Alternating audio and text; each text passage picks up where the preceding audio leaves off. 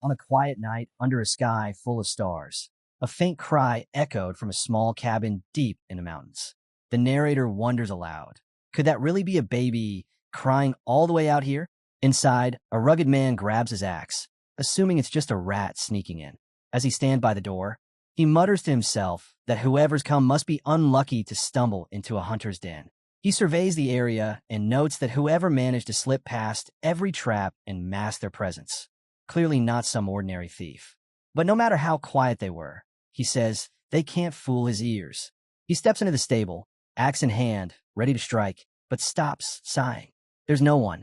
He mutters to himself again. Ever since he and his wife learned they couldn't have kids, he's been hearing things that aren't there. But just then, something catches his eye. Wrapped in a white blanket, a baby lies there. Startled, he bends down, lifting the child gently and bringing him close. The moment is silent. Then his wife's voice cuts in. She asks what's going on and why the noise. She calls him by name, Vincent. He calls back to her, Alina.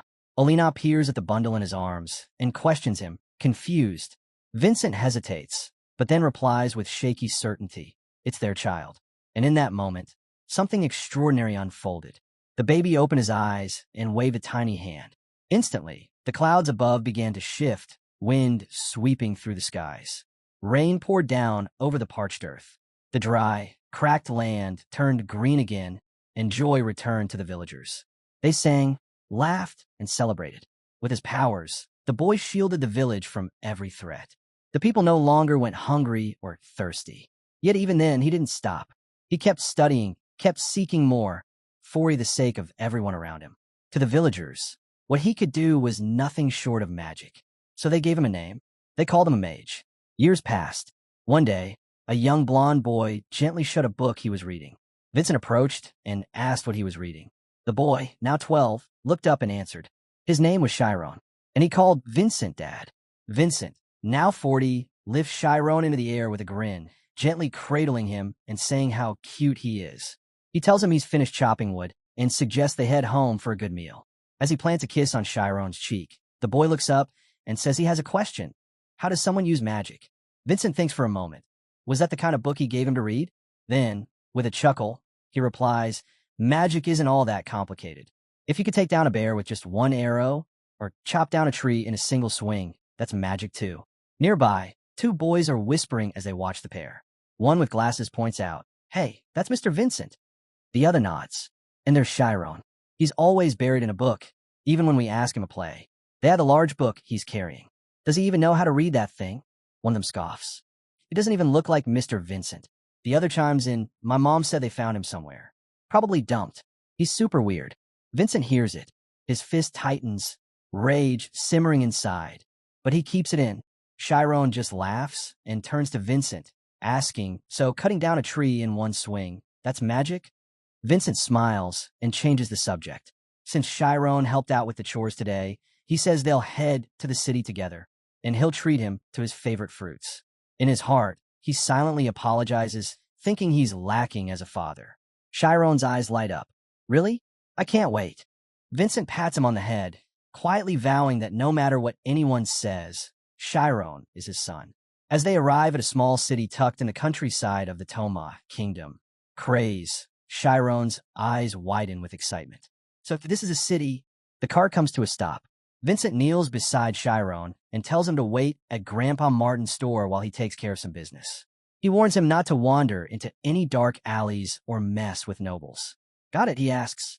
Don't worry, Shyron replies confidently. Vincent hops back onto the cart, glancing back at his son. Nearby, someone picks up a paper with Shyron's writing on it and remarks, he really does know how to write. Grandpa Martin smiles and thanks. Shyron softly says he didn't really do much, but Grandpa smiles and replies that he's happy to help out.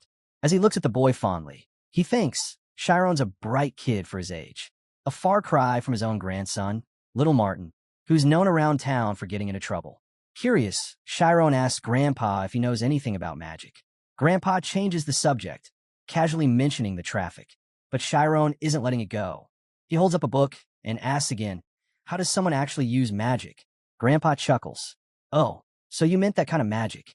Glancing at the book's title, Grandpa admits he doesn't know much himself. Then he points toward a bookstore across the street. John Sandos. He says that place is filled with books about magic and suggests Shyron take a look. He adds, but come right back when you're done, all right? Got it, Shyron says, already dashing off. Grandpa laughs as he flips open the book Shyron left behind. Fairy tales, huh? I used to read stuff like this too when I was a kid. But his smile slowly faded as he read the pages. Something felt strange. It wasn't just a normal story. He frowned, unsure what the book really was.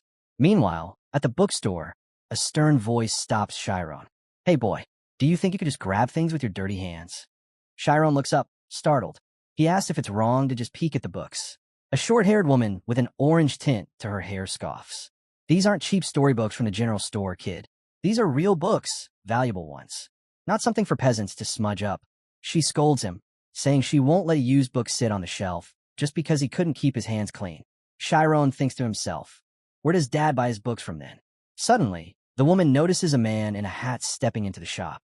She immediately straightens up and addresses him respectfully as the head butler. He asks if the books he ordered have arrived.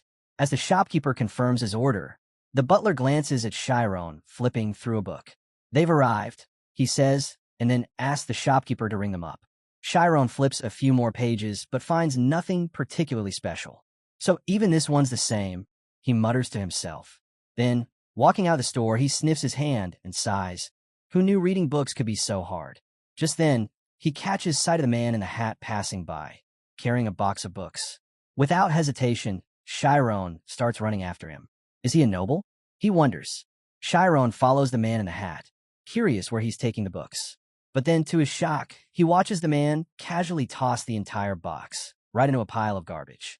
Eyes wide, Shyron rushes over. He pulls out a book with a green cover and whispers, so this is where Dad's been getting his books. Nearby, he spots two well-dressed women laughing and chatting. Their refined appearance makes him instantly think. They must be nobles. He looks at himself, comparing the gap between their worlds and his. But then his father's voice echoes in his mind. Stay away from nobles. Shyron turns around, his thoughts churning. Why is it okay for them, but not for me? As he walks, a guard steps in front of him. Hey kid, this isn't a place you should be wandering around. Past that door's restricted. Nobles only. The guard eyes him suspiciously. Where are your parents? Shyron nervously replies. They're nearby. Another guard joins in, frowning. He doesn't look like he belongs around here. Probably an orphan. Could be working for bandits. The first guard grabs Shyron's arm. You're coming with us. But just as he's about to pull him away, the guard looks down. Shyron's coat is lying empty on the ground. Where did he go? He shouts. Don't tell me you let a kid slip past you, the second one mutters. Meanwhile, Shyron crouches silently in the bushes. Holding his breath, he waits. After a moment, he exhales and peeks out. Are they gone? He climbs out carefully, brushing off his clothes. Dad's definitely going to scold me for this. He spots one of his shoes by a nearby wall, slips it on, and as he stands, he hears something. A voice, clear and commanding. So, what is magic? That will be today's topic. Shyron freezes, eyes snapping toward the wall. Voices continue. Master, show us fire magic, someone calls out excitedly. Shyron's eyes widen. Is this a magic academy? The voices keep drifting over. If you use magic indoors, you'll get in trouble, someone says. But if you answer his question correctly, he'll show you a spell. The instructor asks his students, what's the most important trait for learning magic? One answers knowledge. Another says, hard work. You have to study it all your life. A third laughs.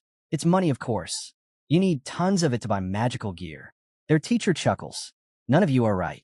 Shyron listens closely, eyes shining with wonder. What could the answer be? It's not about brains, effort, or even wealth, and it definitely doesn't require noble blood. According to the master, the key to mastering magic is something else entirely. Insight.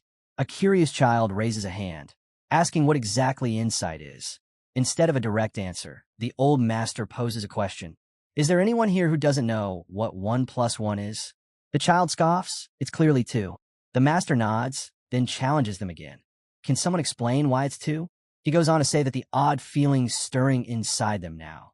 That's what insight is. Long ago, people didn't know 1 + 1 = 2. Scholars spent years trying to prove it. Even without solid proof, they just knew. That's because this truth has always existed, part of the world's natural laws. And just like numbers, magic is one of those laws, something you don't need to memorize to understand. If you have insight, you just feel it. That's why insight beats raw knowledge and even surpasses hard work.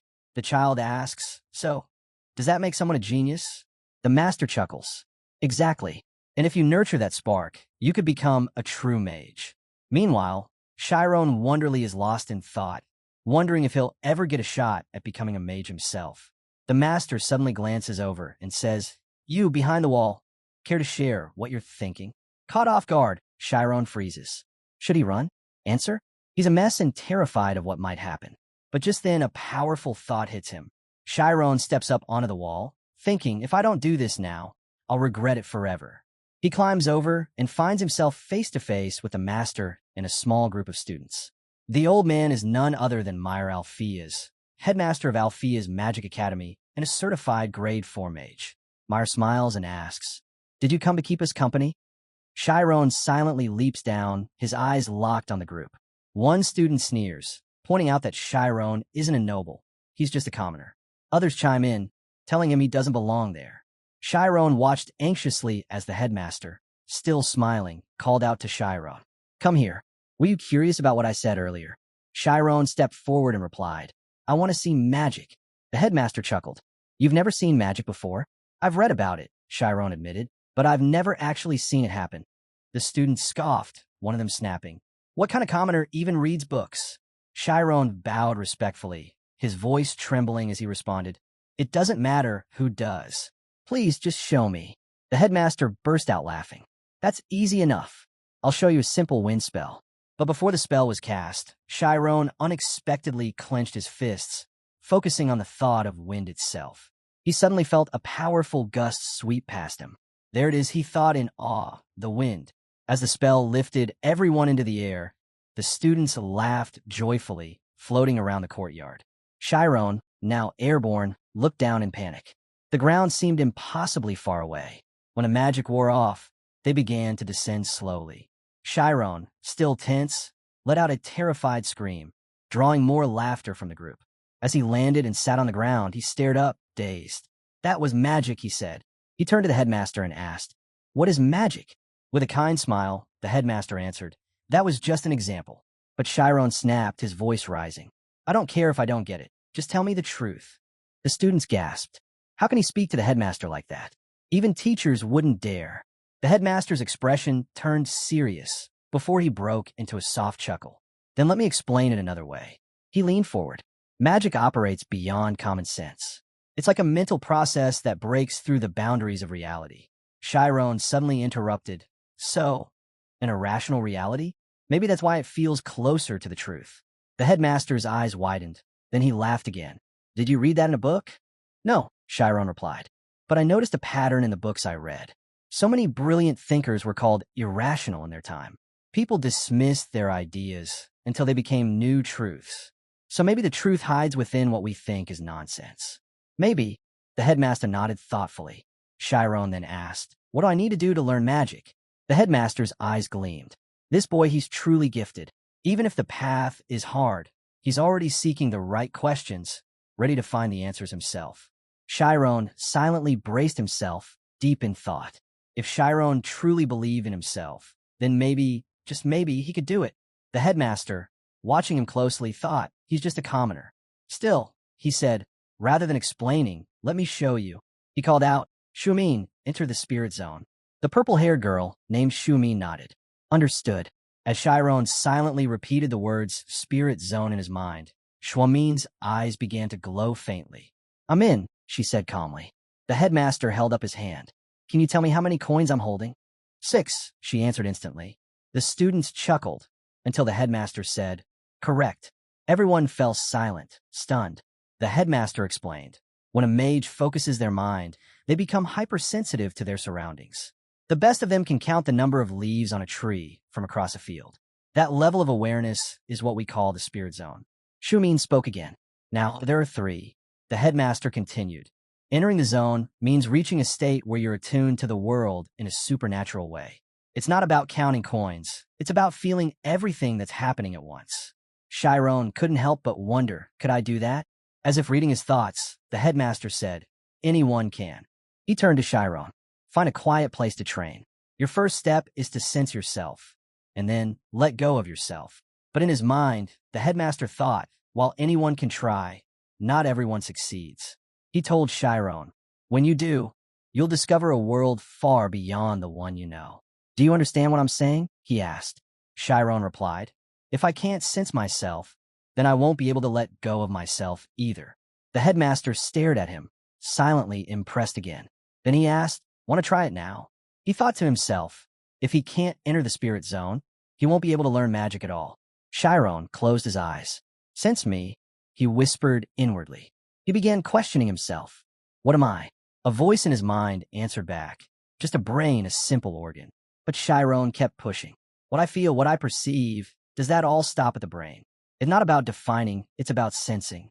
One by one, everything he identified as himself faded away. It wasn't his existence that became sharper. It was just his awareness, stripped down to nothing but pure sensitivity. Shyron opened his eyes. The headmaster asked what it was like and what he had felt.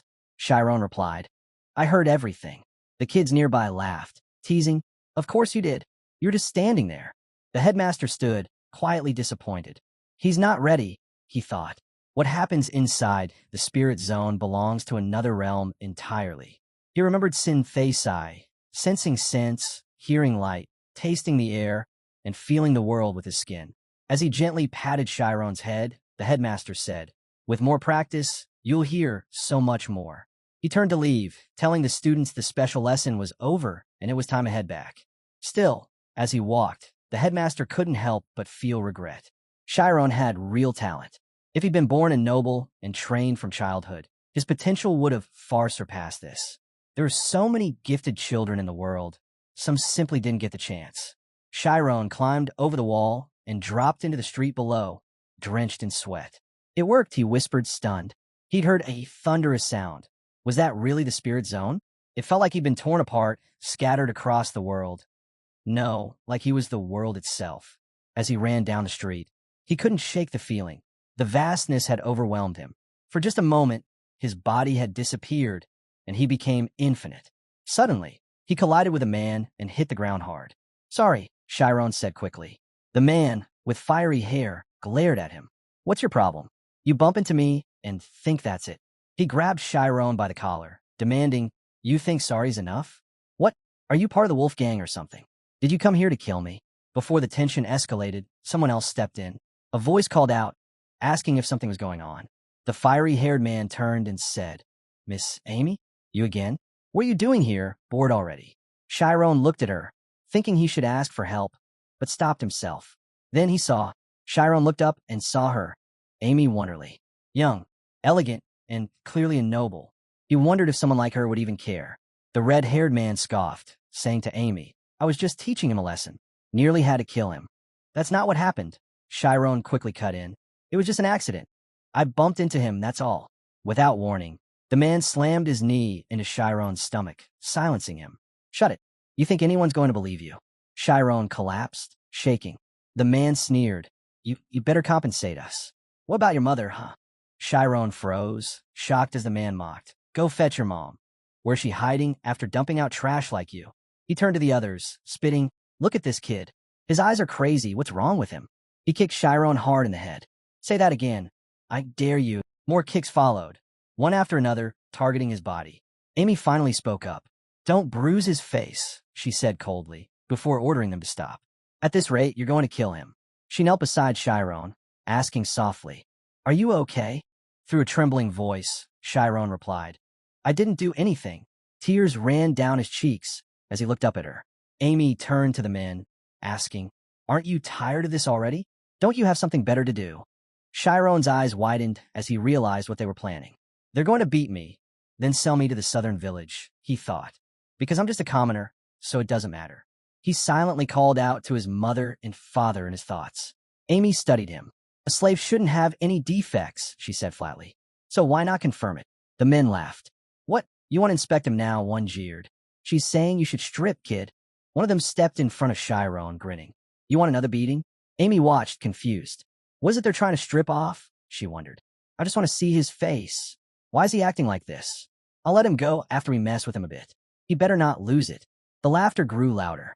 Then, A single fly buzzed into view, right in front of the red-haired man. He blinked, startled. Time froze as the fly hovered midair. Shyron turned his gaze, bewildered. Suddenly, a crack of intense electric light slammed into a tree nearby. His eyes widened. This wasn't real. He was inside a memory. From above his head, light poured out in streaks. The red-haired man barked at him, cursing. Hey, are you deaf? But Chiron's mind was somewhere else, far away. Wait, Amy shouted, tried to snap him out of it. Then, in a flash, a violent gust of wind exploded outward, flinging the attackers into the air. Shyron stood there, stunned, watching them soar. The red-haired man crashed down hard, grabbing his shoulder in pain. Another one hit the ground and screamed. His leg was clearly broken. The rest fell unconscious on impact. Shyron stared in horror. Amy called out to him, asking, What are you? Her eyes narrowed. Where'd you learn that kind of magic? How's a commoner? She stopped mid-sentence, her attention shifting. 3 figures appeared, shouting, Over there! We heard something. Amy jumped, vaulting high into the air and vanishing in an instant. Shyron blinked. How did she move like that? One of the men said, Someone's been knocked out over there. Shyron looked down at the bodies, knowing full well no one would believe a word he said. He turned and bolted. As he ran, one of the men shouted for help, but Shyron just kept going, thinking only of his father. The narrator cut in. This world is harsh, far away. Inside the noble house of Karmas, someone scoffed. You're telling me that kid beat them? The man speaking was Karmas Shakura, head of the household. Beside him, Amy arrived. You're back early, he noted. Skipped class again? I already learned everything they had to teach, Amy said casually. It's boring. Shakur sighed. You're a genius, sure, but reckless. Keep going like that, and you're going to get blindsided someday. Amy suddenly went quiet. Shakur gave her a look. What's with you today? She didn't answer at first, then said softly, Magic. Her eyes flicked to him with suspicion. He raised an eyebrow. What about it? But before he could finish, Amy cut in. Do you know anyone working at a magic academy? Can you introduce me? Just then, someone called out, Vincent, calling for Shyron. While knitting a sweater, Vincent casually mentions that Shyron went to the logging area for wood. He pauses, concerned, realizing it's still snowing.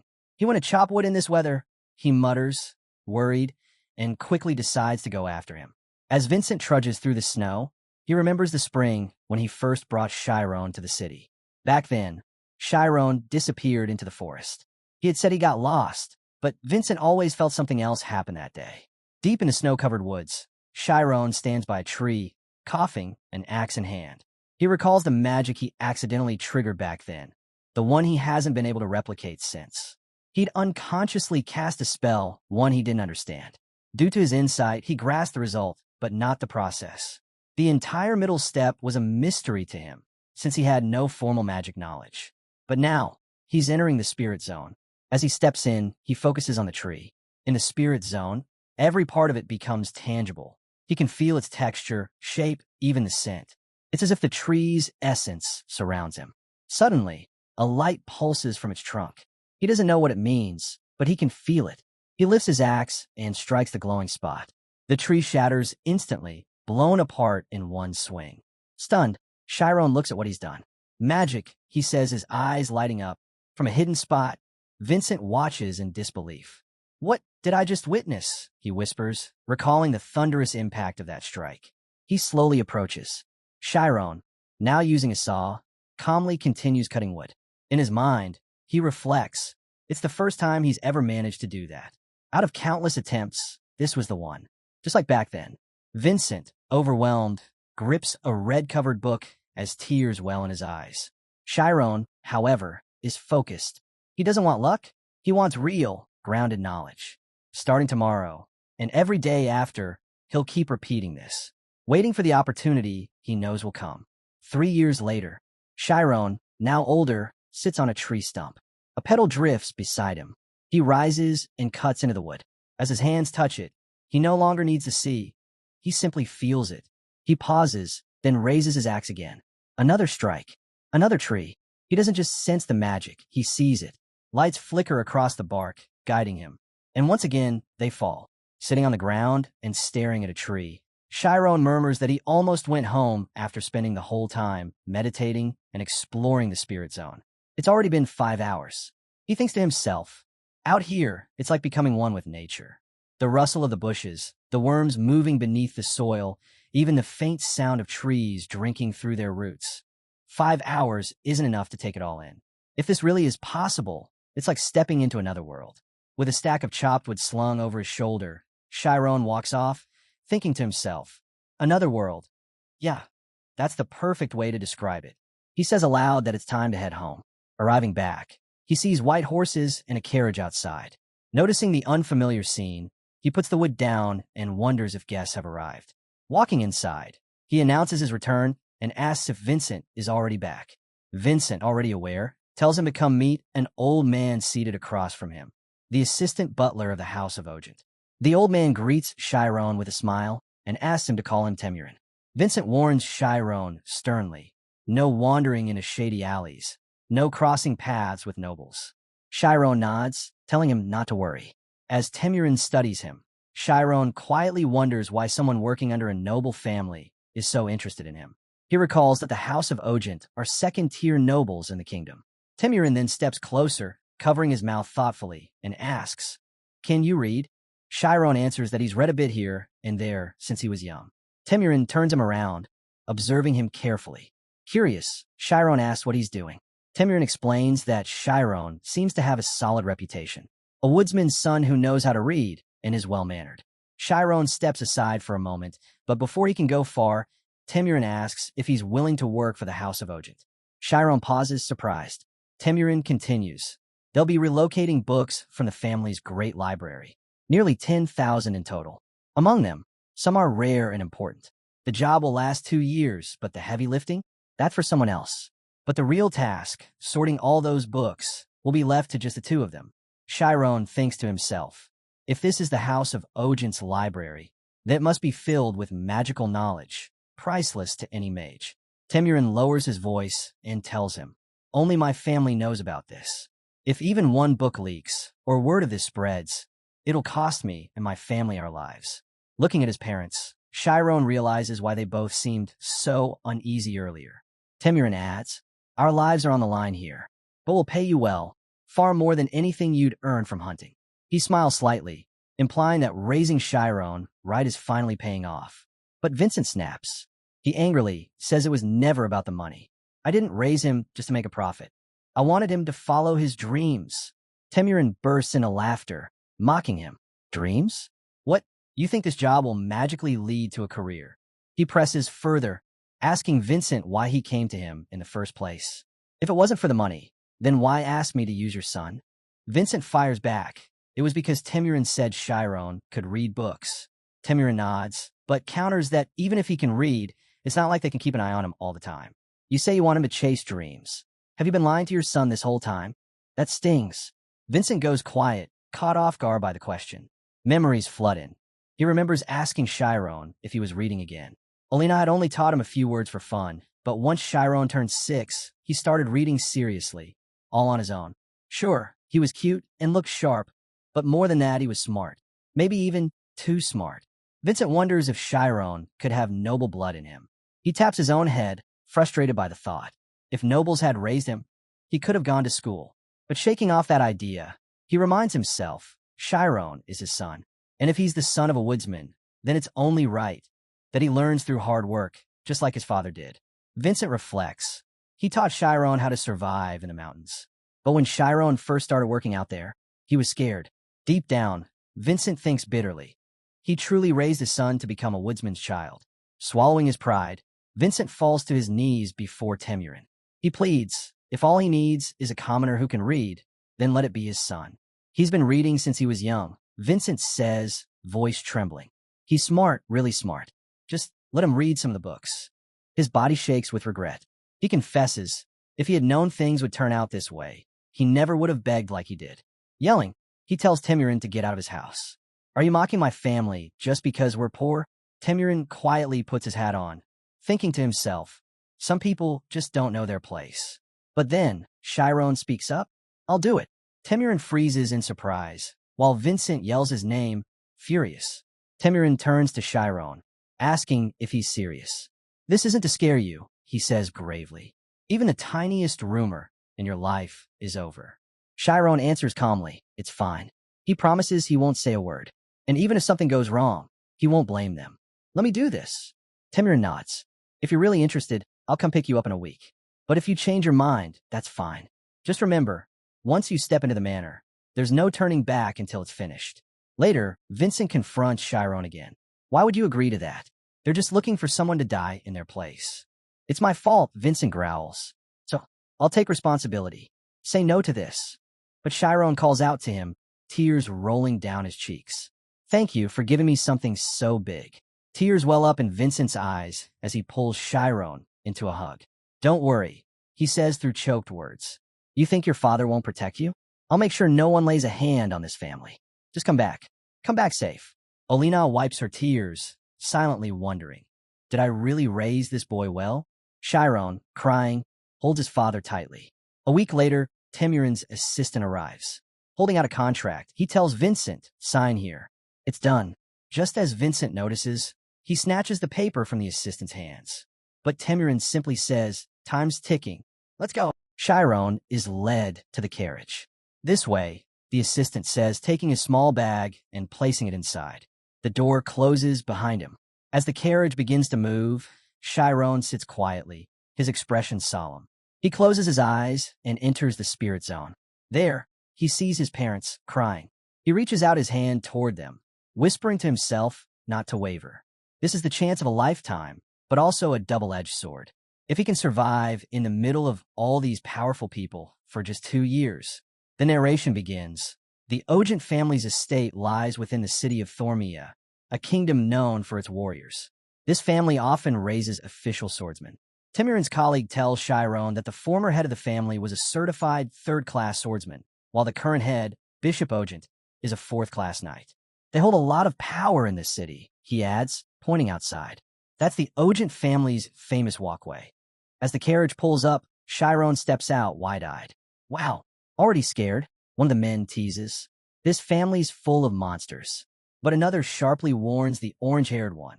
You want your neck hang? Turning to Shyron, the orange-haired man gestures. Come on, we're heading down this way. Walking along the grand path, Shyron's thoughts settle. It's all becoming real now. Looking around, he notes, so this is what a second-class noble family's estate looks like. They stop before a large building. This is where you'll stay, they tell him. It's the office and living quarters for the butlers. Inside, a bespectacled man stands and asks, has he arrived? Temirin nods and turns to Shyron. I'll explain your duties. Follow me. I'll do my best, Shyron replies. They enter a massive room. Shyron's eyes widened in shock. It's the great library of the Ogent family. Temirin explains, all the books here are being moved to the new library. Your job is to organize them. You'll get a list each week. Locate those books and prepare them. He adds, work hours are from 9 a.m. to 6 p.m. After that, you're free, but you're not allowed outside, and the manor is off limits without special permission. Showing him the documents, he says, the common butler will teach you the rules. Any questions? Shyron thinks to himself, this is worth risking everything. When do I start? He asks. Tomorrow, Temirin answers. Shyron changes into the butler uniform and prepares himself for what's ahead. The sheet of paper resting on the table seemed to understand why this massive task of organizing books had fallen on just one person. Shyron glanced at it thoughtfully, realizing that consistency was key. If each person had their own way of sorting, chaos would follow. Take a book like the History of Swordsmanship. Some might place it under sword techniques, while others might see it as part of a broader historical record. As he dove deeper into the system behind the organization, Shyron activated his spirit zone skill, scanning through the documents. Everything's connected through history, he murmured. Knowledge builds upon itself, layer by layer, with history as its foundation. Once you fully grasp history, other fields start to fall into place more easily. Among the 10,000 books, about 850 were on history, and he was determined to read every last one during the 2 years he had here. This was all part of his goal to become a true mage. As he reflected, the sudden voice of a butler snapped him out of it. He quickly shut the book he wasn't supposed to be reading. It wasn't officially approved. Temirin appeared and asked if Shyron was still sorting books, working overtime again. Shyron admitted he was. With a sigh, Temirin turned to leave, warning him not to push himself too hard and to take responsibility for his health. Shyron nodded, promising he'd take care of himself. But Temirin lingered, stepped closer, and placed a hand on Shyron's shoulder. Shyron wondered, had he been caught reading off hours? Temirin brushed some dust from his uniform and reminded him that this wasn't just any library. Even a family head and young master came here. He needed to keep his appearance sharp and considered doing something about his long hair. Don't bring down the reputation of the Ogent family, Temirin said. Shyron, voice unsteady, quietly wished him good night, thinking that was all it had been. Still, he knew he had to stay sharp for the next 2 years and avoid any kind of trouble. Later, seated alone in the quiet night, Shyron read under the dim light.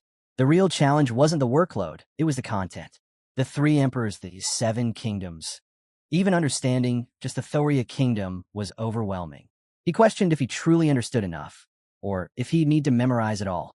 To access this knowledge anytime, he had to know every event, every detail, inside and out. But then, Shyron's vision began to blur, and before he knew it, he had dozed off at the table. Temirin quietly approached, slipped the book from under Shyron's arm, and held up the lamp. He muttered, "You plan to hold on to this for an entire moon cycle? Do you really think studying alone is enough to succeed?" He scoffed, adding that if Shyron had been reading hands-on, practical texts, he would have banned him from staying past work hours. But thankfully, you're just a fool with big dreams. 3 months had gone by since Shyron started working at the Ogent family's great library. Someone asked if the stack of books nearby was the set he had organized that day. Shyron nodded and said he could take the whole pile. Narration followed, explaining how Shyron had slowly adjusted to the classified work and had also picked up bits and pieces of information from male servants. One day, a butler informed him he was taking a book, and Shyron asked if the second young master was borrowing it again. Looking through some notes, Shyron was surprised. They hadn't returned the book they borrowed last time. If he lost it, that could get awkward, he said. The butler agreed, saying he kept asking about it, but the noble always brushed it off. They don't really care if a book goes missing. It's just us butlers who have to clean up after them. The narrator explained. What shocked Shyron the most was realizing the nobles didn't even mind if books leaked outside. Shyron thought to himself, maybe it was because nothing in this library was truly vital. The butler quickly warned him not to repeat what he had just said, but Shyron knew it didn't matter. That kind of thinking didn't mean he was any less at risk. He quietly bowed his head as the butler reassured him, "I'll handle it," the narrator added. An aristocrat could afford to be relaxed only when backed by loyal commoners. Meanwhile, commoners had to put their lives on the line for things the nobles wouldn't even remember. Servants had to be flawless, because one small mistake could cost everything. Shyron quietly resolved. It didn't matter whether nobles cared or not.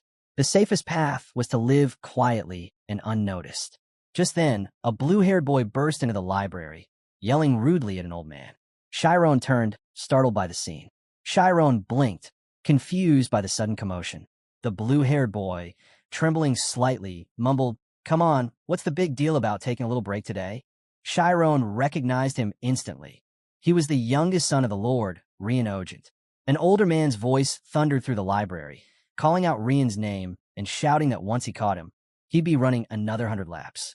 Rian leaned on Shyron's shoulder and whispered, "Don't tell him I'm here." Then he quickly ducked under a bookshelf. Moments later, a bald, bearded man stormed in, clearly out of breath from running. "Rian, I know you're in here," he growled. He glared at Shyron. "You saw a blue-haired kid, small as a peanut, come through here?" Shyron thought, if that boy's a peanut to him, what must I look like in his eyes? Out loud, he said, "From what I saw, he looked like the youngest young master." "And who are you, sir?" The man snapped. "I'm the swordsmanship instructor, and I've got every right to discipline that little brat." He clenched his fists. "So, speak up. No jokes, unless you want a taste of what he's getting." Pointing toward the bookshelf, Shyron replied, "The youngest master is hiding under there." Rian's voice came from under the shelf. "Are you trying to get me killed?" The instructor yanked Rian out by the collar. Rian stammered, "This is all a big misunderstanding." But it was no use. The instructor dragged him off, muttering about needing to rebuild his mental fortitude from scratch. As Rian was pulled away, he shot a furious glare at Shyron. "You'll regret this." Shyron watched, thinking the instructor's influence might even outweigh the family heads. "I didn't have a choice." According to what he'd heard, Rian ended up being taken to the mountains for an entire month as punishment. Narration resumed. It had taken Shyron 2 full days to finish reading his first book, but after fully grasping its content, he managed to complete 80 more in just 4 days. As he flipped through another volume, he realized, just like he suspected, the beginning was the hardest part. None of the books contained totally unfamiliar material. If he could build a solid foundation with the first 200, the remaining 650 would be much easier to absorb. But as he continued reading through the histories, doubts slowly started creeping in. Was studying history really the right path at this moment? Am I really making the right call? Shyron wondered, reflecting on the history of mages. The more he studied their past, the more confident he became in his choice. If scholars create theories, then mages are the ones who bring those theories to life. That realization cemented his belief. Scholars and mages are essentially the same. But not every scholar qualifies as a mage. Only those who can reach the elusive state known as the spirit zone. Closing the book, Shyron thought, if I can combine this spirit zone with vast knowledge, maybe I can truly become a real mage. Just then, Rian stormed into the library, shouting at Shyron with rage. He barked that he had suffered endlessly, waiting for this moment. Shyron, noting Rian's relentless nature, asked if this was really what he came for.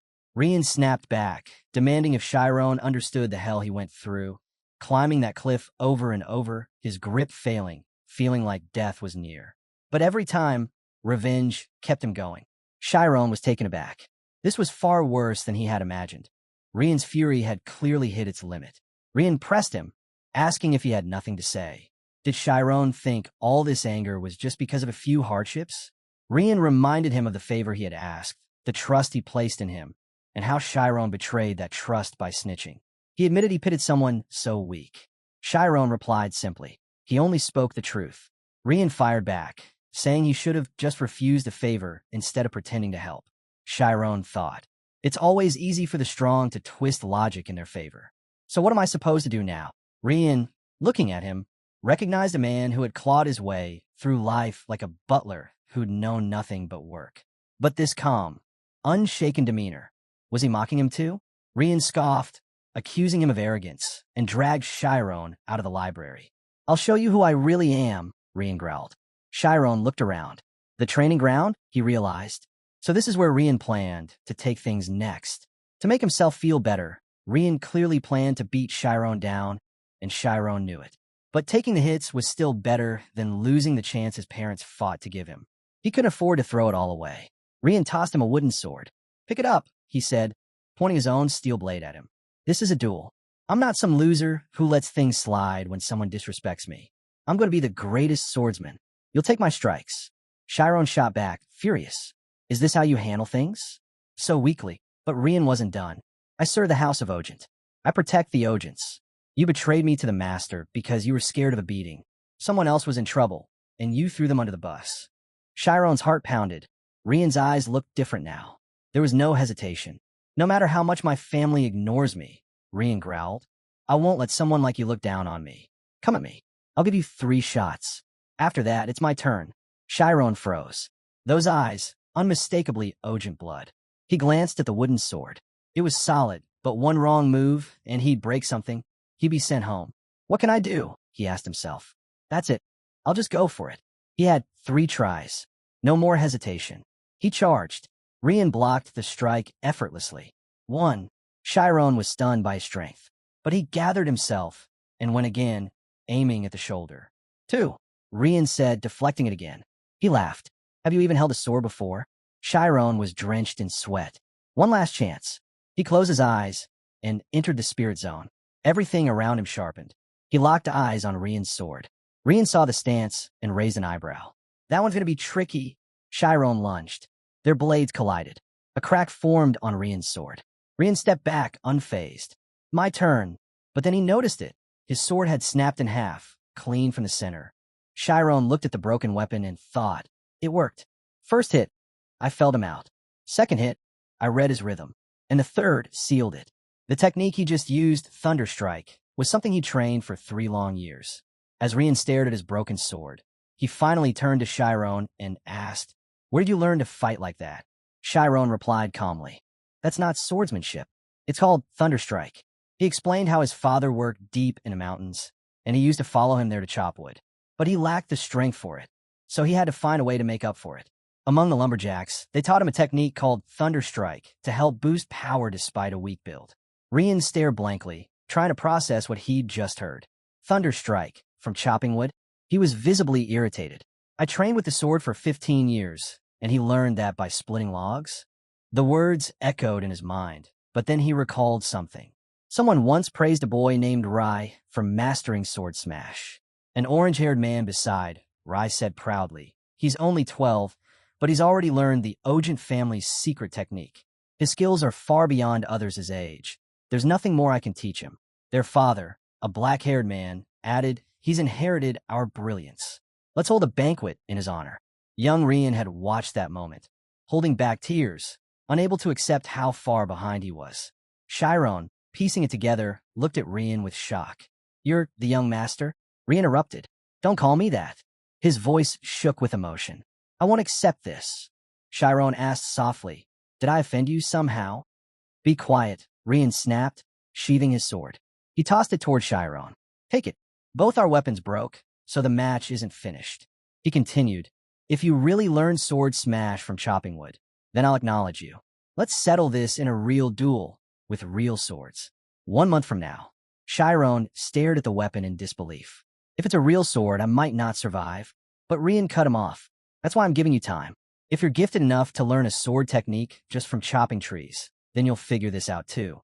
But don't even think about running. I will surpass you.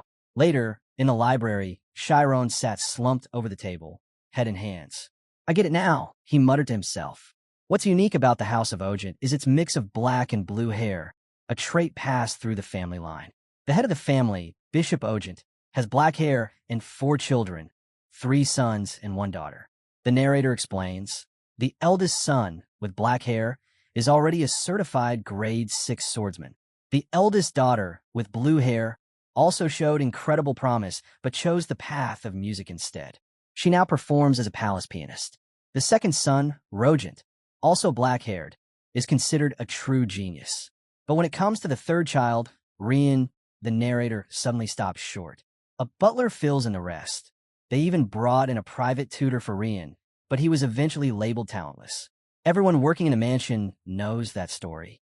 Shyron, voice trembling, murmurs to himself, what have I done? I should have just let him hit me. He now realized.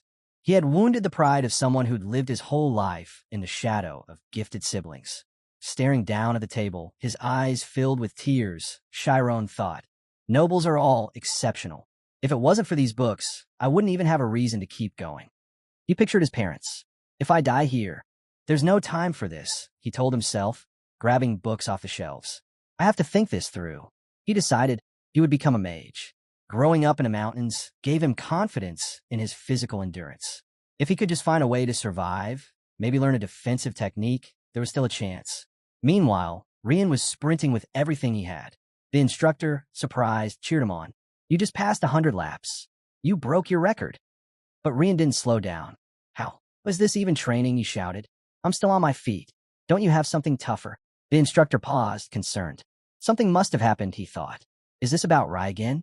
Or is he trying to learn another new technique? But he reminded himself. Rian had already awakened his schema. If he dies out here, the instructor muttered, it won't be my fault. The narrator explained. A schema is both a mental blueprint and a structural image of one's body. Just as a mage relies on the spirit zone, a swordsman relies on the schema. All humans carry a mental image of their own body. A schema is the human body's image, taken to its absolute limit. Masters of schema are said to understand their bodies so well that they can even control the movement of their cells. As Shyron shut the book, he thought, isn't this the complete opposite of the spirit zone? Then he closed his eyes. Let's give it a try. The first step was to feel his own existence. That part came easily, just like entering the spirit zone. But unlike the spirit zone, which required erasing one's presence, schema demanded the opposite, diving deep into every aspect of oneself. If he could peel back that layer, even a little, he'd complete the first page of his schema. Suddenly, he recalled Amy's incredible long jump. Trying schema now might be inefficient, he thought. It's the exact opposite of what I've trained for. Could that girl from 3 years ago have already awakened her schema at that age? Back in the library, Shyron decided it was smarter to build sword skills using the spirit zone as a foundation. He began practicing blade movements, cutting in 8 directions, and then raised his sword. First strike, downward, he said to himself, swinging. Elsewhere, Rian was relentlessly striking a tree.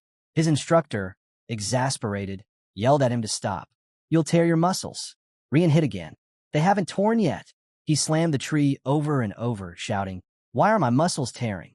Why are my arms falling off? The instructor stood in silence, eyes wide with disbelief. Rian, tears running down his face, screamed, Why can't I use Schema? Then, the instructor stepped in and caught Rian's sword barehanded. That's enough, he said, choking up. We're done for today. Rian tossed the sword aside. Fine. Later, the instructor placed an ice pack on Rian's shoulder. So, how do you feel? My arms are killing me, Rian muttered. I've never once written that you have talent, the instructor admitted. And that's exactly why I push myself like this, Rian snapped. The instructor paused, then asked, Have you ever stopped to think about what you're actually good at? Rian glared away. No, but I sure as hell know what I suck at. That's why you're not a genius, the instructor said gently. I already know that, Rian replied, frustrated. And the instructor quietly continued. Geniuses always know they're geniuses. They understand their strengths, and that's why, when they work hard, success in those areas is almost a given. But what really rattles them is putting an effort towards something outside their grasp, pursuing what doesn't come naturally. That's the true challenge, the one thing that can shake a genius to the core.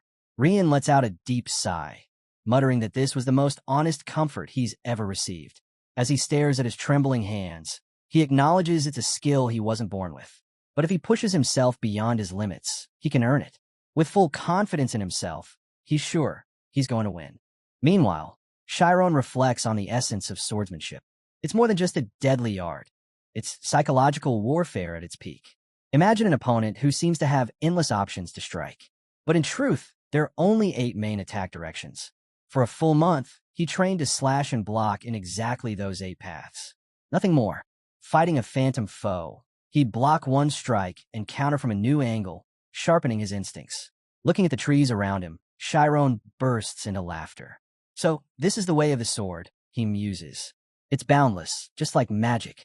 Unsheathing his blade, he quietly apologizes to his parents, unsure if he'll ever return. Still, he has no regrets. This journey teeters between life and death, but it's opened his eyes to something incredible. Out in the clearing, Rian approaches with his sword drawn. Let's begin, he says. Watching him, Shyron is stunned. Just a month ago, Rian was clumsy, lacking both form and balance. He hadn't even touched real swordsmanship. And yet, here he is, steady, focused, fearless with a real blade in hand. If he's got Rise talent, Rian tells himself, then I have to beat him. Charging forward, Rian calls out to Shyron. As they clash, Shyron realizes Rian's technique is on a whole different level, but he senses something deeper. Rian watches Shyron in disbelief. He's watching the sword, he thinks. He's not afraid of it. He can't overcome his fear of death, but death itself. The root of that fear lies in the future. And the future? It's nothing more than a fleeting illusion, something that doesn't actually exist. No one imagines the next second before leaping off a cliff. It's not just about being ready to die. It's like being completely consumed by raw emotion. He isn't even afraid of death anymore. Rian charges again. Shyron lifts his sword and blocks a strike from the right. But even that move reveals a wall he can't get past with simple tricks. Rian keeps switching up his angles, attacking relentlessly. Shyron holds his ground, but the blows are fast and powerful, too fast. The pace is now pushing past the speed at which his ability to sense and track the sword's path can keep up. Then Rian lands a clean hit across Shyron's chest. A flicker of blue energy flashes in Shyron's eyes as the thought hits. He might lose this. Rian pushes forward, every strike forcing Shyron backward. Shyron, overwhelmed, questions what's going wrong. How is this happening? Sitting on the ground, Shyron blocks another swing, and Rian stands over him, convinced it's over. He's done, Rian thinks smugly. Looking at the wounds, Rian mutters to himself. This is what elite swordsmanship is. It's built to forge top-tier warriors. There's no way Shyron can stand up to these blows. Every slash carries the weight of Rian's relentless, bone-deep effort. I'll crush him, Rian growls, launching another powerful attack. But Shyron is confused. If Rian had followed through with an upward slash after cutting his abdomen, it would have ended right there. His side would have been wide open. So why isn't Rian finishing it?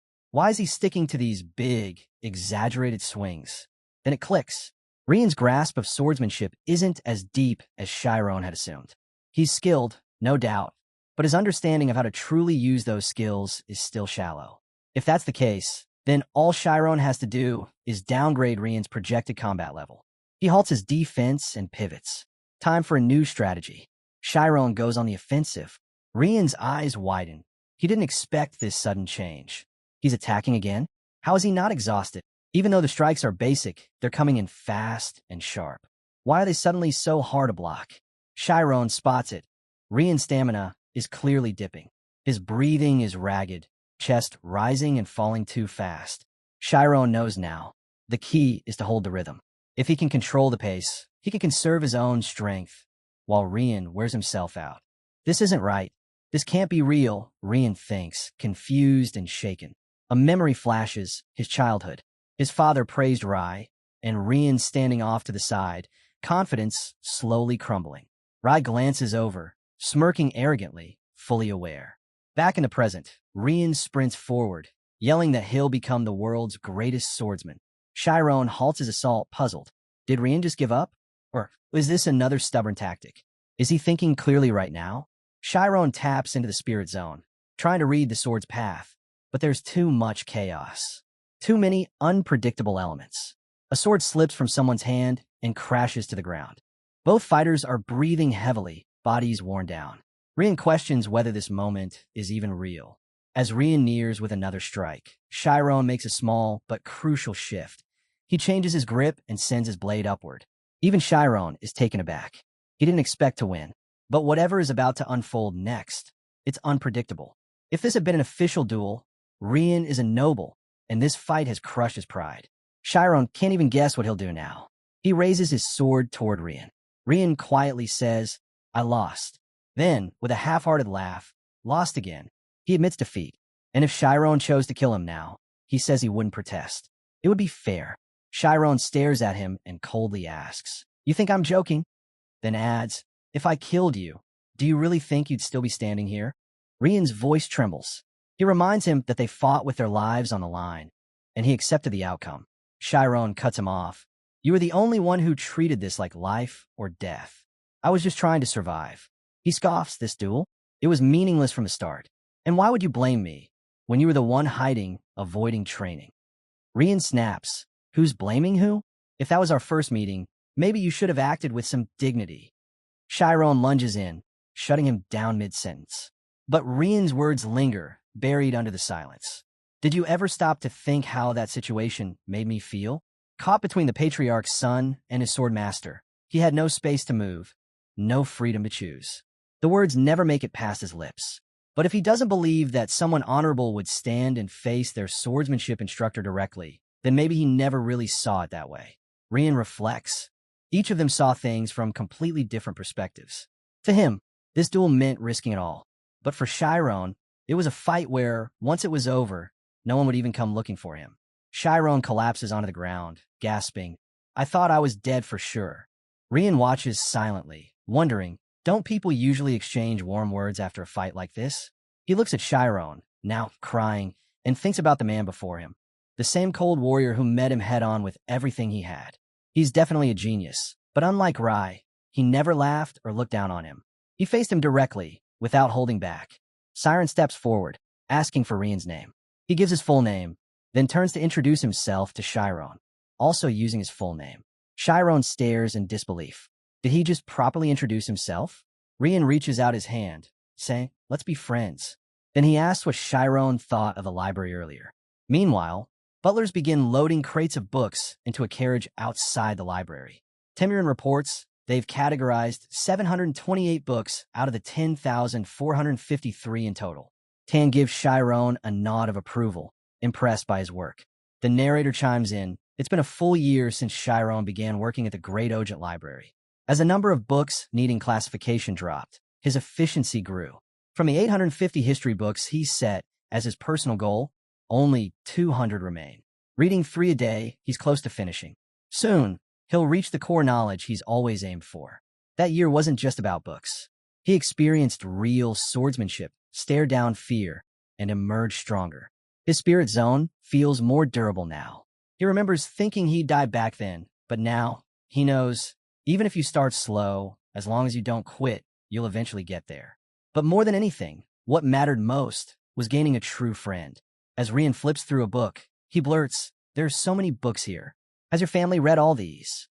Shyron casually replies, "The head and the second eldest young master visit the library a lot." Over time, Shyron noticed the real Rian, affectionate, endearing in his own way, even with his tall frame. Actually, it suited him. He really was the youngest. Tossing a book aside, Rian groans, "So much to read." The narrator adds, "He acted every bit like the youngest sibling." He says it's because he'll be the one to die, then questions how a book could ever matter more than a person's life. Giving a thumbs up, he adds that if he burned the library down, he'd still protect him. No need to stress about it. Shyron, clutching his head, mutters that he wouldn't be so annoyed if he just stopped talking.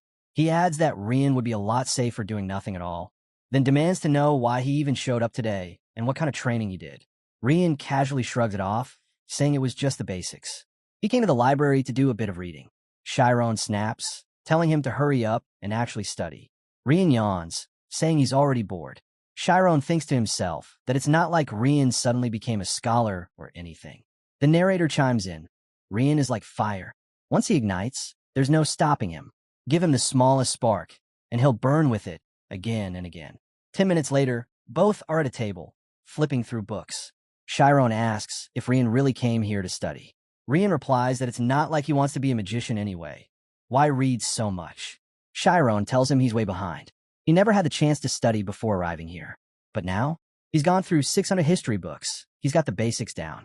Rian watches in disbelief as Shyron speeds through the pages, amazed every time. They're the same age, but Shyron just seems so much more grown up. Clearing his throat, Rian says the book he picked is kind of interesting.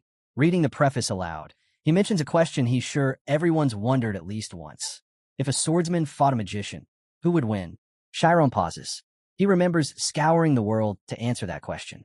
Even now, when he closes his eyes, he can picture the towering peaks of Mount Artusna, 6,000 meters high. In those mountains, there's even a man-eating tree that feeds on birds. Rian groans, calling the book boring. Shyron bursts out, insisting it's actually good. Marching over to him, he points out there aren't any illustrations and definitely nothing about sword techniques. Shyron challenges him. How can he judge the book when he hasn't even read a single page? Then asks, so, who wins according to the author? Rian, annoyed, mutters about a fight between a swordsman and a magician, when suddenly Rai appears and declares confidently, obviously, the swordsman wins. Shyron stands up and greets him. Rian, irritated, snaps back. How would he know? Then grumbles, calling him big brother. Ri picks up the book from the table, and Shyron stiffens, worried. Did he overhear their earlier conversation? But Rai stays silent, just watching them, thinking to himself that a steward daring to speak openly to a noble's child wouldn't just get scolded. It'd be a serious offense. Meanwhile, Rian questions Rai. How can he be so sure? Isn't he just taking the swordsman's side because he's one himself? Rai says he didn't think Rian would actually go there. He points out that the answer should be obvious. Just look at the rankings of swordsmen and magicians across the continent. But Rian scoffs. Rankings? Are they seriously basing a battlefield match on some kind of military status? He says that's not how fights work. Turning to Shyron, Rai asks for his opinion. Shyron feels a sudden tension. Rai's hard to read, even on normal days, but right now, there's something deeper going on. Still, he knows he needs to answer carefully. Shyron responds that if both fighters are on the same level, it'd be tough for a swordsman to win once the magician activates their spirit zone. But if the swordsman strikes fast before the magic is cast, then maybe they'd stand a chance. Ri immediately cuts in, saying he's wrong. The magician loses. Shyron suddenly remembers something, while Rian fumes silently. It had always been like this. Whenever Rai didn't like someone, he'd make it a point to crush whatever mattered to them. Ri then shifts gears, saying Shyron seems to enjoy history. He brings up the legendary 5 Dogs armor set and an artifact known to disrupt a mage's spirit zone. He's talking about anti-magic. The narrator explains, a mage's spirit zone is their innate advantage. Entering that space is like stepping into a shark's domain in the ocean. But anti-magic? It stirs those waters, blinding the shark. It strips away the mage's edge entirely. If even a spirit zone can't make contact with it, then technically anyone equipped with an artifact carrying that kind of ability should be able to stand against it. But that's just a theory. Anti-magic, after all, originates from the mana in a dragon's heart, an incredibly rare and special power. It also works more like a wave, and no matter how much you pour into it, the results barely budge.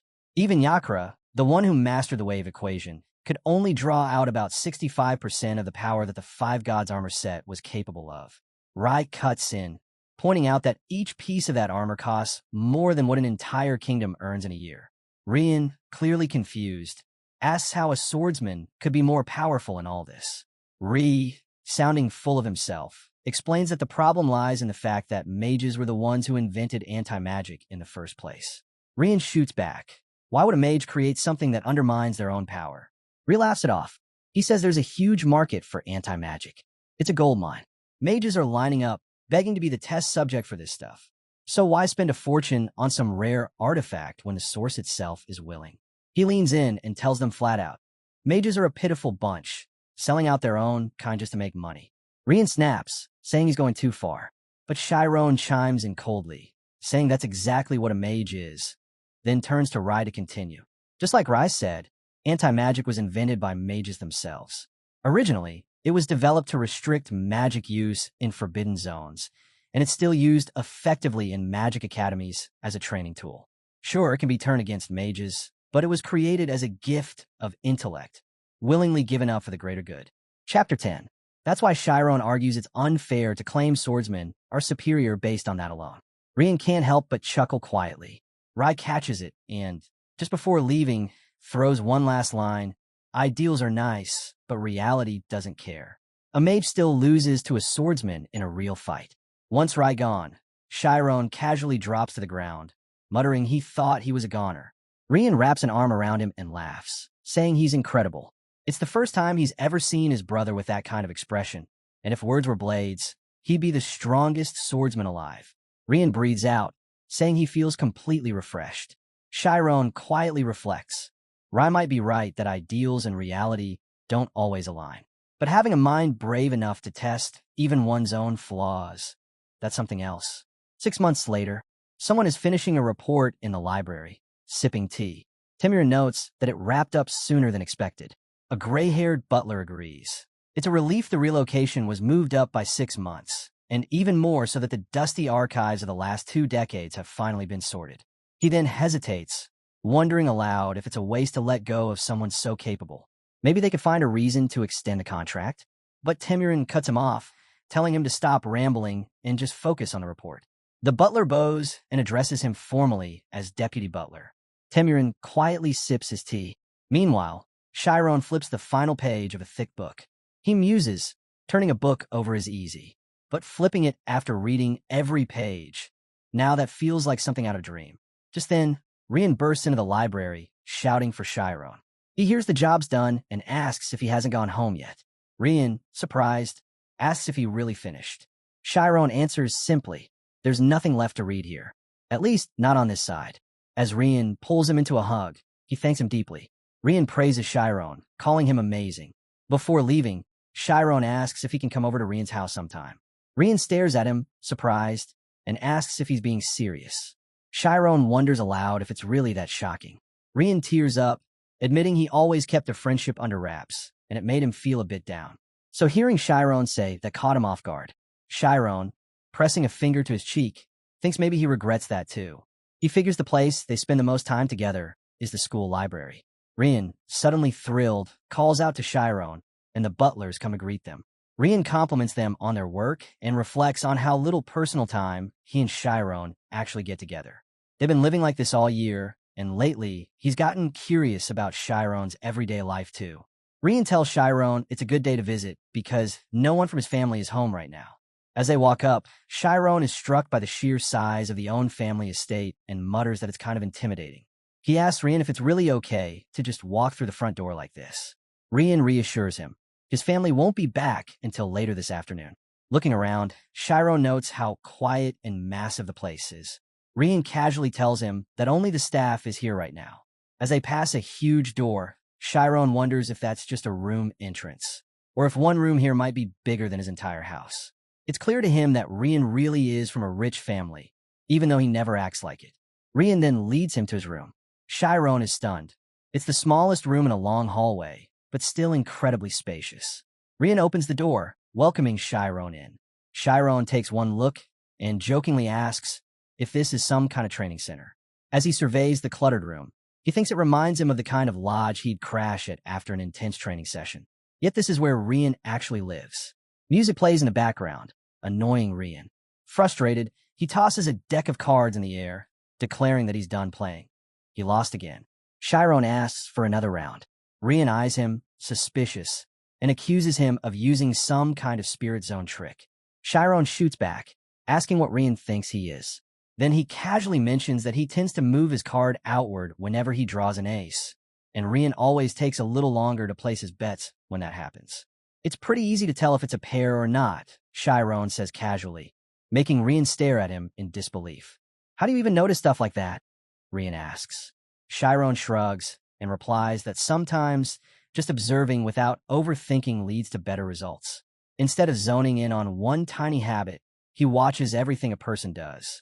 That's how he figures out their next move. Rian, clutching his head in frustration, says he's trying to do exactly that. Look at the big picture, not the little stuff. He wonders aloud if that kind of awareness could help him awaken his schema. Shyron answers that it's what helped him enter the spirit zone. Even now, he says he kind of gets it, but at the same time, he kind of doesn't.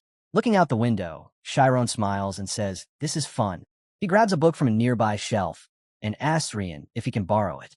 Lately, he's been tired of nothing but history books, and it's been a while since he's touched any fiction.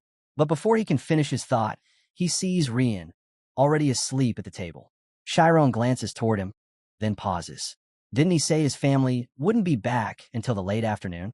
Just then, the sound of a piano drifts through the mansion. He stiffens.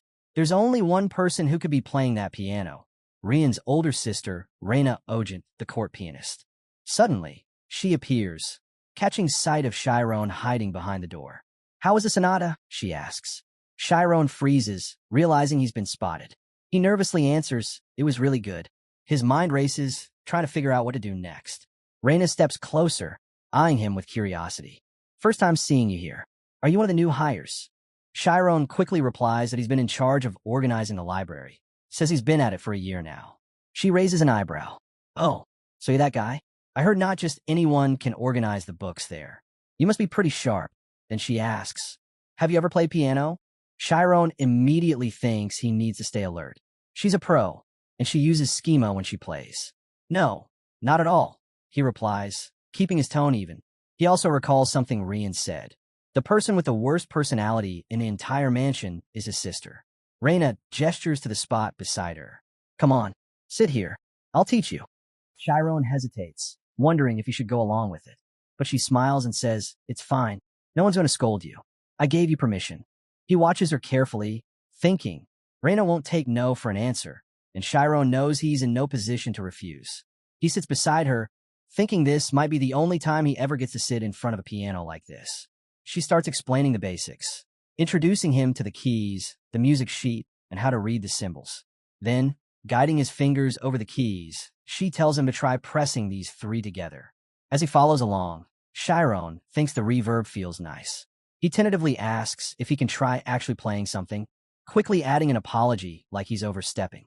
"It probably won't sound very good," he says. "That's how everyone starts," she replies calmly. Curious, she watches as he begins to play. Shyron tries a few chords beyond what she just showed him, and her eyes widen. He's getting every single note wrong, yet there's not a shred of hesitation in how he presses the keys. It's strange. He's completely off, but in a way that still mirrors the feeling of the piece she played earlier. It's almost like he's imitating the essence of her performance. Then something shifts. Shyron's eyes gleam with a different hue as he slips into the spirit zone. Symbols, musical terms, and notes begin to fall into place in his vision, matching the chords he's playing. He adjusts instinctively, and now the music starts to sound accurate. Reyna stares at him, astonished. "What was that?" she whispers to herself. This isn't a performance, but he's tapping into something deeper. Insight that hits the core. Why is he a butler? Shyron finishes playing and quietly apologizes. Before anything else can be said, a loud voice breaks the moment. Do you two have to be this loud? It's Rian, storming in. He tells his sister to take a break if she's home, and then turns to Shyron. Why are you being noisy? Reyna looks between them. Wait, do you two know each other? Shyron quickly shakes his head. No, he says, worried their friendship might get exposed. But Rian doesn't hold back. He's my friend, he declares. Shyron stumbles backward, panicked. What are you doing? Rian just shrugs. Gremlin or not, she's got a rotten personality, but she doesn't care about this kind of thing. That logic doesn't make any sense to Shyron, and he's not convinced at all that she wouldn't care. Reyna turns to Shyron. So your name is Shyron, huh? She gently places a hand on his shoulder. If Rian says you're his friend, then that's good enough for me. He can be a bit of a mess, but he owns what he says. Reyna turns to Shyron and asks softly, what were you thinking about while playing? She genuinely wants to know. Rian chimes in, half joking. Were you doing it just because you thought she was losing her mind? Shyron, overwhelmed, thinks all his logic built over 16 years is falling apart. She doesn't even care that she's become friends with someone like him. A peasant. Pointing both hands toward Reyna, Shyron turns to Rian and says, why did you lie? Your sister is actually really nice and kind. Rian is stunned. Don't be fooled, he warns. She could snap any second and swallow you whole. Reyna leans close to Shyron and whispers, my little brother's so childish. I'm just glad he has a friend like you. Shyron quickly replies, I'm the one who owes him. Reyna giggles, calling Shyron cute. Rian groans. If you think he's so cute, why not just keep him? Make him part of the family while you're at it. Reyna raises an eyebrow. Oh, so you're that close to him that you wouldn't mind handing him your sister? Rian crosses his arms. She's not exactly a prize. But before he can react, both Shyron and Reyna grab him by the collar. She wrestles him to the ground while berating him, and Shyron just watches, thinking, every time I think I understand nobles, they become even more confusing. Lying on the floor, Rian looks up and groans. Why did you even come home anyway? Didn't you just take a break? While drying her hands, Reyna answers, Ree's taking his certification test, so I came to pick him up. We leave tomorrow. Grandpa went to visit an old friend and won't be back until later. Rian's eyes widen. Wait, the gap between us is that big. Narrator. The certification license is a continental standard for both mages and swordsmen. It's not just recognized in the kingdom. It holds value across the entire continent. Every year, over 1,000 people apply, but fewer than 30 ever pass. Those who graduate from special institutions like the Althea's Magic Academy can still become grade 10 non-certified mages. By earning achievement points through associations or guilds, they can work their way up the ranks. But where money and prestige exist, people always follow. Despite the non-certified route, the certification test remains in high demand. And now, Rian is set to take that elite test at just 18 years old. Back in the room, Rian sighs. Geniuses really are different. They've got the whole family behind them. Reyna gently pats his head and says, top of form. She's getting ready to cook dinner. It's a seafood dish straight from the royal castle, and she insists on preparing it herself. As she glances at Shyron, she softly says it was nice meeting him and hopes they can see each other again. Shyron wishes her a pleasant day, wondering to himself if he'll ever get the chance to see her again. After all, she's leaving the mansion tomorrow. Curious, Shyron turns to Rian and asks if his older sister has a boyfriend. Rian stares at him, stunned. Grinning mischievously, Shyron laughs and says he was just asking for fun, then quickly tells Rian to forget he said anything. But Rian takes off, yelling for his sister. Shyron realizes too late that he let his emotions slip out, feeling a pang of regret. Rian, now shouting, announces to Reyna that Shyron wants to know if she has a boyfriend. The nearby maids freeze, surprised by the outburst. Shyron rushes over and clamps his hand over Rian's mouth, trying to shut him up. Embarrassed, Reyna tells the maids to ignore them. They're just fooling around. Meanwhile, a brown-haired man wearing glasses peeks out from behind a corner, watching. He tells the maids the poison has been fully removed, so it's time to start steaming. He then speaks to the black-haired man standing behind him, Hannes, asking if the young master has a visitor. Hannes, the head butler, replies there wasn't anything scheduled, but now that he sees him, the guest seems familiar. Suddenly, recognition strikes him. The head butler then orders Hannes to find Temurin and bring him to his office immediately. Deep in the jungle, Rian is training hard. His instructor tells him to take a 10-minute break, noting how fired up Rian has gotten lately. It's been a year since he last showed this kind of energy. The instructor figures things will change once Rian enters the royal palace. But there's a problem: Schema. Just then, Rian hears someone calling out to him. A butler approaches, telling him that Lady Reyna has summoned him back to the mansion. Rian casually lifts his water bottle, saying if it's about his brother, he's not interested. She can do what she wants. But when the temporary butler says Shyron's in danger and could actually die, Rian chokes on his water, eyes wide. Alarmed, he jumps to his feet, demanding to know why. He thought Shyron was supposed to be leaving today. The butler explains that head Butler Lewis filed a report to the family head, and whatever's happening, it's because of Shyron's connection to Rian. Rian quickly throws on his jacket, urgency written all over him. He says he's heading to see his father. When asked why, he answers plainly. The butler named Shyron as his friend, and it looks like his father somehow found out. Rian believes if he speaks up for him, their father might let it go. He promises to resume training later, but the instructor, with a serious tone, says he might not get the chance. Rian looks back, confused, until the instructor hands him a sword. Back at the mansion, Shyron stands before the powerful head of the Ogent family. The verdict? Execution. Whispers spread among the maids. How could this have happened? A commoner daring to get close to a noble? Even without knowing much, he should have known better. The family head reviews a document while Reyna calls out to him, asking to speak. But he cuts her off, asking if there's really more to say. He reads aloud from the paper, testimonies from multiple staff members, all stating how irresponsibly Shyron treated Rian. Turning to Shyron, he reminds him of the contract he signed and asks if he has anything to add. Shyron, visibly nervous, says he has one question. What will happen to the young master if they truly are friends? Another butler scoffs, saying Shyron doesn't grasp the seriousness of the situation. He should be begging for mercy. Reyna watches silently, surprised that even now, Shyron's worried about Rian. The family head demands to know how Shyron dares to ask such a thing. Foolishness, he says. That's what you get from a commoner. Did he really think his connection with a noble would mean anything? With a deep breath, Shyron replies, it's true. He and Rian are friends. They've been close for a year, and nothing will change that. The other butlers are outraged. One of them shouts, asking why Shyron isn't afraid. The family head eyes him suspiciously. Maybe this kid doesn't take the Ogent name seriously after all. He orders the head butler to handle the matter immediately, but to keep everything quiet. Reyna steps forward again, pleading for her father to listen. But he shuts her down, shouting that Shyron has already confessed. He's made his choice, and so has the head of the family. As the family head declares his final decision, he warns, once it's made, there's no turning back. One orange-haired butler, uneasy, hesitantly asks if this isn't going too far. The gray-haired butler beside him answers coldly, no need for everyone to fall because of one person. This household is their entire world, and to protect it, even the smallest signs of trouble must be eliminated. Someday, he says, Rian will understand and thank them for this decision. Just then, Rian bursts through the doors, shouting that he won't allow it.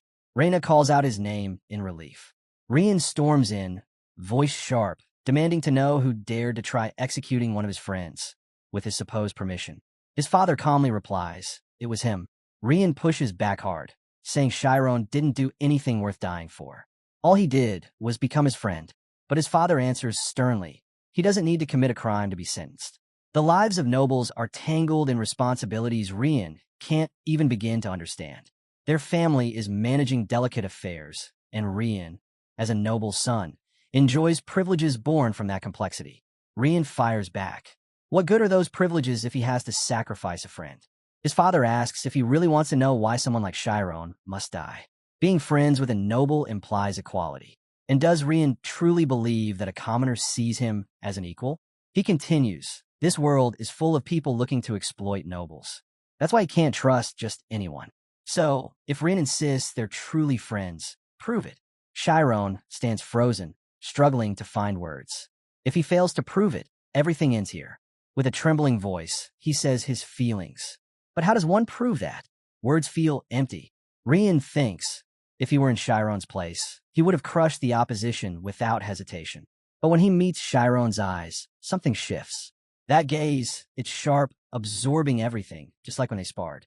He remembers what Shyron once said, Sometimes focusing too much on the details makes you miss the bigger picture.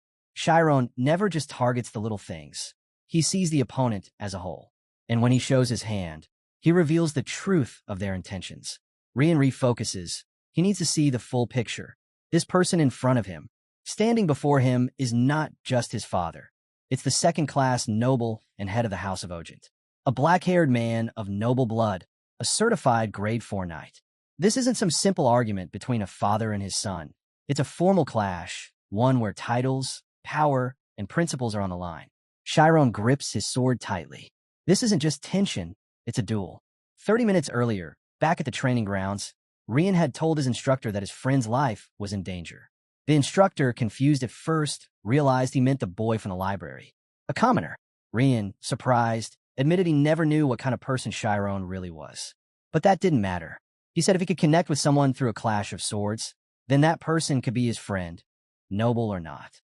The instructor asked if he even understood what mattered most to a noble. That anything threatening the family's place in society had to be eliminated. No questions asked. Did Rian ever consider the burden Shyron carried, being treated like a bug, after he casually befriended him? He warned Rian not to move forward, but Rian wouldn't back down. He wasn't going to sit there and do nothing. After all, he was the one who asked Shyron to be friends first. He wasn't going to run. He didn't want to be the kind of person who gives up and hides. The instructor, watching him closely, thought Rian had heart. He was full of fire, honest and brave. But those qualities alone wouldn't make him a master swordsman. Still, he believed in him. Quietly, he rooted for him. He held out a sword to Rian, saying if he was ready to carry it home, then he would let him go. But if he couldn't handle it, if he wasn't prepared to fight, then he wasn't going anywhere. Rian accepted it without hesitation. He promised never to forget this favor. And he asked the instructor to remember something too, that giving up on a friend is like giving up a part of yourself. Back in the present, Rian stands firm. This is more than a clash. It's a sword fight with everything at stake. He laughs to himself, impressed. It had to be his father. He almost got him there. Now he declares he'll prove it. But they are friends, because he truly believes in Shyron, in who he is, in his existence. Rian declares that he is Shyron's friend, and that alone proves Shyron is truly his. But his father's patience wears thin. This isn't just a spat between father and son, he says. The honor of countless nobles is on the line. And if cutting off his own son is the only way to prevent the downfall of their house, then so be it. Reyna tries to intervene, calling out to her father, urging him to stop. But Rian steps forward, calm and resolute. If that's what it takes to protect his friend, he says, then he'll leave this place proudly. His father tells him to draw his sword. If he really believes in Shyron, then he should be ready to stake his life on it. Without hesitation, Rian unsheathes his blade. His father stares at him, stunned. He would even raise his sword against his own blood. But Rian calmly lifts it, not in attack, but in front of his eyes. This sword, he says, isn't raised at his father. It's a symbol of his conviction. How can he claim to form bonds with other nobles if he can't even treat a true friend with respect? Or maybe, he wonders aloud, he only keeps people beneath him around to feel superior? His father accuses him of being blinded, manipulated. He turns to Shyron, asking, was it you? Did you poison his mind into thinking a noble and a commoner could be equals? Shyron steps forward. No, he answers. He didn't twist anything. Rian tells Shyron to stay back. He'll protect him. But Shyron cuts in sharply. He's not hiding behind anyone. He's not responsible for everything. But he'll take responsibility for what he must. He says he knew, from a moment he chose to be Rian's friend, that there would come a day where he'd have to make a choice. Between his life and that friendship. And if this is where he dies, then so be it. He has no regrets. Rian, now in tears, yells back. That's exactly what he means. Even if the world turns its back on them, even if he's cast out, they'll still be friends. Reyna watches them, eyes brimming. Maybe others see them as immature, but they're still human. They have hearts. They feel. And a friend like that, a friend who stands firm, no matter what, everyone deserves at least one like that. Or deep down, they wish they had a friend like that. Head Butler Lewis stares at the scene, seething. Meanwhile, Reyna and Rian are both caught off guard when their grandfather suddenly lets out a chuckle. He calls the whole situation fantastic. Never expected such a spectacle at his age. But, he adds, being young truly is a blessing. Reyna glances at her grandfather, relief washing over her. If it's Grandpa, then maybe everything will be okay. Their father turns to him, surprised. Reyna had said he wouldn't be arriving for a few more days.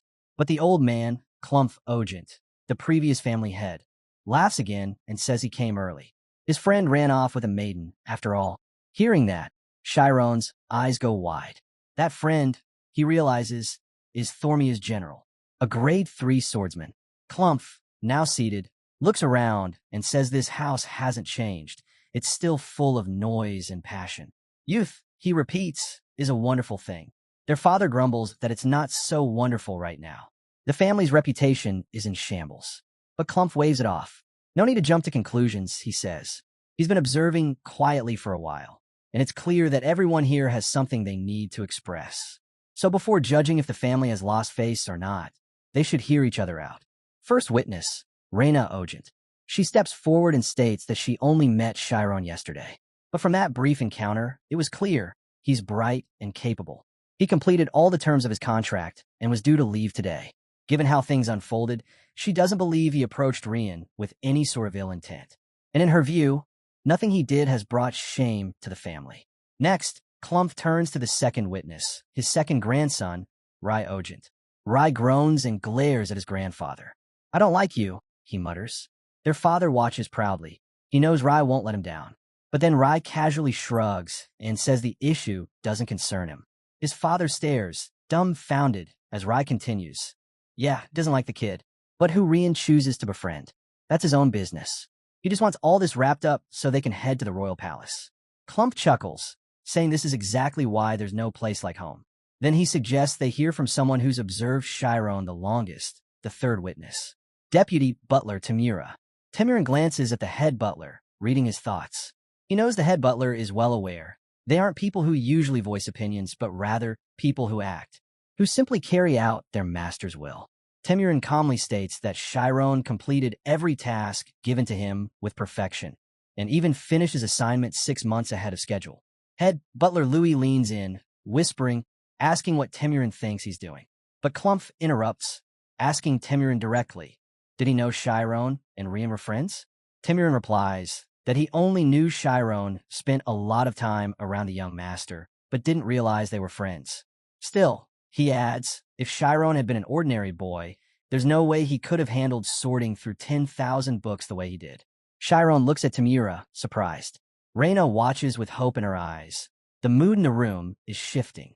Now, the only one still trying to punish Shyron is their father. Clumph firmly says he cannot approve this relationship. Their father reacts immediately, calling out to him in frustration. Reyna, just as upset, shouts for her grandfather to stop. Clumph continues. He acknowledges that Rian and Shyron see each other as friends, but that has to end here. If their bond continues, rumors will spread.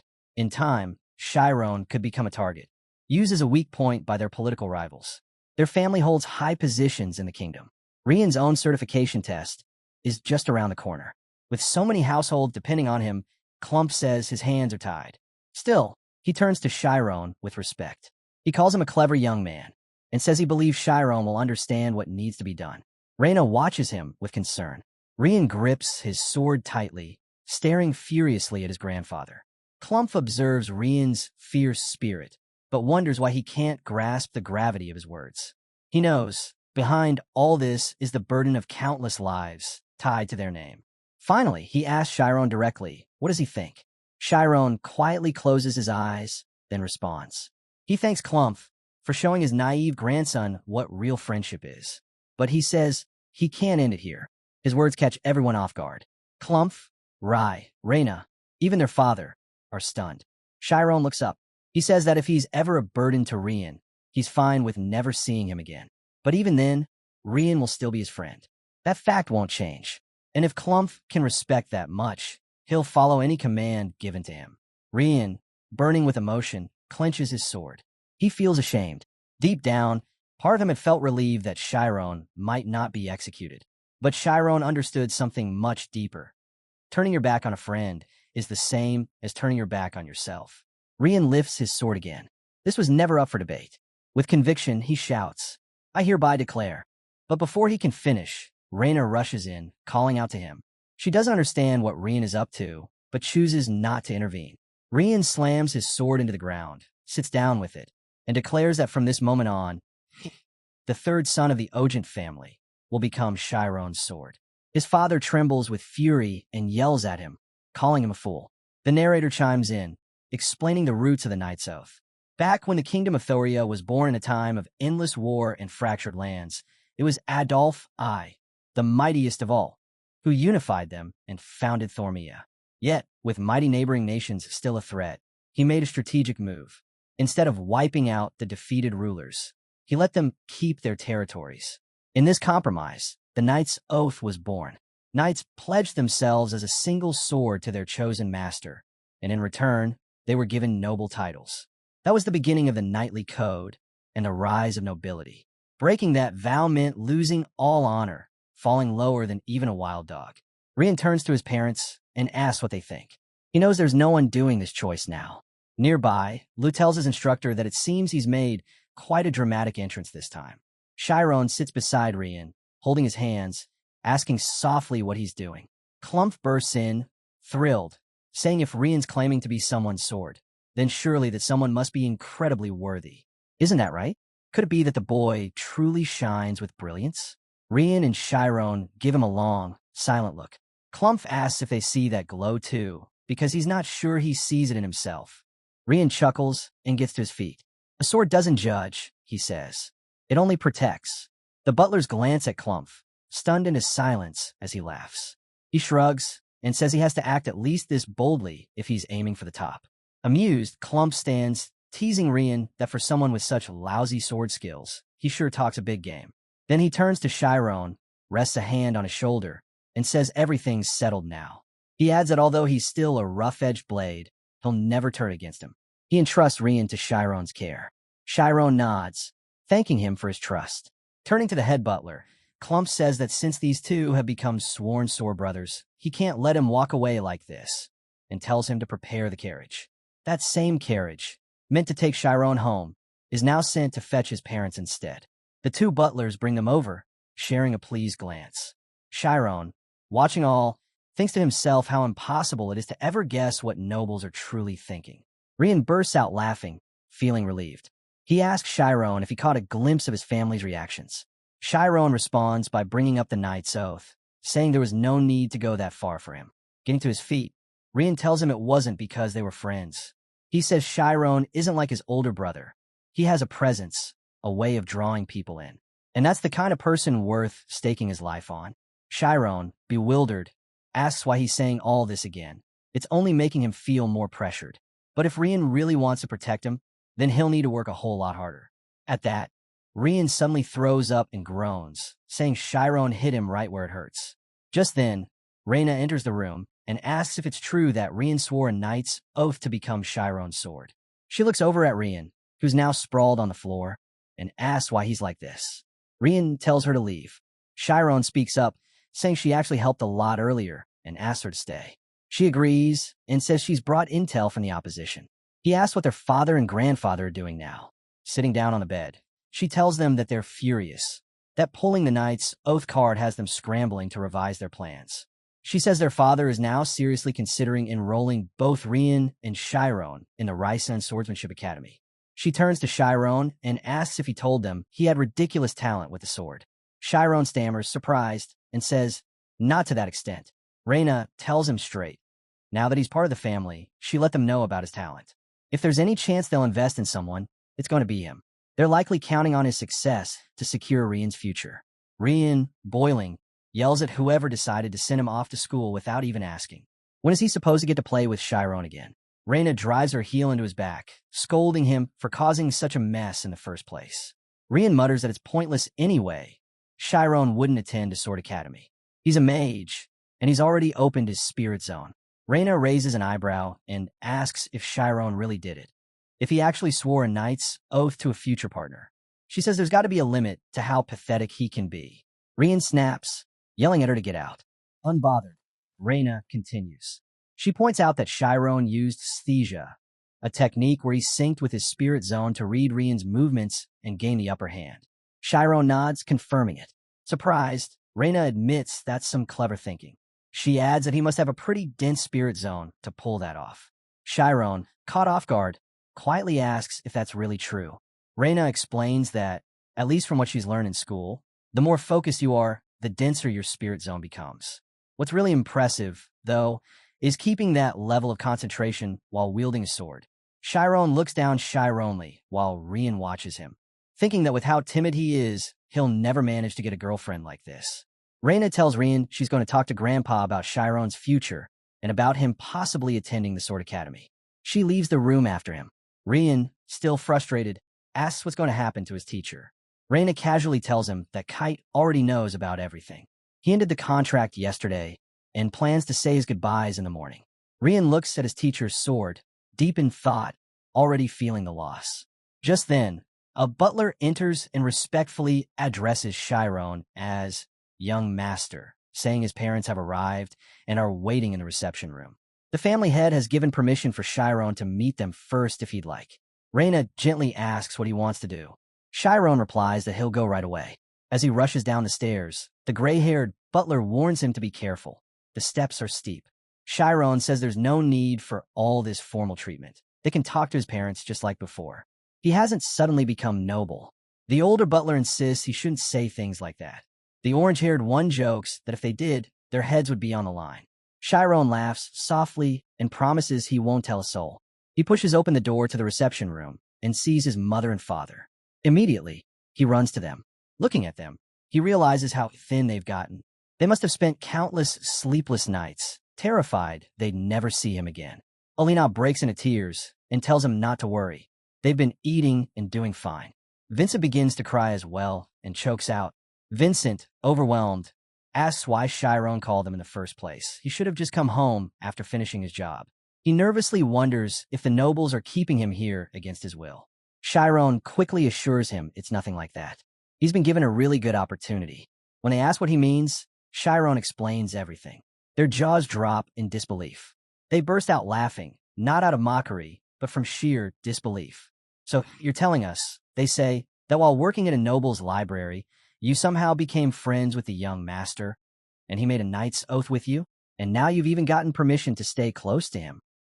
Vincent, eyes welling with tears, tells him to be honest. He says a smart kid like Shyron would never be delusional on his own. Someone must be taking advantage of him. Shyron calmly says it's all true. He reminds them how people always say that once someone enters a noble house, they never come back. He wanted to prove otherwise. Just then, an announcement rings out. The family head has arrived. Bishop Ogent steps into the room and introduces himself formally. Rian announces proudly, "This is Shyron, my sword." Reyna steps forward and adds, "And I'm the eldest daughter of the Ogent family. I've heard a great deal about you." Shyron's parents are stunned, quickly bowing their heads and introducing themselves as his mother and father, clearly overwhelmed by the presence of such high-ranking nobles.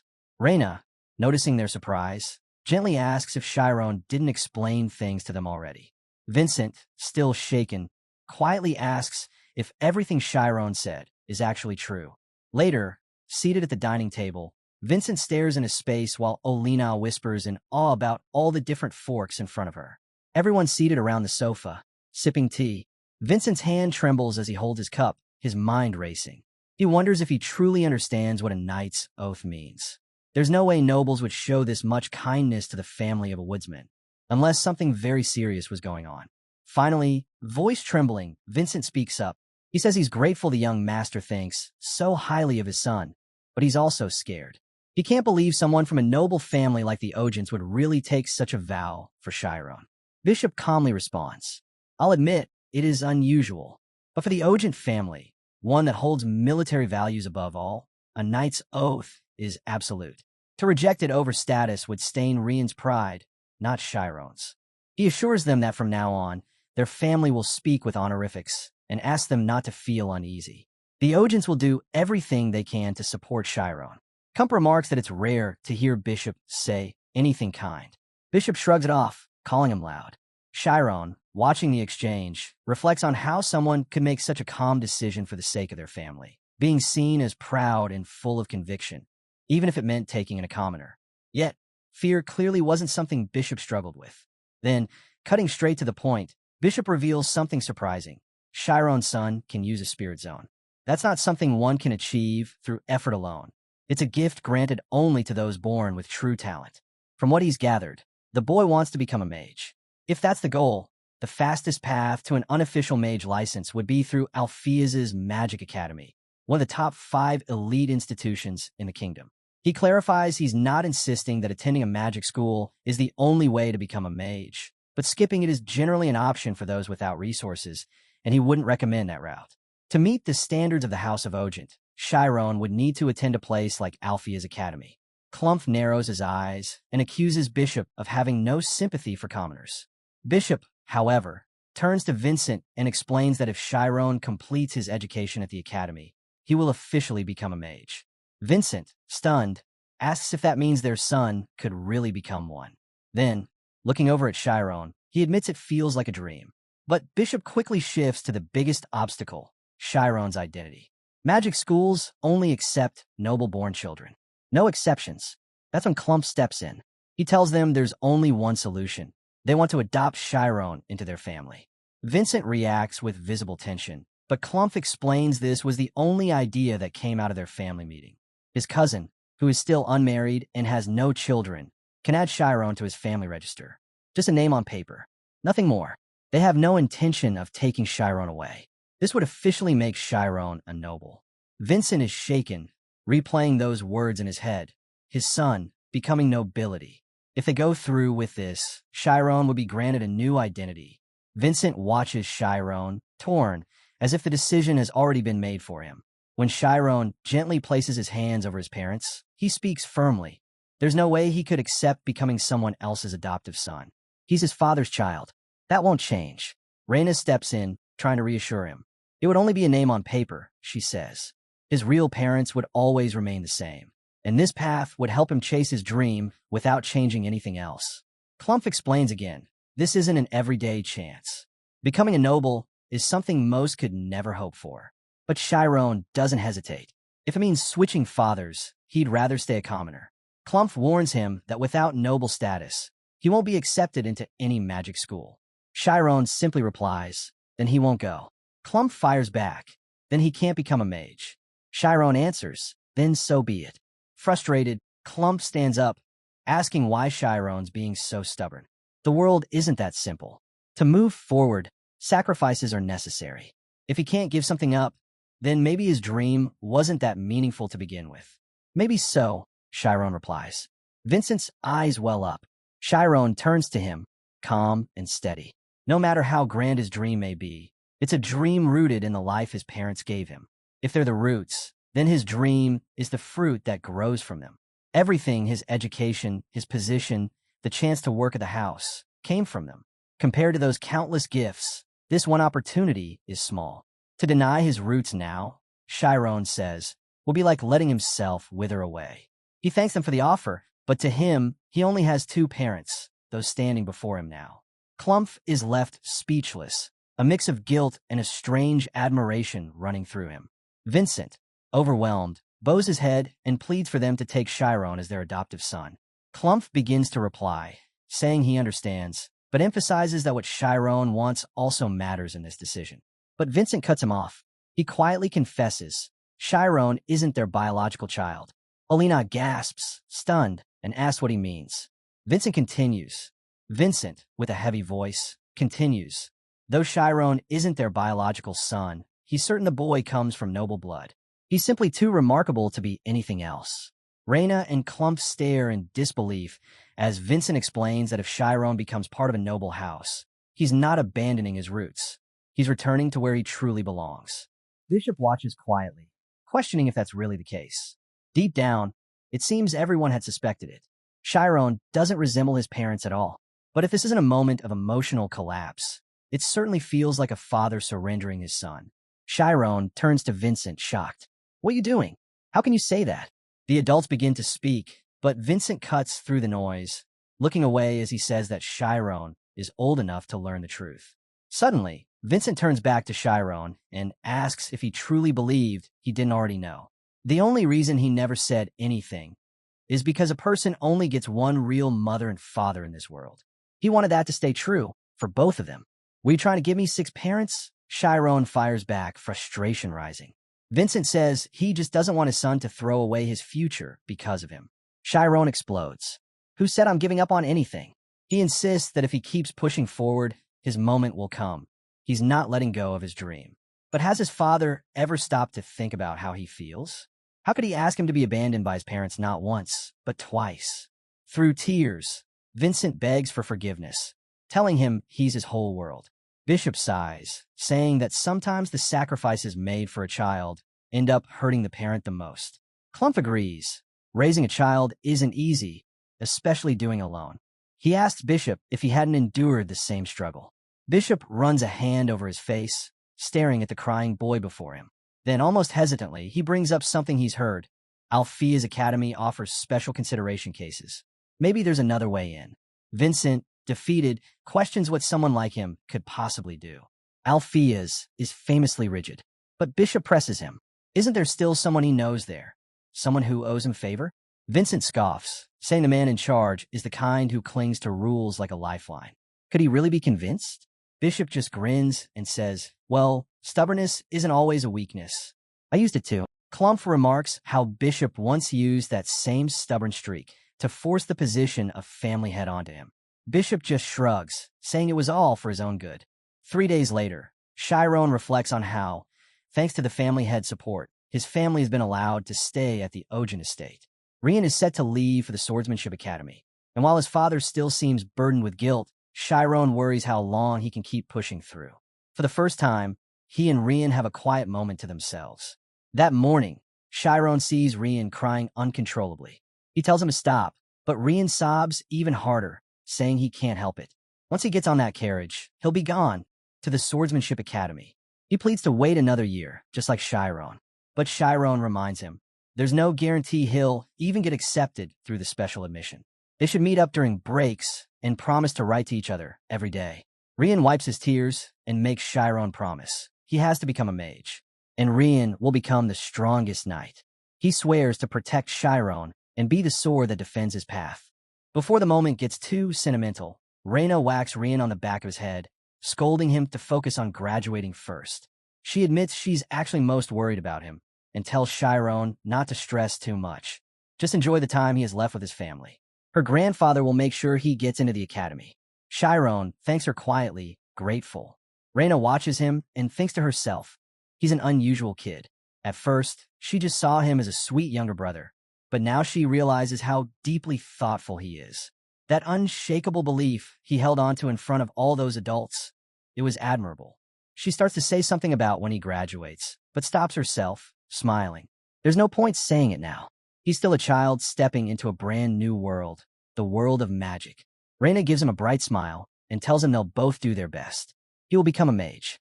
Shyron nods, then asks her to take care of Rian. As Rian climbs into the carriage, still crying, he turns to wave. Shyron waves back. A short while later, Shyron rides away in a different carriage, sitting beside his parents.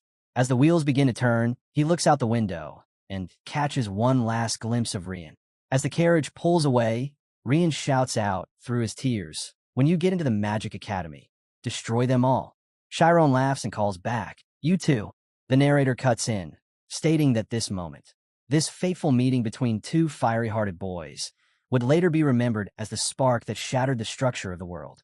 Their carriages speed off in different directions, while nearby, a sparrow glances at her nest one last time before flying into the sky.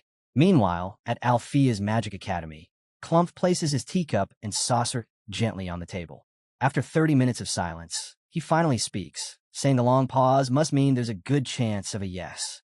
The headmaster, seated across from him, sighs.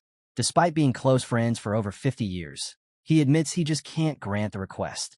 Clump leans forward, irritated, reminding him of all the trouble he went through because of him back in their youth. The headmaster chuckles, noting that if Clump's throwing around empty praise like this, it must be something serious. As he pours tea into his own cup, he explains that special admissions weren't designed to be backdoors for nobles. They get flooded with requests every year, and even these slots come with strict requirements. Clump scowls silently, thinking about the half hour he wasted waiting. But he breaks into a grin, telling him this case is different. This boy is something else. The headmaster studies him, surprised. It's been a long time since he's seen Clumph with that kind of expression. Clumph leans in, saying he's not asking for a favor on behalf of some underachiever. This boy is a friend of his youngest grandson, and he's incredible. Then he asks, "Do you know what I thought when I first saw him?" The headmaster sips his tea and waits. Clumph answers, "I thought I was looking at a younger version of myself." The headmaster pauses, amused. If the kid is really that gifted, then it's strange he's not applying through the regular channels. That alone suggests there's some kind of issue. Clumph nods. There is. A big one. He's not a noble. The headmaster's eyes narrow. Is it the blonde-haired, blue-eyed boy? Clumph recalls Shyron's words, that even if it cost him his life, he'd never regret becoming friends with Rian. That was his first impression. And the way he spoke, so precise, so composed, Clumph had assumed the boy was just manipulating the adults around him. But when he made his offer, when Clumph had offered him adoption, the boy had responded, "Rejecting my origins now is like asking me to die." He chuckles to himself, then turns to the headmaster and asks, "Tell me, does that even make sense to you, turning down the chance to become a noble?" The headmaster calmly replies that he understands the law of cause and effect. Clumph nods. Right, no cause, no effect. But not everyone gets that. They lose their way. Opportunities might show up out of nowhere, but the moment someone denies their foundation, they lose everything. This kid, he never wavers from what he believes is right. He looks the headmaster in the eye and asks, "Doesn't that remind you of someone?" The headmaster responds quietly. When someone refuses to compromise, it means people will see them clearly, judge them clearly. And that's the danger. Clumph sighs, watching his friend. You still haven't forgiven yourself, have you? You did your part. You trained so many gifted students. Isn't it time to let it go? The headmaster lets out a dry laugh. Forgive myself? That would be arrogant. I teach children to make sure no one turns out like me. He gazes out the window.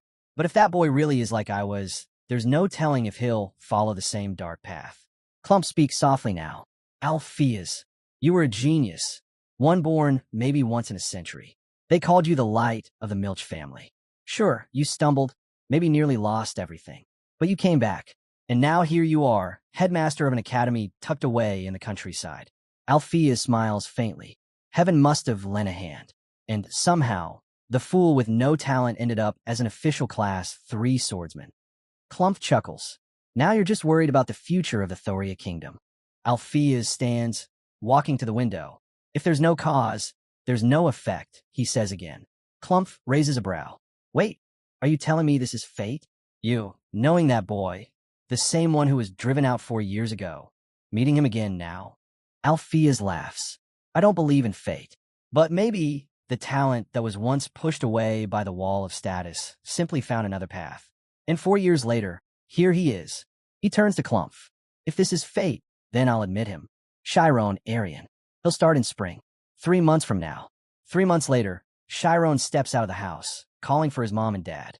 Shyron, now 17 years old. Shyron hugged his mom tightly, promising he'd be back soon. She called him her sweet boy and said she'd miss him dearly. He smiled and assured her he'd write often. Then, fussing over his appearance, he asked if his hair looked all right. It felt weird since it had never been cut like this before. She chuckled, telling him that Miss Reyna said short hair was now all the rage among the nobles. Just then, Vincent approached, clearing his throat. Aren't you forgetting something? He asked. Shyron groaned, brushing him off. I'm 17 now.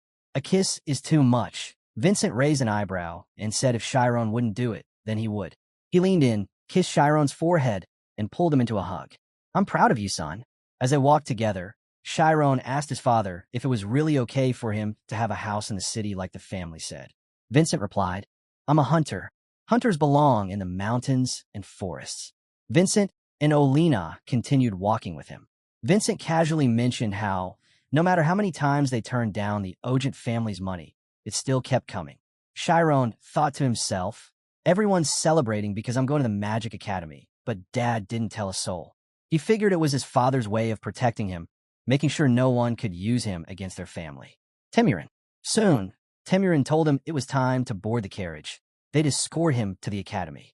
Standing at the door, Shyron waved goodbye. That's how it all began, my first day at the Magic Academy. Inside the carriage, he and Temirin sat awkwardly. When they arrived, Temirin opened the door. Shyron stepped out, eyes wide in amazement. Yurin stood nearby and told him, Welcome to Alfeo Wizard School.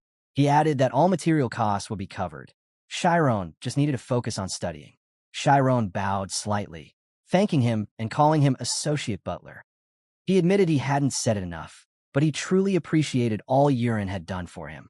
I wouldn't be here without your support, he said earnestly. Yurin looked at him, voice steady. A commoner, no matter how gifted, is still just that, a commoner. You'll never outshine a noble. But remember, not everyone gets a chance like this. As Shyron stepped through the school gates, he already sensed it. Many nobles weren't going to welcome him. But he reminded himself of Yurin's words. He has to endure. If he can push through to the end will come. He looked at Yurin and said with determination, I'll become a mage, no matter what. Temurin then stepped in, asking if he was ready. Follow me. We need to get a registration done.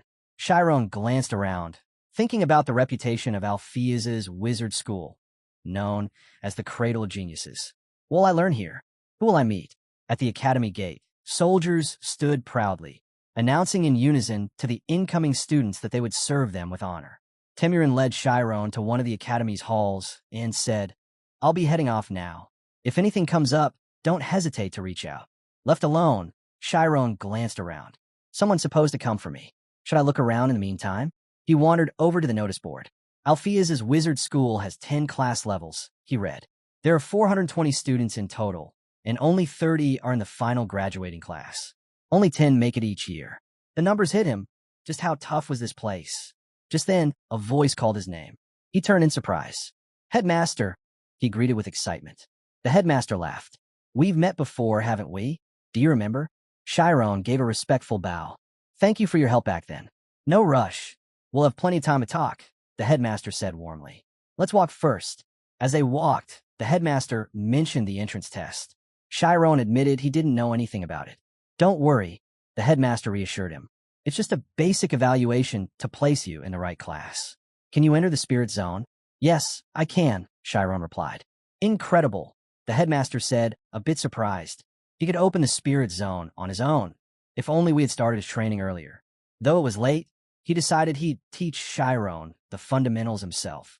But be warned, he added, you'll be taking the test with kids half your age. If we're too early, it might be embarrassing. Suddenly, a deep voice echoed nearby. This place is just as noisy as I remember. It was Ogent, the former head of Shyron's family. He offered to give Shyron a quick tour, and together they stepped into a wide hallway. As they walked, Shyron noticed a young student reading a book. The boy glanced up for a moment, raising an eyebrow at Shyron, as if something unusual had just passed by. Meanwhile, the headmaster said. The headmaster gestured toward a classroom. This is where the beginner-level students, from class 10 to 8, have their lessons. Shyron watched in amazement as students zipped through the air, using magic with ease. Some are practicing, others just goofing around. They're all using magic, Shyron muttered, stunned. The headmaster nodded, but said, We're headed somewhere a little different. As they continued down the corridor, they passed by classrooms for higher-ranked students, class 7 to 4. Shyron glanced at two boys around his age deep in discussion. The vibe here is totally different, he thought. They're all about the same age as me, but what are they even talking about? The black-haired student said to the orange-haired one. If you compress enough energy, the ambient temperature can drop below freezing. But wouldn't creating a refrigerant be more efficient? Maybe, the orange-haired boy replied, but that would trigger a faster reverse reaction. How about adjusting the item's scale instead of the energy input? The first boy suggested. Shyron nervously stared at them. Why can't I understand a word of this? We're literally speaking the same language. Suddenly, a small explosion went off nearby. A girl coughed from the smoke and greeted the headmaster. Something happened? He asked. I was experimenting with amplifying sound, she replied, but the output went haywire. The headmaster calmly said, It sounds like your input-output ratio is off. Check the current. Is the electricity balanced? The girl's face lit up. Got it. I'll try again. Thanks. She gave him a thumbs up and hurried back to her experiment. Shyron blinked. He's just letting her try again. Even after that, as more students walked by, he took it all in. This place doesn't even feel real. It's like I've stepped into another world. Passing through another hallway, a large notice board caught his eye. It listed the current rankings for the intermediate class. At the top of the board, A. Karmas. She's not even a first-class noble, Shyron noted, but she's ranked number 1. Everyone listed here has the same magic talent level as me, but she's ahead of all of them. His fist tightened. I want to go for it too. I want to climb to the top. From the very beginning, right here, I'll start over. I'll fight for that top spot. Just then, someone called out a name, Amy. He turned sharply. Did they mean Amy Karmas? He looked toward the voice and saw her, the top-ranked student of the intermediate class. Memories flooded back. The past, the trouble with those thugs, and her voice echoing in his mind. Asking, Shyron recalled where he had first learned magic, and how someone like him, a commoner, could even dream of being here. Just then, Amy turned as a tall girl with long orange hair ran up beside her, grabbing her arm in a Piyu Shyron way. Let's go together, she said cheerfully. Shyron swallowed hard and quickly looked away, hoping Amy hadn't noticed him. The orange-haired girl, still clinging to Amy, asked, Did you see that guy we just passed? He was gorgeous. You think he's new? Oh, he looked kind of old. Maybe he's a transfer. Amy furrowed her brows slightly. Where have I seen him before? She wondered. The girl nudged her. Oh, don't tell me you're interested in him. Amy replied calmly. I'm not into guys, remember? It's not that. He just seemed familiar, that's all. Around them, a few students glanced over curiously. It wasn't every day Amy showed interest in anything or anyone. The narrator added, as the most admired girl in the intermediate class, Amy had turned down more confessions than anyone, from upperclassmen, underclassmen, and even classmates. She was the gold standard. But the only person who knew her buried past was now entering the academy's third testing chamber. Inside the room, the headmaster turned to Shyron. The test isn't over yet, he said. Then, pointing toward a student in the middle of the room, he told Shyron, watch closely. Pay attention to how that student interacts with the spirit zone. He explained, when you enter the spirit zone, the symbols you see on the floor will feel different. That sensation, how you perceive them, helps us understand the size, power, flexibility, and alignment of your spirit zone. Just answer the examiners truthfully. Shyron leaned in, intrigued. This is actually kind of exciting. In the testing area, a blonde man, one of the judges, called out, Kemi, can you use magic? The student stepped forward. I can levitate objects. The judge nodded. Enter the spirit zone. Kemi closed his eyes, took a breath, and then said, I'm in. What's the number farthest from you? The judge asked. 6, Kemi replied. The headmaster turned to Shyron. That means the diameter of his spirit zone is 6 meters. Beside the blonde judge, an older man with brown hair scribbled notes and asked, What color stands out the most to you? Red, Kemi answered. It's like the entire place is glowing red. The older judge nodded. Divergent type, that explains the larger zone for his age. Another examiner, a gray-haired woman, leaned forward. Do you see a tower? Kemi focused. Yes, it's to my left. Then, a fourth judge, a lady with purple hair, began to speak. The purple-haired judge leaned forward and asked Kemi, What temperature do you feel? It's a little hot, Kemi replied. I'm sweating a bit. Kemi stepped down from the platform, beaming with pride. The judge nodded approvingly. Good work. This year's first years are really something. The blonde-haired judge added. His spirit zone measured 12 meters. Impressive. The quality of students keeps rising. The purple-haired judge scribbled a note. Excellent control of spirit zone, though endurance is lacking. She looked up. Next, Shyron Aaron. The headmaster leaned in and told Shyron, Don't feel pressured. Just show them what you've got. I'll do my best, Shyron replied firmly. The blonde-haired judge observed him with interest. So this is the student in the special screening the principal mentioned. Meanwhile, the purple-haired judge scanned his profile. Strange pick. He's older than most first years. Looks like he borrowed a house under the Ogent family name. His background isn't notable either. Probably discovered late. He may seem impressive outside, but here, he'll vanish fast. Can you use magic? The blonde-haired judge asked. Shyron shook his head. I haven't learned any yet. Well, even without formal training, you might be able to do something, the judge replied. The headmaster silently reflected. That's exactly what they'll expect. But magic is just drawing out what already exists in your mind. Noble children are raised surrounded by it. They learn instinctively. But this boy, he started from nothing. Step into the circle, the judge instructed. Try entering your spirit zone. Can you do that? Shyron nodded slowly. I'll try. The judges watched him carefully. At least it doesn't look like nepotism, one of them thought. Shyron closed his eyes and stepped into the zone. After a moment, he whispered, So this is what it's like. Tell us the number farthest from you, the blonde judge asked. Shyron didn't respond. Shyron, the old brown-haired judge, called again. Are you embarrassed? The headmaster spoke gently. It's all right. You're not being graded. We just want to know the best way to guide your growth. Shyron hesitated, then said, I see a number, but it's really long. I can't even read it properly. The blonde judge corrected him. You're not supposed to see it. It's something you feel. No, Shyron replied. That's not what I meant. He could feel it, long, stretching endlessly, and it kept growing. Then the judge told him to begin with the first digit he could make out. Inside his spirit zone, Shyron spotted the massive value as it moved closer. He focused and spoke. It's 3.14. The others turned to him, startled. The purple-haired judge stared at him and said, There's no 3.14 in the sequence we set. Are you sure? Shyron nodded. That's what I see. The purple-haired judge's eyes narrowed. She thought to herself, it's rare for the pi ratio to appear. If it has, that could only mean his zone size has gone beyond the system's limits. Meanwhile, the old lady with brown hair wondered aloud.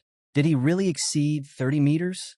She asked Shyron, What's the dominant color you sense?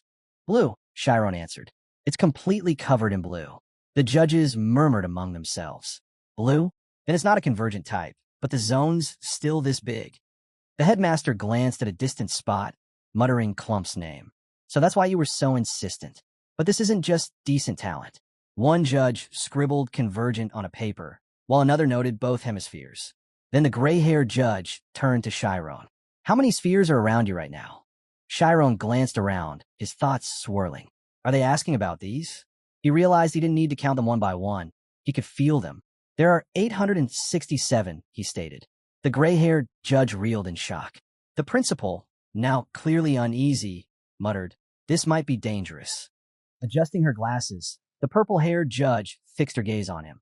You say you're cold right now. How cold exactly? I see, Shyron replied plainly. Really icy. As expected, she muttered. The brown-haired judge stood up. We need to discuss his class placement. New students, wait outside. Shyron and the others exited the room. Inside, the brown-haired judge still looked stunned. What an unusual student. The purple-haired judge asked, How could a student his age have a spirit zone that's over 30 meters wide? She added, Normally, the bigger the zone, the weaker the density. But his is still at 86.7%. The white-haired judge raised an eyebrow. Is he some monk who's been training in seclusion for years? The blonde-haired judge spoke up. Could he be lying? But another answered, 30-meter zone with 90% density from a 17-year-old? That's no lie. But he doesn't even know magic. It just doesn't add up, Mr. Thad argued. Isn't it possible he faked the numbers before reporting them? The purple-haired judge, Sina Alifer, turned to him. Mr. Thad, have you forgotten? There's no reason for a student to lie. Getting into a top class sounds great, but if they can't keep up with the lessons or pass the exams, it'll only set them back. Why bluff when they've come here to learn? She glanced at the others. It seems even the teachers forgot. When pi shows up, it's an error code. No ordinary student could just throw that out to get attention. The headmaster looked thoughtful. So, where should we place him? Sina, a certified rank 6, responded, Class 6 focuses on spirit zone theory and development. Class 5 begins actual magic training. And from what I can tell, that student spirit zone is nearly complete. I recommend Class 5. Mr. Thad quickly objected. I disagree. He's a 17-year-old who doesn't even know basic magic. He could disrupt the class, or worse, let it get to his head. He needs to start with the fundamentals. Sina countered, That might be true, but not every student is like you, Thad. Thad's voice rose. You just want him in Class 5, because that's your class. You're trying to claim him for yourself. And what's wrong with wanting to teach someone with actual talent? Sina snapped back. As the two argued, the brown-haired male judge turned to the headmaster. Thad does have a point. He's clearly gifted, but still young. Maybe starting from Class 10 and building up step by step isn't the worst idea. The brown-haired lady chimed in. But what if that kills his motivation? The age gap in Class 10 might throw him off completely. What if we just hold off on assigning him a class for now? Observe and evaluate. Then the white-haired judge added, Class 7 might be the right fit. It's still high-ranking, just not as intense as Class 5. That includes the foundational lessons on spirit zones as well, the white-haired judge added. If he's truly gifted, we can always consider letting him skip ahead later. The principal nodded thoughtfully. As expected, that makes sense. Then he stood and declared, Shyron will be placed in Class 7. Narration followed. Students at Althea's Academy are sorted into 10 different class levels based on their evaluations. These classes are grouped into 3 main categories. Classes 10 to 8 are elementary, focusing on developing spirit zones from the ground up. Classes 7 to 4 are considered high-ranking, where students begin learning how to apply magic and properly use their spirit zones. The top classes, 3 through 1, are the graduation classes where students undergo intense training to become professional mages. Back at the academy, whispers filled the classroom. Eyes turned toward the new face. Hey, looks like we got someone new in Class 7. Seriously? Straight into an intermediate class? He must be good. He looks kind of old, though, but still not bad looking. Shyron stood at the front of the class. I'm Shyron Arian. Let's get along. The class burst into laughter. Even the teacher looked a bit thrown off, and Shyron felt the sting of embarrassment. So, this is it. I finally made it to a magic school, he thought. Narration resumed. The Althea's magic school runs on a full schedule, 7 days a week, except for weekends. But that's hardly an issue, since most of the campus facilities are conveniently within reach. Classes end at 5 o'clock, and students are free to spend the rest of the day as they wish. Some head to the 24-hour library. Others form research associations based on shared interests. This thirst for knowledge is what fuels the spirit of the academy and gives it its elite reputation. Shyron, flipping through books, felt the pressure. These classes are tough. There's so many subjects and everything's so advanced. But he knew this was expected. After all, many of the nobles here had been studying since childhood. Why they're applauding, and his confidence takes a hit. Narrator continues. The nobles here had been training since they were young, and even they struggled to keep up. So for someone like Shyron, using every tool at his disposal to follow along was essential. As knowledge began to sink in, Shyron felt it unfold in him like a timeline, centuries of learning gradually building inside him. Morning classes wrapped up as the gray-haired teacher announced the end of the session. Shyron's eyes widened when he checked his schedule. Spirit Zone practical this afternoon, but there's no location listed. Scanning the classroom, he wondered who he could ask. His gaze landed on a purple-haired girl. Finally, someone around his age. He approached her. Hey, do you know where the Spirit Zone practical is happening? She blinked at him, caught off guard. You're talking to me? Isn't she a classmate? Shyron thought. She handed him a paper. It's at the 2nd Combined Training Center.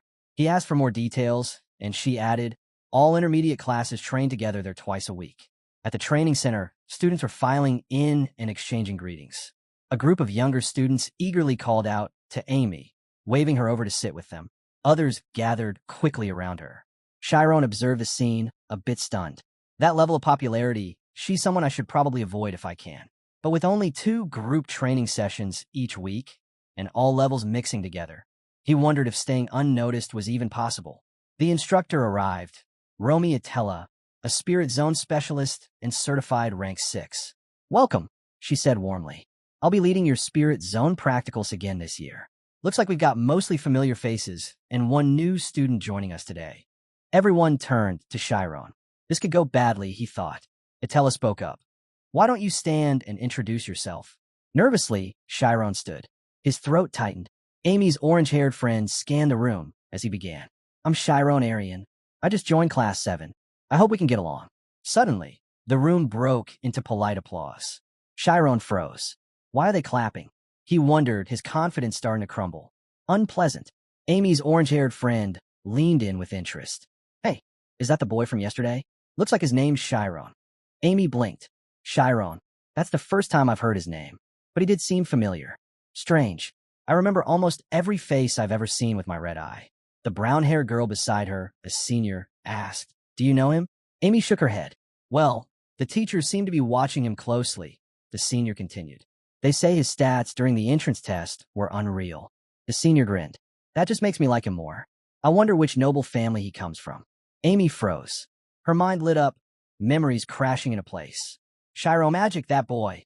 She suddenly turned to Shyron. Hey, about your magic. Before she could finish, Shyron flinched. He looked at her, eyes wide, and broke down. Tears welled up as he trembled, then blurted out a curse. Narrator.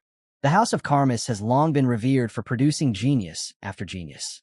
Their trademark ability, red eyes, is exclusive to their bloodline. With it, they can perfectly recall any moment they've experienced. Studying or reviewing becomes unnecessary.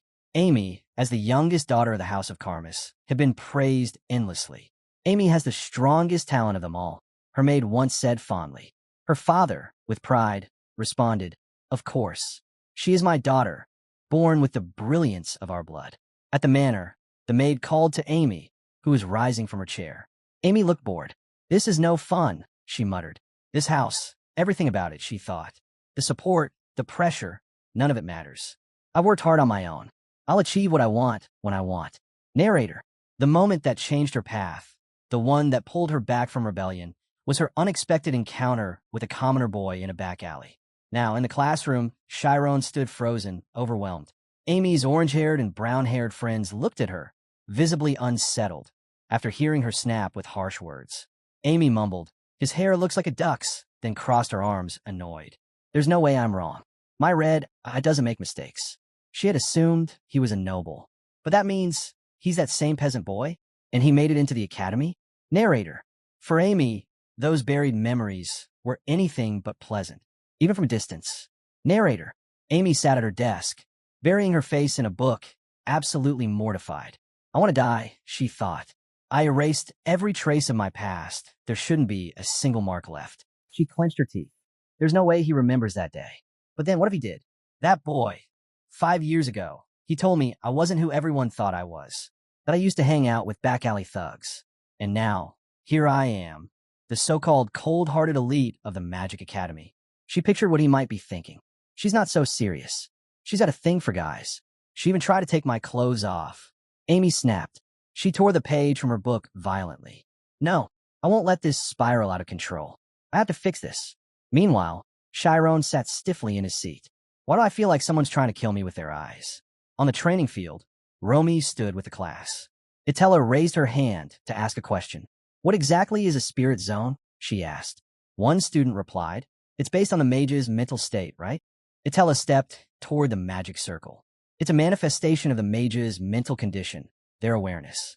The most basic form is a sphere because it's the easiest to stabilize and control."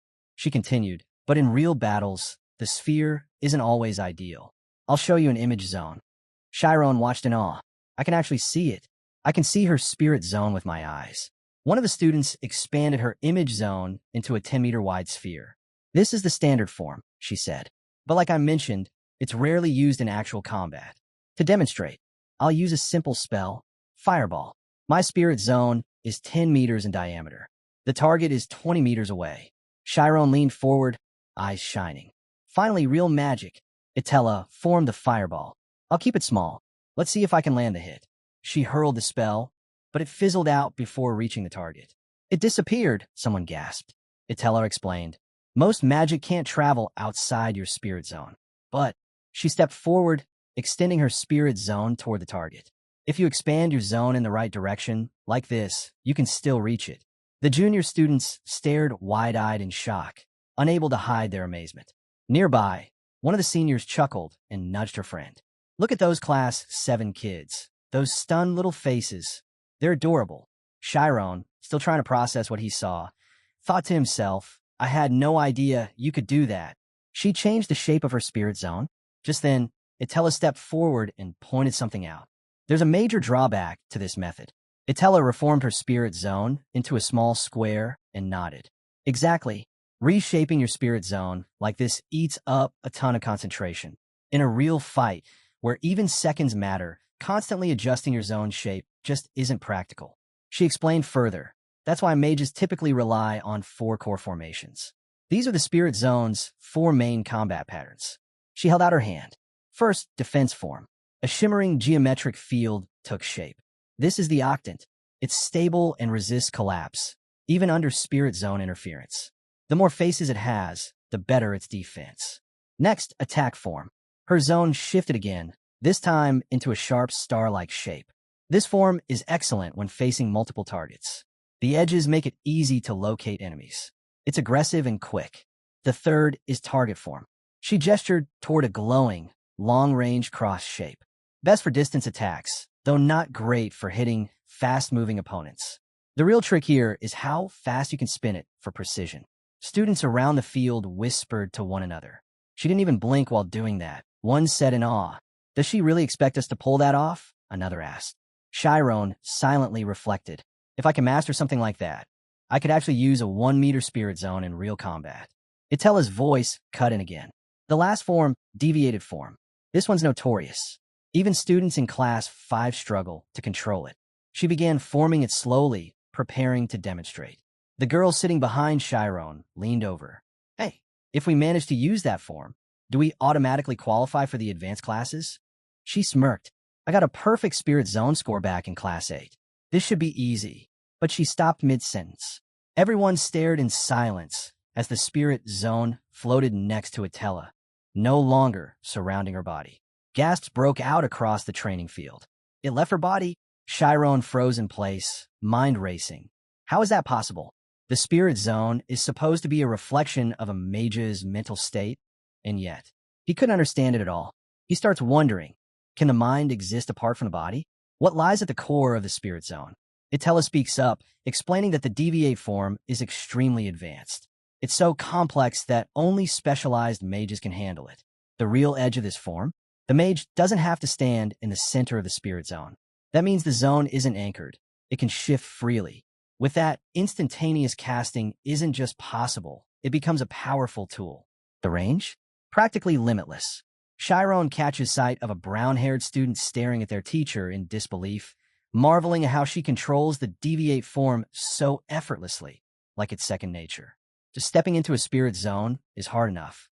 The red-haired student beside him says flatly, that's the gap between us and a certified grade 6 mage. Shyron turns to look at his teacher, realizing that her gentle appearance conceals extraordinary talent. Itella continues, warning that anyone skipping training on the first day would regret it. She then announces that the student who tops the target form speed gun test will earn a reward. The mood lifts as excitement ripples through the class. Itella calls out Class 4's very own, Amy Carries, to begin the demo. One of the junior boys with brown hair lights up, saying Amy is seriously cool. She's ranked number 1 in their club. Her orange-haired friend chimes in, adding that Amy is the pride of the class, and the moment she steps up, every male student becomes an instant fan. But Amy, standing under the spotlight, thinks to herself that she really doesn't want all this attention right now. Among the 4 forms of the spirit zone, the target form excels at long-distance attacks. Its flaw? It struggles with quick or multiple targets. But pair it with a mage who has top-tier focus and control at high speeds. Suddenly, that weakness vanishes. Amy makes her move. A loud, powerful strike echoes across the field. The narrator continues. When executed at this level, the target form becomes an unbreakable barrier, perfect against threats from afar. A Class 7 student beside Shyron watches in awe. Senior Amy's on another level, he says. Most mages switch forms during the speed gun test. Not her. She always sticks with the target form. And yet, she always comes out on top. He wonders quietly, could he ever reach that level? Shyron watches intently, admitting to himself that he's still just an amateur. But even so, he can tell this is an advanced technique. Not only is Amy keeping the spirit zone spinning while standing completely still, she's also hitting everything the zone sweeps across. It's a full-range strike in one effortless move. And judging by her calm expression, she's not even close to her limit. There's a certain grace to the way she moves, almost like a dance. It's refined, beautiful. Nearby, a boy with a buzz cut size, saying if he had a chance to date someone like Amy, his whole school life would be a dream. The girl next to him laughs, brushing it off, saying Amy doesn't even give guys the time of day, doesn't matter where they come from. Shyron overhears and thinks to himself, yeah, now he gets why all the boys are smitten with her. And why it's not Amy. Amy's a top-tier noble, yet there's nothing she lacks. Skill, presence, everything about her stands out. Still, why was someone like her hanging around delinquents? The crowd cheers as Amy's demonstration wraps up. Shyron glances her way and blinks in surprise. Her juniors gasp. Did you see that? She just looked at the new guy. Amy quickly turns away, flustered. She didn't mean to look. It just happened. Something about him irritates her, and she can't ignore it. But now it's settled. Her suspicions were right. Someone nearby asks if they know each other. After all, she just enrolled yesterday. Meanwhile, Shyron starts to panic inside. It's clear now. Amy remembers him. Amy thinks fast. If he brings up anything about her past, it could be a problem. A big one. but she tells herself to stay calm. She's this academy's top student, the pride of the school. Even if he speaks out, who would believe him? She can't afford to act suspicious. If she reacts poorly, she might make things worse. But then her orange-haired friend catches her off guard, asking if something happened in the image zone, because her face is turning bright red. Amy stammers, trying to sound normal. It's nothing. The narrator cuts in. After the demo, training is divided by class. The students scatter into formation. Surrounded by her class, Itella speaks again. Class 7 will be starting with a defense form. At the very least, they need to learn to hold it, because staying focused is the only way to survive on a chaotic battlefield. Shyron stands still, feeling like this whole thing is meant to test more than just magic. He focuses, narrowing his awareness. Bit by bit, he compresses his consciousness, condensing the spirit zone into a solid structure. He raises the framework to keep it from falling apart, then opens his eyes, relieved. It worked. Shyron stares at the image zone, frustrated. He can't see his spirit zone through it. If only he could visualize it, things would be a lot simpler. So, he walks up to Itella and asks if he can give it a try. Itella glances away, saying the upperclassmen are supposed to go first. But Shyron thinks to himself, why should that matter? When it comes to magic, waiting your turn means missing chances to grow. You don't always get second shots. After a moment, Itella relents. The zone is free, so she allows him to experience it ahead of time. Off to the side, some students are whispering, gushing about how cute the new student is. Amy's friend nudges her, telling her to look. Shyron just stepped into the image zone. Amy, startled, spills the water she was holding. What is he doing? She blurts out. Her friend raises an eyebrow. What's with you? You've been acting strange ever since earlier. Everyone starts gathering, curious. Shyron stands right at the center of the image zone. Inside, he connects with his spirit zone. So this is my spirit zone, he says aloud. Gasps ripple through the crowd. His spirit zone size is clearly 16 meters. Shyron eyes the readout and thinks back. If they told him the size during the entrance exam, he'd know what to expect. But now, it's expanded to 20 meters in diameter. The onlookers are buzzing with questions. Is he really in Class 7? That's way beyond the average. A Class 5 student watching him closely mutters, if he didn't artificially inflate the size, then this is the real deal. But if he did, the density would drop so low, it'd look like a soap bubble. Meanwhile, Shyron pushes himself to stabilize the form. He barely manages it. Lucky, really. Now, time to shape the defense form. He stares at the sphere, confused. Something's wrong. It's not holding together. It's crumbling instead of taking shape. But everything was going fine earlier. Amy, watching from Class 4, shakes her head in disbelief. There's no way things would work perfectly during the first try. Shyron watches the collapse unfold and wonders, did the visual throw him off? Did he panic because he could actually see it this time? And he quietly tells himself. Shyron doesn't lose focus that easily. He starts analyzing the difference between being inside and outside the mage zone. There has to be a reason behind it. He realizes he misjudged things, probably because instructor Itella made it all look so effortless. He recalls her words. Any alteration to the spirit zone drains focus. That means if he's been deliberately shrinking his zone, that would explain the drop in his focus. If the problem lies in compressing it too much, he needs to let it return to its normal size. Shyron expands his spirit zone. Its reach climbs all the way up to the ceiling. The high-class students are taken aback. It got even bigger, someone says. The zone now spans 28 meters. Class 4 and 5 watch as it spreads out further. Soon, its diameter hits 40 meters. To stabilize it and avoid any imbalance, Shyron reshapes the zone midair. It transforms into a jewel-like structure.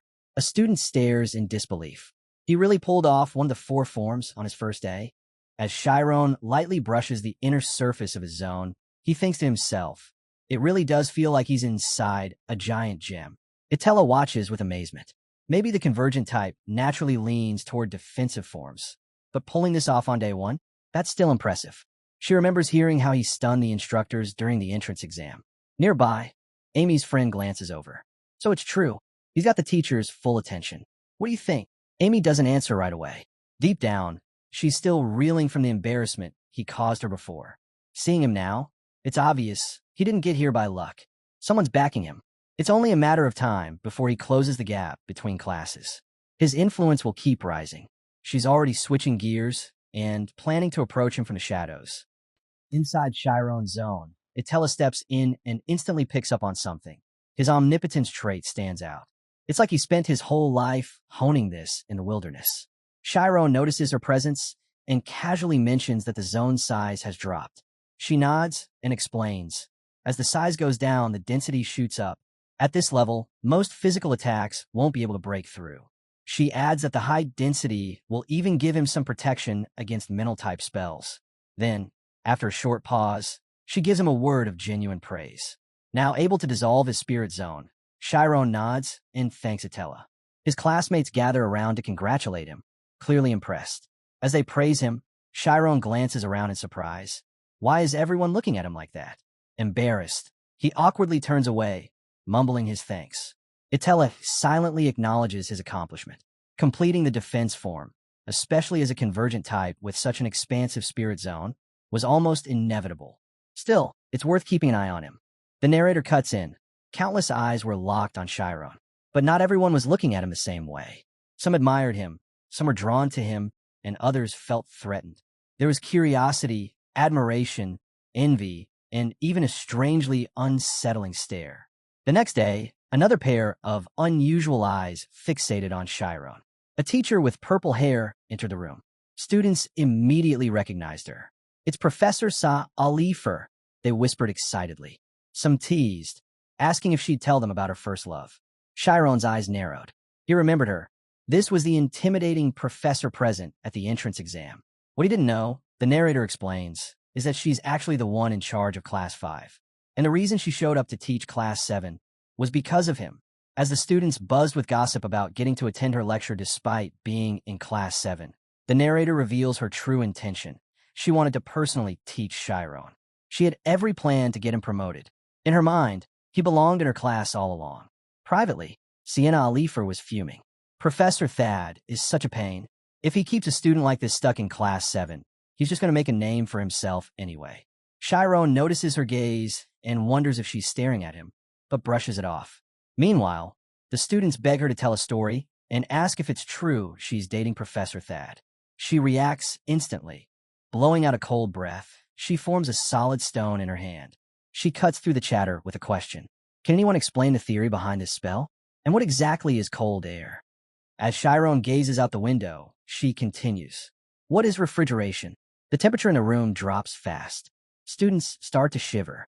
She turns to them sharply. If you're cold, it means your body's losing energy. There's no such thing as cold energy in this world. She explains further. While temperature can rise without limit, there is a bottom line. It can't fall forever.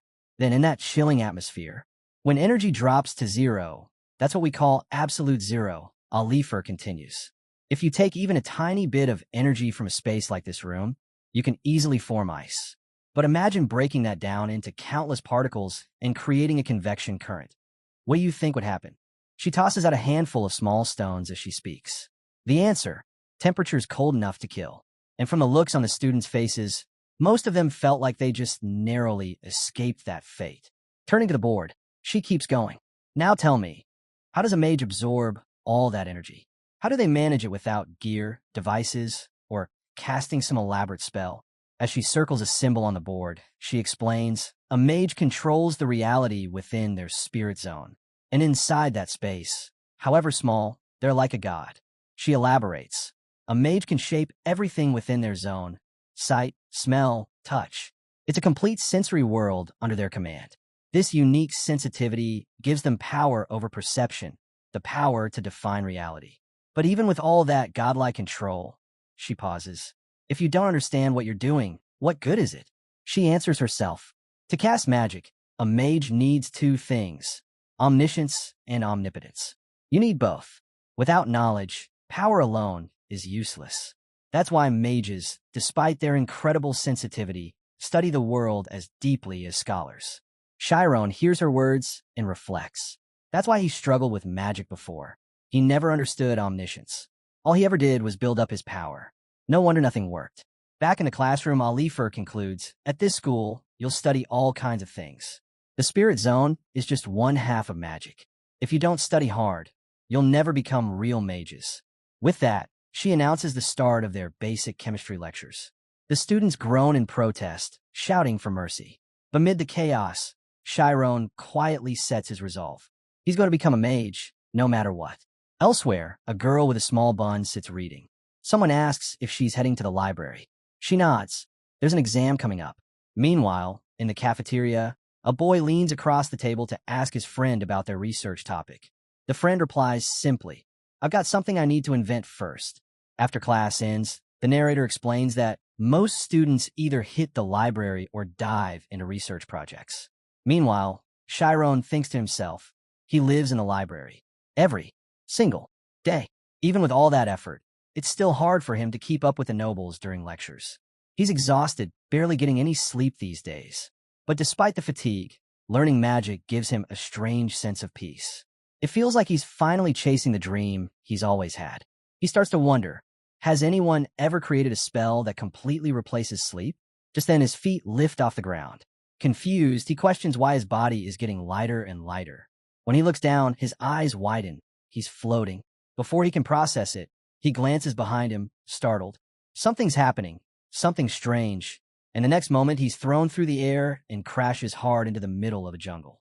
Dazed, Shyron's shock only deepens when he sees Amy standing there. He had a feeling they'd run into each other again someday, just not like this. He stares at her, wondering if she's really the same girl from 5 years ago. Amy looks him over and smirks, saying she knew he'd remember her face. Without warning, she forms a massive fireball in her hand. Shyron stares in disbelief as she casually announces that she'll handle everything right here. The narrator cuts in to explain. Omniscience is the deep understanding of magical knowledge, knowing the source, the theory, and the inner workings of spell. It's something that can be sharpened through intense study.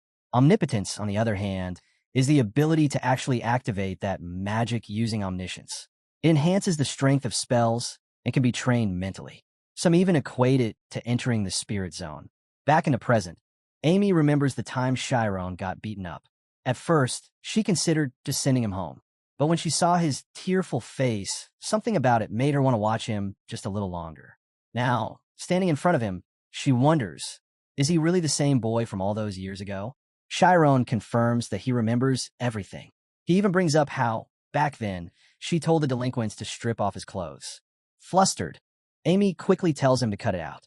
Of course he remembers, but he's got the story all wrong. There's a major misunderstanding somewhere in those memories. I'm not some pervert, she snaps. Those thugs were acting on their own. I never told them to do that. But Shyron isn't convinced. He mutters that he definitely remembers hearing her say she wanted to see it. Amy, still a bit thrown off, mutters something vague, something like, wasn't that either okay? Then she blurts out that, honestly, she has zero interest in men. Shyron blinks. Wait, did you seriously drag me out here just to tell me that? Amy pauses, realizing she's standing here, making excuses. Why is she even doing this? Meanwhile, Shyron figures she's just worried he'll go around spreading stories. Honestly, the whole situation is already uncomfortable for both of them. He brushes himself off and stands. Look, if you're that bothered, just apologize. That memory? I get it. It's probably something you'd rather erase. You're top of the intermediate class. Everyone knows your name. But you can't undo what happened. So instead of dodging it, just say sorry and move on. That's what decent people do. Amy stares at him, caught off guard by the suggestion. Apologize? Seriously? She tells herself to snap out of it. This guy's got a silver tongue, playing the noble act, try to guilt trip her. She thinks he's using some reverse strategy to make her feel ashamed so he can come out on top. Does he really think she's that easy to manipulate? She glares at him. What exactly do I gain by apologizing to you? Shyron raises a brow. What did you just say? I'm saying, she replies, let's just say I apologized. What's stopping you from turning around and throwing that in my face later? Why should I believe you wouldn't twist it to your advantage? If I admit fault now, I'm giving you ammo to use against me. She looks at him closely, suspicious. You want me to say I'm sorry? That's the same as admitting I did something wrong. Who says you won't turn that around and use it to corner me later? Shyron responds calmly. Do you really think apologies are some kind of transaction? That they're only worth making if there's something in it for you? Saying sorry isn't about profit. It's the bare minimum when you've hurt someone. That's just basic decency. Amy bursts out laughing. Wow, you really have no clue how the world works, do you? She thinks to herself, There he goes again, trying to win with logic and moral high ground. But she's not falling for it. Not this time. If there's nothing to gain from it, she says sharply, then why should I bother? I'm not going to waste effort just to look like a good person. She scoffs, realizing something. Even if she walked away and left him alone, life probably wouldn't be kind to someone like him anyway. At the Magic Academy, Shyron starts to piece things together. This model student act of Amy's? Yeah, it's just a front. Her twisted personality hasn't gone anywhere. Amy, on the other hand, feels like she's already won. She leans in and asks, "Want to know what the scariest thing in this academy is?" Shyron answers hesitantly, "The upperclassmen?" Amy smiles knowingly.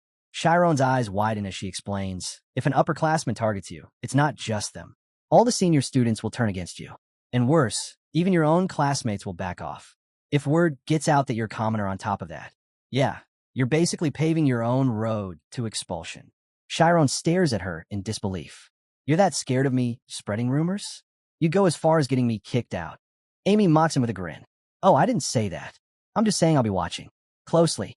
I'll see how trustworthy you really are." Then she lays it out. "From now on, bring me coffee. Every single day. Think of it as a test." Shyron, clearly anxious, asks, "Why would I do that?" Amy shrugs. "I heard you got in through special admissions. For someone from your background, making it here must have been quite the uphill climb. Wouldn't it be tragic to get expelled so soon?" Cornered, Shyron mutters that if doing errands builds trust, then fine. He'll do it. Amy pulls her cloak hood over her head and smirks. "Then be good, won't you? Your future's hanging by a thread. But hey, if you so much as breathe a word of this to a teacher, we're both going down." With that, she walks off with a dramatic leap. Left behind, Shyron quietly picks up his bag, thinking this might be better than getting expelled. Maybe, he has to admit, her ability to manipulate people is still top-notch. Still, it feels unfair to be stuck doing whatever she wants right from the start. The next day at the main library, students are taken aback to see Shyron delivering a coffee cup straight to Amy. One of Amy's friends gapes at the sight and whispers, "Wait, what is going on here?" Amy casually reaches out and grabs the drink. "He spilled a lot of it," she says without care. Her friend raises an eyebrow, but turns to leave. Amy, noticing, calls out, "Where are you going?" "We really need to hit the books," her friend replies. "No time to waste." Meanwhile, Shyron just stands there awkwardly while whispers float around him. Some students are saying he must have confessed to Amy, and she left him hanging without a single word. Amy's friend turns back and asks, "Don't you think that new kid has a thing for you?" Amy calmly responds, "It's not like that. I'm just educating my junior." She turns away, giggling quietly to herself. The mighty Amy has crushed him completely, reduced him in nothing more than a low-ranking student with an obvious, one-sided crush. No matter what he says, no one will believe his side of the story. And if revenge had a flavor, this would be it. It's like all the bitterness of the last 5 years has melted away. This moment feels perfect. Shyron, staring down in silence, sees it differently. To him, it's nothing short of humiliation. Clenching his right fist in frustration, he tries to block out the negativity. If he gets trapped in these thoughts, he knows he'll only end up losing. He tells himself he has no choice. He must push through. His outcome depends entirely on how he faces it. 10 days later, whispers fly through the school. The girls buzz with excitement. He's here again. They're talking about the Academy's so-called hopeless romantic. For 10 straight days, Shyron has shown up, never missing a single one, to confess his feelings. All eyes turn to him as he walks forward. Amy notices the growing crowd. It's getting ridiculous. Surely everyone knows what's going on by now. She wonders if it's time to put an end to this circus. Her friend, Sariel, side-eyes her suspiciously and asks when she plans to finally accept Shyron's feelings. Amy looks at her in disbelief. Accept him? Has Sariel forgotten who she's talking to? Sariel shoots back that the rumors are everywhere. Amy never even acknowledges the other guys. But with Shyron, she always takes the coffee. The whole school's watching, ready for the legendary couple to finally become real. The mention of that makes Amy visibly uneasy. Meanwhile, Shyron approaches and offers her the usual coffee. Everyone watches closely. He proudly says he didn't spill a drop this time, silently hoping she'll just take it already.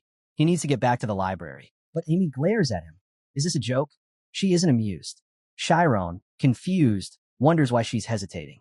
Then suddenly, Amy knocks the cup out of his hand. Gasps ripple through the crowd. She coldly asks if he really believes that constantly bringing her coffee will somehow win her over. She tells him he should focus on studying instead of chasing girls, and makes it crystal clear. Stop bringing her anything, especially coffee. Later, at Amy's place, Sariel apologizes to Shyron and turns to Amy, demanding to know why she did that. She's always like this, Sariel says, frustrated. But what will you do if strange rumors start spreading now? Amy fires back with a question of her own. What can she possibly do if Shyron was never really involved in the first place? Besides, once she advances to the higher class, this whole thing will be behind her. Meanwhile, the crowd watches Shyron silently picking up the fallen cup. Whispers float around. That was brutal. Wasn't that too much? They call him pitiful. But to everyone's surprise, Shyron doesn't look defeated. In fact, he suddenly feels like he doesn't have to keep this up anymore. Onlookers say he must have been emotionally crushed. How tragic. Yet there he is, leaping away with unexpected energy, thinking to himself, I'm free. Later that evening, in the first library, Amy is buried in her work. She tells herself she only did all of this to stop some clueless freshman from stirring up unnecessary drama. But in trying to prevent rumors, she may have sparked them herself.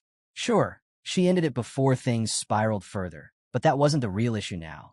The narrator explains that the red eye of Caries is the academic term for a mental ability called perfect self-memory. When triggered, it allows the user to recall everything exactly as they experienced it at a specific moment in time. For 10 days straight, Amy had been recording every single moment of Shyron's coffee offerings. On the first day, she thought his expressions were amusing. She even had fun with it. But starting from day 2, something changed. From the 2nd to the 10th day, his eyes didn't waver once. Not a blink. His gaze stayed fixed, almost unnaturally so. She wonders what that could mean. No matter how well he hid his emotions on the outside, that glint in his eyes couldn't lie. It was something no one can control, an involuntary response from the nervous system. Unless he had trained himself to control that too. If that were true, then he could suppress his emotions completely like a machine. Back in the library, Sariel softly asks, heading out already? Amy, packing her things, nods. Yeah, I'm feeling a little worn out today. Sariel offers to come with her, but Amy stops her. No need. I'm fine going alone. Sariel looks at her knowingly. You sure this isn't about not accepting Shyron's coffee today? It's not like that, Amy insists. If there's anything you want to talk about, I'm here, Sariel replies gently. As Amy walks through the library hallway, she thinks to herself, today really didn't go how I wanted. Amy's thoughts spiral. Her mind is a tangled mess. I need to rest, she tells herself. But as she opens the door, she's met with an unexpected voice. Oh, you're done early, the boy says casually. She blinks, recognizing him. Jake? Yeah, that's his name. Jake smirks. I thought I'd be stuck waiting till midnight. Amy narrows her eyes. And why would you be waiting for me? Don't tell me you're that free. He waves her attitude off. Come on, don't be like that. I heard some kid named Shyron's been glued to your side lately. Her patience thins. Did you seriously come all the way here just to mock me over that? Jake opens the lid of a steaming drink, unbothered. Don't be ridiculous. This is CET's finest coffee. You won't find better anywhere in the academy. A girl of your stature should be drinking nothing less. Amy glares. What do you think you're doing? He smiles. What does it look like? I'm courting you. Then, smugly, he adds, after all, I'll be inheriting the Royal Finance Office. I'm far more suited for you, don't you think? Her expression darkens. I'm not in the mood for your disgusting games. Who said we were close enough to be having this conversation? Your little research group has done nothing but try to drag me down. Don't act like I wouldn't notice. Jake chuckles, unfazed. You got it all wrong. But regardless of what you think, your tone is the issue here. Disrespecting me is disrespecting my entire household. His voice turns cold. An attitude like that, looking down on my family's name, I won't tolerate it. Amy's reply is sharp. Good, because I feel the same way. I'm from the House of Karmas, remember? She doesn't hold back. You've let a bit of popularity go to your head. You're just a powerless little leech who can't do a thing without his family status. She sneers, a guy like you, who forms some ridiculous group just to bully others, dares talk about honor? Jake sneers back. You walk around acting like a big deal just because you're in the top class. But answer me this. Does anyone in Karmis actually have real authority? He eyes her coldly. Sure, your name might be high on the list. But what good is it if you have no real power? With my family's resources, we could crush a household like yours overnight. He leans in slightly, voice laced with threat. You get that now, don't you? Amy studies him. Her thoughts are steady. Yeah, I get it. She realizes only arrogant fools have eyes like his. Not like Shyron. His eyes were alive. Jake scoffs. So now you're saying I'm worse than that guy? He sneers. Wow, got my priorities all wrong, didn't I? Should have gotten rid of the nuisance first, then gone after you. He steps forward, his voice full of menace. It wouldn't take much. I could make sure he loses the ability to use magic within a day. Amy just stares at him silent. Jake lifts his chin. You'll see. I'll crash. Amy flings the coffee straight to the ground, the cup shattering at his feet. Jake's face twists in rage. He opens his mouth to lash out, but suddenly freezes. His eyes go wide. A spirit zone begins to form around Amy. She coldly asks, and who exactly were you planning to do what to? Jake starts to tremble. A four-way formation? That fast? Is she insane? He stammers. Why you do realize using magic here breaks academy policy, right? Amy bursts out laughing. And what's a weakling like you going to do about it? She glares at him. At least Shyron's not some spineless brat hiding behind his family name. He owns up to his actions. Someone like you won't even be able to catch up to his shadow in 6 months. Jake gulps, realizing what she's doing. She's enriching the air with oxygen. If I try to form a spirit zone, she'll ignite it instantly. There's no way he can stand up to the top-ranked student in the intermediate class. Panicked, he scrambles back toward the staircase, using the rail for support. I'll get her for this humiliation. I swear it, he thinks, fleeing in shame. Amy leans calmly against the wall, letting out a deep breath. It's been a long time since I got that worked up, she reflects. Why did I even react like that? Was it because he threatened him? Or was I scared of something being exposed? She remembers Shyron's quiet determination, his words echoing. If building trust means running errands, then I'll do it. Her gaze drifts down to the shattered cup. He probably won't show up anymore. But oddly, her head feels clearer than it has in days. A few days later, Sariel tearfully hands a letter to Shyron, her hand shaking. You're saying, Senior Amy went there for me? He asks quietly. The narrator speaks. A single ripple from Amy's actions was now returning to her as a crashing wave. The school bell rings. Students head toward the new building. Shyron walks among them, reading as he goes, but the murmurs don't stop. Some girls whisper behind cupped hands. That's him, the one who was flirting with a senior. Shyron sighs, weary. After what happened, how am I supposed to walk around like nothing happened? He covers his face with his book, thinking something like this. So this is how it ends, Shyron thinks. It wrapped up faster than he expected, and he figured the teasing would stop by now. Judging by how people act around him, the rumors seem to have finally died down. He spots a girl nearby, Sariel. He thinks, though she looks like senior Sariel. He remembers her apology and how she was always at Amy's side. If something really happened, just as he's about to speak, Sariel turns, stunned to see him. Her eyes widen, and in a flash, she grabs him by the collar. What are you doing here? She demands. Where's Amy? Shyron stammers, caught off guard. WH, what are you talking about? Sariel holds up a sheet of paper. You mean you don't know about this? Shyron reads the note. His name is written clearly. The message says he's been kidnapped, and something about a black magician. 30 minutes earlier, a boy approached Amy. You still doing okay? He asked with a smirk. Amy turned on him instantly, eyes blazing. You've got some nerve showing in your face. Didn't I already tell you to disappear? The blonde-haired boy just chuckled, smug as ever. He held up a folded note. You should drop the attitude. The boss wants to see you.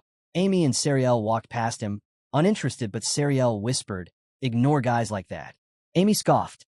Exactly why he's still stuck in class 5. But the boy wasn't done.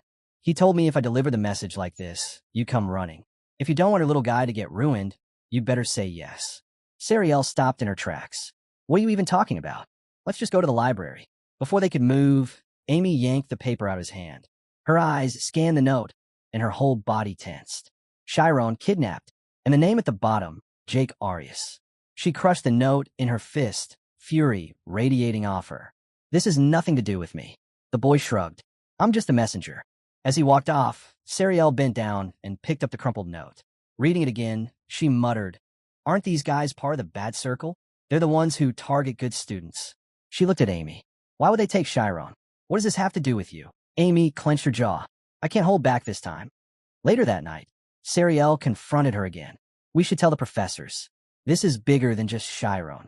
If they're going after him, they could come for you too. Amy stayed quiet, deep in thought. She's right, that's the proper thing to do. But it wasn't that simple. If the council gets involved, they'll start digging.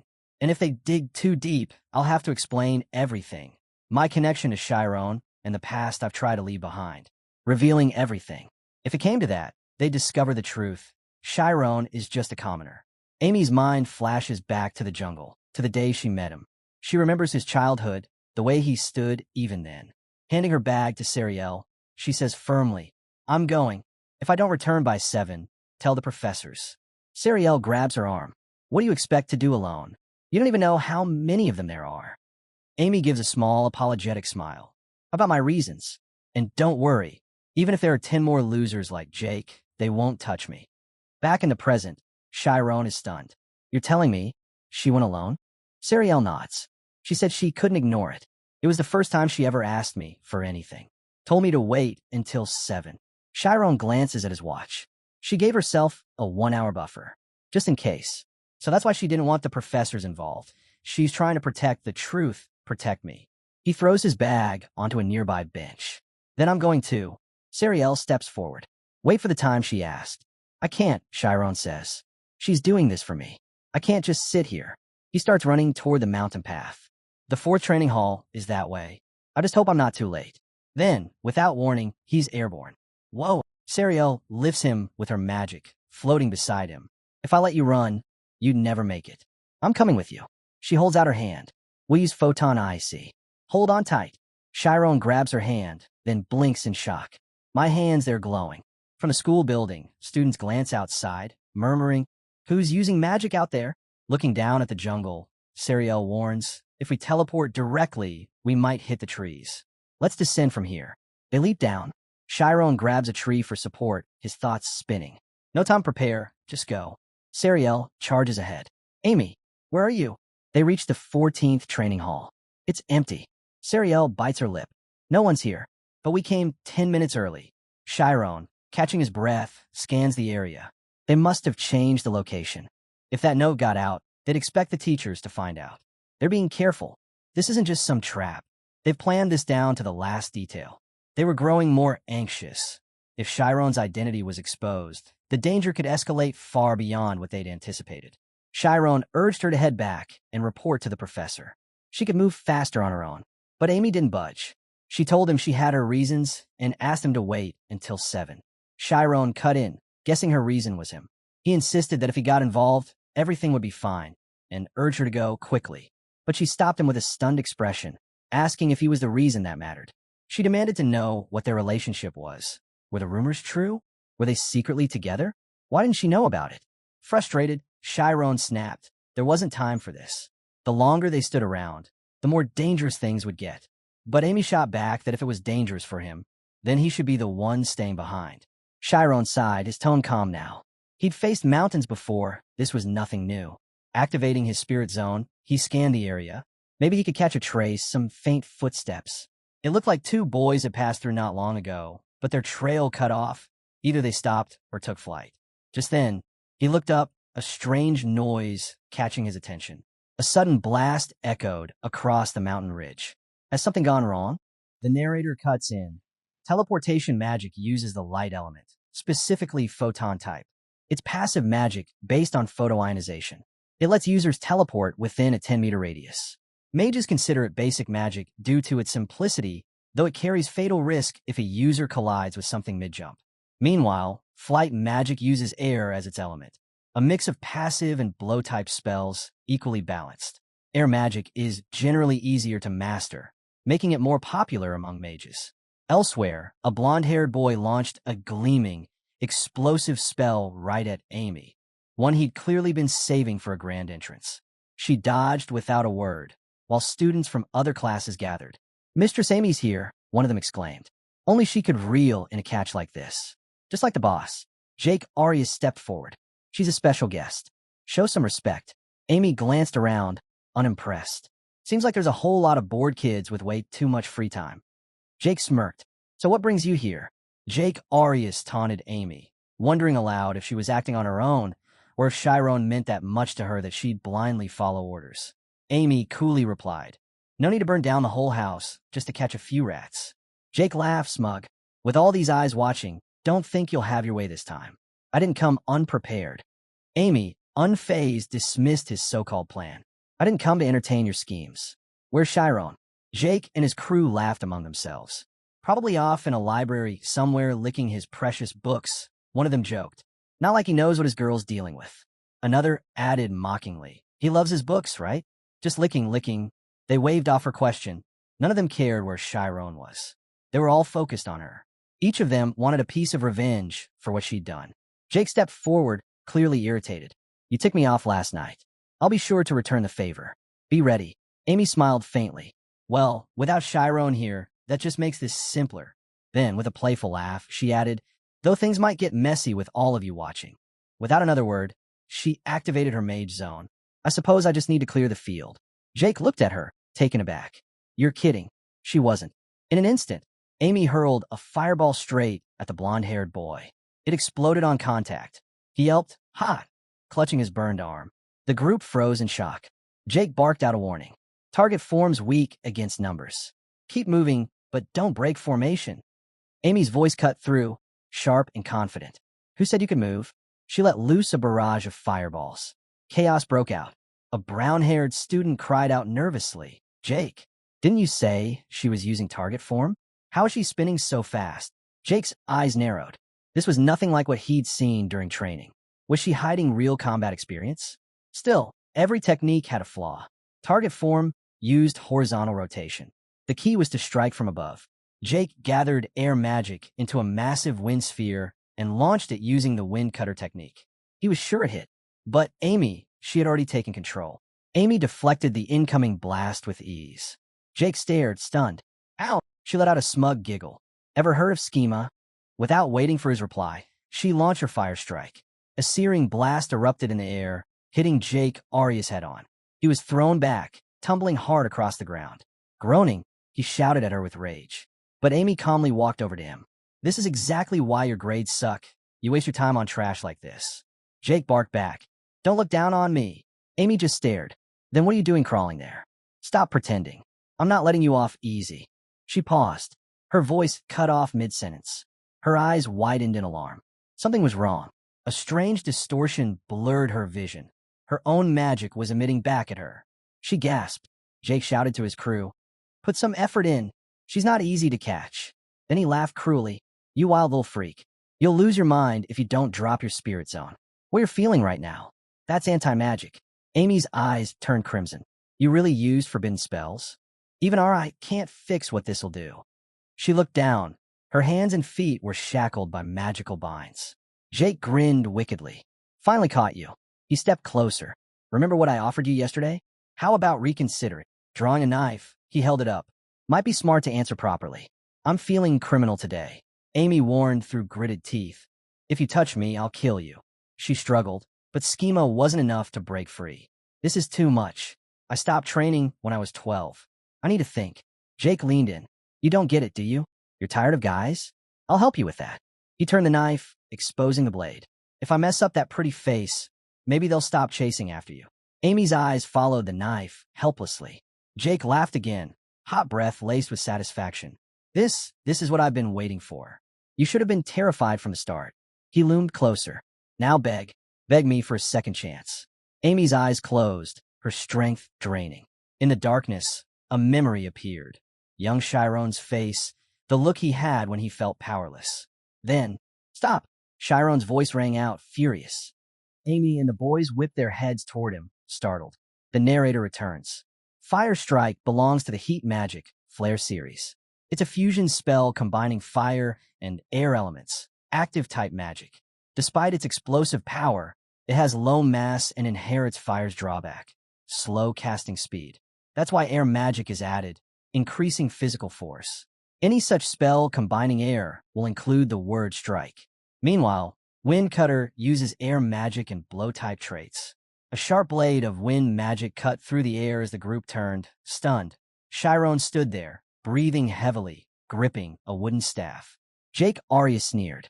Well, look who decided to show up. The little prince himself. Amy snapped. Why would you come here alone? Chiron's mind raced.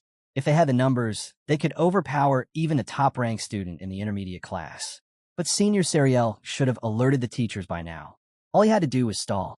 I beat Rian before with just swordsmanship. I can handle this. Activating his spirit zone, he stepped forward. Let Senior Amy go. Now, Jake raised a brow. And if we do, what? The two of you won't attack us. Shyron charged. Jake's lackey blinked. Is he really running at us? Jake shouted, open up. But something was off. Shyron noticed it too. Their eyes glowed green. No, he felt it. The anti-magic was closing in fast. Grabbing his head, Shyron stumbled. The staff slipped from his hands, clattering to the ground. The group chuckled darkly. As expected of the prince, at least he put on a good show. Now what, mage boy? Amy yelled, Shyron, dispel your spirit zone. It's anti-magic. You could lose your magic forever. Shyron staggered. Her voice seemed far away. His thoughts blurred, his senses spinning out of control. Everything feels like it's slipping away. Then, he remembered. Itella's lecture during class. In chaos, focus is your lifeline. Defense form protects your spirit zone from collapse, even against mental attacks. It doesn't shatter under pressure. Anti-magic and spirit zones are just waves. If your frequency's denser, theirs can't pierce through. I just need to push the density, make it impenetrable. Digging his heels into the ground, Shyron summoned his spirit zone again, this time anchoring it with full force. The blonde-haired boy watched in disbelief. What's he trying to do? Jake narrowed his eyes. What's this? Trying to act like the top student, huh? He scowled and shouted, everyone, ramp it up. Amy looked at Shyron, her voice trembling. There's too many of them. You have to stop. You can't hold out forever.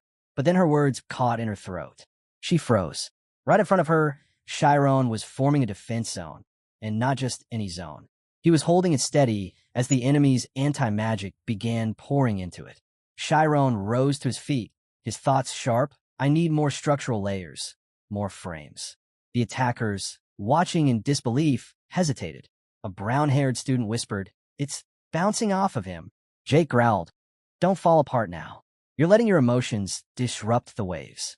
You want anti-magic eating through your zone next. Then, they all noticed it. Shyron was moving. He slammed his foot into the ground. The impact echoed, and his defense zone flared even stronger. The anti-magic that was aimed at him began to reverse, redirecting right back at them. Their noses bled instantly, and panic spread through the group. Amy, still restrained, stared at her hands. Her spirit zone wouldn't activate. She had no idea what was happening. But suddenly, her bindings vanished. She gasped. It's gone. The anti-magic is gone. Looking up, she saw Shyron's defense zone standing firm and cold, immovable. I didn't even know something like this was possible. Meanwhile, Shyron looked down, confused. He could feel something faint, like a worm squirming underfoot. Jake Arias was pale, shaking. This doesn't make sense. We had 6 people. How could we lose to him? Shyron answered calmly. He's probably a specialist. Anti-magic type. That must be how he got into the academy on special recommendation. Jake snapped. You think you can beat me in a magic duel? Shyron watched him, noting the huge air spheres forming around his arms. This is bad. I don't even know how to use magic. But before Jake could strike, Amy suddenly lunged forward. Her fist landed hard. Jake hit the ground, stunned. Before he could react, she slammed another punch right in his face. It's over, she said coldly. Punch after punch followed. What were you planning to do to me, huh? Shyron rushed in, grabbing her shoulders. Stop. You'll kill him if you keep using Schema like that. He pulled her back, wrapping his arms around her. Are you okay? But Amy collapsed against him, unconscious. Amy? Amy, wake up. The narrator returns. Anti-magic belongs to the rare, non-magic type. The narrator continues. Anti-magic is derived from a rare energy wave discovered within the heart of a dragon. This peculiar wave disrupts a mage's spirit zone, effectively disabling their ability to cast magic. If it pierces through the zone completely, the mage's mind can suffer serious damage. To wield anti-magic properly, the caster must regulate their emotions tightly, creating a calm, unshakable wave.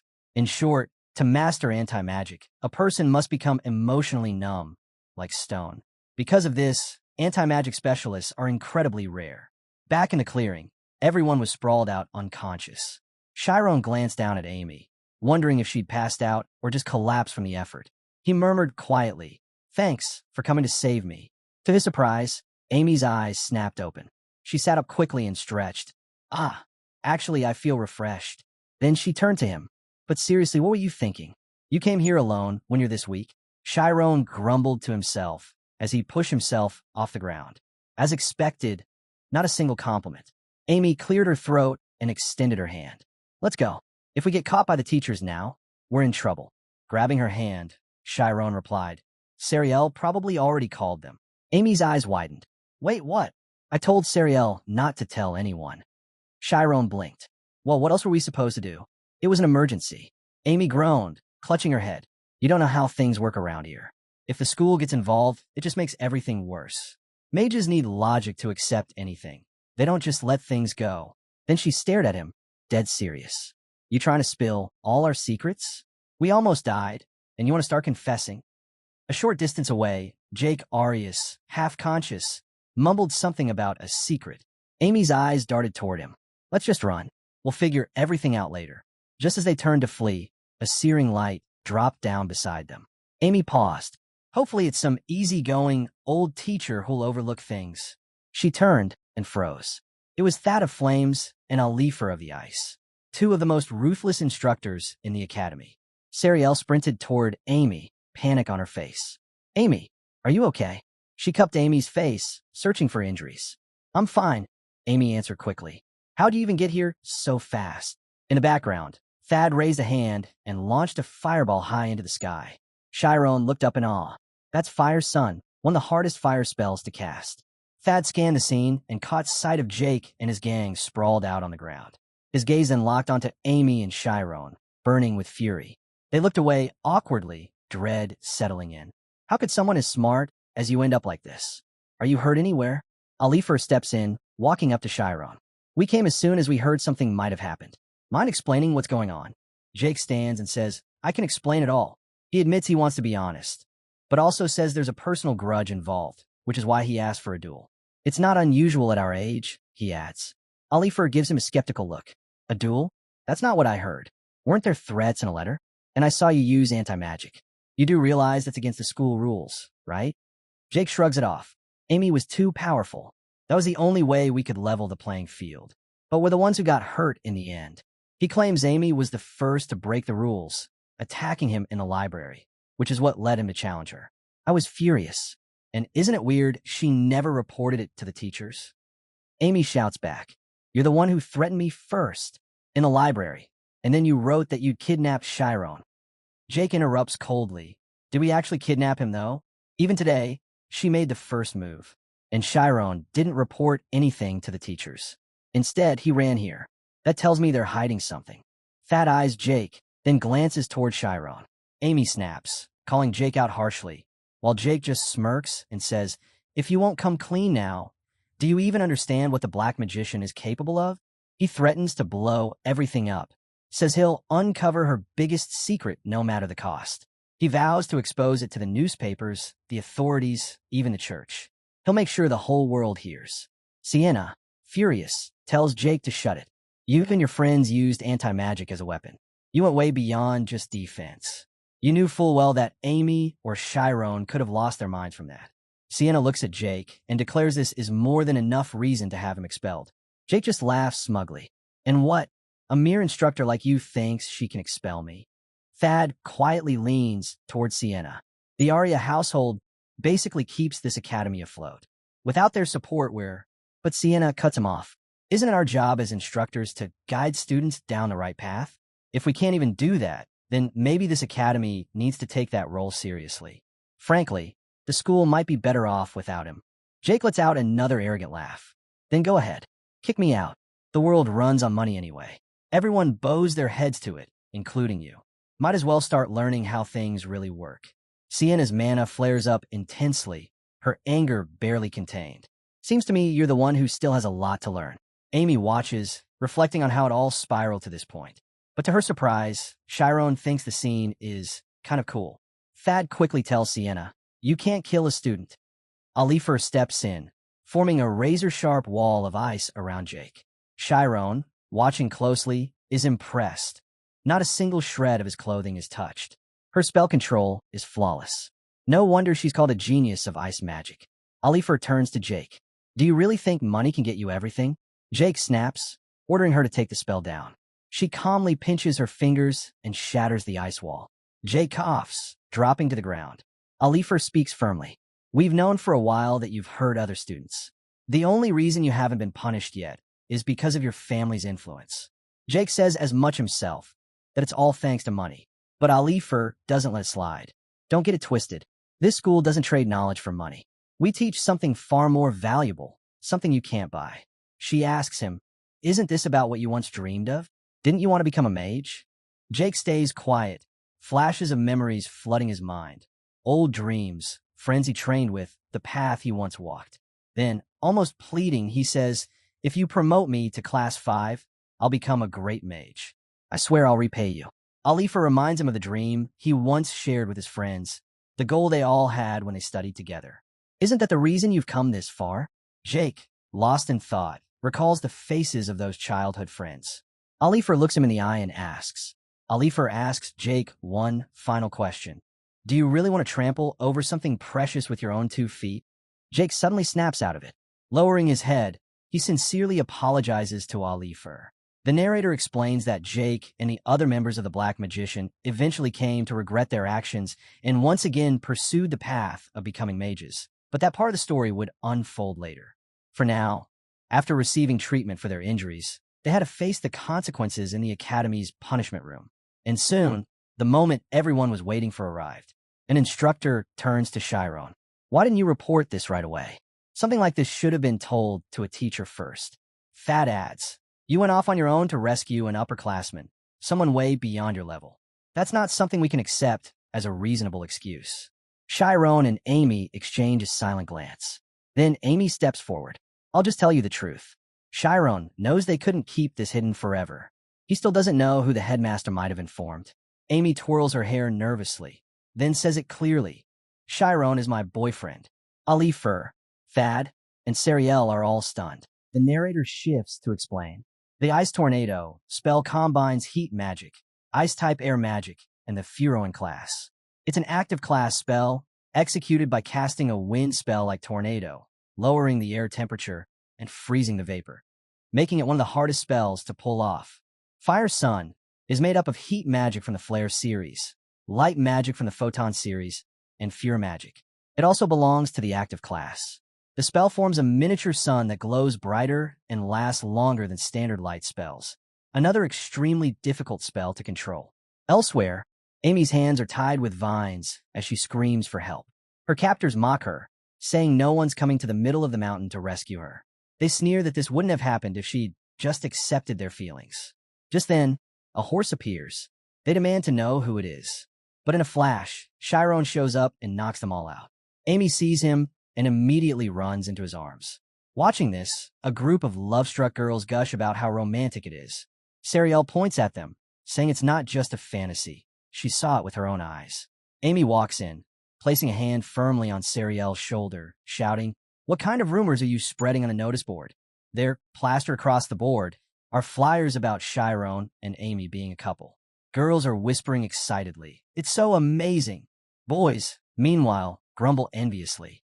Amy clenches her fist and asks. Amy clenches her fist and growls. Do you want to die? You didn't even see anything. Sariel, fluster, mumbles, do I have to see it? Then adds with pauses, they were dating, and even if they did kiss, so what? She shrugs it off. Worked out well either way. Now, those annoying guys will stop bothering her. Amy just replies nonchalantly. Guess it did turn out okay. A few days before the incident, Thad slams a paper down on the table, glaring. This is a lie. The Amy I know doesn't care about dating. And Shyron? He's a freshman who just got here. Amy simply says, we met when we were kids. Meeting again here? You could call it fate. Tucking a strand of hair behind her ear, she turns to Shyron. Isn't that right? Shyron, caught off guard, slowly nods. All right. He nervously sips a cold drink. Amy thinks to herself, pretending to date is way better than having the truth come out. Sariel, watching from the side, beams. I knew something felt off. Amy's acting weird. It has to be love. Amy brushes it off. Today's a combined class. We'll see Shyron again there. Sariel teases. Are you meeting him after class too? Dinner date? Library date? Amy rolls her eyes. We're just going to study like usual. Sariel sighs, disappointed. That's so boring. Amy laughs, thinking there's way too much going on to waste time pretending to date. Meanwhile, Shyron is settling into school life just fine. At the second advanced class, combined training hall, Sariel calls out to Shyron. Hey, how are you feeling today? Missed Amy much? Shyron gives a nervous chuckle. Amy watches him, thinking, what is he even thinking? I'm playing along like we're dating, but he keeps acting so distant. Shyron looks over just as Amy clears her throat. She tells him, you don't have to be so formal when it's just us. It's weird. Sariel is stunned. It's the first time she's ever heard Amy talk like that. Is this the power of love? Amy states plainly, we're in a relationship. Shyron responds, it's fine. You're my senior, after all. Then adds, I'll be heading. As the students file into class, Amy glances back at Sariel. Meanwhile, Shyron walks in from the opposite direction, taking a seat without saying a word. Whispers ripple through the classroom. Everyone's talking. He only got in because of his looks, one student mutters. Yeah, he's just here to date instead of study. No wonder he can't use magic, another chimes in. Shyron sits quietly, clenching his left fist under the table as the judgment rains down. The narrator cuts in. 2 days earlier, the rumors had only just begun to spread. In front of Class 7's door, a crowd gathers around the notice board. Gossip is in full swing. Did you hear? Senior Amy's dating a freshman, someone says in shock. They even confessed in front of the professors, another adds. One of the boys breaks into tears. Amy was supposed to be mine. Does anyone even like me? The other sobs. Let's cry together. Nearby, a girl with black hair scoffs. I'm jealous they're the talk of the academy now. I called dibs on the freshman first. She shakes her head. Guess birds of a feather really do flock together. Another girl shrugs. Well, I guess we should congratulate them. Just then, the purple-haired girl freezes in surprise as a classmate stands up and places a sheet of paper on the table. Hey, doesn't this seem a little off? He asks, eyeing the others. The gray-haired boy glances at the paper and narrows his eyes. Wait, is this the midterm evaluation? Everyone leans in, stunned. Shyron's name sits at the very bottom. 30 points. Across every subject. Wasn't he supposed to be an honor student? Someone says. Come to think of it, he doesn't even know how to use magic, another points out. The brown-haired boy scoffs. It's obvious. He got in through special connections. His family's got money. Probably started the genius rumor himself, just to snag a girl from a good family. He sighs. A rich kid who's done nothing but play his whole life, walks into the academy, and walks out with a girlfriend. The white-haired boy slams his hand down. So he really did get in through connections? The purple-haired girl yells. Doesn't it seem shady to anyone else? We're all working our asses off here. The brown-haired boy adds. Why does the academy keep turning a blind eye to something so obviously unfair? Just then, the door creaks open. Shyron freezes in place, eyes locked on the room ahead. Something's off. He's sure of it. It was so noisy just moments ago. He walks to his seat, leans over, and casually asks the boy beside him what the next class is. But the boy stands up and walks off without a word. Shyron stares after him, stunned. He doesn't even need an explanation anymore. The answer's obvious. They were talking that loud on purpose, wanting him to hear every word. And now, Amy might get dragged into this. Fast forward to the present, inside the combined classroom hall where all 7 classes are practicing their spirit zones. Shyron activates his zone, and a girl nearby glares at him, annoyed that his spirit zone is brushing up against hers. She grumbles to herself. Why is he even here? And why is his zone so ridiculously huge if it's that useless? Itella walks over and checks in. How's it going? Shyron sighs. This deviating form is tough. Every time I try to separate my spirit zone, it feels like my consciousness is being pulled out of me. Itella nods. It should. Your zone is the convergent type. It mirrors natural logic, anchored around a circular consciousness. It's not made for deviation, so it needs to be forced into it. She then asks, what about the other forms? No problem with those, he replies. Then let's have you show them in the image zone, she says. Shyron glances at the zone. Right now, if you're not feeling up to it, we can wait, Itella assures him. But you're the only one in class who can use all 4 forms. I think it's time the others saw that. She recalls how eager he was to try the image zone on day 1, but also how careful he's been ever since. Understandable. Emotions run high at this age. Still, those who truly believe in themselves won't be shaken by that. I'll give it a shot, Shyron says, stepping forward. Please let me know what you think. Around him, classmates shoot irritated glances. One of them mutters, bet he's just trying to impress his girlfriend. It's the only thing he's even good at. Shyron takes his place in the center of the image zone. Itella addresses the class. Let's take a look at each form, one at a time. Shyron, whenever you're ready. Shyron steadies his breathing and thinks. Mastering all 4 forms smoothly is a key requirement for advancement. If Shyron can pull it off early, he might just get bumped up, far away from Class 7 and all the chaos that comes with it. He shuts his eyes and focuses. First, the defense form. Instantly, his spirit zone materializes, solid and unyielding. Amy watches in disbelief. It's even stronger than when they fought the Dark Magician.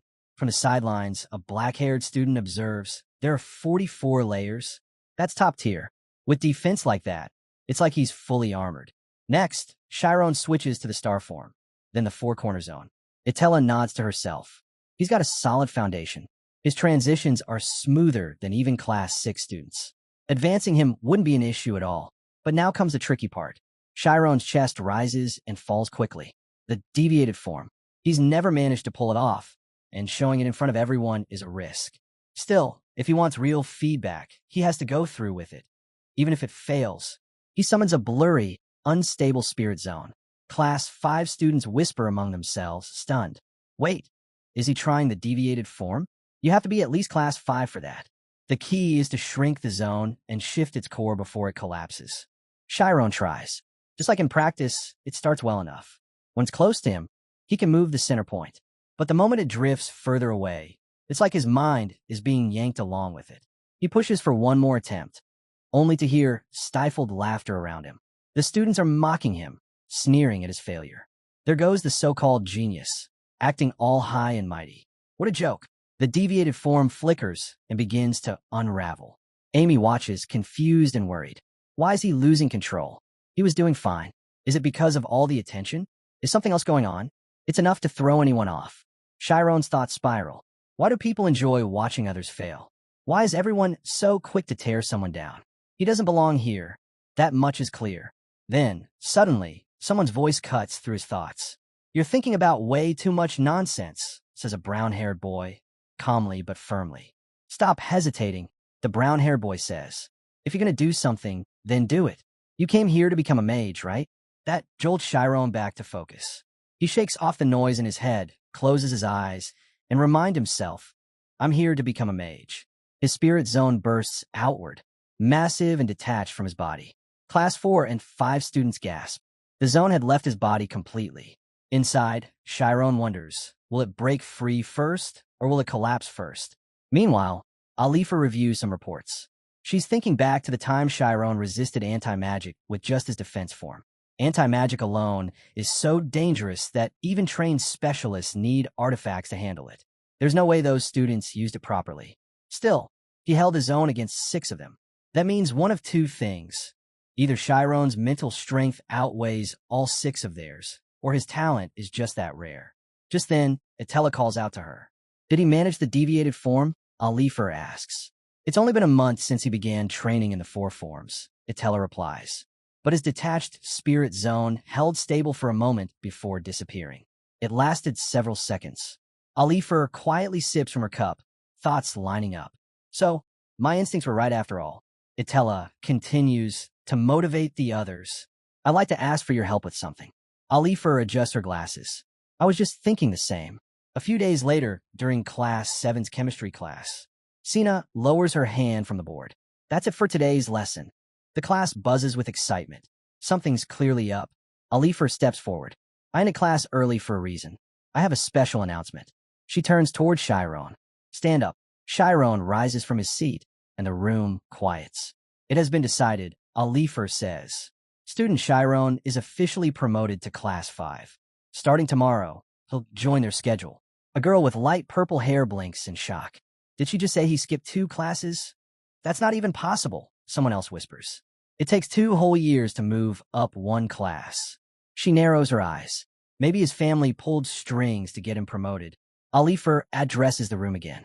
I hope this inspires everyone to put even more effort into their studies.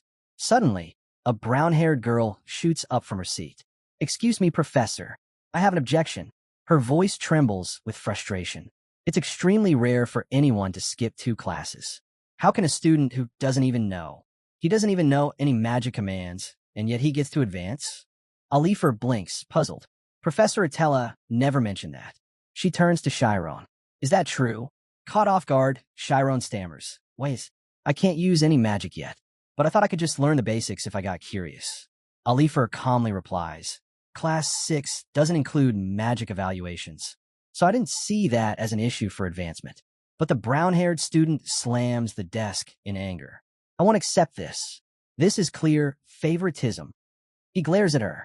Didn't you say a spirit zone isn't everything in magic? If that's the case, what else is he good at? If he can use even one magic spell, I'll acknowledge this. Another student joins in. He can't even keep up with theory class. Our grades are better. We could beat him easily. If you go ahead with this, we'll take it to the student association. Alifer feels a sudden wave of concern. Was there something I missed? She looks at them and says carefully, I understand where everyone is coming from. It seems I may have overlooked something important. I'll call for an official staff meeting and announce the decision again after that. Later, alone in her room, Alifer reflects on what happened. The students weren't just upset. It felt deeply personal. This wasn't about fairness alone. There was something more going on. Just then a knock. It's a student, Maria. I wanted to talk to you about earlier, she says. She begins to explain. This didn't start today. A week ago, they were ignoring Shyron completely. Then a few days back, they started gossiping out loud. She watched as they disrupted his study sessions and spread false rumors, turning the whole class against him. Tears well up in Maria's eyes. It's gotten so bad. It's bullying, and it's not fair. Alifer listens quietly, heart heavy. So that's what's really been going on. She thanks Maria gently. Leave the rest to me. I'm your teacher. I'll handle it. It's already this late. The brown-haired girl glances at Shyron and gives a small smile as he heads out. Walking alone through the dim streets, Shyron's thoughts drift. The Teenan swords. He remembers what he once told himself. Once inside the Magic Academy, the nobles would never look at him kindly. That meant he had to endure.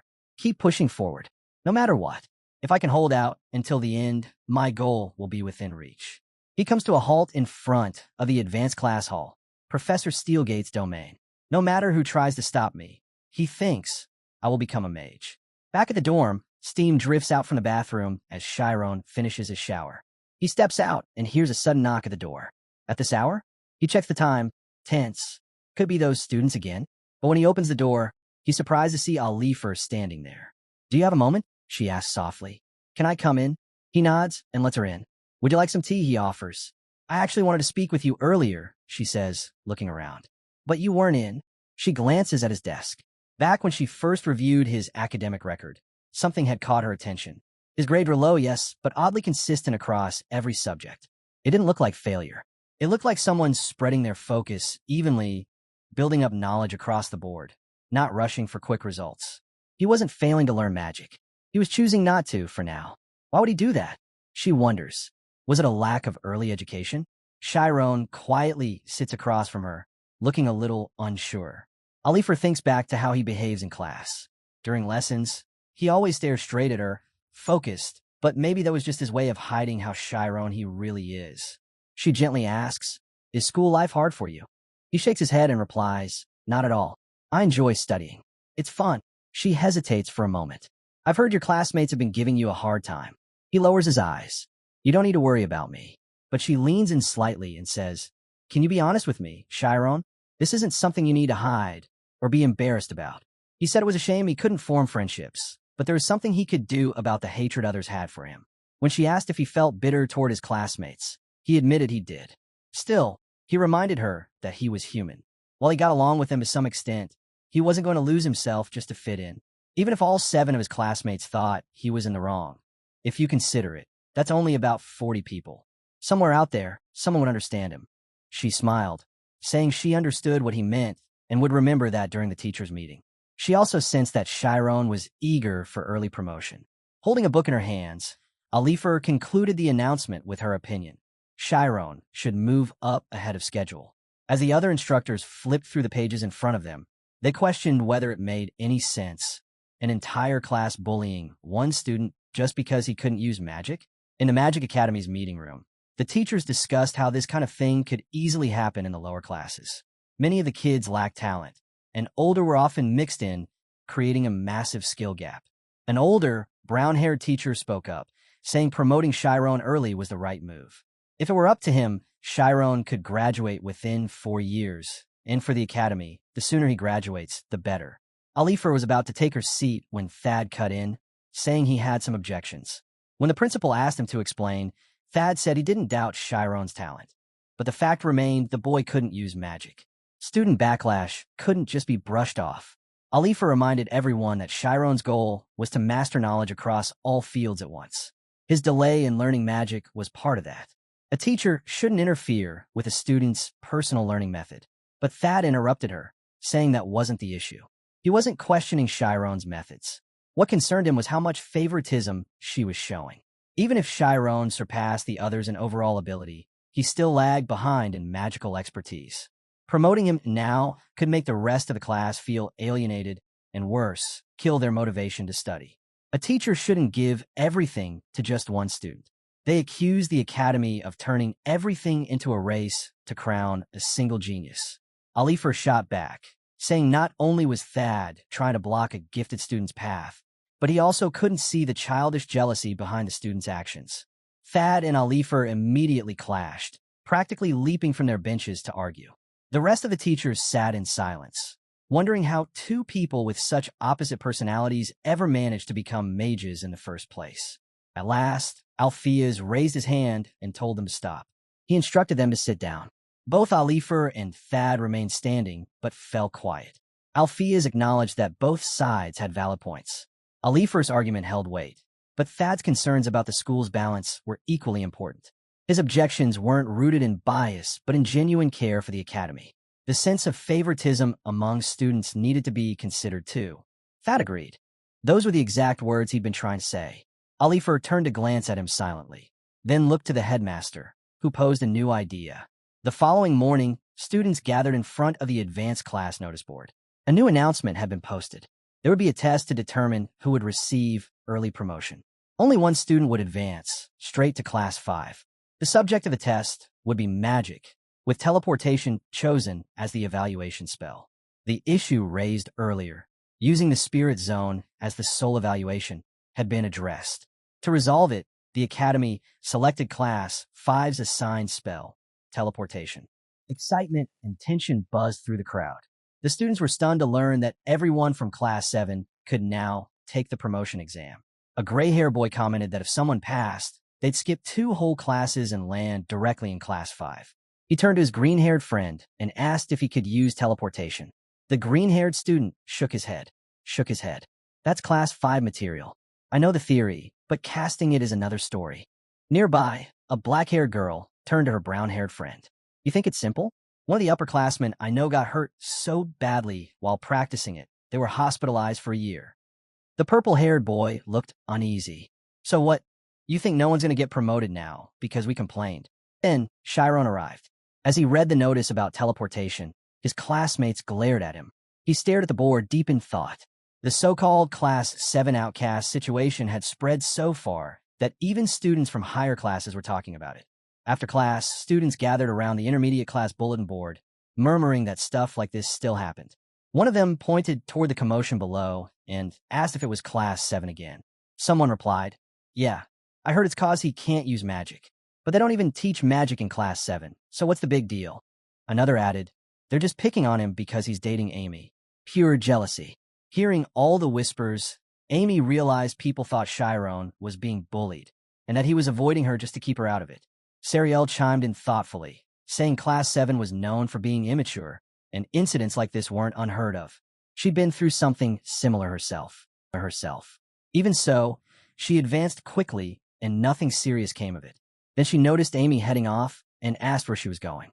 To see Shyron, Amy replied. "What are you going to do?" Sariel asked. Amy snapped. "He better not try to act clueless. I'm going to make sure he remembers this, and I'll put every one of those Class 7 brats in their place." As Sariel picked up her coat, she asked if Amy was somehow part of the bullying too. "If I were being picked on, I wouldn't want the person I like to find out," she said. Amy paused at that. If she stepped in now, would it just crush his pride more? She couldn't understand. If she was someone he truly cared about, why hadn't he told her?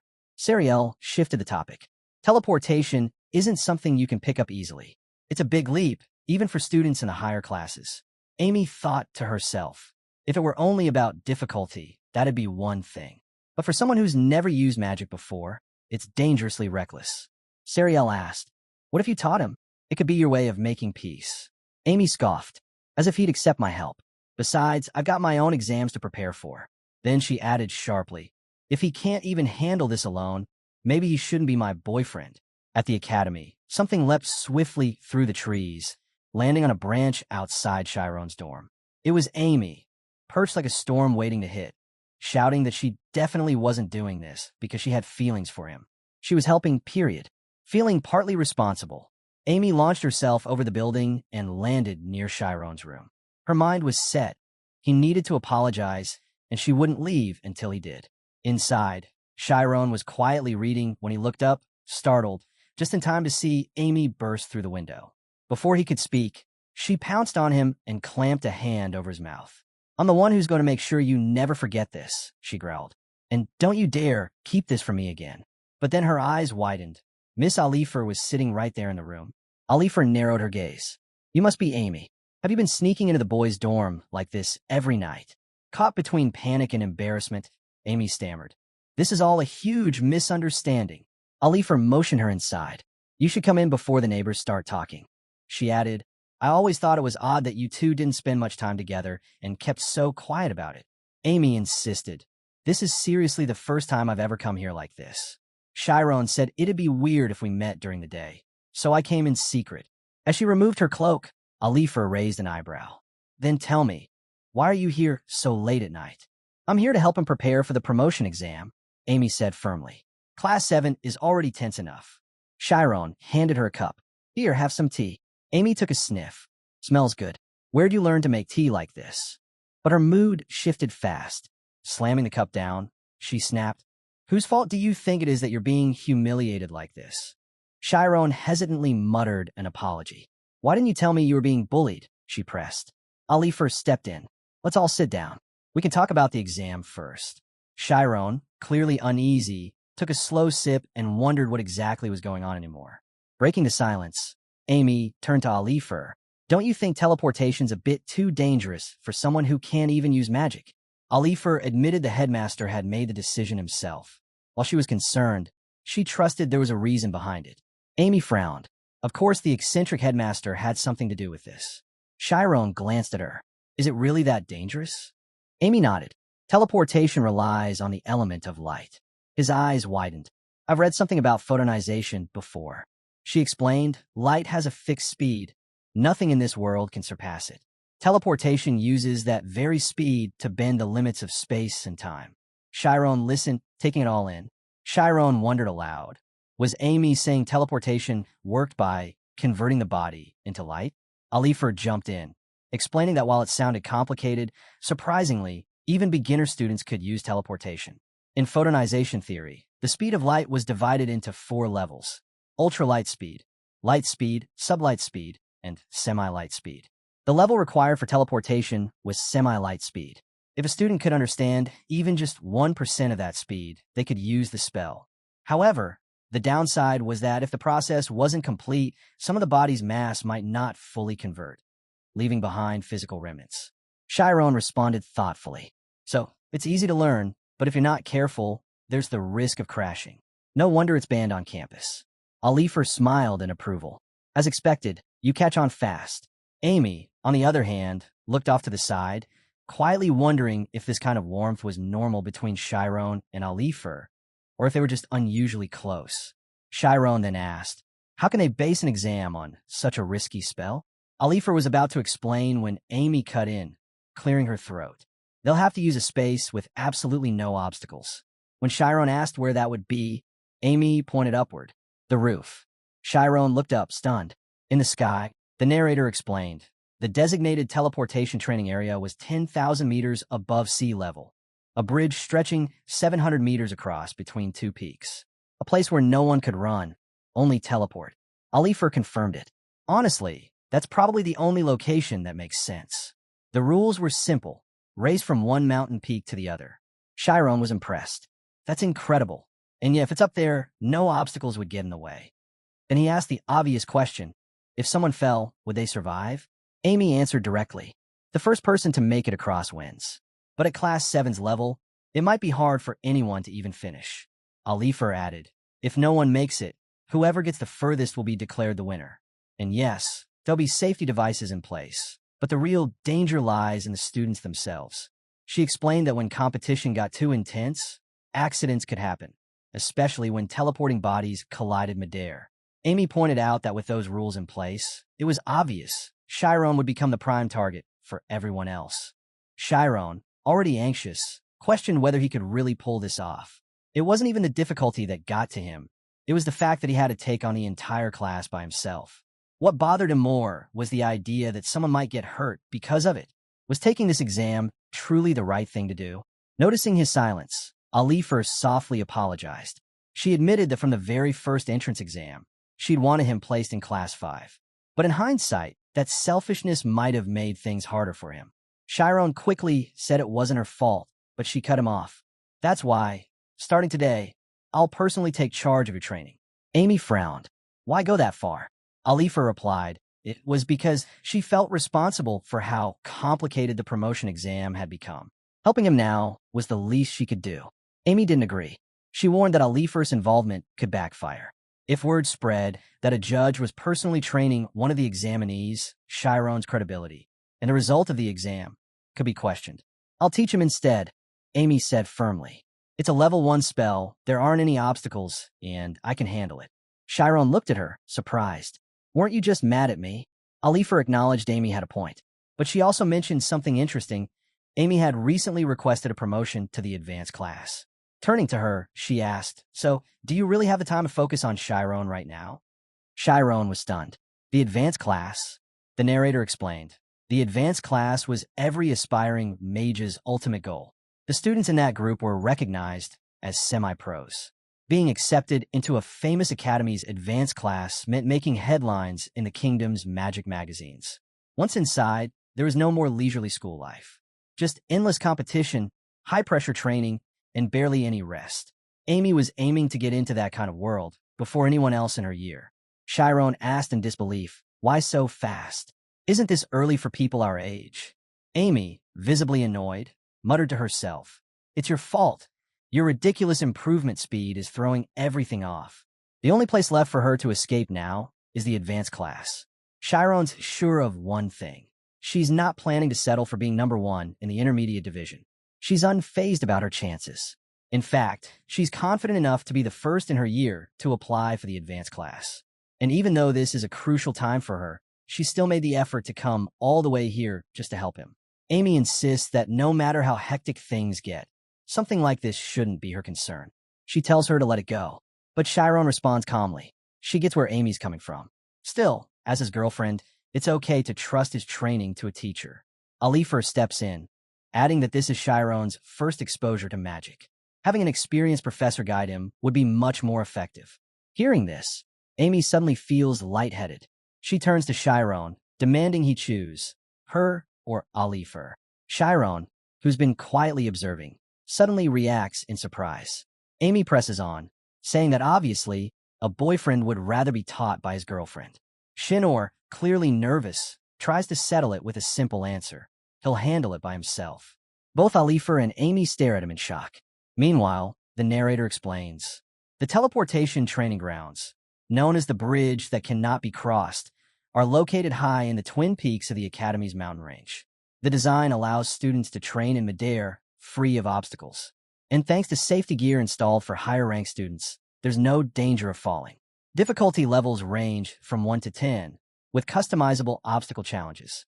Time mages have defined 4 distinct tiers of light speed training.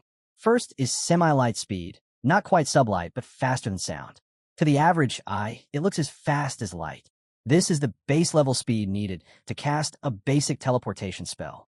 Next is sublight speed, 90% the speed of light. At this level, space-time begins to distort. It's the threshold needed to use spatial warp spells. Then there's light speed. Only a handful of mages have ever reached it. This is the level required to perform the stop spell, which halts time itself. Finally, there's ultra-light speed. Faster than light, only theoretical.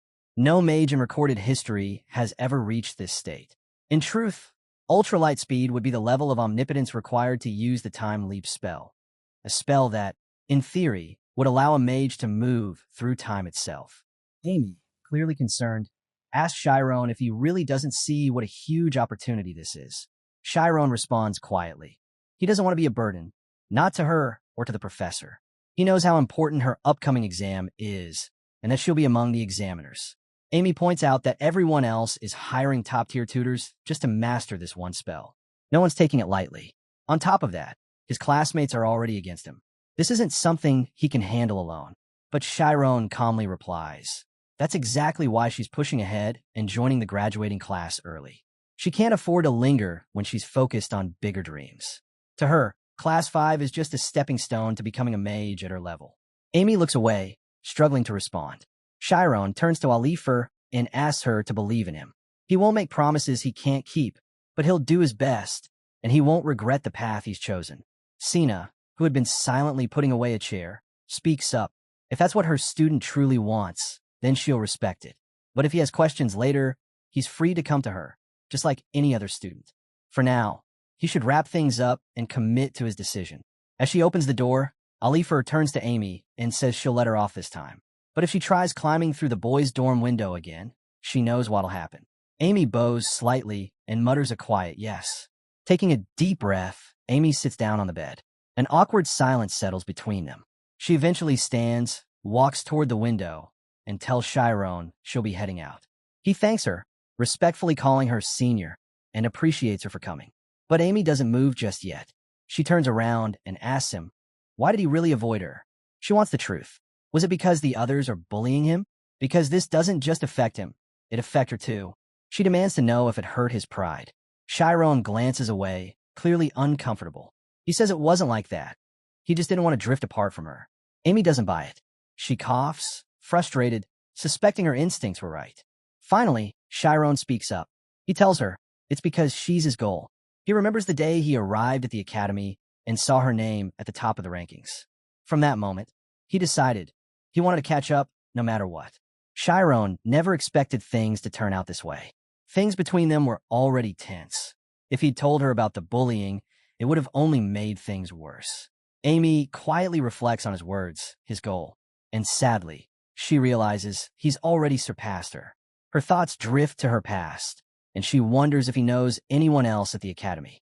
If he does, maybe he can introduce them to her. It's a strange twist of fate. She looks at him and asks if he's joking. Smiling warmly, she accuses him of pretending to chase after her like some secret admirer, but doing it behind her back like a coward. Shyron bristles and fires back.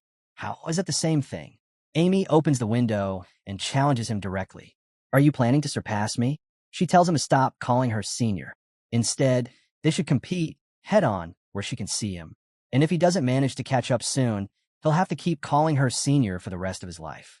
Shyron, now fired up, calls out her name, Amy, and tells her to wait for him. He'll catch up in no time. Amy grins. If that's the case, he better study like his life depends on it. As she climbs out the window, she reminds him, by the time he gets there, she'll already have graduated. Watching her disappear, Shyron thinks to himself, she's already out of sight. It's a shame he can't rely on her help anymore. But he knows the bullies are watching. Every move he makes has to be his own. He gives himself a deadline, 1 month until the early advancement exam. The next day, the academy is buzzing. After class, students chat in the hallways. One student asks another if he's prepping for the early exam. The other says, yeah, his private tutoring starts today. But teleportation in a month? That's cutting it close. Around 20 students have applied already. The omniscience part of the test isn't too hard, as long as you know how to use the equations. But the gray-haired student remarks that omnipotence is where it gets tough. He glances over at Shyron. Meanwhile, Shyron is buried in books in the library, surrounded by thick stacks. He promised himself he'd learn this alone, but the challenge lies in applying the spell in real-world conditions.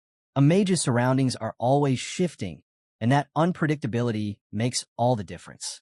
In teleportation magic, knowledge of the terrain is absolutely critical. The moment the situation unfolds, the mage must instantly calibrate omnipotence and determine the exact light value. But that calculation alone can stretch across 10 to 20 formula squares. Shyron ties a rope around his forehead, steeling himself he won't give up. If the exam were truly impossible, they wouldn't have assigned it. He remembers what Professor Alifer once said, teleportation is relatively easy to learn. But what if that's not the case for someone like him? Someone who's never studied magic before. His thoughts drift back to the headmaster's words. Class 7 students, raised in elite conditions, were practically destined to succeed. They were trained from childhood, had access to expensive private tutors, and were far ahead in magical theory and practice. Can he really close that gap? That question lingers, but deep down he knows he's already been given the answer. Meanwhile, at the teleportation field, a student is performing a successful teleport. The gray-haired instructor claps in approval, calling the demonstration flawless. He praises the student, recognizing him as the son of the famed Sir Slider, the Magic Association's renowned advisor. The student is introduced. Mark Slider, 15 years old, currently in Class 7. Mark humbly replies that he's being taught by a certified Class 9 instructor. Wiping away sweat with a towel, he admits he was nervous at first, but teleportation turned out to be surprisingly simple. The instructor nods, explaining that while full mastery is impossible in such a short time, if Mark can handle the key components for the exam and spend the rest of his time refining them, he has a good shot at completing the course. Mark laughs, wondering aloud if he just has a natural parachute for fast progress. After all, he's managed to jump ahead 2 levels in record time. Taking a drink, he casually asks what Shyron is up to. The instructor says they're keeping watch, just as Mark ordered. Apparently, Shyron is studying alone, relying entirely on books. Mark smirks. He figures Shyron would have used some connection to hire a top-tier teacher. Still, he tells them to keep watching. They can't afford to get careless. After all, nobody can master magic just by reading books. Back in the library, Shyron pauses, thinking he's done enough for now. Shyron has done everything he possibly can. He's poured countless hours into understanding omniscience, committing every essential theory to memory. Even if he's not completely confident, time is running out. At the Class 7 exclusive training grounds, Shyron warms up, mentally preparing himself. He knows he has to demonstrate real magic now. There's no other way. He can only hope the spell responds the way he's visualized. Stepping into his spirit zone, he focuses hard. He needs to integrate the theory of photoionization into the zone. The biggest obstacle standing between omniscience and omnipotence is himself. That mental block must be destroyed. Looking at the faint glow starting to cover his body, Shyron mutters, "It's working. Now it's time to teleport." No normal human could possibly calculate the value of light instantly. But he remembers a vital lesson. When a mage's concentration reaches its peak, even the wind around them becomes part of their senses. The most skilled can detect the number of leaves scattered across the ground without ever seeing them. This hyper-focused state is the spirit zone. Mages within it don't rely on logic alone. They perceive the world through heightened awareness. And from that awareness, they manipulate reality itself. Instead of calculating values, he chooses to sense everything at once. The countdown continues. 13 days remain before the teleportation exam. By the 9th day, students in the classroom are shocked to see Shyron walk in with a bruised and battered face. They whisper, wondering if he's training without any safety gear. Shyron, unfazed, scribbles away on a sheet of paper. His first teleportation attempt had failed hard. To fix his mistakes, there's only one way forward: trial and error. He remembers crashing painfully to the ground, knees buckling from the impact. Now, 8 days in, he's been furiously writing formulas nonstop. He notes that if his margin of error is just plus or minus 0.02 microc, it's absurdly small, but his body is learning through repetition. It remembers. Day 7, day 6, they race by. On day 1, Shyron exhales deeply, sweat dripping onto the ground.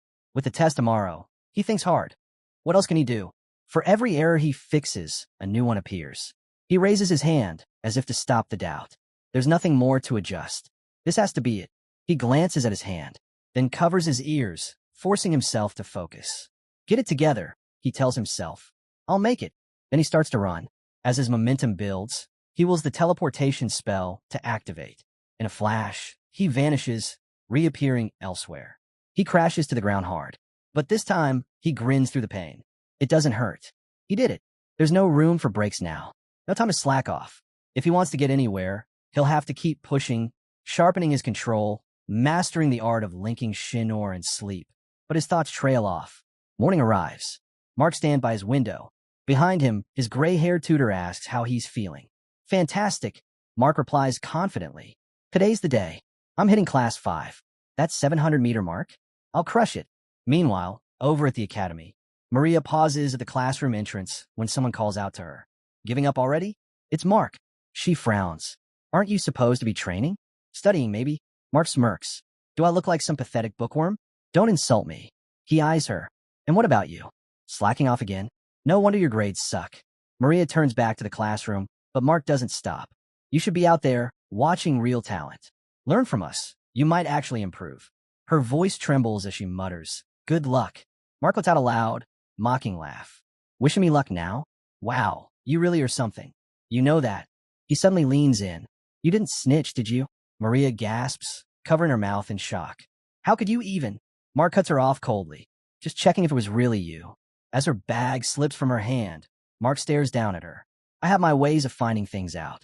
Bit odd, though, for someone like you to wander into the teacher's office. He steps closer. I've been civil, cause we're classmates. But once I'm above you, you really think I'll stay nice? Maria's legs buckle as fear grips her. Mark just stares, thinking she's nothing more than a pathetic dreamer trying to become a mage. For years older, and still in the same class. What a joke. He strides off with a smirk, leaving her behind, curled up by the wall, sobbing silently. A moment later, Mark pushes open the classroom door. For boys are waiting. We all set? He asks. The one with black hair nods. Yeah, 2 of us will tail Shyron once it starts. The other 2 will cover the outside. We'll have exactly 2 shots to take him down. Mark nods. His first turn range is 10 meters. Make sure he's out by the 10th turn. The gray-haired one chimes in. So, you really keep your word if we pull this off? Mark smirks. Mark promises them everything, private tutors, job security, even if they flunk out of school. My dad's the technical advisor at the Magic Association, he says. Help me today, and I'll owe you. Big time. He's certain no surprises are coming. Geniuses don't slip up, not if they stay sharp. Elsewhere, Class 7's unregistered students gather. A girl with black hair glances around. Is this really the final? The pink-haired girl beside her scans the crowd. Way more people than I thought. Even Class 5 showed up. The Class 5 students stand with smug faces, clearly looking down on the rest. Class 4 and 6 enjoy the show, waiting for things to heat up. Judges are already in place. Suddenly, a light flickers near a tree. Itella steps forward and announces, 10 minutes till we begin. The front row starts stretching and warming up. 2 students peer down the steep drop ahead.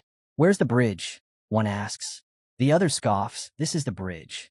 We're jumping from here, genius. Up on a hill. Sariel looks through binoculars. The view's perfect from here. Amy groans. Why are you even watching Class 7?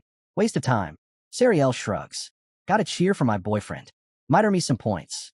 Amy waves her off. Whatever. The strong will pass. The rest? Who karmas? But she can't help but wonder. Did he even master teleportation? Just then, someone rushes over to Mark. Did you find Shinor? Mark asks. He's not here. Cut to Shinor, lying flat on the ground, asleep. An ant crawls across his face, bites him, then scurries off. Shinor jerks awake. What time is it? Back on the hill. Amy yanks the binoculars from Sariel. What do you mean he's not there? Sariel panics. I've looked everywhere. I can't find him. Amy stares through the lens. No way. Did he mess up the spell? Learning teleportation alone isn't easy. It's almost impossible. Down by the cliff, students at the front stretch and chat, wondering what lies below. Is there even anything down there? Someone mutters. Itella steps forward again. Listen up. Rules are simple. When a signal's given, run. Whoever teleports the farthest wins. The crowd freezes. They all glance at the edge. Wait, we're jumping off that? There's no choice now. The only path left is down. If that safety mechanism is real, it's not obvious. Thad glares at the students and tells them bluntly, if they're afraid, they should just quit now. At the Magic Academy, every lesson carries the risk of death. This is an early promotion exam. Only those with real ability will advance to Class 5. If they can't even protect themselves, they shouldn't be here. He warns them, if their determination isn't firm, now's the time to walk away. The students hold their gazes steady, staring back at him. But Thad keeps a stern look, convinced they're all frozen in fear. To prevent a disaster, he thinks it's best to keep them on edge. The real danger, he muses, lies in those boys too eager to charge in without a second thought. Mark glances over at his peers and scoffs inwardly. Why are these people, who couldn't even finish the course, trying to take the exam? Either they're delusional, or they'll be nothing in the real world. And if the rumors were true that someone tried to master everything solo, it must have ended in disaster. Regardless, he's already plotting his next move. Up on the platform, it telecalls for the frontliners to assemble. The exam is about to start. But then, all heads turn as Shyron suddenly dashes up, gasping for air. The students stare in disbelief. Shyron, drenched in sweat, quickly apologizes and asks if he can still take part. Charel looks to Atella, who rushes to Shyron's side. Before anything more is said, Amy snatches the binoculars from Charel in frustration, snapping at why Shyron showed up so late. Biting her lip, she glares at him, wondering why he's battered and bruised. Had he been training without safety gear? Alifer turns to the headmaster and asks if Atella is signaling for a delay, hoping they can stall the exam for the late arrival. But the headmaster simply replies that survival is each student's responsibility. The test must begin on schedule. Atella looks toward the flash and addresses the group. It's time to prepare. The test will proceed as planned. She tells Shyron that if he wants to back out, he can still speak up. A green-haired boy calls Shyron over and motions him to stand next to him. Thinking silently, let's begin. One's bound for success, but they're determined to make sure Shyron fails before that can happen. Panting, Shyron steels himself, muttering that he has to give it everything he's got. Atella announces that Class 7's early promotion exam is about to begin. On your marks, get set. She raises her hand, finger hovering over the timer. The students take their positions. Mark eyes the student next to him and assumes he's got a plan, so he decides to stick close. Atella shoots a flash of light into the sky, the signal. The exam begins. Everyone surges forward. Two students are stunned as Shyron sprints past them with surprising speed. Time elapsed, 1 second. The narrator explains, these students have come this far through intense training, but this is their first time stepping onto the sky path, where nothing but open sky lies beneath them. What would that feel like? The rush that begins at the tips of their toes. Was it thrill or fear? They didn't know. All they could do was move forward with the one plan they all shared. Run. An orange-haired boy pushes ahead, thinking he just needs to stay in front. As long as he keeps going, things should be fine. Time elapsed. 2 seconds. Distance to the cliff, 20 meters. Mark sprints forward, but he knows speed alone won't win this. What really matters is where he casts his teleportation spell. It's all about timing. Picking the perfect spot to launch from will decide who comes out on top.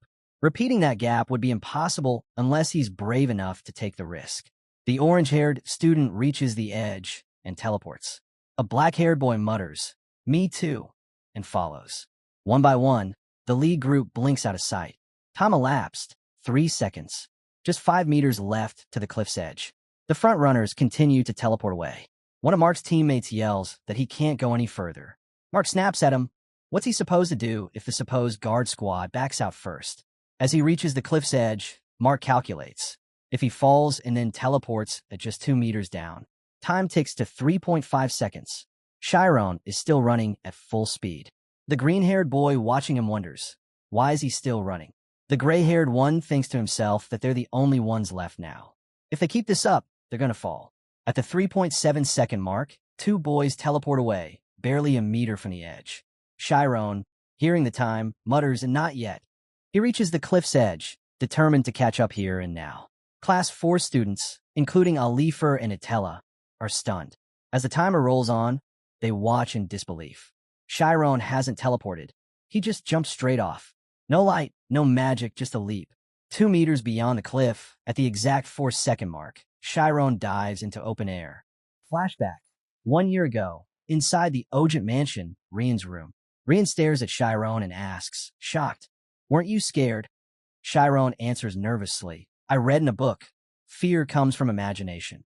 He explains, imagination makes us think we'll die in a situation. Like when someone jumps off a cliff, they don't die until they hit the ground. That's why he focuses only on the present. No thinking ahead. Only act when he can clearly see the solution. Rian's eyes widen as Shyron throws the question back. Isn't that obvious? Rian insists, you'll die if you fall. But Shyron calmly replies, that's not the point. He tells Rina to think about it. The fall isn't death. The moment of death is when you hit the bottom. Back in the present, Shyron plunges downward. He looks down, staying alert. He reminds himself, it's over the moment his spirit zone breaks. With laser focus, he activates it and teleports, landing with the others near a tree. Mark sees him flash ahead and is stunned. He jumped late and still passed all of us at once. The judges and students on the sidelines erupt in excitement. It started, they cheer. Class 5 students look at each other in disbelief. Did you see that? That new guy just jumped. Sariel turns to Amy, surprised. That was his first time using magic. Amy narrows her eyes. His star was delayed, but he's bouncing back. If he keeps this up, he'll be first. Mark grits his teeth, furious. What's my team doing? Watching Shyron push ahead, he sees, I gave it my all. And he's still ahead. Meanwhile, Maria walks silently through the jungle, lost in thought. I wasn't always talentless. She remembers a time in her past. A teacher asked her why her grades were slipping. Holding back tears, she told him the other kids were cruel. I just couldn't handle it. The teacher coldly tells Maria that competition is part of life. Everyone else faces the same pressure and still manages to improve. If she can't handle that, how does she expect to become a mage? The narrator explains, Maria remained in class 7 for 6 whole years. Maria stops in her tracks. I don't like competing, she mutters, but I hate being pushed around even more. Covering her face, she whispers, I can't let Mark move ahead. At the end of the 3rd teleportation round, the students are now split into 3 groups. Up front are Shyron, Mark, and their teammates. The second group trails about 3 meters behind.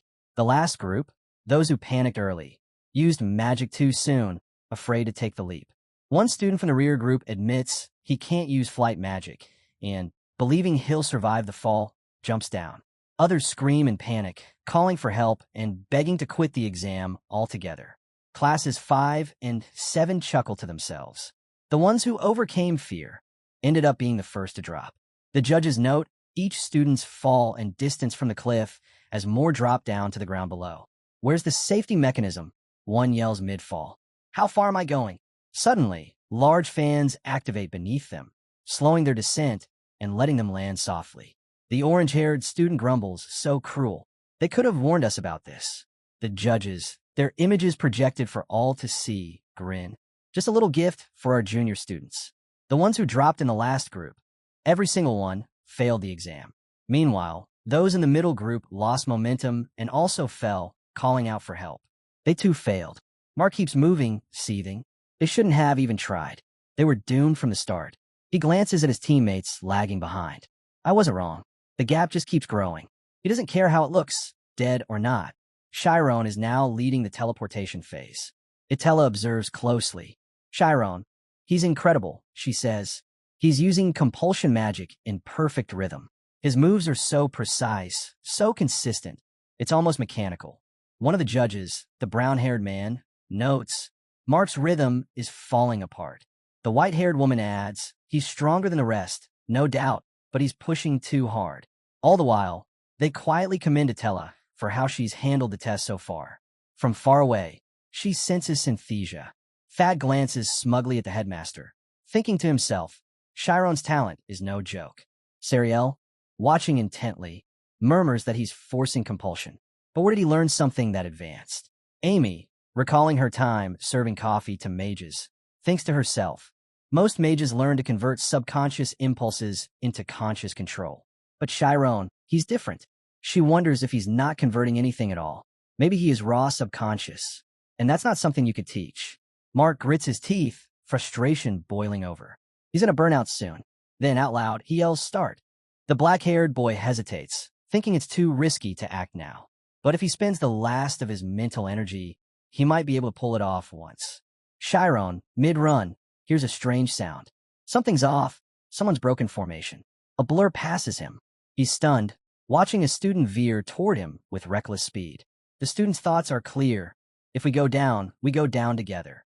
Shyron realizes, is he seriously trying to crash into me? All the students in the front group fall, except for Mark.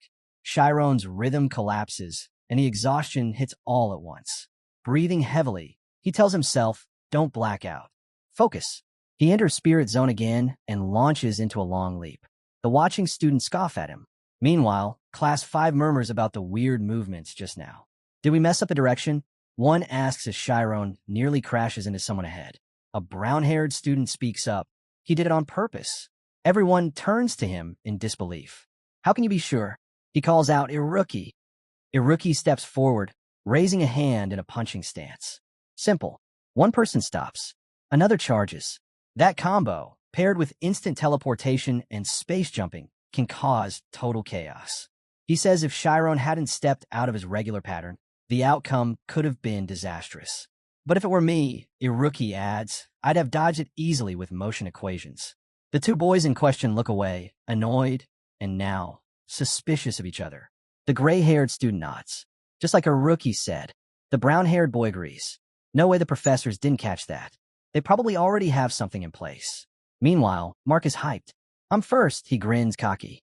Everyone's just jealous of this idiot, huh? The students from class 6, soon to become juniors, are watching closely. Shyron keeps his eyes on Mark. His pace is solid. If I want to win this, I have to pass him fast. But he knows, if he recklessly extends his teleportation distance, he'll mess up his rhythm. Instead, he tightens his focus and speeds up his timing, half a beat faster than Mark. The class 7 students start buzzing. Shyron's gaining on him. Only those two are left now. A girl nearby calls out nervously to Mark, You've got to move faster. Amy watches with growing concern. His body's not ready to handle this much magic. Sariel, eyes brimming with tears, begs Amy, Let me see. Just once. Amy is startled, but then suddenly, so is Mark. A rope snaps out of nowhere, right his path. He narrowly dodges it, a shock running through him. I could have died. Shyron also notices the hazard and stares, alarmed. The judges look panicked as a warning flashes. The bridge's engine system, classified level 10, is activating. And once it starts, the bridge can't be crossed. From afar, Shyron and Mark watch as ropes start spreading and coiling rapidly in the distance. Alifer urgently calls out to Thad. He responds that he's heading to the engine room and takes a massive leap, vanishing into thin air. Alifer anxiously turns to the headmaster. We need to halt the test now. Another judge counters. This exam determines a 2-grade advancement. If we cancel it, the backlash from the families will be enormous. He asks the headmaster, So what do we do? The headmaster, silent until now, suddenly snaps. You're asking me that now? He slams his hand down. Send the signal. Stop the exam immediately. Up above, a yellow flare rises high into the sky. Shyron and Mark both see it. The message is clear. Exam terminated. Thad watches the signal flare and mutters to himself. They really called it off. He can already imagine the flood of complaints rolling in. Frustrated, he storms toward a small building and bangs on the door. Brad, he yells. Did you seriously drink yourself into a coma again? I told you this exam was critical. He grabs the doorknob, locked. Thad summons his magic, a fireball flickering beneath his palm. Peering through a gap, he sees someone slumped behind the door. His voice turns furious.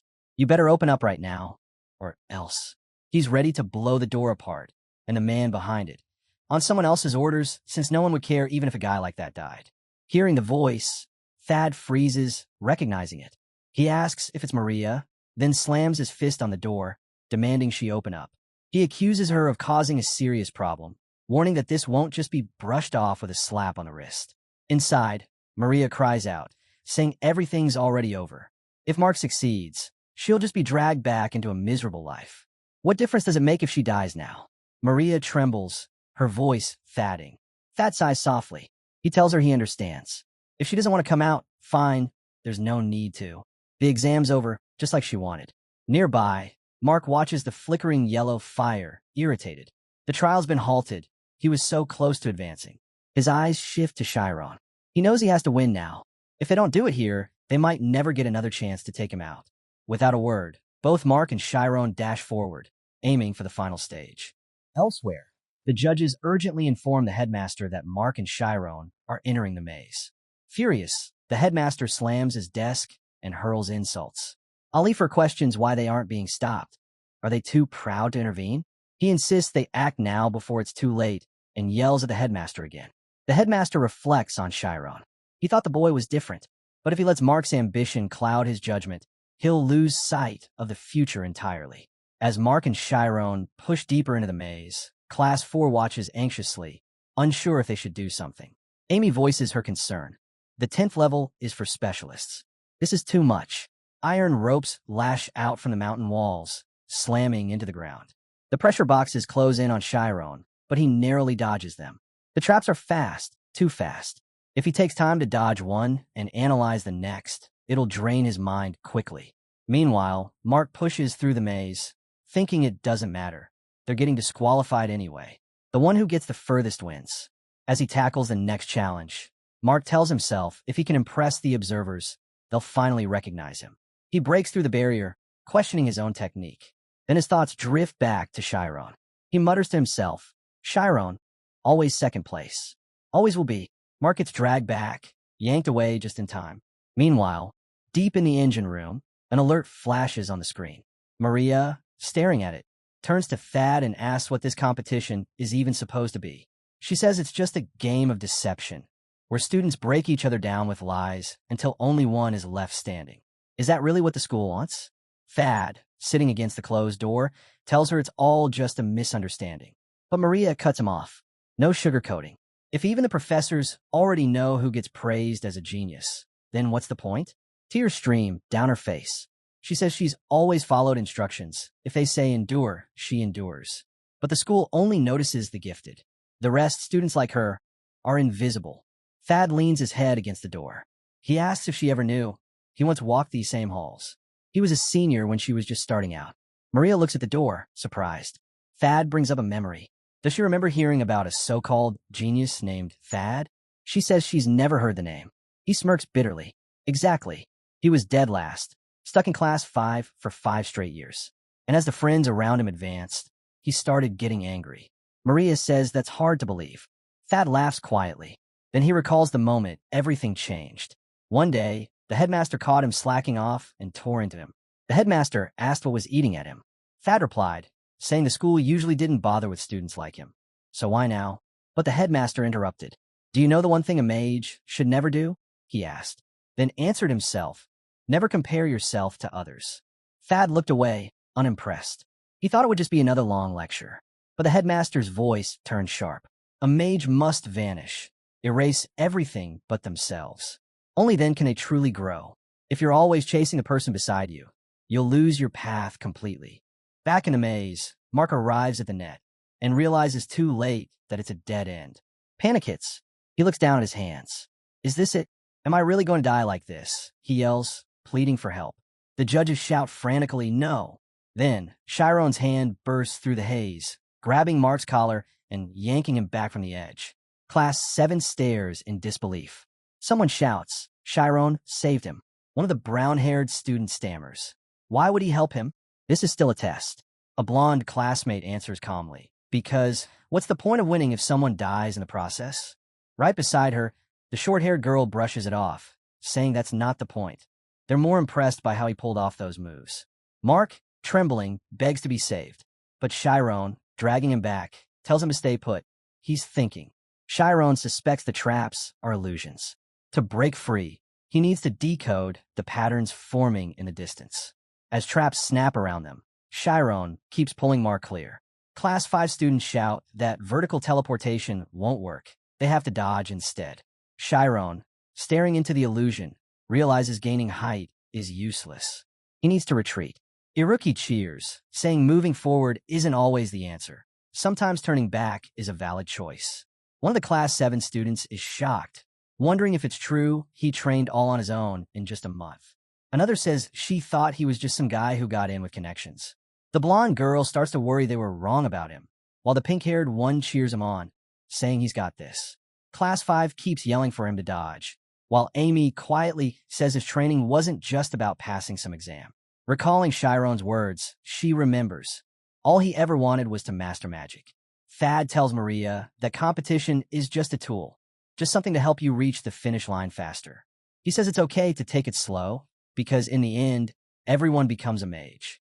Maria hesitantly asks if it won't be too late, and Thad reassures her. He promises to help and urges her to find her courage again. She breaks down in tears, unable to respond. The headmaster declares that the exam must go on, and says he'll take full responsibility. Shyron, still holding Mark, scans the brutal terrain ahead. He realizes the trap is alive, shifting. His position is risky. He's too focused on protecting Mark. Mark screams that he doesn't want to die. Shyron enters his spirit zone, analyzing the treacherous maze and the illusions cloaking it. He decides to feel out the structure, sensing the real paths. As the layout becomes clear, he tells himself to focus. He's almost there. Just like before, it's that moment again, when he veered off the path and suddenly crossed it in an instant. Class 7 stares, stunned, while Mark stands frozen in fear. Amy, Sariel, and even the judges watch Shyron in disbelief. Alpheus reflects that danger sharpens ability, but most people hit their ceiling once they're satisfied. Yet, that child, he doesn't seem to feel pride or resentment. Maybe that's why he has no limits. Shyron moves through the hurdles, eyes fixed straight ahead. Itella watches him in awe. He has no stray thoughts, no obsession holding him back. His spirit zone density is nearing 99.9%, and he's tracing out the route with precision. She admits his talent is undeniable, but this time, he could truly be at risk. The mirage boxes start spinning. Shyron notes the gaps between the obstacles are now only a meter apart. That's too narrow for a 10-meter teleport. As he approaches the boxes, he decides to split his teleportation, just 10% at a time. Left, right. He follows that rhythm and makes it through. But ahead of him now is a wall of nets, layered thick with illusions. He realizes the next trap is locking down the forward path, and the space left to move is shrinking rapidly. Spotting a small gap, he slides through, planning to break his movement into even smaller segments. Iruki watches in shock, calling out that he's about to pull off a rainbow drop. His classmates question why the light is curving. Doesn't it only move straight?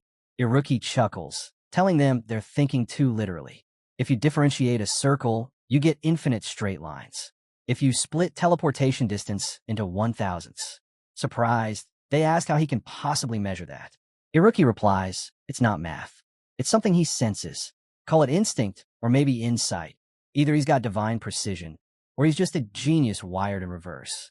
Iron ropes lash toward Shyron. He glances up and mutters, they're massive. The judges exchange nervous glances, realizing that's a dragon mage.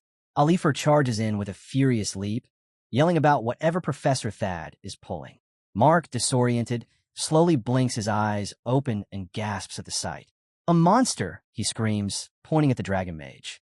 Shyron watches closely, thinking he has to memorize every move, every pattern.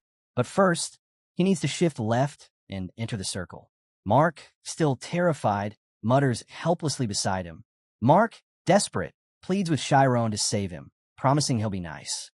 Meanwhile, Alifer uses teleportation to rush to the engine room, confronting Thad and demanding to know what's going on. Thad replies calmly that there's a situation, but Alifer yells at him to shut it down immediately. They're out of time. Thad, surprised, asks what's wrong, since as far as he knows, the exam was already called off. Alifer shouts that it wasn't.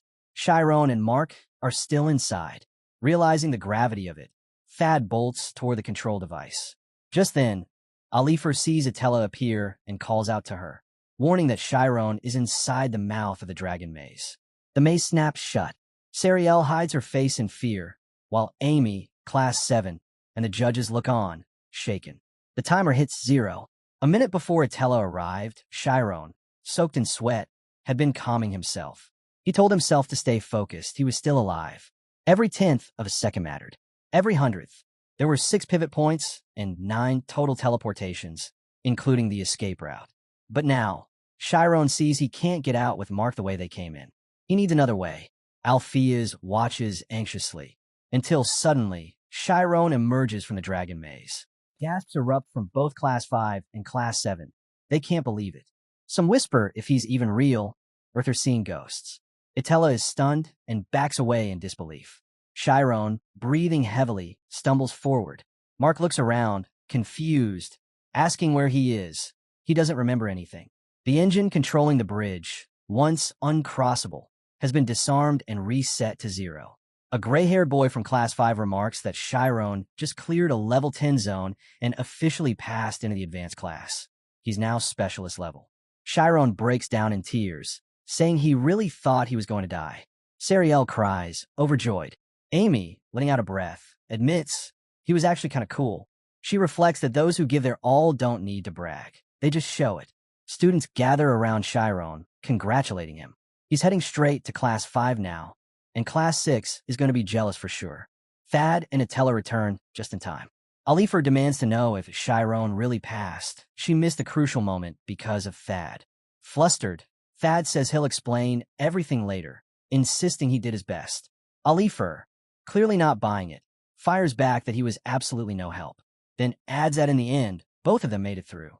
They reached the finish line at the same time, and now everyone waits for confirmation. Someone urges the headmaster to make the final announcement, but stops mid-sentence as the headmaster unexpectedly closes his eyes. In that moment of silence, the headmaster reflects. Was he worried for nothing? A quiet gratitude stirs within him, grateful to have witnessed such brilliance. Thad watches him, deep in thought, recalling the title Milch Family's Light, a name once given to the one who redefined the nature of photons. But he breaks from his thoughts as Alifer questions the headmaster's strange behavior. Thad wonders if maybe, for just a moment, a flicker of greed had sparked inside him, fueled by Shyron's incredible talent and the admiration he holds for the headmaster. He silently pleads with him to say something. He thinks someone who could brighten the academy's future has finally arrived. The headmaster suddenly lets out a laugh and admits maybe he's lost his mind. Thad realizes he's reminiscing, triggered by seeing such a gifted student. As the headmaster stands, he reflects on Shyron's pure passion for magic and remembers a meeting with Rian's grandfather, saying he never believed in fate. Clutching the necklace around his neck, the headmaster acknowledges it's been a long time since his heart pounded like this. Then, he declares, only one person will pass. He praises all the students, saying their courage today will shape the future of the world. And the one who passes today's exam, he announces, is Aryan Shyron. Mark slowly rises to his feet, legs trembling. The headmaster calls to him, asking if he wants to stay silent. After all, he entered the test beside Shyron, but it was Shyron who saved him. And the way things happened, especially the collision, left a lot of questions. Mark stares at Shyron, stunned. He'd seen it with his own eyes. This wasn't luck. Shyron was the real deal. Bowing deeply, Mark admits he was wrong all along. He calls Shyron a true genius and offers a sincere apology, promising as a fellow mage, he'll take full responsibility. Shyron's classmates follow, lowering their heads in shame. They apologize, accepting any punishment. Shyron, glaring at them, gives a flat okay, hoping they mean it. In his mind, all he wants now is to sleep. The narrator adds, Shyron is absolutely drained. He's not even thinking straight anymore. Amy turns to Sariel, saying they should leave. But Sariel insists. Today, of all days, they should stay by Shyron's side. Amy disagrees. There's no time to rest. Shyron has proven himself, and now it's her turn.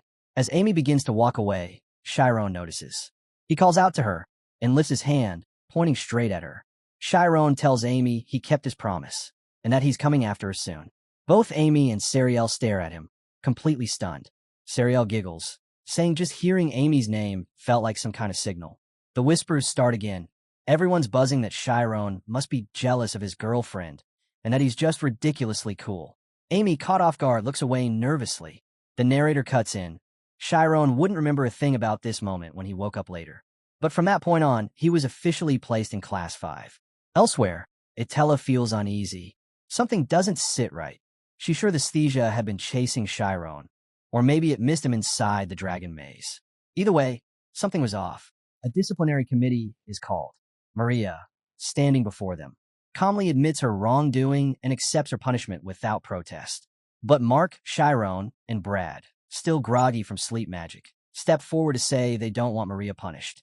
Their unexpected defense shakes the room. Other students, feeling ashamed, begin confessing one after another. One by one, they reveal the schemes they used to sabotage Shyron during the test. The entire scandal unravels.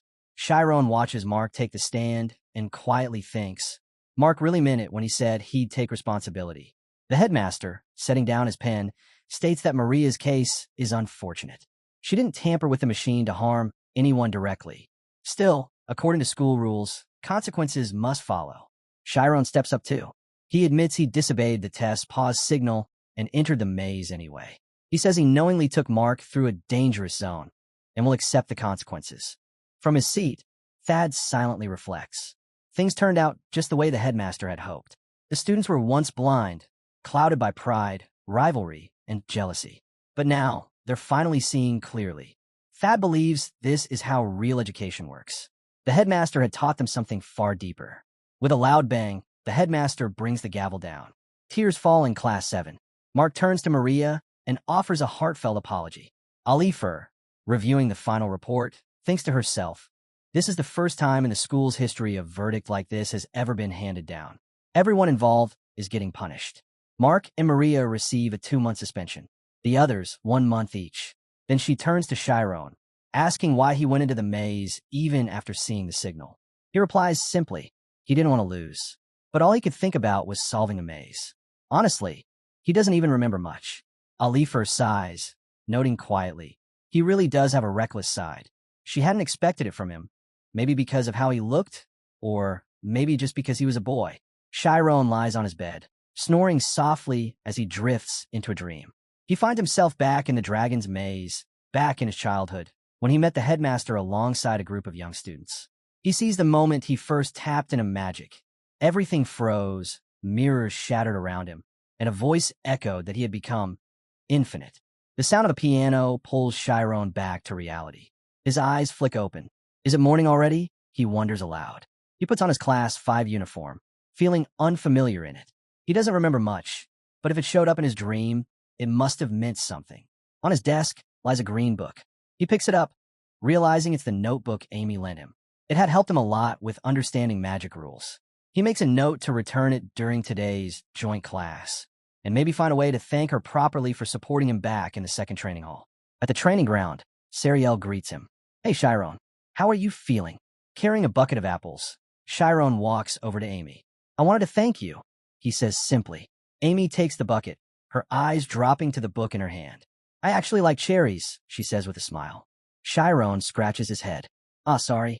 I didn't mean to snoop. I just thought you liked apples. Amy opens the book and spots a doodle of an apple next to a note he wrote to himself. Her face changes, and suddenly she runs off. Sariel calls after her. Where are you going? Class is about to start. Shyron stands there, puzzled. Why did she run off like that? The narrator chimes in. After that, Amy had no trouble passing the exam and moved up to the graduating class. But even the brightest minds face problems they can't quite figure out. 1 month later, Class 7 students returned. They offered Shyron a seat as soon as they walked in. You don't have to keep doing this, he tells them, feeling awkward. Still, it's become a regular thing. At every combined class, Class 7 offers him a seat like he's some intimidating upperclassman. Then he notices Sariel. Got a seat for me? She asks. You're looking pretty low energy today. Missing your girlfriend? Shyron shoots back. You're the clingy one. You're always hanging around. That's why I'm heading to the graduating class too, she says without missing a beat. I was planning on finishing school and just living a simple life, but watching you and Amy lit a fire under me. I wasn't about to let my youth slip by like that. Amy casually mentions that she's aiming to become a soldier. Shyron stares at her in shock. Wait, are you saying you're actually going to war? Then, narrowing his eyes, he asks suspiciously, Hold on, are you two really dating? He quickly changes the subject. Isn't that kind of dangerous? Thoria might be peaceful now, but what if a real war breaks out? Amy answers without hesitation. If it does, every mage is required to serve. That's why we receive so many perks and support. It's part of the deal. She adds that her specialty is sniping magic, and she'll mostly be involved in intelligence warfare. Pretty cool, right? She says with a grin. You can call me the beautiful intel agent. Shyron falls into thought. Why am I getting so worked up about her ranking? The narrator steps in. Starting from Class 5, every student has to think seriously about their future path as a mage. Finding something you're good at can give you a major edge. After class, Sariel waves goodbye as she heads off. Just then, a boy with light green hair walks up. Training again? He asks. Shyron nods. He calls the boy Nade, thinking how sociable he is. Despite being awkward himself, Shyron appreciates Nade. He's the only one who really talks to him. If anything's tough, just ask me, Nade says with a smile. Shyron knows Nade's grades are only average, but there's something special about him. He can control lightning, which makes him stand out. As Nade demonstrates a breathing technique, Shyron reflects that everyone has their own strengths. Class 5 feels different from Class 7. More grounded, more mature, since everyone here is around the same age. Just then, two boys with long brown and gray hair call out to them. Shyron, hey, come over here. Shyron walks up cautiously, thinking if they want to argue again, it's going to get awkward. I don't want to end up isolated again, just because I can't keep up. The gray-haired boy speaks first. Who do you like more, Professor Attila or Professor Alifer? The narrator explains. Students in Class 5 start learning advanced magic. To use specific types, they need to score over 60 in targeted subject evaluations. To move on to the graduating class, they must choose a specialty, and every student works hard to discover their aptitude. Nade snorts at the question. Seriously? You're really asking that? Of course I'm Team Professor Alifer. What about you? Nade grins and says, Professor Alifer's got brains and looks. But the brown-haired student shakes his head. Professor Attila has that hidden charm. Makes you want to protect her, you know? Then they both turn to Shyron. What about you? What's your take? Caught off guard, Shyron freezes. What do I think? He sees them waiting eagerly and starts to panic. If I want to get along with people here, I gotta learn how to blend in. But these two, they're experts at this. Just as he's about to speak, both students suddenly back off. We'll talk later, one of them says. Shyron stares, stunned. Was it because I didn't give an answer? Nade, waving casually, says, nah, it's because of him. Shyron turns to see a new figure approaching. It's a rookie. What are you guys talking about so seriously? A rookie asked with a curious grin. Nade answers right away. Just debating which professor is prettier. You know, the important stuff. Anyway, Shyron, meet a rookie. Shyron notes the sudden shift in mood and demeanor. Nade adds, this is the first time we're officially meeting. Iruki's kind of an outsider, still part Class 5, though. Iruki extends his hand confidently. Nice to meet you. But let's be real. Who doesn't know you? Shyron hesitates, then clasps his hand, and a jolt of recognition hits. That voice, it's him. The one who had once told him to stop hesitating, to act if he wanted something, to go all in if he really wanted to become a mage. Eyes wide, Shyron grips his hand tighter. Thank you. It's because of what you said that I could finally master the deviate form. Iruki gives him a smug look. Man, you're kind of boring. Shyron is left speechless, not sure what to make of the guy. Nade steps in quickly. Don't mind him, he always talks like that. Then, glaring at Iruki, he adds, you ever consider that your tone's kind of messed up? Iruki shrugs. That was a compliment. Then he turns to leave. Watch your back in Class 5, he calls over his shoulder. This place is full of weirdos. Where are you even going? Nade asks. Class is starting. Iruki waves him off. Can't be bothered. Shyron watches him go, thinking, did he just say he can't be bothered to attend a magic class? Nade sighs. Sorry, man. He always talks like that. But once you get to know him, he's actually okay. Shyron chuckles softly. He's definitely unique. Trying to understand someone like that would be exhausting. He pauses. Though honestly, he is a genius, just in the strangest way possible. As Shyron wonders more about Iruki, nearby students suddenly whisper, hey look, it's a rookie. Why is he coming out of the image zone? Again, someone jokes if a rookie's about to strip and lie down in the middle of the training area. Nade, clearly concerned, whispers, what's he planning this time? Suddenly, Nade forms a deviate zone, fast and smooth. The nearby students stop and stare. Shyron watches in awe. That's the deviate form. And at that speed, one student mutters, it's insane every time I see it. Honestly, I don't think anyone else in the kingdom can pull that off.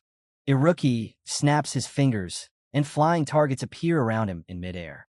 Just as everyone watches from the sidelines, Professor Attila calls out from the front of the class.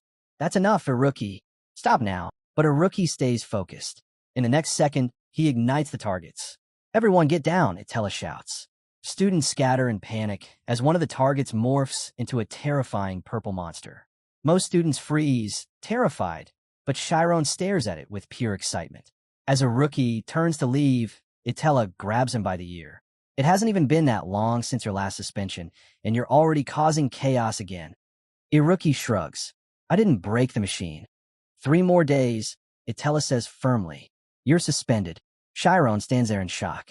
He's mastered both the deviated spirit zone and igniting type magic. The narrator chimes in. Iruki is Class 5's top eccentric. His social skills? Practically non-existent. Personality? Average at best. But when it comes to his specialty, That's where his genius shines. He's a master of extreme calculation. Whether it's how materials react at minus 200 degrees or temperatures over 100 million, he can predict it. Ask him to calculate a date 40,000 years from now.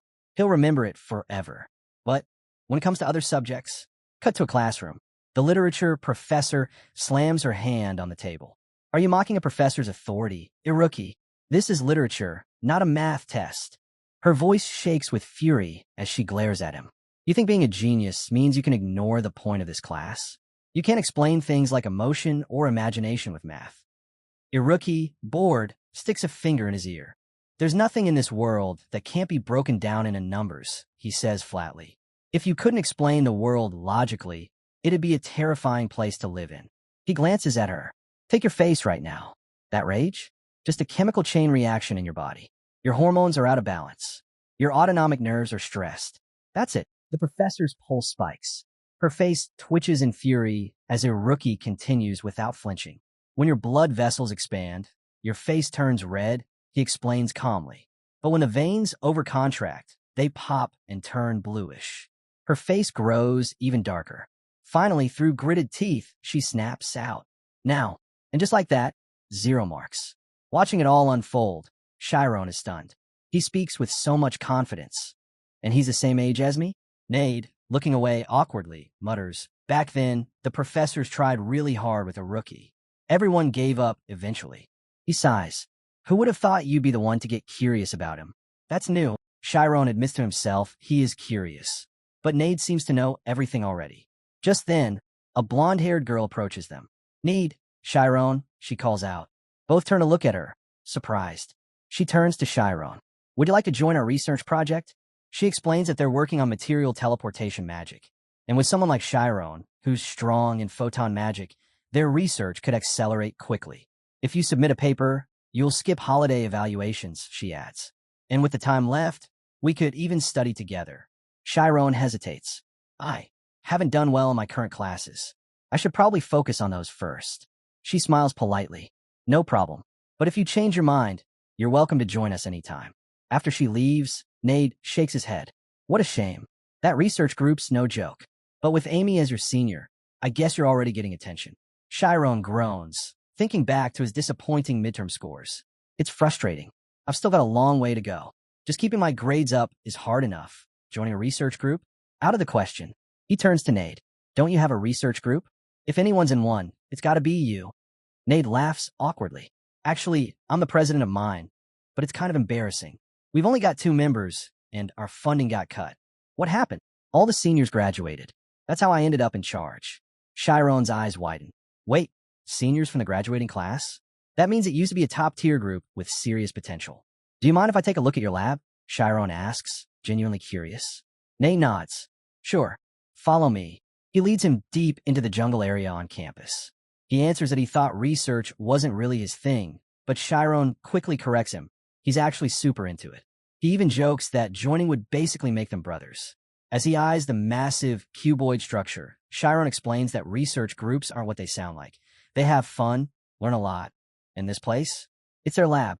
When asked about it, Shyron calls it the Magic Storage Room Estes, a training aid vault for the entire school. It's a high-tech space where you can store school supplies inside a cube, and it'll automatically deliver them to whatever room you're in. Nade adds that while it may not look like much, it's incredibly solid on the inside, and Shyron will be blown away once he steps in. Nade says it's a place that's been guarded carefully by their seniors, and when Shyron asks if he's excited, someone nearby scribbles something on the blackboard. Nade continues, hinting at surprises waiting inside. The narrator chimes in. Ignite's attribute is explosion magic, a trigger type that sets off blasts on impact. Since explosions spread outward from a central point and weaken with distance, it's best used in a spirit zone. Still, it's hard to control, so stepping into one could be dangerous. Nade says other research teams were after this room too, but their seniors fought hard to claim it. Now, everything inside is theirs to use freely, and every time they locate something they need, the entire structure reconfigures itself. Shyron asks if that's even legal. As they walk deeper in, Nade tells him no one else can find this place. He wonders aloud if it's like a secret base, hidden from the world. Then, pointing to a door labeled Science of Supernatural Spirit Research Room. He declares it's their main lab. Shyron hears that name and hesitates. Supernatural spirits? In a magic academy? Nade, clearly excited, asks if it isn't awesome. He starts listing topics they explore: ghosts, souls, the afterlife, aliens, hell, even gods. At that, Shyron begins to question his life choices. He's not exactly against it, but this is way beyond what he expected. Suddenly caught off guard, he throws up his arm to cover his mouth, visibly stunned. As they arrive, Nade glances around. It's dusty, but you'll get used to it. Shyron raises an eyebrow. Why should I get used to the mess instead of just cleaning it? Inside, he's surprised to see Iruki scribbling calculations across a blackboard. Nade leans in. Our research group's kind of notorious. That's why I didn't say anything earlier. We keep our members under wraps. Shyron stares at Iruki. Is he actually interested in the supernatural? Nade chuckles. Actually, it's the opposite. He joins because he disapproves of it. It's perfect bait for someone who thinks everything has to be logical. Iruki suddenly turns, eyes gleaming. He grabs Shyron's hand. So, what brings you to this humble little cave? He asks with an unsettling grin. It's good you came. Now listen carefully. He doesn't wait for a reply. When we break matter down, the atoms stay behind, right? Shyron blinks, caught off guard. Why is he jumping into this out of nowhere? Iruki presses on. But what if I told you I could break those atoms down even further? What do you think is inside them? Shyron hesitates. I'm not sure, but maybe there's a huge amount of hidden energy. Iruki's eyes light up as he shakes Shyron's hand harder. Yes, you get it. There is energy. So much that it could wipe out a whole city. He leans closer. So, what do you think would happen? Shyron replies, people would get hurt. Iruki sticks a finger in his nose and sighs. Man, what are you even talking about? He flicks the finger clean and continues. There's that much power just sitting inside. Why waste time worrying? Shyron stares at him, wondering if Iruki even understands what he's saying. Didn't the headmaster say we, as mages, have to consider how our magic affects the earth? He tries to explain. It's not about power. The headmaster told us.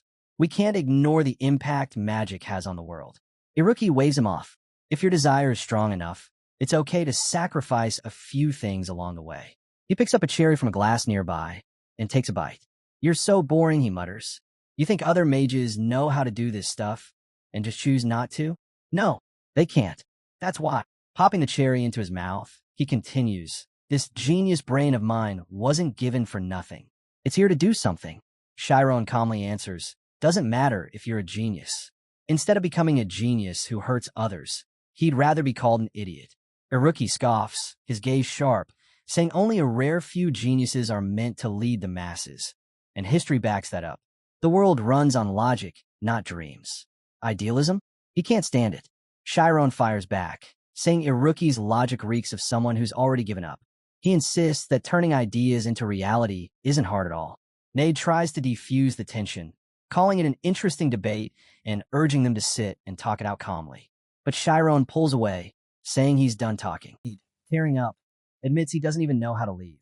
2, barely glancing over, tells Shyron to just go back the way he came. And if he can't figure that out, maybe he really is an idiot. Nade lashes out at 2, demanding to know why he did that. If it were him, he could have just explained things better. Sitting casually on the sofa, Iruki shrugs and says he lost his cool because Shyron is his rival. Nade's taken aback. Did he just say rival? From someone who only karmas about numbers? Iruki brushes his hair back and says that's exactly why, because numbers are all he knows. He saw Shyron's advancement exam. But Nade counters, saying he's seen it too. That's why they're all in the same grade. Iruki isn't convinced.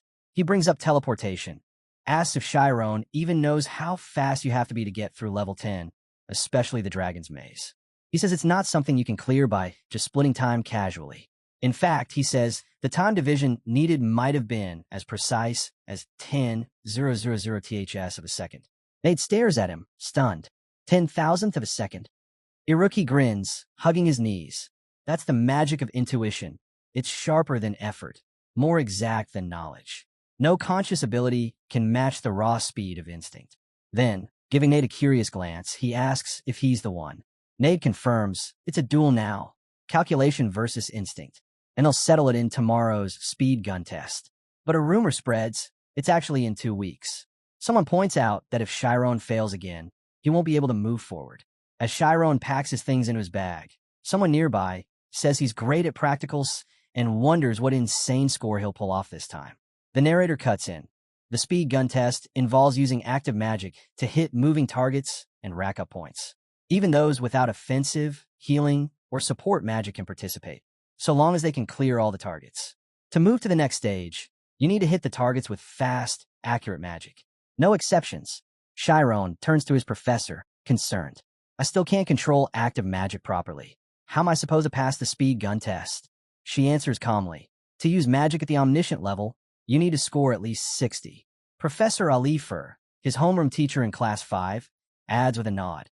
Your chemistry score is climbing faster than any other subject I teach. And no, I'm not just being nice. You're actually grasping the concepts and applying your full understanding all at once. She pauses. But there's one more area, the kind of knowledge you'll need to become a true specialist. Shyron blinks. Wait, are you talking about the photoionization theory? His thoughts race. Teleportation magic is based on the photoionization theory. It's passive magic that turns your body into photons. He stares at her. You can use that theory for active magic? Professor Alifer smiles. A new form of it was recently approved by the Magic Association. Shyron glances down at the book in his hand and thinks of Amy. Photon magic. It sounds incredible. I've never used active magic like this before. He flips through the pages, skimming a section on a new breakthrough in the theory. Are you sure you recommended this to me? He asks. Even if I take the exam, I'm not confident I can pull this off. Alifa responds, it may not look impressive at first glance, but photon output magic has huge potential. Light is the fastest thing in existence, and anything linear is easier to control. She continues, in the Ivory Tower, the center of advanced magical research. They believe photon output will revolutionize information and communication magic. If you stick with this, it'll become a powerful specialty when you graduate. Shyron studies the book again, deep in thought. If this really is the future, learning it early wouldn't be such a bad idea. He decides to go for it. At training ground number 32, Class 5 gathers for a hands-on lesson. The narrator explains, magic doesn't come directly from your hand. It comes from your spirit zone.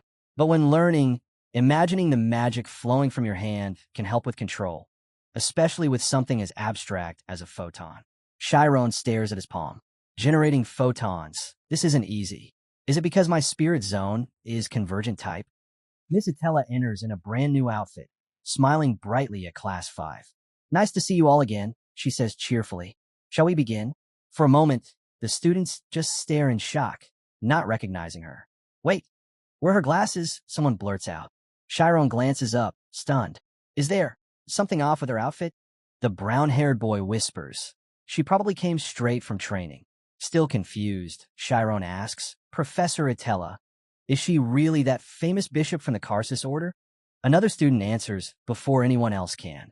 She's not just any bishop. She's one of the 12 around the world. They're the ones who protect the sacred relics. The gray-haired boy nods. Yep, Professor Attella holds the title of Jonah, given by the kingdom itself for her mental strength. She's seriously high-ranking. He turns to Nade. Now do you get it? Nade, completely captivated, replies, from today on, I'm officially Team Attella. Melting from admiration, he adds, if she's the one teaching, I'll accept any lesson, even a test. Shyron thinks to himself, we've been learning magic from someone that incredible this whole time. Professor Attella regains their attention. Are you all preparing for the upcoming speed gun test? She asks. Until then, each class will have its own practical sessions, just like today. She pauses, then adds, for today's class, I've invited a guest. A senior from the graduating class will demonstrate a technique that boosts omnipotence. The room buzzes instantly. Wait, someone from the graduating class? Students whisper to each other. Attella continues. Please welcome Samuel, a Kodadama mage. Samuel steps forward, greeting everyone politely. I'm here at Professor Attella's request. I know this isn't my usual place, but I hope I can be of some help to you today. Attella smiles. Samuel specializes in Kodadama magic, which ties directly into today's topic. I ask that you all pay attention closely. Some students mumble skeptically. A senior? Isn't this out of our league? Samuel doesn't respond to the murmurs. Calmly, he begins. Kodadama magic strengthens spells through the power of words. But instead of explaining, I'll show you. He steps into his spirit zone. Let's begin with a standard tornado spell, he says, as a small blue sphere begins to form in the air. Shyron's eyes widen. That's the same magic the headmaster showed me when I was a kid. The air around them starts to shift. Explosions erupt around them, and the students quickly realize this is no joke. Samuel flips open a small notebook and warns them to remember the force behind this spell.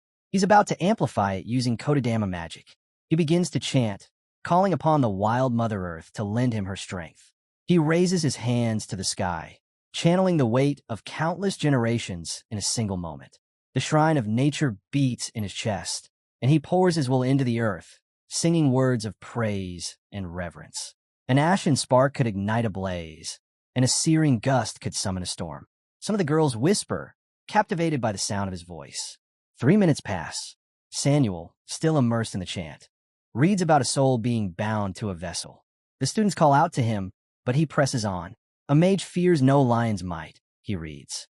The sun holds the sea holds H, the earth holds the wind, and the wind, older than time, births endless devotion. Class 5 begins to lose focus, growing lightheaded. When's this going to end? Someone mutters.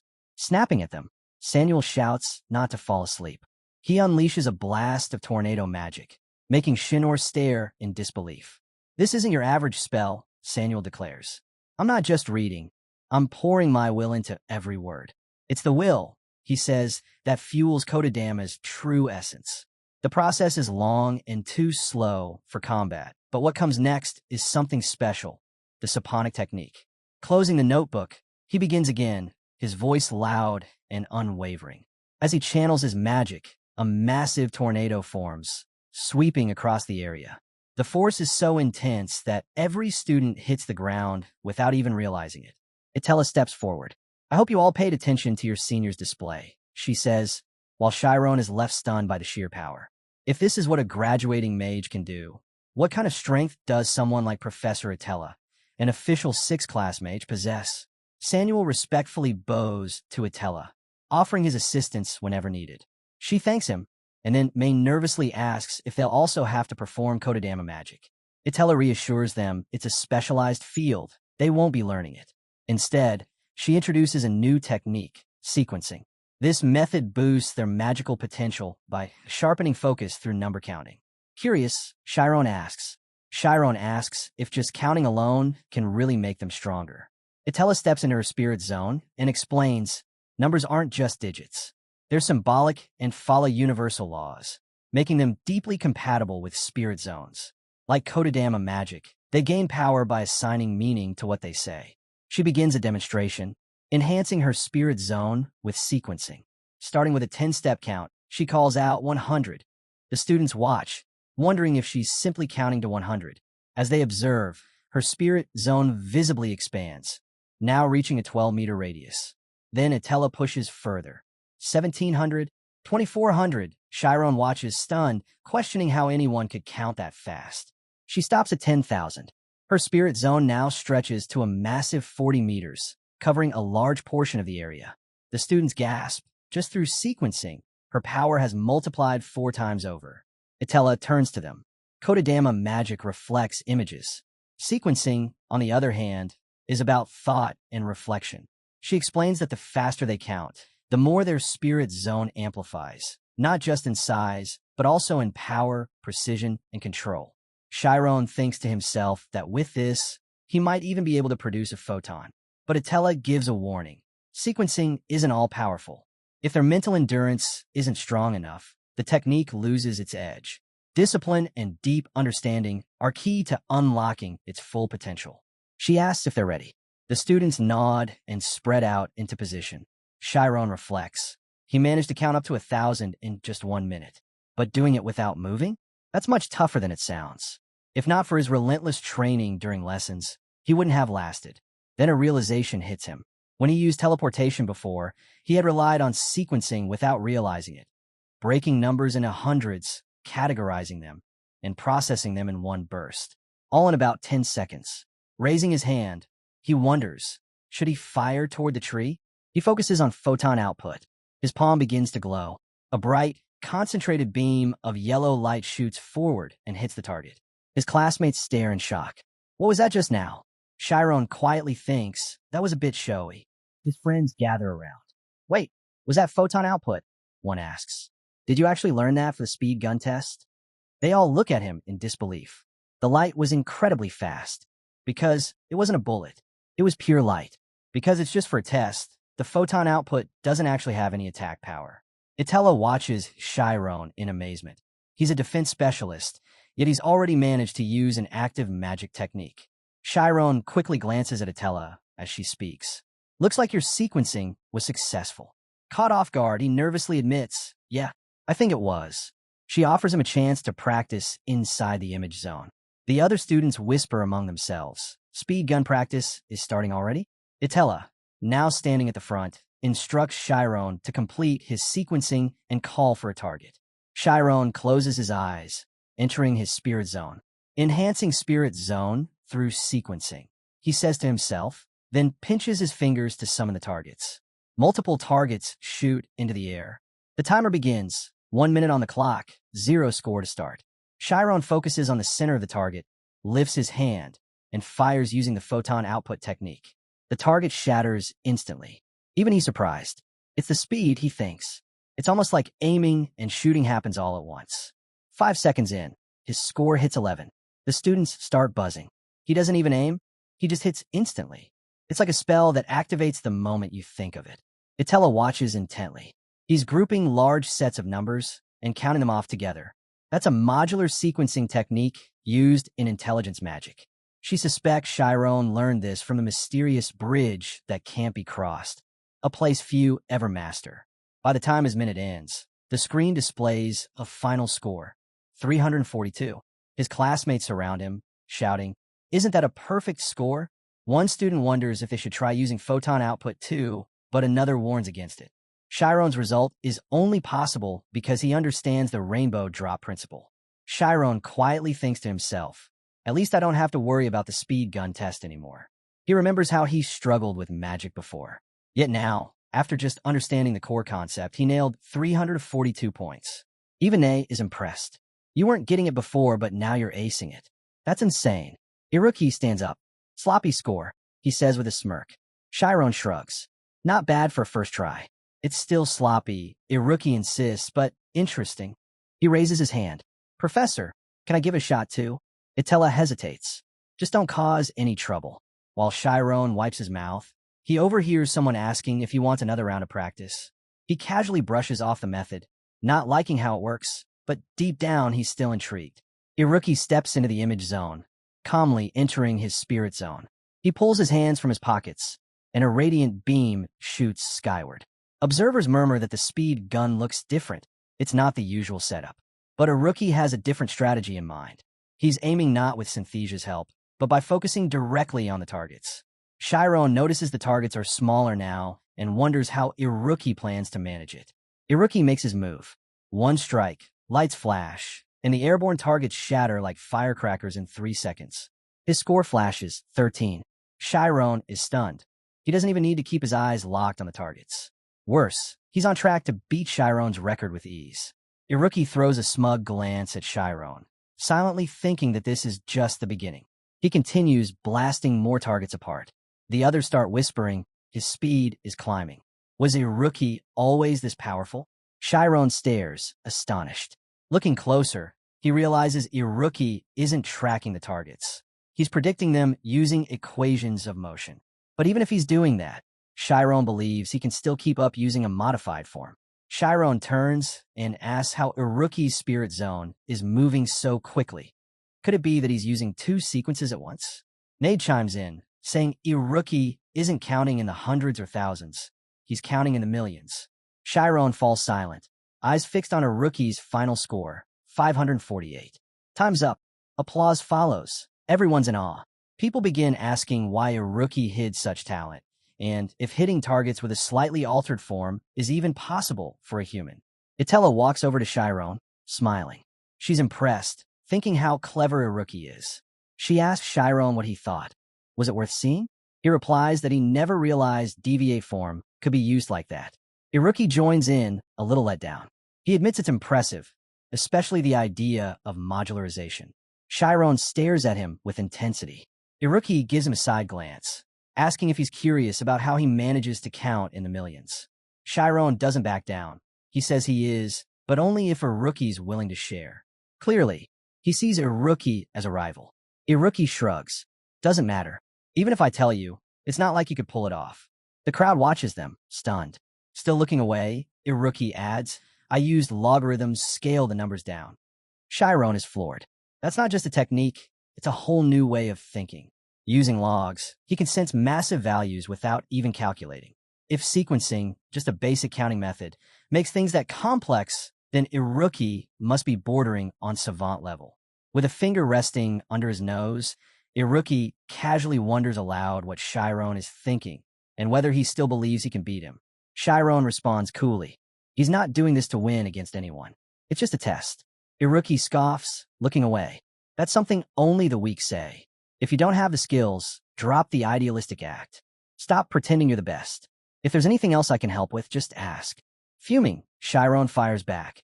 So, if I beat you, that means you're wrong? Iruki flicks his finger and says confidently, I already know. No matter how sharp your insight is, compared to my calculations, it's like crawling in the dirt. Shyron's stance hardens, his energy turning aggressive. Nade, watching with excitement, grins and mutters, this is getting good. The narrator cuts in, explaining the speed gun test rules.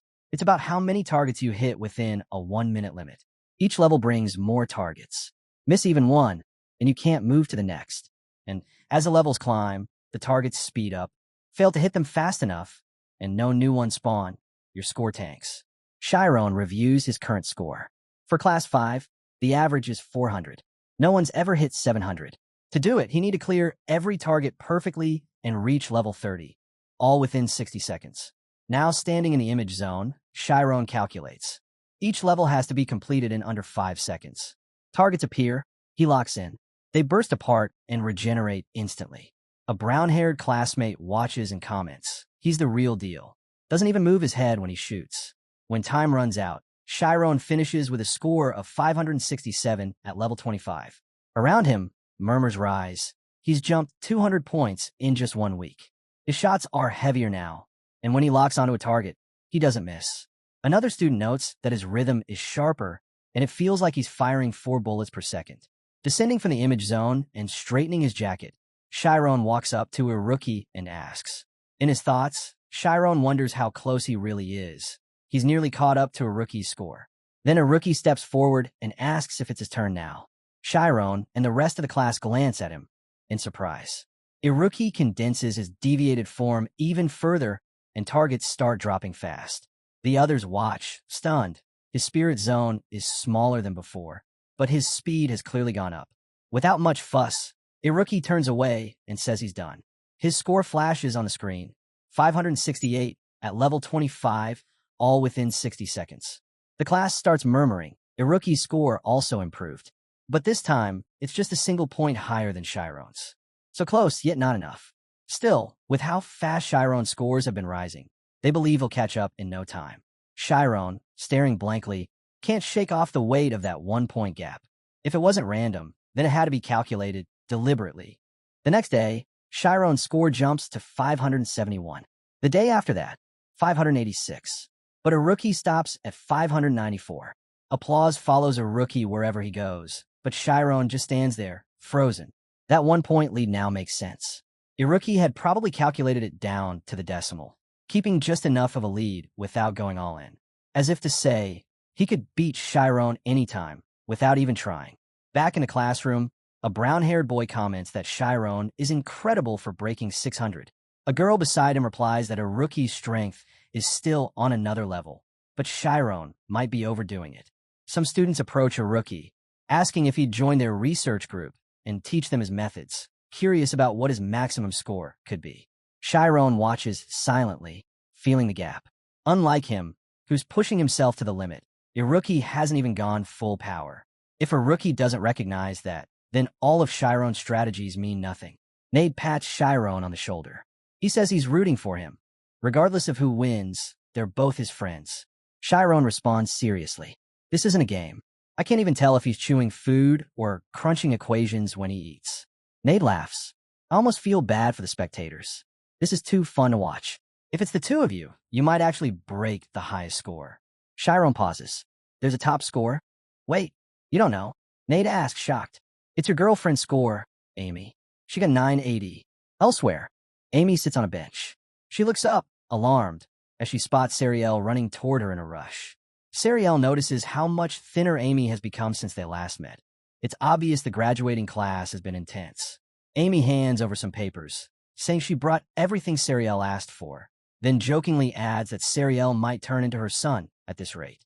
They both sip on cool drinks as Sariel asks if the advancement test is really that hard. Amy replies it's not difficult in itself, but the bar is set high. Even scoring well doesn't guarantee a pass. They're evaluating everything a student has done so far. That's terrifying, Sariel mutters. Amy reassures her. Don't worry. The graduating class is just another version of the elite class 4. With your skills, you'll be fine. Sariel silently observes the shift in Amy's presence. There's something different about her now. She seems more focused, mentally sharper. Amy suddenly asks how Shyron's doing. Sariel, a bit irritated, asks if they haven't seen each other at all lately. Then she smirks and says, something interesting's going on right now. Amy, still sipping her drink, casually guesses, is a rookie messing with Shyron? She then remembers, back when she was in class 5, he challenged her, too. He's strange, she adds. Acts like he doesn't care about others, but he knows how to use people's emotions after he defeats them. Sariel nods. He's like some genius predator. Shouldn't you help him, though? She asks. Amy shakes her head. He doesn't need my help. You're so mean, Sariel pouts. Aren't you being a little cold to your own boyfriend? That's not what I mean, Amy replies. Shyron knows exactly what he has to do, and he proves it. Shyron reaches level 30 in under 1 minute. His score hits 700. The classroom buzzes. A brown-haired student gasps. He never thought he'd see someone in class 5 hit 700. It means clearing 10 levels in 10 seconds. Unthinkable, yet here it is. As Shyron walks past, a rookie congratulates him on the score. Shyron just says, I had to prove something. Meanwhile, Amy, still drinking, comments, what's so special about winning? It's just a test. Sariel raises an eyebrow. Didn't you brag about being undefeated just the other day? Amy shrugs. Sure, I beat a rookie who held the top score of 987, but I never actually competed with him. I just ignored all his provocations. If they'd actually gone head-to-head, she wouldn't have stood a chance. Sariel just stood there, speechless. Meanwhile, a rookie racked up a staggering 701 points in under a minute. People were buzzing about another 1-point gap, but a rookie stayed completely unfazed, even after breaking the 700 mark. He casually asked what his limit might be. Shyron looked over at the score and felt the weight of defeat sinking in. It was clear he knew he couldn't win. He flung his bag onto the desk, slumped onto the bed, and stared blankly out the window. Exams would start right after the holidays, and he only had 3 days left. That wasn't nearly enough time to come up with a way to surpass a rookie. Was it even worth trying anymore? It was just a test, right? Then a rookie's words echoed in his mind. That's the kind of excuse the weak always make. The memory hit hard.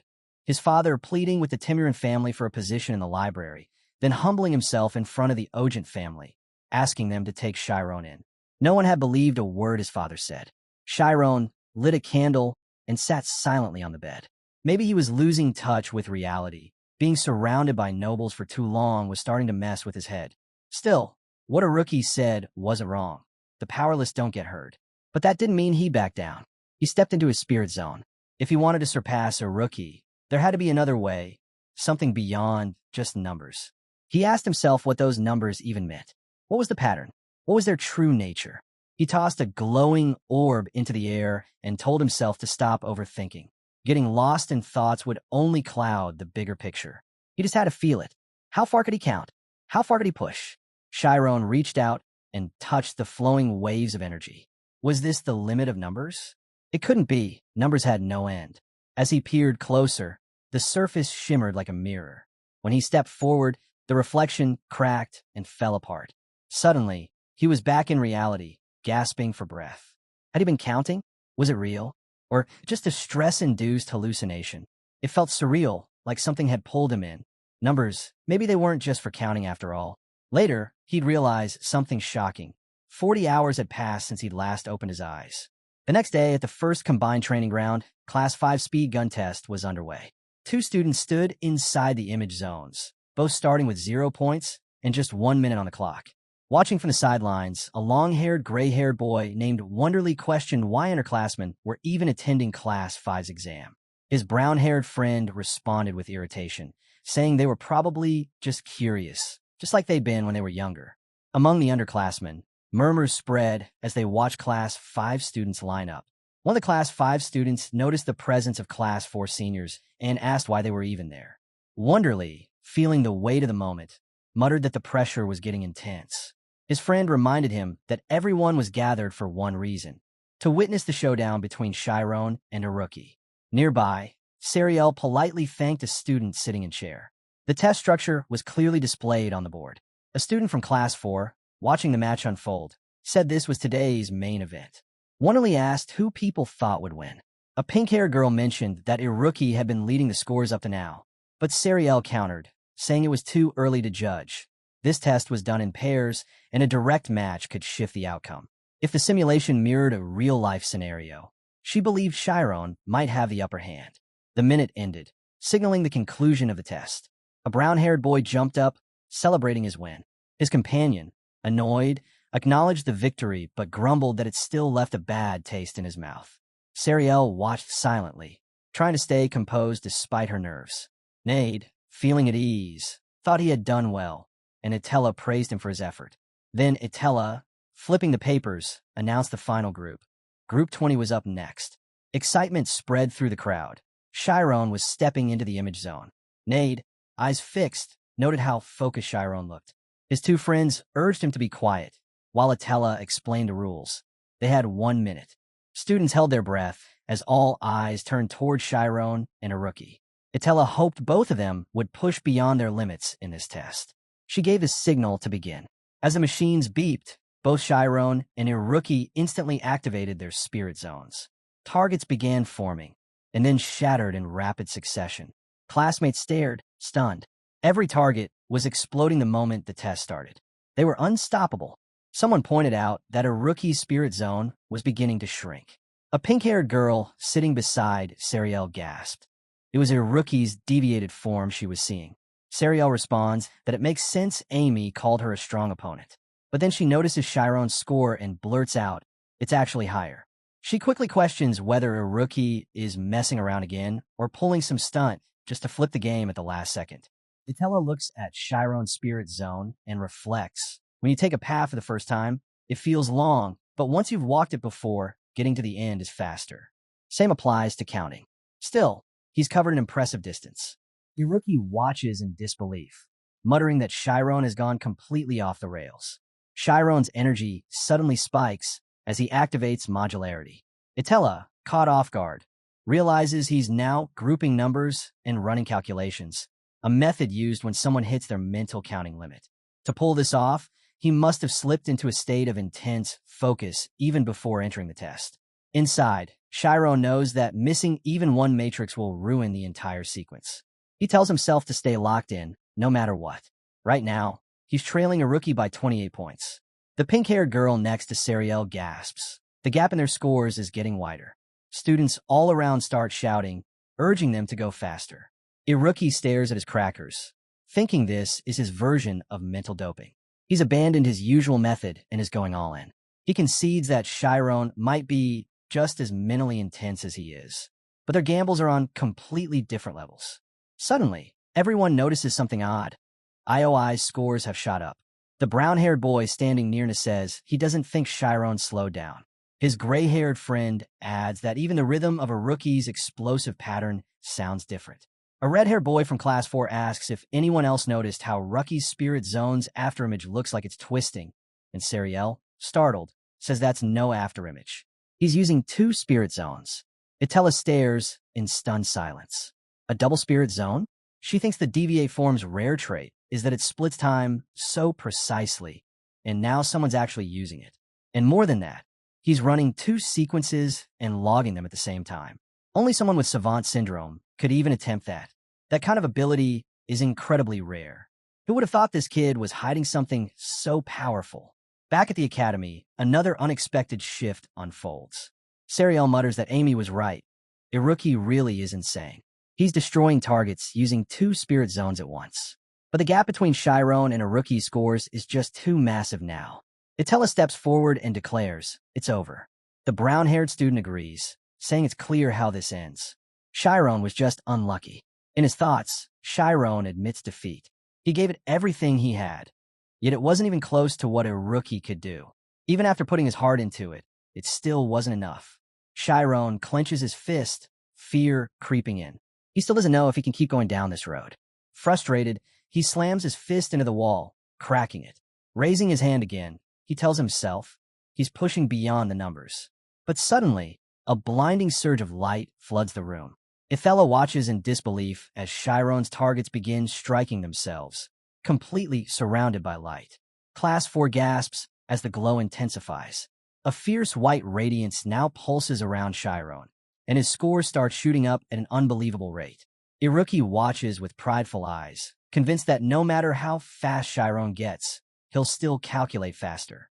In his mind, he boasts that he can process every number there is. Meanwhile, Iruki is fighting hard, thinking he's winning. He's going to win.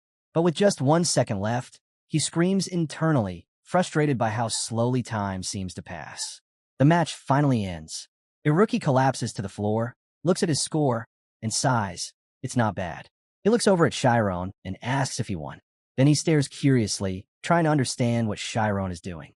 Shyron doesn't respond until Sariel gently shakes him back to reality. Concerned, she asks if he's all right. Still dazed, he asks her about the test. Sariel checks the results. He won. Not only that, he just set a new record. Level 40, score 1253. Cheers erupt around them as students rush to congratulate Shyron. All eyes turn to Iruki, who calls out to him. He jokes that wide-range magic is banned in a speed gun test. Shyron silently recalls how the entire testing area was flooded with light. Iruki offers him a hand, smirking. He says photon output isn't technically photon magic, clearly teasing, then congratulates him. Everyone from Class 5 is stunned. Iruki actually admitted defeat. Someone even jokes, asking if the sun rose from the west. Shyron stands up, takes Iruki's hand, and asks, "Do you finally acknowledge me now?" Iruki replies, "Yes. Life matters more than research." You're absolutely right to question him, and Shyron challenges Iruki's perspective. Iruki tells him he's got all wrong. Explosions aren't inherently violent. They're just concentrated energy. Violence, he explains, only comes into play when there's intent to harm. Shyron quickly counters. Even if someone controls the energy, that doesn't make it any less dangerous. Iruki responds that handling that level of energy will be up to someone in the research division. Then, almost out of nowhere, he shifts the conversation. He tells Shyron that from this moment on, he's putting his trust in him. He's placing responsibility for himself in Shyron's hands. Iruki reiterates, explosions are just raw energy, something he can't control. But if someone can, that energy could be used to save 100,000 lives. It could usher in a new era, one where they stop fighting nature and start working within its limits. Still, he admits, he doesn't cling to some grand, noble ideal. Shyron replies that if Iruki had just said that from the beginning, there wouldn't have been any misunderstanding. But Iruki had a reason.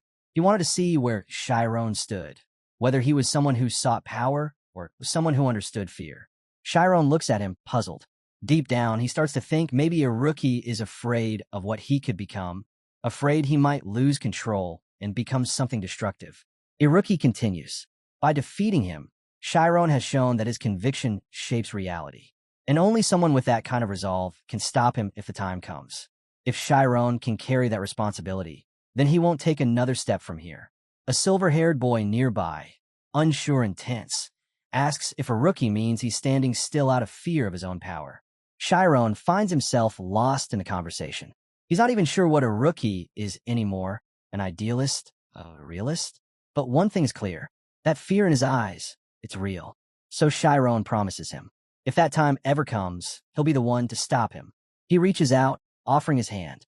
Nearby, Class 4 watches nervously, and Nade, tears in his eyes, throws his arms around Shyron and Nade, proud to call them his friends.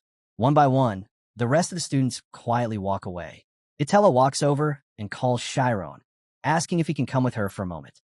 He follows her, only to go silent when she suddenly places her hands on his shoulders.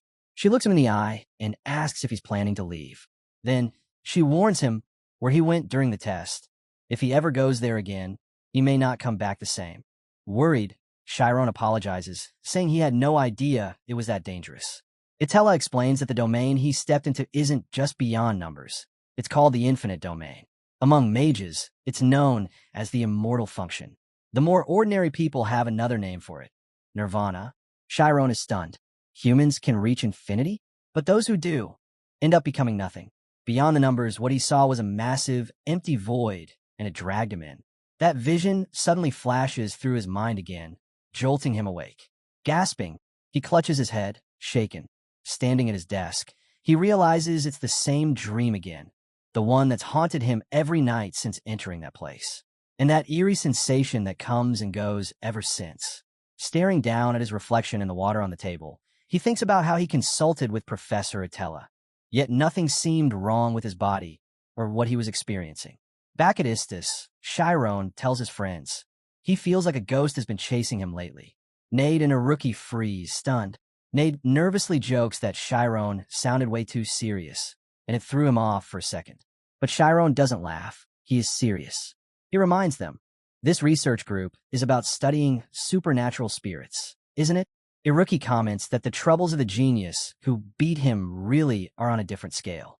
Nade wonders why they're treating it like a real concern. Shyron asks if he said something weird. Iruki, thinking back, brings up the dream Shyron once described, a black, hollow space, stars being pulled into it, and at the far end of the thread, a trembling light. Shyron nods, saying the light was pulsing, like a heartbeat. Iruki explains that based on the size and rhythm, it's something no one on the continent could ever calculate. And if they assume it's a real location, that kind of phenomenon happens in outer space. Both Nade and Shyron are taken aback. Shyron stares at him and slowly repeats, outer space. The same outer space from the books? How could he be dreaming of something he's never even seen before? Nade answers with full confidence. He's heard whispers of this before, an old case from 200 years ago. A death row inmate had been part of a controversial soul transfer experiment. The theory went like this.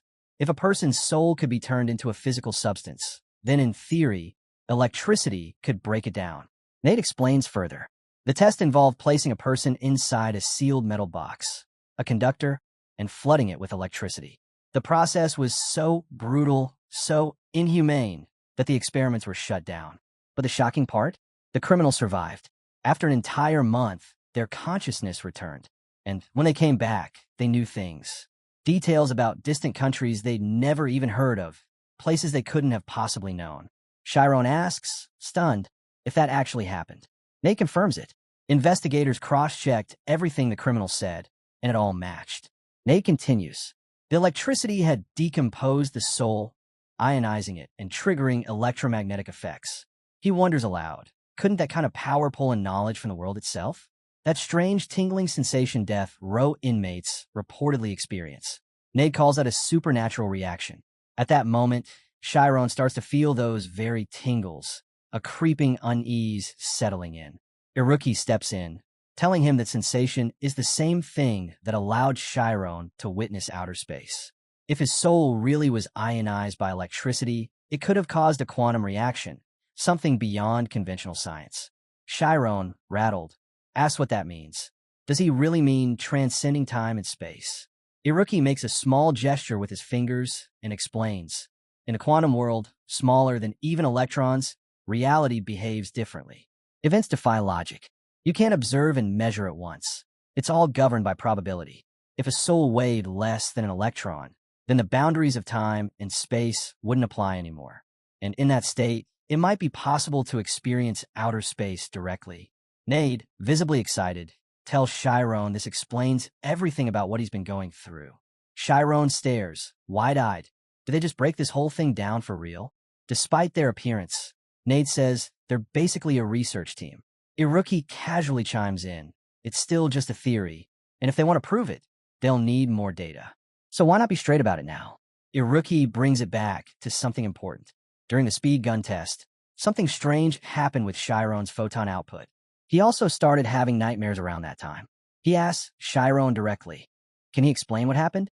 Shyron lowers his gaze and says Professor Atella once told him something about immortal function. Need slowly turns to a rookie and asks if he knows what that means. Iruki suddenly breaks into giggles, then bursts into full-on laughter. Iruki tells Shyron he recognized it, the immortal function. He heard about it from his father before. It's known as a mathematician's dream domain, a function believed to be the key to unlocking everything in the world. But Shyron, still uneasy, recalls what the professor told him. It's dangerous. Iruki agrees, saying of course it is, because in that domain, everything becomes nothing. And if Shyron wants to surpass him, he'll need to master that immortal function. Watching them joke around, Shyron can't help but feel a little relief. He then announces his decision. He's officially joining the Science of Supernatural Spirits research group. Nade and Iruki light up with excitement. Shyron adds he doesn't want to run from this anymore. He wants to study it himself and face it head on. He jumps to his feet, fired up, saying that with them by his side, he's sure they'll uncover something big. Nade cheers. They're going to take on the immortal function together. And now that they have enough members, the group can finally be made official again. That means funding too. Iruki teases, asking if the professors actually approved Shyron's membership, considering their group isn't exactly held in high regard. But Nade grins and pulls out the paperwork. He's planning to submit it without the professors knowing. Shyron and Iruki look at each other in surprise, wondering if that's even allowed. Nade hugs them both, declaring they should celebrate right now, with a welcome party in the cafeteria. It's on him. As Shyron glances around the room, he thinks to himself, this is his research group now, and the first thing they need to do is a proper cleanup. But the narrator interjects. Unlike Nade's hopeful vision, something else is already in motion. The most dangerous professor has already discovered them. The narrator goes on to describe a mysterious phenomenon, something far beyond what the human body or limited experience can comprehend. Only those who've truly learned how to perceive it can sense its presence. Nothing has ever been proven about how to reach infinity or the true identity of anyone who's made it there. Meanwhile, Thad drops a stack of papers labeled Research Group Member Applications. He mutters that this always happens near the holidays. Students form temporary groups just to earn performance marks, and then dissolve them right after. He tells Alifer they should wrap up this paperwork quickly. But as Alifer bends down, he notices a page that's slipped away. Both Thad and Alifer glance at it, and their eyes narrow. It's that group, the infamous Science of Supernatural Spirits. And listed right there on the paper is Shyron's name. Thad wonders aloud. Isn't that the student? Alifer just stares at the paper in silence. Someone approaches Professor Atella and apologizes for interrupting her training. Atella, still composed, says if they came all the way out here, it must not be a small matter. As they sit together sipping tea, Alifer gently places her cup down and tells Atella that Shyron has joined a research group. Atella raises an eyebrow. He finally joined a group? She asks which one. Alifer hesitantly replies, it's the Science of Supernatural Spirits. Atella is so surprised her tea spills. Alifer quickly adds that as she knows, that group has a long, complicated history, even before they were professors. Just thinking about all the student and parent complaints they still get is enough to make anyone nervous. Alifer anxiously asks why that group. Shyron is one of the school's top prospects. This is the time he should be focused more than ever on his studies. But Atella wonders if things might be different now. Nade is the current group president, and he's a respectful student with a good reputation among his peers. She doesn't expect any problems. Besides, all the notorious members from before have already graduated. Even the current president of the Thormia Magic Association, Mikia Jailed, used to be a member of that very same group. Atella smiles calmly and says she's sure they'll end up learning something valuable and walking a good path. Back in the lab, Nade casually asks if Shyron's around. Shyron, brushing dust off a chair, says he's right there. Nade teases, asking if he's not going to class or even bothering to study anymore. Iruki adds that he's always skipping. Meanwhile, Iruki lazily stares at a checkmate board and suggests playing another round. Shyron looks around and mutters that he did clean the place, but it's a mess again. He sighs and says none of them are studying, researching, or even showing up to class. Nade jokes that he already regrets joining, but now he can't quit either. With a deep sigh, Shyron shrugs off his cloak and says fine, he'll go study. Suddenly, Iruki and Nade go quiet, joking that he's such a model student. Then a rookie turns to Nade and asks if he finished that new invention. Nade nods. Shyron overhears and perks up. What invention? Nade proudly reveals it's a cloak of invisibility.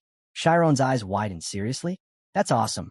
Nade explains it lasts for about an hour, and if he adds a power source like this, Shyron jumps to his feet, excited. He wants to see it too. Meanwhile, Alifa remarks that Nade might be fine, but the others in the group are a different story. A rookie, for example. He's from class 5 and pretends to be clueless, but that couldn't be further from the truth. She turns to Atella and asks, didn't she notice his true abilities? And Shyron. That monster was defeated, but once the current seniors graduate, they could shape the future of the academy itself. There's a concern.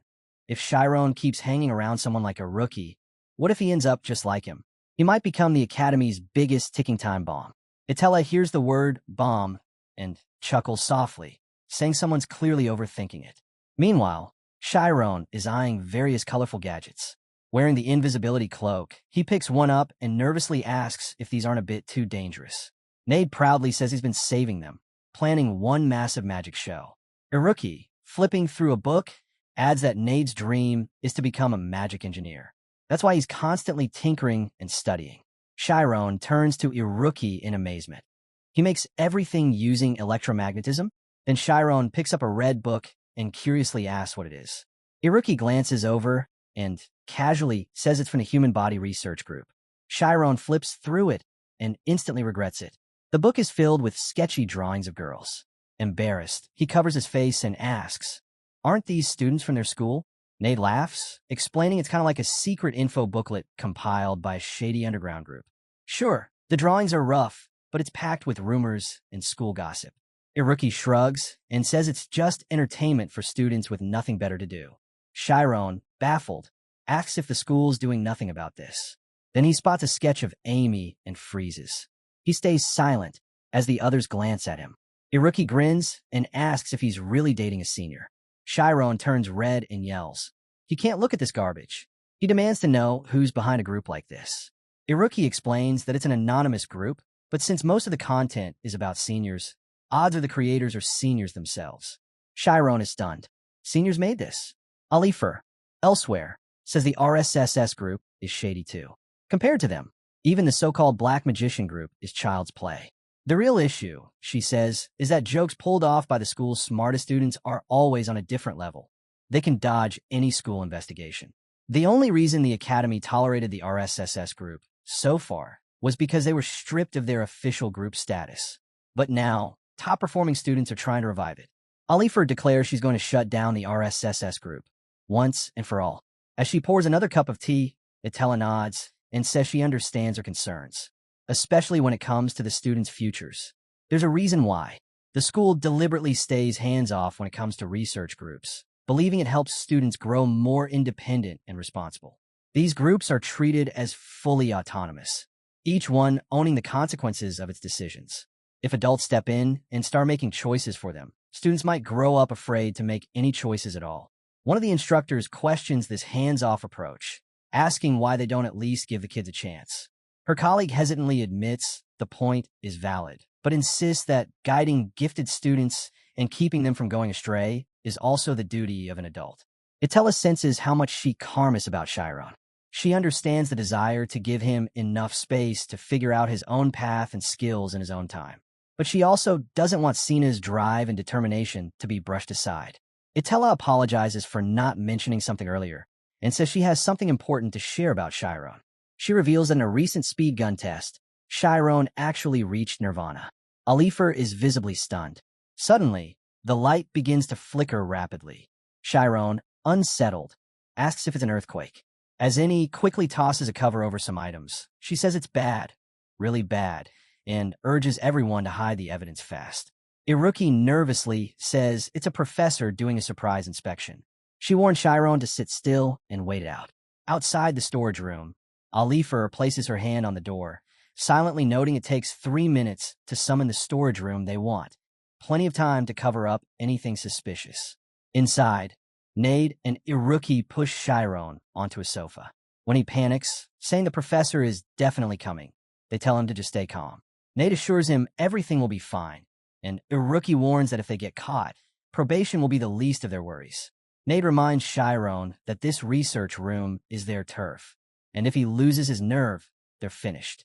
Alifer suddenly walks in and sees the three of them. Nade and Iruki pretend to be nonchalant while Shyron avoids looking at her altogether, trying to act cool.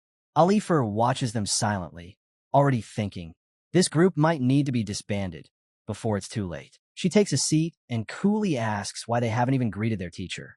In her mind, she reflects on how these groups are built on full student autonomy and how teachers are supposed to follow protocol when expressing concerns. That's why she expected this kind of cold welcome. Nade offers a polite apology, explaining that they were deep in a discussion. If she had submitted an official request before visiting, they absolutely would have welcomed her properly. Alifer says nothing, but her eyes settle on Shyron, full of doubt. The most frustrating part is that Shyron ended up dying under their banner. Meanwhile, Shyron sits uncomfortably, wondering if it's really okay for him to be so relaxed in this situation. He hesitates, then says that regardless of the circumstances, since they have a guest, maybe he should at least serve some tea. Nade scoffs and throws a sharp question. Does she really trust him enough to drink anything they offer? Adjusting her glasses, Alifer cuts straight to the point. She says she'll keep it brief before heading out. She's here to return the research group's room. That statement stuns Shyron, Nade, and Iruki. Nai quickly asks why. Flipping a page in her file, Alifer explains. After reviewing their records, it's actually harder to justify keeping their group active. They haven't delivered any results in over 4 years. For over a semester, they've been short on members, and just that alone is enough to justify a shutdown. Plus, their funding was pulled some time ago. Per the rules, if the group doesn't produce something within the next month, they'll be officially disbanded. Nade slams his head down on the table, desperate, and pleads for a chance to hold a research presentation. He insists that supernatural science covers phenomena beyond measurable proof. Is she really okay with dissolving the only group that dares to question the Magic Society's blind devotion to science and logic? They'll do anything but give up. Alifer pauses, then offers an alternative. If he feels that strongly, there's one condition. Without hesitation, he agrees whatever it is. She drops the bomb. Shyron must be removed from the group. The three of them are left speechless. Alifer then asks if they even realize how serious the immortal function is, far beyond what this school can control. It's far too dangerous for a student to handle, and Shyron could have vanished completely. Shyron admits he knew the risks and had no intention of repeating it. But Alifer steps in, saying that's not the whole issue. The real danger is what comes after, the overflow. Shyron, confused, asks what the overflow is. At the same time, Iruki, still processing everything, asks, maybe you should just say it, like it's some cursed genius syndrome he picked up when he was 8. Nothing too serious. Iruki rolls her eyes and snaps. You're already crazy, so deal with it. Nade chimes in, admitting he doesn't even know what it is. Alifer sighs, clearly frustrated. This is exactly the problem. He keeps making it sound like a joke. She explains that an overflow happens when someone suddenly awakens and their mind just can't handle the flood of information. It's like a dam bursting under pressure. The result? A total mental collapse. But because people confuse it with this so-called diseased genius contract, some kids miss the window for treatment and end up suffering for the rest of their lives. They assume it's all because of the immortal function, and even their teacher doesn't want to imagine how dangerous that really is. Shyron sits silently, his thoughts spiraling. A mental breakdown, could that be it? That dream, his nightmare every night. What if it was a warning? What if he really is losing it? Alifer makes a decision. She's putting Shyron under focused psychological therapy. He'll only do the bare minimum for his academics, and she'll oversee everything personally to make sure it doesn't leave lasting trauma. So if they really care about him, she says they should let him go. She casts a suspicious glare at Nade, but Nade's clearly annoyed and denies it. He doesn't agree at all. Alifer's patience snaps. Is now really the time to throw a tantrum? Iruki cuts in, arguing that this isn't a decision Shyron should be excluded from. She gets that Alifer is worried and skeptical, but isn't this a little extreme? Nade throws in his own theory. Maybe she's going this far because she has feelings for Shyron. Alifer replies coldly that there's nothing inappropriate going on. Nade slams the table and yells. A teacher into a student? That's something you can calculate. Diz jumps in, half joking. Then maybe there's a chance you like me, too? Alifer immediately shuts that down. Zero chance. Not even worth considering. Nade collapses dramatically onto the table. Alifer stays firm. She tells them to drop the black and white thinking. It's time to face reality. Iruki speaks up. If Shyron can't handle the overflow, then maybe that just shows how far his limits go. It's not like he'll actually die. But Alifer disagrees. She thought Iruki, of all people, would understand. He's gone through overflow himself. This isn't some ordinary event, especially not with the immortal function involved. Iruki counters, saying that the immortal function itself is still a mystery. It's uncharted territory. And, looking at the state Shyron was in, Alifer asks if maybe they should just trust him and wait. But she can't shake the fear that he might cross a line. That kind of fixation they call obsession. Shyron's mind flashes back to his childhood. Someone once told him to leave that place. But now, he says, this is something he has to decide for himself. He admits he's scared. Just like she said, there were moments he really thought he'd lose his mind. But right now, he feels alive. Alifer gazes at him, clearly worried. She silently thinks this isn't something that could happen to just anyone. Only someone like him. What truly scares Shyron is the idea that the nightmare might stop. Because if it ends, then he'll lose his only lead. The only thing pushing him to uncover the secrets buried inside him. If this is a question meant for him alone, then he wants to be the one to answer it. He's not trying to escape anymore. He wants to face it. Alifer reflects quietly. He reminds her of someone, a blonde-haired boy from her past, who once told her not to run away, to keep moving forward. Shyron is just like him. She finally says she'll respect his choice. She won't insist on his dismissal anymore.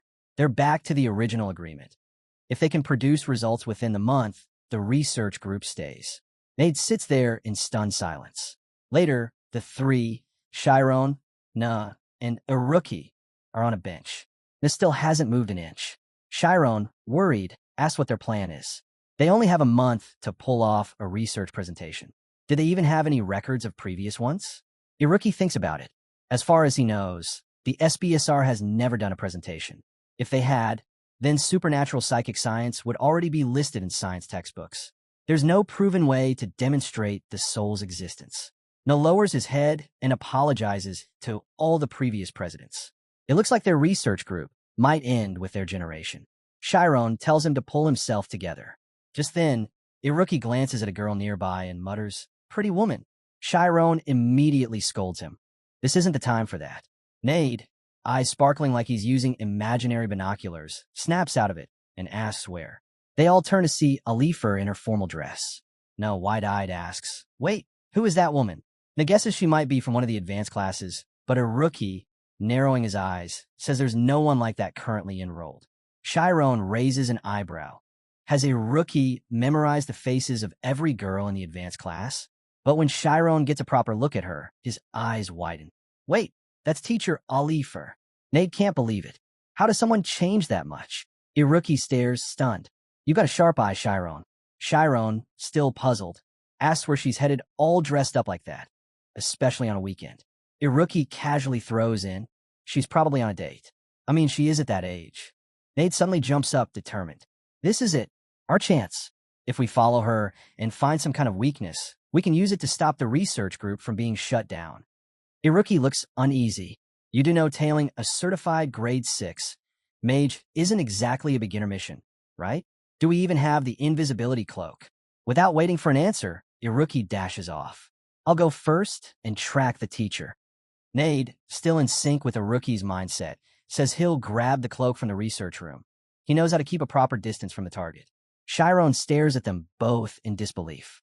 If only you used this much energy for actual research. Meanwhile, Alifer glances over her shoulder suspiciously.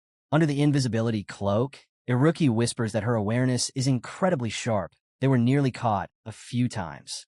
Shyron, completely exasperated, asks again why they're even doing this. And responds confidently. Come on, you can feel something's up. Who is she meeting?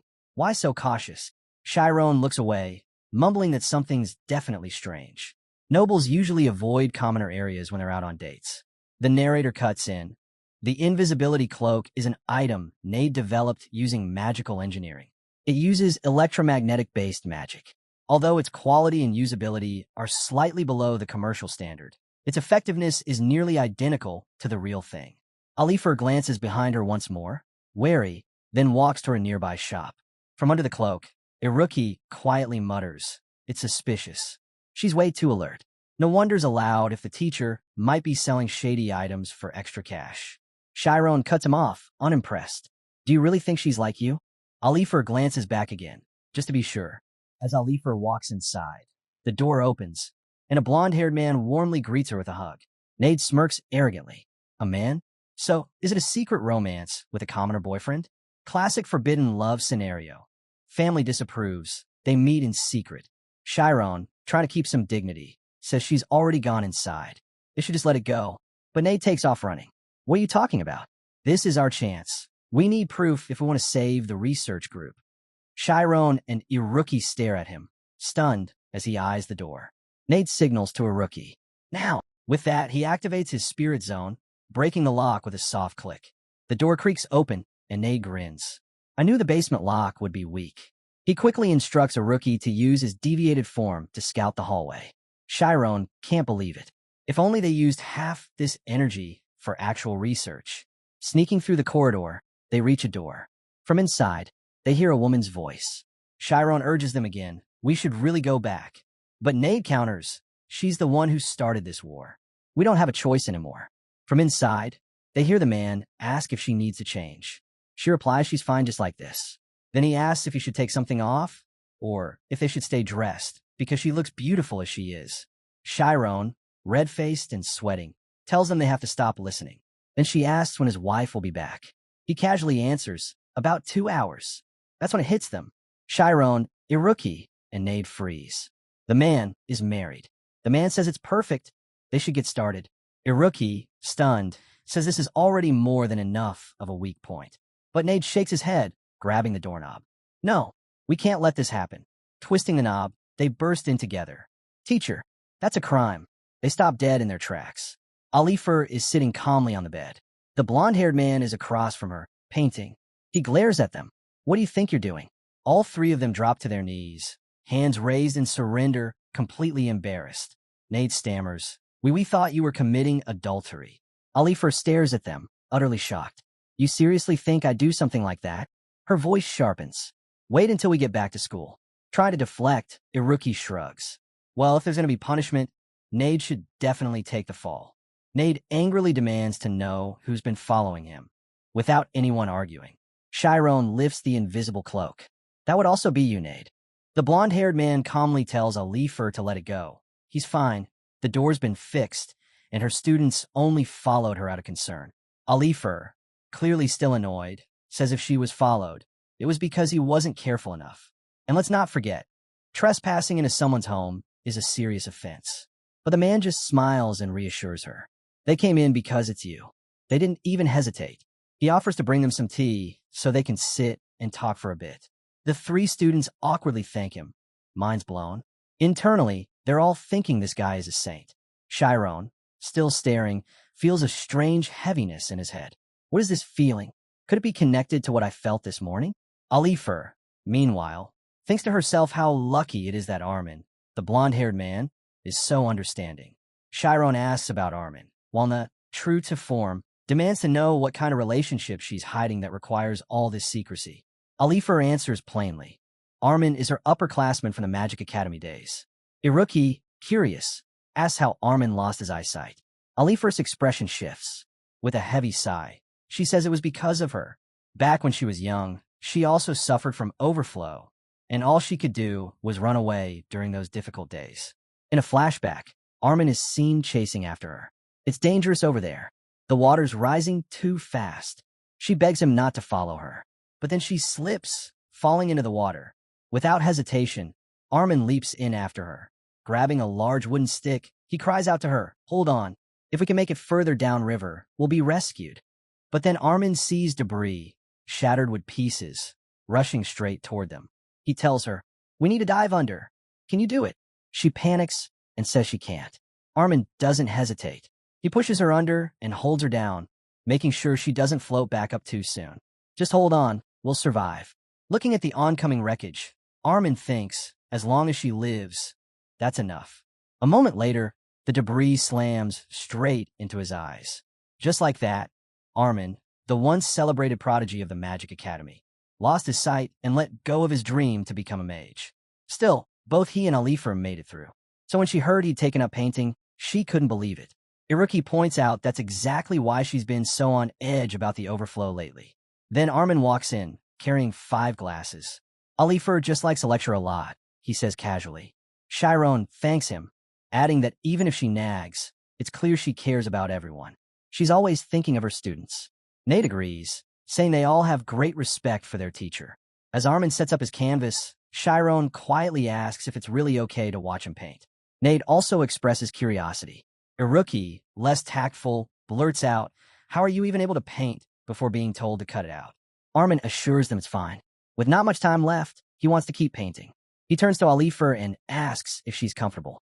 A bit flustered, she nods, saying it's a little embarrassing, but she's okay. Alifer sits, and Armin begins sketching her. Nade watches in awe and wonders how Armin does it. Iruki mutters that Armin must be using his spirit zone. Nade confirms that if that's true, Armin's at least at the zoner level. Using his own spirit zone, Shyron steps forward and asks Armin directly, "Can he see?" Armin pauses, then smiles. Slowly, he removes the band from his eyes. "I've been waiting for you," he says. Shyron is stunned. Light isn't just glowing from Armin's eyes. It's radiating from his entire body. He wonders if anyone else can see it. He taps Nate on the head, telling him to look at Armin's eyes, but stops mid-sentence. Something's wrong. Nade, Iruki, and even Alifer are all completely still. "What is this?" Shyron asks in disbelief. Armin calmly answers, "It's a spell. Time magic.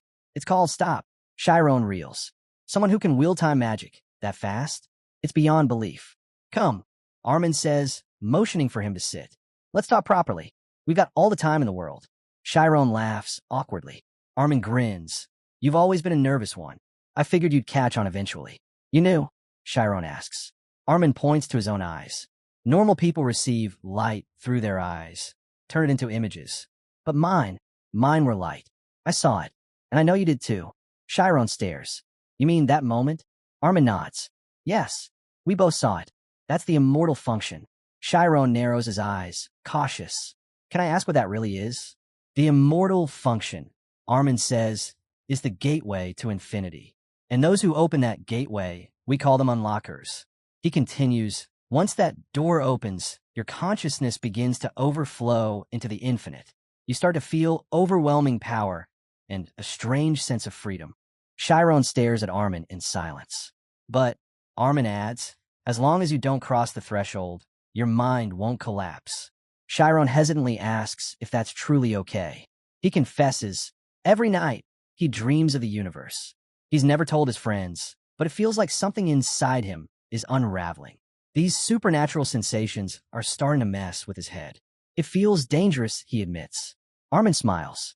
"Then it sounds like magic has chosen you." He explains that the symptoms Shyron's feeling are unavoidable. He's approaching what they call the infinite domain, the cosmos itself. When someone stares into that vast, endless space, they're hit by a fear so deep it shakes their soul. But that fear, it leads to awakening.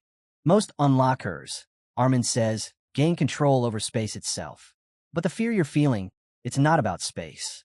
It's something else entirely. And once you understand what that something is, the fear will vanish. Shyron, overwhelmed, asks how he's supposed to know what it is. "That part," Armin replies, "I can't say. It could happen tomorrow, or it might take your entire life." "My whole life?" Shyron echoes in disbelief. "Don't be afraid," Armin assures him, "because that's something, it's already within you. You just don't have a name for it yet." Shyron pauses, thinking out loud. "So, it hasn't been discovered yet. The universe exists inside me, but I don't even know what it is. Maybe it's connected to the light speed threads I see in my dreams." Armin nods. "It could be tied to something called gauge symmetry." "Gauge symmetry?" Shyron asks. Armin explains, "Some scholars once believed this world was perfect, that its physics were flawless. Everything could be measured, explained, just like the constant speed of light. It was too precise, as if the universe had been designed by will. But," he goes on, "the deeper they dug, the more they found cracks. That symmetry, they discovered it was broken." Shyron glances at Iruki. He remembers. Once, Iruki had spoken of a mysterious realm governed by probability. And Armin finishes, this universe we live in, it's not perfect, because we still don't truly understand it. What broke the symmetry?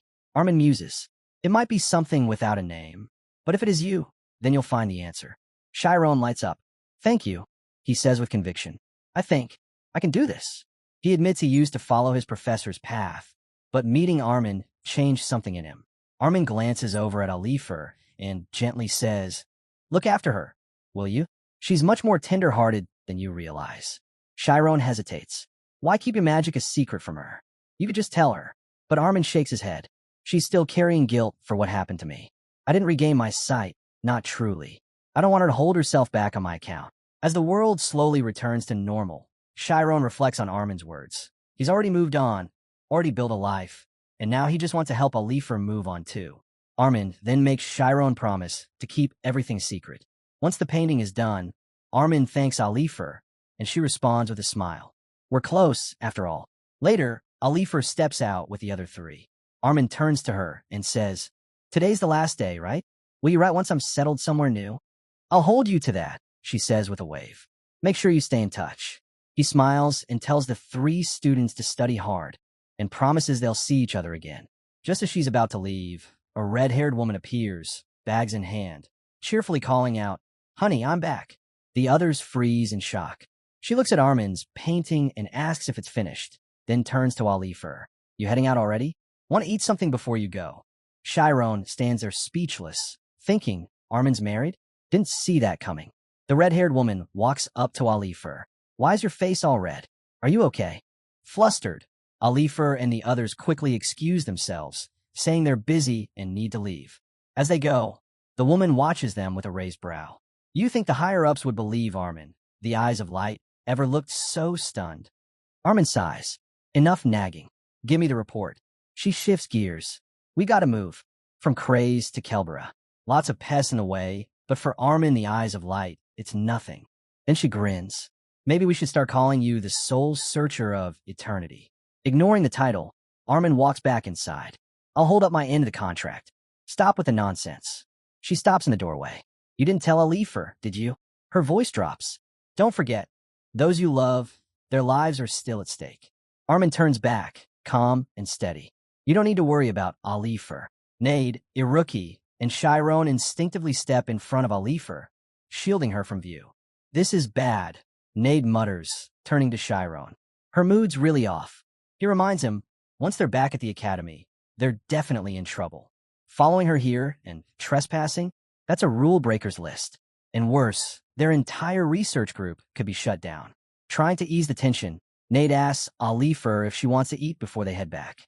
Shyron joins in. We're finally out. Let's eat properly. Sina encourages them too. We've all been up to something wild today. Might as well eat until our stomachs burst. Nade nods to the others, whispering that cheering Alifer up is their best shot at dodging any serious punishment. Iruki says he's going to order something pricey. Shyron quietly adds, she's upset because she's going to be apart from Armin. We should try to lift her spirits. 2 hours later, at a bustling restaurant, Nade, Shyron, and Iruki all shout in unison, Alifer, stop drinking already, as she loudly demands, one more bottle of wine. The narrator cuts in, describing the spell stop. A legendary passive light magic, photon type. It halts time itself, but only someone who has achieved the omnipotent sensitivity to perceive the speed of light can control it. As things move closer to light speed, their mass increases, space compresses, but within the spirit zone, this law bends. That's where materialization can happen, though only within its boundaries. Back at the restaurant, 2 hours in, the table is overflowing with food. They ask Alifer again if she's really planning to drink more. She raises her glass, hesitates. We barged into a stranger's home today. Drinking feels wrong. Nade waves it off. It's your day off. Just one drink. Shyron is fully immersed in the food. This is amazing. Iruki eyes his dish and says, pretty sure this is my first time eating something like this. Nade, trying to keep her cheerful, offers to pour the drink. Alifer chuckles. You kids shouldn't even be near this stuff. Still, she pours a glass. Nade thinks to himself, just gotta keep her happy. Maybe I'll get something out of this. Shyron holds up a chunk of meat to Iruki. Try this. Iruki replies flatly, I'm already bored of eating it. Nade watches Alifer carefully, arrogance flickering in his eyes. I'm going to find her weak spot, eventually. An hour later, with flushed cheeks and tipsy sway, Alifer leans over, pinching Nade's face. Why are your cheeks always so soft? Every time I see them, Shyron and Iruki exchange horrified glances, completely unsure how to handle what's coming next. Alifer, clearly drunk and emotional, suddenly bursts into tears. You two were top scorers during the speed gun test. So talented. So why are you slacking off in school? Tears stream down her face. Do you know how many people never get to chase their dreams? And do you think I'm just some evil professor? Shyron quickly speaks up, nervous. No, we don't think that at all. You're not terrible. But Alifer, still crying, collapses onto the table mid-sob. Iruki watches silently, picking food from his teeth. We finished everything, and she's still not waking up. Shyron leans over, gently shaking her. She hasn't even paid yet. He tries to rouse Sina when a brown-haired man appears, eyeing them with a smirk. She looks real out of it, he says casually. How about I take her back in my carriage? Just the lady, of course. He laughs. Nate steps up, voice cold. No thanks. But the man doesn't back off. Placing a hand on a chair, he sneers. Kids like you should step aside. Leave it to the adults. He reaches for Alifer. Look at her up close. She's got a fine body. Before he can finish, Shyron grabs his wrist. Why don't you take your hand off our professor? The man glares and steps forward angrily. So you're all students, huh? Doing this sort of thing at night? Kids like you should be sleeping in their mommy's arms. I could get you expelled with a single word. Suddenly, a crackle of light snaps through the air. An electric orb hovers between them. Nade, controlling the glowing ball, warns, if you don't want to wet yourself in front of everyone, I suggest you back off quietly. The gray-haired man blinks. Magic. The brown-haired man squints. Wait, are you from Alpheus's Magic Academy? Iruki narrows his eyes, scanning the man's ID. CRE, administrative official. Douglas Silver. Douglas frantically pats his pockets. My wallet. Iruki tosses it at him. You want to expel someone? Go ahead and try. Look up Mercane Iruki. I'll be waiting. The wallet hits him square in the face. Mercane, he mutters, stunned. The narrator cuts in. First-class nobles. Those who serve as royal advisors for 3 generations. And that name is from the Maradan family. Douglas and his companion quickly retreat. Iruki watches them scurry off. Cowards couldn't even start a real fight. What's the point of flexing if you've got nothing to back it up? Nate turns to Iruki. Why'd you bring up your family? Iruki shrugs. Losers like them. They always fold when you do. Most people don't have much faith in their support system, but for this group, that makes them the exception. When they try to encourage someone to leave, it ends with a foul mood. Nade, meanwhile, spots Alifer sleeping and snaps a picture of her, thrilled. He starts dancing and singing, hyping up the fact that the ever-serious perfectionist got drunk and passed out. This is huge. He even thinks this might be the break they need to keep their group from falling apart. In stark contrast, Shyron is quietly carrying Alifer on his back. He remarks with a sigh that he's the only one stuck doing it. Nade teases him for it, asking if he's jealous. Iruki chimes in, saying Shyron's just the strongest among them. But after walking only 10 steps, Nade gives up. Iruki? He doesn't even bother trying. Iruki walks over to Shyron and suggests he try using Schema. Shyron asks if that's something he can just tap into whenever, and Iruki tells him that if he can access the spirit zone, then yes, he's got what it takes. Mi adds that even the kingdom has magic swordsmen, and Iruki says Shyron definitely has the skill for it. Shyron nods, saying he wants to learn. Iruki then instructs him to close his eyes and focus inward. He tells Shyron to follow his voice, that he'll guide him with a question.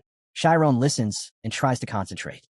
Iruki suddenly asks where he and Amy had their first kiss. Shyron's eyes snap open in irritation, while Nade cracks up laughing, shouting that Shyron totally fell for it in the dead of night. Later, Shyron, Nade, and Iruki are walking when Alifer calls out to them. She says they shouldn't be using Alifer's vulnerability as leverage. Nade retorts by asking why they went through all that effort then. Shyron replies that it's been a draining and sorrowful day. Iruki adds that she wouldn't want them to endure the same pain she once did. Nade, flustered, admits the former president left everything in his hands, and he's just hoping for the best. The three, Nade, Shyron, and Iruki, stand side by side, agreeing to do whatever they can. Suddenly, they jump in surprise when Alifer wakes up and asks what's going on. Shyron checks if she's sober now. Alifer says she owes them and promises to keep their actions quiet. No school report, no consequences. Pointing a finger at them, she grants them 1 more month, starting now. Alifer tells them bluntly, if they really believe in their research group, then they should stop hiding and boldly convince the school. If they want something, they need to go out and earn it. Nade grins, rubbing his nose, and casually replies that whether it's in a formal presentation or not, they'll prove their group's worth with full confidence and pride. Iruki, half joking, wonders if maybe it's time they start using their brains. Alifer encourages them to give it their best shot, and not to be surprised by what they're capable of. Shyron watches quietly, thinking that nothing has really changed, but somehow, he feels a bit more at ease. Later, as they cross the bridge, they ask Alifer when she actually woke up and if a maid should really lose her composure over a few drops of alcohol. A few days pass, and back at the academy, students gather around the notice board in shock. They spot a new announcement about an upcoming research presentation titled The Science of Supernatural Spirits. They're even more surprised to see that Shyron is one of the presenters, along with Nade and Iruki. The poster boldly claims it will uncover a secret the school has long tried to bury. Flashback to 10 days before at Istis. Nade throws his hands up in frustration, shouting that he can't think of a single idea. The three of them slump onto the sofas, exhausted. Iruki, half-dazed and poking at his nose, complains that they've discussed everything they could think of during their sleepless nights, but still haven't landed on a decent topic. Nade shuffles through a stack of cards, each with different ideas written on them, and mutters that most of these things couldn't possibly be recreated for a live presentation. Shyron thinks back. It's already been 3 days since they promised Professor Alifer they'd make this happen. Telling her they'd win was easy. Actually figuring out how to explain the science behind invisible spirits? That's the hard part. He grumbles about the absurdity of trying to sew together something the eye can't even see. Nade, meanwhile, seems to have snapped under the pressure. Iruki says he's always been a little crazy. Shyron, exhausted, yawns and mumbles that they're at their limit. He turns to Nade, only to freak out and fall backward at the sight of a glowing hologram. Nade bursts into laughter, asking how realistic it looked and what if they claimed this was a spirit. Iruki identifies it as a lightning shadow, while Shyron stammers that it looked at him, and it scared the life out of him.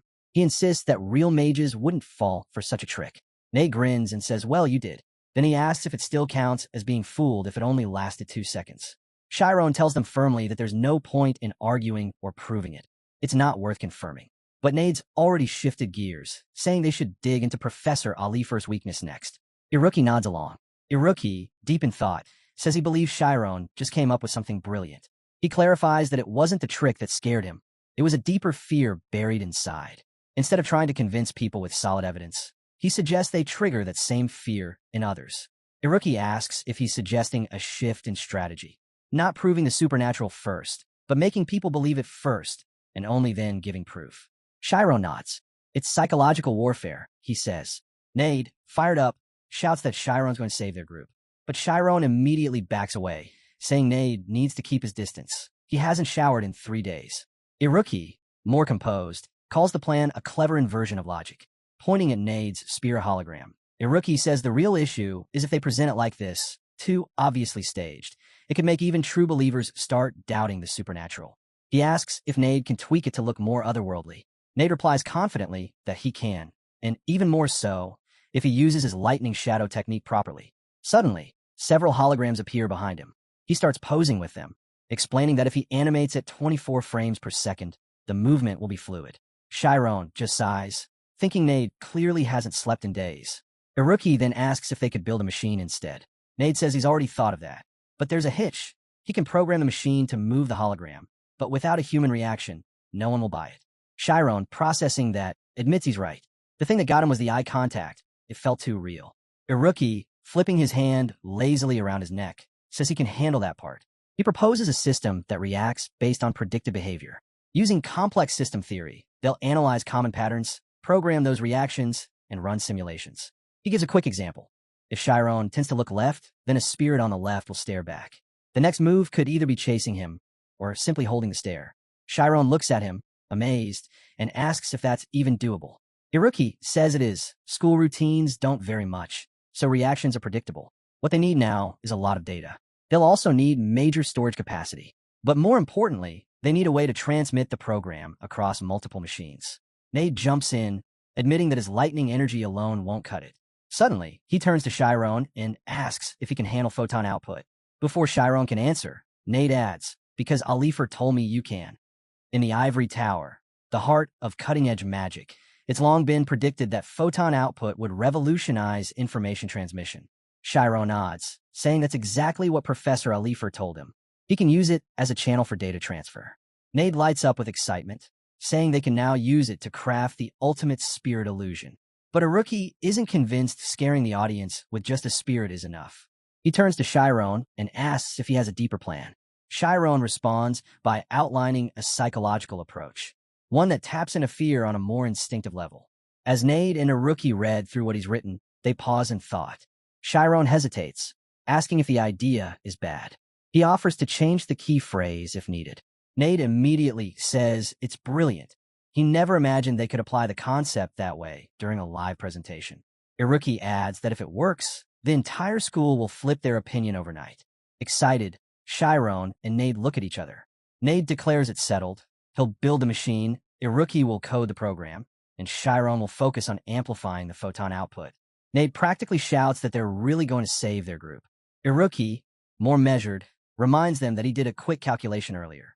He turns to Shyron and says the photon output required is 3 times what he can currently manage, and he has to hold it for 10 straight minutes. Then he asks if that's even possible. Shyron hesitates, clearly unsure, and says 10 minutes with a nervous look. 10 days later at Istis, Nade bursts through the door, arms full of papers, announcing he just finished hanging up the presentation posters. Iruki's been glued to the board all day working on movement pattern equations, while Shyron has been training nonstop to push his photon output limits. Nade excitedly shares the news. Everyone said they'll be attending. Shyron agrees. They'll definitely show up after seeing that kind of poster. Iruki raises an eyebrow, asking if it's because they put their names on it. If too many people come, it could turn chaotic. More people means more work. He asks how many Nade thinks will attend. Nade shrugs and says he's not sure, but probably more than half the school. The narrator chimes in. The long-awaited presentation from the Science of Supernatural Spirits Research Group is approaching. Elsewhere, Maria walks down a hallway, passing students whispering to one another. One asks if the presentation is going to be that, and his friend confirms. Both upperclassmen Shyron and a rookie will be on stage. She hears someone nearby, wondering aloud what they'll reveal. As she turns into an alley, a voice from behind a pillar whispers, "Is it true that the Supernatural Spirits Group is really going to present something?" She replies that the group's revival isn't confirmed yet, but according to her sources, if their presentation fails, the school will reclaim their research room. The man hiding behind the pillar scoffs, saying it's obvious the group's finished. Whatever reputation they had is long gone. But the short-haired girl standing beside him isn't so sure. She points out that a rookie has savant syndrome, and Shyron is a black magician. Plus, Nade's not someone you can underestimate either. The man just laughs arrogantly. In his eyes, they're still bottom-rung students. He says what they really need to be worrying about is what comes after, because the shady research groups are already fighting to become Istis' new top contender. The narrator cuts in, explaining, light shadow magic is a form of electric illusion that leaves behind a static afterimage. It's used widely across all fields in Istis. Meanwhile, Shyron trains relentlessly. Eventually, his body gives out and he slumps to the ground, drained. The narrator describes it as a mental rebound, a brutal method to rapidly boost magic output. When his willpower maxes out, it takes him about 20 minutes to recover. Then he does it all over again. Each spell eats up about 40 minutes worth of mental focus. It's dangerous, borderline reckless. If he keeps pushing, it could cost him his life. Stopping his stopwatch, Shyron reflects that if the professor knew he was doing this, she'd never allow it. But the toll on his mind has gotten him halfway there. He can now maintain photon output for 5 minutes. 7 days before the presentation, Shyron sits again on the ground, gripping his stopwatch. He knows the only way to hit 10 minutes is to keep going, even if it destroys his consciousness. Suddenly, Nate appears and asks how things are going. Shyron forces a smile and says he'll make the deadline. Nate, tearing up, wonders aloud if they've set the bar too high. It's beyond what even a Class 5 magician can handle. But if they can't pull this off, it's over for the group. Shyron cuts him off. "I told you not to worry," he says. Then he asks how Nade's progress is coming along. Nade says he's almost ready and asks Shyron to follow him. They head over, and Shyron freezes in shock at the sight of a rookie racing around at insane speeds. He taps him on the shoulder, asking if he's okay, and if he's even slept. Iruki just says calmly, "I'll make the deadline." Shyron thinks to himself he can't stop him. He's just as crazy. Nade calls out to him. Here it is. Shyron turns and stares in amazement at a massive machine covered in different components and systems. Shyron asks if the machine is just a prototype. Nade nods, explaining that the final test will be with Shyron's photon output. They also need to test the performance of the light cable, something Iruki's father sent over. Nade hands Shyron an orb and tells him to pour his magic into it. Shyron closes his eyes. The orb glows brightly, and the light surges through the pipes. Nade watches it closely and asks how it feels. Not bad, right? Moments later, a hologram emerges from the machine. In the pouring rain, someone steps through the mist toward Istis. It's Nade, pulling off his invisibility cloak. He opens a door and calls out for Shyron to get ready for the presentation, but his voice slows as he notices something. A stopwatch drops through the air, and Nade catches it. Did you do it? He asks. Shyron flashes a confident thumbs up. Let's do this. On the day of the presentation, a huge crowd gathers outside the academy. The students are buzzing with excitement. Some are selling snacks, while others are handing out presentation posters. One student asks why it feels like a festival. Mark arrives, puzzled by the crowd. He grabs a poster and is told to wait in line. Looking at it, he frowns at the childlike drawing and reads the names on it. His eyes land on Shyron's name. I can't forget this name, he murmurs. Then he wonders out loud what this childish poster is even about and who's really showing up to see it. Right then, Maria appears beside him. Let's go see it, she says, taking his arm. When he hesitates, she grabs his sleeve, dragging him along as she points toward the line. It's this way. Mark agrees reluctantly, thinking maybe he'll learn something after all. The narrator cuts in. During their suspension, both Maria and Mark were trained under Thad using special techniques. And somehow, Mark had gotten caught in the complicated dynamic between Thad and Maria. Back in line, some students start pointing and whispering. They spot Amy and Sariel.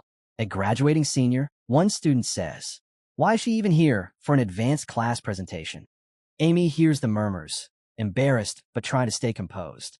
Sariel casually offers her a snack and tells her to open her mouth. Amy explodes, yelling at her for making them come in the first place. "How long are you going to keep saying that?" Sariel replies, grinning. "It's obviously because of your boyfriend's presentation." Amy covers her face, red with embarrassment. This is so humiliating. A new voice rises in the crowd. Someone says a Class 1 senior just showed up. Whispers ripple through the line. "Wait, he's here. What's Fermi doing at a presentation like this?" All eyes turn to the elite student as he approaches, looking ahead intently. The blue-haired girl is identified as Senior Hershey. The blonde boy is Ryken, nicknamed the Electric Monster. There's also Richard, the white-haired boy Richard with glasses from Alchemy, and the red-haired boy named Caden. Seeing them all together, Sariel is stunned, wondering why students from Class 1 are even attending this presentation. Amy leans in, asking Sariel what these elite students might have in common. Sariel explains there's a rumor floating around. They're all allegedly part of a secretive research group known as Gold Run. Inside the presentation hall, everyone is seated as Alifer adjusts his glasses at the judge's table. He notices the headmaster entering and curiously asks what brought him here. The headmaster replies that he heard the students put genuine effort into preparing this event, and he wanted to see it firsthand. Alifer gestures for him to sit and quietly looks forward to what's about to unfold. As the crowd waits, a tense atmosphere hangs in the air, students shifting in their seats, casting suspicious glances at one another. Amy's mind drifts to the upcoming presentation.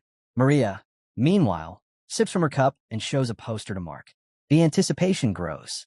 Then, suddenly, the lights dim, spotlights flicker on, and Nade takes the stage. He welcomes the crowd and announces the beginning of the Science of Supernatural Spirits presentation. The narrator chimes in, noting the bold presentation from this mysterious science group kicks off. But 30 minutes in, chaos erupts. Students are flinging their popcorn in outrage. One student mocks them, asking what they even expected from Class 5, while another sneers that they should be studying instead of wasting time. Clearly, they'd all been misled. Sariel glances at Amy, who's frozen in disbelief. The narrator provides more insight. This so-called research group looks official on the surface, but the term shady fits because they often break rules and operate in secrecy. Their member list is usually falsified, making it nearly impossible to track who's actually involved. Nade thanks the audience for attending. He introduces himself as today's MC and the president of the Science of Supernatural Spirits group. Today's main focus? Spirits. Mark mentions something about souls, and Nade warns that the visuals they're about to see might be unsettling. It varies from person to person. He advises them to brace themselves. As the screen lights up, the headmaster observes that the students have clearly put in a great deal of work. Alifer quietly nods, impressed by the holographic background they've used. The screen lights up, showing the main building of Alphea's academy. Nade turns to the audience and asks if anyone knows the story of what happened before the school was even built. With a snap of his fingers, he launches into the tale. It dates back 200 years. This area used to be nothing more than a quiet farming village. At that time, the world was caught in the middle of the infamous War of Conquest. Civilians and soldiers alike fled to the mountains to escape the chaos. As the story unfolds, the stage lights begin to flicker and eerie, non-human figures appear. The students nervously glance around, whispering if something creepy might suddenly jump out. Suddenly, a man steps into view, his movements unsettling. Iruki bursts out, shouting that the man is clearly possessed by a malevolent spirit. Laughter erupts from the crowd as they recognize it's Iruki in costume. As Iruki, the student playing the possessed man, walks off stage, Sariel munches on snacks, chuckling at how funny the whole thing is. Amy, on the other hand, frowns and mutters if this is supposed to be a serious presentation or just a play. Nade continues, reenacting another part of the story. He stumbles onto the stage, calling out lovingly for someone named Olia. He says he escaped the war to find her. Maria, caught up in the drama, whispers that he must have been separated from his lover while running away. Meanwhile, Mark glares in annoyance, thinking this whole thing has gone off the rails. Then a voice calls out, "She's over here." Mark turns, stunned. It's Shyron, playing the role of Olia in full costume. Nade immediately runs toward the stage, completely shocked. Junior, wide-eyed, exclaims, "That's Senior Shyron." Alifer's jaw hits the floor, and Sariel turns to Amy in disbelief. Chiron's cross-dressing. But what surprises her even more is the embarrassed look on Amy's face. "Get a grip," Sariel mutters. Back on stage, Nade and Chiron dramatically embrace. "We'll never be apart again," Nade says, as they slowly lean in for a kiss. Maria hides her face in embarrassment while two students explode their mouths full of popcorn in shock. Amy gasps. They're actually going to kiss in a play. Just as the two get closer, Iruki bursts in again, grabbing Nade by the neck and sinking his teeth into his shoulder. The crowd stiffens. Nade shoves him off, yelling for help as the lights suddenly go black.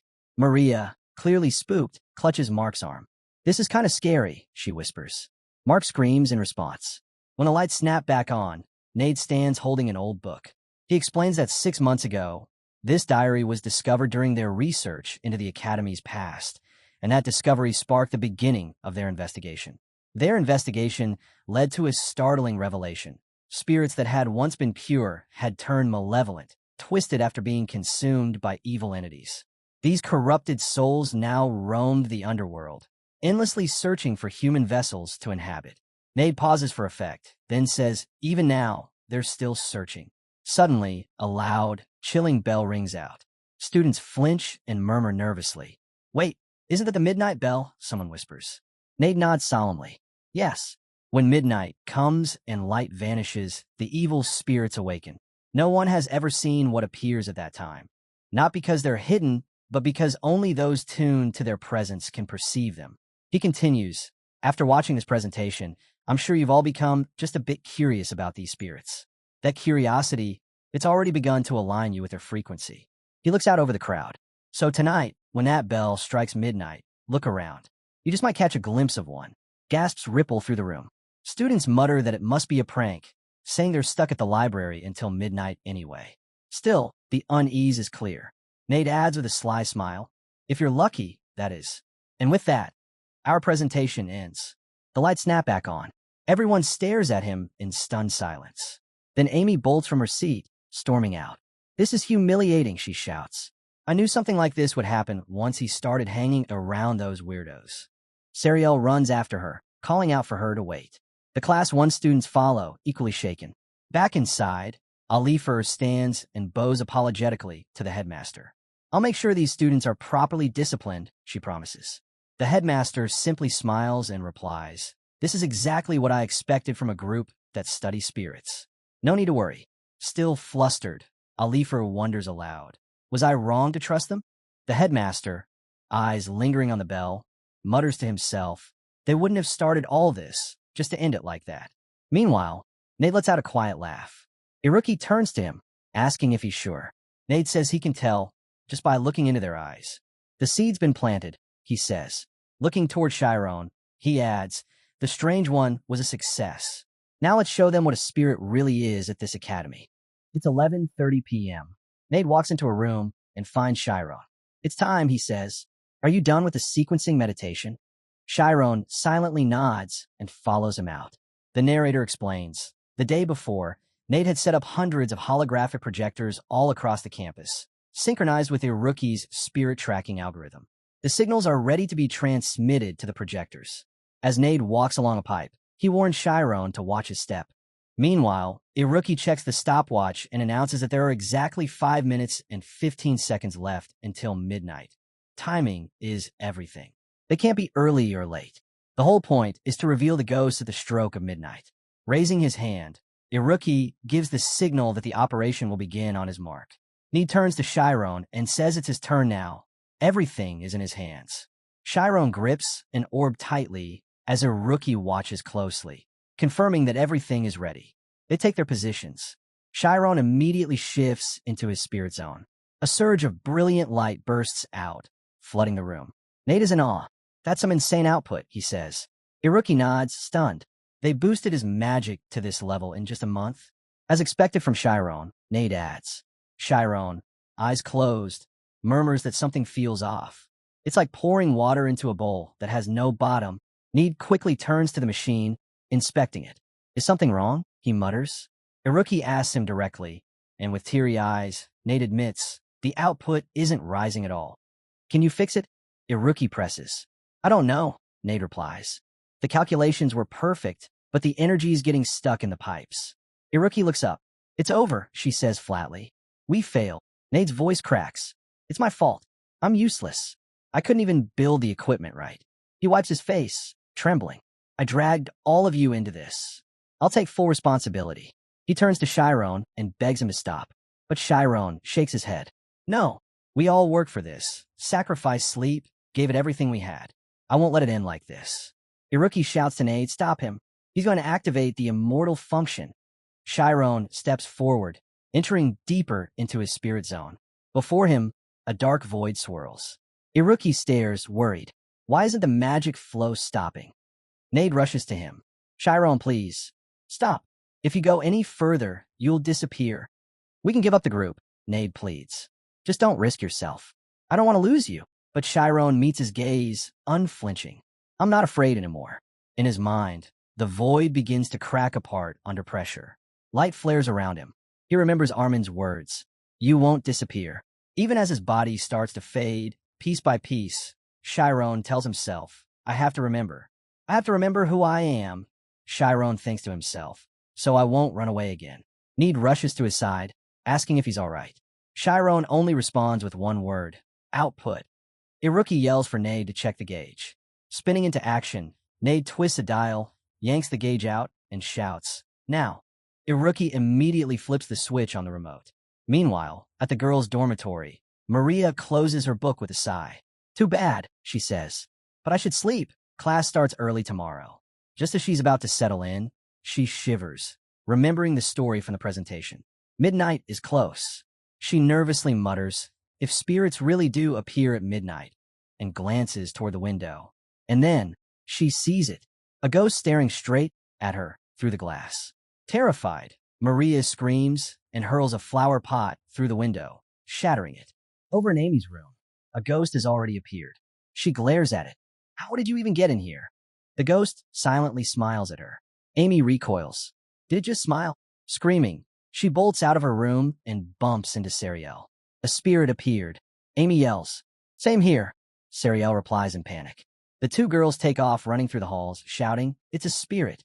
The ghosts chase them, and the noise quickly spreads across the entire dorm. Soon, spirits are appearing everywhere, in the streets, in the library, in every corner of the school. Girls flood out of their rooms, panicked. Members of Class 4 rush in, activating their magic. They're everywhere, one shouts. The ghosts glide forward silently, and then, one by one, begin to vanish. Screams echo throughout the campus. Then silence. Class 4 watches, stunned, as every last spirit disappears. Elsewhere, a gray-haired Class 5 student notices figures on the rooftop. It's Nade, standing proudly beside Shyron. A rookie claps his hands loudly, addressing the crowd. Thank you for coming to our late-night presentation. Below, Alifer stomps out, holding up a strange yellow device. Come down this instant, she snaps. What is going on in the middle of the night? She shoves the device in Nade's face. You shocked me while I was washing up. Nade casually waves. Good evening. Voices rise all at once. A holographic projector? So it was fake. Alifer turns and sees the headmaster laughing heartily. When did you get here? She asks, stunned. The headmaster chuckles. I don't think the presentation's over yet. Let's hear the rest. Nade steps forward, his voice clear and firm. Spirits exist. According to our research, yes, they're real. So, do you believe in the supernatural? The Class 4 students erupt again. You're still going on about that? One shouts. A brown-haired student scoffs. Everything you showed was fake. Cheap tricks that even a 3-year-old could pull off. How did you even do it? The student next to her narrows their eyes and replies. They used it somehow, one student mutters. Another chimes in. It's strange. The holograms didn't move the same way. Something's off. The girls around them whisper. She's been talking about it ever since we found out they were fakes, but even she has no clue how it was done. I think they edited the holograms directly from the machine, another guesses. Suddenly, the headmaster casually conjures a small, magical hologram in his palm. Well, how does this look? He grins, then turns to Alifer. Care to explain the trick they used? Alifer folds her arms and sighs.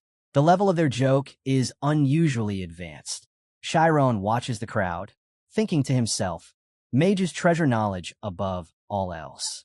Once curiosity is sparked, they can't ignore it. One Class 4 student with black hair seats. We got played by Class 5. His brown-haired friend clenches his fists, glaring. I still can't figure out the mechanism they used.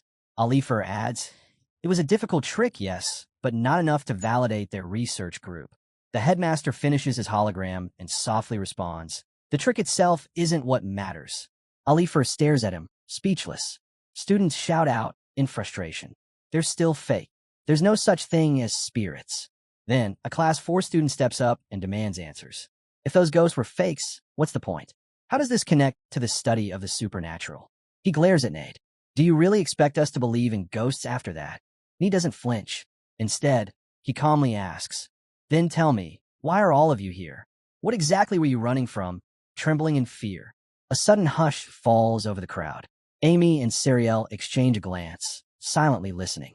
Nade continues, the emotion you all felt tonight, that fear, that's the core of what the Science of Supernatural Spirits group studies.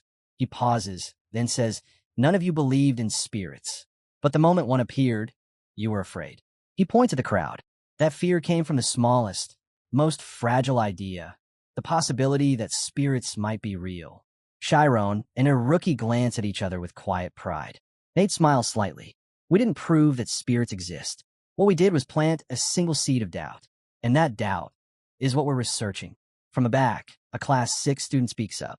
There were times when things we know as truth today were considered lies in the past. Nade nods. Exactly. And today, thanks to all of you, we've proven that our research group matters. With that, he says, bowing alongside his group, we officially conclude the presentation of the Science of Supernatural Spirits Research Group. Thank you. 5 Class 4 students stare at each other, stunned and speechless. The crowd of students erupts in excitement. Cheers ring out as they shout their approval. If it's always going to be this incredible, we don't mind falling for his tricks again and again. The headmaster smiles, asking aloud, so, where did they come from, and where are they headed next? He pauses, then says thoughtfully, there are those who explore doubt, who reveal things once invisible. He turns to Alifer. What do you think? I admit, it was a significant presentation, she replies. Thad steps forward with a nod. No objections from me. Alifer lets out a deep sigh. Then, raising her voice so everyone can hear, she announces, the professors have agreed to recognize the Science of Supernatural Spirits Research Group's presentation. The crowd holds its breath, and as punishment for the chaos you caused, she shouts, "You're suspended for 3 days." Nade, Shyron, and Iruki throw their arms in the air, grinning. "We did it. It was a success." Alifer scowls. "Are you 3 even listening? You're suspended," but it's drowned out by the crowd. Students swarm them with congratulations and well wishes. Maria proudly says, "Shyron really is something else," and Mark nods. "He's cool and a genius." Sariel grins. "Honestly, that was amazing. Who doesn't want to do something like that once in their life? To shake up the world?" Amy stands quietly, watching them. "I can't believe this," she thinks. "Here I am, struggling just to graduate, and they're throwing themselves into something like this." But even as she thinks that, a little pride slips through. Need, Shyron, and Iruki are crying, tears of relief and joy. Amy glances at them, folding her fingers slightly. "Maybe I'm a little jealous," she admits silently. Meanwhile, in another corner, a group of boys murmur bitterly. "An old eagle's still better than a cow," one growls. They handed their group off to those reckless kids, another sneers. "Forget about taking ICEs for ourselves. My language research group is pulling out. They're still class 5, one says with disdain. Look at him, running scared. They'll be in a graduating class soon, another warns. If you don't want to go up against them next year, better graduate now." Someone scoffs. "You should tell that to the doll collecting research group. They've got no business talking." Fermi cuts in, clearly annoyed. "Enough. You're just going to draw attention to yourselves. This'll only backfire. Let go for now. Wait for the right time." Alifer overhears and groans. "Grow up, all of you." On the Sidel zines, the headmaster strokes his beard with amusement. "Even someone like me, who's specialized in the light arts.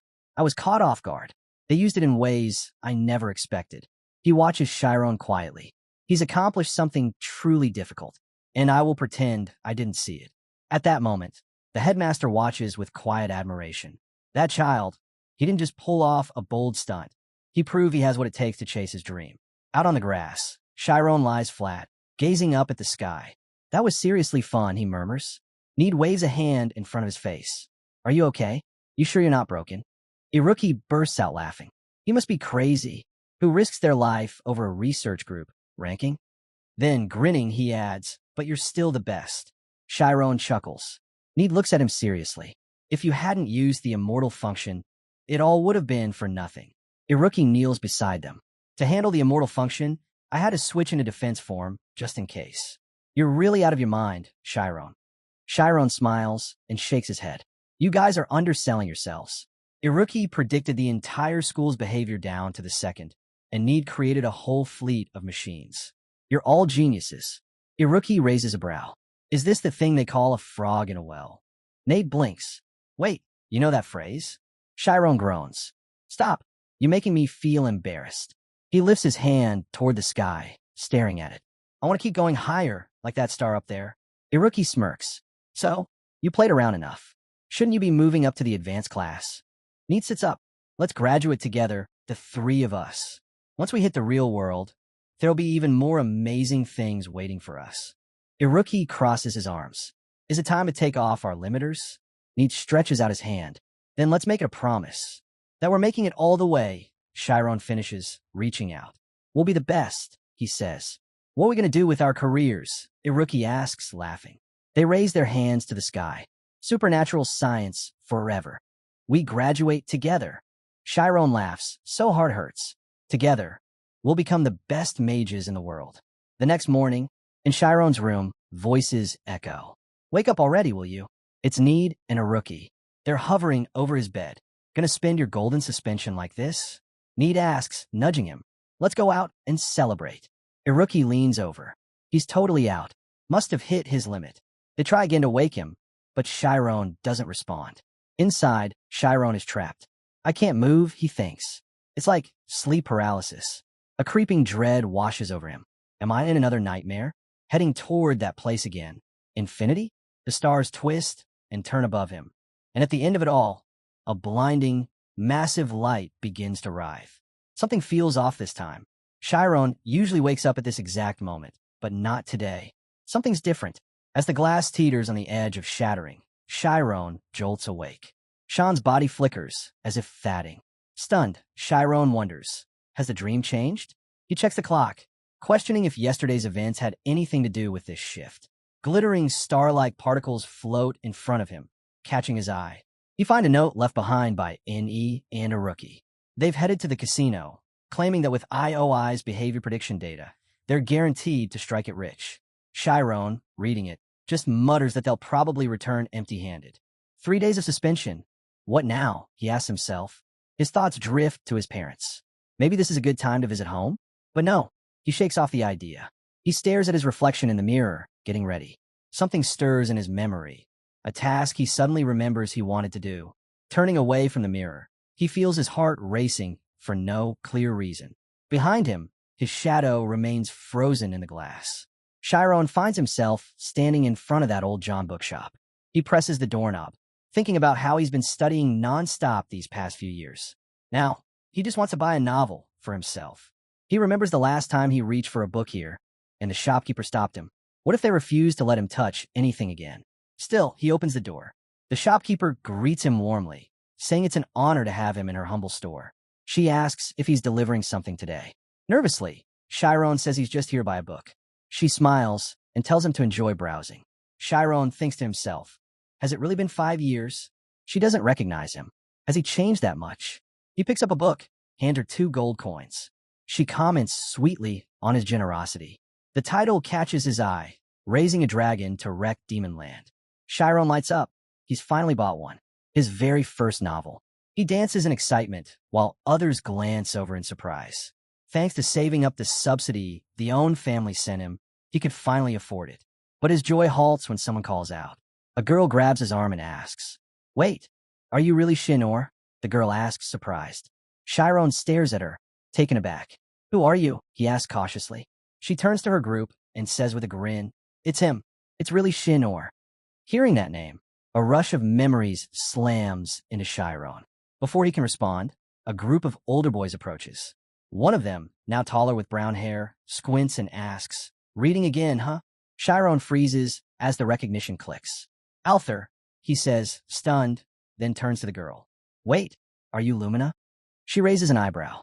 "Don't tell me you forgot what I look like." Shyron quickly shakes his head. "No, I just didn't recognize you at first. You've changed. You're really pretty now." Lumina smirks. "So you're saying I wasn't pretty before?" He laughs nervously. "That's not what I meant." The boys gather around him, eyeing his tidy clothes. One with green hair comments, "Look at you, dressed like some kind of noble now." Althor steps forward, arms crossed. "It's been years, Shinor. What have you been up to?" I asked Vincent, but he's keeping quiet. Shyron hesitates, heart pounding. What should I say? He wonders. If I lie, they'll be disappointed anyway. Taking a deep breath, he says, "I've been attending a magic academy." Everyone falls silent. Eyes widen. Shock ripples through the group. Shyron's thoughts drift back to his childhood. How Althor always had a strong build and a kind nature. Naturally, he'd become the leader of the village kids before even turning 10. He remembers one day vividly. He was quietly reading when Althor came over. Shyron had glanced up, startled. Althor always had that confident air about him, but pride, that was his one little flaw. Looking down at the book, Althor frowned. "So many words. I don't get any of this," he muttered. The other kids chimed in. They couldn't read either. "I'm not going to school," Althor had said. "What's the point of reading anyway?" He grabbed the book from Shyron's hands. We need strength, not pages. In their small mountain village, danger was always around. One rule mattered above all: follow the leader. Shyron had smiled and nodded. "I get it." With a sigh, Althor handed the book back. "Fine, as long as you understand." Shyron remembered thinking, the leader protects the village. The others follow. That's how we survive here. Althor had then shouted, "Let's go kick the ball around," and ran off. Just then, a shrill voice cried out, "Althor!" Lumina came running, a stick in hand, nose runny. "Didn't I tell you not to bully Shyron?" She whacked Althor with the stick. "Ow! Who's bullying who now?" he protested. "You know he just got over a cold." Lumina yelled. "If you keep acting like this," Althor began, dodging another swing. "No one's going to want to marry her acting like that." Althor jokes. Shyron chuckles to himself. That's all in the past now. Althor turns to him. "So you're really attending school?" Lumina chimes in, eyes wide. "You know how to use magic?" One of their friends leans in eagerly. "Can you show us something?" Shyron shakes his head. "I've only just started, and we're not allowed to use magic outside the academy." Ah, that's a shame, the friend sighs. Althor eyes the book in Shyron's hand. Still carrying a book around like the old days. Huh? He reaches for it. So what kind of stuff do they make you read at a magic academy? Shyron panics a little. It's just a novel he picked up for fun. He doesn't let go, but the book slips from their hands and falls. As Shyron bends down to grab it, a wave of memory hits him. The time the headmaster lifted the children with a flash of magic, electric fields sparking all around. He catches the book, but loses his balance and tumbles to the ground. Why'd you suddenly collapse like that? Lumina asks, rushing over. She glares at Althor. Are you messing with him again? Althor holds up his hands. Don't look at me. I didn't do anything. Still on the ground, Shyron says softly, it just happens sometimes. Lumina kneels beside him, worried. And you think I wouldn't be concerned if you keep collapsing? Althor looks away, speechless. Then Lumina says, why don't you come with us instead of hanging out here alone? Clearing his throat, Althor steps in, resting a hand on her shoulder. To celebrate selling everything off, we plan a party at Lumina's place. Come hang out with us. Shyron nods. Sure, I've got nothing else going on anyway. Two of them roll over a cart, and Althor lifts Shyron easily into the seat. Hey, you just lifted me. Althor smirks. What's the point of being light if I can't toss you around? Sitting beside him, Shyron stares, shocked. He's a beast now, he thinks. Even if we lost touch, I bet he's well on his way to becoming the next village chief. By nightfall, they reach the shop. An older woman greets them at the door. Is that Shyron? You're growing more handsome by the day. Lumina must be thrilled. Embarrassed, Lumina waves her off. Don't say weird stuff. Inside, drinks are poured, cheers ring out, and cups are raised in celebration of Shyron. Lumina pushes food toward him with a smile. Eat up. Thanks, he says. I'll dig in. One of the pink-haired boys squints at his cup. Wait, could this drink be? The blonde-haired boy cuts in. It's just a carbonated drink, the blonde-haired boy says with a laugh. Althor watches quietly while the pink-haired boy turns to Shyron. So, tell me more about the academy. I bet you're top of your class, right? Shyron nearly chokes on his drink, coughing. The pink-haired boy leans closer. Come on, I'm dying to know. Are you really becoming a mage? Then the blonde one adds, I heard only nobles can get into that school.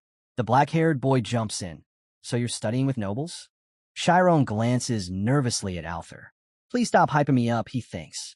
Especially in front of him. The black-haired boy grins. Bet the school's full of beautiful noble girls, huh? Shyron waves his hands. No, it's not like that. I've got enough trouble just keeping up with the classes. Lumina sighs softly, trying not to smile. Althor sets his cup down, expression serious. It's great that you're studying, he says. But have you thought about what's next? Shyron blinks. Next, think about Vincent, Althor continues. He's already running things for the family. At some point, you'll need to take on that role too. Get married, settle down. Can you do that after school ends? The words hit Shyron hard. There's no guarantee I'll even graduate. Althor takes another sip. I'm just saying, you should be realistic.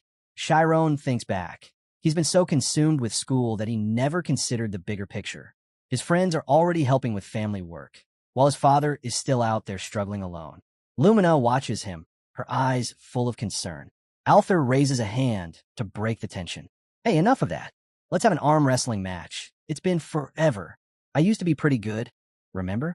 Shyron looks up, surprised. The blonde-haired boy nods. Yeah, you two were evenly matched back in the day. Looking away, Shyron remembers beating Althor once long ago. They used to go at it all the time. But now, if I win, it could mess with the balance around here. So he puts on a confident face, raises his arm, and smirks. Are we betting on this match? Althor grins. Loser pays the bill. Their friends cheer. It's warrior versus mage. Shyron braces himself. I'll lose, but I need to drag it out. Give him some face. They lock hands. The table shakes. Items jump. But then, bam, Shyron loses. Hard. As Shyron reels from the crushing loss, his friends crowd around him, asking if he's okay. But he's too stunned, thinking what just happened. Lumina, visibly angry, snaps at Althor. Why'd you go so hard? I didn't think it'd turn out like that. Althor replies, flustered. He wasn't this weak before. Looking down, Althor sighs and apologizes. I'll cover the food tonight. Shyron shakes his head. I'm the one who lost. You've gotten way stronger. He opens his coin pouch, and suddenly, all his gold spills onto the floor. Everyone stares. Some friends scoop up the coins. Wait, you got 5 of these? Why are you carrying so much cash? Lumina's eyes go wide. 5 gold coins. That's like a month's worth of store sales. Althor narrows his eyes, glaring at the others. Shyron zones out, heart sinking. I'm done for. Why are you all fussing over some gold coins? Althor snaps. His voice booms. The group flinches, falling silent. Althor always gets edgy when it comes to Shyron, Lumina thinks quietly. Clearing his throat, Althor sits back down while the blonde-haired boy claps his hands. Hey, did you guys hear? A beast's been spotted in the mountains. The red-haired boy nods. I heard something too, but the wild animals are all supposed to be gone, right? Lumina turns to them. Brett, Martin, what exactly did you hear? The green-haired boy chimes in. My dad says it might be a cow bear. They say it doesn't attack humans, just eats stuff. Shyron adds, yeah, my father told me about that too. But aren't they from the north? What are they doing down here? Maybe it's breeding season, Lumina wonders. Still, every time hunters go out, they come back with nothing. It's like the thing's hiding deep in the mountains. Althor crosses his arms. Then why are we out there catching it? We be helping the village. You all know I've got the skills. Martin chimes in. Didn't you take down a red bear on your own? Cow bear should be easy. Shyron stares at him. Wait, you fought a red bear? Yeah, Althor says proudly. We'll head out tomorrow morning. He turns to look at Shyron, eyes full of unspoken challenge. Are you tagging along or not? Lumina snaps, demanding to know if Shyron's even up for it. Althor steps in, reminding them that Shyron's always been with them in the past. I'll help out whenever I can, Shyron responds firmly. Of course I'm coming. Althor nods and says they'll meet outside Lumina's place first thing in the morning. Everyone lifts their drinks in a cheer, fired up about hunting a cow bear. Shyron takes a sip, thinking to himself, this wasn't in the plan, but it might actually be fun. At Lumina's house the next day, she walks up and asks if Shyron slept well, ready to head out. Shyron finishes adjusting his knife and says he's good to go. They step outside, and Lumina calls out that they're ready to leave. Althor smirks at Shyron, warning him not to fall behind just because he's rusty. Deep in the mountains, a black-haired boy tells Martin to hold position. Martin replies that it's time to cover things up. One of the boys ties the wooden trap, gives a thumbs up to a green-haired kid. Shyron watches in awe. That was fast. You guys are amazing. The green-haired boy humbly says they only set the basic trap. Althor handles the harder stuff. Althor, examining a tree with a claw mark, says the bear came this way. He tells the team to scout around, but warns them, if they spot it, no engaging. Just report back. Shyron's jaw nearly drops. He really knows his stuff now. Althor glances at Lumina with a smile, humming a tune as he moves ahead. Shyron thinks to himself, if it's about locating things, his spirit zone could be useful. Time to pitch in. He activates the spirit zone, scanning the surroundings, until he spots a large, monster-like shape. Nervously, he checks behind him, then activates Sthesia, immediately noticing Althor's foot resting on something. His eyes dart to the nearby bushes, tension rising. But then Althor storms over, grabs Shyron's shoulder, and demands to know why he moved out of sight. Do you realize what kind of risk you just took? You could have put everyone in danger. Shyron looks away, guilt washing over him. Suddenly, Althor's face twists in shock. His gaze locks onto something nearby. A massive beast lay near Althor's feet. Shyron and Althor scan the area, and suddenly realize, dead cow beasts, other creatures too, all wiped out. On the other side, the rest of the group spot the same horrific scene from up in a tree. What happened here? One of them asks, turning to Althor. This isn't the work of a cow bear, Althor replies grimly. Holding Shyron's arm, he says, we need to get the adults. Lock down the mountain. We may have to ask the city for backup. Shyron interrupts, insisting they can't wait. They don't even know what this thing is. Althor snaps. What are you talking about? Shyron argues. You've seen all this. You really think we can handle that thing? This isn't something we can take on. Althor explodes.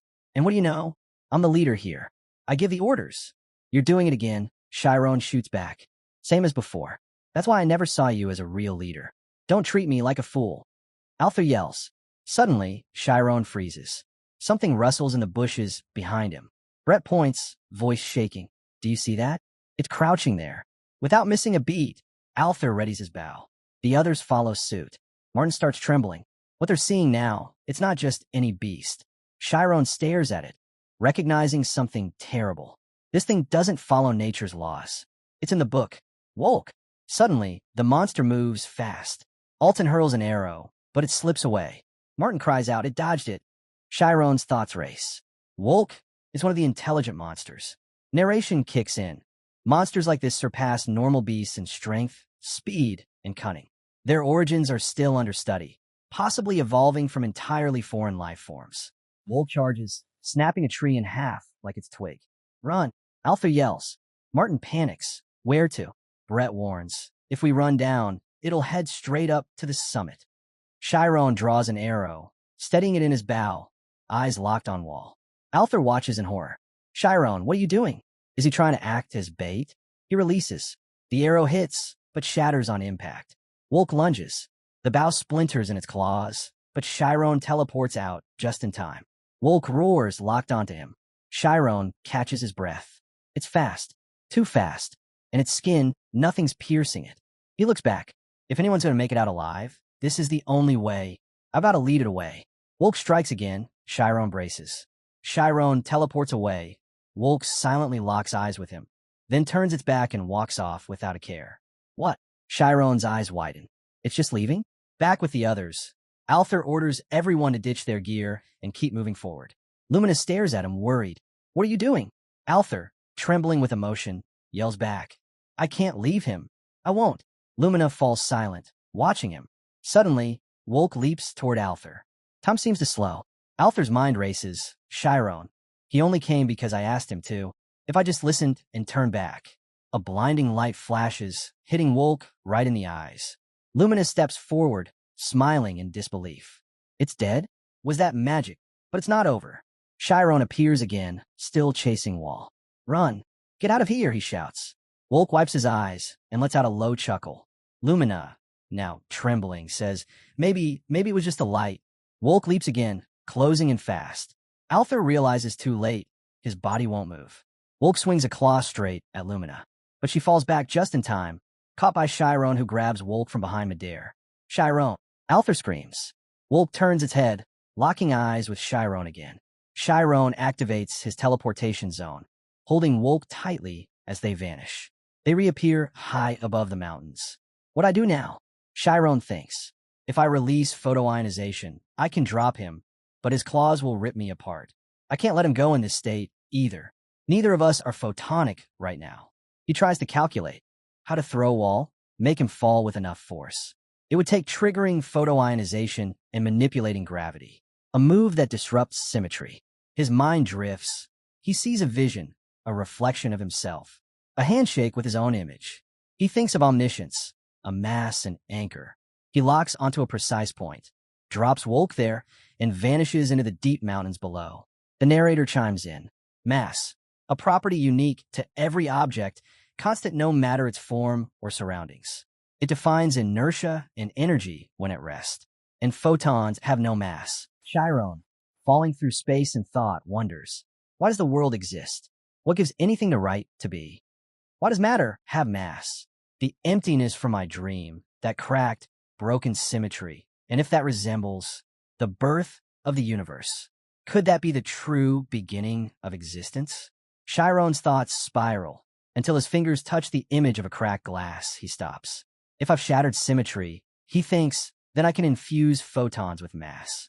Landing hard on the mountainside, Shyron pants heavily, catching his breath. Looking at the lifeless Wall, he exclaims, It's dead. He calls out, shouting, Armin, I figured it out. This is wisdom born from a universe where symmetry broke. That broken law, that is what gives physical matter its mass. His eyes gleam. If I use that principle, I can give light real weight. Looking down at Wolk again, his excitement dims. But why was something this dangerous here? A scream behind him cuts through his thoughts. He turns. Of course. Why didn't I think of it? Wolk never travel alone. Across the cliff, Althor stands with the others, facing a whole swarm of WS. Brett stammers Althor's name in fear. Lumina sobs uncontrollably. Althor stands firm, then turns to them. I'll run the other way. Use that to climb up. What? Martin shouts. Are you insane? That's suicide. Althor clenches his fists. It's the only way. You have to survive. Tell the adults what happened. If we don't, everything we've lost means nothing. Suddenly, something streaks through the sky. Shyron leaps in, landing beside them. Everyone rushes to him in shock. You're alive. Lumina bursts into tears, unable to hold it in. I'm sorry, Shyron says softly. Althor, choking back emotion, calls his name. Shyron walks to him, apologizing again. I didn't mean to make you worry. But it's fine now. Leave the rest to me. No, Althor says. You should run too. I'm not breaking any rules, Shyron answers. The WS let out a thunderous roar and start moving toward them. One Wolk breaks ahead, charging straight at Shyron. He focuses, activating his spirit zone. A glowing orb forms in his hand. Lumina watches, stunned. Martin says, wait.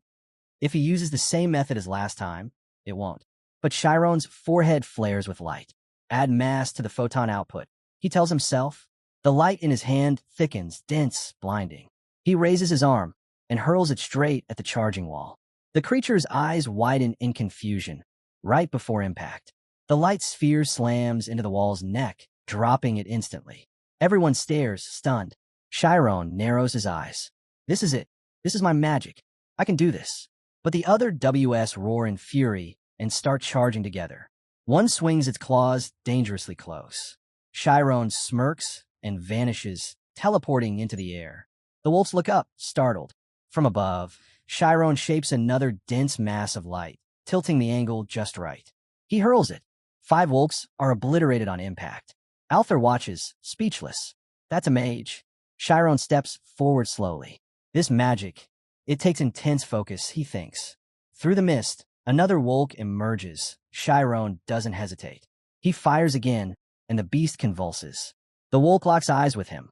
Shyron can tell. It's weaker now. More WS rush forward. From the crowd, Looter shouts, Shyron, it's too dangerous. Lumina pleads, please run. But Shyron stands firm, eyes fixed on the horde. There's still one way, he thinks. Can I do it? He activates his immortal function. From within a black hole, glowing light begins to radiate, slow, steady. Shyron's form starts to take Ada as his body channels the energy. He raises his hand and unleashes more mass-infused light balls. Multiple Wolks go down in an instant. Those that survive stagger back, dragging Lumina, Brett, and Althor with their eyes, stunned. Althor's mind reels. What is this? How is something like this even possible? Shyron keeps attacking, hitting every Wolk that dares to approach. But the power takes its toll. I can't keep this up. My thoughts, they're unraveling. Memories of when he used this much energy to summon ghosts flicker in his mind. I need to release this. I need to ground it. He pushes it all out. A massive flash of light erupts, tearing across the battlefield. It carves into the earth, then vanishes into silence. The 3 remaining WS, shaking, stare at the aftermath, then turn their eyes toward Shyron. He stands tall, glaring at them. Leave, and never come back, he says coldly. Terrified, they turn and flee. Shyron gasps, body trembling. He's on the edge of collapse. Just as he begins to fall, Althor rushes in and catches him. Everyone looks at him quietly, sadness settling in. Althor speaks gently. Let's go home. This childish hunt is over. Later that night, Shyron sits alone in the grass, staring silently at the stars above. Shyron gazes up at the stars. Althor walks over. When did you get here? Just now, Shyron replies. Slept so deeply, then suddenly felt like watching the sky. It's really been a long time, Shyron thinks. Since I've slept without being haunted, no visions, no nightmares. Just peace. The memory shifts. He wakes up in bed, surrounded by everyone in tears. Lumina, wiping her eyes, says through sobs, I thought you'd never wake up. Was I that deep asleep? Like I was gone, he wonders. No one left his side. Not until he finally opened his eyes. Shyron turns to Althor. What's everyone up to? Busy in the kitchen, Althor says. But it's a relief. No one else got hurt. Well, Lumina took a fall. Scared us half to death. He continues. Tomorrow, I'm heading out with the adults to clean things up. And hey, those monster pelts and fangs? They'll sell for a good price. What did you say to those monsters, anyway? Shyron shrugs. Just mention how expensive wars and their canines are. Althor chuckles, then unexpectedly goes quiet. I'm sorry, he says. Shyron looks over, caught off guard. Althor looks away. Truth is, I've been jealous of you. Shyron says nothing, just listens. His mind flickers to the past. Back when he used to sit with books, axe resting nearby, buried in study. Martin once asked, is it just me? Or is Shyron not actually that cool? Now, in the present, Althor watches him quietly. He speaks again, softly. I had a dream I wanted to chase. Still do. Shyron smiles, then turns back to the stars.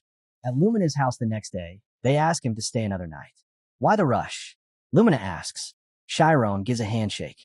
Althor answers for him. He'd love to, but he's got research. He's heading back to the academy. Yeah, Shyron nods. I'll come visit again. Althor smirks. You better. And make sure you become a proper man this time. Wearing his formal clothes, Shyron smiles. I will. Count on it. Lumina suddenly runs up and hugs him tight. You have to come back, she says. And if you start acting like a stranger, just cause you're a mage now. I'm punching you. Shyron laughs gently. I hear you. Take care, all of you. He starts to walk away as they wave him off. Althor glances at Lumina and taps her on the shoulder. Do you feel bad? Althor asks, nudging Lumina. Wanted to go drag him back. Lumina shakes her head through quiet tears. It's not like he's gone forever, and Shyron's always calmest when he's chasing his dream. Shyron arrives at Istis, notebook in hand, stepping through its familiar gates. His thoughts drift to the time he first came here, with Need. He had asked, how do you even find your way to the research group's room? There are 89 blocks here. Need had smiled and said, you're one of us now. I'll show you. In front of room 19, Shyron remembered being told, see that number on the ceiling corner? Yeah, it says 19, Nade. Exactly. Now look at the door. Shyron, scribbling into his notebook, glanced at the yellow door. Room 19 has a yellow door. That's 5. Walking forward, more of Need's words came back. 3 paths here, Shyron had asked. So 3 blocks are connected? Need had simply shaken his head. As they climbed the stairs, Need explained how to map the directions. Label them X, Y, and Z. Then plug them into the equation. That's what we call Istis Master Key. Shyron had asked, who came up with this? Need told him one of Istis founders had Savant Syndrome. He created the whole thing. He showed it to a rookie once. Need had said, as Shyron opened the purple door, room 19, the Supernatural Psychic Science Research Group. It really is a beautiful equation, Shyron thought. From inside the room, he hears voices. That's why I said it, no. I told you there's a 57% chance it's a spade. I've lost count of how many times I listened to you. A familiar debate, heated, but full of energy. Shyron opens the door, smiling to himself. To find a right path here, you need all the pieces, just like the equation. As he closes the door behind him, he reflects. Istis isn't just a place. It's where I need to bring my roots, my bonds, all the moments that shaped me. He looks at a rookie and Need's still arguing, and quietly thinks this is what allows me. Why he's taking it one step at a time. Shyron looks at them. We came back after losing everything. Need turns serious. Shyron, listen to what I'm about to say. Iruki cuts in. Why are you acting all dramatic again? Shyron just smiles, warm and quiet. Thanks. I'm back. He brings them to the 48th training round. Raising his hand, Shyron forms a glowing mass of light. Need squints. Wait, is that what you wanted to show us? You've increased the photon output. Iruk narrows his eyes. Something's off. Photons are supposed to scatter outward. But it's pulling inward, he says, suspicious. Suddenly, Shyron hurls the light mass straight into the wall. Iruki and NID stare wide-eyed. Need runs over, inspecting the wall. He made a hole, using light. He turns to Shyron, stunned. This is magic. Real magic. This isn't even a high-tier joke. It's off the scale. Iruki points. Wait, were those spells you used back there fake? Shyron shakes his head. No, I developed this one myself. He pauses. I call it the photon cannon. Iruki thinks it over. Photon fusion. Isn't that near impossible? That kind of reaction requires ridiculous precision. What kind of spell even is this? I'll explain, Shyron says. But can we go somewhere quieter? I've got more to tell you. At a small restaurant just outside the academy, Iruki stares at his untouched noodles. You're serious? Need chopsticks frozen midair, asks, did you really add mass to photons? That's like asking if you can do the same thing to electricity. Iruki slowly sets down his fork, giving mass to a massless particle. Need rubs his forehead. You're saying you used that nameless wisdom? Shyron nods. Thanks to it, the morning sickness I always felt, the heaviness, it's gone. I understand now. The nightmares I kept having, I know what they meant. Need looks amazed. This is insane. If you can organize that into a theory and publish it, it'll shake the entire magical world. Iruki adds, no, the whole world. But even if you know the theory, he continues, actually using a photon cannon, that's a different level entirely. Even with omniscience, pulling off omnipotence is another story. Need's voice lowers, worried. This could be way more incredible than we even imagined. And Shyron replies, That's why I want to make a request. Shyron says quietly. He looks at them seriously. I want to keep researching this, but with school on break, I can't access the library, and I can't get into the noble library alone. He looks at Need. I was hoping you could take me. Need shrugs, easygoing. Sure, no problem. But why can't you get in? Shyron hesitates. If I tell them the truth, will they still see me the same way? But if I keep hiding it, we'll never truly be friends. He takes a breath. I won't run. I'm not a noble. I'm a commoner. When I was a baby, I was abandoned in a stable. The people I call my parents now, my father's just a regular hunter. They took me in and raised me. The table falls quiet. Need breaks the silence. That explains it. Why you always looked a bit distant. That's what you wanted to tell us, huh? Iruki scoffs. You think that even matters? Need glares at him furiously, while Iruki folds his arms. Do you even get what you just said? Iruki asks. You're talking about status, noble or not. But what about everything you've done? Started magic this year, and in 3 months, you're in class 5. You beat me in front of the whole school. Shyron and Need are both stunned. Not to mention, Iruki adds, you're dating that genius girl from the medical department. Need suddenly slaps a hand over Iruki's mouth. He turns to Shyron with a nervous smile. Look, none of that noble stuff matters to us. He forms a finger heart and says with a grin, You're my one and only precious Massachusetts. Shyron's eyes well up. Thanks, really. Iruki groans. Ugh. Does Amy already know you're a commoner? Need perks up. Wait, how long have you two known each other anyway? Shyron scratches his head. Not long, really. It started off a little rocky.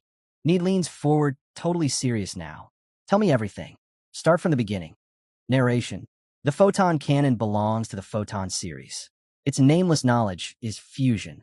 It's classified as an active spell, one that draws on the omniscience of photon manipulation. By granting mass to light and firing it at near light speeds, it creates a devastating physical force.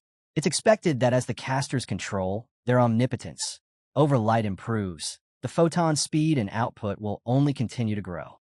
Though the spell boasts immense power like most fusion magic, its toll on the mind and the intense focus it demands is overwhelming.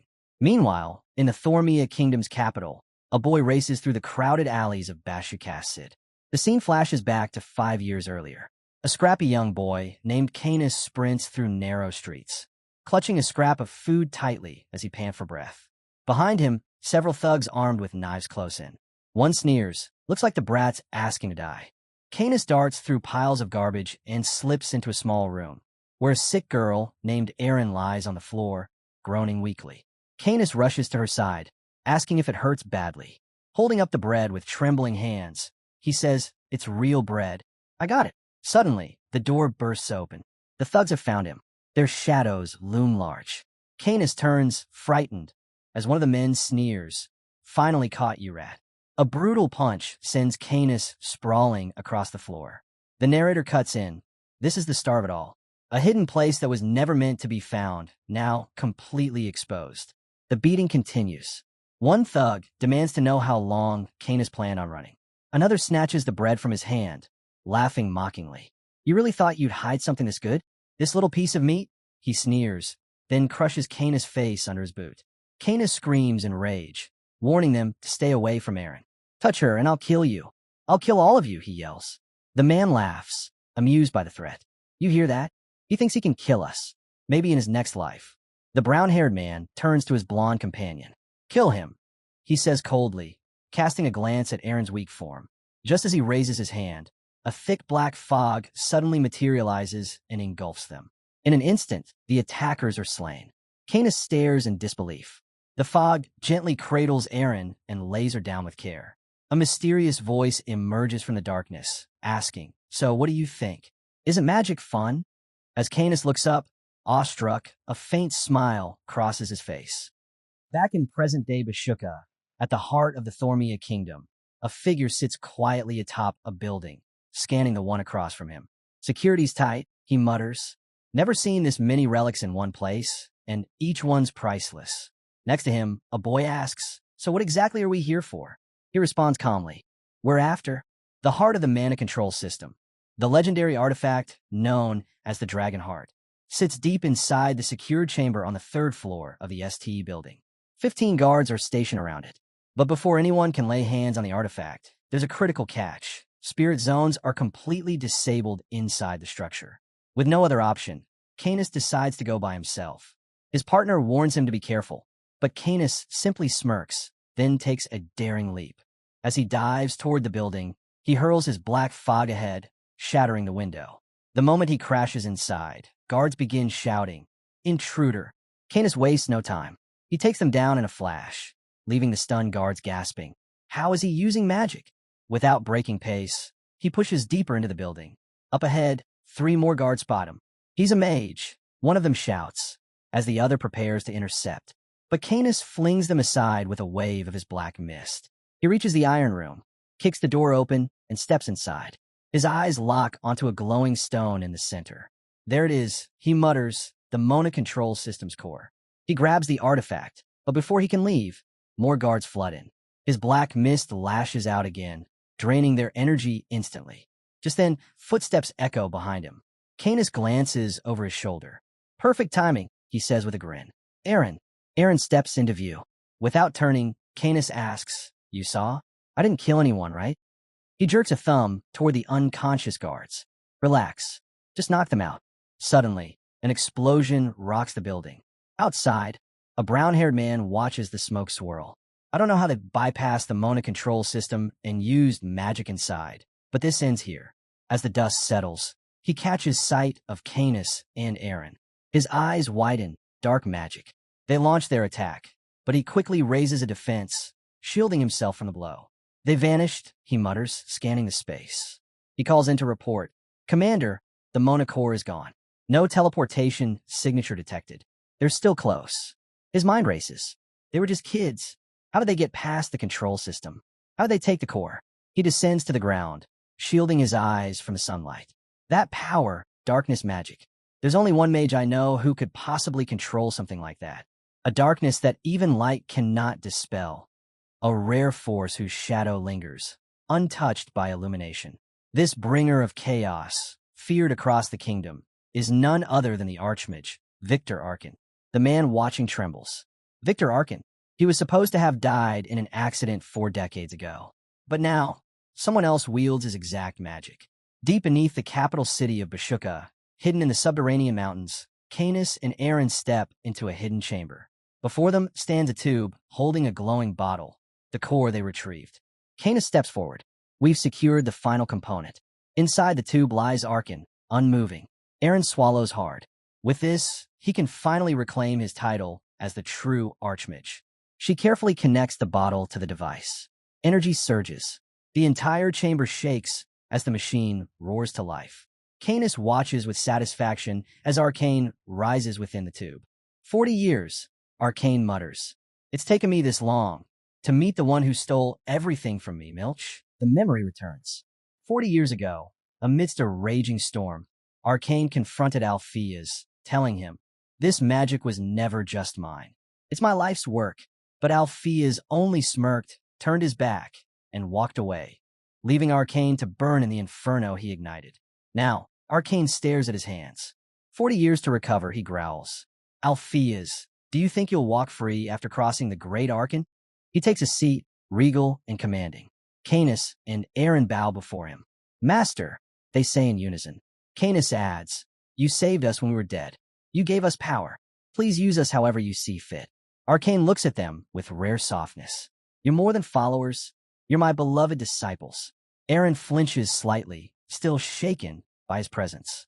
But Canis meets Arcane's eyes without fear. "Be cautious," Arcane warns. Alpheus wasn't just power-hungry. He was a lunatic, a murderer consumed by greed. Elsewhere, in the heart of the capital, within the sleek office of Alpheus, the man himself stares out the window, lost in thought. He rises, walks to a tall bookshelf, pulls out a hidden volume, but leaves it behind. Instead, He exits the room with a single object, a lamp. He places it on his desk, then draws out a stopwatch. The thunder, he whispers. Just like that day, he sets the stopwatch down and glances at a framed photo. Don't forgive him. Back at Bashuka, in the bustling halls of an academic conference hosted by the Kingdom's Teachers Association, a man named Thad nervously runs his fingers through his hair, a realization dawning in his mind. Now I get it. The teachers continued to grumble, protesting how exhausting it was to sit through 3 full days of nonstop discussion. Thad, clearly fed up, slurped his drink with a sigh, thinking to himself how badly he wanted to go home. He glanced at the group, still huddled together in deep conversation. Seriously? The conference ended hours ago, and they're still at it, even during the evening party. He couldn't figure out why he was still there, except maybe for one reason. His gaze drifted to a woman surrounded by admirers. He tried to remember her name. Was it Ogent, an elite artist from the renowned 99 Artists Association, the court's official pianist, and a direct disciple of the legendary Melodies Merchant? Despite the crowd pressing in, she remained composed. If only Professor Alifer had even half her grace, Thad thought. Just then, Ren's eyes met his. He stiffened, flustered, and quickly looked away, nearly choking on his water. Did she just look at me? To his surprise, she began walking toward him. Flustered, Thad blurted out, "Do you know me?" She replied with a polite smile, "You're Professor Thad, from Alpheus's Magic Academy, correct?" She also mentioned that her estate was based in Cray. Thad let out a nervous laugh. No way I can hold a conversation with someone like her, he thought. His mind wandered again. Is she the one? What if we get married, have a child? His daydreams were interrupted when Raina suddenly asked, "How's Shyron doing?" Snapped back to reality. Thad remembered the student. Raina had been like a guardian to Shyron, and she'd personally recommended him, a rising star at their academy. She's incredibly talented, Thad replied. Top of her class, actually, and she's getting along great, popular with everyone. The moment he mentioned Shyron having a girlfriend, rumored to be the prettiest student in the academy, Raina froze. Her expression shifted, as if struck by lightning. "Oh, I'm so glad," she said with a shaky voice. Thad, sensing the awkwardness, asked if there was anything she wanted to pass on to Shyron, but she just smiled and replied, "I'm just happy he's doing well." Trying to reassure her, Thad added, "You don't need to worry. Alpheus's is one of the kingdom's top academies. We'll take great care of him. You have my word." Raina gave him a warm smile. "Then I'll leave Shyron in your hands." At that moment, Ren clapped her hands cheerfully. "It must be fate we ran into each other tonight. Are you traveling to Sis tomorrow?" Thad nodded quickly. "Yes, and I was hoping to treat you to a nice lunch too." "I'd love that," she said, "though I have a concert in Bashuka first." Thad hesitated, then asked Shyronly, "Would it be all right if I came to watch?" She smiled. "It would be a pleasure." Thad lit up with excitement, until Raina leaned in and said something ominous. Raina's voice dropped as she explained her concern. Something serious had happened in the capital. She worried that her concert might be nearly empty. Thad raised an eyebrow. "Something happened?" Raina continued, her tone more hushed. "Last night I heard Inferno was ambushed. A B-class criminal managed to escape." Thad's expression tensed. "Who was it?" She hesitated, then said quietly, "They're calling him an unidentified dark mage." His eyes widened. "A dark mage?" She nodded gravely. "Because of that, the entire capital's been placed under martial law." Thad froze in place, then leaned in urgently. "Tell me everything, please." Raina sighed. "They said he was an old man with white hair. That was all it took." Thad's heart dropped. In a flash, he bowed to Run. "I'm sorry. I have to leave." Before she could respond, he turned and ran. "Thad, where are you going?" she called after him. But he was already gone, sprinting through the party. A dark mage escaped. White hair. There's no doubt. It's him. This is exactly his style. And it had to happen while I was away. The night before, inside the high-security prison known as Inferno, chaos erupted. Criminals screamed as black fog slithered through the corridors, suffocating everything in its path. Bodies flew through the air as the darkness consumed them. Arcane walked calmly through the facility, flanked by Canis and Aaron, leaving devastation in their wake. Dark magic holds 2 terrifying traits: absorption and assimilation, the narrator explained. It absorbs energy and reshapes it. And though darkness may strike physically under strong willpower, it cannot overcome light on its own. Arcane placed a hand on Canis's shoulder in approval. Canis, looking up at him with admiration, thought, "This is the man who pulled us from hell." "Archmage Arkan, you're getting better," Arcane said. "Keep going, and soon, even the light will fall." Canis looked over the scene, bodies piled and crushed. His eyes burned with pride. "They're nothing but insects." Aaron, uneasy, stepped forward. "Master, this place isn't part of your revenge. Isn't this too much?" Canis cut in. "All we need to do is trust the master. You know he doesn't act without purpose." Aaron looked at Canis for a moment, then smiled. "You're right. I understand." The three reached Inferno's main hall, blowing through doors as if they were paper. A voice echoed from inside. "Breaking through the door like that. Impressive." One of the criminals, still alive, looked up at them. "You a mage?" he asked, eyes fixed on Canis. Aaron watched silently as another man stepped forward, amused. "What's this? Bringing kids along? What is this, a field trip?" He extended a hand with a smirk. "Still a pleasure to meet you." "He's not Cat Kren," someone whispers. "He already knows who we are." Arcane glances at Kren, expression unreadable. Then, with a cold smirk, he finally speaks. "So you've come to fish in this place, but it's only filled with minnows." Kren and his crew bristle with anger. "Who are you calling small fry?" With a roar, they charge at Arkan. But within seconds, they freeze mid-step. "Where did he go?" "It's dark. I can't see anything." Suddenly, the walls start to close in. "What's happening?" "The walls. They're crushing us." Their screams echo through the prison halls before being silenced. Blood trickling down as their bodies are trapped and crushed between stone. Aaron glares down in disgust. Red splatters drip away from the ledge. Meanwhile, behind a massive stone pillar, another presence stirs. "Is that Schema?" Aaron asks, narrowing his eyes. He's masking his presence well. The man behind the pillar steps out, chains rattling as his muscled arms flex and swell. His eyes burn with fury. "You caught me," he growls. "But tell me, what are you after? Are you trying to rebel against the kingdom?" Canis and Aaron watch him with quiet contempt. "I've heard that line before," Canis mutters. The man grits his teeth and lifts his arms. The chains wrap around iron balls as he launches a strike straight at Arkan's face, slamming into him with raw force. But his eyes widen in disbelief. That hit barely landed, and the impact, it's being swallowed. The side of Arkan's face begins to dissolve, melting into black mist. "You pass," Arcane says calmly. The brown-haired prisoner scoffs, tossing the ball aside. "Pass? What are you even talking about? I didn't audition for anything." Arcane takes a step forward. The mist creeps closer. The man quickly shields himself, thinking this isn't good. He rips off the chains with a violent jerk. "I know what drives you," Arcane says. "Money. So here's a deal. I'll free you, and in return, I'll offer you work, profitable work." The man's eyes light up. "Now you're speaking my language." Canis observes silently as the deal is sealed. Far from the carnage, in a dense jungle, a cart rattles down a dirt road. "Can't this thing go any faster?" a passenger growls. "I paid you enough gold to fly." The driver grunts. "No matter how fast we go, we'll reach Cuss by morning. What's got you rushing around this late, anyway?" In the back of the cart, Thad lies on his back, staring blankly at the night sky.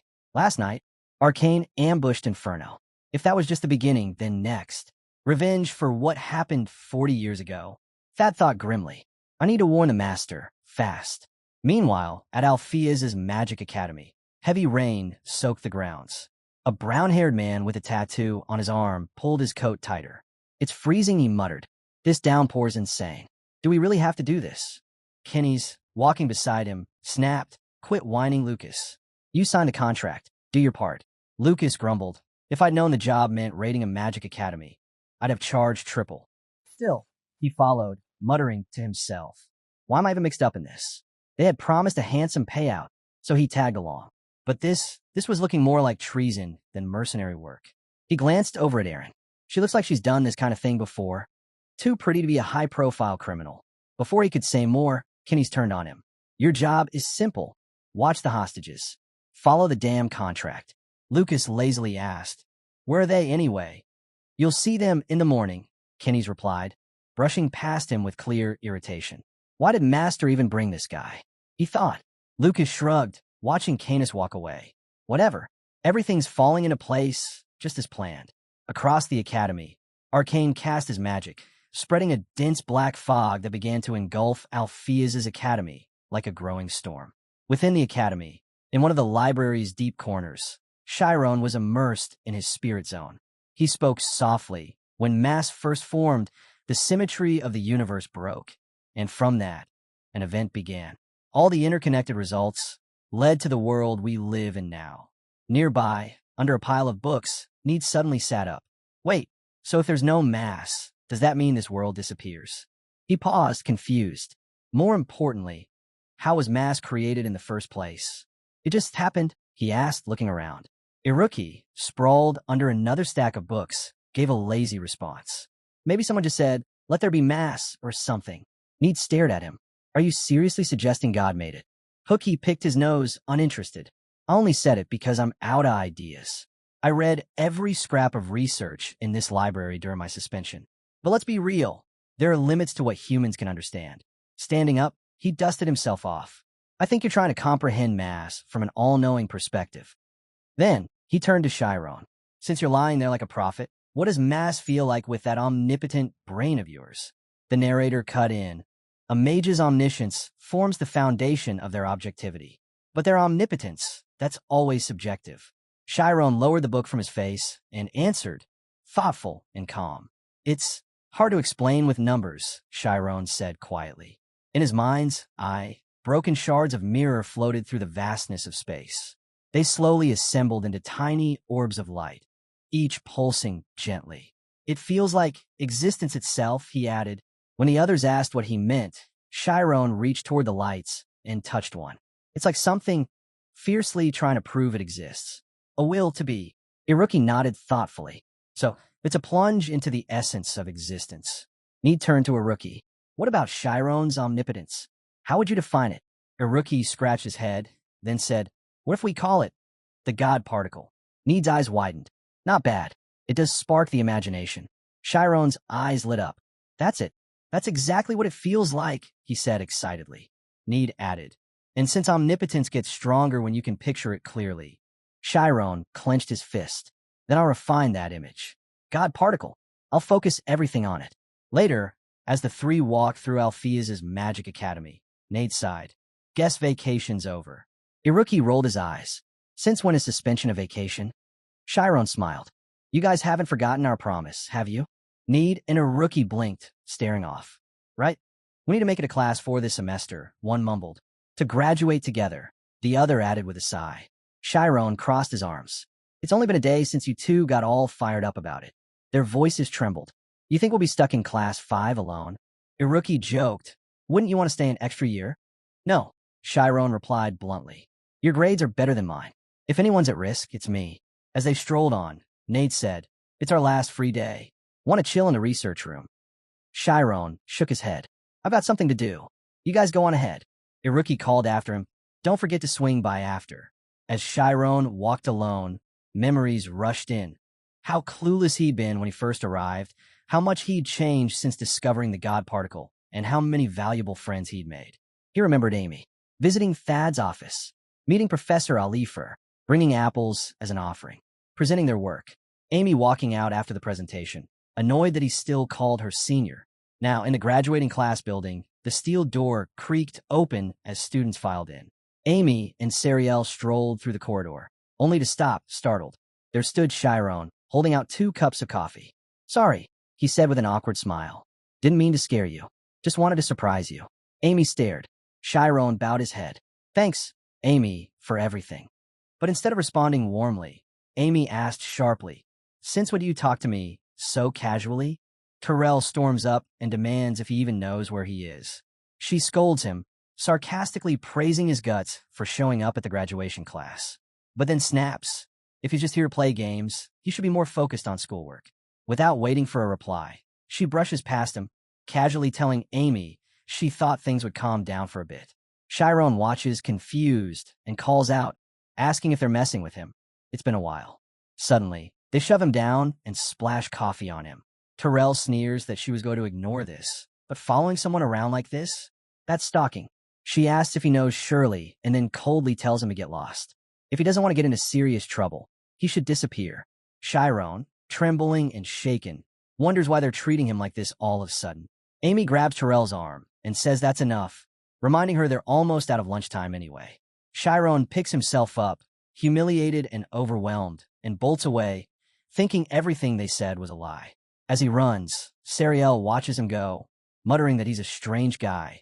Seems innocent, but way too stubborn. She glances at Amy and says not to worry about it too much, adding that Amy already has someone good-looking, but then suddenly cuts herself off.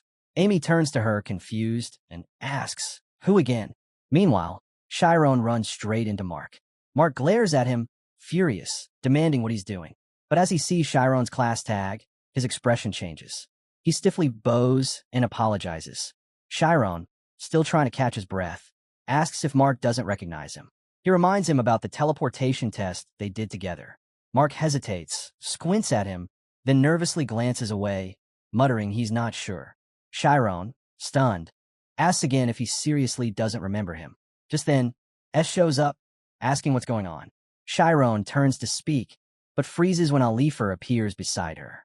Alifer looks Shyron up and down, confused. She asks if he's new. She's never seen him around. "What's your name?" she asks. Shyron just stares at her, speechless.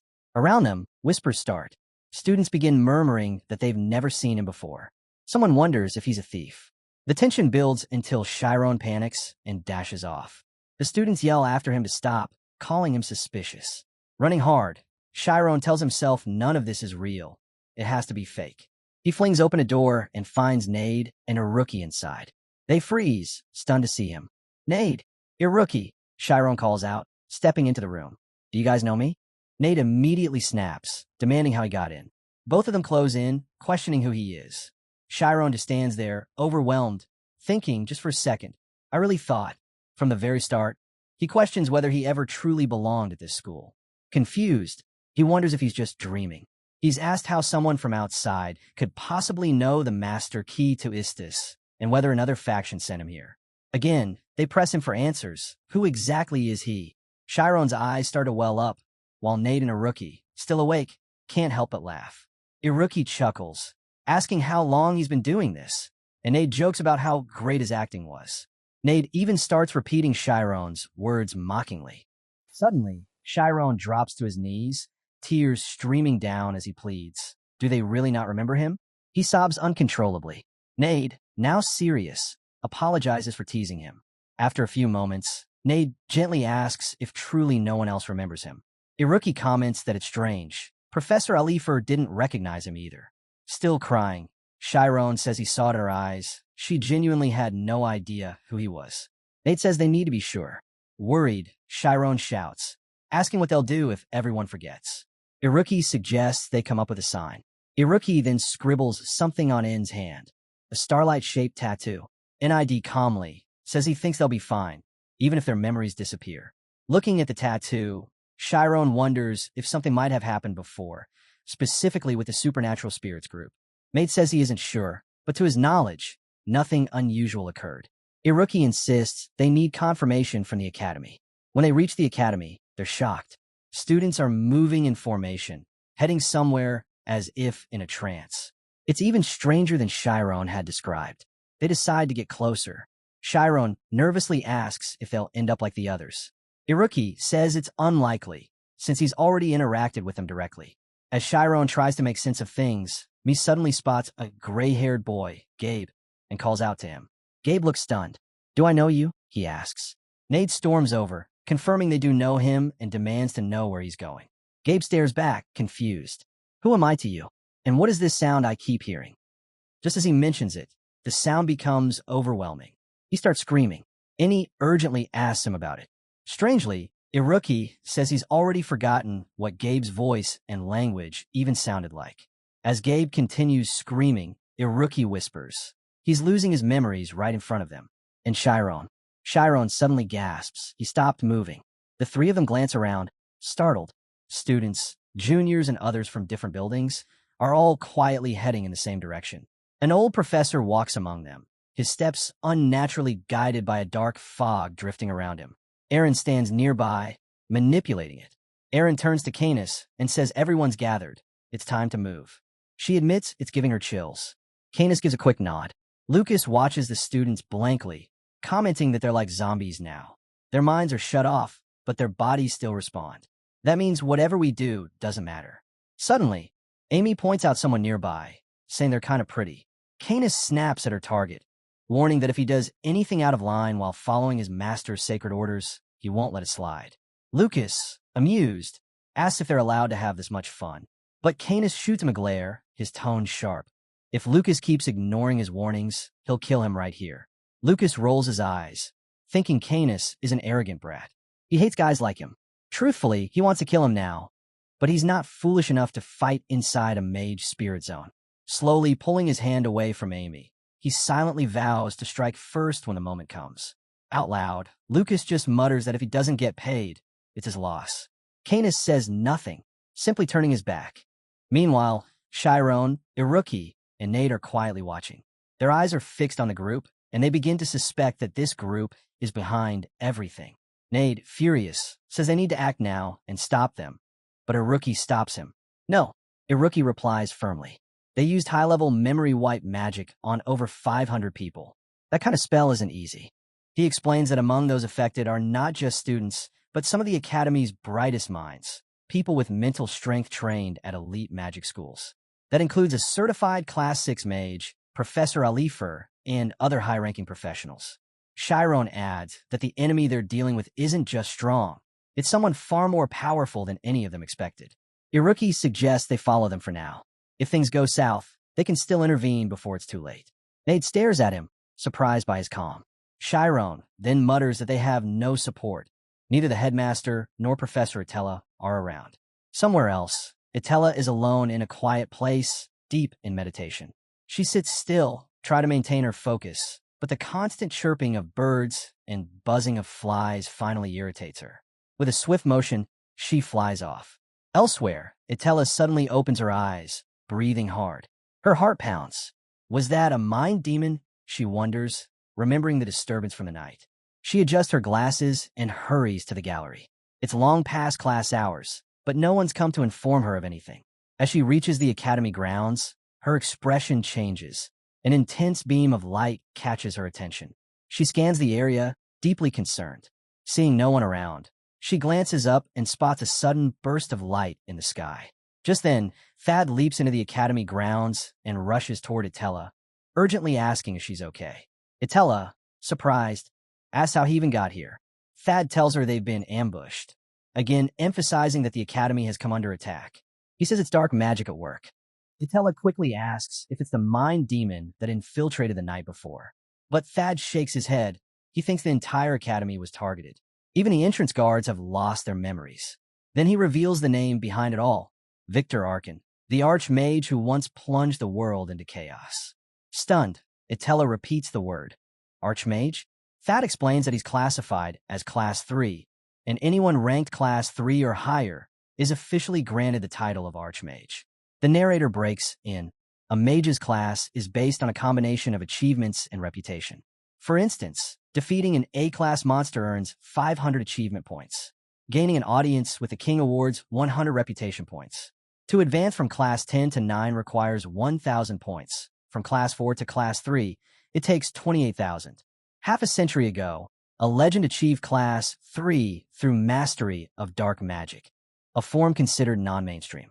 Still reeling, Itella asks why someone of Victor's caliber would even be here. Thad hesitates, debating whether he should tell her the full story. He recalls, years ago, someone researching her background asked if she was connected to the bishop of the Crisis Order. The scene shifts to a memory. The headmaster speaks, explaining that a bishop is one of the capital's most powerful figures, a certified Class 6 zoner. He asked Itella why she wanted to teach at their school. Itella answered, under Bishop Carsis Young's guidance, she wished to live a life that balances light and discipline. She knew that T Academy focused on molding strong magicians, while Headmaster Alpheus emphasized the freedom and responsibility that come with power. She respected that philosophy, and that's why she applied to be a professor. Back in the present, Thad stares at her, then gathers his energy, opens his eyes, and says quietly, he hopes she'll hear him out without prejudice. He reveals that Victor Arkan was the headmaster's mentor. Itella freezes, stunned.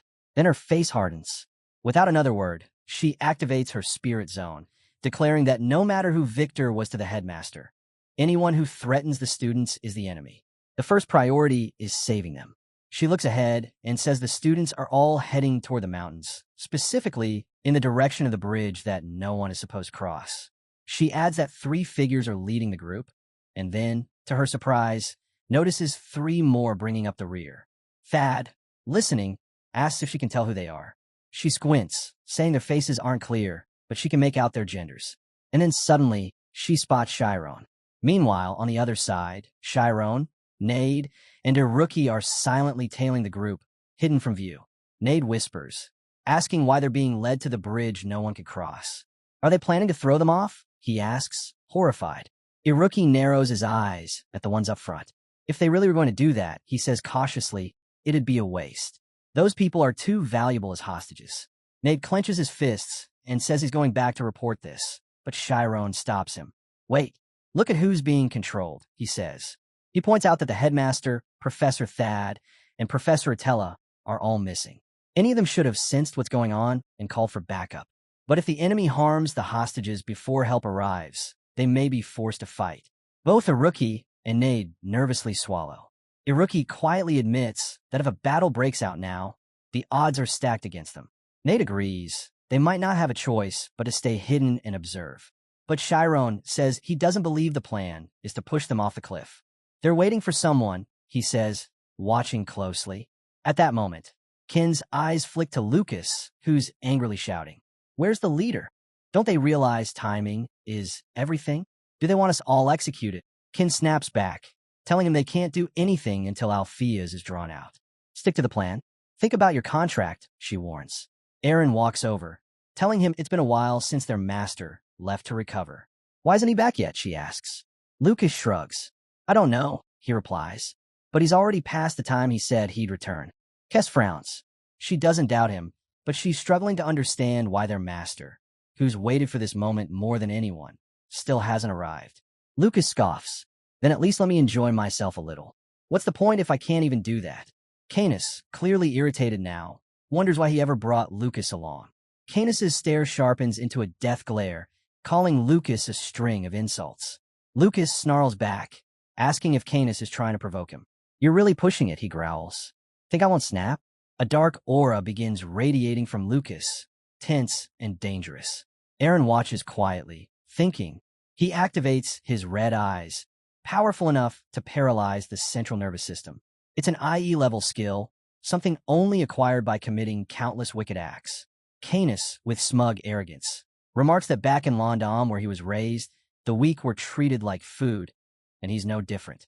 In fact, London is full of people just like him. Lucas lets out a scornful laugh, saying now he understands why he hated him from the beginning. He asks if Canis really thinks he's different, that he isn't just another useless follower pretending to be important. Nearby, a student collapses to the ground. Lucas coldly observes that although these zombie-like students have lost all memory, their bodies and nerves are still functioning. They can't eat, sleep, or drink, and eventually they'll die, even without being pushed off the cliff. Lucas grabs Alifer by the neck, squeezing hard. So in the end, you're just planning to kill them slowly, he says. Alifer screams, trembling from the pain. Canis yells furiously. They weren't brought here to be killed. They're prisoners. Lucas lifts Alifer higher and says coldly that thinning their numbers now makes it easier later, because once this is all over, they'll all be murderers anyway. Aaron watches Alifer with concern. Canis glares at Lucas and demands to know if he's defying orders. Lucas replies that killing this woman would be pointless. Suddenly, he notices Canis's mage field overlapping with his own. A violent burst erupts between them, leaving Canis and Aaron speechless. Off in the distance, Iruki pinches his fingers together. That was way too close, he mutters. Cain glares, seething at the thought that they're really about to start tossing people off cliffs. Iruki says his plan was just to blow out their legs. Lucas begins to drag the others away, demanding to know who they are. Then, a flash of yellow light descends. Shyron lands, cradling Alifer in his arms. His voice sharp and furious. He declares that he won't forgive any of them. Canis stares at them in disbelief and asks how they managed to break free from the mind control in the deep mountains. Meanwhile, Arcane steps out a small cave and spots Attila. He asks if she's alone. Just before this, Thad had told Atella that they're clever. He's confident they can stall for time. Atella asked, "What about you?" Thad replied that he would go search for the headmaster, saying his role is done now. Atella, resolute, says her path is already clear. Thad nods and leaves it in her hands, telling her to go find Arkan. Now face to face with him, Arcane notes her religious nature. Atella greets him with respectful calm.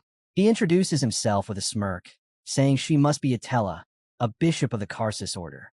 An honor to meet a living legend, he adds. Arcane stares at her, surprised. Just standing there, she radiates power. He can already tell. She's a seeker, someone who's surpassed the level of Abyss Nova. Most bishops he's met were old and slow, but not her. She's something else. Atella has already crossed beyond the 8 immortals and reached the realm of Azion. Arcane smiles to himself, intrigued. As expected, this world is turning out to be quite entertaining. Then he looks at her with arrogant interest. "Where's Alpheus?" he asks. Atella calmly replies that there's no point dragging this out. He used heavy magic last night. His energy must be drained. All you can do now is wait for the darkness to come. Arcane says nothing at first, simply watching her. Atella continues. "Lift the spell you cast on the students. If you do that, I'll create a space where you can face the headmaster in a proper duel." Arcane bursts out laughing. "You think I'm stalling?" he scoffs. Just then, Atella's eyes dart to the trees. Branches are creeping toward her. Her body tenses as they lunge. Arcane calls her a foolish girl, saying it's a shame, but she should die now. The branches wrap around her and slam her into the ground. On the other side, Lucas leans back and asks Canis and Aaron if this isn't a perfect setup. Meanwhile, Shyron, Iruki, and Nate are quietly watching from a distance. Lucas continues, ignoring everyone else. "Now I've got 3 witnesses. And this whole plan? Sloppy as hell," he says, annoyed. "If I charge more, I'll handle them myself. So what do you say?" Canis glares at him, clearly irritated. Aaron calls out to Canis, but he cuts her off, saying he'll take care of it. She should focus on controlling the hostages. He can handle this alone. Lucas relaxes on a rock, muttering to himself, "Let the kids fight it out." Kin suddenly steps forward, looking at the 3 of them. "So, how did you break the mind control?" Nate steps up confidently. "We shattered that dark spell with our own power." Kins laughs arrogantly. "If it were that simple, none of you would even be standing here." His aura flares as he opens his spirit zone. "Come, I've got time to waste." Nate immediately notices it. "It didn't work," he mutters. Iruki feels it too. That energy, it's overflowing. Way too strong. Shyron turns to Nate. "Support Alifer," he says firmly. Then he walks forward. "If this is dark magic," Shyron says, eyes locked on Kin's, "then my magic has the edge." He steps into the spirit zone. "I'll take him on." After dealing with the swordsman, Inni suggests they should probably fight together. He doesn't think the swordsman will get involved, but tells Shyron to let him know if he needs backup. Shyron warns them not to trust him. He just threw someone off a cliff, and he's incredibly powerful. Lucas stays silent, eyeing Shyron. Inwardly, he admits the kid's sharp and annoyingly observant. Iruki quietly agrees with Shyron's judgment. Though he usually stays calm, Shyron turns into someone else entirely during real combat. As Shyron and Canis step forward, their magical auras flare. Shyron eyes Canis with suspicion. His gaze is so blank, it sends chills down his spine. There's no reading that face. Canis suddenly unleashes waves of thick black fog at Shyron. Instantly, Shyron counters with a glowing orb, using photon output. The light explodes, but feels wrong. Even after getting hit, Canis's form twists into a shadow. Unfazed, Shyron summons another photon orb and fires it again. The light crashes into him. Yet Canis's shadowy form stays intact. Nate is stunned. He took a direct hit from the light, yet still managed to hold his shadow together. Canis smirks in response. Shyron, gritting his teeth, wonders if this guy is defying the laws of nature.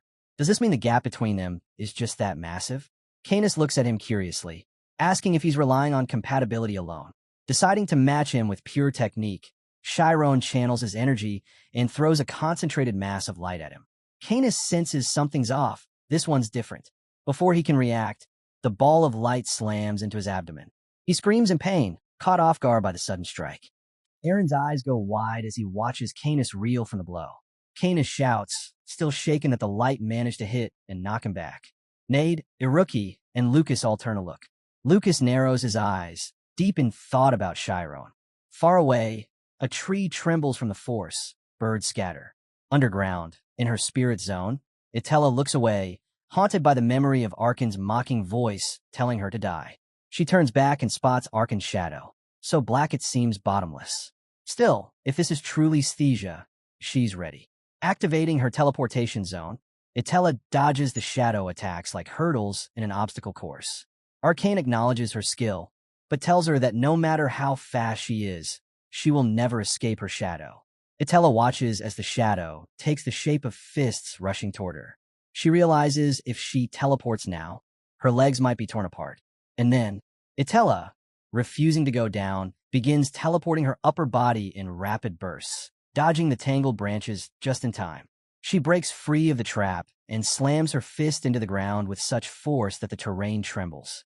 Arcane watches her with sharp interest. As expected of a crisis bishop, he mutters. If she wasn't stuck here as a professor, she would have become a legend. Then his expression darkens. But Althea's, he stayed silent, stole her brilliance, and claimed all her achievements as his own. Arcane suddenly raises his voice, shouting Althea's name with arrogant disdain. Itella yells back, demanding to know what he wants. But before she can react, Arcane's attack strikes her directly. Blood spills from her lips. Her glasses shatter. Elsewhere, in the headmaster's quarters at Althea's Magic Academy, Thad searches the room, calling out for the headmaster. He looks around carefully. I know he's here somewhere. I've heard he built a hidden chamber in this room, he thinks. Then he spots it, a black book with a strange title sitting near a dark pad. He lifts the lamp, and as it glows, a hidden door opens. Stepping through, Thad sets the lamp down on a desk and calls out again. His eyes land on a painting of a young girl hanging on the wall. His thoughts flicker to the past. Suddenly, a voice answers, Althea's. Who's there, he asks. Thad, surprised, asks if he's okay. Althea's stares at him, stunned. Wait, do I know you? Thad's heart sinks. Don't tell me. Did you lose your memories? He studies Althea's more closely. Unlike everyone else affected, something is off. He hasn't completely lost himself. Althea's, frowning, touches his face. So I didn't travel through time after all. I just became an old, wrinkly man. Where did my handsome 18-year-old face go? Thad stands frozen. 40 years of memories gone. He realizes in disbelief. This is him, the infamous, arrogant Althea's. Althea's, now sitting casually in a chair, gestures for Thad to come closer. So, what happened to me? Thad explains he was struck by dark magic and lost his memories. Not just him. Everyone's in danger. Teachers, professors, even the students. But before he can continue, Althea's cuts him off with a booming laugh. I'm a professor now, and I'm respected. Althea's bursts out laughing. Suddenly, he grabs Thad by the collar and pulls him close. What class am I teaching? Thad gulps. C Class 4. Althea's laughs even louder, shaking the room. Class 4. Not even Class 1. He slams his fist into the bookshelf. Me, the continent's greatest genius. Reduced to teaching Class 4, despite being nearly 60 years old, he's still just a headmaster. Thad could only stare in silence. Althea's glances at the girl's portrait, scoffs, and tosses it to the floor. You're keeping a ridiculous painting like that in your room? He says coldly. And you call yourself my student? He demands that Thad restore his memories using phonation magic. Immediately. He needs to know what kind of pathetic life he's lived for the past 40 years. Thad, eyes wide and filled with fear, pleads, You really can't remember any of it? But Althea's, glaring at him, replies, If you truly are my student, then you're expelled. I have no use for someone this week. Do you really think the great Althea's would break down over a few bad memories? Thad trembles, trying to hold back his tears. A thought flashes through his mind. If someone relives the same memories twice, their personality usually reverts to what it was back then. Gripping his head, panic creeps in. What if he doesn't return to who he used to be? What if I can't trust him like this? Still, Thad steels himself and says, I'll use phonation magic to lift the seal on your memories, but after that, it's all on you. Althea's scoffs. Worried? Save your worries for yourself. As Thad casts the spell, he reflects. These last 40 years have been nothing but a nightmare. Meanwhile, Althea's is surrounded by a group of beautiful girls calling out to him. One of them, a girl with brown skin, playfully asks how he manages to shine so brightly. Althea's eyes his drink and mutters, "Stop whining already." Lifting his glass, he declares, "Tonight doesn't end." The narrator cuts in.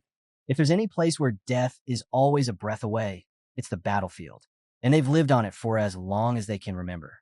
To survive, they became weapons. For those who only studied to land a job, there was never any chance of standing against them. That's what the master once said. Ken's body trembles as he lies on the ground. The narrator adds, "He developed dark skin magic on pure instinct." Ken slowly lifts his gaze and thinks, "If I'd been even half a second slower." Someone approaches and warns him, "That was close." "What hit me?" Ken asks. The response is immediate. "Massachusetts. You got struck in the abdomen by a light infused with mass." Ken grits his teeth and begins to rise. Confused, Canis frowns. "What are you even saying? Light doesn't have mass." The other guy replies, "It can if there's a medium that can convert light energy into mass." Canis raises an eyebrow. "That's not any kind of physics I've ever heard of." "You have," the man replies. "You just didn't realize it." Canis stares at him, completely stunned. "I'm just telling you the facts," the man adds with a shrug. "Shyron's different. He's strong. Having that kind of ability as a regular Magic Academy student, that's no small thing." Canis cuts to the point. "Can I beat him?" "You can," the man says calmly. "If you're working together, definitely." Dark mist begins pouring from Canis as he steps forward. Aaron spots him and calls out with excitement, but Nade yells in disbelief, "No way. He actually tanked that hit?" Canis lets out a cocky laugh. "That was nothing. If that's all he's got, I thought this would be more interesting." Shyron keeps his head low, silent. Canis grins. "Come on, can you make this a little more exciting?" Shyron steps forward, gathering energy into a dense mass ball. "I'm holding back," Shyron mutters. "People are still trapped. But if you want to fight." Canis sighs casually, not even standing up straight. "Your magic doesn't work on me anymore." Shyron launches at him, shouting, "Block this!" But Canis stays seated, one hand pressed against the ground. The attack deflects. Shyron vanishes, reappearing and launching strike after strike, but each one rebounds, turned back on him. From the Citadel zines, Nade, Iruki, and Aaron watch in growing alarm. The narrator cuts in. Magic falls into two categories, those you can dodge and those you can't. Lucas watches intently. That flash. I need to take him out first. Shyron stares, wide-eyed, at the empty space where Canis just sat. He'd vanished. Looking around in confusion, Shyron finally spots him, perched casually on a tree branch behind him. Suddenly, two sharp shadow blades slice through the air toward Shyron. He teleports just in time. "He's right behind me," Shyron thinks. A flurry of attacks erupts between the two as they clash from all angles. Nade shouts. He's moving through the shadows. Meanwhile, Canis begins stepping in precise patterns, creating strange lines across the field. Nade turns to Iruki. "Isn't that way too op? He can teleport wherever he wants." Iruki shakes his head. "There's a catch. He can only move to places that are linked by shadows." "Still," Nade mutters, "how do you predict where he'll appear unless you can analyze every shadow?" Iruki narrows his eyes. "Did you forget?" Shyron, yes, the same Shyron who once cracked the infamous dragon's maze, wasn't going in blind this time. Activating his spirit zone, he locked onto the coordinates Canis might jump to next. Analyzing the terrain, he charged up a massive fireball. "This time, I've got you." He hurled a blazing beam of light deep into the forest. Meanwhile, Canis sat calmly on the ground. From his Citadel zines, Nade and Iruki both spotted it. Yes, there's a huge shadow forming. Suddenly, laughter echoed from within. Canis let out a smug chuckle as thick black fog began spiraling around the light-based mass ball and devoured it completely. Shyron froze, staring in disbelief. A mysterious figure, now appearing in full human form, looked at Shyron and grinned. Glowing stuff always tastes the best. Flashback, 40 years ago, in a bar located in the capital city of Bashuka. A brown-haired man raised his glass and gave a cheerful nod to another. "Great job, Sharav." A black-haired man across the table responded, "Light magic isn't easy. But lately, my thesis has been gaining some attention in the field." The long-haired brown man, Sharav, well known for his work in light-based magic, added, "I had a hand in that, too. If it works out, dinner's on me." The narrator cuts in. Back then, Sharav was seen as one of the most promising talents in light magic. at least if Alas hadn't existed. Suddenly, a hand rested on Sharav's. He turned, startled, and there stood Alpheus. Alpheus nodded. I heard you published a new thesis recently. Sharav blinked, surprised. You actually read it? I did. You put in some serious work. I respect that, Alpheus replied, then casually added. But the wave theory you quoted? It's flawed. Sharav's face stiffened. What?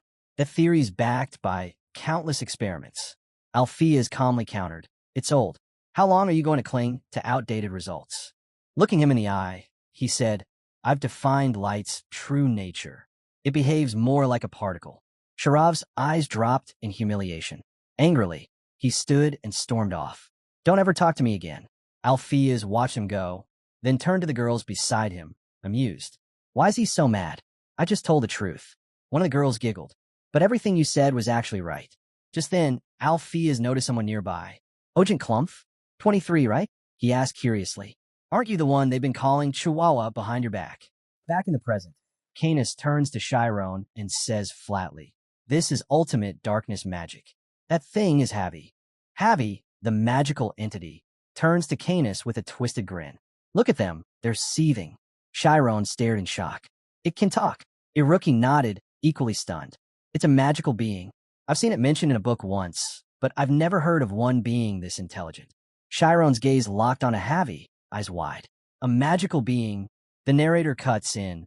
Alchemy and magical engineering can create physical objects, but they've never managed to solve the mystery of creating life. That domain belongs to magic biology, and its complexity is beyond imagination. It's smart. Way too smart, Shyron murmured. Havi let out a twisted giggle. Nice backside, too. Can't wait to show you what I've got for it. Nade and Iruki winced. This guy's got no filter. Canis, voice firm, added, Yeah, he's intelligent all right. Havi inherited the brain of the archmage arcane. Now do you get it? Shyron's eyes darted toward Havi's next attack, but he reacted just in time, vanishing in a blink. I get it, he muttered while falling to the ground. Even if I got strange magic, I'm still just a student. Rolling as he hit the dirt, he fired off a diversion spell to redirect Havi's relentless attacks. At the same time, Canis activated his own strongest magic, muttering, My magic still won't work on that thing. All around them, darkness was creeping in. Shyron's eyes scanned the battlefield as Nade and Iruki rushed toward him. He caught sight of Canis' shadow blades slicing the air toward him and hesitated. What do I do? One of the attacks grazed his arm. I'm not afraid to die, Shyron said through clenched teeth. But if I fall now, they lose everything too. Images of Amy, Sariel, Swift, and the other students flashed through his mind. From a distance, Lucas laughed mockingly, watching the chaos unfold. But Nade and Iruki weren't standing by anymore. They sprinted toward Shyron. I need everything I've got just to keep up with him, Shyron thought. Even my photon cannon's useless. He shouted toward Canis. Then what do we do about that magical being? Looking at Havi, who was tightening the dark mist around him, Shyron clenched his fists and summoned every ounce of power he had left, breaking free in one massive surge. Canis blinked, stunned. Bent light. Shyron landed hard on the ground. Havi licked his lips and grinned. He's got a trick called Rainbow Drop, huh? Nade and Iruki, watching closely, froze in place. NID. Iruki. Look. Shyron raised his hand, a mass of energy forming again. Turning to Canis, he shouted, Magical beings can't function without a power source, right? Is it feeding off our willpower? Havi didn't respond, only stared, unblinking. Canis nodded. They're connected. Shyron exhaled. Good. That means the shadow monster. Canis let out a surprised laugh. Are you seriously saying my willpower has limits? Shyron stood firm. That's what I'm here to find out. Canis suddenly noticed the growing intensity of the light. It was swelling fast. Just before unleashing his next strike, Shyron muttered, Let's see which gives out first, your willpower or mine. Havi spotted the massive light orb forming. Instantly, he moved to shield Canis. We should fall back into the forest, he said calmly. More shadows there. Canis whipped his head around. What are you talking about? We can handle this. But Havi cut him off. I thought you were smarter. Turns out, you're just dense. He pointed toward Shyron. His plan is to keep hitting you non-stop to burn through your willpower. Canis stared in disbelief. What? He's trying to smash a boulder with an egg. It's a reckless tactic, Havi admitted. But we don't have to play along. Lure him in. We'll finish him there. I'll catch up. A wicked grin spread across Kana's face. You're right. I like that. He took off, sprinting into the deep, shadow-covered jungle, trusting that with Havi, who carried the archmage's mind, they were unstoppable. Shyron gave chase immediately, teleporting after them. Shyron, wait! Don't go into that jungle. Nade shouted, panic rising in his voice. But Shyron raised his hand mid-run, hurling wave after wave of energy at them. Iruki could only watch. There's nothing we can do now. This fight's his.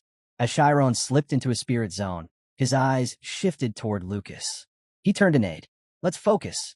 We got our own mission. Lucas smirked and unsheathed his twin blades. Is it finally my time to shine? Elsewhere, Clump approached the girl and extended a hand. Care to dance? She bolted. Althea's sighed. I told you to find a partner, not terrify one. Clump grumbled. Maybe the back of my head's more attractive than the front. Althea's glanced over and said, grow your hair out. Style it right. You'll manage. The narrator added, back then, long hair was all the rage. Irritated, Clump raised his drink, but paused when he noticed someone. A girl introduced herself as Arena. The man next to her left quietly. Clump leaned over and whispered, she's the eldest daughter of today's host, the Batad family. But she's got a reputation. Wait, Althea said, puzzled. You seriously came here without knowing anything? Clump scoffed. She's not the brightest. There was this incident. She was still young. So young, in fact, her mind was like that of a 10-year-old. Normally, the head of the family kept her confined to her room. But today, he let her out. Staring at Arena with cold disapproval, the old man called her a disgrace to their name. Clump stepped in, trying to calm the situation, saying Arena just enjoys parties and asking the old man to go easy.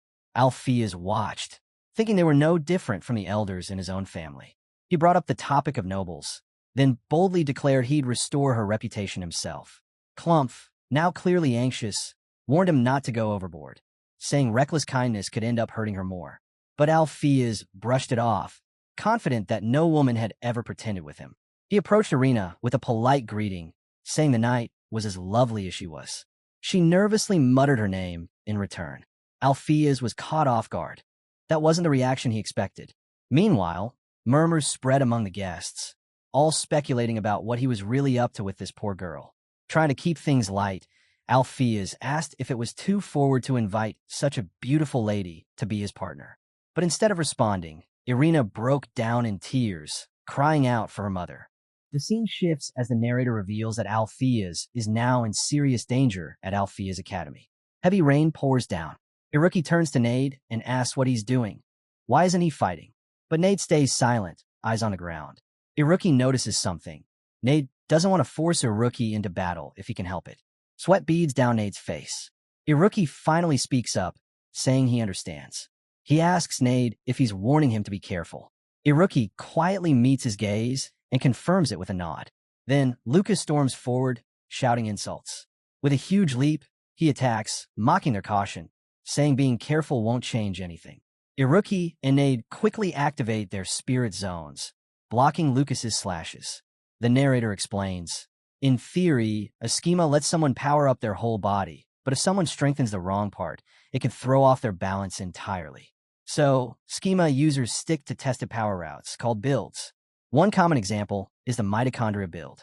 It boosts the energy output of the body by enhancing the mitochondria, known as the cell's powerhouse, and is also the fastest method. Nade, using lightning, warns Iruki to be careful where he throws the electricity. Iruki responds with a detonation attack, targeting Lucas. But Lucas manages to evade. He glares at Iruki and Nade, clearly reassessing them as he prepares for what comes next. They were just inexperienced kids, never having faced a real schema user before. But their coordination was solid.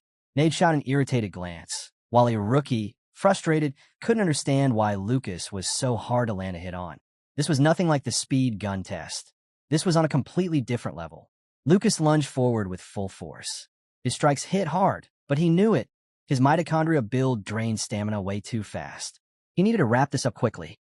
As Nade and Iruki launched mitochondrial-based attacks at him, Lucas dodged every single one and sprinted ahead, planning to push his metabolism even further.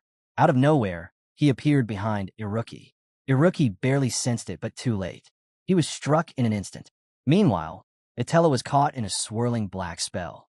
Arkan, watching her struggle, admitted she had grit, but as he flung a poisonous spell at her, he coldly said it was time for her to die. Itella stared at the incoming spell. She recognized it, definitely poison. One it would mean death. Thinking fast, she sucked in air and let out a piercing scream that blasted the spell away. Arcane watched in surprise, realizing she'd unleashed a shockwave strong enough to disturb the spirit zone itself. That power, he recognized it. It was the mark of the wave demon. A hole ripped through the wall behind her. Itella vanished into it and reappeared underground. As she looked up from the forest floor, she admitted she couldn't win with spells alone. She needed to switch to Schema. Suddenly, light glowed from the hole behind her, and a magical entity emerged, the creature Arcane had summoned. Arcane chuckled with smug confidence as the being raised its massive fist toward Itella. "If that's how you want to do this," Arcane said, "then I'll meet you with power too." Itella didn't say a word. She charged forward, meeting the creature's fist with her own energy-charged hand. The scene flashed back to 40 years ago at a grand ball held by the Bothad family. All eyes were on Irina, who stood crying and calling out for her mother. Alpheus stepped forward, confused, and asked her why she was acting this way. Looking away, Irina explained. Her mother had told her that anyone who tried to talk to her was a bad person. That's why she wanted to leave. Alpheus, trying to comfort her, asked her to look into his eyes. He softly told her he wasn't a bad person, but Sharav stepped in, furious. He demanded to know if Alpheus was bothering the daughter of the family head. The whispers began to spread, people now claiming Alpheus was the one causing trouble. Irina cried out, begging someone to stop him. But even then, she refused to run. "I can't," she whispered, shaking with fear. "If I don't do what Mommy says, she'll get mad. I need to go back. I have to go now." Alpheus watched her carefully, realizing it wasn't him she was scared of. It was the trouble she feared she'd get into. Clumph looked over at him with regret, then lashed out, telling Alpheus to back off. "Why are you meddling in someone else's problems? Just apologize and leave before this turns into something worse." But Alpheus gently turned Irina toward him. "You're finally looking at me," he said softly. "You're afraid, but not of me, right?" He told her nobody gets punished for dancing at a party. She'd done nothing wrong. Then he asked, "Don't you want to try dancing? Just once." He reached out his hand, inviting her. "What do you think? Shall we?" Irina slowly lifted her trembling hand, then grasped his tightly. At that very moment, elsewhere, a powerful explosion erupted as Arcane and Itella clashed. Both were pulled back by magical beings and thrown hard to the ground. Itella landed first, catching herself mid-fall, wondering if this truly was the dark magic she'd heard of. She launched a flurry of punches at Arkan, not holding back. He watched her silently, impressed by the sheer force of her hits. The magical being next to him reared up, both fists raised, slamming them down, but Itella was already gone. Arcane gestured with a fist and a wave, commanding the magical creature forward. It charged, but again, Itella slipped away. She leapt to the side, telling herself not to overthink it. Just destroy it. With that, she pounded her fists in a magical being like falling rain, sending shockwaves rippling through its body. Arcane smirked. That kind of strike didn't break the outside. It crushed what was within. The narrator explained. These internal shockwaves bypassed surface defenses. They disrupted everything inside, amplifying the damage 10, even 100 times over. Arkan, feeling the force now vibrating through his own body, muttered in disbelief. "This is insane." Then, with a mocking grin, he added, "You could have stood at the top of the world if you'd focused that talent. But you wasted it, chasing some meaningless truth." As Itella stumbled toward the crawling magical ants below, the magical being stood again, backed by Arkan, ready for more. Arcane looked at her and said, "It's all meaningless," Arcane said, his voice cold. "What can a single human struggle do in the vast design of the world?" He raised his fist once more and slammed it down on Itella with overwhelming force, shattering everything around her. He hovered above, watching in silence. Itella, bruised but still conscious, thought grimly. If someone like him ever got into the academy or the city, it would be catastrophic. She had to stop him, even if it meant sacrificing herself. Channeling all her energy into a Schema attack, she struck Arcane straight in the head, amplifying the internal shockwaves from before. Then she teleported back as the wave detonated inside him. Arcane held in pain. Itella, watching carefully, realized the truth. Every previous strike had been leading to this moment. It was all set up for one final decisive blow. Arcane's hand trembled violently, but he managed to pull himself together. He gritted his teeth, thinking how much he'd missed this rush. Memories of clashing with the geniuses of his time flashed in his mind. The magical being beside him began to merge and transform. Itella, clearly frustrated, glared at the grotesque fusion. Arcane let out a maniacal laugh. Stretching his arms as shadows surged around him at full force. Itella stood her ground, straining under the pressure. The shock waves weren't enough. She clenched her fists, refusing to back down, knowing she had more to give. A massive explosion erupted. Meanwhile, on the battlefield's edge, Nate called out to Iruki through his mage link, asking if he was okay. Iruki, holding a minor wound, brushed it off. It's just a scratch. He then chuckled as Lucas was caught in a web of electrical currents. Nice one, Nate. Lucas, trapped in the energy field, cursed internally. He realized the green-haired kid wasn't just aiming to hit him. He'd used the attack to lock the entire area in a magnetic field to slow him down. Furious, Lucas tried to break free. Nate grabbed hold of him, while Iruki snapped his fingers and gave a mocking bow. Lucas seethed, thinking there was no way he could lose to a bunch of kids. Suddenly, black fog curled around Nade's legs.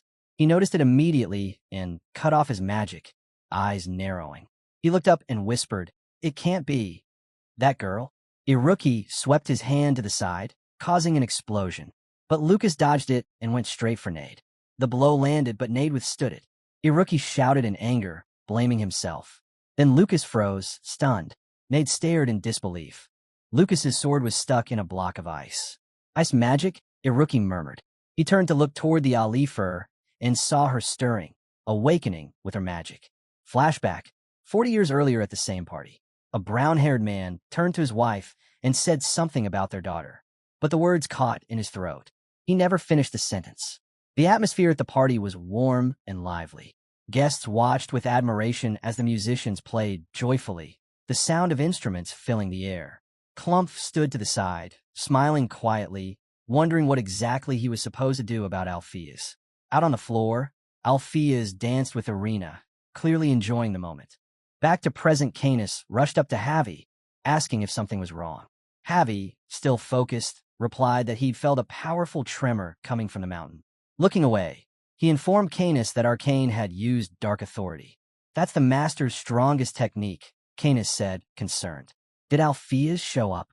Javi nodded slightly. "That'll make sense. If Arcane's headed this way, we'd better wrap things up fast." Meanwhile, Shyron and Kess were engaged in a tense battle. Shyron lunged forward, but Kess didn't flinch. "He's not even being touched by the darkness," Shyron observed. "He's shutting down everything we throw at him." Javi compared the fight to playing chess against a mirror. Each move reflected and countered. "We need to introduce a variable," he said. Now splitting across multiple black holes, Javi told Canis that he was going to head up to the mountain himself. Back in the fight, Lucas asked if someone had broken the man's magic, but Aaron doubted it. Stopping the Master's Abyss Nova? That's impossible. Only a high-ranking or archmage could pull that off. She looked toward Alifer and questioned whether a professor from a standard academy could really be capable of that. Just then, Nilly noticed Alifer stirring and called it a relief, but his tone changed when he glanced at his hand. It was turning pale. "It's cold," he whispered, trembling. Iruki stepped forward, sensing something was off. "She's not awake," he warned. The students around them started shaking in fear. A single ice cube fell from the sky, then smashed directly into Lucas, hitting him hard. He screamed in pain and shouted at Alifer, begging her to stop. "Are you trying to kill your own students?" Lucas stared at her, shaken. He knew there were rare individuals like her. Those who had brushed death so many times, their instincts alone could kill. Murderers in their sleep. He eyed her carefully, thinking she wasn't thinking at all, just acting. Panicking, Lucas abandoned his sword and bolted. "1,000,000 gold coins mean nothing now," he muttered, teleporting away. But mid-jump, he looked down and froze in shock. His legs were locked in place by Alifer's magic. "She's only 20, he thought, stunned. A Class 6 mage with complete omniscience over ice magic and control of absolute zero. Suddenly, Cena conjured a tornado. Ice rapidly crawled up Lucas's body, first his feet, then his legs, until he was fully frozen. Lucas crashed to the ground, completely immobilized. Arcane scoffs at the school, calling it terrible, just as massive chunks of glaciers begin crashing down the mountain. Ice is raining from every direction, some shards hurtling straight toward Aaron. Suddenly, Need leaps across a wide gap, reaching him just in time. Aaron, startled, demands to know what Need is doing. Tearfully, Need urges her to break the mind control, warning that if she doesn't, they're all going to die. But Aaron insists there's not enough time. That's when a rookie steps forward. Calmly, he says he'll handle it. Staring up at the descending glaciers, he quickly calculates. Each block weighs 15 to 20 tons. He needs to anticipate the trajectory, then shatter them into thousands of tiny pieces. One mistake and it's over. Iruki activates his deviation form. Ne and Aaron watch, stunned, as Iruki launches himself into action, pulverizing the glaciers into harmless fragments. Aaron, wide-eyed, thinks to herself, how could monsters like this exist at a magic academy? She suddenly lashes out, throwing Need aside. Nade steps in, saying he just saved her and that she hasn't done anything yet. Aaron snarls, calling them animals and demanding to know who Nade is even trying to protect. Nade yells back, begging her to end the mind control, asking if she's really ready to let them all die. But Aaron coldly replies she doesn't care. His words hit something deep inside her. She remembers Canis shielding her in the pouring rain. Tears fall. She repeats, she doesn't care about the rest. Need watches her, unsure what she's thinking. Then, boom, a sudden explosion erupts behind Aaron. They all turn in shock. Canis emerges from the rubble, wounded but standing. The scene shifts to a memory. It was a quiet, star-filled night under a bright moon. Alpheus sat with Arena in a field of flowers. He asked her if she remembered that man's face. She said it was beautiful, and they smiled together. Alpheus began talking about the prism experiment, how it suggests light behaves like a particle. But recently, wave-like interference had been observed in the double spirit experiment. He thought light was a particle, but now he wasn't so sure. He apologized, thinking he was boring her, but suddenly looked at her when she softly said, "You're a good person," embarrassed. He laughed nervously, wondering what he was even doing there. He admitted he was a mage, but had no idea what to write for his thesis. He asked for her opinion. Was light a wave or a particle? She smiled and simply answered, "Light is beautiful." Shinor quietly listened as he read. Shyron flips open a book on mass and energy, then calls out to Ne and Iruki, telling them to take a look. Ne studies it, curiously asking if it means mass and energy are interchangeable. Ne confirms it. Mass can indeed be converted into energy. Iruki jumps in, wondering if that also means energy can be turned back into mass. If that's true, he says they could massively upgrade the photon cannon. Shyron, meanwhile, stares in shock at the author's name on the formula. He recognizes it. It's the professor's. Back in the heat of battle, Javi shouts that he's putting more force into his strikes. Canis chimes in, saying he's gotten stronger through this fight. Shyron chases after them, hurling spheres of condensed mass light. Javi admits it's impressive, but insists Shyron still has a long way to go. Shyron grins, replying this was only a warm-up. Then a massive blast rips through the field. Javi stares silently as the powerful attack lands. He turns to Canis, warning him they can't stop that one. They need to fall back. But Canis refuses. If they retreat now, they'll lose their momentum. He tells Canis to burn through his willpower, then lets out a roar, blocking the blow head-on. Need's eyes widen. That's a photon cannon, he mutters in disbelief. Iruki watches Shyron teleport and realizes he's already integrated the formula from the book into his spell. Shyron reappears nearby, clearly exhausted. Need and Iruki rush over. Need stares at him, worried, and asks if he's all right. Shyron gives a sheepish smile, apologizing. He admits he didn't think he could actually win. Nade, confused, asks why he's suddenly acting like he's lost all his confidence. Shyron quietly answers, it's because their opponent is on another level. Iruki steps in, saying this fight won't be easy. Shyron looks down, frustrated. Even after upgrading the photon cannon, he still couldn't beat him. Iruki observes Shyron silently, thinking about the pressure he must have carried. The only reason Shyron can even speak now is because they managed to make it through. Iruki nods to him, acknowledging that he did a good job, and now they stand together. Iruki walks forward, challenging them. He asks if they really think the two of them can take on all three of his team. He tells them to give up and release the students. But Need answers firmly, no one's dead yet, and it's not too late to stop. Canis, unshaken, declares the war isn't over. His master will bring punishment to everyone. Iruki, standing tall, responds. Iruki presses Canis, demanding if he even understands the damage they've caused. But Kes cuts in coldly, telling him to ask Alpheus when they meet him in hell. He says this entire nightmare started when the school was stolen from his master. Everything that's happened since was taken from them. Shyron stares at him in stunned silence. Iruki steps forward, telling Kes that even if what he's saying is true, it doesn't justify any of this. He asks, what did the students here ever do wrong? Canis doesn't even blink. He says those kinds of questions are meaningless. He's just his master's agent, acting on belief alone. Need shouts in frustration, saying they're not getting through to him. Iruki, burning with rage, asks if Canis is suggesting they should just let this end here. Suddenly, both Iruki and Need freeze in surprise. Shyron steps forward, summoning a massive sphere of concentrated mass and light. Kes scoffs, laughing arrogantly. You think fighting will change anything? Words didn't. This won't either. But then, his expression changes. He sees Javi stepping forward and is visibly alarmed. He tells him there's no need to be afraid, but Javi looks straight at the attack. Something's off. That thing's dangerous, he warns. Ken asks if Shyron really intends to go through with it. Canis, furious, yells that if they just burn enough willpower, they can hold it off. Then he stops mid-sentence. His eyes widen. The light sphere hangs in the air, ominous and glowing. Shyron looks directly at them. This is your last chance. Release the students. Iruki and Need exchange startled glances. Aaron, too, is visibly taken aback. Canis steps forward, shouting that Shyron is the apprentice of an archmage. He can die, but his will won't break. But Shyron stays firm.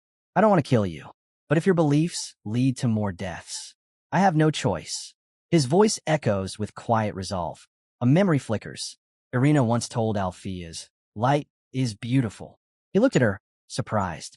She spoke of starlight, fireflies, how all of it was beautiful. But, she added, what he was talking about wasn't.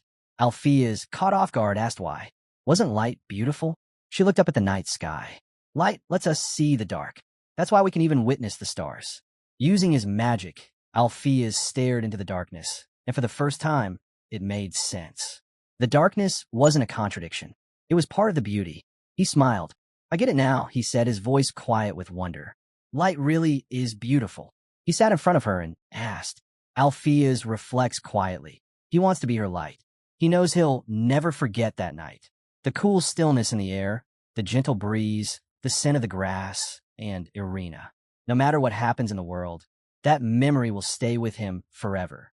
Meanwhile, Thad breathes heavily, unlocking a new level of consciousness using his photon light. He marvels at his resistance to light, pushing himself further. Across the battlefield, Victor Arcane watches in disbelief, stunned that someone could cast a spell like that. He calls out for his master to return. Suddenly, Shinor halts, sensing something. Shyron and Canis both snap their attention toward Arcane. Canis gasps, whispering, Master. Arcane looks down at Lucas, who lies unmoving on the ground. Canis apologizes softly. Arcane snarls, calling him an idiot, then shifts his gaze to Shyron, asking if he's the cause of this. Shyron steps forward, demanding answers. So, you're the one behind all of this? Need and Iruki stand silently, watching. Arcane laughs coldly, calling Shyron insolent. What's your name, boy? Shyron shouts back, refusing to give his name to a murderer. He tells Arcane to drop the mind control and leave the school at once. But Arcane chuckles, straightening his beard. All of Alpheus's students deserve punishment, he says calmly. That includes you. Suddenly, Arcane's aura flares. Shyron's eyes widen. He's never felt pressure like this. He launches an attack, but Arcane vanishes on the spot. From behind, Arcane's voice echoes. My spirit zone spans 52.7 meters, quite large for someone my age. Need mutters in disbelief. He dodged that with ease. Shyron prepares to attack again, but before he can move, Itella appears, limping into view. Shyron freezes. Itella, Arcane sneers. A loser like you still breathing? You should be ashamed to even show your face. Itella glares at him, I don't care about winning or losing. I'm here to protect the students. Shyron turns to her. Why is he doing this? Who is he? Itella locks eyes with Arcane. His name is Shinor Arcane, a Class 3 archmage. He has a grudge against the headmaster. Arcane scoffs. How rude, teaching students to whine. But Itella steps forward, cold fury in her eyes. You're not in a position to relax. He narrows his eyes, suddenly wary of her. Canis, watching closely, realizes something. His master only has about 10% of his willpower left. But Harris quickly adds, that's still 10% of an archmage, more than enough to wipe us all out. Canis quietly says they still haven't captured Alpheus. He's about to speak again, but Aaron interrupts him. Canis steps forward, facing Arcane. Master Arcane, he says firmly. Please. Canis steps forward and calmly tells Arcane to leave this battle to him. Arcane turns to him, amused. You? He asks, raising an eyebrow. Meanwhile, Aaron seethes, thinking of Canis and wondering why he's pushing himself into a corner like this. Arcane smirks and looks back at Shyron. Did you say you're one of Alpheus' students? Shyron stares him down. Don't speak the headmaster's name so lightly. He recalls his time with Alpheus and shouts, someone like you doesn't even deserve to be called a mage. Arcane bursts into laughter, deep, mocking, and unhinged. He laughs again, louder this time, as if all the pride and lies of the last 40 years have crumbled in a single moment. Nade and a rookie stand still, stunned by his outburst. But Arcane waves it off. It's fine. Let Canis fight instead. Canis steps forward, grateful. Thank you, Master. Itella watches anxiously, turning to Shyron. Don't do it. Tell him no. But it's already set. Shyron and Canis stand opposite each other once again. Heavy calls out to Canis, urging him to think one last time. Let Arcane handle this. But Canis shakes his head. I've already failed him once. Even if I die, I have to win this. He looks to Javi. We're fighting together. Javi doesn't answer. Canis asks why, but Javi just scowls silently and shifts into position. Shyron, already prepared, leaps from the cliff, aiming to fight midair. Canis scoffs, thinking he can't use shadow magic up there, but then looks up in shock. The entire night sky above them, one massive shadow. Lights begin to form all around Shyron in the air. He knows that if he can't keep up with Canis' speed, he'll strike the entire spirit zone. Canis' attacks come flying toward him, but they're met with Shyron's light-based counters. The air lights up with chaos. Suddenly, Javi appears between them, conjuring a barrier to shield Canis. The magic spheres crash against it, but Shyron's force is overwhelming. His lights tear through Javi's defenses. Canis watches in disbelief as dozens, hundreds, of glowing magic balls shoot past the broken shield. He runs, desperately trying to escape. They're not illusions. Every one of them is real, he thinks, horrified. How can a kid create this? Shyron pours every ounce of his power into the attack, pressing Canis down with sheer force. Itella watches in amazement. When did he learn that? Iruki, eyes on Shyron, answers quietly. He went into the infinite domain again. Both Itella and Iruki stare at him, stunned. Itella turns. Wait, what did you just say? She stares at them in disbelief. Are they seriously saying Shyron has entered the immortal function before? She's left speechless. Itella quietly takes it all in, thinking so this is how it ends up. Meanwhile, Shyron keeps hurling orbs of light, smashing through the safety barrier like it's nothing. Kin shouts into the comms, calling for Javi. At this rate, we're all going to die. A beam of light flashes right past Canis. He flinches, but nothing happens. No injury. He stares, confused. Shyron isn't aiming for him. He's targeting the shadows. The darkness Canis uses to move. Is he erasing my path? Canis mutters, stunned. That's insane. Then it hits him. Does this lunatic have unlimited willpower? The thought makes his blood boil. He glances at Arcane and scowls. He refuses to die in front of his master. His body begins to alter, and for a moment, it feels like the end. Then Javi arrives, annoyed. Ugh, Arcane is such a pain. That safety shield's absorbing everything Shyron throws. Canis turns to Javi, frustrated. Then why does he have so much willpower? Javi snaps, get your head straight and focus. Suddenly, Shyron notices something strange. His own attacks are shifting, morphing into a form of his opponent's technique. His eyes narrow. What's going on? He bolts. Canis is right on his heels, striking, but Shyron evades, confident he's gained the upper hand. Then pain sears through him. He winces, glancing at a fresh wound on his arm. Looks like the tide's turning, he thinks, landing briefly on the ground, only to teleport again the instant Javi slams down hard nearby. Shyron clutches his arm. I can't keep a mortal function going much longer. Unless I've got some freak-level endurance, I'm not withstanding another photon cannon. High intelligence, brutal close-range attacks, speed from agility. Why didn't I fight like this from the start? Then it clicks. Javi, he's been draining my willpower. Shyron remembers Javi's words. We are one. From a distance, Itella eyes Arcane. Such a ruthless man. Aaron watches Canis throw up, worried. Is he just a battery for that monster? Canis stumbles, vision spinning, breath quick and shallow. Javi, he gasps. Shyron turns to Javi. If the enemy has changed, there's no point in using photon cannon anymore. Time for something else. He channels energy, photon output. A fierce light erupts toward Javi. The blast hits, and his body starts to unravel. But the shadows, those don't disappear.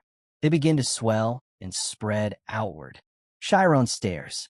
Even with endless willpower, this won't be easy. I still have to face what's inside me. If his omnipotence has limits, then he has no choice. He has to boost his omniscience instead.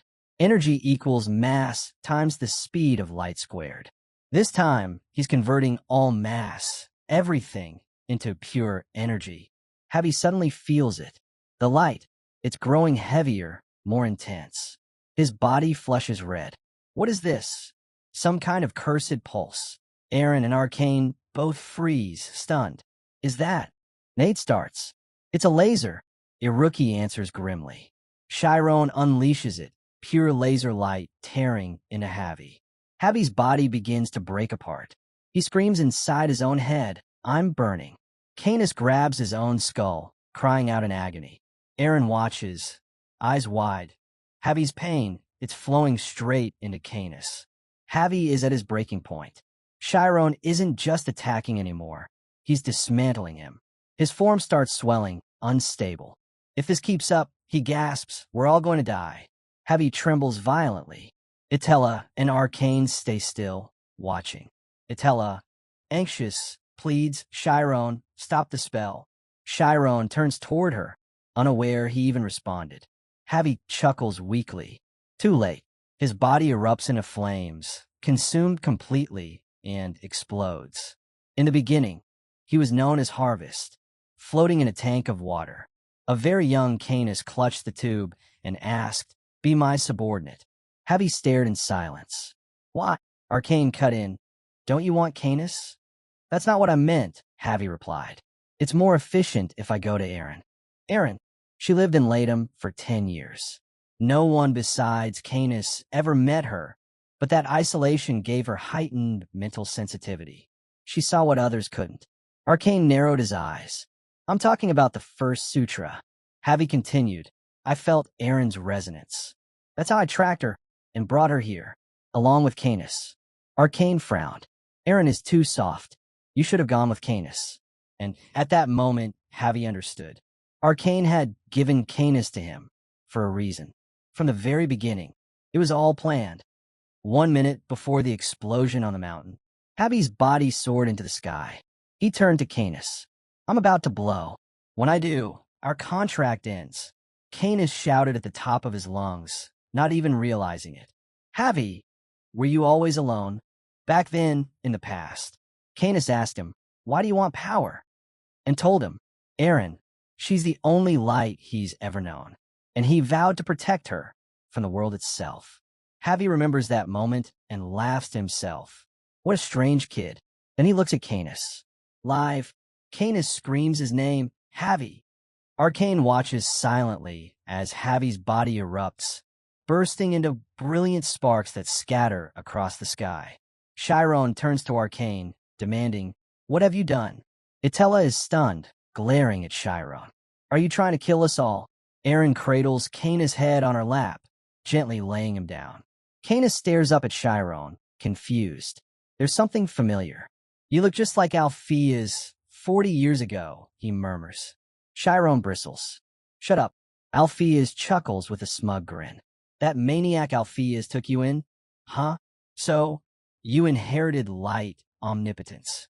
No wonder I knew something twisted was coming. Shyron narrows his eyes.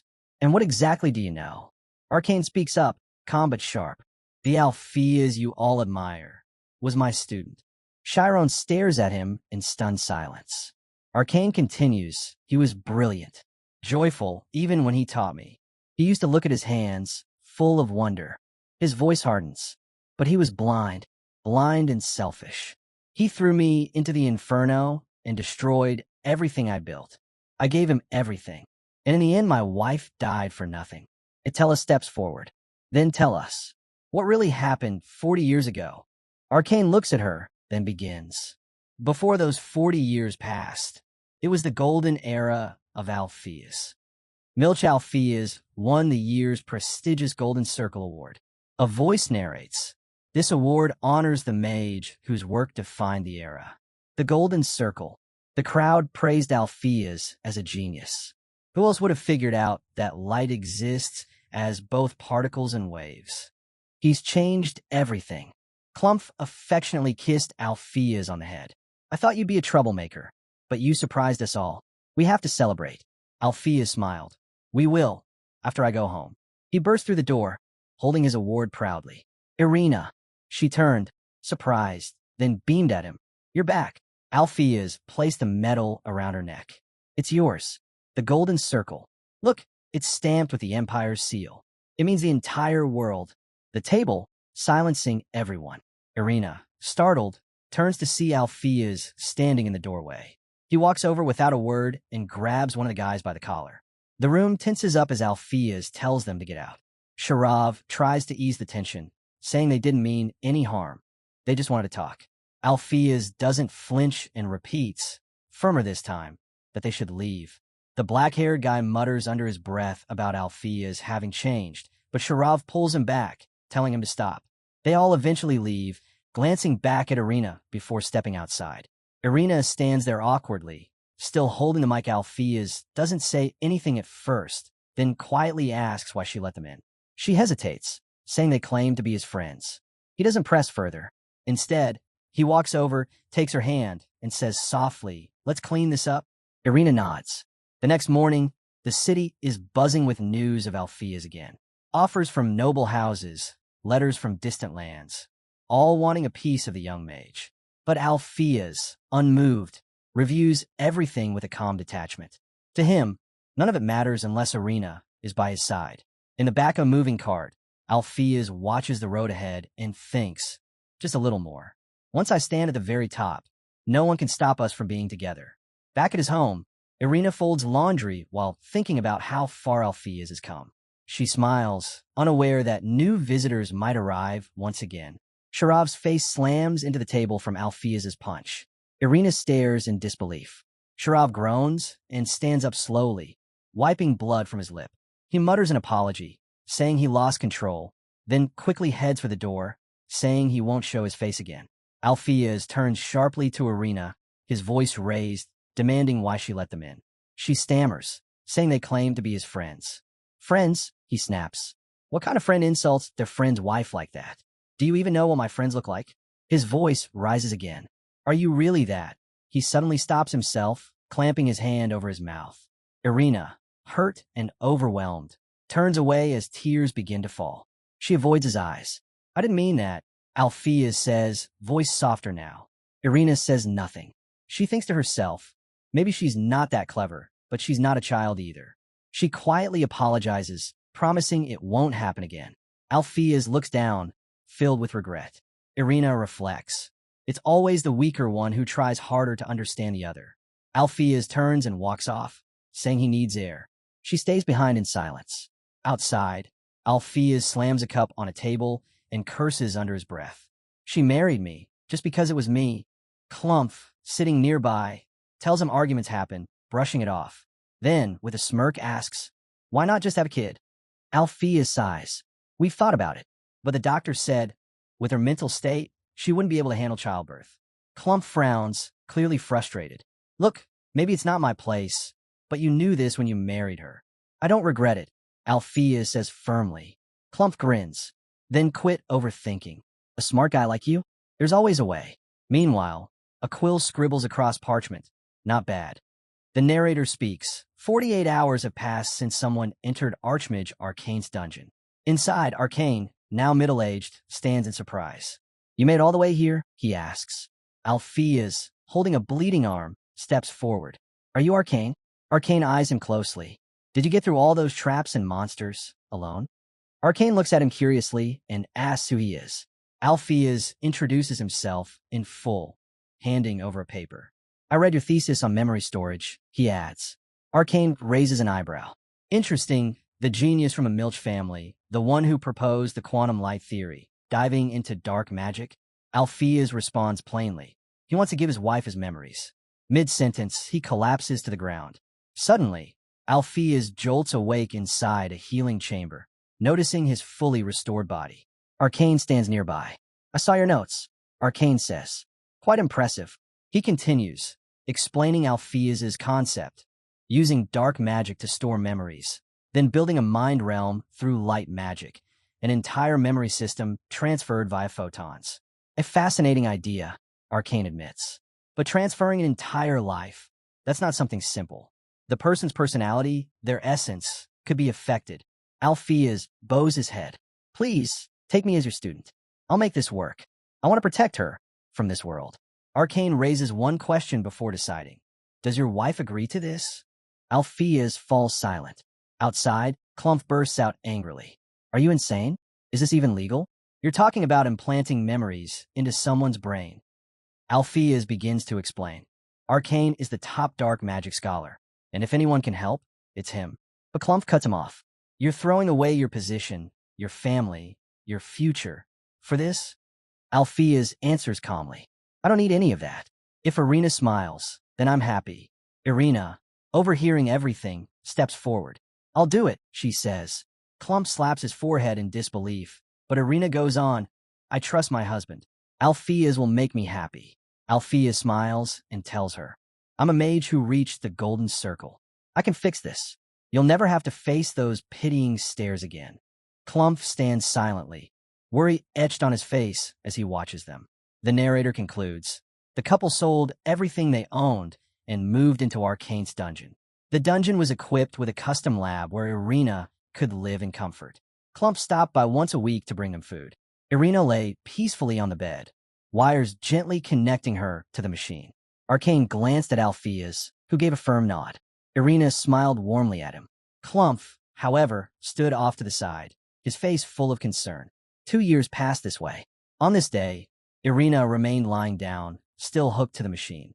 Clump stood beside her and chuckled. "After this, you'll have all of Althea's memories, even the one where he wet himself as a kid. Don't forget to remember if he ever stared at another woman too." Irina laughed. Althea's gently cupped her face. "You've done so well. It's time to start." Irina smiled. "Thank you." "Why are you thanking me?" Althea's asked softly. "We're going to live happily. We'll have a child." Arcane, standing by, prepared the system. Althea's head was now fully connected to the neural interface. Thoughts raced through his mind. Magic, engineering, biology, alchemy, photonics, dark arts, all coming together at the highest level. He recalled the previous human trial having no issues. He believed this one would succeed too. Arcane pulled the lever. A beam of monolight streamed from Althea's mind, channeling into the machine, then flowing directly into Irina's consciousness.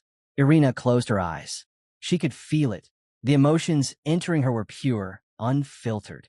No lies, no judgments, no noise. Memories of their life together filled her mind, from their first meeting to their wedding. She felt overwhelmed with gratitude. "Thank you, Althea," she thought. "You gave me everything." Just as the moment reached its peak, the machine let out a sharp beep. Althea sprang up. "What's happening?" Arcane replied. The trial succeeded. Everything transferred flawlessly. But Althea's relief turned to panic when he saw Irina, drenched in sweat and trembling. "Are you okay?" Irina slowly opened her eyes. The transfer, it worked. But my body, my nerves, rejected it. Tears rolled down her face. It's not like the animal trials. There's something different in humans. Something we missed. Clump stood frozen, his face wet with tears. Irina looked at Alpheus. Can you keep her searching? But Alpheus stopped her. Don't say anything.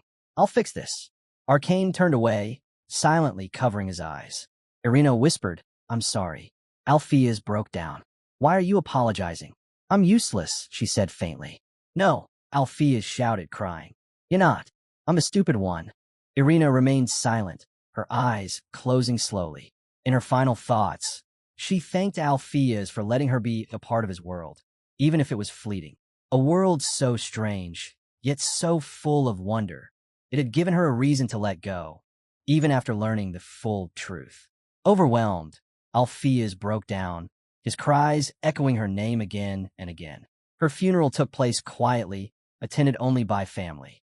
Despite everything, Alpheus was barred from being there. With no legal marriage and no children, her relatives treated him as if he had no right to mourn, as if they were never anything more than strangers. On the day Irina died due to the failed experiment, Alpheus slammed his head into a wall again and again. He later found himself lying on Clump's lap, lost in disbelief.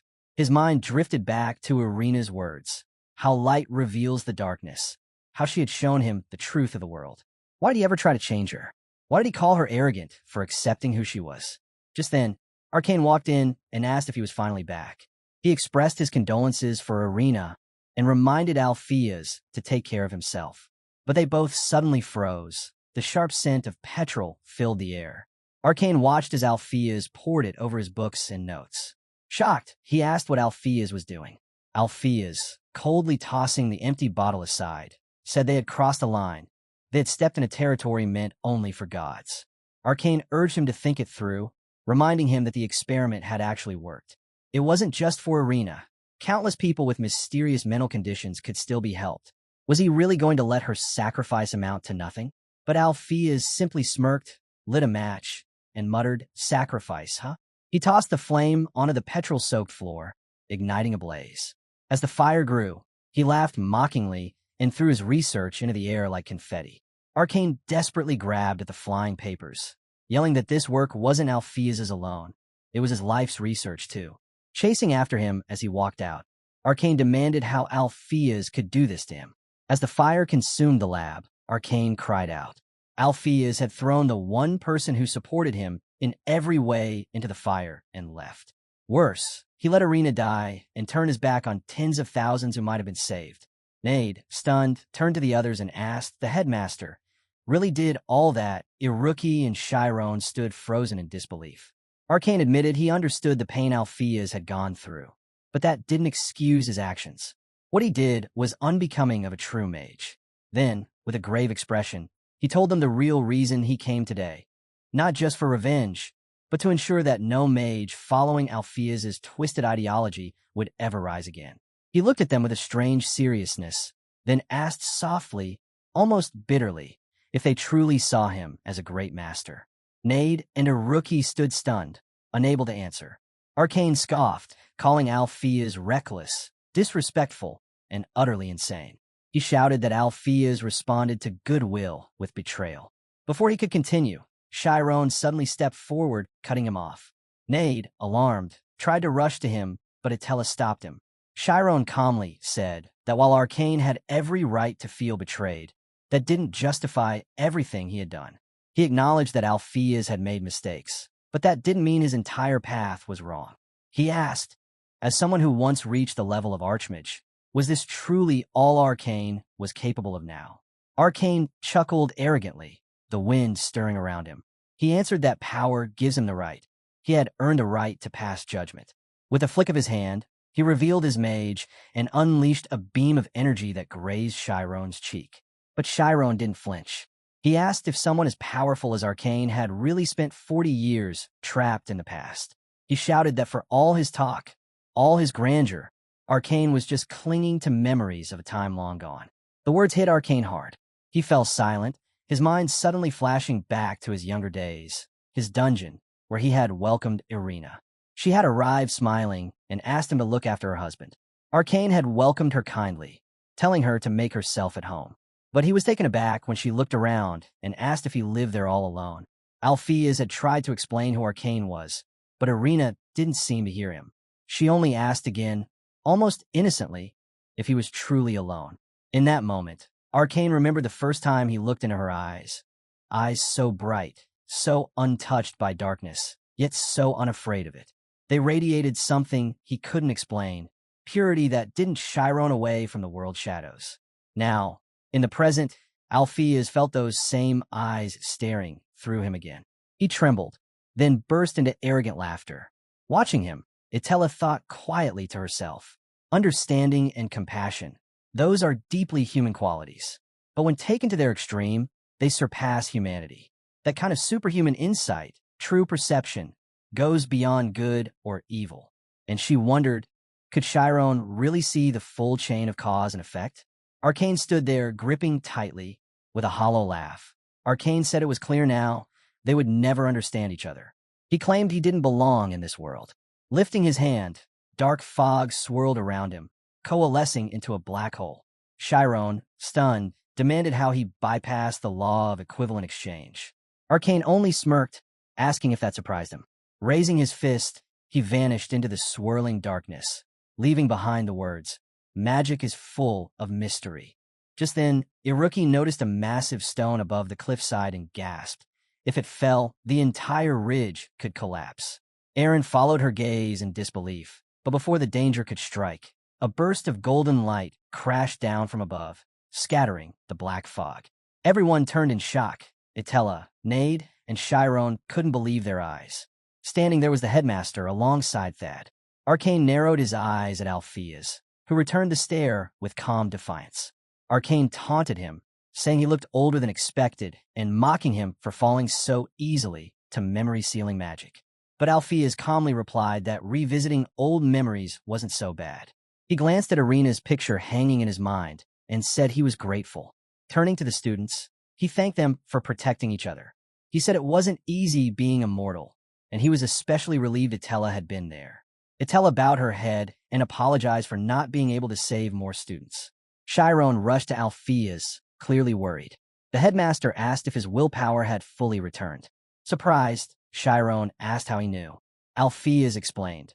Arcane's greatest creation was Abyss Magic, a spell that manipulates memories.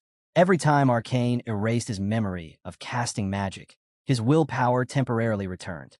He told Shyron to remember this. Any mage who called himself a warrior must always have one move, one secret card, capable of flipping the tide of any battle. Then, looking to Arcane, Alpheus told him to stop this madness and release the students. Arcane smirked and said it was a simple matter now that his former student had asked. But he added bitterly that he could no longer serve as headmaster after all that had happened. Alpheus glared at him silently, rage simmering beneath the surface. Arcane went on. Hundreds of students had just heard the truth of his violent past. Nade, however, stepped forward and said he was the one who revealed it. Iruki added that everything had been calculated from start. Arcane's eyes glowed with power. With a twisted grin, he mockingly asked Alpheus if he felt like burning everything down again, just like in the old days. But Alpheus, deadly serious, replied, this wasn't a joke. Then, looking at the students and the crumbling situation, he asked them. Alpheus looked out over the crowd, voice firm. He asked them all if they still trusted him to follow him. Together, they would complete the research on memory implantation. He had already succeeded. His own memories had been fully transferred. Then he pointed to Javi, its shadow stretching across the ground, and said it was only possible because of Irina's sacrifice. With a familiar, cold gaze, Alpheus repeated the word, sacrifice. In the past, he said, this research had always been part of a bigger plan. Holding up his notes, he demanded to know what Arcane had truly intended by taking Irina and stealing his memories. Voice cracking, he cried out, asking what kind of world Arcane hoped to create by producing hundreds of magical organisms. Was it conquest? Arcane, still wearing that arrogant grin, asked back, what if it was? Was that really such a terrible thing? Shyron finally understood. That's why Alpheus had burned the research. Alpheus turned to Arcane and asked if Javi carried both his and Irina's memories. Was he right? Aaron looked on, stunned, unable to tear her eyes from Javi. Arcane stared at Alpheus with growing fury. Then Alpheus added, Javi had defied its orders. The fact that it left and exploded meant it had a will of its own. It reminded him too much of himself. Aaron looked down at her hand, wondering, was that why it felt so familiar? Suddenly, Arcane raised his arm and hurled a blast of black fog at her, declaring that he had ordered Javi to self-destruct. Aaron's eyes widened in horror. Was he planning to kill them all, including Canis? Tapping his forehead in frustration, Arcane sighed that no one seemed capable of listening. Lifting a massive rock overhead, he threatened to bring it down. The students and professors watched in terror as it loomed above them. The conscious one screamed for the headmaster. Arcane mocked the moment, telling Alpheus that now was the time to run or abandon everything. Alpheus stood frozen. In a memory, Clumph once sat with Alpheus as he quietly ate. He asked if Alpheus really meant to die here. He reminded him of the 10 long years he had spent searching, traveling the world, spending a fortune. Eventually, he had received intel that led him here. Alpheus asked why he bothered coming to see someone so useless. Clumph, hand reaching into his coat, replied he had something to deliver. And after that, he planned to disappear. What he pulled out shocked Alpheus. It was a letter from Irina. As he began to read, tears welled in his eyes. Her words filled the page. She wrote that if something were to happen to her, he must not blame himself. She had chosen this experiment willingly. His hands trembled as he brought the letter close, reading her final wish, her one last request. Irina's letter ended with one final request, that Alpheus not be sad. She urged him to keep pursuing the research he loved. To her, he was her everlasting light, and she wanted him to shine that light for the world to see. Back in the memory, Alpheus wiped his tears and turned to Clumph, asking if he could lend him some money. He declared that he would build a school, a place where no one else would end up like him. He vowed to dedicate his life to that dream. Clumph simply sighed and smiled, comforted by the resolve in Alpheus's voice. In the present, Alpheus raised his hand. A small sun formed above his palm, glowing steadily. As the bright orb hovered in the air, he thought of her, the life that gave her the will to live, and swore that he would live for her, now and always. He lifted the sun higher, its radiance intensifying. This was his vow, to protect the school and every student within it, even if it cost him everything. The leaves around them stopped in midair. Nade, Iruki, and Itella collapsed to the ground, unconscious. Even the insects were frozen in place. Shyron felt time slow to a crawl. The light spread across the cliff, bathing everything in its powerful glow.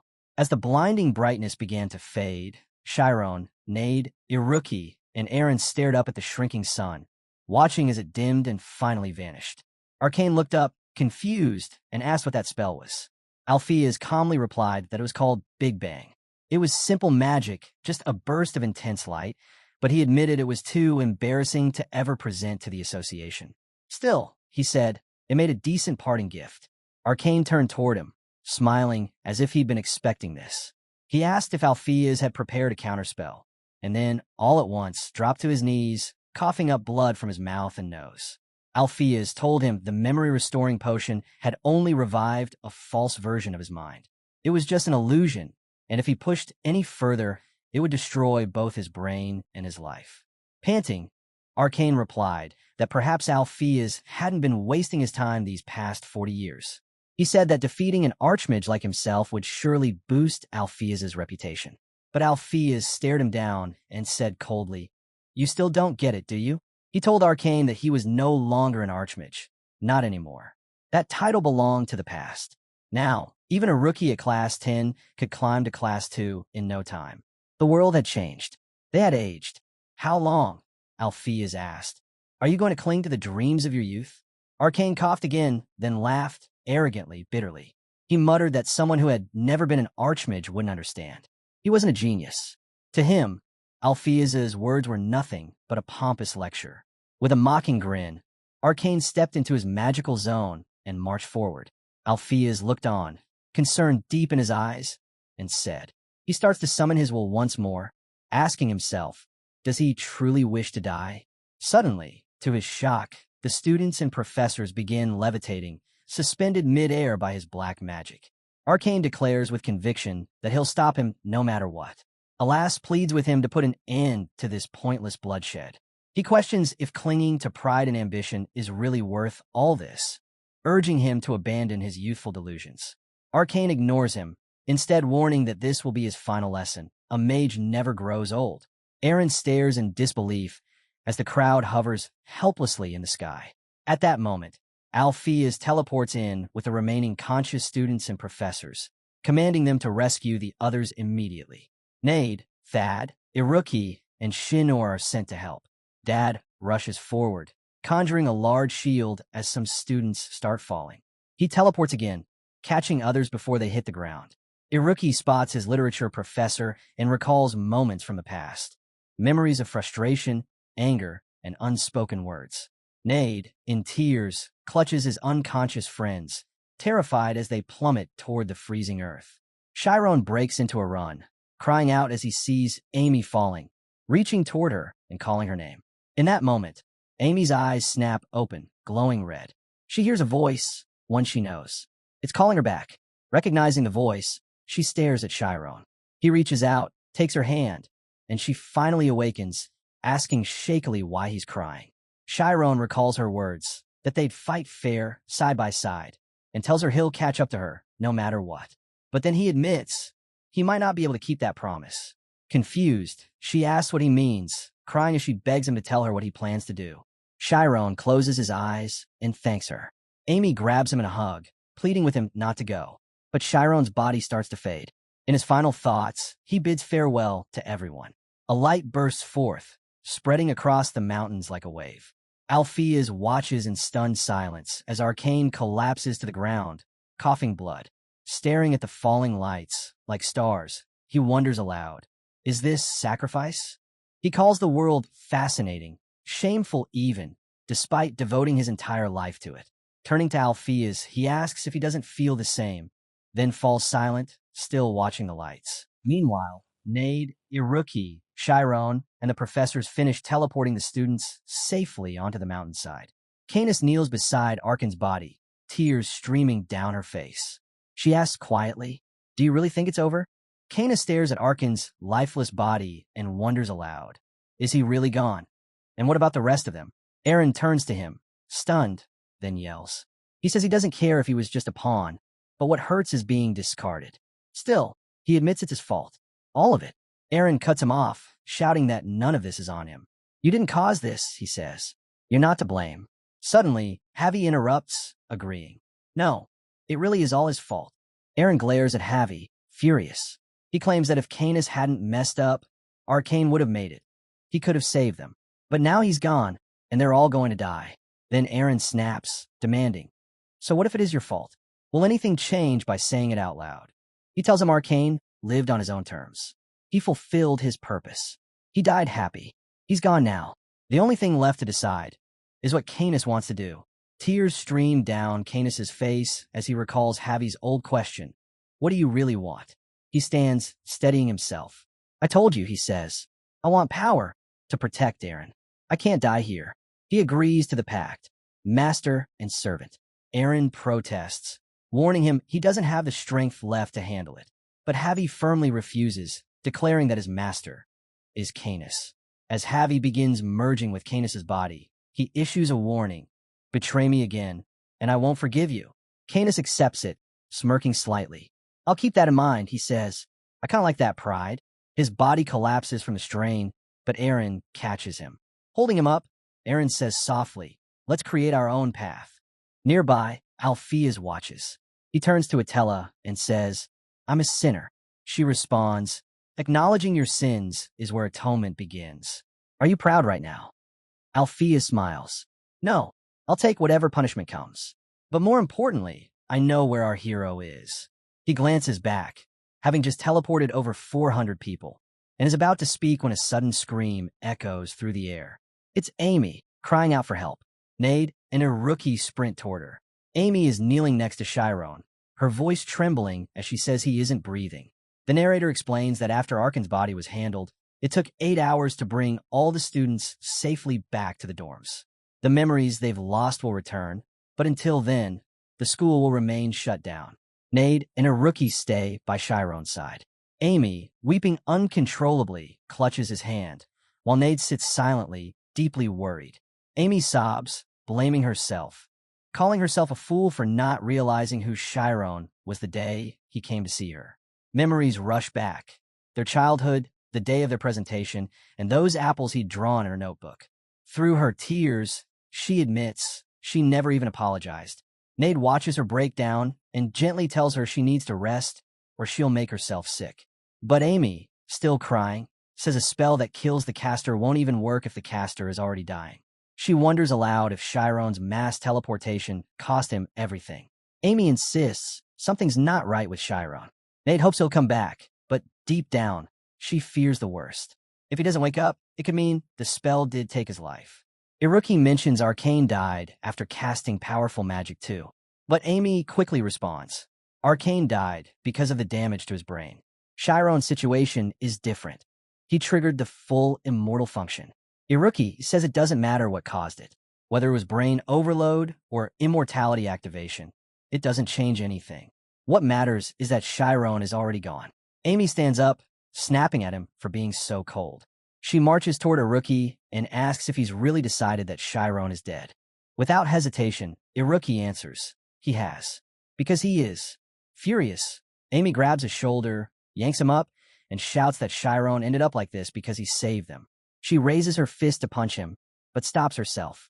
Iruki looks at her indifferently and says it's a relief because he knew she wouldn't do it. Amy glares at him, asking if he knows why she didn't strike. Because people like you don't deserve friends. Nade stares at her in shock. Iruki snaps, yelling at her to use her brain. His heart's not beating. He's not breathing. If you want him back, figure out a way to bring the dead to life. Nade quietly says it's impossible. Magic can't bring back the dead. Iruki turns sharply to her as Amy calls his name. His clenched fist loosens. She says, is that where your limits lie? Nade tells her she could have hit him. She could have taken it. Amy shakes her head. How could I? He's Shyron's friend. Meanwhile, Iruki walks alone through the halls, muttering that everyone's lost their minds. Then suddenly, he spots Canis and Aaron. His eyes narrow. Aaron demands to know how they dare show their faces here. Canis answers softly. They came to pay their respects. He didn't die because he fought us.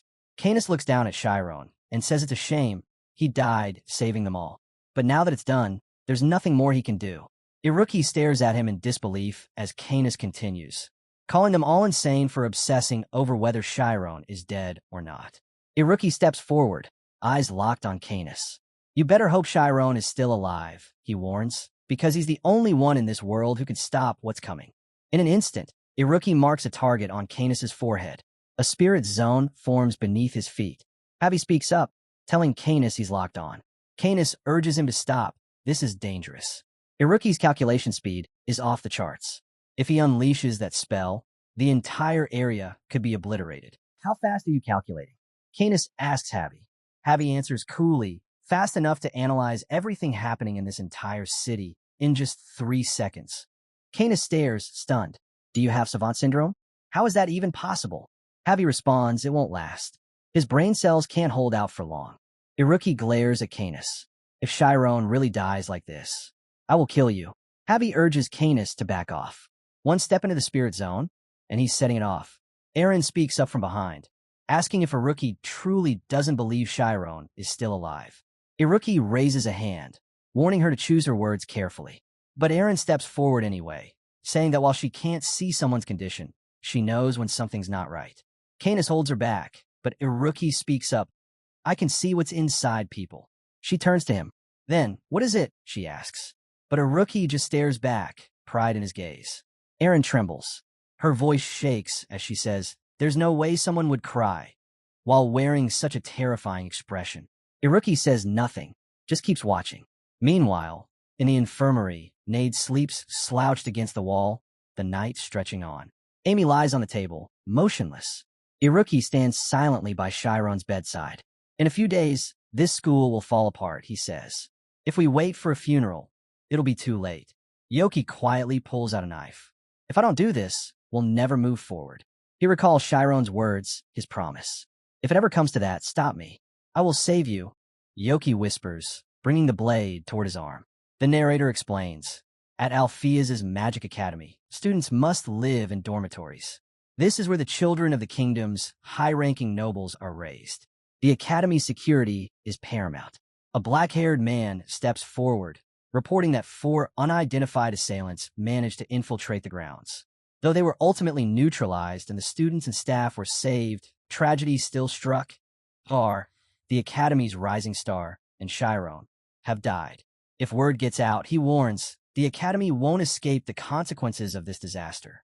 Just then, a light blonde-haired man shouts at someone named Lu, insisting they must hold Shyron's funeral immediately and notify the parents. A gray-haired man rises in anger, demanding if the others think they're unaware of the situation. He explains that Shyron's friends have begged to delay the funeral. His body remains in the infirmary, not the morgue, and they still don't understand their reasoning. A white-haired teacher stands up, raising her voice. She claims they're stalling to protect the school's image. The room erupts in arguments. One teacher claims they need time to think, while another counters that delaying will only worsen the public's view. Someone else insists the school's reputation is meaningless if the institution collapses. Voices rise. Accusations fly. They argue that they don't even know Arcane's whereabouts. The white-haired teacher turns to the headmaster, demanding he make a decision. The student council has been summoned, and this isn't just any council. These are the children of the kingdom's most powerful noble families. If they accuse the school of negligence or corruption, the academy's hands will be tied. The headmaster remains calm, finally speaking. He says they must wait. He listens to the protests, understanding their urgency, but believes acting too fast could put the academy in a worse position. Still, he admits, there's a far more important question than the school's survival. He thinks back to the moment Shyron saved all those students, teleporting them to safety. He wonders, did Shyron truly die? He's asked himself this more than once. Was it rational thinking, or something deeper? Something he feels? That lingering belief won't disappear. Shyron had activated the immortal function, a power they know almost nothing about. Then Ela stands up. She explains that in this battle, Shyron made the ultimate choice. He released his immortal function, and by the Order's classification, what he triggered is called nirvana. Nirvana, she says, is a state beyond life. Reaching it doesn't necessarily mean death. A teacher with orange hair frowns. He doesn't get it. A brown-haired teacher reminds them, this is a magic academy. The white-haired teacher finally says, I understand. The headmaster continues, saying that yes, there's a chance Shyron, as an unlocker, is still alive. He fully understands that possibility, but he also cautions that there's no guarantee the boy will ever wake up. And if they wait endlessly without knowing when or if he'll return, they may face an even worse outcome. Alphea's asks what that would be. He answers quietly, the school shutting down. Alphea's shakes her head. That's not the real worst-case scenario, she says. The true disaster would have been the annihilation of every student and staff member here.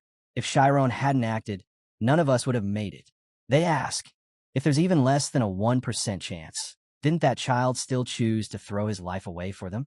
And as professors of this academy, shouldn't they honor that? Shouldn't they be willing to shoulder some of the burden and make sacrifices for him? They ask if the headmaster is willing to accept punishment for this, if it could prevent the academy from collapsing. For Shyron, would he take that risk? Just then, students start entering the building. In the infirmary, Amy sits quietly beside Shyron, clutching his hand. Nate stands silently by the wall. Amy softly calls out to him, promising she'll wait, even if it takes years or decades. She begs him to say something, anything. Tears fall as she cries out again, pleading with Shyron to respond. He lies still, but then his eyes snap open. He slowly sits up, completely naked, glancing around, disoriented. Where am I? He mutters. He begins to walk, trying to remember what happened. He recalls unleashing the immortal function at full capacity to save everyone. Looking down at his own hand, he wonders, is this the afterlife? He still has his memories. But why? Everything around him is swallowed by pure white. An endless void without form or direction. No matter how far he walks, nothing changes. The scene stays the same. His senses blur, as though the very fabric of reality is slipping away. With each step, It feels like he's climbing stairs, but nothing changes. He suddenly stops. He looks away, and a thought hits him. He knows this place.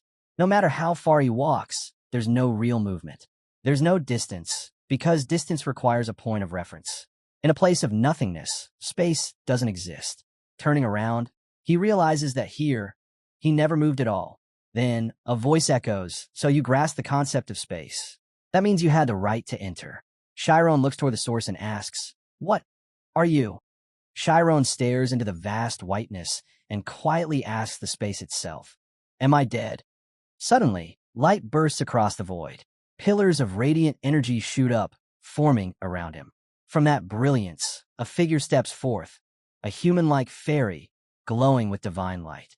She approaches and greets him, saying she's been waiting. Still in awe, Shyron asks again, "Who are you?" She smiles and answers simply, "I am God." On the 5th day since Shyron's death, the aftermath of the tragedy still looms large. The professors, hesitant yet hopeful, decide to postpone any immediate action. But the students don't agree. Inside the student council chamber, tension crackles in the air. The council heads and their members are seated, faces grim. Many students feel deeply betrayed by the headmaster, someone they once trusted. A black-haired student slams the table and stands, shouting that everything started with a mistake the headmaster made 40 years ago. And now, instead of accountability, they were dodging the truth, claiming Shyron didn't really die. Shyron's funeral and the charges against the headmaster keep getting delayed. "They're just making excuses," the student yells. Amira, the fiery student president of Class 2, rises sharply and declares that the council must intervene. Students around her erupt in agreement, demanding the headmaster face responsibility and face the consequences. Then, Ila stands up from Class 5. She cuts through the noise, stating calmly that everyone is assuming Shyron is dead, but that's not the full truth. She explains that although Shyron's heart has stopped, his body shows no signs of decay. A wave of whispers spreads through the room. Could it be true? Amira turns to Ila, demanding answers. Then why has his heart stopped? Tell us everything. Sariel speaks up, answering that the cause is the result of unlocking the immortal function. She explains that this phenomenon doesn't equate to actual death. It's still under review by scholars at the Ivory Tower, an area of study so new, even they haven't fully defined it yet. The room falls into hushed murmurs again. "I don't get it," one student says. "Isn't that the highest level a mage can reach?" asks another. "But magic is based on what we know." Sariel stands nervously, sweat forming on her brow. Why are they all reacting like this? Meanwhile, Amira stares ahead, her mind blank. She questions herself. Even if it's an unknown field, isn't it in a mage's nature to think deeply and decide carefully? Sariel's thoughts race. She realizes now, they aren't mages, just students. The younger ones only believe what they can see or touch. The older students are clouded by resentment toward the headmaster and can't think clearly anymore. And with things spiraling, the headmaster storms toward Shyron's funeral. Her thoughts are racing. Shyron's about to be buried, and she still has no solution. Suddenly, Mark stands and raises his hand. He announces he's from Class 7. He speaks up, saying the school's reputation depends on the integrity of its students. If rumors spread that the professors can't be trusted, then faith in both the teachers and students will crumble. But he reminds them all, they know who showed them what being a real mage means. The room falls silent, all attention drawn to the voices speaking. He recalls fragments of his childhood. A student with brown hair quietly admits that it was those very people who shaped them into who they are today. Mark follows, saying that even if the headmaster had his faults, it doesn't justify betraying the teachers they've always held in respect. Sariel watches and thinks, if logic won't work, maybe emotion will. She gives a subtle thumbs up. Amira taps her fingers, calculating. If Chu votes, the count will be 5-5. Meanwhile, the younger students break down in tears, pleading for forgiveness for the headmaster. Amira knows it's unreasonable to expect the beginner-level students to support a rebellion. If this keeps up, the charges might not even stick. She asks herself, what would she do? Just then, Arden from Class 1 raises his hand and gets to his feet. Itella wonders why. Arden speaks. He reminds them of something crucial.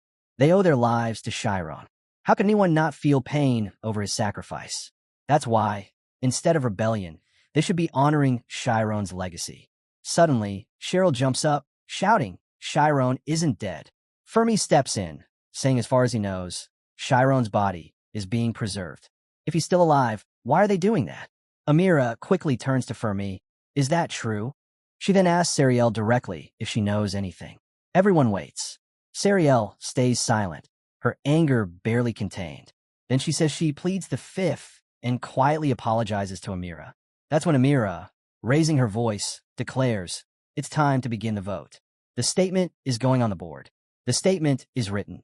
If the students reject the professor's passive countermeasures, they'll protest, demanding Althea's resign and face investigation. They're also calling for Shyron's funeral to proceed, and for the act of creation, using the deceased body of Amy to be stopped. As protests swell, Amy and Need look out at the massive crowd of students. Meanwhile, the headmaster begins casting a spell. It becomes clear they've realized slow magic was used, and now time is running out. Elsewhere, God speaks to Shyron, asking if he doubts her.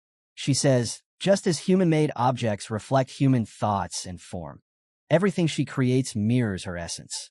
That means Shyron reflects her more than anything else. Shyron says nothing, just staring. She raises her hand, asking if he'll help her build a world. Shyron nervously asks if she's truly with him. Then he glances down at his body and awkwardly apologizes. This is all too sudden, and he's not that kind of person. He tries to speak, but the words won't come. God laughs gently. With a wave of her divine power, she clothes Shyron, telling him not to be embarrassed. This isn't her world. His body still exists in his world. Shyron's expression turns serious. Is this the afterlife? He asks. She chuckles and tells him no. This is somewhere else entirely. She shows him a dot, explaining that from the outside, it seems like nothing. But in truth, it's an infinitely compressed space. As Shyron looks at his hands, he notices the space between them. His body has depth. He realizes it's three-dimensional. That means there's a three-dimensional world inside that single dot. God praises his sharp mind. She tells him that's the core of time and space. A universe that looks like a speck from afar, but up close, it's endless. And she is the one who crafts such worlds. Then she asks, what does he think of it all? Shyron hesitates, asking if he can't go back. She confirms he can't, then asks, didn't he choose to give up his life on his own? She wonders if he regrets it. But Shyron says no, he knew what he was doing. Then he asks one more thing. Why is she lying? She's taken aback. God doesn't lie, she insists. There's no need to. If I say something doesn't exist, then it simply doesn't. But Shyron narrows his eyes, not convinced. She's lying again, and this time, Shyron can see it. God looks at him in silence. He cautiously asks if she's truly God. She replies calmly, there's a misunderstanding. Their definitions of God aren't the same. She offers to show him what she means. A vision appears. Farmlands, crops being harvested, women delivering goods to homes, and two boys chasing flies. Shyron watches, stunned, as a man kneels in the soil, working the fields. God says this world is just a replica. Then, she lifts her hand toward a glowing sphere and gently touches it with her fingers. To Shyron's amazement, the man's body rises, lifted by her fingertip. The scene shifts. He realizes, if space changed, then time must exist here. She confirms, space and time are one. She explains that something similar exists in his own world. When he plays a game of chess through the night, he's actually controlling a subdimensional space-time. Chess itself is a lower dimension. She tells him, God isn't some grand and unreachable being. A god is just someone who creates a dimension one level beneath their own. As she walks past the farmer, she continues, their creations believe they're divine only because they wield power beyond comprehension. The farmer, for example, doesn't know he moved, or that his entire world is just a replica. She says there's only one way for someone like him to truly understand. Shyron's eyes widen. The immortal function, he mutters. She touches the farmer's shoulder, and a brilliant light flares. His body begins to vanish, rising like a constellation of stars. God gazes up, explaining that the immortal function is a sense that completes an entire world. The stars drift across the sky, but the farmer's existence is still trapped inside the glass orb. He'll never be able to perceive anything from a higher dimension. God turns to Shyron and asks if he understands now. She explains, he's the one who unlocked the immortal function, nearly destroyed in the process. That's why she brought him here. Shyron eyes her warily. What do you want from me? He asks. Without answering, she reveals a glowing spot, radiating light. She tells him, go inside. She explains within the space-time she's created, another space-time can be built, and then another inside that, and another. Repeating this infinitely would form a flawless universe. She calls it the space matrix. Shyron shakes his head. I can't. She challenges him. Does he truly have no reason? Or is he just searching for justification to refuse? Do you not like the offer? She asks. He answers honestly, it's not bad. The idea of becoming a god in a new world is appealing. Her plan sounds ideal. But, he adds, if she enters that space-time, someone like him would have to be sacrificed again. God narrows her eyes, suspicious. I'm not asking you to choose, she says coldly. Refuse, and I'll have no choice but to let you be torn apart. But Shyron doesn't back down. That won't happen. She hurls a blast of light at him. You'll see. Then she freezes in shock. Shyron suddenly realizes it. The spot in the space-time matrix, it's a spirit zone. He lifts his hand, conjuring a red light. This is your spirit zone, he says, which means you're a mage. Chad steps toward him, calling his name, warning him not to do something he'll regret. Entering her spirit zone, she asks if he truly believes he can beat her. Shyron knows the truth. There's no way he can. She's reached the peak, calling herself God. She might even be stronger than Arkan. And this isn't where he belongs anyway. His body was erased when the farmer triggered the immortal function. But she points out his body still exists, just in a different world. Can I return? He asks. She nods. You can, but you won't succeed. All that waits is death. Even so, Shyron answers, I'll try. She isn't worried. To her, capturing him is easy. But as she eyes his hand, something shifts. There's something powerful, dangerous. His energy alone could harm this space. She lifts her hand and forms a black hole. This domain, she says, is a point that passes through space-time. The moment you step in, you'll retrace every step you took to reach this place, in reverse.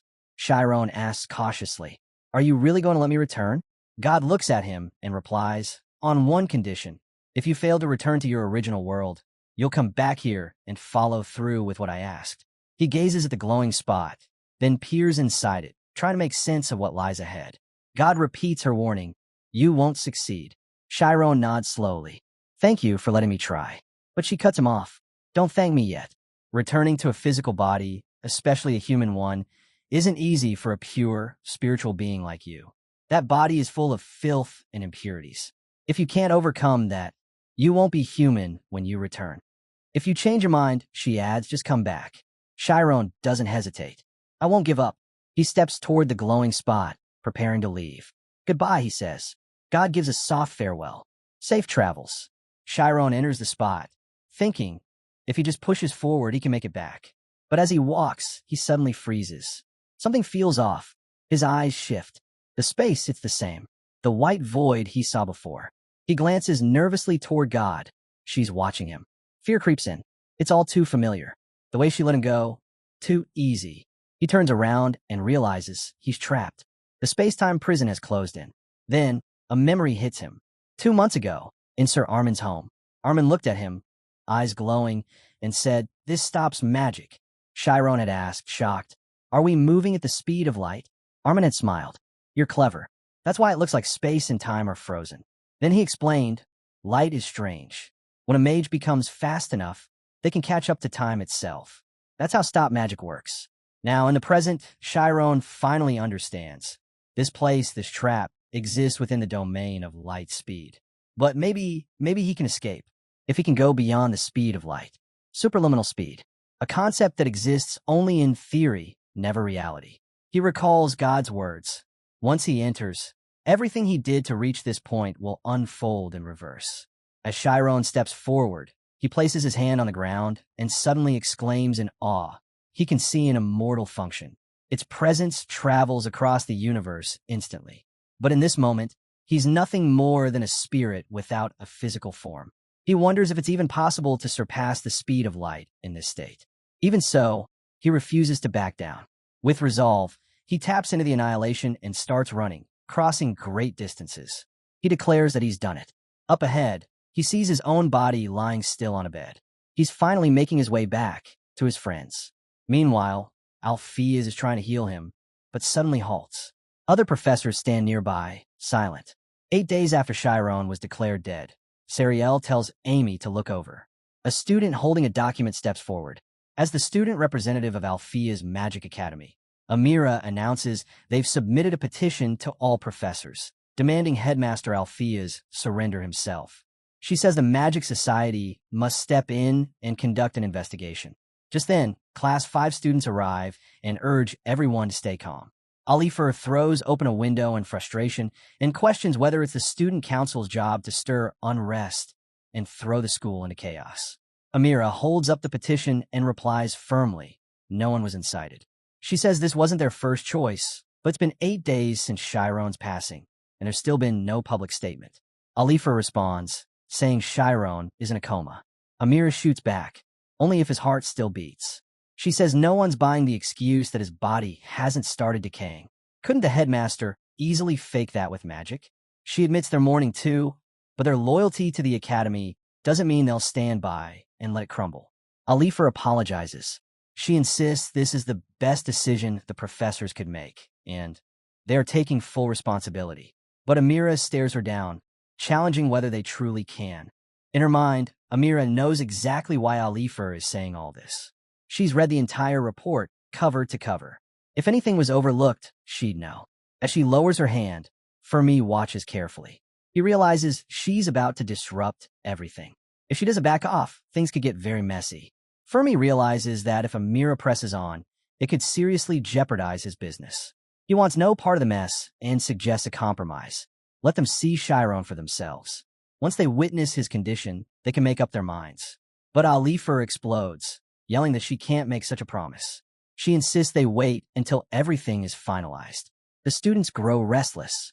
They argue they have every right to know what's happening and shouldn't sit back. They should fight for their school. Suddenly, Maria shouts for them to stop, but in the commotion, she and someone else are shoved to the ground. Mark catches her and asks in disbelief if things haven't already gone too far. He says this isn't just about Shyron. Another student's life is now at stake. Right then, everyone turns as a window shatters. Someone crashes down from above. It's Need. The crowd stares in silence as Need calmly says, "Fine, go in if you want, but you'll die." Gasps ripple through the students. Amir steps forward, asking if he's being shown special treatment just because he's skilled. Is this how he speaks to his seniors? Need smirks, then asks if he should say it again. Electricity crackles around him. The students reel back in shock. Plasma magic? That's supposed to be far beyond his level. He's just a Class 5 student, and yet. Amy confirms it. It's real. Lethal magic. Sariel adds that he's been hiding his true strength all along. Iruki watches, stunned. Need knows full well the consequences of using magic like this. Yet he's doing it anyway. With fury in his eyes, Need charges up a sphere of electricity, shouting that Shyron is dead, and he'll kill anyone who dares touch him again. Meanwhile, inside that strange realm, Shyron suddenly feels a prickling sensation. Small, red amia-like orbs are attaching to his hand. He stares, puzzled. They're crawling all over his body. Then, a voice rings in his mind. Consume. Multiply. The sound grows louder, more persistent. Shyron clutches his ears in frustration, trying to block it out. What is this voice? He wonders. The voice answers coldly. Reincarnation is the lowest form of existence. Mortals always claw for life. Then, Shyron recalls God's warning. For a pure, spiritual being to return to a tangled, flawed human form, it's nearly impossible. The body is filled with impurities. It won't be easy. Shyron suddenly stops, his mind echoing with the voice's words. But he shakes it off, shouting back, he's going home. The voice coldly asks, where? It warns him that no place will take him back. All that awaits is death. Shyron yells at it to shut up. He pushes forward, insisting that he will return to his world. He tells it to get out of his way. Back at the school, Amira turns to Need, asking why he refuses to accept that Shyron is gone. She steps into his magical zone, noting it's a weather-based field that absorbs everything. Can he really stand against all of them on his own? Iruki walks in, shaking his head. He can't believe Need jumped into a fight he clearly can't win. He asks if Need wants help. Need stares at him in disbelief. Does Iruki actually believe Shyron is dead? Is he not on her side? Iruki calmly replies that he's not. He's not here to take sides. He just won't stand by and let them do whatever they want with Shyron. Amira glares at them in frustration. Meanwhile, Shyron's body lies still. Alpheus observes him and solemnly says, "This might be the end." Amy, alarmed, asks what he means. Is he saying they should bury Shyron? Alifer and Atella stand silently nearby. Looking out the window, Alpheus tells Amy to see for herself. Those students outside have resorted to lethal magic. If it escalates, another tragedy is certain. Amy grabs his arm, pleading. Shyron isn't dead. He knows it. Tears fall as she bows deeply before him. Across the field, Fermi smirks arrogantly, finding the chaos amusing. In his mind, he already sees himself rising above the rest. Amira watches, uncertain. If these students are really about to throw deadly spells at each other, is this all over that same guy? She turns to Iruki, asking if he's the one known for savant syndrome, the coldest, most logical mind around. And yet, is he seriously making decisions based on emotion now? Does he truly believe Shyron's still alive? Iruki responds without hesitation, yes. Shyron is not dead. Need narrows his eyes, watching him carefully. Amira, surprised, asks if that's so. Then she snaps. If he's that confident, he must have a flawless, logical reason to convince them all. Iruki says he does. He has proof. Amira demands to see it. What exactly makes him so sure? With a simple swipe of his hand, Iruki checks the time. It's 4 o'clock, he says. Then he adds, let them see for themselves. Everyone stares upward, tense and quiet. One student murmurs, it's just like that supernatural demonstration from before. Need glares at Iruki, realizing now he was counting all along. Something strange is unfolding. Amira, frustrated, says it's finally clear to her. They're all out of their minds. Still, they're going to confirm Shyron's condition themselves, no matter what. Suddenly, a flame forms in Iruki's hand, handed to him by Kess. Canis steps forward, smirking, and asks if he can join the fun too. Amira's eyes widen. She snaps at Kess, demanding how he dares show up without a hint of fear. She warns him. This time, she's catching him, and she means it. Canis just grins and tells her she's welcome to try, if she thinks she can. Meanwhile, Iruki pulls out a set of documents. He tells Canis he's late. He told him to be here at exactly 4. Iruki, flipping through the pages, calmly adds that he's exactly 27 seconds behind. Canis shrugs and mutters that he's already repaid his debt to Shyron. Need, still trying to understand, asks Iruki what this is all about. Iruki responds, holding up a paper. It's from Dragonbolt. Need stares in disbelief. Iruki explains. They performed a biopsy on Shyron and sent the sample for testing. Need, overwhelmed, demands to know when that happened. How could they have done this in just 5 days from the capital? He falls silent, stunned. Amira steps in, accusing them of playing tricks. She scoffs at the mention of the Mercane name. Does he really think flashing a powerful name changes anything? Iruki replies evenly. He used an ALPHS's. If he used his real name, his father would have made it a bigger issue. But that's not what matters here. The real question is what's written in this document. Amira scoffs again. What's next? A resurrection spell? Iruki flips through the report and reads aloud. The analysis shows that Shyron's cells, even 24 hours after clinical death, showed no structural breakdown. His state is classified as suspended animation. There are no signs of decay or deterioration typical of organic death. The students begin whispering among themselves. One asks, so what does that mean? Is Shyron not dead? Iruki cuts in. According to Dragonbolt, there are 3 recognized types of cardiac arrest. 1. Complete cessation of heart function. 2. Temporary stoppage. 3. A state where the heart hasn't actually stopped, but appears to have. Amira frowns, confused. She mutters that the third one doesn't make any sense. Iruki flips another page and tells Amira to pay close attention. This part is even more critical. He reads aloud. While cardiac arrest is typically seen as clinical death, in the context of the immortal function, 2 new scenarios are possible. Case 1.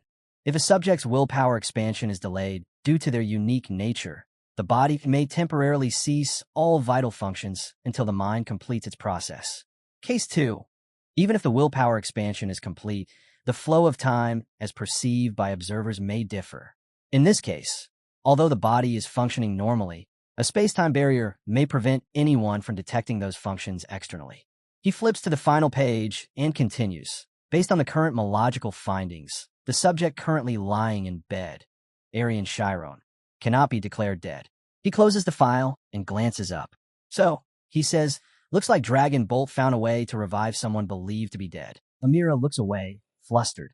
Deep down, she realizes what this means. The student council was wrong, and the nation's top magic research institute has just confirmed that the faculty council made the right call. The other students glance at each other, guilt creeping in as they absorb the truth. Suddenly, they notice the headmaster approaching. Amira immediately bows her head, ashamed. She says they never meant to cause trouble. They just couldn't accept a cover-up. They thought if nothing changed, the school would crumble. The headmaster gently places his hand on her head. He apologizes, not for what she did, but for putting her in that position in the first place. Amira looks up in surprise. He tells her, this might be out of line, but if she can still trust him just one more time, he'll see this through. Once the matter with Shyron is resolved, he'll take full responsibility for everything. He refuses to lose the respect of the students he loves.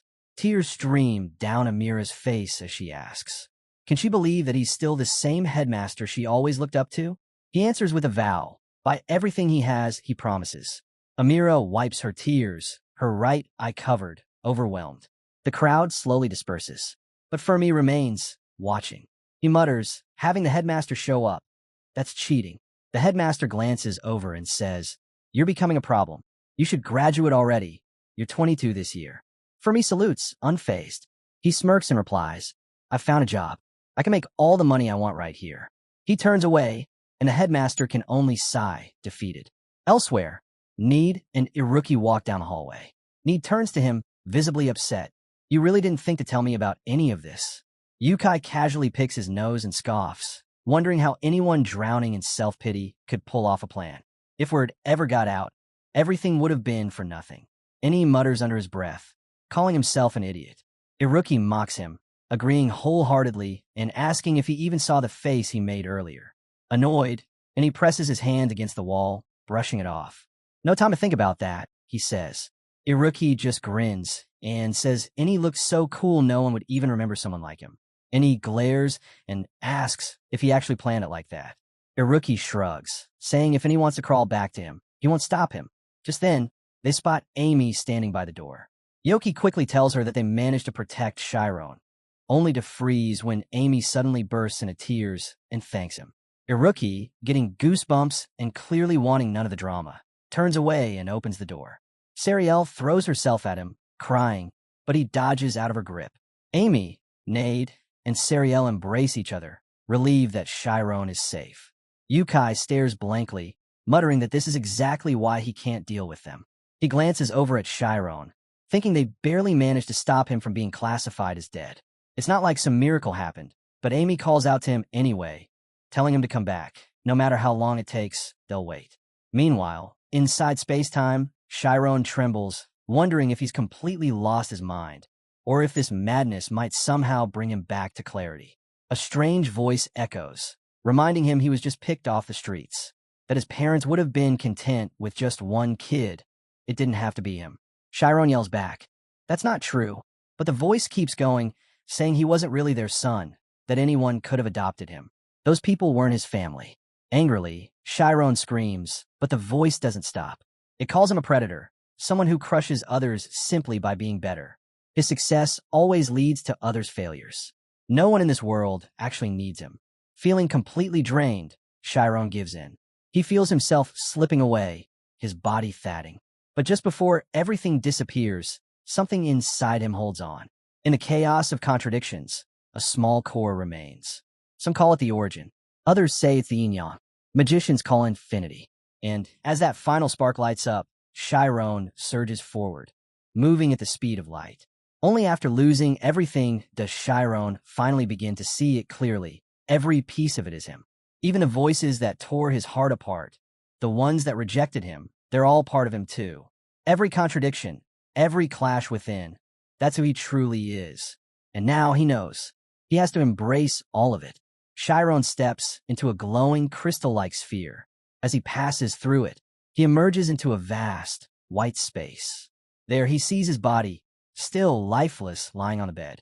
A voice, calm and divine, speaks. God tells him he's made his choice. He's truly decided to return. She speaks of a transcendent being, one who gave up that status to return to a human form, despite the paradox. Vadriana. She admits she never thought he'd make it through the event horizon. But he did. He's worthy. Shyron asks if she's ever felt lonely. God smiles, saying it's kind of him to ask. But no, Lonelziness is not something God can feel. Still, she admits, perhaps just a little, she'll miss him. Shyron bows his head, thankful. All he wanted was to say goodbye properly. God reminds him, there won't be a second chance. He's the one who reached Vadriana. He won't be offered another invitation. He nods silently, turns, and walks forward. He passes through the swirling mist, until suddenly her voice calls out again. She asks him to give her regards to Headmaster Alpheus. Shyron freezes for a moment, shocked. How does she know him? Back in the world, it's the morning of the 11th day since Shyron's death. Need and her rookie are asleep on the floor. Amy wakes, lying beside Shyron.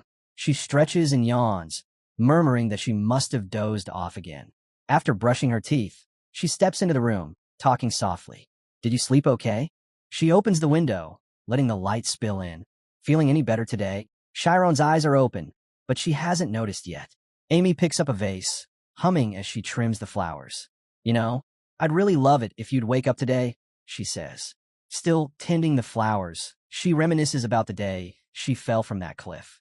He was the first to come searching for her. It's been so long since then, she whispers.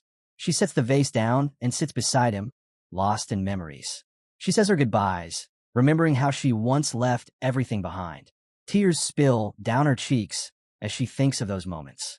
The apples, the drawings in her notebook, all the things she never got to say. With a trembling voice, she wipes her eyes and asks quietly, do you know how much has happened since then? There's so much she wants to tell him.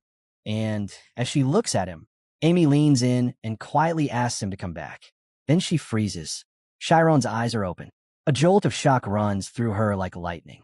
Her voice catches in her throat, and she instinctively calls out, NID, Shyron, but she stops herself, realizing they're still asleep.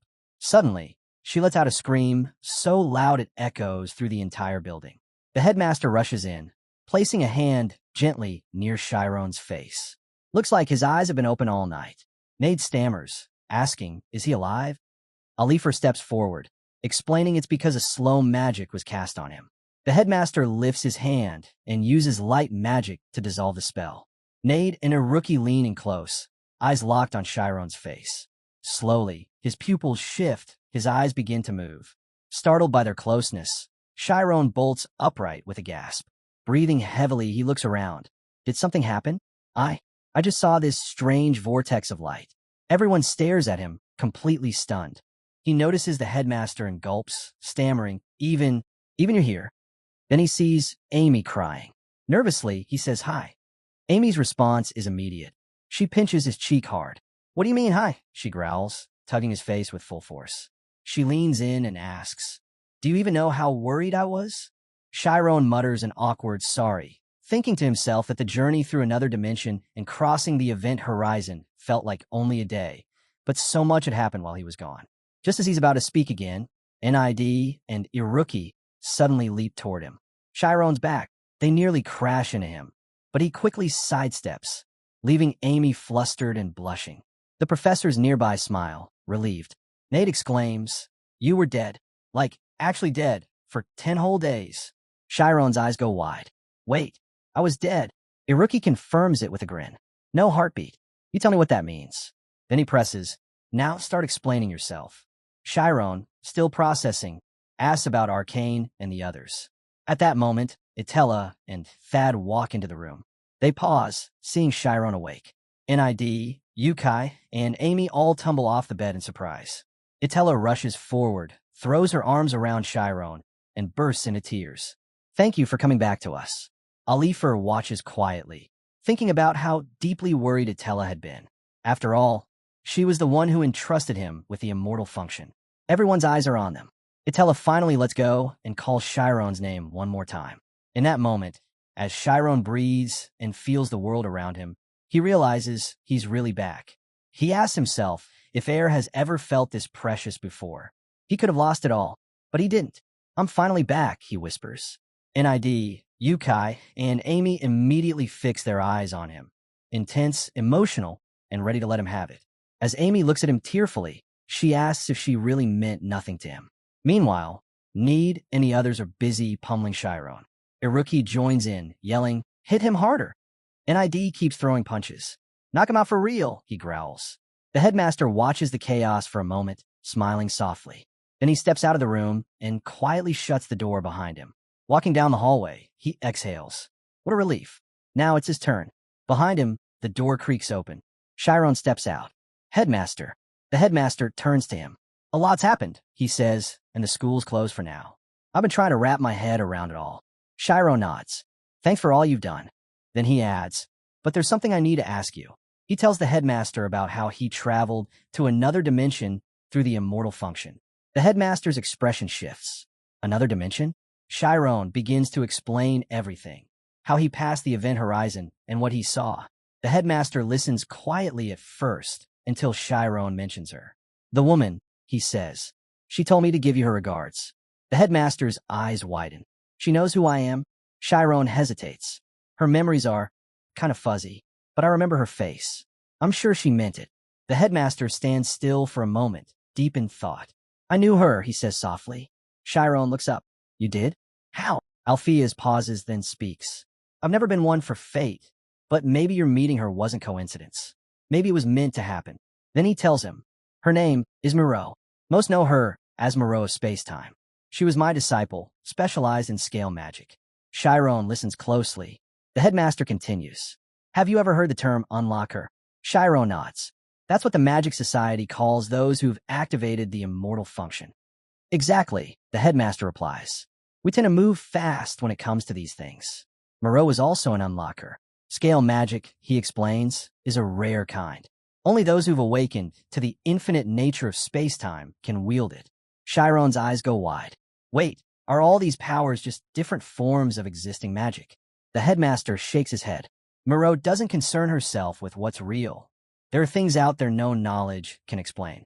That's why she and her peers created a research group." Shyron perks up. "Where?" "In Istis." The narration cuts in. From this point on, everything is classified. The headmaster continues. "Moreau was the first president of the Supernatural Spirits Science Research Group."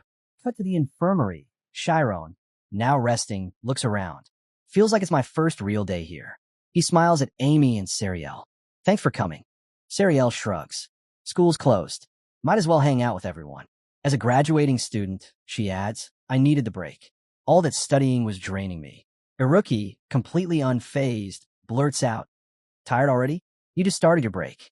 Sariel rolls her eyes and responds. Sariel crosses her arms and fires back. "Just because I'm taking a break doesn't mean all my competition is." Amy snaps at Iruki, furious. "Why are you always so polite to Sariel, but speak so casually to me?" And he changes the subject and turns to Sariel. "How's the headmaster doing?" She nods. "He said he'll take full responsibility. Whatever punishment comes his way, he'll accept it. Even though the Bureau could have just investigated him. He's going straight to the Magic Association's headquarters in the capital for a formal inspection." Amy chimes in. "Sounds like the 3rd Investigation Division summoned him. Special Prosecution is handling it. They're ignoring all personal ties and following the law to the letter. If it's Headmaster Alpheus, there's a good chance he won't avoid disciplinary action this time." Shyron doesn't say anything. He's just staring out the window, quiet. A few days earlier, Shyron had one last question for the headmaster. He brought up Moreau, how she said she was waiting for him. She was the founder of the Supernatural Spirits Research Group, decades ago. "How does she still know who she is?" Shyron asked. The headmaster tilted his head and asked, "Do you know how many students are currently enrolled in this school?" Shyron blinked. "No. The number changes all the time," Alpheus explained. "Some graduate. Some are expelled. But there's always a rumor. Students say this school is always short by one." He looked Shyron in the eye. "Moreau never graduated. She's still enrolled here. Forever." Shyron was stunned. "Wait, could that be scale magic?" The headmaster nodded slowly. "She's an Istis, but not the one you know. She's in a higher dimension built using scale magic, what we call the higher layer of Istis."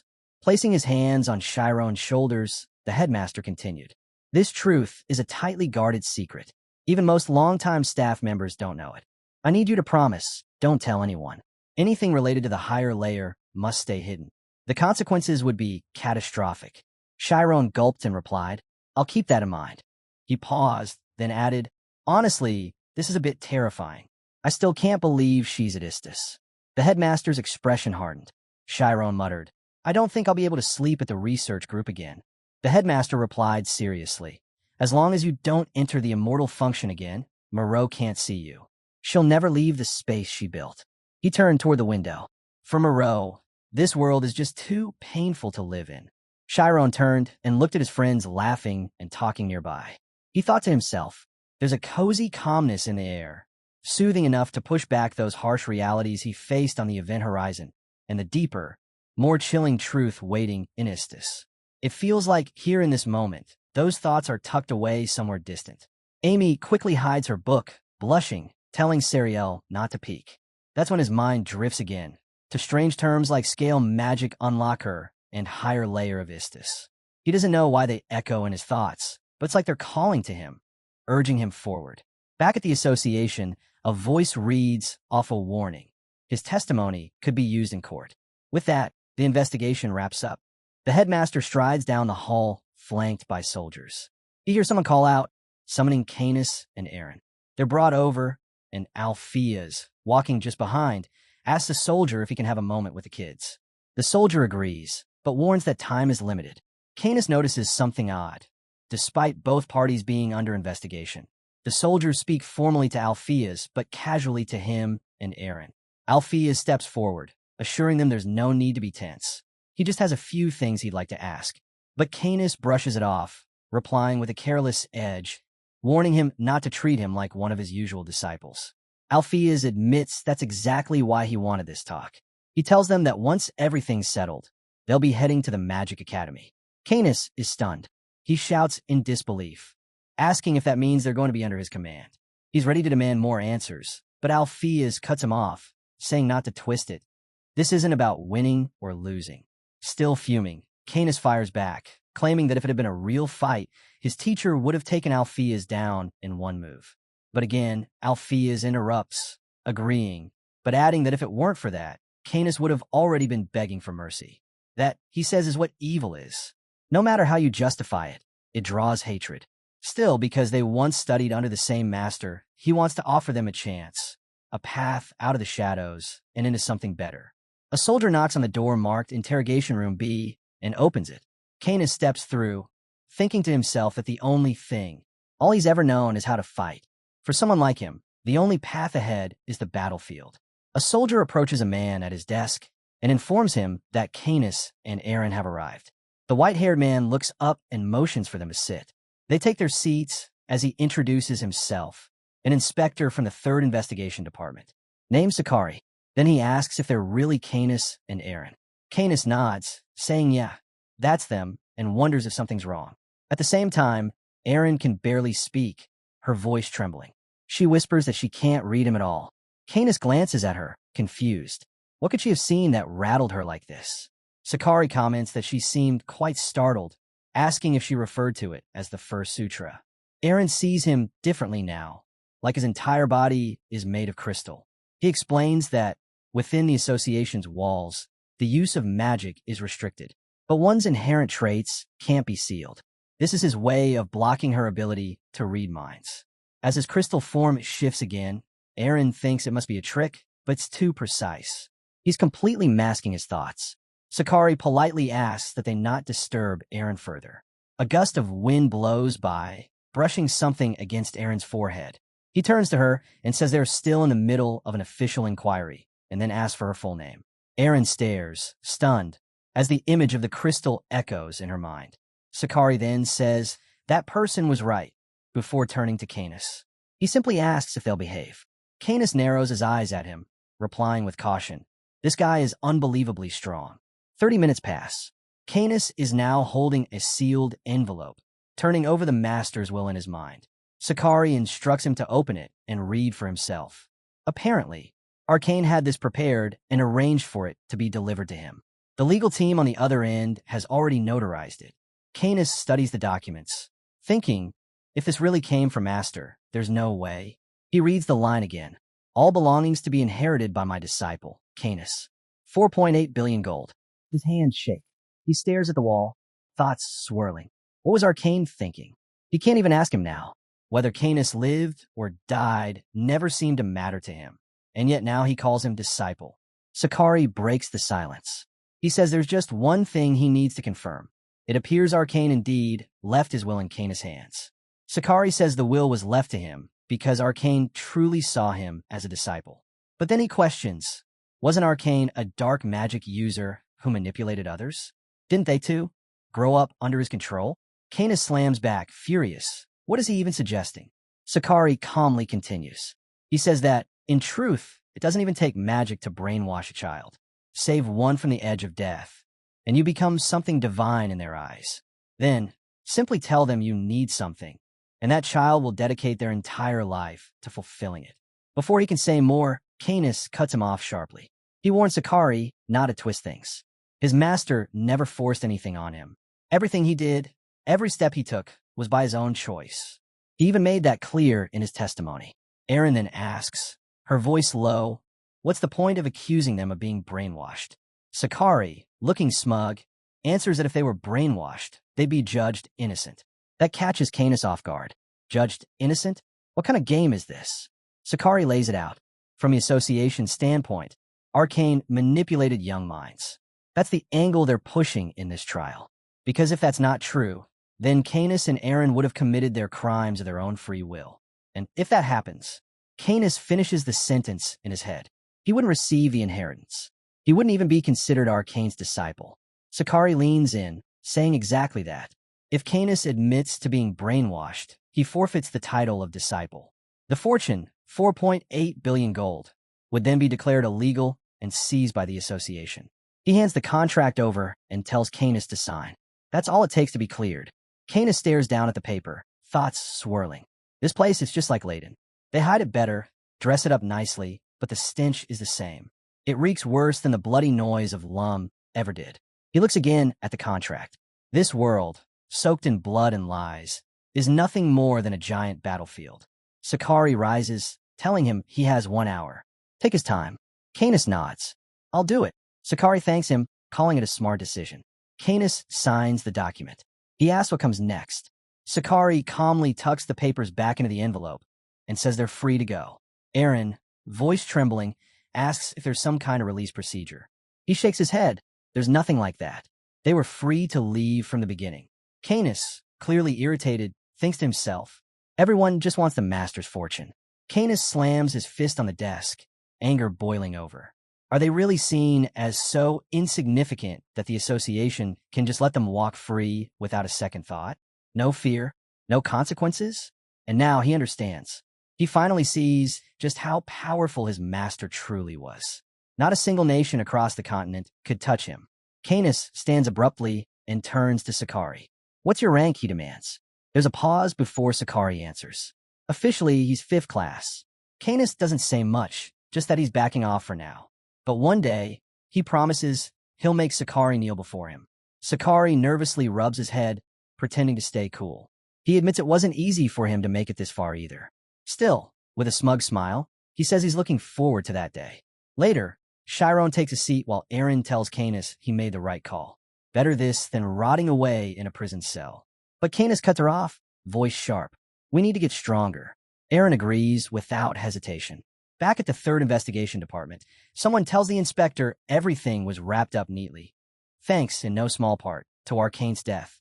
The inspector instructs Sakari to leave the documents on his desk. As Sakari complies, he brings up Alpheus's case. The inspector turns the question back on him. Does he really think this would stir public outrage? Sakari says he's just unsure if a 6-month license suspension is enough. It might have happened 40 years ago, but the man still took part in an illegal experiment. Yes, he was a victim in the school attack, but he still holds some responsibility. He adds that if the 4.8 billion gold is treated as bail, maybe that's enough. The inspector cuts him off, voice tight. Are you suggesting I make an unjust ruling? Sakari immediately backtracks, apologizing, saying it was just a poor choice of words. The inspector dismisses him. Once alone, he rustles the papers on his desk and rubs his face. The pain's still there, right where he was punched. That memory flashes back. Cher is standing in front of him, Alpheus's fist striking him hard, the insult that followed. Shame and anger, all tangled together. Now, Cher scribbles something down on paper. He mutters that he should have brought a gift sooner. But late or not, this one's for celebrating a Golden Circle Award at Alphea's Magic Academy. Meanwhile, Shyron, Iruki, and Ney approach the headmaster, who is calmly trimming flowers. They try to correct themselves. He's not a headmaster anymore. But Nade refuses. Once a headmaster, always a headmaster. Shyron rolls up his sleeves with a grin and asks if he should give him a hand. The headmaster chuckles and says if Shyron helps him with the gardening, there'll be nothing left for him to do. Then he casually asks how things are going at school. They all groan. The reopening's killing us, Shyron mutters, drained. Ney stares blankly into the distance. How am I supposed to score 80 points with the time we have left? The headmaster raises an eyebrow. Wait, are all of you aiming to get promoted next semester? Shyron nods. Yeah, a month ago, after we wrapped up our research presentation, we made a promise. We'd all get into 4th class together before graduating. But right after that, Arcane, the archmage, launched his attack on the academy. Since then, none of them have been able to study properly. It's a disaster, Nade says. How am I supposed to double my score? Iruki shrugs. Well, I'm only good at math. You might actually have the best shot. Nade sighs. You're the best at everything in practice. I'm probably the worst off. As they walk, each one lists their academic weaknesses. Shyron sighs, saying he just can't focus on studies right now. Nade bursts out. Of course you can't. Who could after all that? Let's just enjoy today and start fresh tomorrow, he adds. Shyron thinks about it, then nods. You know what? That actually makes sense. Just then, he points ahead. Hey, look over there. Ney and Iruki stop in their tracks, stunned to see Canis and Aaron casually walking toward the academy. Canis glances their way, a bit surprised. Class is already out. Shyron steps forward. What are you still doing here? Got business at the school? Canis responds plainly. We're staying here now. Just came to take a look around. Nade glares at them. Shyron turns to him, confused. What's that look for? Canis answers before Nade can. I'm not thrilled about it either. But if I want to move forward, the Magic Academy is the fastest route. Nade bristles. So what? You think you're above this place? He demands to know who even allowed them in. Canis lifts his hand and points upward. A senior. He smirks. You've heard we're in class 5, right? Then, flashing a cocky grin, he adds, I'm in class 4. That makes me your senior. The others scoff. No way. That's ought to be a lie. Those strict instructors would have never let him into class 4 from day 1. But Canis just raises an eyebrow. Isn't that exactly what happened? It was because they'd spent 10 years under the guidance of an archmage. The basics? They'd mastered those ages ago. Nade, voice trembling, mutters that he actually lost to Shyron. Then he turns to Canis and asks, Wait, weren't your grades terrible? Canis shrugs. Honestly, I was a little let down. One guy's a dropout, and the other, just average in practicals. He glances at Shyron. Hard to believe you struggled with them. Then, without another word, he walks off. Good luck, he calls back over his shoulder. I'll make sure to treat my cute little seniors with care. Shyron, Iruki, and Nade stand there in stunned silence. Finally, Shyron clenches his fists. Day off's canceled. Nade groans. I'd rather quit magic than let those guys be my seniors. Iruki, puzzled, asks why that even matters. They're not even officially enrolled until next semester. That's exactly why, Shyron snaps. We're graduating before next semester, no matter what. His thoughts race. 1 month. That's all the time they have. But it's enough if they use every second wisely. The first step? Maximize their schedule. They'll split every hour into 10-minute blocks. That way, they cut down on wasted time and maintain peak focus through the day. Next up, a study group. Lucky for them, each of them excels in different subjects. That means they can cover each other's weak spots perfectly. I'm done, Iruki declares, holding up his paper. Shyron grabs it. Let me see. He freezes. On the page is a sentence. He eats pasta, and he'll be eating it. Shyron stares at it, baffled. What? What even is this? He glares at Iruki. Did I not just explain auxiliary postpositional particles to you? Iruki shrugs. Why doesn't it work? The sentence clearly shows independence between the subjects. You don't need any extra phrasing. Shyron's jaw drops. You seriously believe that? He sighs. Maybe their struggles weren't because they were lazy. Maybe they were just completely mismatched with these subjects. He turns to Iruki. Language isn't math. You can't just prove grammar. Iruki rolls his eyes. Whatever. I don't know anything about all that. Math's still the best. Shyron narrows his eyes. Wait, are you even planning to graduate? Iruki looks genuinely confused for a second, and then, without answering, aggressively dives back into his studies. Shyron watches, thinking they decided to put academics on hold, choosing instead to concentrate entirely on graduating. What really got under their skin was the idea of being ranked below Canis. Meanwhile, Need watched them and assumed their concern was about the upcoming practical exam, his weakest area. He pushed the thought aside, telling himself everything would be fine as long as he placed in the top 10. On the day of the practical, someone's frequency hits 887 beats, sending a ripple of shock through Class 5. Everyone is stunned to see Need giving it his all. Watching him demonstrate real skill, someone remarks that hanging out with a rookie and Shyron must have really boosted his progress. With the way he's improved, there's no doubt he'll land a top rank. Whispers spread about a rookie's recent absence from class. Meanwhile, Need clocks in at 173 beats, proudly claiming he secured his spot. Itella gives him a nod of approval. Then Iruki enters. His frequency pulses throughout the room, 210 beats. A gray-haired boy glares at Iruki and demands to know if he's using some secret formula again. Another scoffs, saying there's no way he achieved that through normal training. Class 5 students overhear Canis dismissing the importance of test scores. They're left speechless, their expressions filled with disbelief. A teacher urges them to explore the campus quietly. Canis chimes in, saying it's all just pulse training. They were doing it out of boredom. Aaron adds that their master insisted they mention it no matter what, to help ease them into the spirit zone. They had been training constantly, refining their pulse expansion and contraction. Canis brings up Aaron's record and asks Aaron if she can beat it. Aaron just stares and asks if that's supposed to be a joke.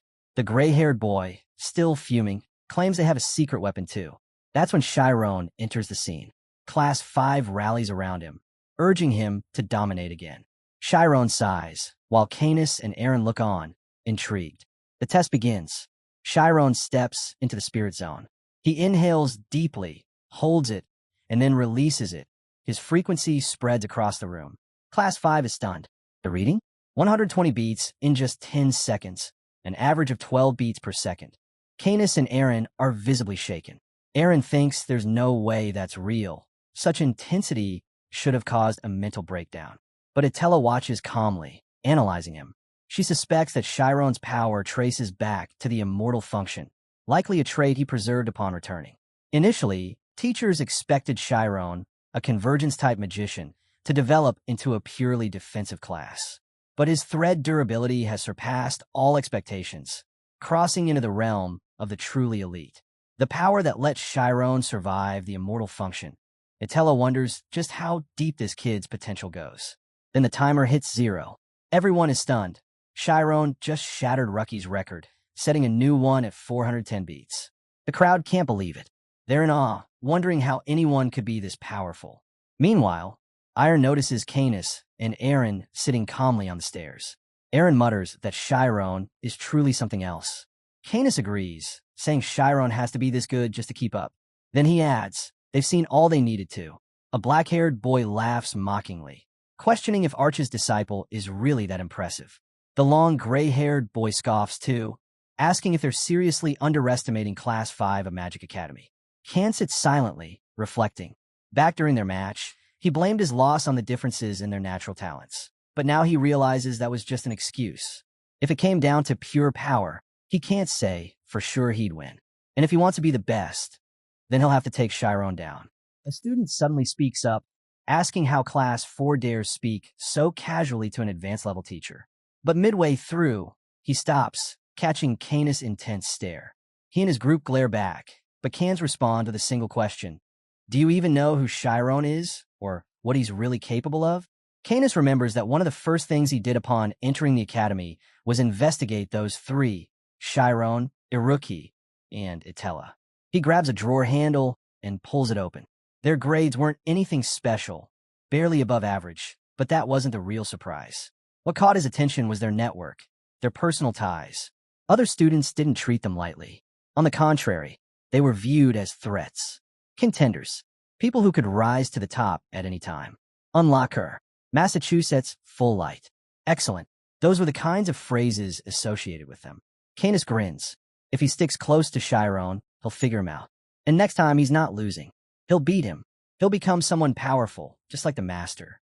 Aaron nods, munching on a snack. Yeah, she says casually, still chewing. Then suggests they should go get something more filling.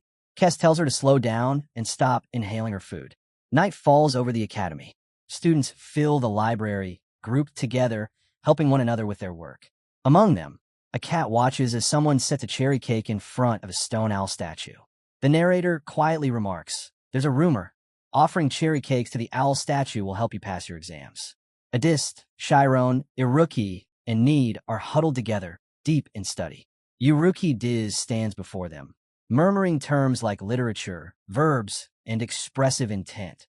Shyron and Iruki are completely focused, diving into their material with clear purpose.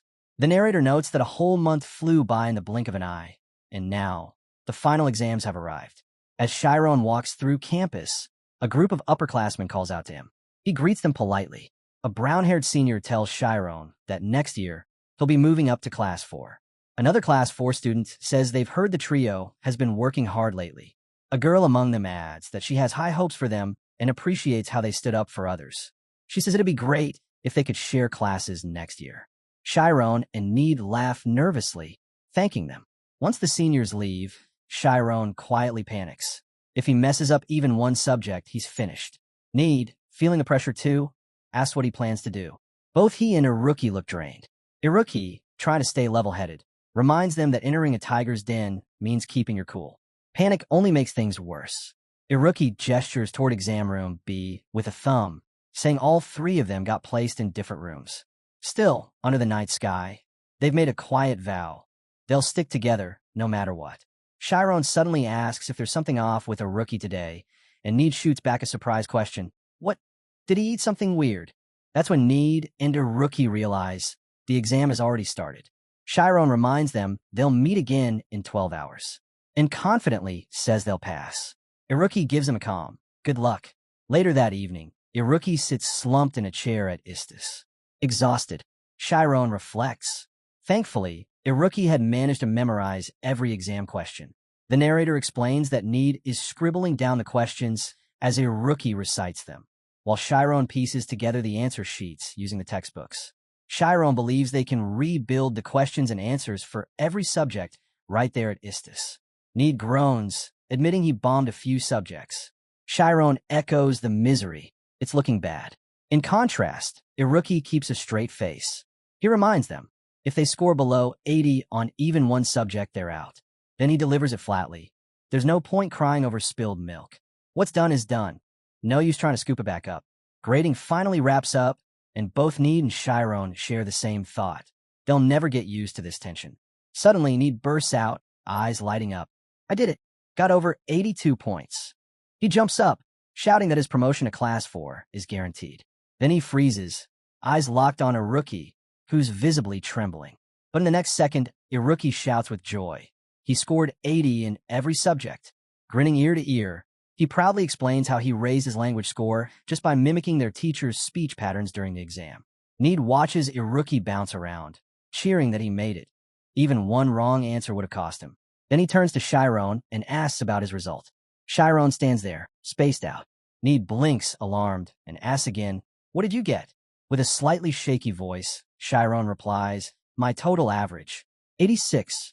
Iruki, overhearing, is amazed. A commoner breaking 80 points in just one semester? Isn't that amazing? He says. So what's the issue?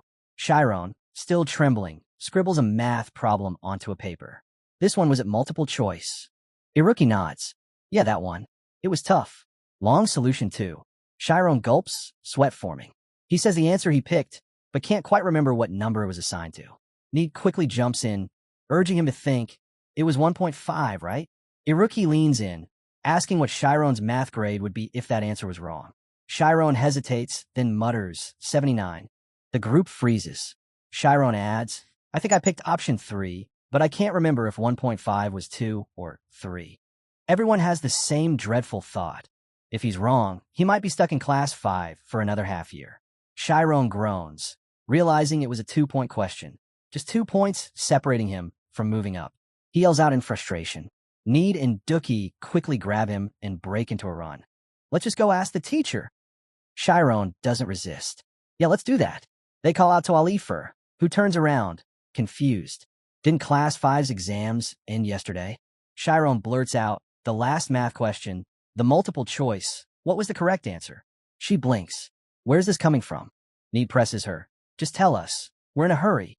Alifer thinks for a moment, then says, it was number 2. Shyron goes blank. He slowly collapses, muttering 2 numbers. Need catches him mid-fall, and Iruki comments, tough body, huh? That adamant trait's showing now. Still stunned, Shyron stares into space.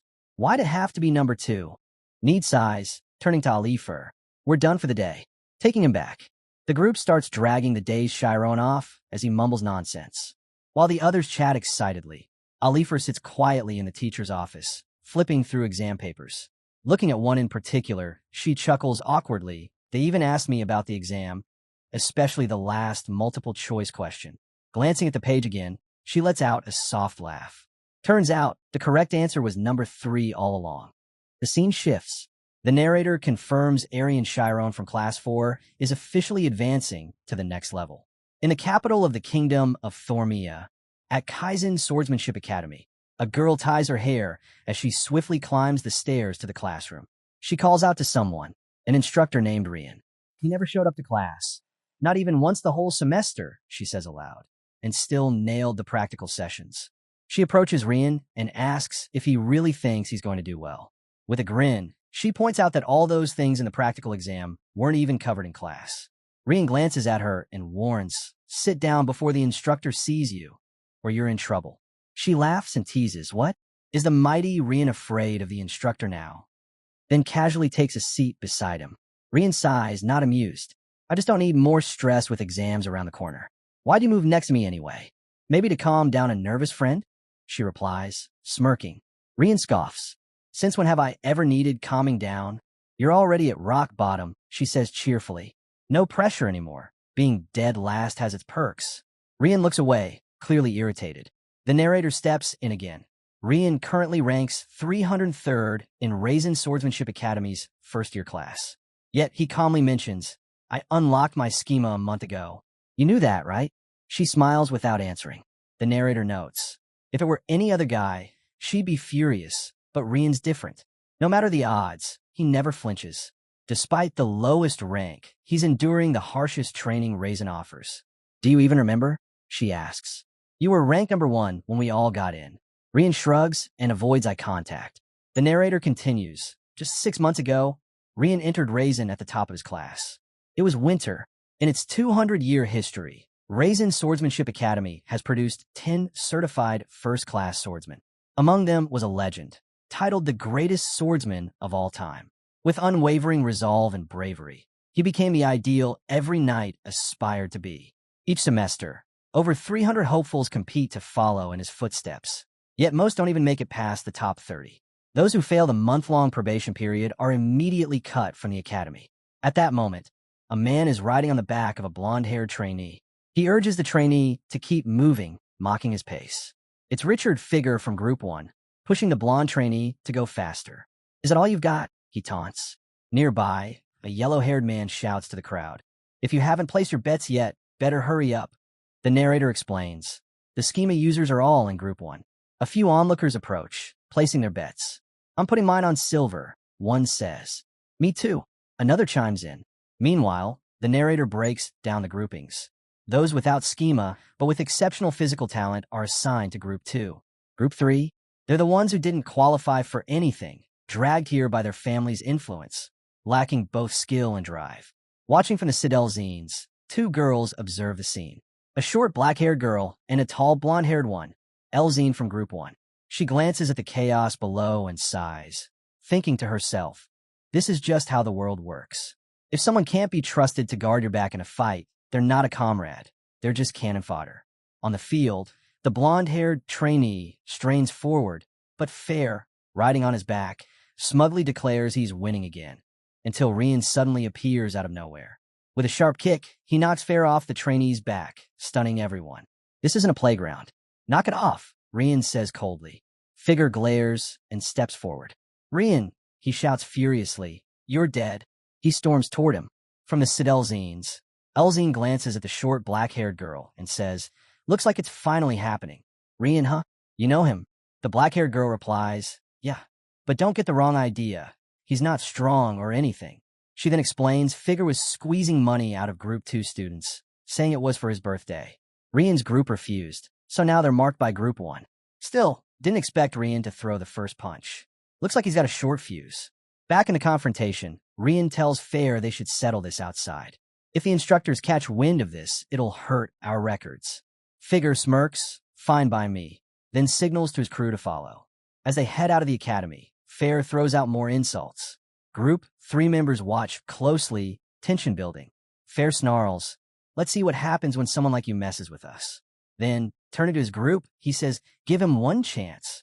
3 members from Group 1 charge over to Fur's side without hesitation. Watching them, Fair bursts into laughter. You see that, Rian? He mocks. You've got no one on your side. What now? Rian stares back, unfazed. What are you even saying? Do you only fight when the odds are in your favor? Fair is momentarily speechless. Rian clenches his fists. I fight because I have to. That's what being a knight means. Fair scoffs, a knight? You think you have the right to be one? Then, grinning wickedly, he steps forward. Fine. I'll go one-on-one like a real knight. Come on, let's see what you've got. Figure gestures toward himself, smirking. I'll even give you a free shot. Rian doesn't hesitate. He charges straight in for a punch. But Figure sidesteps at the last second and counters with a crushing blow to Rian's stomach. Why would I let you land a hit? He sneers. Rian doubles over in pain, gasping. So this is the power of Schema? He thinks, trying to steady himself. Fair launches another punch. Why aren't you down yet? He growls, then unleashes a barrage of strikes. Were you overconfident? Rian grits his teeth, then strikes back with all his might, landing a solid punch to Fur's gut. Fair stares at him in disbelief. This guy, he can't even use Schema. Is he seriously trying to fight me? The onlookers are stunned. Snarling, Fair slams his elbow down onto Rian's back, making blood spray from Rian's mouth. Fair keeps going, relentless and brutal, shouting, die. Just die already. Rian collapses, blood staining the ground beneath him. His classmates shout for Fair to stop, horrified. Are you trying to kill him? But suddenly, they go quiet. Next scene, Rian is tied upside down to a tree, naked. Laughter erupts from Fur's group. Haha, look at him. He's like bait on a fishing hook. What's he even thinking now? As they continue to mock him, Rian's eyes shift toward Elzine. Elzine meets his gaze, her thoughts dark. This isn't a fight anymore. This is humiliation. This is something a person doesn't come back from. Rian, battered and bleeding, manages a bitter smile. Sorry, he mutters to Elzine. Didn't expect a lady to see me like this. The others roar with laughter. What's wrong with this guy? Is he trying to show off now? They keep hurling insults, mocking Rian's pain. Do you really think acting tough when you're weak will make you look important? Someone jeers. Rian stands tall and answers with calm defiance. Say whatever you want. I won't care tomorrow, and soon, I won't even remember this moment. He says he fought with everything he had, holding fast to what he believed was right. He's not ashamed of that. Not even a little. But what about you? He asks, staring them down. You came to this school dreaming of becoming knights, and yet, you ran without even trying to fight. He tells them this. What they did today will never leave them. Their school days will always remind them of time they were too scared to speak, too afraid to act. You can't reclaim the past. Failing 100 times means nothing if the fight was real. But abandoning what you believe in, that's the kind of regret that never fades. He warns them. If they ever do earn honor as knights, they'll still remember the day they turned away from injustice. For a knight, your creed is your life, he shouts. If you want to be proud of who you are someday, then fight. In it here, he says everyone in that room, deep down, feels the same hunger to carve their name into legend. To be feared like a ghost on the battlefield. To be remembered as the greatest swordsman. As an Iron Knight, the student's eyes light up, burning with a fiery anger. Fair notices it, panic creeping in. He scoffs, trying to hold his ground. What? You want to fight? Go ahead. See if you end up like me. Suddenly, he spots Elzine spring into action. She leaps forward and slices through the rope binding Rian's legs. Rian crashes to the floor, his head slamming hard against the ground. Elzine steps forward, hand outstretched. I made up my mind, she says. What's your name? Then, with a smile, she introduces herself. Let's fight together. Rian stares at her silently. His hands are still tied. From the crowd, a blonde-haired student blurts out, "Wait, isn't Elzine Tess insanely strong?" Another boy turns to Rian. "You gonna sit there? If you call yourself a man, you can't stay down."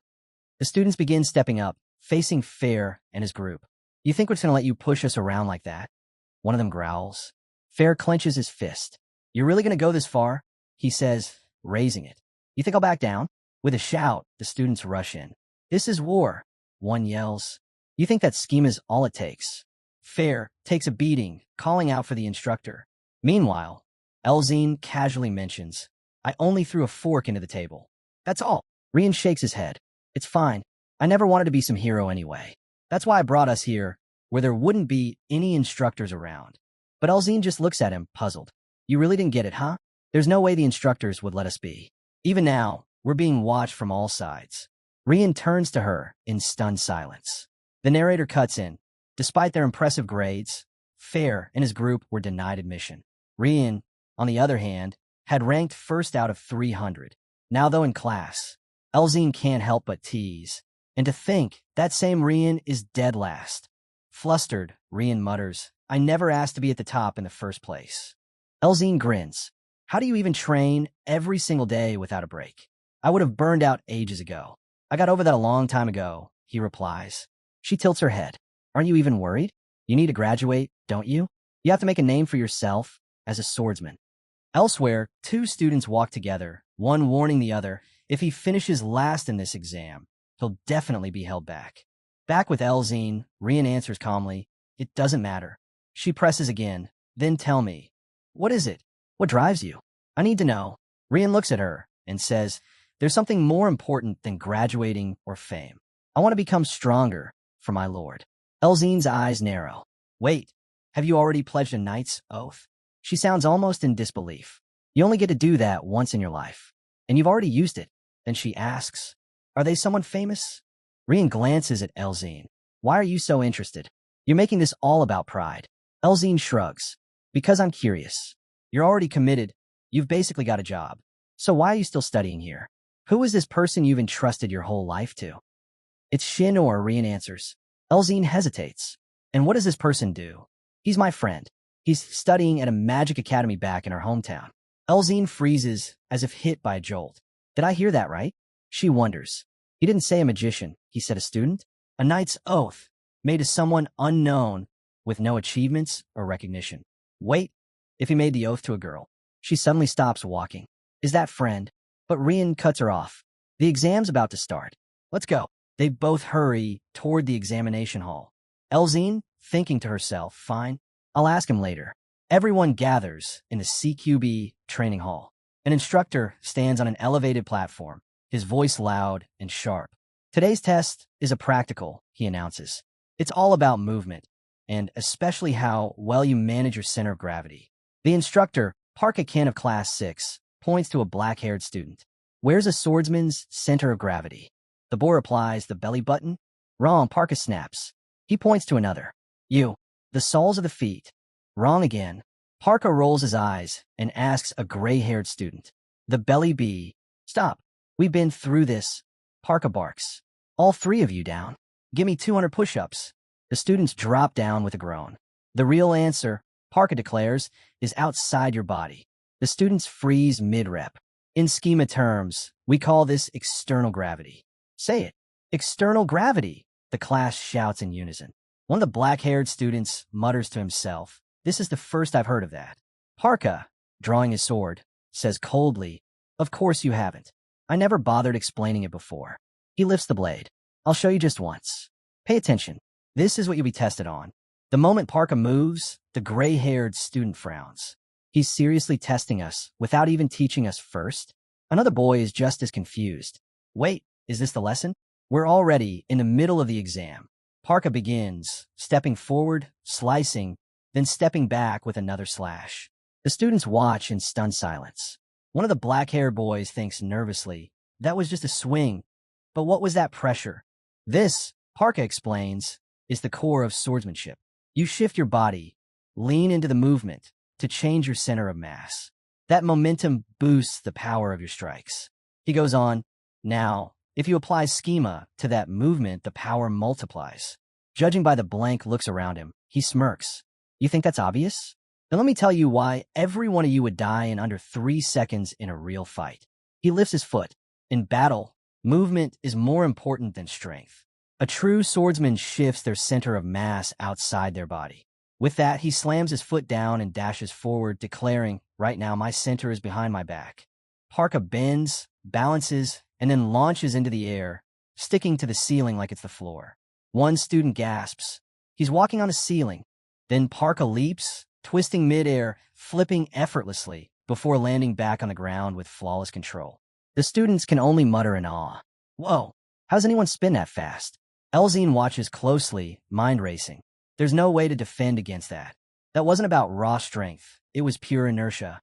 So this is the swordsmanship of the man they once called the Mage of Death.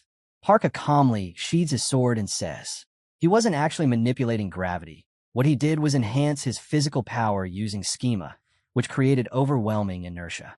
As he steps forward, he explains that he only amplified the effect so they could grasp the concept more easily. And this, he adds, is exactly what today's lesson is about.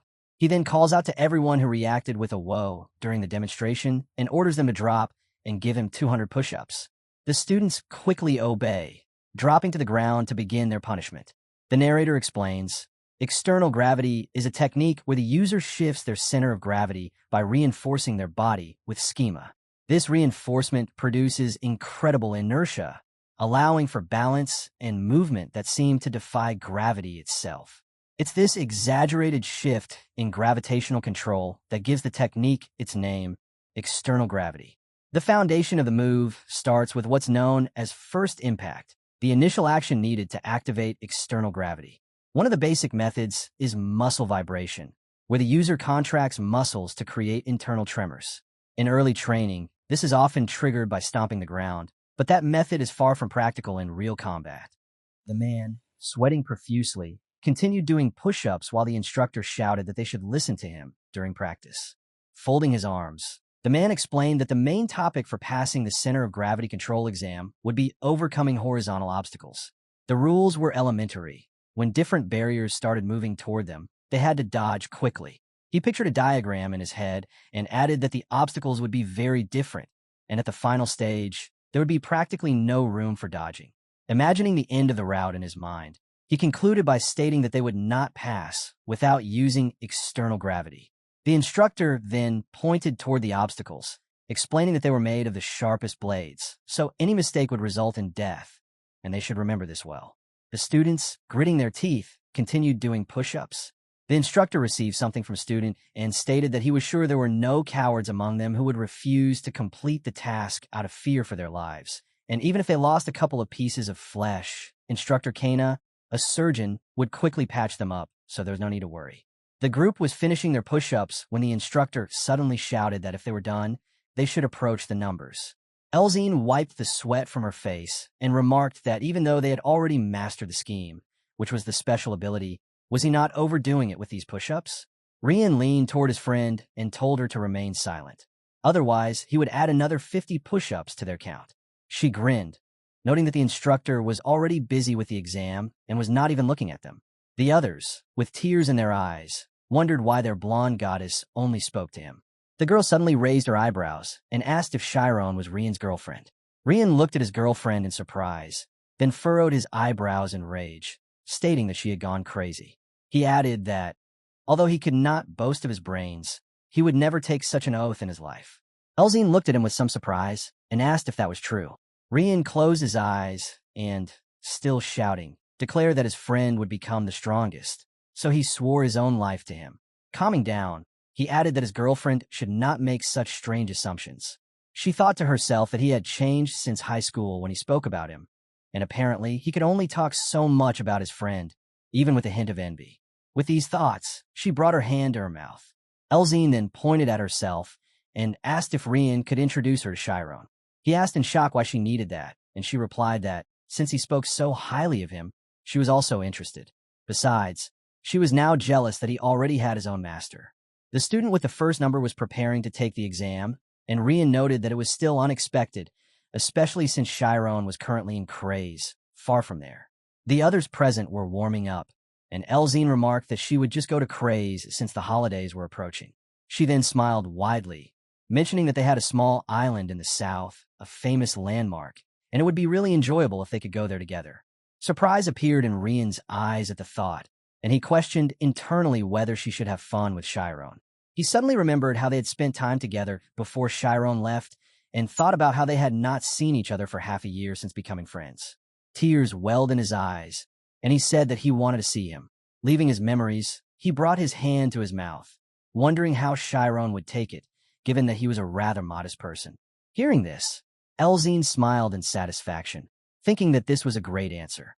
She then raised her index finger and told Rain to ask Shyron to bring a girlfriend as well, and questioned if he had no girlfriends at the Magic Academy, suggesting that they could then arrange a double date during the holidays.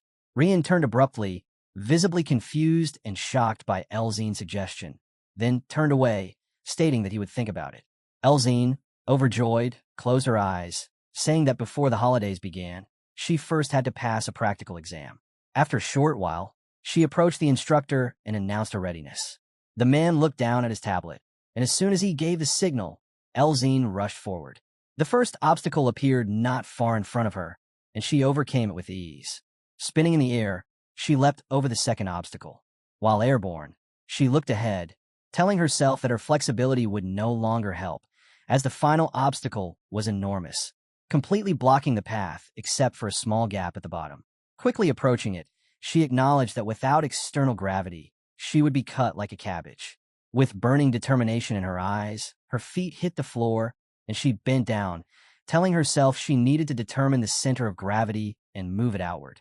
She slid under the last obstacle, gritting her teeth, and a moment later emerged on the other side. Rising to her feet, she heard the instructor shout that she had passed. Spreading her arms slightly, she thought that it was the first time she had done something like this, yet everything had gone smoothly. She then wondered if all the previous physical training had truly prepared them for this test, and concluded that even if he had a bad character, he was indeed a good instructor. The instructor looked thoughtfully at the document, holding a pen, and wrote Elzine's name in first place. Directing his menacing gaze forward, he called Rian to take his position. Placing his hands on the floor, Rian stared ahead with confidence. Moments later, he pushed off with all his might, making a strong forward jerk. The others opened their mouths in surprise, calling him very fast. He confidently leapt upward, looking carefully ahead, and decided that now he should use external gravity. Frowning, he thought of using the ability to move the center of gravity outward. As he jumped, the floor suddenly cracked under his foot, but he still jumped high. The instructor frowned in confusion. Pressing himself to the floor, Rian tried to slip past, but suddenly a sharp blade appeared right in front of him. At that very moment, he felt a strong impact, bounced off the floor, and crashed into the wall with full force. Breathing heavily, the instructor asked sternly why Rian had put his head under the blades. Coming closer, he demanded to know why he had not used the ability. Rian frowned, insisting that he had used it. The instructor, hands on his hips, shouted that he had not used anything, then asked who had said before the start that weaklings without the ability were not allowed to take the exam. Rian's expression changed, and he shouted that a month ago, during the commission, they told him he was allowed to take the exam. The man frowned, saying he would believe it, and pointed to a nearby boulder, telling him to lift it, as the commission required candidates to move objects several times heavier than their bodies. Rian approached, thinking that he had barely passed it before. Veins bulged on his neck and arms as he exerted strength and immediately lifted the stone. Shaking under its weight, he asked if the instructor was satisfied now. Beads of sweat appeared on the instructor's face in surprise and frowning. He wondered how it was even possible. Lowering his gaze in confusion, he remarked that the student had never used the diagram before. Rian, irritated, demanded to know what that meant and whether the instructor had even seen the rock he lifted. The instructor studied his surprised expression closely and said that Rian was simply very strong and had passed all the tests purely through brute force. Still holding the boulder, Rian stood for a moment before letting it drop. According to the exam results, he took last place. The panel indicates that a swordsman's techniques rely on strategy. Therefore, if one cannot use strategy, they will be exempt from all practical examinations and will not earn any points from practicals. The clear blue sky stretched above the academy.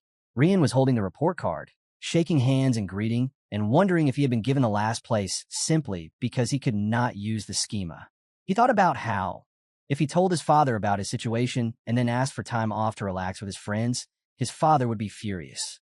While he was reflecting on this, Elzine waved her hand at him and asked if he remembered about the vacation, adding that he should bring his friend. Frowning tensely, he turned around and assured her that he remembered everything, then wondered what the protagonist was doing at that very moment. Meanwhile, at the academy, the protagonist stood alone near the wall, his eyes suddenly lighting up. In the same instant, he became enveloped in magical energy and rushed from his place, using teleportation to move from a distance. During this time, he also employed quick movements on the patrol plane, making sharp turns. His bright blonde hair shone brilliantly in the sunlight, leaving a luminous trail behind him. He used rainbow splashes to break on the ground. Immediately afterward, he stretched his hand forward and, using a photon cannon, created a powerful explosion. Smoke rose from the ground as Shyron continued to stand with his hand outstretched. Suddenly, a red light began to emanate from it.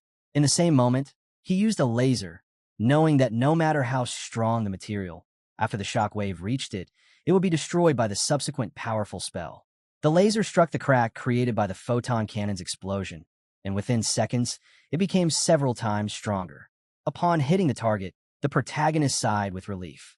He looked at the hole in the rock and noted to himself that the photon cannon possessed a higher impact force, but the damage from the laser could be inflicted continuously.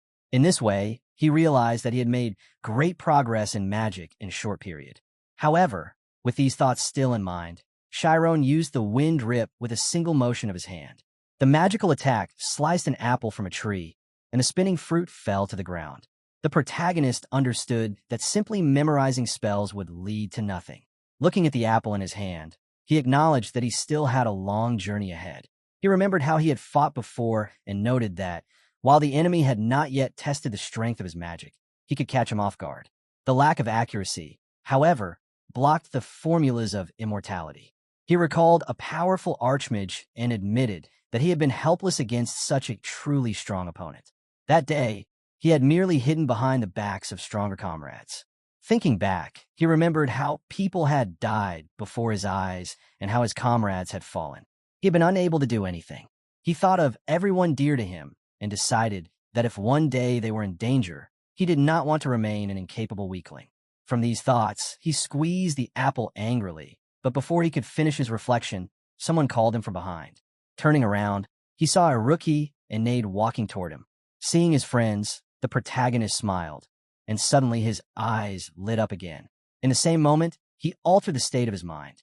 The others, witnessing the magical energy emanating from him, froze in surprise.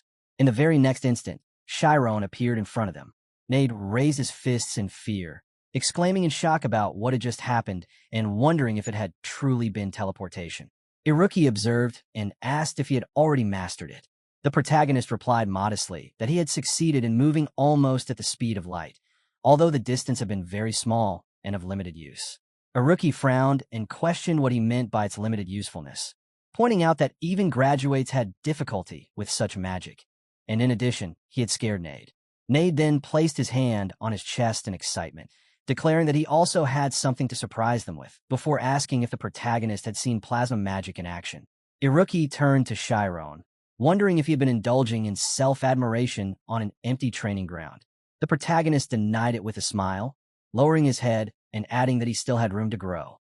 Iruki then placed a hand on his shoulder, assuring him that everything was fine. Smiling warmly, Iruki remarked that the protagonist's laser magic, in which he used a stream of monochrome light, was truly remarkable, and that learning such magic would take anyone 10 years of hard training and study. Shyron widened his eyes in surprise as Iruki explained that he had understood the principle almost immediately by relying on the laws of physics used in the photon cannon. Therefore, Iruki saw no harm in him feeling proud of himself, and with a grin, added that the boy had grown greatly over the past semester. Shyron nodded with a smile, while birds flew over the building. Looking at their teachers, the boys expressed gratitude for teaching them throughout the semester. One of the teachers, smiling, admitted surprise at hearing such words from the three biggest troublemakers. Sienna folded her arms and advised them not to forget what they had learned during the holidays. The literature teacher patted Iruki's head, praising his progress from 0 points in the humanities to an excellent grade. Suddenly, Thad appeared behind Athela and addressed her, suggesting that they have dinner together during the holidays when free time allowed. The group looked greatly surprised. Athela replied that she needed to keep order in the council. Thad clenched his fists, remarking that she was so strong and that it would be wonderful if she allowed him to participate in training. Sienna smiled and teased Thad, asking if he had decided to join the council, since if he shaved, he would lose his title of ladies' man. Thad replied confidently that some hair was no obstacle to true love, and besides, Sienna would not know such a feeling, as she had never experienced it. Turning to Sienna, he asked if she had ever been in a relationship. She adjusted her glasses, replying that she had been in a relationship long ago. The teachers were surprised, wondering why they were even listening to this conversation. Thad's face changed, and he loudly accused her joking, then asked for the name of her chosen one. Sienna adjusted her glasses again, opened her eyes, and declared that she had been in a relationship with Magic. Thad and Shyron widened their eyes in astonishment and opened their mouths in disbelief. Altogether, they spread their arms to the sides as the headmaster entered the room, asking what they were doing. The principal followed, announcing that a temporary replacement principal would arrive next semester and requesting that they treat him as they had treated him. Nade frowned and protested that they did not need another principal.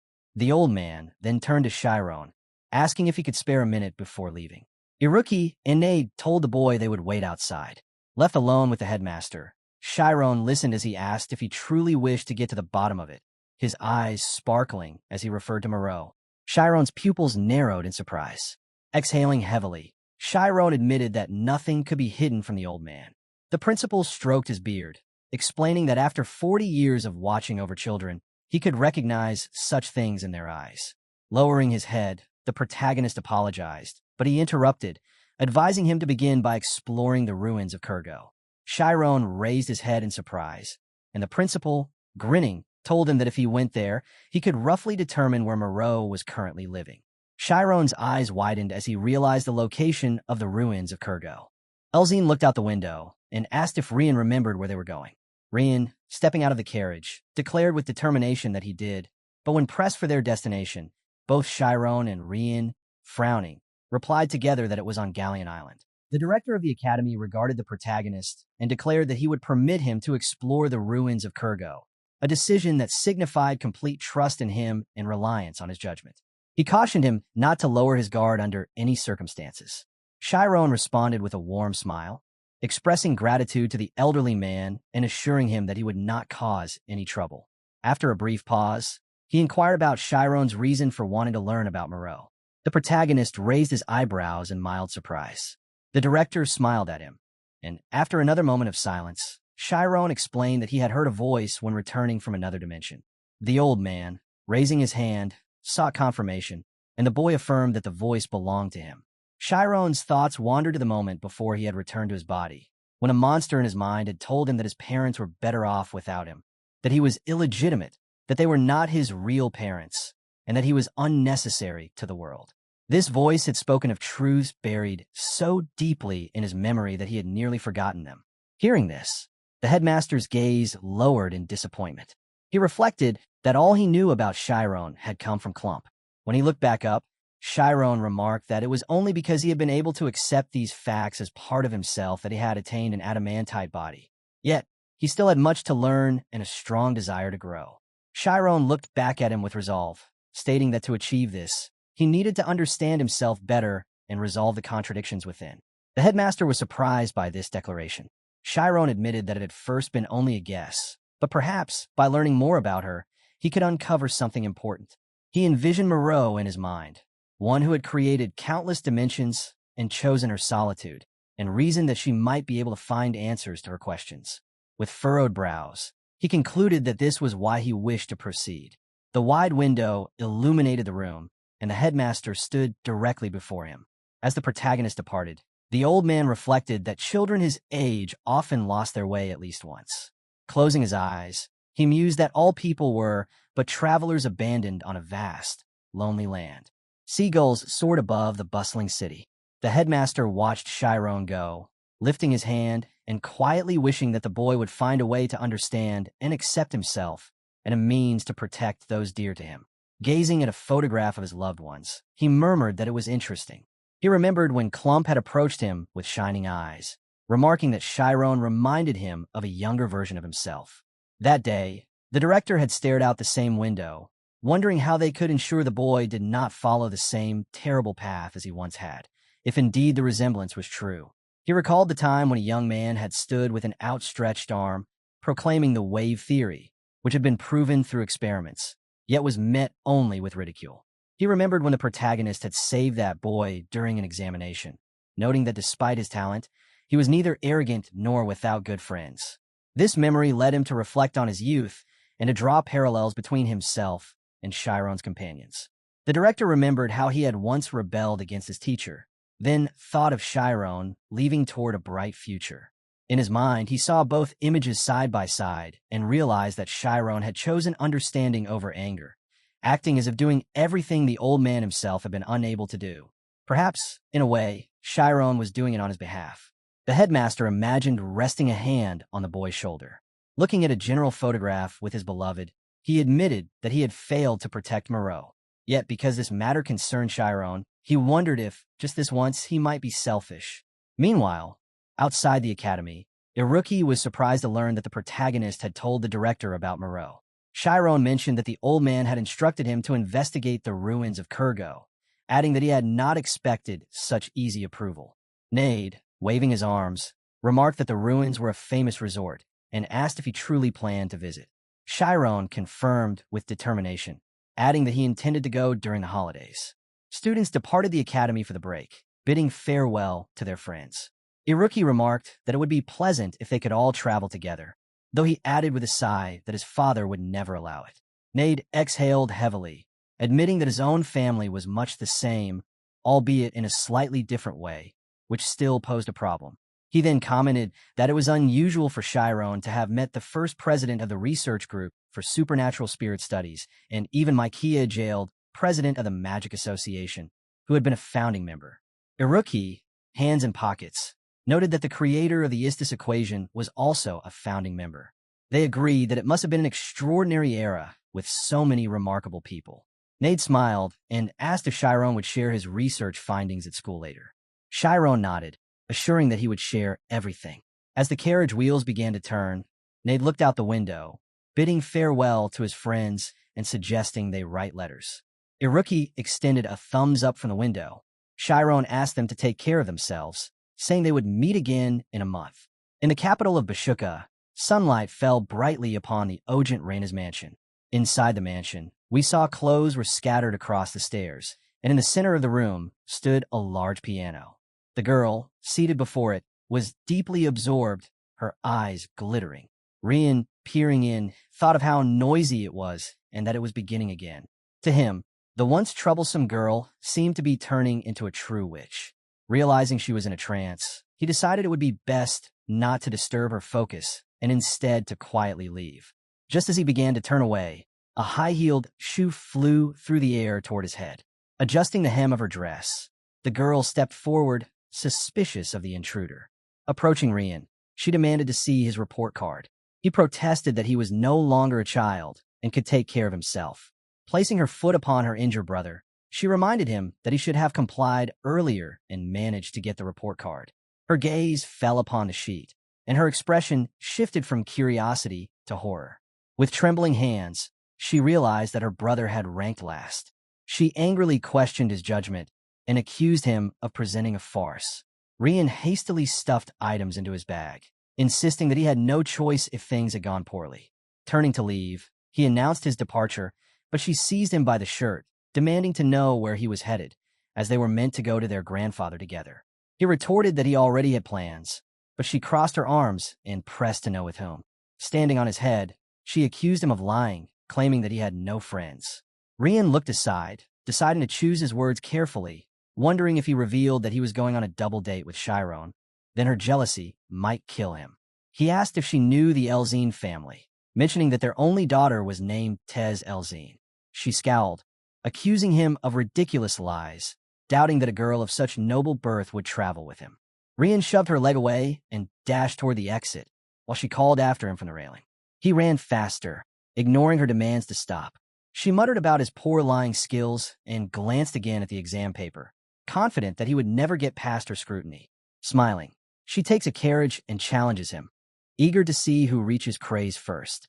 The carriage rolled steadily along the country road as the protagonist inquired whether young Master Rai had finally received his certificate. The butler, seated opposite him, replied that Rai had graduated 10th in his class and was currently working diligently on the front lines. He then informed him that the young Lady Reina had recently become the lead composer of the Seventh State Orchestra. With a faint smile, the butler added that the head of the family was as busy as ever, and the elder had retired and returned to Craze. Shyron raised his index finger, remarking that he had heard his older brother Rian would be present as well, and wondered aloud how he was doing. Timurin answered that, unfortunately, he could not say for certain, as he only knew he had been promoted to the rank of 6th class swordsman. It would be best to avoid mentioning him at the main estate. At this, the protagonist's brows lifted in surprise. He considered it strange that, despite the head of the family's deep affection for his children, something had occurred to create such distance, perhaps a matter of political intrigue. Excitement flickered in his eyes as he asked if Rian was well, noting that he had not seen him for a long time. The butler replied that Rian had not written for over 6 months. The carriage continued down the road, and the protagonist, with a light laugh, remarked that this was just like him. Later, he arrived and pushed open the door to his home, where mugs of beer and plates of food lay spread across the table. Rian and Shyron's father was clinking glasses before drinking. Shyron's eyebrows rose in shock at the scene, and he demanded to know what was happening. His father rushed to embrace him warmly, asking how he had been, but the son flinched in horror, catching the scent of alcohol. The father kissed his son repeatedly, while the boy stood bewildered, wondering what was going on. He had long anticipated this reunion, imagining his parents greeting him with open arms after 6 months apart. Snapping back to the present, he asked why Rian was there. His father explained that Rian had been waiting for 2 days, chopping firewood and joining him on hunting trips. Rian pounded his chest and declared that a true man should be a provider. Olina appeared from around the corner, and the protagonist joyfully rushed into her arms, asking if it had been difficult for them without him. Stroking his head, she replied that the Ogent family had helped them greatly in his absence. She then looked toward her drunken husband and chided him for drinking when their son had just arrived, though he quickly turned away. Moments later, Shyron turned to his friend and confronted him about the claim that he had not written to his family for 6 months, asking if he had been staying at the main estate. Rian, resting his hands behind his head, replied that he did not need to. Home was home. Shyron disagreed, demanding to know what he had done, but Rian merely looked aside in discomfort before cheerfully suggesting to Vincent that they chop wood. Shyron mused to himself that it was not that Rian did not want to return home, but that he could not. Vincent proudly flexed his bicep, declaring that men should not remain idle. The protagonist sighed heavily, reflecting that it had been far too long since he had been home. Removing his vest, he assured his mother that everything would be fine and they would return soon, though she warned that climbing the mountains in such a state was dangerous. He tightened his belt and reassured her, his unwavering gaze meeting hers, promising he would be with them. Olina raised her brows in surprise at his certainty, questioning inwardly whether she truly should not worry. All three left the house smiling, while she watched them go, thinking that though only 6 months had passed, her son seemed entirely different. Rian slung the axe over his shoulder and challenged his friend to a wager. Whoever felled a tree in the fewest strikes would win, and the loser would grant the winner a wish.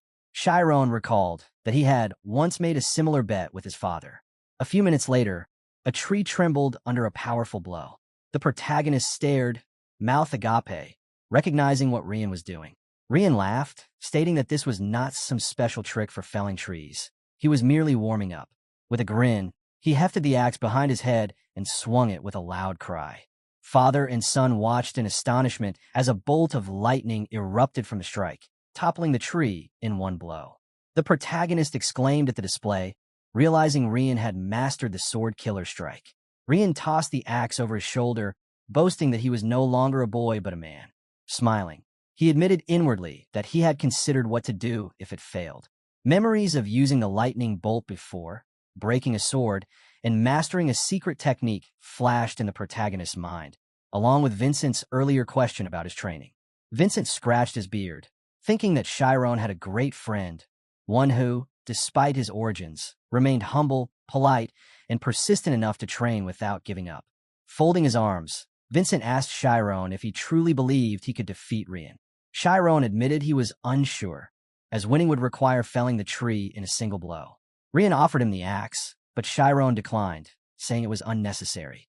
Placing his hand upon the tree's bark, he closed his eyes as leaves swirled around him. Vincent and Rian stared in astonishment, feeling the wind gather. Mana wrapped the bark, and with a sharp crack, the tree split in two. Shyron raised his hand triumphantly, declaring victory. Rian frowned, questioning what kind of sorcery this was, and the protagonist replied that it was the wind cutter. Vincent ran to the tree, marveling at the magic, and laughed, declaring that they need not worry about firewood for winter. Shyron assured his father he could rely on him. Rian smiled, thinking he had been right all along.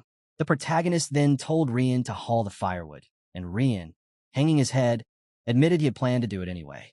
That night, the family sat together at the dinner table, all smiling warmly. Rian watched from the side, grinning. After a while, as they were lying in the room, Rian asked if his friend wanted to travel to Galleon Island as well. Leaning back with his hands behind his head, the protagonist explained that he needed to explore the ruins of Kurgos. Rian asked if this was truly necessary for his studies. Shyron replied that it would also be a good chance to relax, as the island was famous among tourists. Rian furrowed his brows, setting one condition. Shyron must bring a girlfriend along. The protagonist wondered aloud if this was some kind of double date, noting that Rian must have found someone at the Swordsman Academy. He then asked Rian if he was studying properly. Also, he was suspicious that he had come here first instead of going straight home.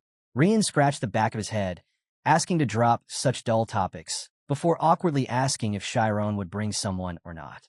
Rian thought to himself that Shyron was so shy he could barely look a girl in the eye, and he doubted Shyron knew how to speak to the girls. If needed, he would simply tell Elzine the truth. Before Rian could say further, Shyron agreed, adding that he would bring a girlfriend. Upon hearing this, Rian's expression changed drastically in surprise as his mouth opened in awe, while the parents, standing behind the door, were left wide-mouthed in shock. The moonlight shone through the wide window as Rian asked if his friend was popular with girls. He added that their witch would probably be very upset if she found out. After a short pause, the protagonist, looking at the ceiling, wondered aloud how Reyna was doing, noting that it must be wonderful to have such a kind older sister, although he had grown up alone. Rian, looking at his friend, did not answer anything about his sister and instead asked if his friend's girlfriend was pretty. Shyron glanced at him out of the corner of his eye and admitted that she was very pretty. Turning to his friend, he warned him not to get his hopes up too much, since she might not agree, which caused Rian to jump up and declare that he had to make her agree. A few days later, the protagonist's house was illuminated by the rays of the bright sun. Rian had to return home to prepare for the journey and persuade his girlfriend to go with them, so they set off for Craze. The boys stood in front of the house, saying that they would be back soon, when Olina suddenly stepped forward and handed her son a 4-leaf clover charm. Taking it, the boy raised his eyebrows in surprise as his mother reminded him of the time she had gone to bed with a fever. Shyron's mind drifted to that memory. His mother lay in bed with a rag on her forehead, suddenly sitting up in surprise upon seeing her son beside her. On her bed were all the 4-leaf clovers he had collected from the mountains. Returning to reality, Shyron looked at the charm with a smile, recalling how he had even used his spiritual zone to find and gather them all. His parents hugged him, telling him that since he was going to Craze for the first time, he should take care of himself and return safe and sound. Rian looked at his friend with a smile, while Shyron remarked that they would simply go to his house now and depart on the trip tomorrow. He thought to himself that Shyron's character was very similar to his parents. Suddenly, Olina handed Rian the same amulet, which he accepted with gratitude. With great confidence, he assured them not to worry. As Shyron's knight, he promised to protect his friend. The woman, smiling warmly, thought to herself that she could entrust her son to this friend. The Karmas family was considered the first noble family in the kingdom of Thormia. Their descendants had inherited a special ability, scarlet eyes associated with memory. This gift granted them the capacity to absorb information 10 times faster than others. Yet they did not seek power. Instead, they favored a more carefree life, as the family valued individuality above all else. All members were exceptional in some specific field, and the glowing red eyes of each family member had earned them the title of Star of the Continent. The protagonist stood in front of the gate to the Karmas family's estate, noting that he had arrived without making an appointment. He wondered what he should do if she was not home. While contemplating this and gazing at the towering mansion, the guards at the gate noticed him. Less than a minute later, Shyron approached and introduced himself, explaining that he was Amy's friend from the Magic Academy. An older guard chuckled, thinking that many people flocked here like flies to honey when she began her vacation, and that royal blood would mean little in this case. The guard's companion was sent to check, riding off to the estate with trembling hands. The older guard studied Shyron, wondering if he belonged to some notable family. Before Shyron could answer a question about his lineage, the other guard returned at full speed, leaping from his horse to announce that Amy had ordered him to be brought inside. The older guard, shocked, realized this was true just as a carriage drawn by 2 white horses approached. The man accompanying it declared that the young Miss Amy herself had given the order to escort him. Shyron was admitted into the estate, and the guards saluted him in welcome. A plump man emerged from the carriage, introducing himself as Adele, the head butler. After greeting him, Adele explained that before escorting him further, he needed to confirm his identity, since the miss had instructed that only Shyron be brought in. Shyron, surprised, wondered at her style of communication and the butler's strict interpretation. Adele smiled, closing his eyes, and declared it his duty to verify anyone entering the estate. Suddenly, Shyron's eyes glowed and his hair began to flutter as if underwater. He felt as though every organ in his body was clenched into a fist. The sensation resembled a disruption of nerve endings, and he recognized it as a technique using eye pressure, transmitting compressed emotions directly to another person. The other butlers whispered in horror, wondering if this was the same punishment technique Adele often used on them. Despite beads of sweat forming on his face, Shyron remained calm and composed, resisting the pressure. Adele was astonished that he could withstand such force. Narrowing his eyes, the butler pondered what was hidden inside this boy. As the carriage continued forward, Adele apologized deeply, asking for punishment for his excessive caution and admitting that it had been his own decision. He explained that this was the first time Amy had allowed a young man to enter the house, and he had wanted to see it for himself. Shyron understood, likening Adele's concern to that of a grandfather doting on his granddaughter. Adele assured him there was no need to be nervous, hinting that the meeting might exceed expectations. Shyron exhaled heavily as the carriage rolled on. The girl's hair shimmered beautifully in the sunlight, and she suddenly looked out the window in surprise, wondering if he was here. The carriage passed by a fountain, and the protagonist, smiling, remarked inwardly on how beautiful the place was. He glanced around, noting that their garden was simply splendid.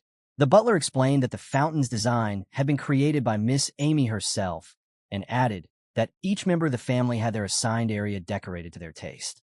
Shyron noticed an inscription indicating that this part of the garden belonged to Amy, and with bright eyes, he found it an impressive sight.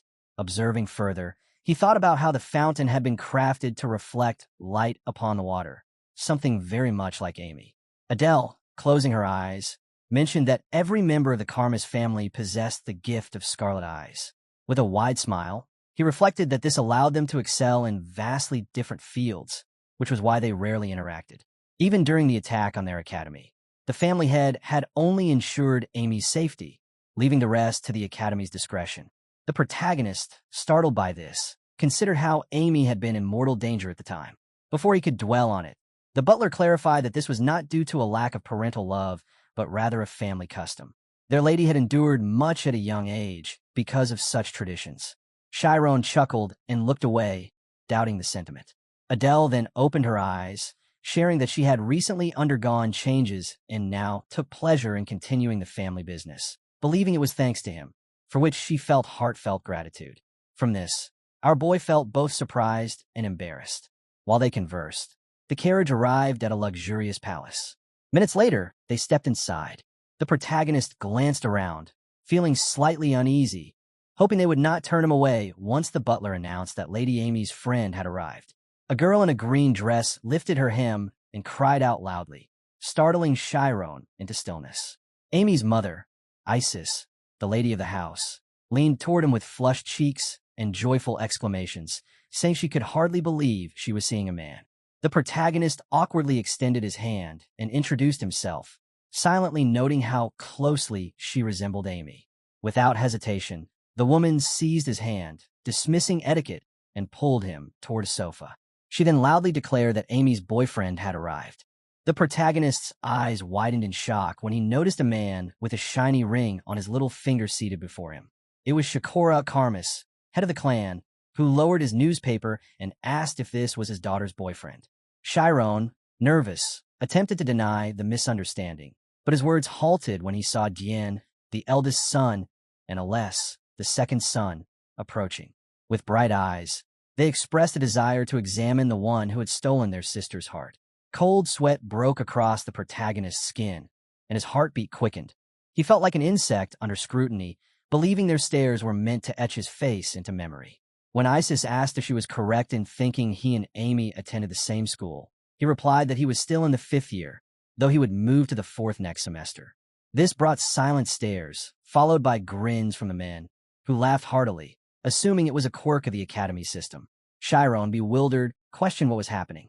Amy suddenly appeared, frowning in anger, demanding to know if her family intended to mock her guest. Her expression remained stern as she ushered them toward her room. Inside, her room was lined with bookshelves and adorned with plush toys. Her brothers remarked on her abrupt behavior, though to them she would always be their beloved little sister. Amy sipped her tea irritably as Dien questioned how the protagonist had won her over. Aless added with a grin that he must have taken responsibility like a true man. Isis approached to ask if they were dating, prompting Amy to declare sharply that they were indeed dating, before forcing her family out of the room. From the couch, Shakora calmly observed the scene. Shyron, uneasy, asked if it was all right for her to say such a thing, pointing out that although they pretended to be a couple at the academy, it was not necessary to lie to her family. Amy dismissed his concern, saying her family did not mind, and placed her hand on her stomach, remarking that this would ensure they left her alone. Shyron apologized for causing trouble and admitted he should have warned her in advance. She then asked why he had truly come, suspecting he was not there merely for tea. After some thought, the protagonist revealed that he had a favor to ask. He wanted her to accompany him to Galliamd Island. She questioned whether they would be going together, and he explained that his close friend Rian had suggested the trip. Rian had mentioned bringing a companion, so Shyron decided to invite Amy. Hearing Rian's name, Amy suspected it was a ploy for a double date. Beads of sweat formed on her neck as she wondered why Shyron had chosen her so suddenly. She recalled how, during their pretend relationship, he had shown no signs of interest. Amy asked why he had not chosen one of his other female friends from different classes. Looking at her tea, she remarked that she was a senior and that everyone else was currently busy with training, so no one else was available. Despite this, he still asked her. Lowering his head, Shyron admitted she was the only one for him, causing Amy to choke on her tea and spit at him. With a towel thrown in his direction, she told him to clean himself up, clearly disgusted by his expression. Amy's thoughts drifted to past events, wondering about his expression when they fell and why he had saved her first. She questioned whether he was ashamed of failing to keep a promise and whether she had feelings for him, and if so, since when. Shyron then brought up their earlier conversation about a man named Moreau. Amy, recalling that this was the first head of the scientific department who had traveled to other dimensions. The protagonist explained his recent theory, that the formula for immortality might be closely tied to superliminal speed. He wanted to learn more about Moreau and had been told by the director that the ruins of Kurgo might hold more information. When Rian proposed a trip there, he had agreed. Amy sat with her hands on her knees, mouth agape, in surprise. Thick clouds floated across the blue sky as the conversation between Amy and the protagonist continued. Amy explained that Kurgo was a historical landmark, but it was not part of the kingdom of Thormia. These ruins belonged to the autonomous government of Galliant. She regarded her guest intently, adding that if he ever needed someone capable of coping with unforeseen dangers at a moment's notice, then he had indeed come to the right place. The protagonist, somewhat confused, admitted that she was partly correct. Amy silently concluded that the real reason he had chosen her was because, despite their rocky start, she remembered everything that had happened between them. Thanks to these shared experiences, they had begun to understand each other much better. She recalled the first time she had declared him her boyfriend, how she had worried about him during the exam, and how sincerely she had supported him. She remembered every moment connected to him, convinced that they had always tried to protect one another. All those countless situations from the past had created a bond of trust between them. As the puzzle in Amy's mind fell into place, she continued to watch the protagonist, who stood gazing at the floor in quiet confusion. After a brief pause, she rose, deciding that such measures were necessary, for this investigation was not merely to satisfy her curiosity.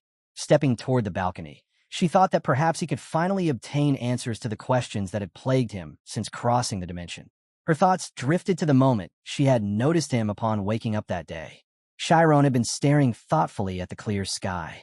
Pulling herself from the memory, Amy glanced at him from the corner of her eye, wondering what troubles he was trying to face alone, for she could no longer pretend ignorance. Who else, she thought, would worry about him so deeply if not her? The protagonist stared at the mug full of tea, confusion still clouding his mind, when he heard Amy's voice offering to accompany him. A warm smile appeared on her face as she declared her intention to travel with him to Galleon Island. The next day, under a clear blue sky, at the Ogent family mansion, Elzine arrived and greeted Bischoff with a hand pressed to her chest. Bishop approached with a wide smile, remarking on her family's fame as diplomats and inquiring about her father. Rian, observing with a sly smile, thought to himself that everything was proceeding according to plan. His eyes glimmered with cunning, for he had been hiding in Shyron's house for several days, using Elzine as cover. Soon, the travel permit would be in his possession. Elzine admitted that although her father remained in occupied territory, he had never neglected sword training. In truth, she had no idea of his current whereabouts. Closing her eyes, she silently admitted she knew nothing and spoke only because she wished to travel. Bischoff lowered his head, noting that a man who built a family with a sword was unlike the rest. If the fencing style of her family was known for its directness and firmness, then the swordsmanship of Elzine's family was famed for its sharpness.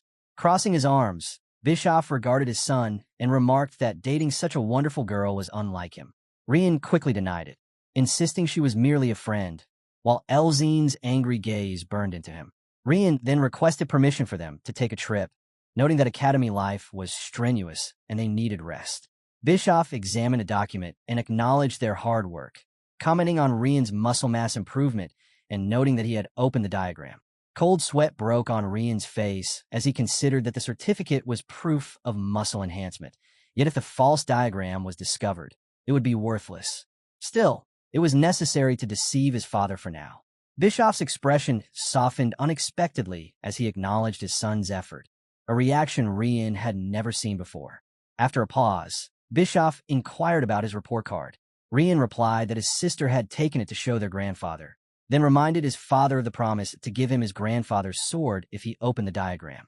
Not long after Bischoff agreed that Rian should also learn the great sword techniques of the Ogent family, Rian ascended the stairs and opened the massive doors of the library. A bright light spilled into the room, revealing a massive sword mounted on the wall. Approaching reverently, Rian recognized it as the great sword he had dreamed of since childhood, the symbol of steadfastness and the pride of the Ogent family.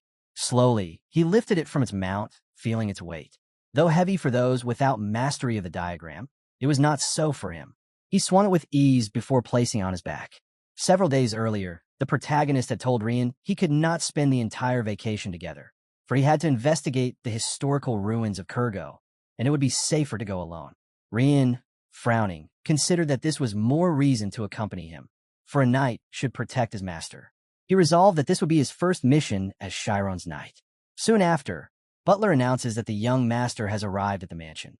The protagonist greeted everyone warmly, and Bischoff congratulated him on his academic success.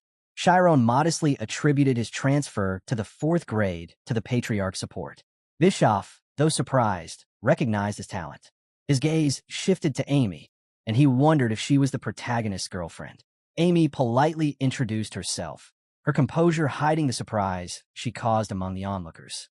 Bischoff's mind darkened as he recognized her resemblance to a member of the most prestigious aristocratic family, recalling the potential burdens this could bring. Nevertheless, he felt pride that Rian had opened the system and built ties with great noble houses. Rian, clenching his fists, declared their departure, knowing the trip would take at least 10 days. Bischoff tossed him a small bag of travel funds, prompting Rian to hasten their departure. Ordering a carriage to the port, he ignored Timurin's suggestion to repair the wheels. Elzine, observing the protagonist, was surprised that he appeared more a refined young gentleman than a fiery champion of righteousness, especially given his connection to the famed Karmas family. After handshakes and introductions, Elzine asked about Shyron's origins, surprised to learn he was a commoner. An awkward silence followed, broken only when Elzine realized her lapse and apologized. Rian announced that everything was ready, but suddenly an explosion and a loud voice filled with mana's force erupted behind them. Bischoff, his expression grim and eyes glowing with fury, cursed, commenting on how dare Rian get last place. Upon hearing this, the protagonist turned toward his friend, only to realize he was no longer there, and called out in alarm, asking if he was truly the last one.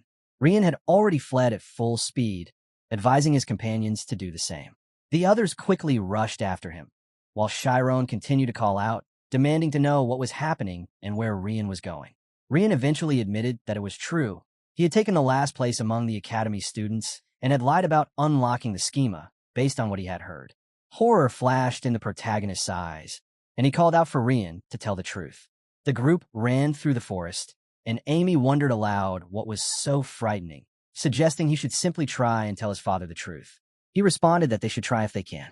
Rian, turning to his friends with a smile, revealed that his father was a level 4 swordsman. This information caused everyone's expressions to tense, just as a series of explosions erupted behind them. Rian screamed in terror that his father would finish him off, while trees and stone statues shattered into pieces. Suddenly, Amy came alongside Elzine, grabbed her hand, and urged the protagonist to use teleportation.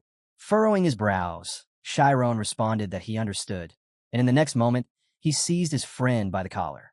Immediately, a magical impulse formed beneath his foot, and the group, wrapped in magical energy, surged forward.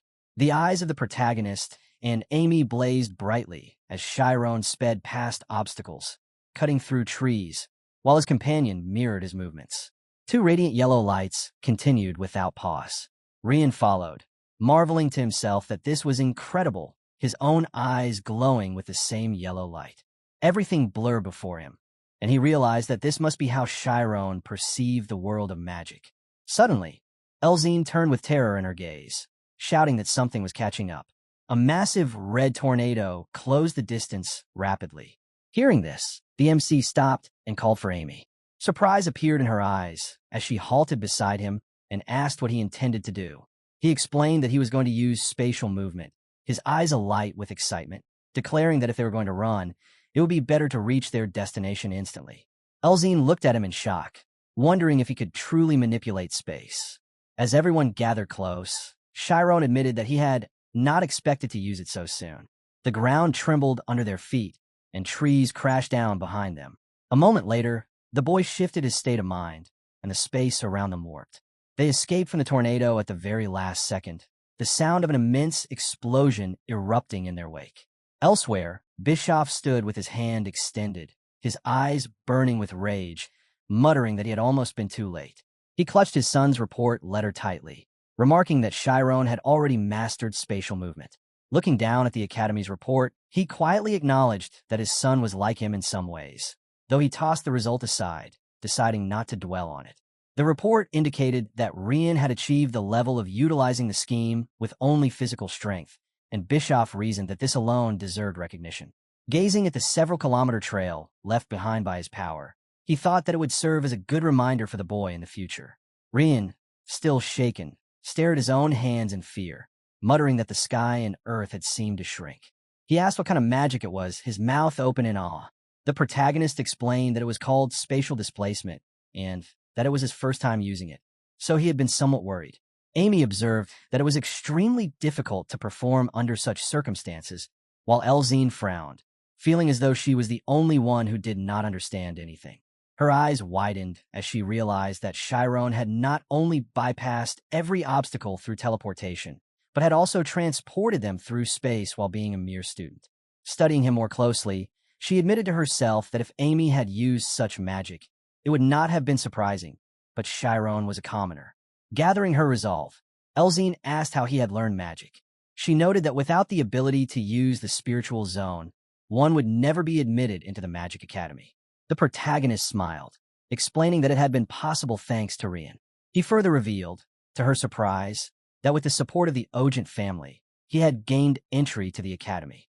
Amy gazed sternly ahead when Elzine remarked that this meant he had been competing with aristocrats since youth. Rian, closing his eyes, clarified that Shyron had joined the academy only 6 months earlier. This revelation shocked Elzine as she looked back at Shyron, realizing why Rian had sworn a knightly oath of loyalty to him. With wide eyes, she asked if he was a genius, then lowered her head in apology for her earlier rudeness. She also offered Amy an apology, reasoning that in her place, she might have been furious if anyone had treated her partner arrogantly, leaving Amy stunned. Rian laughed, remarking that Elzine did not truly know Shyron, and adding that although she was very straightforward, she never meant to offend. If she ever hurt someone with her words, she would admit it immediately. Elzine suddenly scolded them for thinking foolish things. She declared that both were blessed by the heavens with beauty and remarkable magical abilities, leaving the protagonist to silently wonder how she could say such mortifying words without hesitation. Turning to Amy, Elzine asked if she had recently used the Schema, pointing out that this meant she not only possessed magical talent, but had also unlocked it perfectly. The protagonist thought that, along the way, they had shared their personal stories, and perhaps because they were all peers and students, understanding had arisen naturally. Amy looked at Shyron with a smile, while he reflected that he had been able to share secrets and forge new friendships. Birds soared in the clear sky, and ships clustered near the harbor of Craze. Smiling broadly, the protagonist noted with happiness that it was his first time sailing. He asked how long it would take to reach the island, and was told it would be about 5 hours. Amy, holding a sheet of paper, explained that she had researched the destination before the trip. Looking down at her notes, she described Galleon Island as covering roughly 1,500 square kilometers, shaped like a crescent moon, with a sharp cliff to the north and a port to the south. The main residential and tourist areas were also located in the south. She noted that the ruins lay in the east, remnants of the ancient Kurgo civilization that had vanished about 2,000 years ago. Rian turned to the protagonist, asking if he intended to explore them, to which Shyron responded enthusiastically. Approaching Amy, he inquired what else she had learned. Adjusting her hat, Elzine thought that while vacations and relaxation were pleasant, she also enjoyed such adventures, especially with real magicians among them, making the trip feel like the start of a mysterious journey. Watching the protagonist reading the book, she reflected that magicians were often sensitive and difficult to work with, but if they were all as kind as these two, she had no concerns. 5 hours later, Shyron and Amy stared at each other with tense expressions. Elzine looked at her friends, trembling, and thought fearfully that magicians could be terrifying. In general, no one was to blame for what had happened. 5 gold coins lay scattered on the ground. Amy, folding her arms across her chest, looked at her companion sternly. The main character was gripping the girl's hand tightly. Elzine observed them and questioned why Shyron was acting in such a manner, to which Rian responded that it was unlike him at all. Suddenly, the girl lowered her head and quietly murmured something before clenching her fists and shouting loudly, and screaming that it was a quarrel between 2 lovers. To understand the current situation, events from an hour earlier must be recalled. For friends and 3 strangers had been standing at the port, awaiting a passenger ship bound for Galleon Island. Meanwhile, on the ship, on one of the pages of a diary, a route was drawn, and the group had been surprised, asking if Amy had drawn it. Raising her head, Elzine exclaimed that Amy was very well prepared, and the others agreed that the drawing was detailed and excellently done. Amy, blushing, asked them to stop, explaining that she had only taken a quick look at possible reasons for the disappearance of this civilization. Shyron, raising his index finger, stated that according to Amy's account, the people of Kurgo considered the roots called loop to be sacred and used them in rituals. However, these roots were a kind of stimulant. Placing the book aside, Amy added that when the substance entered the body, people would fall into a trance-like state. Introducing the customs of the ancient races, she explained that they believed this state allowed them to meet the gods. Casting a sideways glance at her friends, Amy continued, saying that one of the most common theories about Kurgo's disappearance was religious conflict. Recently, however, scholars began to suspect that the cause was not religion, but rather the abuse of loop roots by the locals. Hearing this, the protagonist, remarking in surprise that it was incredible that a stimulant could wipe out an entire civilization. Amy lowered her gaze to the book again and said their descendants now lived in the island's central autonomous region of Kurgo, where strangers were forbidden. She had even checked with her brother, but he flatly refused to tell her how to get there. At this, Shyron recalled one of her brothers, noting she had once said he was a researcher. Flipping through the book's pages, Amy replied that this was true, but he insisted it was not for scientists to decide why a civilization collapsed. The protagonist looked at her with surprise as she concluded that if she wanted more information, she would have to offer something more valuable than the usual entrance fee. He paused and then asked what she thought he meant, but Amy slammed the book shut and said she had no idea, thinking he only seemed clever when speaking in riddles. While they spoke, Rian leaned toward Elzine and asked what she was thinking, perhaps trying to solve the riddle. Elzine replied that it was indeed a mystery, narrowing her eyes at Amy, suspecting that Amy had not simply taken a quick glance as she claimed. Observing the interactions, she thought Amy had come all this way for Shyron, had even sacrificed her advanced class schedule, and had asked her brother for help despite not loving him that much. Elzine's eyes widened as her intuition told her Amy was definitely in love with him. Before she could finish that thought, someone on board shouted they had spotted an island, prompting all four to turn toward the site. Approaching the ship's edge, they saw a lush island ahead. Unexpectedly, Elzine leaned toward Rian, whispering a plan to help Shyron and Amy get together. Ryan grinned at the idea, agreeing it was wonderful. Elzine mused privately that perhaps while they acted as second pilots for their friend's romance, something might also happen between her and Rian, since love was said to be contagious. A few minutes later, the ship docked at the pier. Crowds greeted the arrivals, offering lodging and help with luggage. Amy advised her companion to be cautious with sellers, thinking that this might be Shyron's first time here and she might need to defend him if necessary. Several locals noticed the group. One man, smiling broadly, remarked on their fine clothes, while another pointed out in alarm that one of them carried a sword. The first man, named G.I.'s, approached and wondered aloud what they should do if others reached the newcomers before they did. Seeing Amy, he was stunned and completely lost, as she was, in his eyes, the most beautiful sight after a lifetime in a small, salty port. Dreaming, he was leaning on the railing. G.I.'s called the sunset view his most precious treasure. Amy, gazing into the distance, admitted it was beautiful, then asked why he lived in such a place and urged him to join her on the continent. G.I.'s, lost in thought, snapped back to reality and commented that they were going after the group. The guy behind asked if they were mercenaries. Smiling, he reassured them they were students and introduced himself as the ruler of the port and a local guide.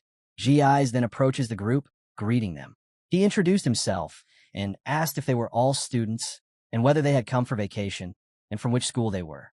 Noticing Amy up close, he found her even more beautiful. Shyron answered that they were from the Althea's Magic Academy, which surprised G.I.'s, who had expected something lesser. G.I.'s then turned toward Elzine and remarked that she possessed a build unusually large for a mage. Elzine, frowning, stated that she and Rian were from Kaizen Fencing Academy, prompting G.I.'s to laugh and say he meant to compliment her. Amy's gaze turned cold. Suddenly, G.I.'s grabbed their suitcases, offering to carry them for 5 gold coins. Shyron cried out at the steep price, but G.I.'s insisted it included luggage delivery, transportation, food, and lodging, far above ordinary services. Elzine whispered to Shyron that it was robbery. G.I.'s then claimed they had kept him waiting and cost him other clients, so they should take responsibility. Amy stepped forward, coins in hand, and told him they needed no guide and they should get lost. Guy's face twisted with anger, arguing that they aren't beggars, and how can she look down on them? As Amy aggressively declared that such people should be shown their place immediately, clenching her fists ready to beat the group, trying to hold her back. Elzine tried to restrain her, warning not to cause trouble, but Amy kicked and shouted accusations that Guy's group likely stole from tourists and operated under protection from a larger organization, recruiting homeless orphans. The protagonist's eyes widened as he noticed a silhouette behind the guides, its owner grinning slyly. Regaining his focus, Shyron quickly seized Amy's wrist. With furrowed brows, Shyron urged her to stop and leave. She stared at him in surprise, as did Elzine and Rian. While Amy looked at him with pleading eyes, asking why he was holding her back. Rian and Elzine watched in shock, their mouths slightly agape, as Amy shouted that the protagonist knew exactly what kind of people they were and that everyone was aware of it. He met her words with calmness in his eyes, acknowledging that she was right, but then lowered his head and quietly added that she should not act in such a manner. While they exchanged these words, G.I.'s trembled with rage, his face flushed red. Suddenly, he spun around and ordered his companions to return the gold coins immediately. One of them held out his hand with the coins, asking why they needed to do that. G.I.'s snatched the money and yelled furiously, questioning whether his comrade truly intended to tolerate such treatment any longer. With long, furious strides, he moved toward the protagonist and Amy, proclaiming that they were nothing more than arrogant aristocrats and wondering aloud what it felt like to throw gold coins around so carelessly, certain that it must be an incredible feeling. After shouting these words, he released the coins, allowing 5 gold pieces to fall to the ground with a metallic clink. Turning away, G.I. spoke with contempt, claiming he was overwhelmed with delight. With that, he and his 2 companions departed. A few seconds later, Amy pulled her hand free and announced that they needed to find a carriage. The protagonist followed her in silence. Rian, after picking up the scattered coins, wondered why the protagonist was behaving so differently, noting it was not like him at all. Elzine beat her chest in frustration, internally deciding she could not fault Amy for her anger. Shyron had not sided with her during the confrontation, so she had every right to be upset. Watching them walk away, Elsa thought she could feel their pain echoing within her own heart. Tears welled up and spilled down her cheeks as she admitted to herself that this was indeed unrequited love. Meanwhile, in one of the alleys, G.I.'s and his 2 associates sat arguing. G.I.'s had returned the 5 gold coins, enough to live on for several weeks, asking if they had even the slightest shred of dignity. Frowning in anger, he questioned whether they had been given arms only to grovel for coins. One of them replied that money was still money. Another teased G.I.'s, asking if he had truly fallen in love with a red-haired girl. Blushing furiously, G.I. shouted that he was not that foolish and demanded to know where such an idea had come from. The boy replied that G.I.'s always behaved favorably toward those he liked. The third man exhaled heavily, advising G.I.'s to forget about her, reasoning that if she could hand over 5 gold coins so easily to a beggar, she must belong to the highest social class. Deep down, G.I.'s knew this was true. Closing his eyes, he screamed defiantly, insisting that one day he would become master of the port and would no longer need to curry favor with anyone. Before he could finish, a rough voice interrupted mockingly, asking what they were doing there. All 3 turned in fear toward the person behind, a massive bandit with several gold teeth, chewing on a root. The man cracked his knuckles and questioned whether G.I.'s had truly claimed that money was unimportant to him. Horror filled the boy's eyes as he wondered why Palkoa had appeared here. At the same time, in the capital of Bashuka, the headquarters of the Magic Association towered high above the city. Inside, in the interrogation room of the 3rd Inspection Department, a guard stood watch at the door while screams echoed from within. Blood spattered the walls and floor. A man inside cried out desperately, begging for the pain to stop. The bloodstain that used to beat him was raised once more. When the prisoner demanded to know his crime, the inspector remarked casually that he had almost forgotten something. The man's legs had been severed, and he continued screaming, questioning the inspector's sanity. This was Lucas, a suspect in the attack on the Magic Academy, a fugitive and a B-class criminal. He writhed in agony, shouting that Sakari had told him an investigation was underway, yet instead he was only being beaten. In response, the inspector struck him in the face with the bat with full force. Tossing the weapon aside, he remarked that the warm-up was sufficient for today. Seizing Lucas by the hair, Sakari flung him across the room with a sharp motion. On Lucas's shoulder was a tattoo of a parrot, revealing he was a vice-captain of the Parrot Bandits. Resting his hand on the man's head, Sakari smirked, saying it would be wise to learn the name of their leader first. Lucas, trembling, finally remembered how such interrogations were conducted. Turning toward the inspector, he agreed to answer, then revealed the name of the gang leader, Palkoa. Elsewhere, Palkoa himself placed a shiny, metallic hand on Guy's head, demanding to know why the boy had not simply taken the money. Slapping him across the cheek, Palkoa accused him of losing 5 gold coins out of foolish pride, asking if he understood the consequences. He reminded GIs how tirelessly he worked day and night for the organization and questioned whether the boy appreciated the difficulty of his efforts. The other beggars fell to their knees in terror. GIs lay on the ground in tears, while Palcoa announced that compensation would be required. Grinning, he recalled GIs mentioning a red-haired girl and ordered that she be brought to him so she could receive what she deserved. GIs, still avoiding eye contact, thought bitterly that this man was a fugitive, yet here he was setting his sights on an aristocrat clearly out of his mind. Meanwhile, Amy gazed ahead in surprise as Elzine spread her arms, wondering aloud if this was not a magical place. Turning to the girl, Elzine asked her opinion of the villa she had found. Amy smiled, calling it amazing, and asked how Elzine had discovered it. Elzine responded that one of his relatives works in a related field. That was how she found that place. Rian settled into a chair while the protagonist turned to the side. In Rian's hand was a tied clover, which he examined thoughtfully. He recalled Olina saying that something was troubling Shyron, though he refused to confide in them. Lowering her head, she had noted that he was no longer a child and would need his friend's help. Rian continued to watch him before rising suddenly and declaring his hunger. The protagonist, gritting his teeth, replied that it was dinner time.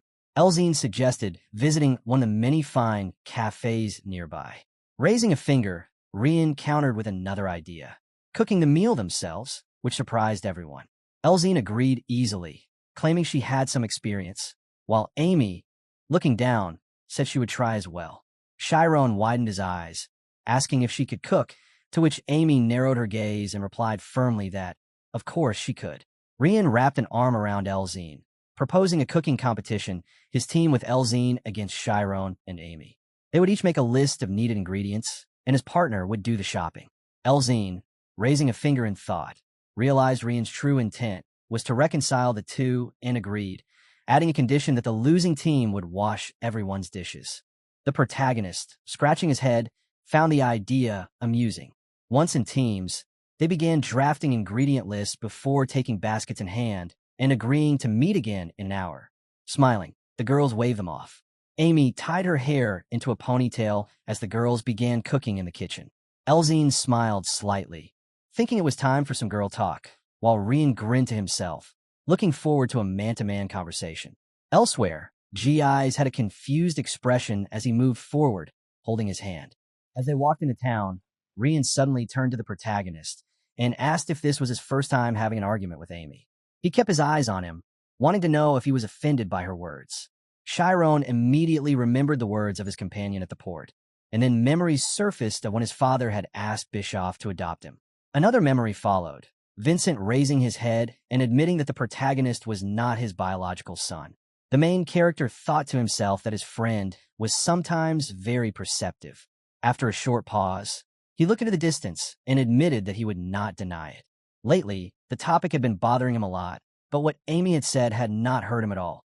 Closing his eyes, he added that they had not even quarreled. He simply did not want her to behave like that. In truth, people often disagreed. Before he could finish, Rian frowned and stated that this was exactly what they called a quarrel, before calling his friend an idiot. Hearing this, Shyron raised his eyebrows in surprise and suddenly felt ashamed. They stopped walking, and Rian announced that he was going to go elsewhere for now, so they would part ways here. Finally, he winked at his friend, saying that he could not wait to see how he and Amy would wash their plates together, so he should try to make up with her. The protagonist, in response, smiled awkwardly. Meanwhile, Amy, frowning in displeasure, remarked that it was not a quarrel and certainly not anything related to love. She washed the dishes, adding that people often disagreed. Before she could continue, Elzine pointed out that she still could not stop denying it, and then asked if she was able to convince herself with those words. Amy clenched her teeth. After a short pause, Elzine looked at her and asked if it was true that she was upset Shyron had not taken her side, adding that if she were in her place, she would have been angry in such a situation. Amy silently stared at the dishes. A few seconds later, without looking up, she said that sometimes the protagonist behaved vaguely and was often lost in thought. Hearing this, Elzine raised her eyebrows in surprise. Suddenly, Amy turned to her with a saddened smile and admitted that it seemed to her as if he would soon disappear completely. Night had fallen outside when Elzine's scream came from the villa. She shouted in disbelief, raising her fists and demanding to know if strangers had been nearly killing everyone in the academy. Amy quickly covered her mouth with her hand, placing a finger to her lips to signal silence, warning her that it was a secret.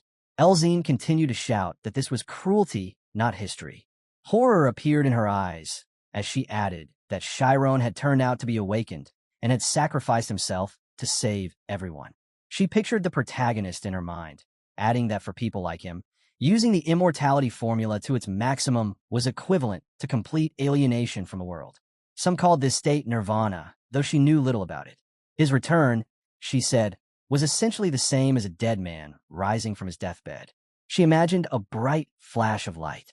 Amy lowered her head and admitted it was indeed like a miracle, then observed that she probably had many friends at the academy. Tez raised her eyebrows and confirmed it.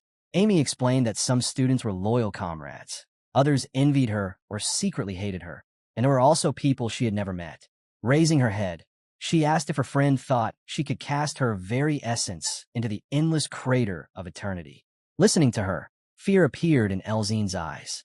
Amy met her gaze with burning yet empty eyes, finishing her thought that she sought to save not only those close to her, but also strangers. At that moment, the protagonist was filling a basket with fruits and vegetables. Taking a list from his pocket, he wondered aloud what was next, sensing some unpleasant odor, and wondered about the smell. He immediately covered his nose. The seller next to him explained that it was a loop, causing the protagonist to lower his hand and ask if it was the same one he knew of. The seller looked toward a group of men chewing roots in their mouths and confirmed it, explaining that once someone became addicted, there was no turning back. He added that 3 years ago, there had been only smooth water in God's grace, but suddenly crowds of scoundrels had appeared. Before, both the sea and the air were so clean that the blue dragon himself descended 2 or 3 times a year. Now, dissolute girls appeared on almost every street, and there was a casino on nearly every corner. Returning to the villa, the protagonist saw homeless children in the alleys sharing rotten bread among themselves. He closed his eyes at the sight. Back at the villa, Amy, glancing sideways at her companion, remarked that in this world, there were 3 views on life. The first was a child's view of the world, people who, regardless of age, believed that the whole world revolved around them. Such people, some of whom never grew up. Most, however, matured and learned to put themselves in the place of others, and these were often called virtuous.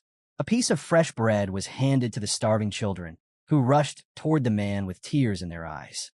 Nodding, Elzine said this was like an adult's view of the world. Amy agreed, but added that there was a third view, one that allowed a person to see what was usually hidden from human eyes: justice, love, good and evil, the concept of God, and the influence of generations on one another. Lost in her memories, Amy said that such people longed to place their lives on one side of the scale and their beliefs on the other. She was certain that, from Shyron's point of view, everything in the world had equal value. Remembering the moment of their quarrel, she smiled, admitting that even she would seem like a bug to someone who looked at the world from such a height. Elzine frowned in confusion. Shyron suddenly heard a loud cry for help behind him and turned abruptly. Laughing men were holding a screaming girl, saying that since she had no money, they would allow her to pay for the goods with her body, a gesture they claimed was merciful. Passers-by turned to watch, but a loud voice ordered the men to stop. Shyron stepped forward and told them to release her, warning that there were many witnesses and that he would inform the guards if they refused. The men snickered, and one stepped forward, mocking the idea that he would report them. The girl broke free momentarily, but the bandit asked whether the guard would tie up them or the woman. Clenching his fists, the protagonist asked what he had just said. The man folded his arms, claiming that the lady had stolen a vase worth 50 silver coins and broken it. The girl hid behind Shyron as the bandit offered to release her if she paid in full. She replied that she had no money, so instead of handing her over to the guards, he offered another method of payment. Her mouth fell open in horror. The man smiled, remarking that Shyron looked like a noble young gentleman visiting on an excursion, so he should mind his own business. Shyron turned his head back toward the girl and asked why she did not tell the guards the truth. She shuddered, saying she could not because the man controlled the area and they would not help her. She pleaded for him to believe her. Reaching into his pocket, Shyron offered to pay the 50 coins so they would leave her alone. The bandits laughed, surrounding them, and mocked him for trying to pick up a girl for such a price. Exhaling heavily, Shyron explained that he did not want the situation to escalate. Extending his hand again, he reminded them that they had valued the vase at 50 coins, and he was paying exactly that, so the conflict could end without further trouble. In the crowd, a hooded girl watched closely as Shyron declared that if the men had no further ill intentions toward the woman, they should take the money and forget the matter. The bandit eyed the coins with pride, wondering how the young man dared to take away his loot. The lights glowed brightly in the windows of the villa. Elzine embraced Amy tightly, crying out that it was not true. Amy was not insignificant, but special. That was why the protagonist had taken her along, even though he knew perfectly well this was a trip intended for couples. Meanwhile, the protagonist, standing with an outstretched hand, listened to the bandits shouting that he was simply helping a thief. One man leaned toward him, loudly asking if he truly considered himself a saint, adding that he did not care about the woman at all and was merely acting like some kind of hero. Shyron frowned in displeasure, remarking that it was rather strange to hear such a statement. Suddenly, his eyes lit up, and he asked if acting like a hero was not better than behaving like a villain. Hearing this, the bandit clenched his teeth in rage. Pointing his finger, he ordered his accomplices to get rid of him immediately. The bandits drew their swords from their sheaths, causing nearby passers-by to recoil in horror. 4 armed men advanced toward the protagonist. The girl he had stood up for fled, and Shyron muttered to himself that that was how it was. He recalled Iruki, who had once idly picked his nose and told him there was no point in preaching ideals without the strength to defend them. Another memory surfaced of a powerful archmage shouting that he could not succeed solely because of condemnation. The bandits pointed their weapons at the ordinary-looking young man. The protagonist slowly clenched his hand into a fist, thinking to himself about this world. His eyes lit up, and his aura flared with power, just as a grenade hissed through the air. A smoke bomb exploded a meter away from him, forcing the bandits to cover their noses. Looking around in surprise, he saw a hooded person appear behind him, telling him to come quickly. The voice made him turn abruptly, but before he could act, a woman's hand grabbed his arm. The stranger in glasses turned and urged him to run. Meanwhile, the leader of the bandits waved his arms furiously through the smoke, shouting for his men not to let them escape. The smoke rose into the sky, slowly dispersing. Less than a minute later, the henchmen were racing down the street in pursuit. In a nearby bar, a man wiped a glass behind the counter while a woman's voice explained that the attackers belonged to a well-known criminal group, but he would be safe here. The bartender deftly caught the coin tossed to him. The girl who had helped the protagonist sat nearby and asked the man to inform them when it was safe to leave, to which he agreed. She removed her hood and told Shyron he did not seem stupid, so there was no need to ruin his pleasant face by playing the hero. He sat in silence, staring at the floor. After a pause, she remarked that the girl he had tried to save was also hired by the organization and had likely acted on purpose to lure them, making him simply unlucky. She added that for a pampered little prince like him, this must have been quite a shock. The protagonist looked at his reflection in his teacup before replying that he was not trying to present himself as a hero. Lowering his head again, he began to explain, only to drift into a memory, Amy's henchman beating him as a child, when all he could do was cover his head with his hands. Another memory emerged of standing in court before the Ogent family, kneeling and awaiting the head of the family's decision. Pulling himself from his thoughts, he firmly declared that he intended to set everything right. The girl remarked that he spoke as though he were some kind of magician and asked if he always acted with a cold mind. Closing his eyes, he replied that he did not, though he tried very hard. Her eyes brightened, and she observed quietly that he was trying to become colder. He was not as arrogant a young master as she had assumed. Shyron turned to her, asking what she meant. She slammed her half-empty glass onto the table and told him she could see how he tried to hide his weaknesses while showing off his strengths to grow stronger. She said it reminded her of herself. He looked at her in surprise and asked again what she meant. Nodding, she explained that she was good at reading people. Glancing beyond him, she noticed a silhouette and then remarked that he, too, had been abandoned.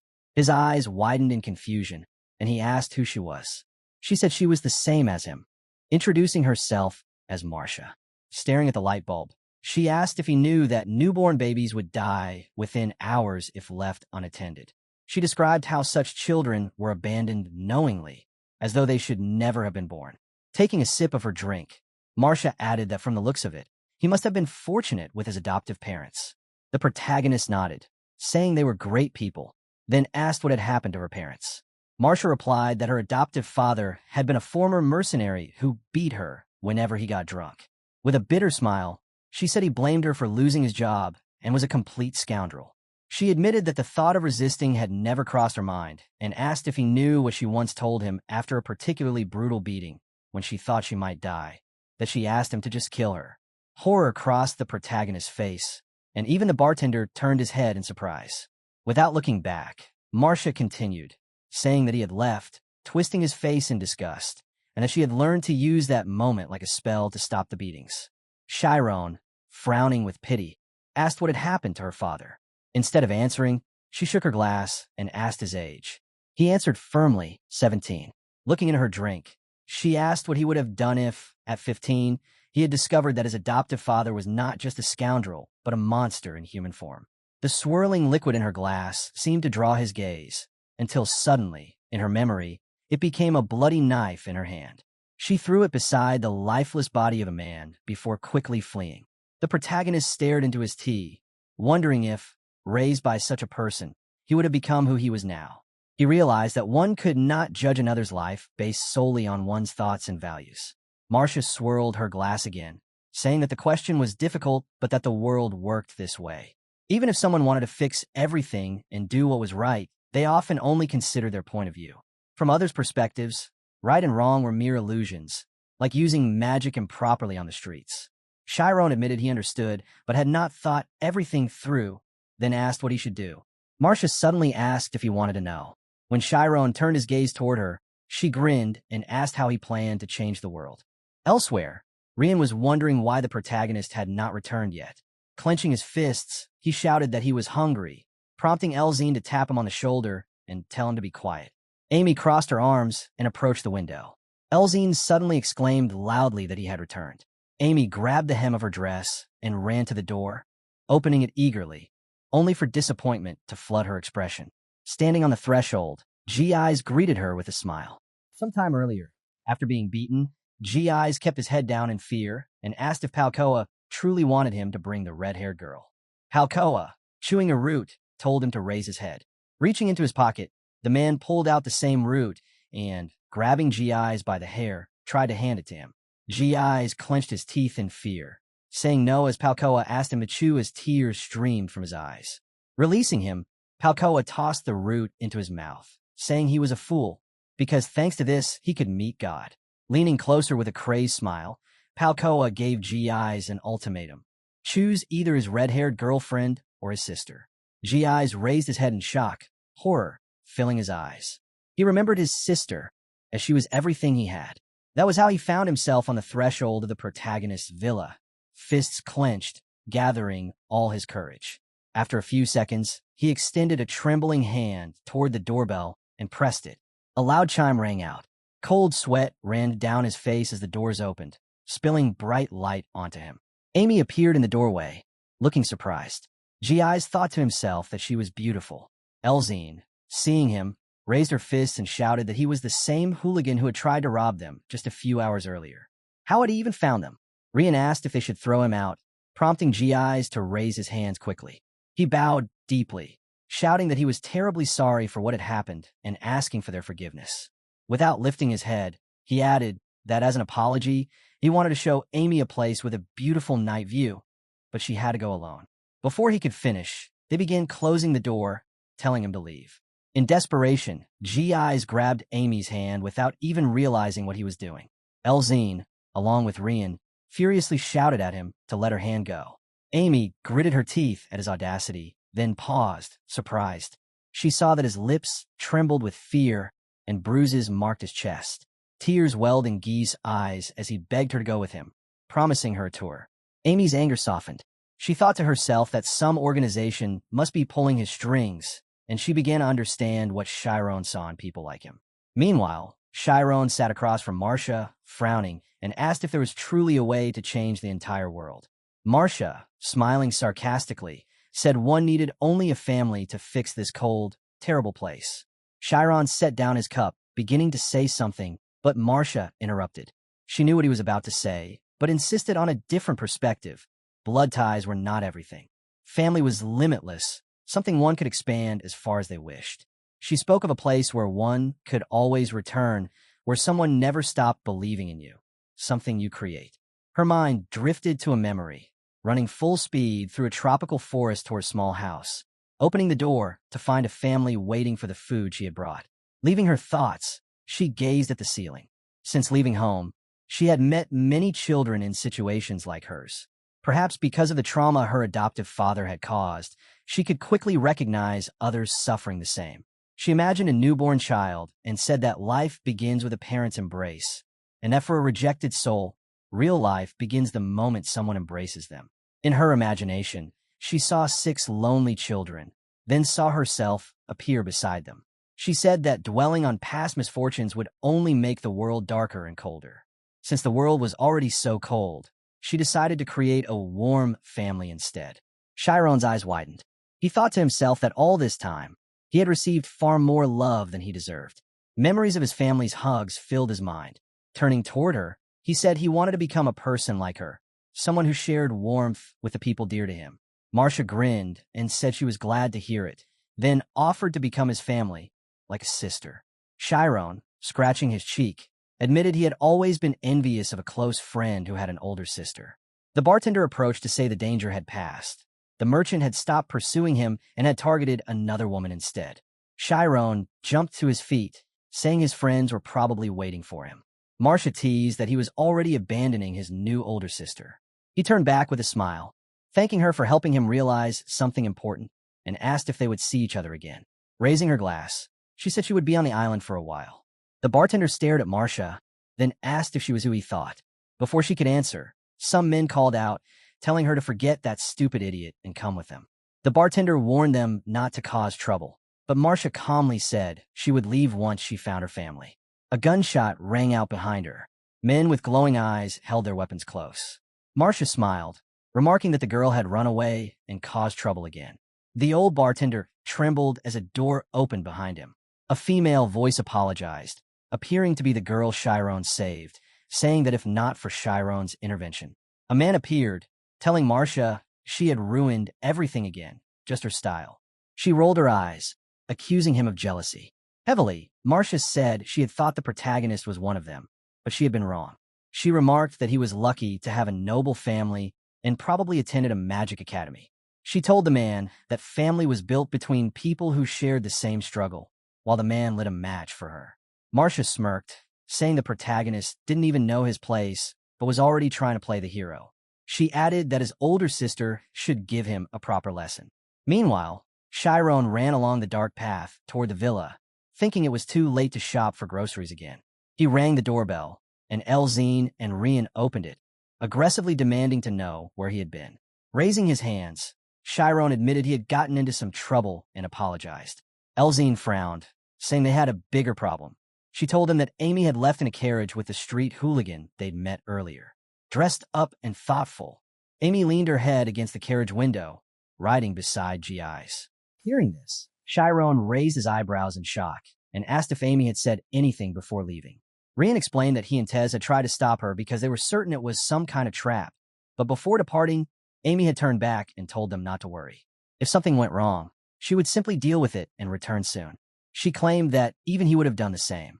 Rian repeated her exact words, and Shyron wondered if he truly would have done the same. Suddenly, Elzine seized his hands, exclaiming that Amy had looked very depressed. She had been lonely for so long in his absence, and as soon as he told her something was wrong, she had reacted with surprise. Shyron frowned.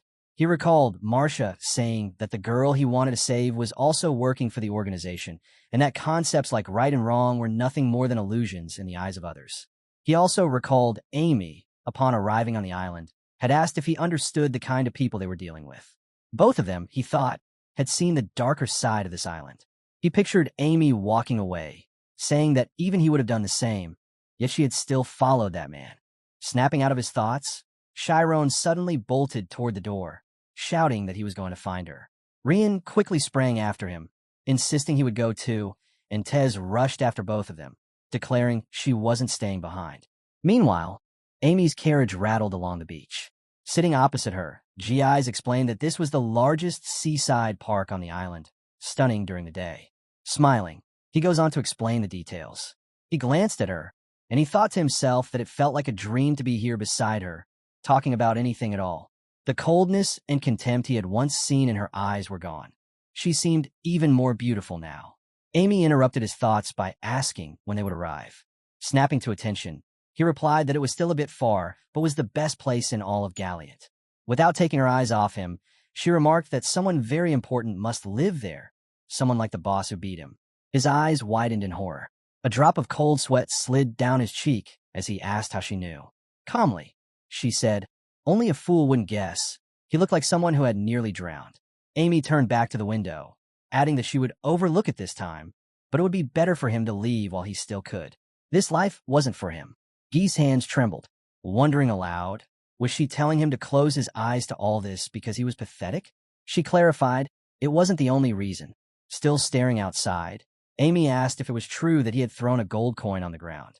She admitted she admired his courage for doing so in front of an aristocrat, but told him plainly to stop playing dangerous games. He was too good to become a bandit. Her words pulled him into a memory. His sister had once handed him freshly ironed clothes, beaming with pride. Laughing warmly, she told him he needed to look his best because he would become the most incredible person in the world. Returning to the present, G.I.'s felt hollow. He apologized silently to her, saying he had become useless and remembering how he'd once been told he was too stupid to live a normal life. He wondered why Amy was even trying to understand him. Did she know who he was taking her to? Palcoa wasn't some ordinary thug. He was a former Special Forces soldier who had escaped countless battlefields and conquered this island in just 3 years. G.I.'s wondered if he should tell her to run while she still could, but thoughts of his sister's fate stopped him. Amy suddenly said she thought she understood why Shyron had tried to stop her. Guy's head snapped up, wondering if she always had such complicated thoughts, asking if she meant that blonde guy. Smirking, he guessed she was interested in him because his parents must be powerful. Amy corrected him that Shyron was also a commoner. G.I.'s was incredulous, insisting it couldn't be true. She replied coldly that Shyron had left her alone on an island surrounded by the sea and vanished. Guy's eyes widened. He simply didn't know what to do. At Galliant Port, under the glow of lanterns, Guy's party friends discussed that G.I.'s was supposed to bring the red-haired girl to Palcoa. One of them slammed the table, saying G.I.'s didn't stand a chance. Another muttered that after tossing a gold coin at their feet, G.I.'s would probably come back beaten, if he returned at all. A threatening voice cut in. Rian stepped forward along with the protagonist, and Elzine asked for an explanation. The men bolted in terror, running in place before finally fleeing. Rian caught them by their jackets, asking if they wanted to talk inside or outside. An old driver turned, smiling, and asked where do they want to go this time. The three screamed in unison for the palace. Cracking his reins, the driver urged the horses forward, telling them to hold tight. Elzine's thoughts turned to the pier. She was sure the organization's members were there. Frowning, she silently asked Amy to hold on. They were on their way. Before long, Amy's carriage stopped at Palcoa's establishment. Clenching a root between his teeth, the man grinned at what he considered an incredible jackpot. Amy, arms folded, asked if they were just going to sit there. Laughing, Palcoa assured her he meant no harm. He only wanted to apologize on behalf of his men for earlier, so she could relax and enjoy herself. Glancing around, Amy wondered why he had brought her all this way. She noticed a pole in the corner and frowned at the time she'd wasted. Raising her glass, she questioned whether this would help her understand Shyron, and if it had any meaning at all. G.I.'s was watching her, clenching his teeth in fear, and thought that she shouldn't take this as Palcoa put a loop in it. Taking a sip, she didn't notice G.I.'s watching tensely from the side. He knew she shouldn't drink it. Palcoa's eyes stayed on her, his smile twisting. The guards at the entrance spotted strangers approaching and barked that it wasn't a place for children, just before Rian and Elzine knocked them flat with a single punch. When they first arrived at the palace, Palcoa laughed loudly and declared that G.I.'s had indeed brought her. He added that he only needed to be pressured a little more and the task would be complete. Afterward, he sent the boy away, telling him to check on his sister. Doubt filled Guy's eyes as he silently questioned whether he had truly done the right thing. Suddenly, the G.I.'s attention shifted to the bartender. The man was mixing something into a cocktail. G.I.'s wondered if it was a loop. After that, he carried the drink into the hall. Watching from the side, Gi's told himself that he had heard of this man before, recalling that Palkoa knew how to manipulate certain high-ranking noble families. A grim realization struck him, and horror appeared in his eyes.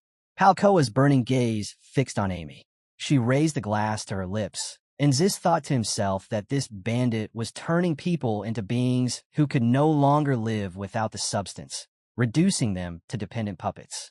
At that moment, guards blocked the group's path, shouting that they could not enter.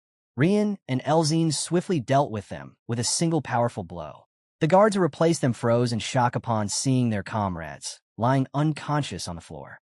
They immediately rushed into the hall, announcing that there were uninvited guests. Elzine observed aloud that the place was enormous. She suddenly asked if Amy was truly here. The protagonist replied that he did not know what they were planning, but insisted that they needed to find her as quickly as possible. He frowned darkly and reminded his companions to be careful, since the guards here would not be on their side. Tez nodded, and Rian suggested they begin their search from the upper floors. All three hurried up the stairs. The third floor held a casino where patrons squandered their money. The fourth floor contained the VIP rooms, their hallway lavishly decorated. They threw open the first door they came across, calling out Amy's name, only to be driven out with a loud shout. Shyron muttered that they did not have time to search every room. His eyes then lit up with an idea. What if they forced everyone to leave the building at once? Before they could act, Palkoa's subordinates appeared from around the corner, pointing at them and shouting that the intruders were there. A massive foot slammed against the floor, and a large man stepped forward, mockingly asking who these newcomers were. Flexing his fingers, he questioned whether they were merely snotty children. His gaze then fell on Elzine, and he remarked with disdain on her clothing, suggesting she could have dressed better. He reached out a huge hand toward her. In an instant, Elzine broke his finger. The man screamed in pain, tears welling in his eyes. She coldly remarked that instead of making unsolicited comments about her clothes, he should focus on strengthening his fingers. Grinding his teeth, the bandit lunged at her, but she easily evaded his strike and counterattacked, knocking out several of his teeth. He collapsed unconscious on the floor. Elzine looked down at him with contempt, calling him a weakling, while the protagonist praised her skill.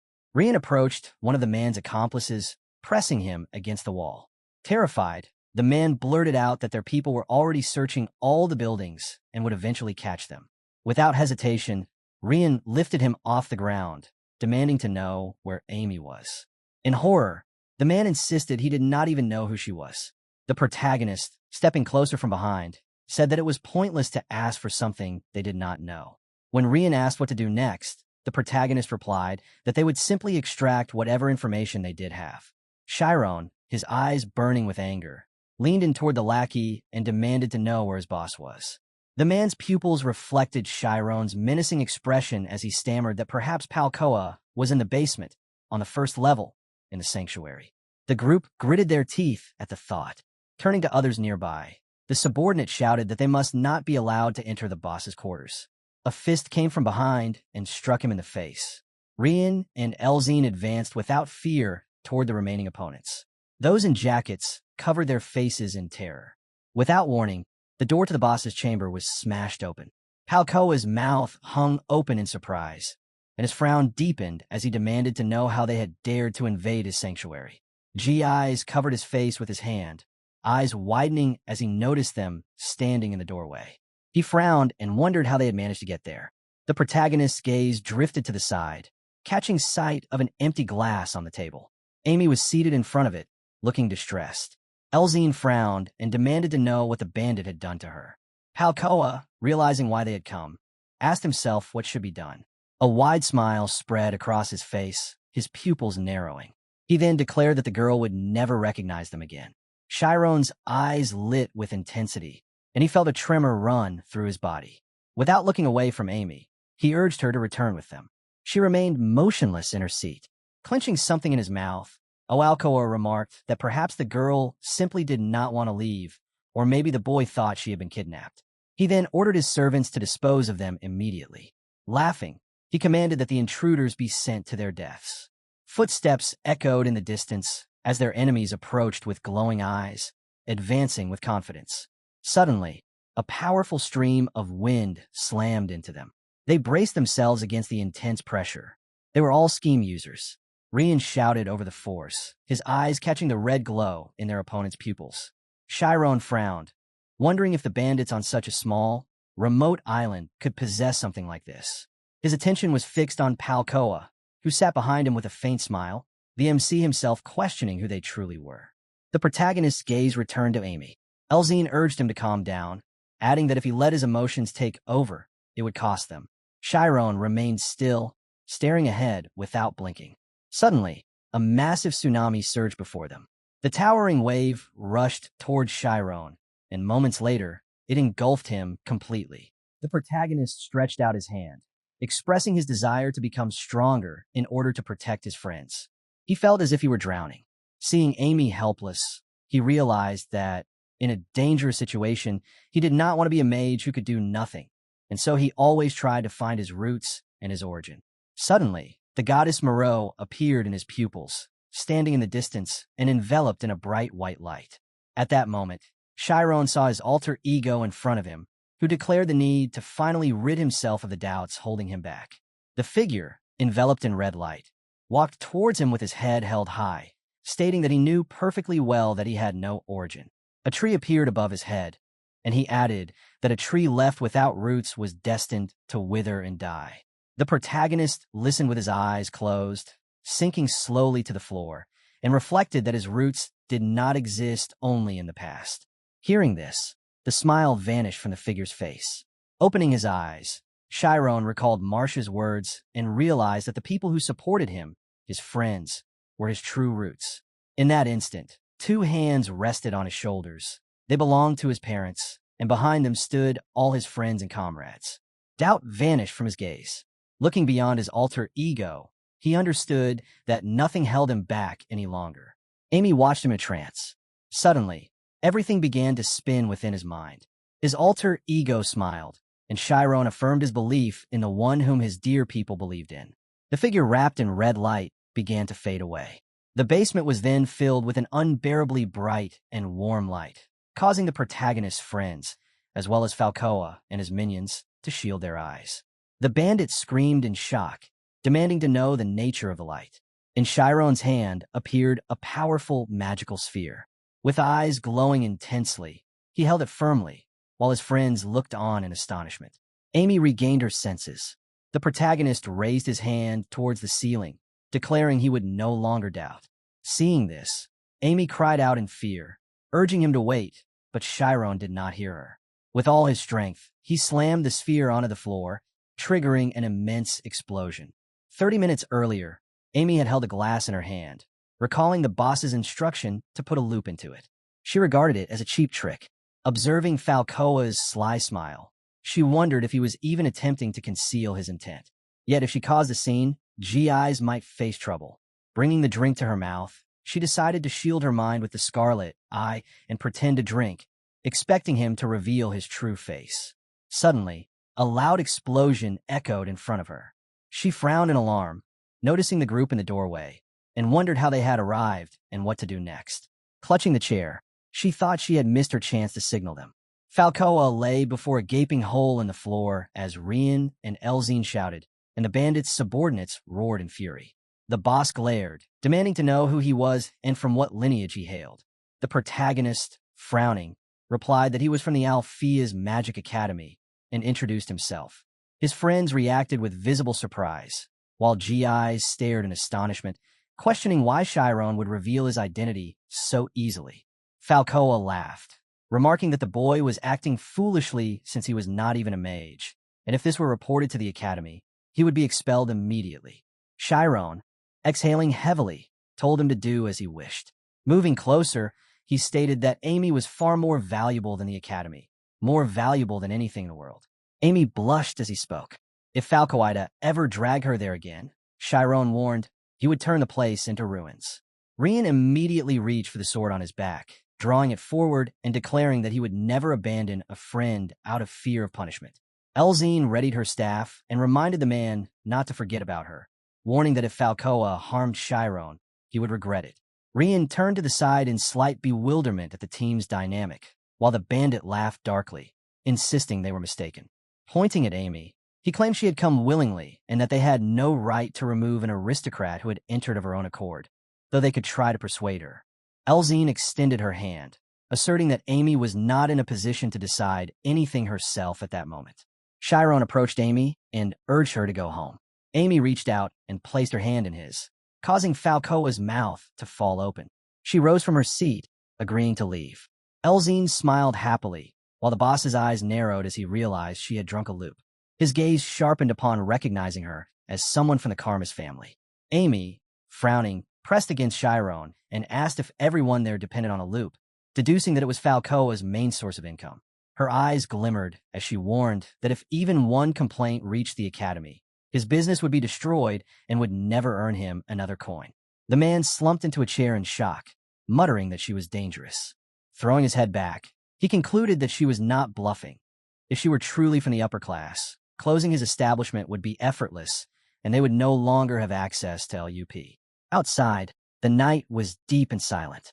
Elzine glanced at Shyron, realizing he knew Amy had not been affected by the loop. She blushed, recalling how Amy had remained motionless the first time Shyron called her. It was not due to the drug, Elzine thought, but perhaps because of what she had been planning. Watching Amy walk away, Elzine remembered about a mere speck, wondering where one could find such a charming speck. Amy followed Shyron calmly as he clasped her arm. Elzine admitted to herself that she felt jealous, just as Rian turned to her and casually asked if she had said something about being hungry. The protagonist and his friends departed from the palace, drawing the attention of both locals and tourists, who stared in surprise and whispered to one another, wondering if what they had just experienced had been an earthquake. Suddenly, a voice called out from behind, prompting the group to turn around. Gi's was running toward them, breathing heavily. Seeing him, Amy let out a sigh of relief, remarking that everything seemed fine and assuring that no one would harm him and his sister. But then, Gi's lowered his head and loudly declared that he was leaving this job. Looking up at Amy, he admitted that she had been right. He truly wished to abandon that life, and for that reason, he was deeply grateful to her for helping him. A faint smile touched Amy's lips upon hearing this, but then Gi's pointed directly at the protagonist, frowning in anger.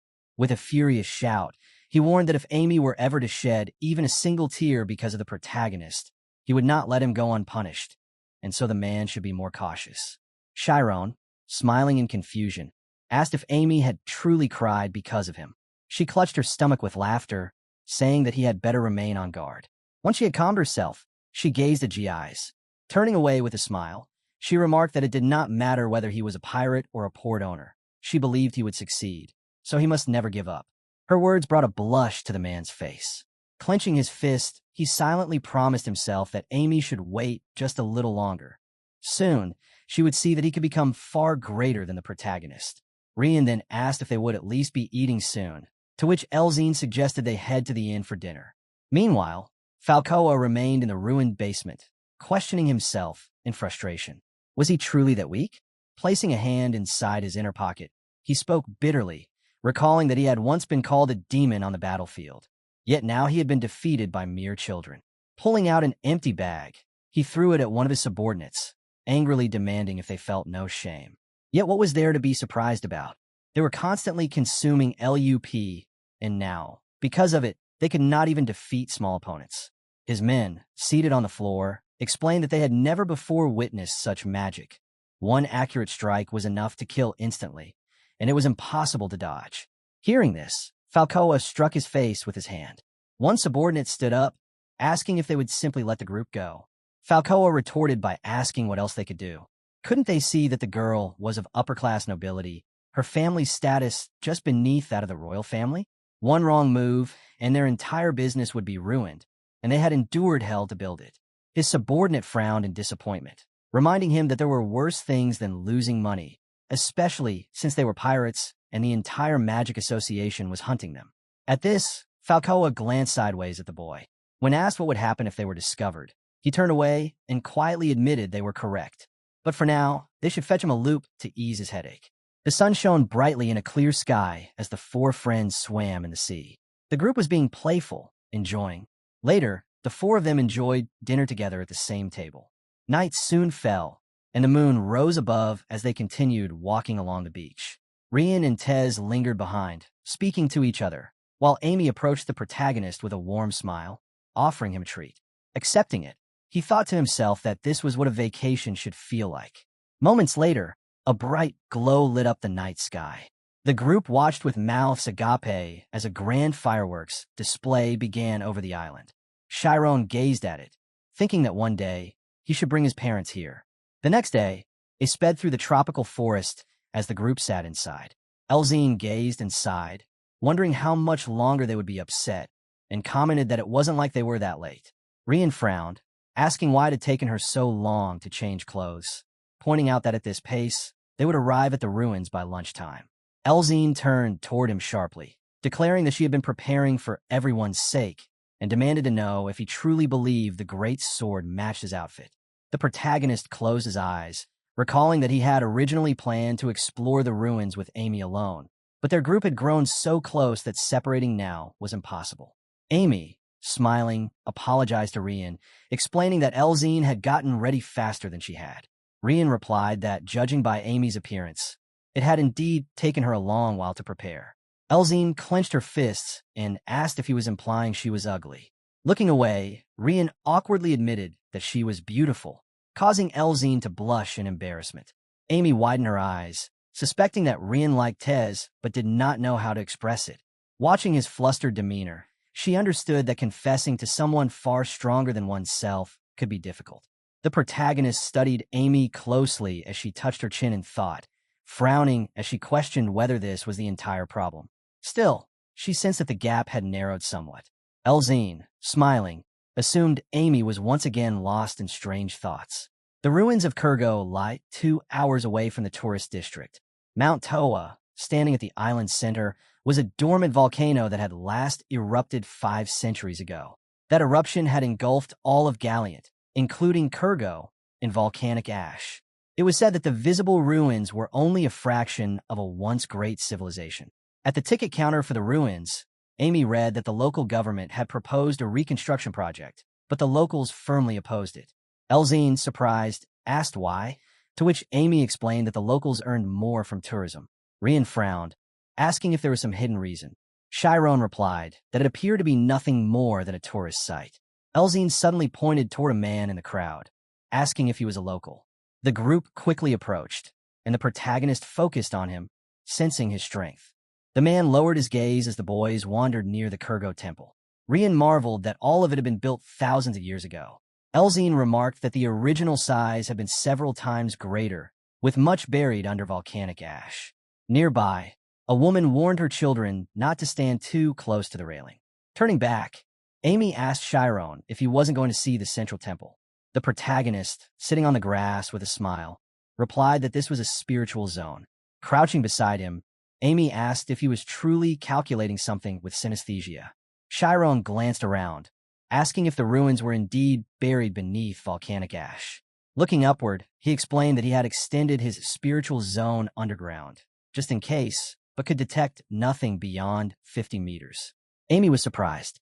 He clarified that it was not that there was nothing there. Rather, something fell off. Rian, thoughtfully, asked if they should start digging. Amy placed her hand on the grass, saying that she would try using her sniper mode to scan 500 meters. Shyron smiled, saying he was counting on her. Suddenly, Amy's eyes lit up. Raising her head abruptly, she startled the protagonist, who asked what was wrong. Staring ahead, she muttered in disbelief that it could not be. Frowning, she insisted it was impossible. Hearing this, the protagonist raised his eyebrows in surprise and asked what was going on. Elzine leaned closer, wondering if even 500 meters was not enough. Amy replied that it was not the case. She explained that she had found something. Her state of mind had descended 500 meters, continuing to drop at high speed, but then it suddenly dissipated. She said that the moment she felt something, the zone had instantly vanished. Shyron frowned tensely, questioning himself what it meant for a zone to dissipate, especially since Amy's soul was not so weak for such a thing to occur. He concluded aloud that there was something down there. Amy looked away, saying that if a spiritual zone specialist were present, they could probably reach the very bottom. Shyron added that someone like Professor Athela. She nodded in agreement and said that even her second brother, who led expeditions, always insisted on having a spiritual zone specialist with him. While she was speaking, Rian approached and remarked that if they were stuck simply because they needed outside help, perhaps they should abandon the investigation altogether. He reminded them that this place had been recommended by the director himself, and if they could not manage it, maybe it was best to give up. The protagonist thought to himself that in the pursuit of efficiency, it was easy to forget the most basic principles. He recalled the director of the academy, who had once smiled and said that approval meant trust in his judgment, so he must never lower his guard. The director had also warned that some situations were so dangerous that retreat was completely justified, and this was something he should never forget. While he reflected, Amy admitted that Rian was right, though she felt ashamed to turn back after coming such a long way. Suddenly, Rian said there was a way forward. They could simply dig the 500 meters themselves. Sometime later, tourists milled around the pyramid while the group explored inside. Someone asked the protagonist why they had even come here, and he replied that he was beginning to feel ashamed of himself. Looking around, he admitted that he did not understand after all. The director had promised they would understand everything upon arrival, but so far, he saw nothing unusual. He further added that these ruins were 1,000 years old. He then asked how they were connected to that Moreau at all. Rian suggested that maybe if they dug, they might find her. Amy said they would have to make use of the spiritual zone somehow. The protagonist then suggested they speak to the natives. Amy explained that locals near the tourist spots would not know much. If they wanted to speak to real natives, they would need a translator. At that moment, Elzine approached and announced she had a good idea. She explained that while observing the ruins earlier, she had noticed something here. Smiling, she told them the answer was simple: people. Elzine directed their attention to a group among the crowd who cared nothing for the ruins or other attractions. One man in a business suit with a top hat walked at the front, indifferent, while stern mercenaries armed with weapons followed. Later, as the tourists continued to wander, two men entered the room where the group was having lunch. Seeing them, the friends realized they truly were mercenaries and noted they were gathering in taverns. Amy turned to Elzine, calling her insight incredible, saying it was no wonder her family was famous for such talent. Laughing, Elzine said she was still a complete novice in this business. Suddenly, the protagonist heard a mocking voice behind him, remarking that they lived in such a wonderful world where even snot-nosed kids could walk around with weapons. He raised his eyebrows in surprise. Rian frowned in displeasure, asking if they were truly being discussed at the next table, but Elzine told him to forget it. They were drunk. Rian lowered his head toward his plate, only to hear another mocking voice, saying he had a sword he could not even swing and carried it only to look cool in front of girls. Both Elzine and Rian frowned. One of the drunken men, noticing Rian's gaze, asked what he would do if he kept staring, then, with a crazed smile, suggested he might spill some blood. The man then mocked Shyron, saying the blonde boy was pretending not to hear. Rian's eyes lit up with anger. He didn't care if they insulted him, but he would never let anyone harm his friends. As he saw Shyron, suddenly, Rian's expression changed from confusion to resolve. The man leapt from his chair, declaring he wanted to let off steam. As they left, they turned to taunt the group about being ashamed in front of their girlfriends. An old man leaned toward the table, asking if they were all right, warning that those troublemakers also bullied children.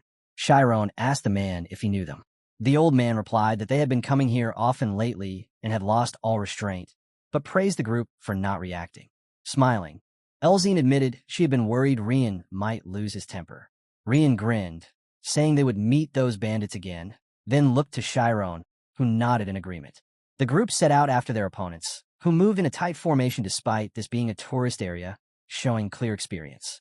Amy said they did good by not reacting, to which Elzine responded that archers often had a highly developed sensory circuit, meaning they would be found out quickly anyway. Observing the man in front, the group guessed he was the leader because his sword was a well-known brand, though, Elzine noted, not a limited edition. Amy pointed out another figure, a cloaked woman with no visible weapons, whose build suggested she did not train daily. Shyron concluded that she was a mage. Stepping forward, he added that if even a mage was part of the infiltration team, there must be something valuable hidden in these ruins. They soon reached a massive door guarded by sentries. One of the mercenaries noticed his partner pulling a lever, and the heavy doors swung open, revealing a torchlit road leading downward. The mercenaries smiled maliciously. A scream rang out behind them, and Shyron shouted that they would follow as well. The mercenaries turned, recognizing them as the kids from the tavern. As they advanced, Amy ran closer, asking if they could go in together. The leader pointed his sword at Shyron, asking if he wanted to die, then paused in surprise at Shyron's confident smile. Watching him, the leader wondered why the boy had reacted so boldly. A woman approached the leader, telling him to stop, stating that the guards had warned that if a fight broke out here, they would not be allowed inside. The man clenched his teeth, but kept his eyes locked on the unflinching protagonist. After a short pause, the man returned his sword to its sheath and told them to consider themselves fortunate. Walking toward the dungeon, he remarked at last that this was the second time they had narrowly escaped death. As they departed, 2 guards warned them to enter only if they wished to test themselves. Folding his arms over his chest, one of the guards added that the eyes of an angel would be watching them closely. Hearing the unfamiliar language, Elzine silently wondered what had just been said, while Rian guessed that perhaps it was a wish for them to enjoy themselves. Entering the dungeon, the protagonist cast a sidelong glance toward the exit. All 4 of them began to descend, the walls lit by magic lanterns. As they continued downward, Elzine noted how deep it seemed. Amy looked at her companion and speculated that this might be the passage leading to the basement of the ruins, to which he calmly acknowledged that it was quite possible. He recalled how even the spiritual zone had failed to give them an answer, dissipating after a distance of 500 meters. Leaving that memory behind, the protagonist kept descending, now more alert, as danger could be waiting below. Meanwhile, the leader of a group of mercenaries ground his teeth in frustration, lamenting the expense they had incurred while gathering information about the place. His companion, the archer, turned toward the group and wondered aloud if it was too soon for such young ones to explore such structures. Shyron countered by asking why they had come here themselves. This caused the archer to gape in shock and question whether they even knew where they were. Shyron replied with a smile that they did not, but since they were already here, it was too late to turn back, and he asked what lay below. The mercenary leader, gritting his teeth in anger, wondered if this seemed like a joke to them. He thought of how much they had sacrificed to discover the secret entrance, including paying a man for a code, costing them 50 gold pieces in total. Both mercenaries, gritting their teeth, demanded to know if the group truly intended to reap the fruits of their labor. Suddenly, the archer held up 5 fingers and stated that each question would cost 5 gold pieces, explaining that under other circumstances the price would be 100 gold. Before he could finish, the protagonist stated that they would simply figure things out as they went, which infuriated the archer. His leader, however, smiled ominously and said they would have to pay to proceed further, questioning whether the group truly would not negotiate. Hearing this, Shyron turned to his companion. A moment later, they all sat down on the steps, deciding they would simply wait. The mercenary leader's face flushed red with rage as he thought bitterly of the incident in the pub, suspecting the group wanted revenge. Suddenly, the protagonist stood up and announced that if each question cost only 1 gold coin, he would gladly pay. He offered a coin, and without hesitation, the mercenary captain snatched it, deciding it was better than nothing, and declared that now the matter was different, though payment still came first. Rian leaned toward Amy, asking why Shyron had changed his mind after initially saying they would find the answers themselves. Amy replied that the mercenaries might be hiding something and that there could also be traps awaiting them. Forewarned was forearmed, and the more information they could extract, the better. The protagonist asked the mercenary captain why they had come, and the man answered that they wished to meet the locals. Displeased by the vague response, Shyron refused to pay for evasions, warning that continued dodging would result in no payment. A girl in a cloak emerged from behind the captain, admitting that they truly did not know anything more and only wished to meet the locals. Shyron, surprised, thought they were still playing along. After a pause, he offered another gold coin and asked why they were doing it. The archer narrowed his eyes and admitted they wanted to buy some loot. Looking away, he explained that while the black market was full of them, the price in their homeland was much lower here, allowing them to buy in bulk and resell elsewhere to supplement their budget. Shyron raised his eyebrows in surprise, wondering if this was loot smuggling. Imagining an ancient temple, he questioned whether the great secret of the ruins was nothing more than smuggling. Dismissing the idea, he concluded there must be something else, though most likely, these mercenaries did not know it either. He drifted into memories of arriving on the island, recalling how his companions had told him that the descendants now lived in the autonomous region of Kurgo at the island center. Returning from his thoughts, Shyron smiled sarcastically and asked if they truly meant that this was the secret passage to the autonomous region of Kurgo. The man before him instinctively covered his mouth, alarmed at how he knew such details. Shyron apologizes for asking without paying, so he offers a gold coin. But the man refuses. Shyron confirmed that he had indeed given away the secret for nothing. The man frowned and demanded to know how Shyron had learned this, since the information was kept under strict lock. Shyron turned to Amy and asked whether she had mentioned that the locals used a loop in their rituals. Without turning, he added that although this place was the birthplace of the roots, he was certain that only high-ranking citizens could freely deal in large quantities, which made the mercenaries frown. Rian pointed out that this was a matter for the local government. Elzine added that they must already be in the autonomous region of Kurgo. Narrowing his eyes, the man acknowledged their intelligence and asked if there were any more questions. The protagonist smiled, saying they were finished and that they should continue down to find out the rest. The mercenary leader suspected Shyron had already learned all he could from them. As they descended, they saw a bright light ahead. Before them stood a guarded door, which 2 guards began to open. The group walked inside confidently, and the protagonist's eyes widened in surprise at the sight of what lay beyond, the secret of the basement. They stopped to examine their surroundings, astonished. One of the men pointed ahead, claiming there was an entrance to Kurgo. Upon recognizing it, they shouted that they had not been deceived. A black circle lay before them, and Shyron frowned as if it seemed familiar. Lost in thought, he remembered a black portal in Moreau. His eyes widened as he realized this was the same as hers. The team leader noticed him standing motionless and asked why, but Shyron remained fixed in place. Suddenly, an old man appeared before them, frowning, and asked if Shyron had just spoken the name Moreau. The old man's eyes narrowed further when Shyron admitted their paths had crossed. The man declared it impossible, but Shyron grew agitated, insisting it was true. Striking his staff against the ground, the old man said it was not Shyron's place to judge and that the verdict would be passed by 8 angelic eyes. Behind him, 8 black portals appeared, and the old man explained that any who wished to enter Kurgo must first pass the trials of Moreau. Shyron frowned again, questioning whether he had truly heard that name once more. The mercenary leader accused the protagonist of trying to parasitize them, declaring that from now on, it was every team for themselves. The old man, ignoring the protest, stated that from this moment, the long-haired youth would translate for all, as crossing the threshold meant they were now one. The boy protested, claiming the students were not part of their group, but the old man interrupted, asking if he would choose victory or sacrifice. Resting both hands on his staff, the man instructed them to prove their worth before the angelic eyes. He pointed to the portals, explaining that if at least one passed the trial, all present would have the right to enter Kurgo. If they failed, each sacrifice would allow another to proceed. The boy clutched his head in alarm, convinced they were doomed. The protagonist frowned, staring ahead with determination. The interior was well lit. The archer, drenched in cold sweat, could not find the words to speak. His superior turned toward him and, with clear frustration, demanded to know whether they had truly ended up in the same situation as the young group before them.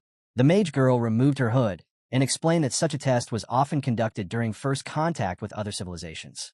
Since Kurgo was a warrior tribe, she reasoned they would most likely be tested on their combat skills. While the mercenary leader was scolding them, Amy frowned in clear displeasure, noting that he continued to address them disrespectfully. She then inquired how they had come to know the level of their skills. The mage girl stepped closer to her, mockingly remarking about their abilities, suggesting that playing with magic and swords in an academy was nothing more than childish fantasy, and that real combat was entirely different. Amy, wearing a slightly unhinged smile, assured her that they had no desire to cooperate with them either. As the 2 women glared at each other, one of the Kurgo tribesmen announced that there were 2 conditions for passing through the gate. Looking at the protagonist, he stated that they must either prove their ability or sacrifice one among them so the other could proceed. The protagonist frowned deeply, seeking clarity on how exactly one was meant to prove ability. The archer, frowning in irritation, told him not to interfere since he would no longer translate anything for him. The protagonist pointed out that they were all in the same predicament and insisted that he should ask. The archer reluctantly turned to the elder tribesman with his question. The Kurgo tribesman, eyes alight with intensity, explained that they would enter the altar of justice one at a time to prove their worth beneath the gaze of 8 angelic eyes. Behind him stood 8 altars. He continued, explaining that the language of the gods would deliver a verdict. A red light signified failure, a white light success. As he spoke, he gestured toward a black sphere in the distance. The protagonist asked how many attempts were allowed, whether there were limits, and what punishments would follow failure. The old man responded that there were no limits and no punishments, only the exhaustion of their strength, and if none succeeded, all would be forced to turn back. One of the mercenaries crossed his arms with a smirk, remarking that this was not a teamwork challenge. Shyron frowned at the mention of sacrifice, asking if it meant that one must die for another to pass. The Kurgo tribesmen confirmed this, declaring it to be Miro's will. Throughout the exchange, the archer translated the protagonist's questions, including whether there were restrictions on the sacrifice and if they could simply bring in a corpse from elsewhere. The old man answered that there were no restrictions, but reminded them of one important rule. When leaving this place, all must depart united. Hearing this, those present turned toward the massive closed doors. Shyron pondered the cruelty of such a rule, killing a comrade simply to obtain a LUP. One of the mercenaries remarked that it sounded easy, while the mage girl wondered aloud who this Miro was and whether she sold a loop. The archer tensed at the thought that this might be the place where the loop was sold. The protagonist considered that the rule of unity was far from simple. In his mind, he pictured one individual carried on the shoulders of many subordinates, reflecting that it is far easier for a single person to control the majority than for the majority to reach consensus. He concluded that this rule might be far more dangerous than it appeared. Suddenly, the mercenary captain stepped forward, declaring that the situation was easier than expected. With a manic grin, he suggested killing the 4 youths to proceed. The protagonist exhaled heavily, noting inwardly that this so-called leader's emotional nature only worsened matters, though at least his group seemed focused on the goal. The female mage suggested they should begin since they could not linger forever. The captain turned away in irritation, muttering that they annoyed him, while one of his companions approached Shyron to ask the order in which they would proceed. The protagonist proposed sending the swordsman first and the mages afterward. The mage girl agreed, smiling, and asked if he believed the test involved striking the black sphere. He replied affirmatively, reasoning that Kurgo was a tribe of warriors and that the sphere could likely absorb an almost infinite amount of energy. He also noted that the shape of the altar suggested some form of interaction. The mage girl turned to her captain, but he glared at her with open hostility. Addressing her temporary comrades, she asked if any wished to go first. The protagonist turned to his group, and Rian stepped forward without hesitation, declaring his intent to be first. His steps carried him toward the sphere without a trace of fear, though Elzine called after him to be careful. The mercenary leader, turning sharply, mocked them, implying they were already frightened. Rian stopped 10 steps from the sphere, telling himself that as a warrior on the front lines, he needed to gather information for his friend. The protagonist watched him closely, aware that they were relying on him. Rian struck the sphere with his fist, recalling that there were no limits on attempts. A glowing number 1 appeared on its surface, prompting him to wonder about its meaning. Shyron frowned, noting that the elder had said the language of the gods would respond, and that the number must be the answer, advising Rian to step back. Rian leapt away, and the sphere glowed red, indicating failure. Drawing the sword from his back, Rian realized that the number indicated his strike's strength and that a white glow signified passing. The mercenary knights stared in disbelief, doubting he could wield such a large weapon and speculating about its composition. Rian's companions encouraged him to give it his all. Eyes gleaming, Rian gripped his great-grandfather's sword, a weapon he had technically stolen rather than inherited, and lunged with full force. The blade struck the black sphere at high velocity, a shockwave echoing through the hall. Gritting his teeth, he felt the sphere drain away his strength entirely. To his astonishment, the sphere displayed 241 points before glowing red once more. He turned to his friends, wondering if the number meant his strike was 241 times stronger than a punch, and asked if he could strike again. Elzine reminded him that his legs were already trembling. The protagonist asked if he was all right. Rian sheathed his sword, stating that the sphere truly absorbed all energy, but that he would recover with rest. He also now understood that the sphere quantified the force of an attack. He remarked that with a diagram, he could surely pass. One of the mercenaries laughed mockingly, questioning whether Rian truly did not know how to use a scheme. Striding toward the sphere, the man claimed that the sword was a worthless fake and boasted of showing how a professional operated. Producing a chain mace, he proclaimed he would reach 2,000 points. Amy quietly explained to her friend that this mercenary was a schemed user who favored blunt weapons over blades. With a shout, the man attacked, spinning the chain mace before delivering a powerful strike. He laughed at first, but his expression shifted when the sphere displayed a mere 248 points, only slightly above Rian's. His fellow mercenaries were shocked, insisting the sphere must be broken.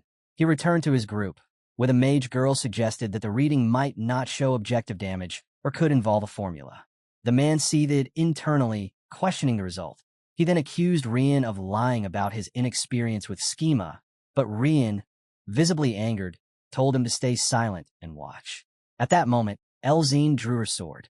Closing her eyes, she reflected on her long-standing curiosity about her sword skills. A wild smile formed on her lips, and she thought that this would be enjoyable. Elzine stood about 20 meters from the black sphere, her gaze fixed silently on the target. At once, strange symbols appeared in her eyes, and she exhaled lightly as the hair on her body stood on end. Slowly, she assumed a fighting stance, and then, without warning, she launched forward with explosive speed. Her friends watched with their mouths open in astonishment, and the mercenaries felt the same surge of disbelief. Elzine's strike landed precisely at the center of the sphere, her energy piercing through the magical surface. A faint ripple passed through the orb a moment later. The protagonist, a drop of cold sweat on his face, noted inwardly that her speed was extraordinary. He observed that, due to the sudden acceleration of concentrated energy, an optical illusion formed at the tip of her sword that resembled a flash of lightning. While he reflected on this, Elzine slid her blade back into its sheath. The glowing number 442 appeared on the sphere. The mercenary's face flushed with anger at the sight, unable to understand how it was possible since she had only struck with her sword. Elzine calmly stated that it made no difference. He had lost regardless, and remarked that raw strength and the skill of controlling it were entirely different matters.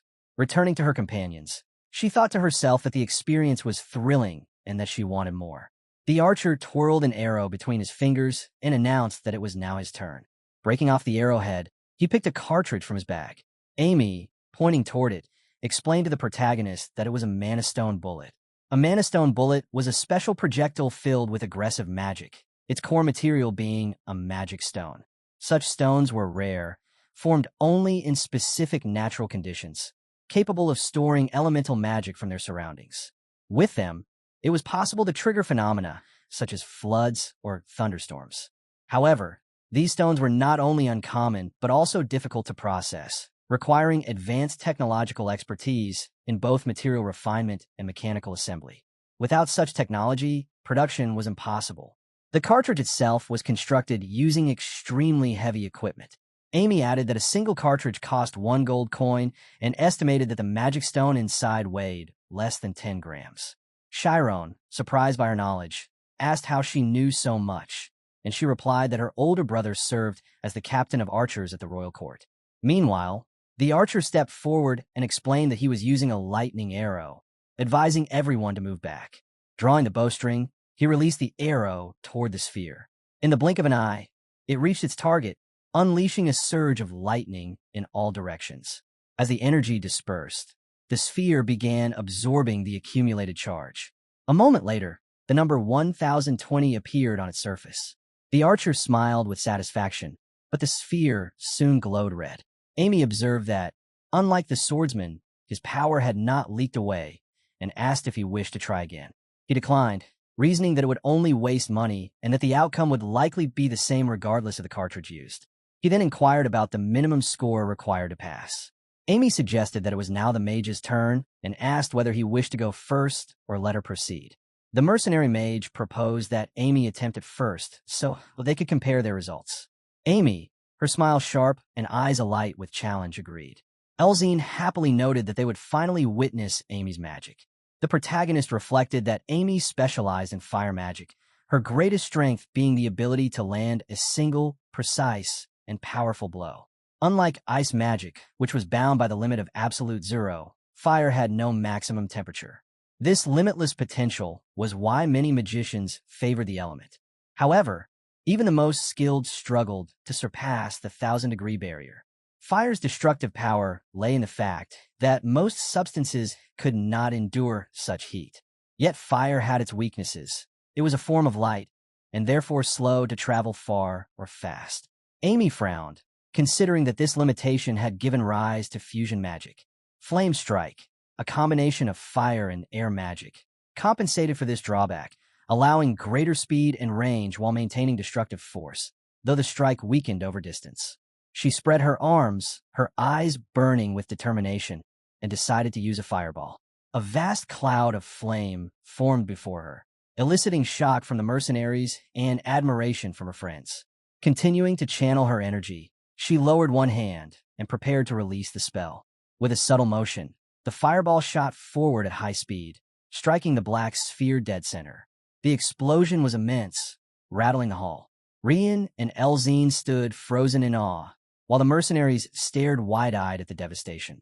Slowly, the flames were absorbed into the sphere, and the number 3,270 appeared only for the sphere to turn red moments later. Amy clenched her fists in frustration, wondering aloud if this, too, counted as failure and what exactly was being demanded of them. The mercenary mage laughed mockingly, stating that she expected no better from someone like Amy. Stepping forward with a grin, she declared that she would demonstrate her fire magic. Raising her arms, she conjured 3 fireballs above her head. Sweat poured down her face as the orbs began merging with a sharp crack, forming one massive sphere of flame. Elzine acknowledges its size. Amy recognized the technique from her studies. It was the textbook method for amplifying fire magic, and she noted that her rival was following the instructions perfectly in an attempt to secure victory. With an intense scream, the mercenary mage hurled the fireball at the black sphere. The resulting explosion shook the room, and both sides watched intently for the score. At first, the mercenaries looked confident, but their expressions quickly faltered when the result appeared. Only 1,330 points. The mercenary mage froze in disbelief, while Amy's eyes lit up with satisfaction, a mocking smile spreading across her lips. While the mercenaries' team were imagining the day when they recruited her to their team, thinking of her as the most powerful mage of all time, as she was strong from an early age and gained a lot of fame by getting even stronger. They also thought that it was tough to recruit her, as she takes pride in not being second to any mage in terms of experience and skill. Now, the mage girl was in disbelief. She was trying to say that she could get a 2,000 score easily, but now it was too late for her. The score difference between her and Amy was too much, and everyone told her that the red-haired girl had more score now. Now, everyone was even more scared of the place, as now Amy had most of the score, and yet she didn't pass the test, and everyone lagged behind her, so there was no chance of anyone among them to pass either. Amy then called Shyron, telling him that she thinks that they're getting close to passing the test. She told him that he does not need to hold back now and use everything in his attack, while the mercenaries wanted him to leave, as now there was no way of passing it. They even told Shyron not to waste his energy on something so meaningless. But Shyron had something left up his sleeve. He told everyone there that he would try his best to pass. The captain of the mercenaries shouted at them to stop, as it wouldn't be enough for them to pass, and it would be meaningless to try their best. It was over for everyone. Shyron and his friends looked at him in anger because he was stopping them, as they hadn't even tried their best until now, and the mercenaries wanted to give up. Shyron was thinking in his mind about the unique room Moreau had made and the rules, but Amy reminded him to go for his turn. Shyron then fixed his eye on the target. He raised his hand and started to gather light energy into it. The mage girl and the archer were seeing him doing and were thinking that as it was a photon emission or just light, and what kind of damage would he cause with it. While they looked at it, the ball of energy started to oscillate in his hand. Rian and Elzane were also gathering the magic. Elzane was recalling the time when they went to save Amy and Shyron blinded the enemies with the light and slammed them into the ground with something, and it was so quick that nobody judged at that time what happened, and even bothered to ask him at that moment. Now Shyron was all set to fire. Rian was sure that the attack Shyron was going to use was his specialty skill. And then within a single split second, Shyron shot at the black sphere. There was a blasting effect around the sphere. Everyone was shocked seeing the speed of his attack, and they were even more shocked as they saw his score, which was 4,783. The mage girl was shocked. She did not understand how a photon emission could be this strong. While Archer was thinking about the speed of the attack, he too imagined himself in front of such an attack and thought that he would be able to dodge it in time. And not only that, it was 20 times stronger than a swordsman's power. He just could not believe his eyes. He had just seen his defeat and stated that they were weak in front of the other team. The protagonist was very much disappointed that he also did not pass the test and thought that 5,000 would be the passing score. He was sure that this was his limit and could not get anything higher than that, but still, he wanted to try again. While looking at his face, Amy laughed at him and reminded him that this was the same situation she was in when she got her score. As Shyron walked down the altar, he questioned Amy what if he had used a laser. Then what could be the result? Amy replied that it would be a good option, as the laser damage accumulates. But now it was too late. She told Shyron to let's look around the room once and figure out what they should do to pass the test. While everyone looked around for some answers, Amy looked at the captain of the mercenaries and asked him that doesn't he want to get out of this place. He was in anger and called this test boring and stated that he will be leaving this place and turned back to the door. But Archer was standing there and replied to his leader that there was a rule that mentioned that if you want to leave the place, everyone has to pass through the test. The captain trembled as he was the only one left to take the test. Amy told Shyron that they should also just leave for now after the mercenaries are done. Amy explained to Shyron that now is not a good time to pass. As we have understood the rules of this room, we should try another day. She said that the rules were simply to test the trust of your team members. Amy also called the rule a strange one to pass a test, while the captain got himself ready to strike the black sphere ball. As everyone knew in their minds, mages were stronger than the swordsmen in pure firepower, but the swordsmen were different and powerful in other matters too. Swordsmen can do many things mages can't, and they're cut out for different roles. Nonetheless, there were also problems with how the test was conducted. If there had been more space, Amy's sniper mode would have been stronger. Everything in the room was unfair. If they quantify the amount of damage dealt, there is an illusion of it being fair. This all resulted in the team member getting anxious as they got a lower score than the other team member. And the one who got a higher score looked down on the one who got a lower. The last rule to pass was to sacrifice one person to let another person pass. And with that thought, the captain struck the black sphere, and he just got 32 score.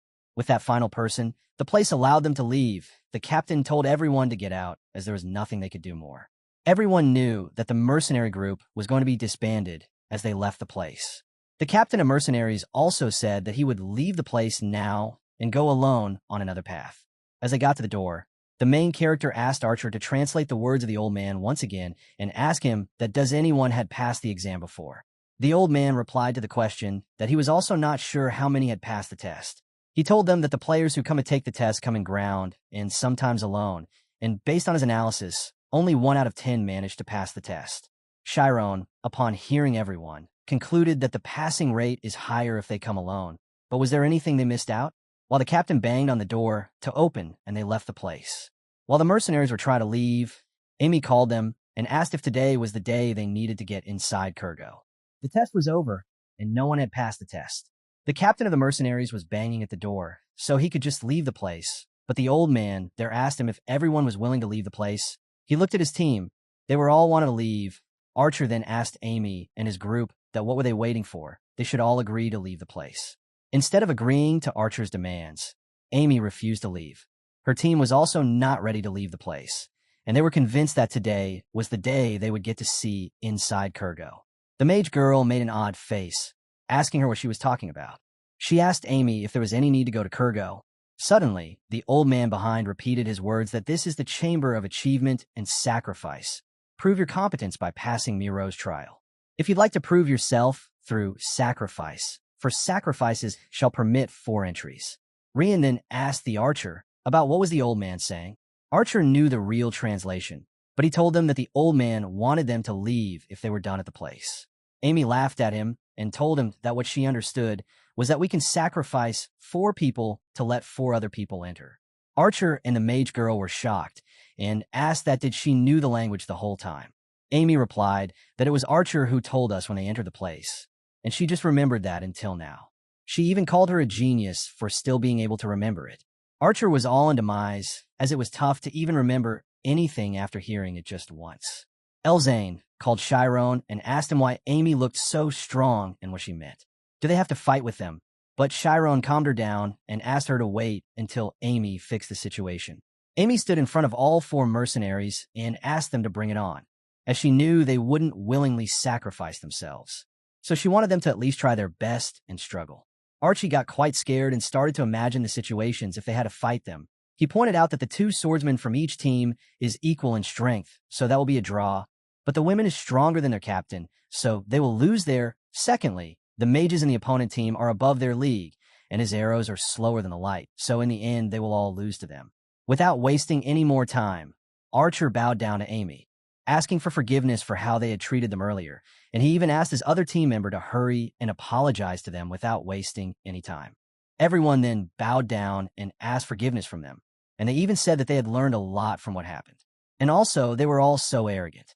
Amy didn't stop there. She asked them if that was it, everything they were apologizing for, so their captain added for forgiveness as they had talked behind their back in the bar and promised to never do that again. Rian and Elzane were thankful to Amy as they were especially made fun of in the bar. Elzane was so happy, but Amy made a laughing face. What is he saying when my friend was insulted in the bar? She did not even know that something that bad was done to Elzane and Rian. The mercenaries' captain got more scared that if this was not the thing she was asking, then what did she want from them? Amy then asked them that if they accept a certain suggestion, she will be willing to agree to leave this room. The captain quickly asked her what she wanted, and she replied with the code needed to enter this place. The captain was shocked that these guys were planning on challenging this place again, but he had no choice and gave the codes to her. Elzane was eased that she did all that just to get the codes, but not to fight them. Amy told her that mages are naturally very efficient people. Shyron added to her that some call mages a bit eccentric, but they are just able to utilize their surrounding very efficiently, while mercenaries were cursing them, as they had to spend a lot to get the codes in the first place. Now, they were all free from the room and were able to see the sky. Amy and Shyron were quite satisfied with their result, as they gained much more than they had expected, and decided to make a plan and then go to the place again. While Rian asked them that they should now go and eat some pasta, as they had done a lot of work today, Elzane stopped him and asked him if they should eat something else than pasta, as there are so many delicious dishes out there. While they were deciding what to eat, the 3 of the mercenaries came to them and told them that their captain had left the band, and if they wanted, they could join the mercenaries. Shyron started to think about their offer. He imagined that it would be nice to join the mercenary.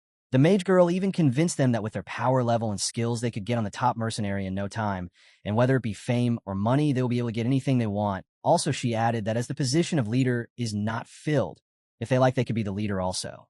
She ended her proposal by promising that she will do whatever they say and treat the team members with respect. But without any hesitation, Shyron declined her offer. And in no time, those 4 went off to enjoy their food, while the mercenary thought of them as unlucky at the moment. While Shyron and his friends were in the lodging, a western tourist area, they were walking back to their place to take some rest. While Amy and Elzane talked about Shyron being a lot powerful than before, Amy told her that she saw him failing thousands of times in different magic.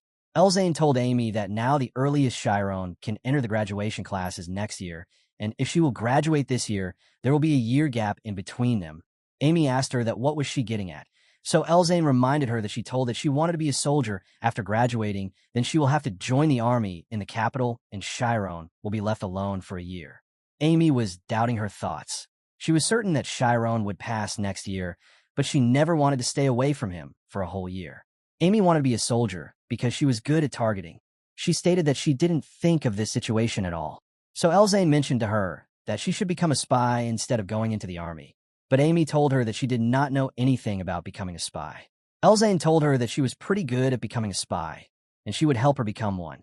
Amy just had to follow her lead.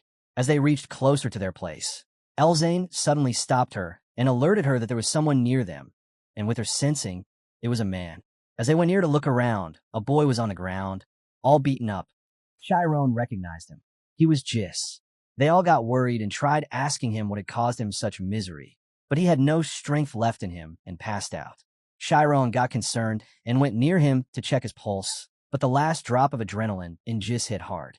Jis grabbed the hand of Shyron and told him that he needed to thank him because he had protected his girlfriend, Amy. Shyron was confused about what he was saying, but he then fell unconscious. Everyone there took him inside and made sure he got some rest. They were all worried as Jis told them Palcoa was after them. Rian was thinking that Jis was telling a lie or the truth. He was confused about why Palcoa wanted to harm them after losing to them once. A few hours back, in Palcoa's secret castle, Palcoa had brought Jis so he could do him a favor. Palcoa was the captain of the Parrot Bandits and was quite angry with Amy and his friends as they had made a scene at his business, and he wanted to ruin them because he felt that they would spread rumors of his bad work in the mainland after returning there. He wanted them to suffer and get his reputation to the mark. Palcoa was already on the run away from the other places and had settled here and was doing his business. And if he had been caught again, he would have to let go of his business to waste. And now he had many people who were relying on him. Jis was standing in front of him while laughing with his teeth out. Palcoa gave him a flask which had a red liquid, a concentrated loop. Palcoa ordered Jis to go and put this in the red-haired girl's drink and make her drink it. Jis was scared and asked Palcoa what would happen to her if she drank it. Without any hesitation, Palcoa questioned him about whether it was necessary to ask such a question. It was obvious that the person who would drink it would die immediately. Palcoa advised him that he just needs to make her drink it, and they'll handle the rest. Jis, in his mind, repeated the word insane and called Palcoa utterly mad, and then he dropped the flask on the ground. Palcoa was angered and asked him if he was going to defy him. Jis told Palcoa that he quit working for him and will never do such work. But his voice was too low for Palcoa wanted him to hear, so he shouted at him that he quits his trashy job. In a split second, Palcoa beat up Jis, and he was all in blood on the ground. And he ordered his men to go and bring Jis's little sister to him. Jis told his whole story to Amy while he was still lying in bed. Amy was thankful to him that he had protected her, but she was in pain as her efforts to protect Jis and his sister had gone to waste. Rian told them that it is an attempted murder and a hostage-taking. So, shouldn't they bring this up to the authorities? But Elzane said that the bandits were from special forces, so they would first have taken a harbor under their control, and she was sure that they had isolated the island to do all this. Rian asked her if that was the case, so they were also trapped on the island. Amy told everyone that if they did inform the authorities, they still wouldn't be able to save Jis's little sister, as the authorities won't send the army just to save an orphan's life. Shyron, filled with rage, asked Amy how strong she thought the Palcoa's men were. Elzane questioned him about whether he was thinking of fighting with them, and Amy replied to him that most of the men are idiots with nothing but brute strength, but still there are around 10 skilled Schema users, and those guys are the Parrot Bandits. Shyron heard the word Parrot Bandits, and something in his mind clicked. Elzane asked him that did he knew who they were. Shyron replied her he did, because a few years back, when his school was attacked, the Schema user hired by the archmage arcane was from the Parrot Bandits. It was Lucas, a class criminal, Amy told him, and added that he was in jail now, and Palcoa's men are stronger than him. Elzane, in her mind, was thinking something about Parrot Palcoa, and even Shyron asked her that did she had any clue about the person, but she was too confused to make any suggestion. Shyron mentioned that he thinks about it, as he was also in special forces. Suddenly, Jis's hand came near Shyron, and he shouted at him to run away. Shyron grabbed him and tried to calm him, while Elzane told him that he needed to rest. His ribcage was broken. While everyone was trying to calm him down, Rian asked him about his sister and where she could be. Jis asked him if he was trying to save his sister for real. Amy told them that they knew how strong they were, and most of them were loop addicts, and they were targeting Amy. She wasn't finished telling the plan, but in between, Jis shouted that they were not planning to target Amy, but they were after Shyron. Jis cleared that it was not Palcoa who ordered him, but they were someone else, and even stronger than Palcoa's men. When Palcoa was beating Jis after he had refused to do him a favor, some other people came into his place and pointed a gun at Palcoa's head. Palcoa called the girl Captain and got scared, while the girl was glad to find Palcoa finally. The girl there told Palcoa that she was after someone else, but she had heard loud bangs from the place and came inside to look, and she was also surprised to find Palcoa inside. The girl said that they were family, but still Palcoa was hiding from her. She even asked him about his health and referred to him as her son. While Palcoa called his name loudly, Marcia, Jis told that Marcia was before Shyron, and he had to run away as soon as possible. Shyron heard the name Marcia, and in his mind, he had thoughts about her, but in a split second, there was an explosion. Everyone was taken by surprise, but no one was hurt. Shyron was still trying to understand the situation. He was trying to understand Clay Marsh's name joining with the Parrot Bandits. Meanwhile, in the capital, Bashuka, in the Magic Association headquarters, Sakiri from the 3rd Investigation Department was interrogating Lucas, the B-class criminal who tried to escape the prison. Lucas told him after getting beaten up that the boss of the Parrot Bandits is Palcoa. He even reminded him that it was impossible to catch Palcoa since he had complete control over loot distribution, but he added that if he helped them, they had a chance to catch him. Sakiri was not so shocked after hearing that Palcoa was the boss of the Parrot Bandits. Lucas asked him for a favor to lower his sentence, and he would tell everything about him in detail, but Sakiri was not buying anything from him, and in anger, he even stabbed him in the back and again asked Lucas that he wasn't talking about the fake Parrot Bandit boss, but the real one. Sakiri asked him if he wanted to know everything about the real boss, the Parrot Mercenaries. 7 years ago, the legendary mercenaries, who brought the country to ruin after destroying the Iron Kingdom, were the real Parrot Bandits, and among them was the real boss. And also Sakiri told him that they had planned to ambush them, but their attempt failed, and the remaining members are still roaming around the continent. And now the real boss is trying to revive the group again, and the woman known as the Fallen Saint, the A-class criminal and A-class political offender known as Clay Marcia, with a bounty of 100 million gold, is the real boss of Parrot Bandits. Sakiri was quite anxious and wanted to know about her. He even said that it is impossible to track her down, and every witness says different things about her, and they don't even know if she's a mage and wanted to know the woman's ability. She's the one who is everywhere, yet exists nowhere. When Marcia finally saw Palcoa beating up Jis, she had attacked Palcoa for running away from the battle that time. Marcia also saw Jis on the ground, all beaten up by Palcoa. She asked Palcoa to wake up from the loop. Palcoa was in anger and had blood around his face after getting roughed up by Marcia, and asked her why she had returned now, after throwing him and his men into the Iron Kingdom, and now that she has found me.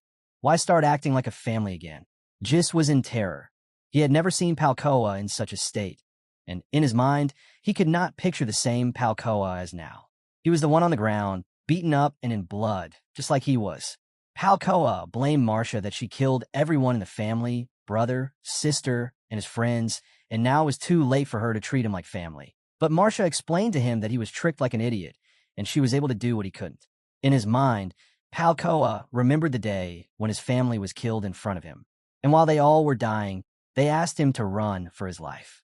Palcoa told Marcia that he was just helping his family get some food and a good life, and he wanted them not to put their lives on the line like he had to for everything, but he just couldn't do it for them in the end. Marcia asked him if this was the only reason that made him run away from the battle like a coward, and she taunted him that she wasn't able to provide the best environment for him. She said that they were mercenaries, and because he and his men ran away from the battle, she lost more family members than they had to. And so she blamed all the deaths on Palcoa. She told him that even in battle or real life, he always chooses to run away. And because of that, it was not her, but him who was at fault. And because of him, he lost all his family in the beginning. Maria then asked Palcoa about the kid, Jis. Palcoa told him that he had called him because he wanted to find someone, and it didn't concern her at all. But Marcia told him that he was wrong.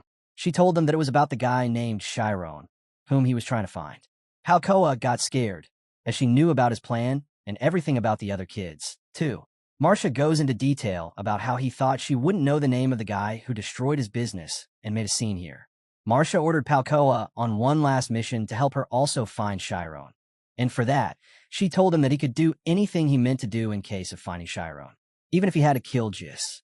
As they both planned to capture Shyron, Jis jumped out of the window into the sea, while the men of Garcia looked at him diving into the waters.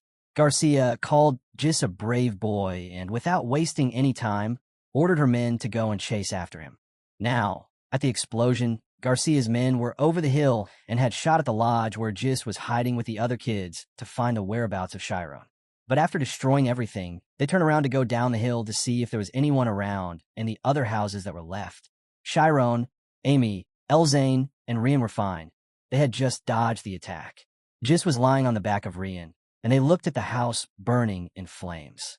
Shyron was still too confused. He did not know why Clay Marcia was before him and what she wanted from him. After the explosion, Shyron was in deep thought about why Clay Marcia was before him and what her motive was against him. He stood in front of the burning house while others started to look around for a place where they could rest for the night. They found a tavern where they made sure Jis took some good rest because his wounds were critically bad. While Jis was sleeping, he shouted the name of his little sister Yuna. He even dreamed about him, to going back to the place where she was kept, but there was no one left there. He was walking around barefoot in blood, all around finding his little sister in his dream, and all he tried to tell everyone was that they're the real thing. After the sun rose, other people who were staying saw the house all burned down. They even questioned others about the previous night, but no one had a single clue what had happened. Clay Marcia was the one Elzane told everyone that she 7 years ago attacked the Iron Kingdom alone. She was the legendary leader of the mercenary group that almost overthrew the country into pieces. Rian added some more into the story that, with all that, the invasion of the Iron Kingdom failed, and so they don't need to be afraid of her, as the royal army arrived in the kingdom before the golden hour was over. Elzane added that everything that happened that night had perfect timing. Hearing Elzane, Amy was wondering about the timing too. Shyron explained that it seemed like parrot mercenaries were made use of in the Civil War, too. Elzane told them that right after the mercenaries attacked the Iron Kingdom's lower assembly, a certain upper assembly member showed up with the royal army as if they were waiting for it to happen. Amy explained the whole situation to them in detail, that her dad had told her that the mercenaries were hired by the upper assembly members, and everyone was shocked to hear it. They didn't doubt that at all. Amy told them that they were just disposable pieces for them. Rian was angry about how the upper assembly members had staged this thing all these years. Elzane put her thoughts together. She said that it was all done to solidify their position in politics. Rian questioned that politics is hard to understand, but Elzane still said that she also doesn't know what is the real truth. While they chatted together on the topic, they all prepared themselves for the attack they were going to do on the parrot bandits, so they could save Jiss's little sister. Shyron, while holding the horse, asked them if they were all ready to go, and with that, they all sat on their horses and charged to the parrot bandits' castle. As they all rode all through the seashore in a straight path, while Shyron was destined to go there on his own, as he could not wait for the bandits to attack him. While Clay Marcia got the vision of them from a far distance, that the kids were making a bold move on her, coming at her head-on. While she looked down from the window, and behind her was Palcoa and her men, while Palcoa in his mind challenged her men against those kids. Still, Marcia had Yuna in her hostage. While Shyron, Amy, Elzane, and Rian marched through the forest, Shyron asked Rian that has he had ever cut something down. Rian replied to him, "What is he talking about?" Shyron said that he meant that he had ever cut a person in real, but Rian said that he had once joined his father in clearing the bandits. Shyron asked him if he had no experience in killing a person. Then Rian said that no, he had not killed anyone. Rian said that he only thinks about his sword and how to master it. As they moved a little more into the forest, Elzane alerted them that someone was waiting for them and would attack at any moment. Suddenly, the bandits came from the trees and attacked them. The bandits were quite confident by seeing only 4 kids in front of them, but they had no idea how strong they could be. Amy, without wasting any time, targeted one of the bandits and blasted him away while the others shouted at each other to look after them from the targeting mage. But as everyone was talking, covered behind the trees, Shyron blasted them with his photon emission ability. The bandits who were left got scared and shouted for their leader and tried to flee, but it was too late. Elzane from nowhere came in front of one of the bandits and sliced him apart. Now, it was Rian left and the bandit after him. They both were in the middle of the trees, and Elzane was worried that Rian would be killed without Schema, as the opponent he was facing was quick. Rian was standing still, holding his sword in front of the bandits. His sword was too long and was touching the trees, and the bandit was sure that he would not be able to cut him down because of the trees. The bandit taunted him for bringing a great sword into the forest, but Rian swung his sword, and in the blink of an eye, he chopped everything in his way, even the trees, and then the bandits. Elzane didn't get to see what was happening as the tree was being chopped, so she rushed towards Rian to protect him, but Rian called the bandit and told him that he shouldn't have underestimated him at all, and Rian's sword chopped him with a yellow flash. Elzane was standing in front of Rian, and she was stunned looking at him. Rian said that he had killed his version in his dreams, which had never killed a person in real life. Elzane thought of the time when Rian told her to become a mage, and he would become a great swordsman just to protect her. He told her that he has never picked up a sword half-heartedly and will never. As they defeated the bandits in the forest, the other squad saw this all and were stunned. They alerted everyone not to be fooled by the ages of the kids, as they had serious skills. As Shyron and his friends advanced to the castle, the bandits watching them laughed as they prepared a big surprise for them waiting in the castle. The protagonist and his friend were going to the parrot bandits' castle. They had already defeated the bandits hiding in the first layer, but now they had to face the second group. They were all engaged in the fight. Elzane was defending herself. Suddenly, she saw arrows getting in the way of Rian, and she shouted at him to dodge them. Rian quickly dropped down, and one of the arrows just pierced the tree behind him. It was breathtaking scenario. Rian stood up, holding his sword with both hands. He had just narrowly missed his death. Shyron was also all powered up and blasted at the bandits. He came flying at them and made them blow away. An archer from a far distance was waiting for Shyron to get into his aim, and then he would take the shot, but what he didn't know was that Amy had already made him her target, and a huge fireball came in front of the bandit, making him useless. As soon as other bandits saw the mage in their team, he shouted that there was a sniper among them, so they should all retreat. But Amy was all set to fire at everyone. The bandits started to flee from the area as they cursed them all. Amy, Shyron, Elzane, and Rian didn't stop there. They started to follow them so they could take them down. Amy shouted at them that she won't let anyone run away so easily. She used her fireball once more at them while they ran in a group, but when the fireball was going to strike at them, the bandit laughed at her, and then he disappeared. Rian was confused about what had just happened. Amy told him that it was teleportation magic. Elzane was sure that there was no mage in their team, but somehow they did pull something like that. Amy told them to wait and relax, and she would check again as she had recorded it all. While Amy looked at the recording, her eyes were shining in red color, and she saw in the recording that one of the enemy had a magic artifact in his hand, which helped him teleport from the scene.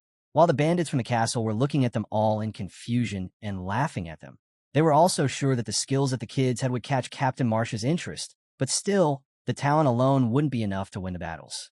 Suddenly, the bandits that have teleported came back and attacked them from the sky. But again, Shyron and his friends blocked their attacks and blasted them all. And when they were going to get them, they teleported again with a green flash.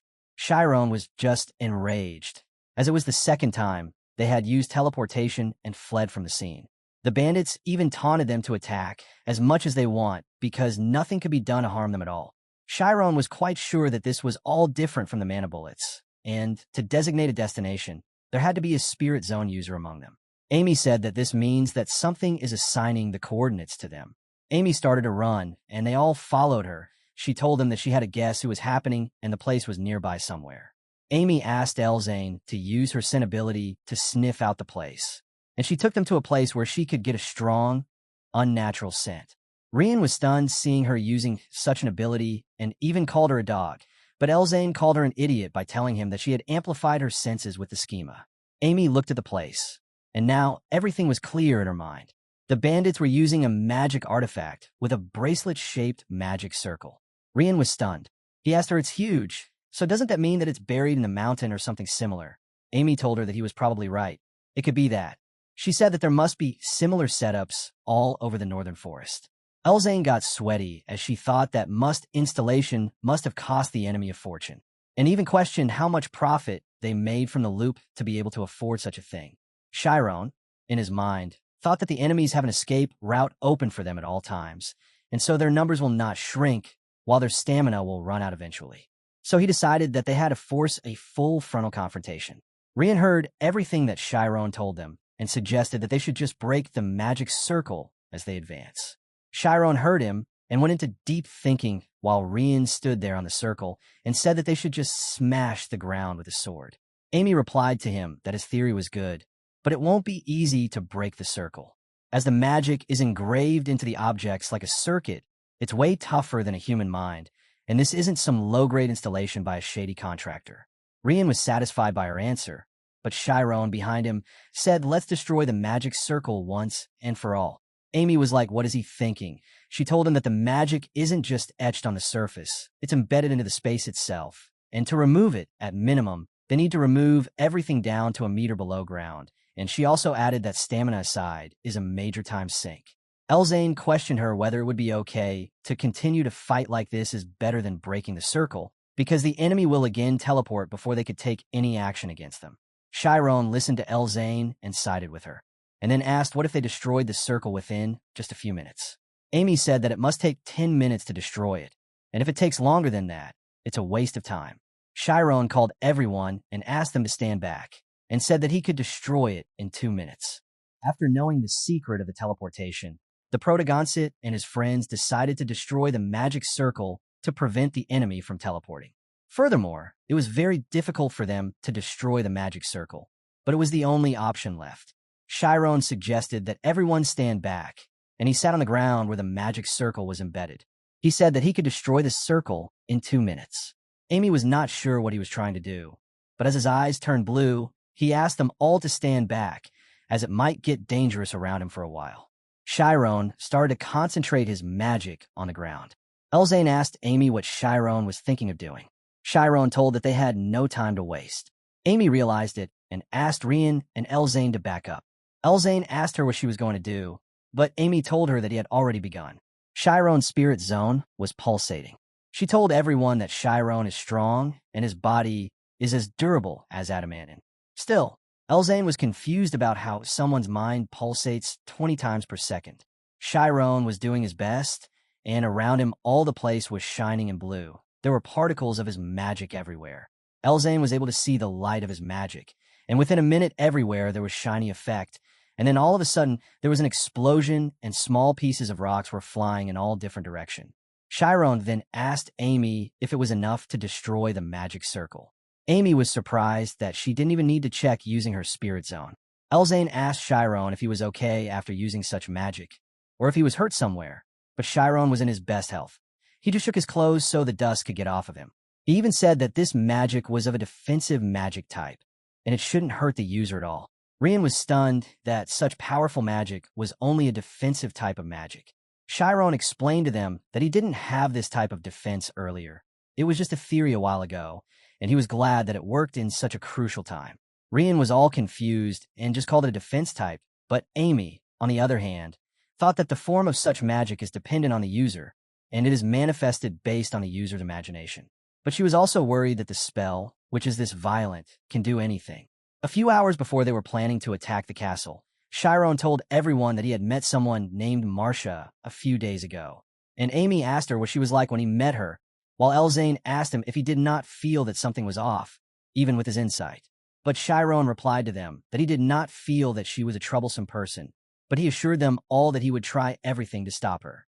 Amy was too much into herself. She asked herself what was making her so anxious, but she tried to ease her and told herself that she needed to trust Shyron right now and stick to his plan.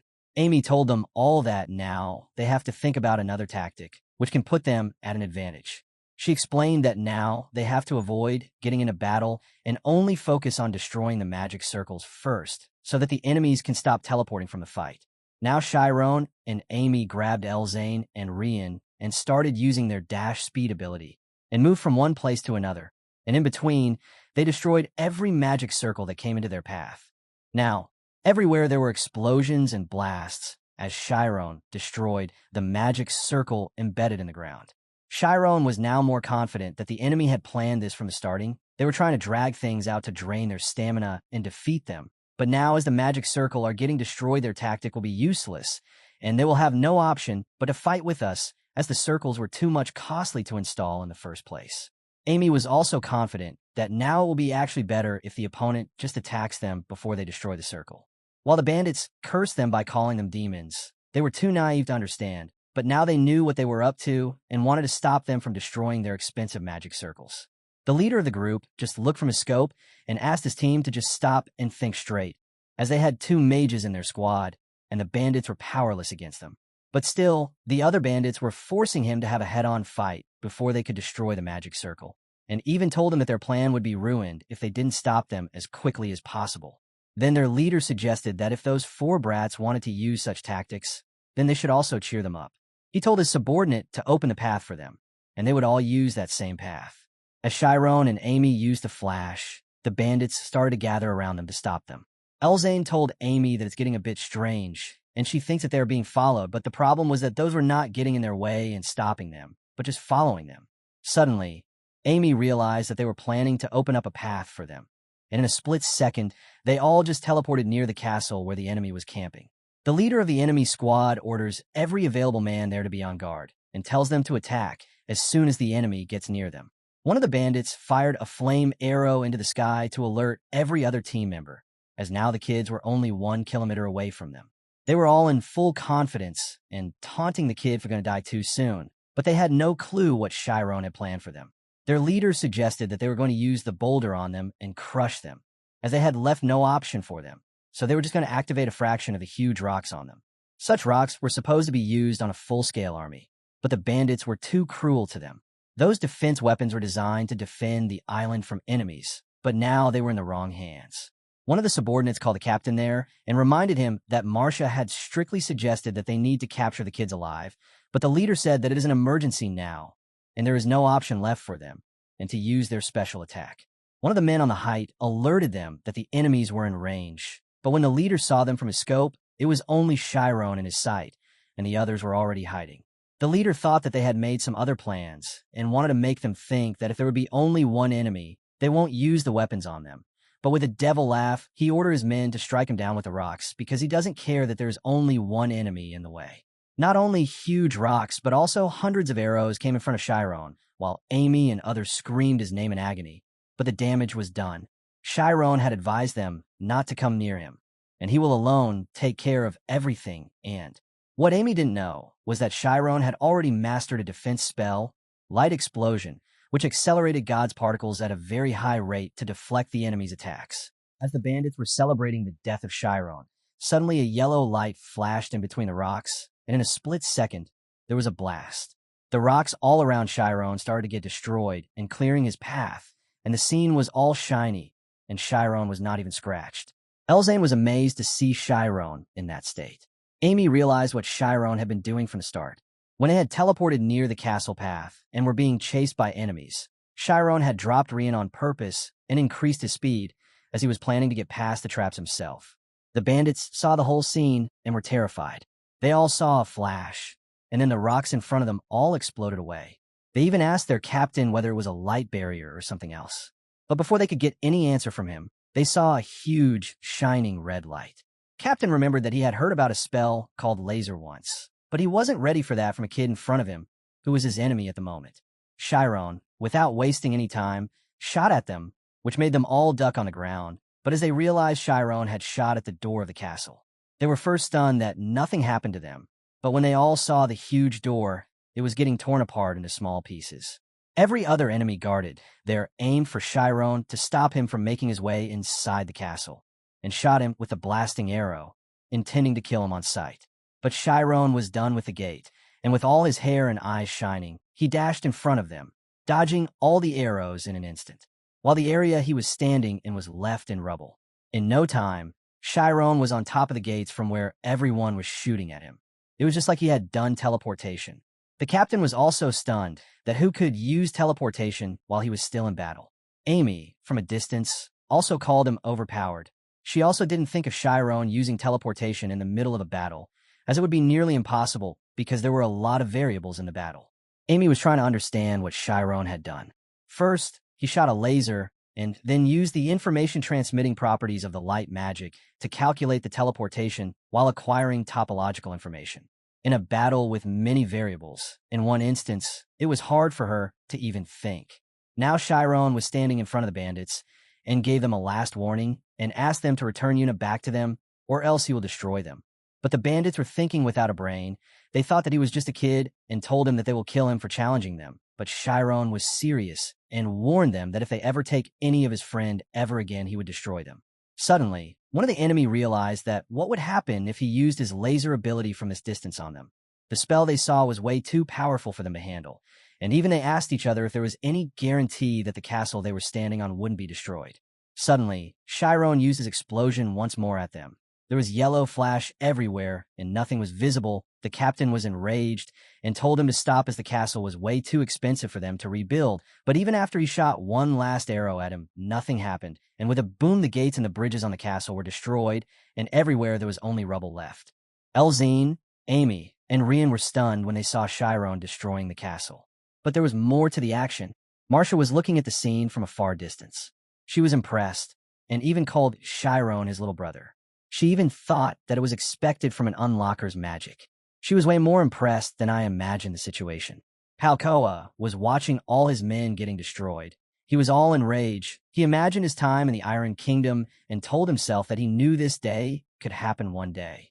When Palkoa was in the Iron Kingdom, the royal guard came in order to capture all the ringleaders of the enemy, and since he was once called the Phantom of the Battlefield, ran away from the battle. And he was avoiding any more battles from that day. Palkoa just dragged his sword on the ground alongside him, and the blade of his sword made sparks on the ground. And with them, he reminded himself that finally, the battle had found its way back to him. So this would be his final destination. On the other side, Shyron was all set to enter the castle with his friends. They all marched through the broken gates. As they walked inside, suddenly blasting bullets were suddenly blasted in, attacking their pathway, and they dashed to take cover. It was the vice captain of the Parrot mercenaries. He praised them on reaching this far and said that it won't be a coincidence that they made it this far. Amy taunted him for launching an attack like a coward and asked him to reveal his identity. He then replied that he was Agito Freeman, the vice captain of the mercenaries. He was also the one who had destroyed their house in the night in order to capture the young kid Jis, but was unable to get him because Shyron and his friends had rescued him before that. While Agato stood in front of them, holding his revolver in his hand, waiting for them to show, and so he could take another shot at them. Marcia was all alone in a small hut with Yuna. Yuna was all scared and asked Marcia where her brother was. Marcia told her that his brother was safe, and she was the one who was in trouble, but she calmed her by promising her that she would let her go when everything was over. Yuna couldn't believe what she was saying, so she asked her once more, would she let her go free? Marcia told her that it was dangerous outside, and once the battle is over, she will let her go back home. Marcia asked her to go to sleep, and when she wakes up, everything will be over. Shyron and his friend were standing in front of Agato. He was strong. Agato was the vice captain of the mercenary group, which meant that he was also second in command, and the mercenaries they had fought outside the castle were no match in front of him, so they had to be more careful. Shyron said that there were around 10 people behind him at the moment, and they were also very strong, even more than the ones they had fought earlier. Elzane was curious why they were not attacking them all at the same time, and even questioned whether they were divided into 2 units. Amy walked in front of everyone and suggested that she would handle things alone from here onwards, and they moved forward. She said that Yuna would be waiting, so they should not waste any more time here. But Shyron was worrying for her as there were more than one enemy there. Amy was confident and explained that she knew there were more, but she pointed at Agato's hand and told that he was holding a gun, and she was sure that everyone there would be using guns too, but they won't be stronger than Agato, as he is the vice captain. Amy concluded that Yuna would be in more danger if they all stalled here and fought against them. She also added that Shyron had more important business to take care of than this. Shyron agreed to her and asked Elzane and Rian to let her handle the situation alone. Elzane was still very much worried that they were leaving Amy behind, and she could get into trouble. Agato pointed his gun at them and asked them not to move, but Amy ordered them to run when she gave them a signal. And in no time, there was a 5-foot-tall wire wall in front of Amy, which let her friends run away from the place. The wall was there for at least 5 seconds. After the firewall disappeared, Agato praised Amy for using such a high-level skill at such a young age. He told her that she was naive to sacrifice herself to let her teammates go on, and he respected his decision. While Rian was on the way, he asked Shyron if he'd stay with her, but he replied that he knew Amy was much stronger than he in long-range combat, as she had more experience than he, and she could take care of everything alone. Elzane even asked if she was fighting against people who were even more experienced than her, but Shyron relaxed her and told her that he has full confidence in her abilities and that she will destroy them. He also added that Amy didn't sacrifice herself to save us. She will eventually defeat them with her range attacks. While Agato called her a sacrifice, Amy stopped him and told him that he was mistaken and taunted him by saying that he wanted to learn how to target the enemies and said that she would teach him a thing or two. Elzane, on her way, realized that she did something that Shyron would also do, as in her mind she imagined that Shyron and Amy are not just classmates, nor are they just 2 people who have feelings for each other, but they have the most important thing between them, that is, trust. They have complete trust in each other, which is why they can do things like this. She even questioned herself whether she was able to gain such kind of trust with Rian in the future. After some running, they had reached closer to their objective, but now it was Palkoa himself standing in front of them holding his sword in his hand. He said that he was waiting for them, and he was sure that they were looking for Marcia, and so he gave them a path to pass on, and he won't stop anyone from going to Marcia. They were all confused, but Elzane told Shyron to go and pass him, and she and Rian would try to stop Palkoa here. Rian too motivated him to leave and rescue Yuna, and without wasting any time, he dashed past Palkoa in a split second. Palkoa called it a sacrifice, but Elzane replied that they are not a sacrifice, but they will eventually destroy him on their own. But Palkoa laughed at their misunderstanding. He said that they were not the sacrifice, but Shyron was one of those who was going to be sacrificed, and he felt sorry for him when he passed through him. Palkoa said that he now has to face Marcia alone, and he had no idea how he became her target at first. But he was assured that he would die a most excruciating death. As Shyron entered the castle rooms, he started to look around the place where Yuna was kept and was assured that Marcia would also be by her side. But what he didn't expect was that there would be a small hut on the other side of the castle. And as he reached the door of the hut and opened it, Marcia was sitting on the revolving chair waiting for him. She then spoke to him and called him her little brother and suggested that they should continue their talk from before as she looked with her red eyes straight into his eyes. The door behind closed on its own. Everything inside was torn apart. The walls were stained with blood. The plates were on the ground. Marcia asked him if the place wasn't too pretty and added to her question why Shyron's face had such a scary expression. But Shyron was in no mood to reply to her rubbish question, and he directly asked her where Yuna was. But Marcia told the kid who was with Palkoa and showed him the necklace she had on her and told Shyron that this was on her neck and asked him what he would do now. Shyron was enraged. He wanted to react, but he couldn't. Marcia tormented him more and told him that he took too long to get here, and now it was too late. Even in the room, inside, Shyron could only see a little person's legs while the body was in a resting position. Shyron called her that she was liar, but Marcia named him a naive little kid and asked if she was disappointed in hearing that it late for him to save Yuna.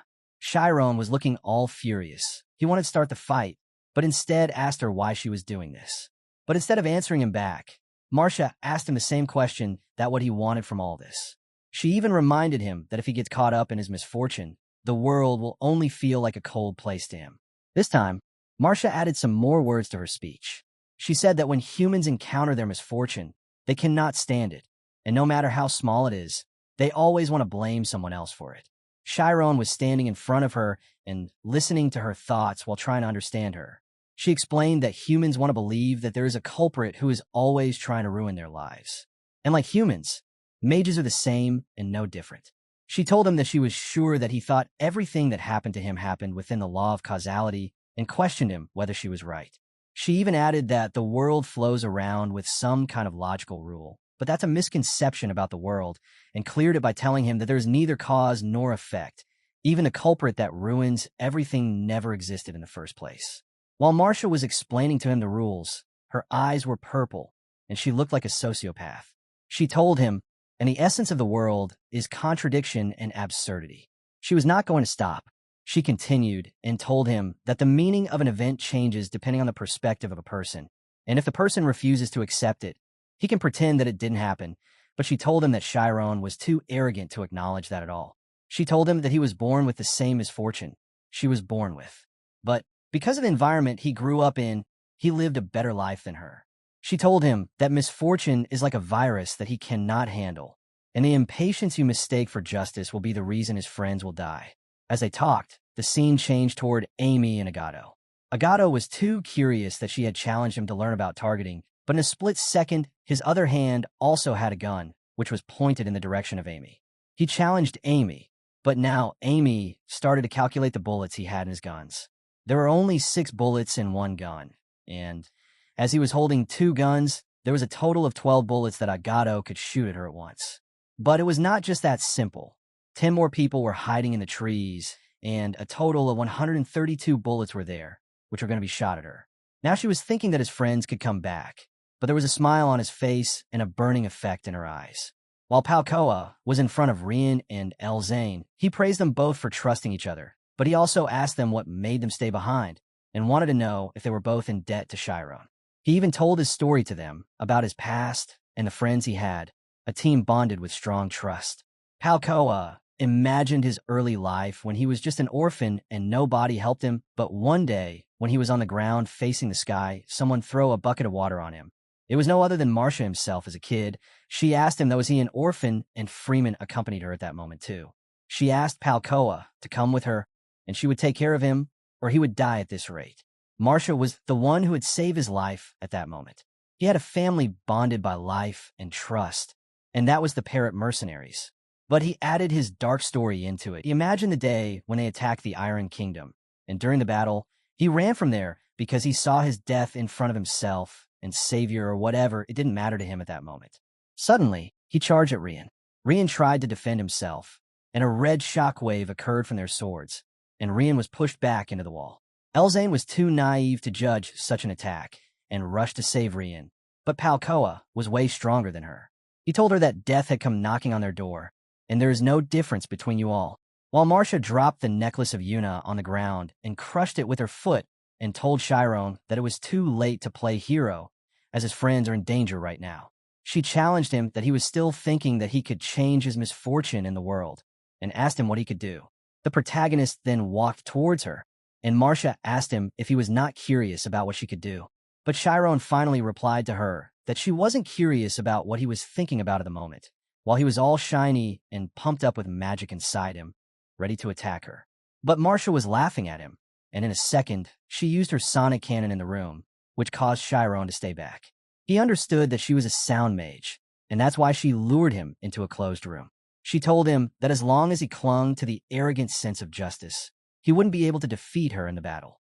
Marcia and Shyron were locked in a fierce confrontation, and she continued mocking him for being naive. She insisted that he needed to free himself from his rigid sense of justice, warning him that if he clung to it, he would never get the chance to defeat her.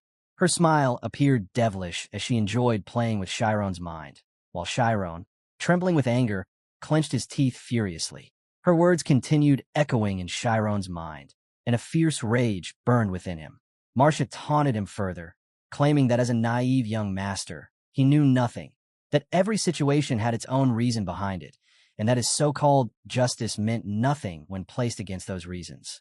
She labeled him a fool who never considered others, accusing him of sacrificing his friends just to play the hero. Shyron, however, focused on only one desperate thought, that he had to escape the confined room. He glanced toward the window behind Marcia and dashed toward it, believing he could jump out. Marcia mocked him and instantly understood his intention, yet she was already prepared. She had predicted precisely where he would run, relying on her belief that space and time were linked. If someone allowed their opponent to control the space, they would inevitably control the future. She then unleashed an immense attack toward the window, causing the complete destruction of the window. For a brief moment, she assumed that Shyron had leaped out with his hyperspeed, but when she launched her blast, she was shocked as he was nowhere near it. She had completely misjudged his move. Shyron then leaped out from behind and swiftly struck her with an energy blast, hoping to finally land a hit.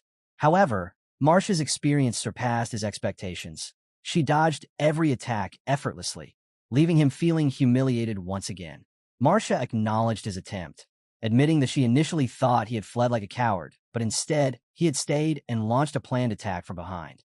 Even so, she reminded him that he lacked proper training. Shyron's eyes widened as he realized that she had been using her sonar ability, a sound that allowed her to detect exactly where his attacks originated.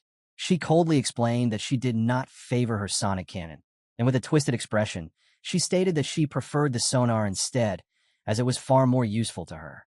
The protagonist gazed at her, completely confused. Infuriated, the protagonist darted around in sharp, zigzagging movements to shake her perception. Bright yellow flashes from his eyes flickered across the space. Yet Marcia easily followed his pattern, recognizing how he was only making things harder for himself. She pinpointed him precisely and struck him immensely with her sound blast, sending him crashing to the ground. Shyron lay in disbelief, having never faced such an opponent before. Marcia relished the sight of his helpless expression and even observed that he seemed to be thinking about her and questioning how she possessed such high-level spells. Shyron, meanwhile, was confused as he struggled to understand her background. How a woman from a private mercenary group formed by orphans had managed to master sound magic, a discipline that required an extremely long lifespan to perfect. Shyron gritted his teeth angrily as he wondered when she had even found the time to master such advanced magic. He also recalled her earlier remark about disliking the sonic cannon. As a mage, he felt deeply disappointed in her, believing he could never reject his own magic like that. Marcia grew increasingly irritated with him, and before the protagonist could think any further, she struck him again while Shyron attempted to dodge. She tauntingly questioned how the attack felt, wondering if it had been painful. With a confident smile, She claimed that she had already understood the entire sequence of his movements before unleashing her banshee scream. The violent attack instantly robbed Shyron of all sensation and sight. Confusion overwhelmed him as he became unable to see, hear, perceive, or judge anything around him. Marcia observed that he had completely lost all his senses, dark aura swirling ominously around her as she maniacally continued, just like prey that had heard the eerie wail of a banshee, though he could not comprehend a single word she said. In her eyes, victory had already been secured. Her banshee scream was modeled after a winged humanoid monster dwelling deep in the mountains, a creature capable of releasing high-frequency waves that blinded and disoriented its victims. She tested him further, speaking to his unresponsive body, and confirmed that the spell had indeed taken full effect. She then coldly warned his unconscious form that if he were struck by her sonic cannon at such close range, his brain would cease functioning entirely. As the protagonist lay completely immobilized, unable to feel anything, Marcia leaned close and whispered a final farewell near his ear. Yet in that critical instant, the protagonist abruptly activated his spirit zone, forcefully pushing her back. Her eyes widened in shock as she was caught off guard, narrowly dodging at the last moment when an explosion erupted. She was left stunned, unable to comprehend how he could launch an attack despite being stripped of all sensation, and she reasoned that he might have acted purely through instinct. Chiron's eyes gleamed sharply as he released his laser beams. Marcia swiftly retreated and, realizing the beams were genuine lasers, took cover behind a nearby table. Irritated, she cursed him internally for using such a troublesome attack. She suspected that Shyron was utilizing the lasers like a radar to locate her position, though she understood he was still under the lingering influence of the Banshee's scream and had not yet regained his senses. She also recalled how his laser had previously sliced through space itself, granting him the ability to cut through sound. While Shyron and Marcia continued their intense battle, Amy was simultaneously struggling to evade mana bullets fired relentlessly by Agito Freeman and his men. She knew they were completely out of their minds, and she was certain that he didn't know how much those mana bullets cost.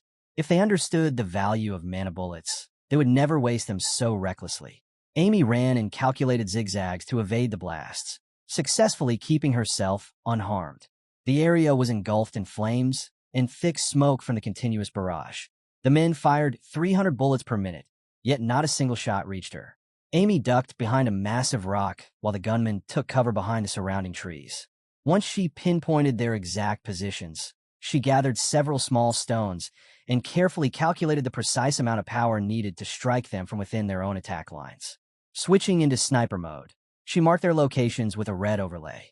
She then launched a stone with flawless precision, the tiny projectile wrapped in swirling flames as it shot forward and instantly knocked one of the attackers down. As the immense explosion occurred, the others immediately panicked, realizing it was an attack.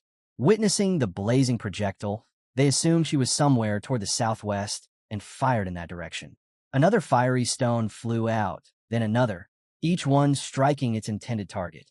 One by one, she eliminated them while they failed to identify her hiding place.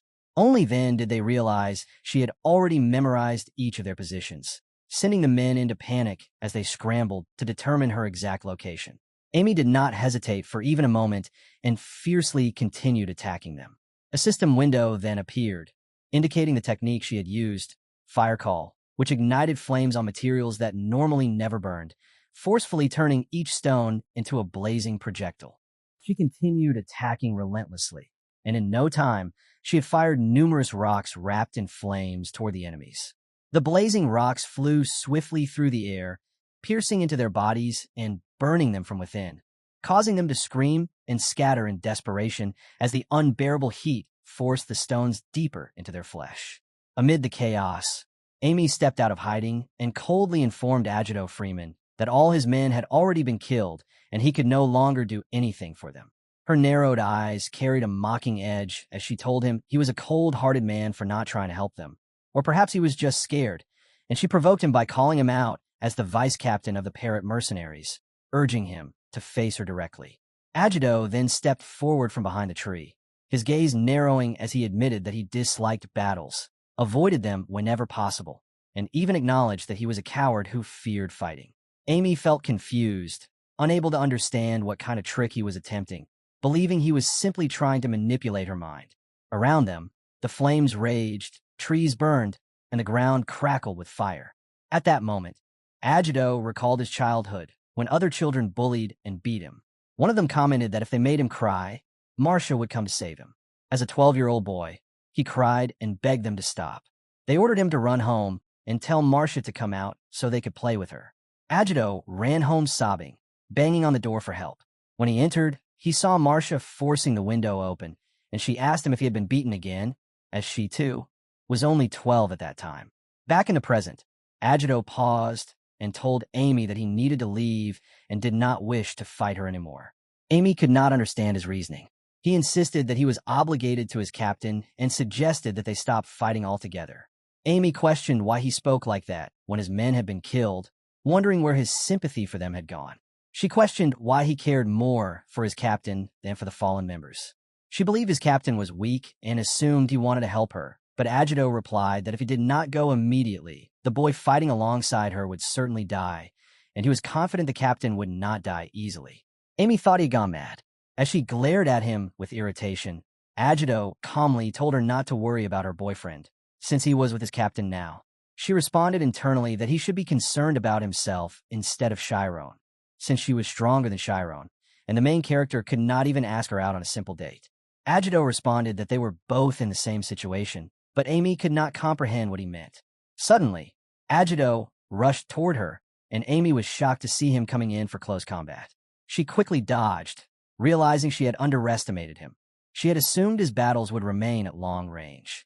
She charged an explosive blast and hurled it at him, believing his attacks were nothing she could not handle. But Agito closed the distance again, firing bullets at her without pause. The rapid explosions continued non-stop.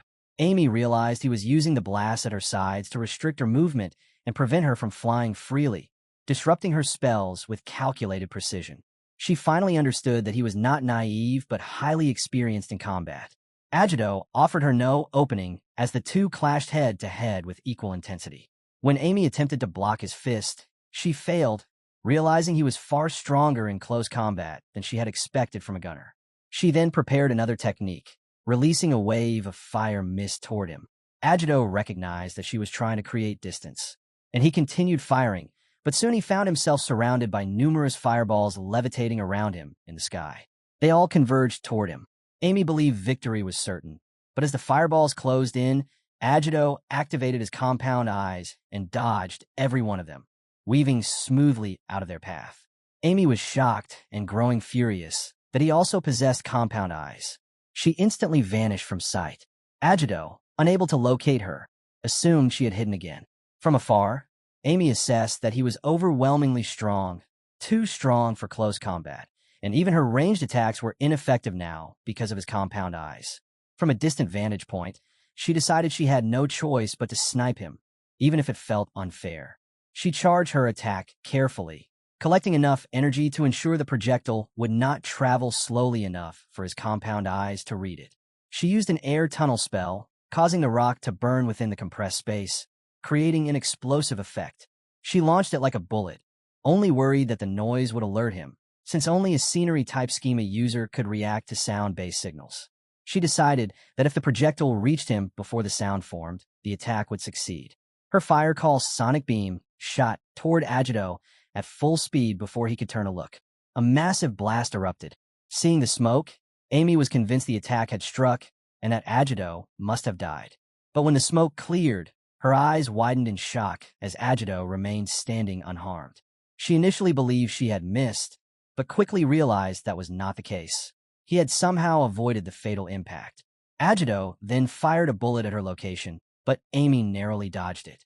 Anger surged through her as she processed the fact that her attack had indeed hit, but failed. She concluded that he must have used anti-magic, and his gun must have been suited for firing anti-magic bullets capable of neutralizing her spells. Agito did not allow her a moment to breathe, attacking relentlessly while Amy analyzed the effectiveness of her attacks. A single minor miscalculation had caused a massive difference, and now she could neither land a long-distance shot nor fight him up close. Agito pressed her backward with continuous assaults, destroying everything in her retreating path. Amy began to fear the passing time. knowing her mental strength was diminishing and that she needed to act fast. Agito warned her that her sniper mode would never work on him and reminded her that she should have stopped when he had given her a chance. But as he pulled the trigger, Amy's eyes flared red, and a rock bullet enveloped in fire pierced through Agito's body. He stared in disbelief, unable to comprehend what had just happened. Amy coldly informed him that this was not her sniper mode, and her expression twisted as she icily asked if he had ever heard of the breakaway type. Amy had been left with only a small amount of mental strength. She was utterly exhausted and unable to think of a single idea to defeat Agito. She had already poured all her remaining power into her previous spell, the fire call, yet it still had not been strong enough to bring him down. Realizing that she needed to attack from a much closer range, she cleverly tricked him and approached. Agito believed that it was his chance to finish her, so he rushed forward, but as she stepped into the deviate from the spirit zone, one of her rocks wrapped in flames flew from behind him and pierced through his neck. The attack required immense difficulty and precision, since she was advancing while striking the rock with her own hand, yet she still executed it, believing that the small percentage of anti-magic he used would not be enough to block her strike. As Amy fell to the ground from the pressure of the blast around Agito, he charged toward her. At that moment, he warned her that she should have quit earlier when he had offered her a chance, but the rock suddenly burst upon his body. Amy understood that it only worked because he had closed the distance himself. Agito collapsed to the ground with fire burning at his neck, completely defeated in the most brutal way possible. Amy preserved what little energy she had and slowly managed to stand, though she was on the verge of collapsing. She was barely holding on. She recalled Agito's earlier words, how he had claimed that the boy fighting the captain would die, that Marcia would not spare him, and that she herself should die as well. Amy was confused by those words, yet she did not want to waste even a moment when her friends were in danger. She convinced herself that she had to reach Shyron immediately. As she walked past Agito's fallen body, Agito drifted into memories of Marcia. At age 12, he had sat beside Marcia as she handed him some fruits. Instead of thanking her, he questioned whether she had stolen them. Marcia admitted without hesitation that she had indeed taken them because her father never bought anything for her. She even mentioned that they should pray not to be beaten by him again. Agito had known she owned nothing, and her foster father never provided for her, forcing her to steal even basic necessities to survive. Yet her father always took everything away and punished her so badly that her mouth would swell. He had felt heartbroken whenever he saved money to bring her small gifts. Her father would take them too. As they sat together, Agito shyly offered her a gift, and she asked where he had gotten the money, and even questioned why he would buy her a hand mirror since she had no need for it. Agito tried to convince her that it was useful, insisting that every girl should have one. Marcia then asked whether she was even considered a girl and bluntly questioned if he liked her. Agito hesitated and could not respond. When she looked at him, Agito trembled in flustered embarrassment, his whole body flushing red. Marcia coldly told him that even if he did like her, she did not like him at all, causing him to cry relentlessly on the spot. He cried for himself and for her, saddened by the fact that she was beaten despite being so pretty and kind. As a child, he believed that being beaten by parents was normal, but once he grew up, he realized it was not, and by then it was far too late. Lying lifeless on the ground now, he whispered weakly that he had to save Marcia, while Amy had already gone ahead to save her own companions. Upon arriving, Amy was shocked to see Tess and Rian covered in blood, with Tess holding Rian in her trembling arms. Tears streamed from her eyes. 30 minutes earlier, before Amy arrived, the fight between Tess and Palkoa had begun. Tess had dashed toward Palkoa, attempting to defeat him with a single decisive strike, but when he blocked her attack with his sword, she was pushed back. The duel continued for a while, yet every exchange ended with Tess being forced backward. She tried desperately not to be wounded as Rian had been, but she grew exhausted far too quickly. She soon realized that Palkoa was not only stronger, but far more experienced. His control and precision far surpassed hers. She was not thinking clearly and had never expected the parrot mercenaries to be this powerful. Palkoa alone felt like he existed on an entirely different level. Tess struggled to come up with a strategy, but then Rian rose to his feet, leaving Tess and Palkoa stunned. He then claimed he had an idea. Tess felt relieved that he could still stand, while Palkoa appeared shocked that he survived the earlier blow to his vital organs. Tess worried whether he was truly able to continue, but Rian insisted that he could endure this much damage. His expression hardened as he urged her to keep attacking and let him defend her. She initially refused, knowing he was seriously injured, but he declared that if he could not do even this much for her, then he might as well die. He reminded her that they were not merely fighting to survive, they were fighting to win. He reasoned that if she defended and he defended as well, no one would attack, and they would both die. He reminded her of their instructor Kwan's teachings, that sometimes victory required sacrifice. Tess wondered how Shyron had trusted Amy so firmly and entrusted her to fight alone. Then she remembered that he trusted them as well, so she finally agreed, warning Rian not to die. Palkoa mocked them and advanced to continue the fight with his sword. As he approached, he was confused as he noticed that Tess was no longer defending. Rian stepped in front to shield her, just as they had planned, and swiftly attacked Palkoa. Palkoa overpowered him and pushed him back, even punching him violently, believing that the attack would be enough to kill him. But Tess struck Palkoa at that moment, causing him to flinch just long enough for Rian to suddenly lunge from behind and lock his arms around him, preventing Palkoa from moving. He furiously cursed them. Palkoa was trapped, stunned that Rian still possessed such immense strength. Rian then urgently shouted for Tess to strike him immediately. Tess paused for a brief moment, and with an intense aura, her expression twisted. She then stepped forward furiously with her sword, moving in for the decisive blow. Tess and Rian had been fighting against Palkoa, and Rian had tricked him before locking him tightly from behind. Palkoa became helpless as he could no longer move. He cursed Rian and struggled violently, but the hold was unbreakable, leaving him trapped and desperate. Rian used every ounce of remaining strength in his body just to restrain him for a little longer. He believed that this moment shattered Palkoa's misconception about others, and his fearless expression marked the end for Palkoa. Rian urged Tess to hurry, insisting that she had to strike before it was too late. Tess lifted her sword and aimed it toward Palkoa, yet worry clouded her mind. If she did not push the blade deep enough, Palkoa might survive, but if her force was too strong, the sword might also pierce Rian behind him. She had no choice left, nor any time to hesitate. She was running out of the only opportunity Rian had created for her. So she dashed ahead, and Palkoa, terrified as he saw her approaching, watched helplessly as the blade pierced his body. Palkoa could not withstand the blow. His body collapsed slowly as blood violently spilled from his mouth, even though he remained standing for a moment. Tess felt confidence bloom within her because she knew her friends trusted her abilities, and she had fulfilled that trust. As Palkoa fell to the ground, disbelief filled his fading vision. He could not accept that he had been defeated by young students. His mind traveled back to the past, back to the time when the Knights of the Aryan Kingdom had come to fight them.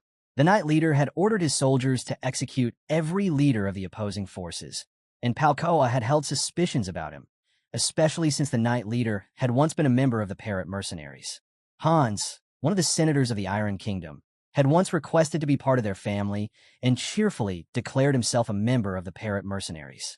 He claimed that the raid would signal the beginning of the kingdom's rise, and the low-level mercenaries had cheered for him. One night before the raid, inside their hideout, everyone drank together while discussing the significance of the coming attack. Freeman had asked Palkoa whether Hans's words were truly genuine and whether the battle would indeed change their fate. Palkoa coldly glanced at Hans, who was on the upper floor talking with Marcia. Both Freeman and Palkoa observed him closely. In his final moments, Palkoa regretted everything. He realized he had been foolish to trust Hans, and he now saw clearly that the plan had been designed to eliminate them. He remembered Freeman asking him what he truly thought of Hans at that time, but he had left the table without answering because he had been too angry at Marcia for bringing a nobleman into their family. He believed nobles were corrupt and could not understand how Marcia would work with someone like that. Now, however, it was too late. Lying lifeless on the ground, he believed that he should never have run away the day he lost his comrades. He thought he should have died with them instead, as in his final moments, he recalled Marcia. After Palkoa collapsed, Tess rushed to Rian, who was heavily wounded, covered in blood, and lying unconscious on the ground. She was horrified to realize that she had accidentally stabbed him as well. Holding him in her arms, she cried bitterly, completely convinced that he had died because of her lack of skill. Blaming herself deeply for causing his suffering, she removed his shirt and desperately tried to stop the bleeding. At that moment, Amy arrived, running toward them and panicking at the sight of both of them lying injured.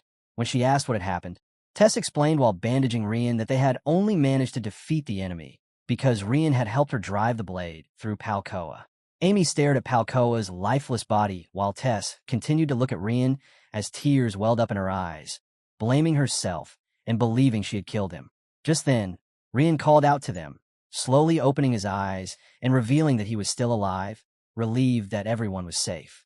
Tess brightened instantly with overwhelming relief as Rian gently wiped her tears, asking her to stop crying. He noted calmly that if the attack had been even a bit shallower, they would not have been able to kill their enemy. He smiled at Tess and praised her for her good work, commending her as an exceptional swordswoman. Amy and Tess supported him as he stood, urging him not to push himself further or he would worsen his injuries. But Rian insisted that he had heard an explosion nearby and could not stop thinking about Shyron. Together, they hurried deeper inside to find him. As they reached the castle, an unexpected explosion erupted, shaking the entire area. Just then, Shyron came flying out in frantic zigzag movements. Amy called out to him as she hurriedly rushed toward him, asking whether he was all right, but Shyron warned them not to approach because the enemy was a sound magic user. Marcia appeared at the top of the building, noticing that all of Shyron's friends had gathered and realizing that her team members had been defeated, calling them useless fools. Her eyes moved to Palkoa's fallen body, and she concluded inwardly that now, since Palkoa had died in actual combat, he would not be labeled a traitor in the end. Amy asked Shyron where Yuna was, but he remained silent. Amy panicked and assumed Yuna had died, and her gaze then shifted towards Mark, who was standing at the top of the shattered roof of the castle, and confronted Marcia with anger, accusing her of crossing the line by causing the death of an innocent civilian who had no involvement in the conflict. The main character questioned whether Marcia truly believed he had sacrificed his friend for some naive belief in justice. But since his friends were alive, the entire situation had changed. He reaffirmed that he had always trusted them, and they had trusted him in return. In the end, Marcia had been proven wrong. Marcia smiled faintly and wondered what he would say if Yuna was still alive. At that moment, Yuna appeared, walking slowly and peering down at Shyron and his friends from a window. Shyron and his friends were utterly stunned to see her alive. His face turned pale as he realized that Yuna was still alive. Marcia pressed him further, her expression twisted into an eerie smile as she teasingly questioned whether he would now forgive her, considering his inherently righteous nature. Back in the past, while Marcia glanced at the ring in her hand, Agito Freeman quietly admitted that he had a bad feeling about the mission and asked if everything was truly all right. She casually tossed the ring aside, acknowledging that it might be a trap, yet remarking that it made no difference since there was no way to avoid it anyway. She explained that Hans had been a loyal customer for a long time, and breaking their contract would not only infuriate him, but also damage their reputation. Marcia added that if anything seemed unusual, they would immediately abort the mission and abandon the place altogether, instructing Agito to inform the vice captains not to break formation under any circumstances. He nodded in agreement. After issuing her orders, she asked where Palkoa was, unaware that at that very moment, he was staggering down the street, completely drunk. Back in the present, standing by the window, Eunice suddenly screamed in desperation, frantically asking where her brother was before she broke into tears. Meanwhile, the main character and his friends stood there completely confused. Chiron's expression hardened the moment he heard her anguished cries. Amy then informed them that Yuna was indeed alive and human, as she had confirmed it through her spirit zone. Chiron grew furious with himself for assuming Yuna was dead when he saw the legs lying on the bed and failed to check properly. He internally regretted not using his spirit zone at that time, as he had been afraid of harming her body with his magic. He was also confused about why Marcia had deliberately misled him into thinking Yuna was dead. Marcia then asked him why he behaved the way he did. She reminded him that, as he had wanted, she did not harm the hostage, yet she wondered if this would be enough for him to forgive her.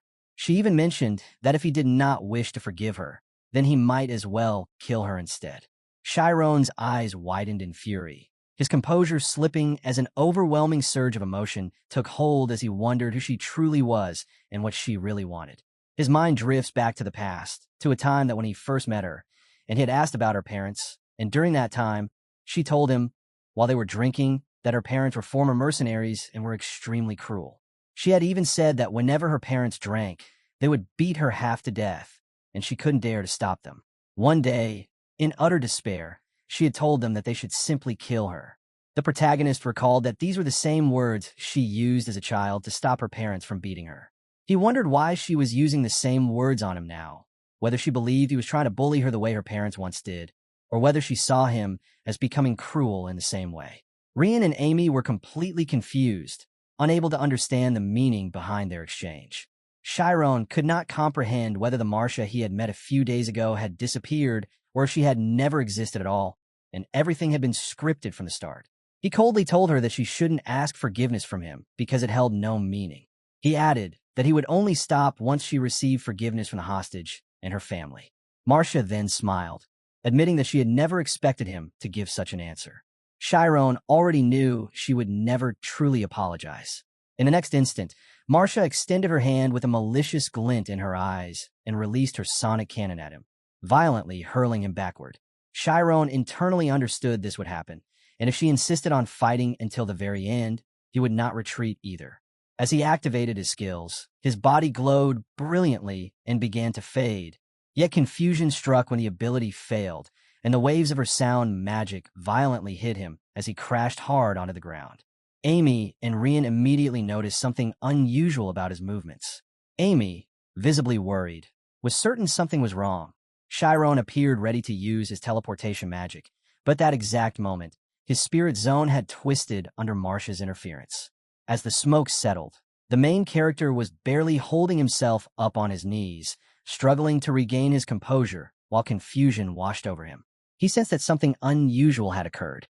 Amy, visibly shocked, quickly realized that his teleportation magic had been sealed, and even Shyron's startled glance at his own hand showed that he could not comprehend how he had ended up falling victim to his own technique.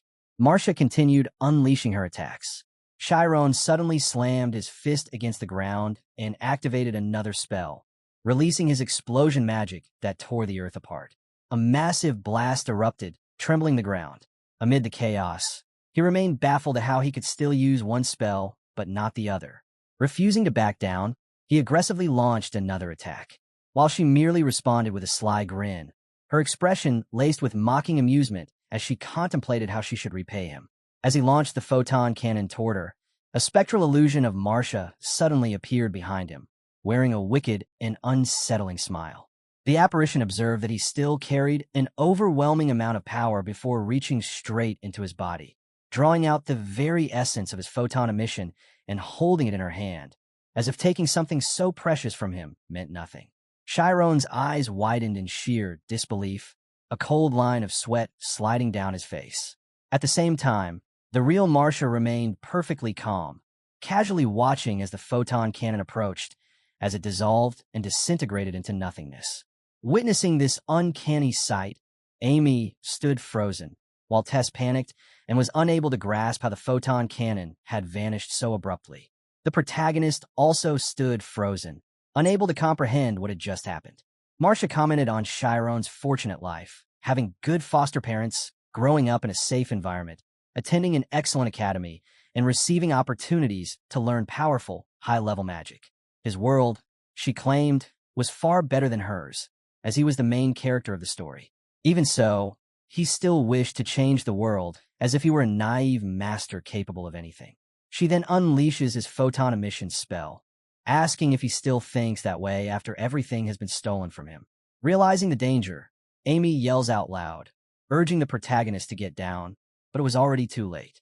Marcia had already released a barrage of photon cannons against them, and from the sky, beams of light rained down in a destructive storm. Rian and Tess dashes to the sides in panic. Meanwhile, Marcia was maliciously delighted to witness the brilliant magic she had taken from him. Explosions erupted everywhere.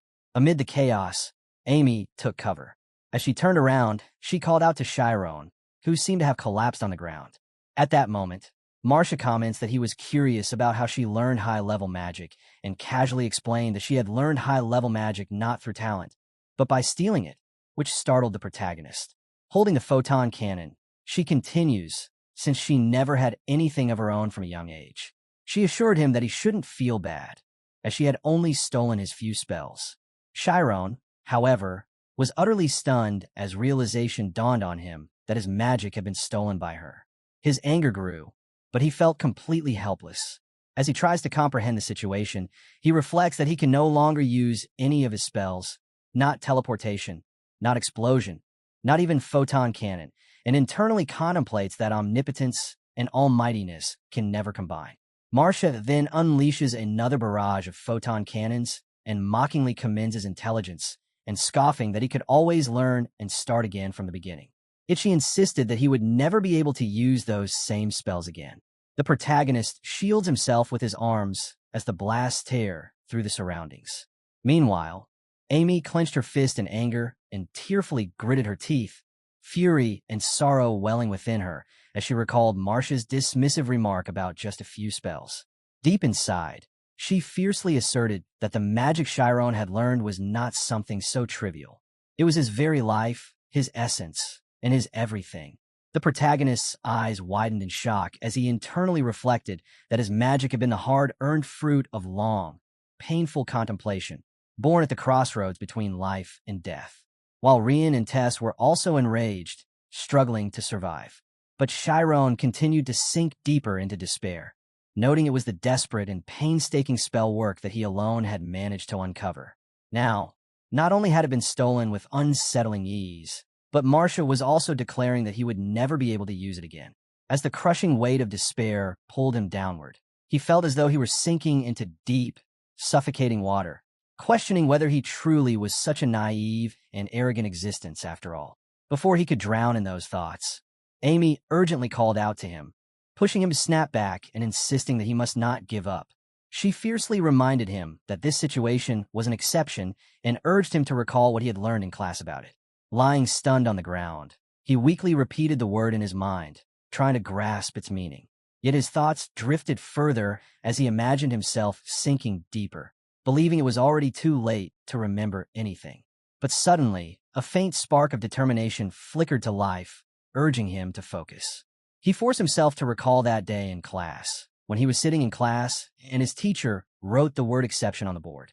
The teacher then announced that the lesson would be a special lecture, and they would be learning about something known as the exception. The teacher had asked them several confusing questions about herself and their belief in her as a teacher, which left the students deeply confused. She then asked the students whether they believed she was not a teacher, and if that was truly what they thought. The class burst into laughter, insisting that a teacher remained a teacher regardless. The protagonist saw his younger self sitting beside Nade, who sleepily worried about creating a hologram ghost, while his past self reminded him that the lesson was starting. The present Shyron, standing behind and observing the scene, realized that he had already heard this lecture before. The teacher explained that people naturally recognized what was denied, and that the more one was told not to remember something, the more strongly it resurfaced in the mind. She added that if it was true that she was a teacher, then that truth turned into a belief, making denial nearly impossible. She continued by clarifying that magic manifested when two essential elements united: the knowledge one accepted as truth and the power to materialize that truth into reality. Yet, to Shyron's surprise, while writing on a blackboard, she posed a troubling question. What if someone genuinely believed a lie with complete certainty? And what would occur if a mage combined false knowledge with power? As murmurs of confusion spread through the class, she placed her hands on the desk and coldly declared an example.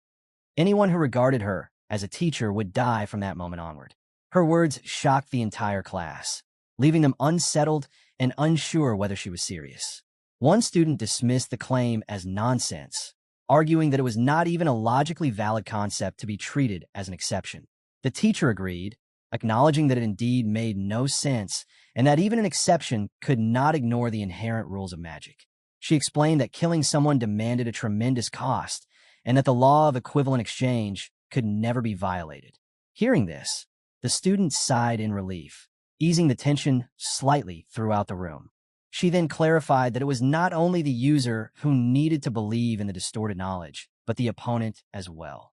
A spiky-haired student pointed out that such magic could never work, while the girl beside him argued that no mage would ever believe such abnormal logic. The teacher responded by explaining that this was why exception users created rules and restrictions methods designed to distort and twist their opponent's perception so thoroughly that they would not even realize they had already stepped inside. As the protagonist recalled the lesson, he felt a jolt of shock. The teacher had demonstrated her first rule next, stating that none of the students present could think she was not their teacher, and the entire class readily acknowledged that she indeed was. She then revealed the second rule, that anyone who considered her a teacher would fall in love with her. The third rule followed. Those who fell in love with her would obey her. The final and fourth rule declared that all who obeyed her would take their own lives before her. She asked them whether such a system was not terrifying. She admitted the demonstration might have been extreme, but starting with simple, obvious rules made it easier to accept more advanced ones later. She explained that by erasing even slight discomfort, one could pierce an opponent's power with their own, creating internal confusion. She concluded that mages were beings who wielded knowledge and power as they pleased. Turning back to the blackboard, she stated that not everyone could become an exceptional user, as such individuals were often driven mad by unbearable trauma. She added that even the example she had shown was adapted from the actual rules of a real person. Though she could not reveal the details, she mentioned it was a woman of great status who had taken countless lives. The present Shyron found it all absurd and wondered what would become of the law of equivalent exchange in such a scenario. His younger self raised a hand and asked the teacher how someone could kill without respecting that law. She commended him, saying it was exactly what she had expected from him, praising it as a sharp question. She explained that ordinary mages paid the price of manifesting their theories with their own mental energy. Exception users, however, were different. They could not pay the price in the same manner. To balance the scales of equivalent exchange, she said that the burden was placed on the opposite side of the scale. While writing rapidly across the board, she explained that this particular exception user paid a price equal to taking a life, a horrifying act of self-destruction committed solely to claim the victim's death as the price. The students were left stunned, and the protagonist's eyes widened in understanding as he finally grasped the severity of her explanation. Returning to the present, he considered that if Marcia was an exceptional user, then, from the very beginning, he had been trapped inside her rules.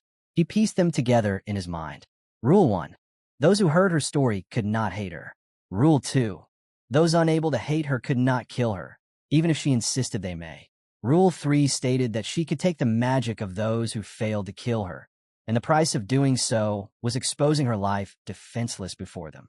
Reflecting on the moment she had told him to kill her, he realized that if he had attacked her then, she might have died instantly.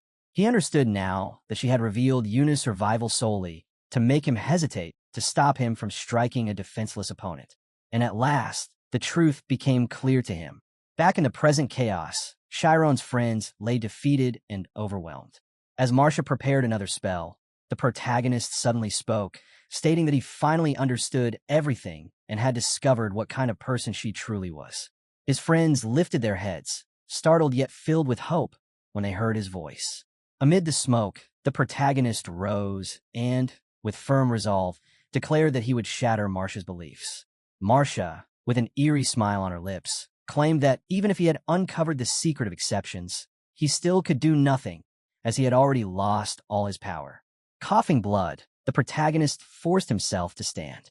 Nearby, Amy sat beside broken rubble and argued firmly that magic could not be stolen so easily, and if it was taken easily, it must also be returned easily. That was the law of equivalent exchange. She insisted that there must be restrictions, but before she could finish, Marcia interrupted with a sly smile, asking whether she wanted the restrictions revealed. Marcia then explained that if he wished to reclaim his magic, he had to catch her. Amy blurted out in frustration, while the protagonist wiped his face, silently contemplating the situation. Marcia then remarked that her test might be a little too harsh, and that the entire ordeal was starting to feel boring. Amy coldly gazed at her, and deep inside acknowledged that physical contact was one of the most common restrictions exception users imposed, yet she questioned whether that truly applied here. As Tess and Rian struggled weakly to their feet, Marcia sarcastically stated that hope made the world beautiful, though it might only be false hope. With an evil grin, she launched a photon cannon toward Shyron, but to her surprise, he narrowly dodged it. In that instant, Tess and Rian leapt forward to strike, but Marcia coolly urged them to resist a little longer. Before their attacks could connect, she violently countered with multiple photon cannons, sending them crashing aside with light injuries. When Shyron dashed toward her, Marcia's lips twisted into a wicked grin.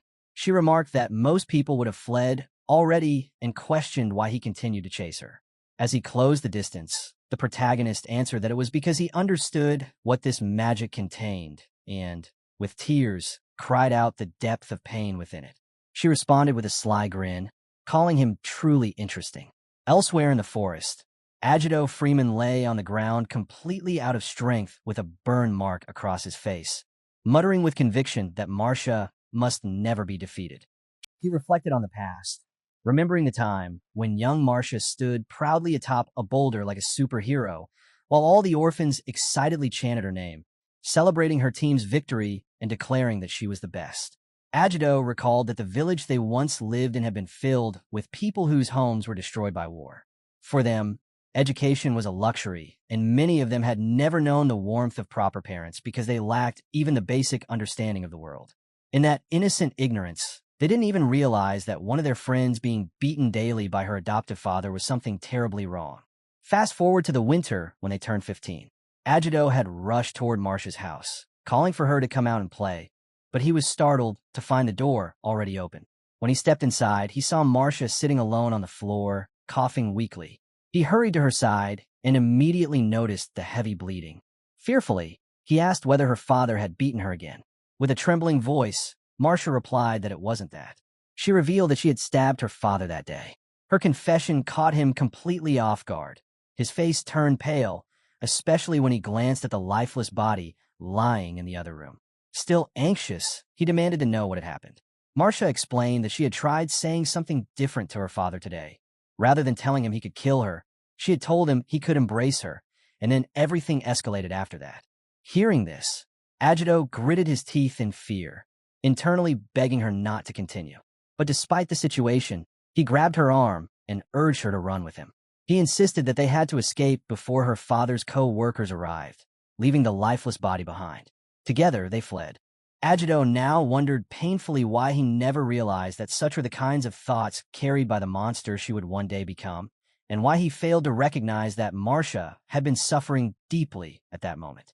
Back then, as they ran through the field, he had silently resolved that from that day onward, he would protect her no matter what. However, amidst their frantic escape, Marcia suddenly pulled her hand away and told him she would be fine on her own, leaving him startled. She insisted that he should return to his parents, but he anxiously protested, asking what she was even saying and whether she truly believed he would abandon her. He claimed that he needed to protect her, but he froze in shock when she bluntly stated that he would only slow her down if he came along. She told him that he was weak and timid, and more importantly, she didn't like him. Back in the present, Agito's eyes widened abruptly as the memories surged through him. Meanwhile, Tess, unleashing her external force, desperately evaded Marcia's relentless attacks. Marcia cast another spell, remarking that Tess was doing quite well at running away. As she hurled the spell toward her, Tess narrowly dodged, but the impact shattered a nearby tree, sending sharp fragments slicing into her leg. Bleeding, she gritted her teeth in pain. Rian simultaneously swung his sword at Marcia with fierce determination, but she effortlessly leapt into the air, dodging his strike. With a mocking grin, Marcia commented that it seemed he had tried to act clever by pushing himself to the limits. Amy watched them, visibly frustrated, as she suddenly collapsed from exhaustion, and Marcia unleashed another photon cannon, plunging the area into destructive chaos. Amidst the chaos, she narrowly avoided Shyron's attack, causing her expression to tighten in brief surprise. Yet moments later, she smirked while glancing up at him, stating that it appeared he still had spells remaining. The protagonist, unleashing the fly and wind cutter, dove down at her with a fierce, determined glint in his eyes. But she effortlessly dodged and sent him crashing aside. She sarcastically asked whether the fly and wind cutter were the final spells he had left. She then stole them from him with the spectral version of herself, scoffing that he shouldn't give anything away so easily and remarking that she had already taken plenty from him. As Shyron and his friends lay sprawled across the ground, overwhelmed and defeated, Marcia wondered aloud if it was finally finished. But to her surprise, she noticed the protagonist slowly rising to his feet. With a hint of disbelief, she asked whether he was really standing again, reminding him arrogantly that a fool who didn't know his place could never hope to defeat her. Despite blood streaming down his forehead, he fiercely asked if she didn't remember that he would never give up. Her eyes widened in shock as a dark memory seemed to resurface. She wiped her forehead, wondering in disbelief what she had just touched, only to realize it was sweat. Utterly stunned, she began sweating profusely, internally questioning whether she was running out of mental strength. She wondered anxiously if it was because of his spells, but quickly realized he had been using the same spell the entire time. As she stared at the drops of sweat trembling on her hand, she suddenly noticed Shyron lunging fiercely toward her, catching her completely off guard. Gritting her teeth, she realized she needed to escape. His friends were closing in as well, surrounding her from every side. She attempted to teleport, but before she could, she noticed several trees around her were shattered and blocking all possible routes. Stunned, she couldn't comprehend what was happening. Anxiously, she wondered if he had used a wind cutter earlier simply to set this up. While lunging toward her, Shyron internally calculated that although Marcia could use stolen spells, applying them effectively in battle required experience. Since she had only just learned teleportation, she would never be able to pass through the fallen trees, obstructing her path. That meant there was only one maneuver she could use now, the explosion technique. As he and his friends closed in exactly as he predicted, Marcia slammed her fist onto the ground, releasing a massive explosion that blasted them backward. But suddenly, the radiant energy shifted into a glowing teal hue, leaving Marcia stunned as confusion overtook her. She quickly realized that her spirit zone was reacting uncontrollably, and panic began to surface as she wondered what kind of magic Shyron was using. While she was caught in that moment of disarray, Tess suddenly lunged forward and drove her sword fiercely into Marcia's leg, catching her utterly off guard. Deep down, the protagonist contemplates that if he had to point out the mistakes Marcia made, it would be that even after her weaknesses were exposed, she remained intoxicated by her own sense of victory. She relied solely on the magic she had stolen from him, never realizing that the photon cannon consumed an enormous amount of mental strength, nor understanding the underlying principles behind berserk magic. Even so, as a mage, she should have been capable of calculating countless variables within that brief moment, variables that would have allowed her to avoid being caught. But sometimes the movements of a swordsman surpass even a mage's thoughts. Because of this, Tess managed to stab Marcia's leg. As Tess pulled her sword back, blood splattered violently around her. Marcia stumbled to the ground, unable to comprehend how a human mind could tremble so intensely. Lost in a haze, she found it impossible to believe that the mind of a 17-year-old could truly be this vast and boundless. She reflected that she once believed Shyron to be nothing but an ignorant young master. Yet now she realized his level was something she could never steal. Snapping out of her thoughts, she lay on the ground, clutching her wound, her eyes widening in shock as she recognized that the protagonist was charging straight toward her, putting everything he had on the line. Crawling backward, she internally pleaded for him not to come any closer and not to look inside her. Suddenly, the gadget on her arm emitted a sharp beep, and several luminous circles appeared in the sky, seizing her attention. Moments later, energy cascaded downward as the protagonist and his friends were stunned by their abrupt arrival, while Amy couldn't fathom how Adigo had managed to show up again after she had taken him down earlier. Agido and his armed men teleported into the ruined battlefield. Agido glared fiercely and warned that if Shyron and his friends approached Marcia again, he would kill them. Meanwhile, Marcia stared at Agido in shock, internally recalling that someone like him had existed once, someone who had approached her with genuine sincerity. She remembered the moment in the past when she told Agido that she didn't like him, shocking him until tears streamed down his face. She told him that he never truly understood her and remarked that people naturally live that way, even parents and children who spent their entire lives together without ever genuinely understanding one another. She confessed that she had only ever wished to be understood just once, but that wish was never fulfilled. Turning away, she softly urged him to live well. Suddenly, she heard a commotion behind her. When she turned, she saw him striking stones against his own eyebrows. Alarmed, she anxiously asked what he was doing. He threw the blood-soaked rocks to the ground, claiming that the only reason he looked weak was because of those eyebrows.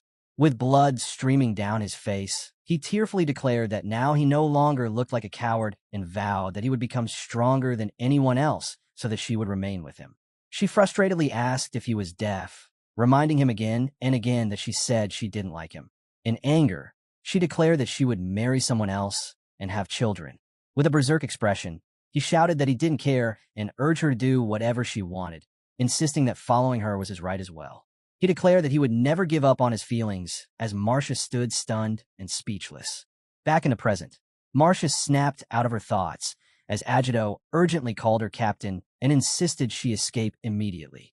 Meanwhile, Tess sternly told Agito that the outcome was already decided, and Amy added that they had lost, demanding that Shyron's stolen magic must be returned.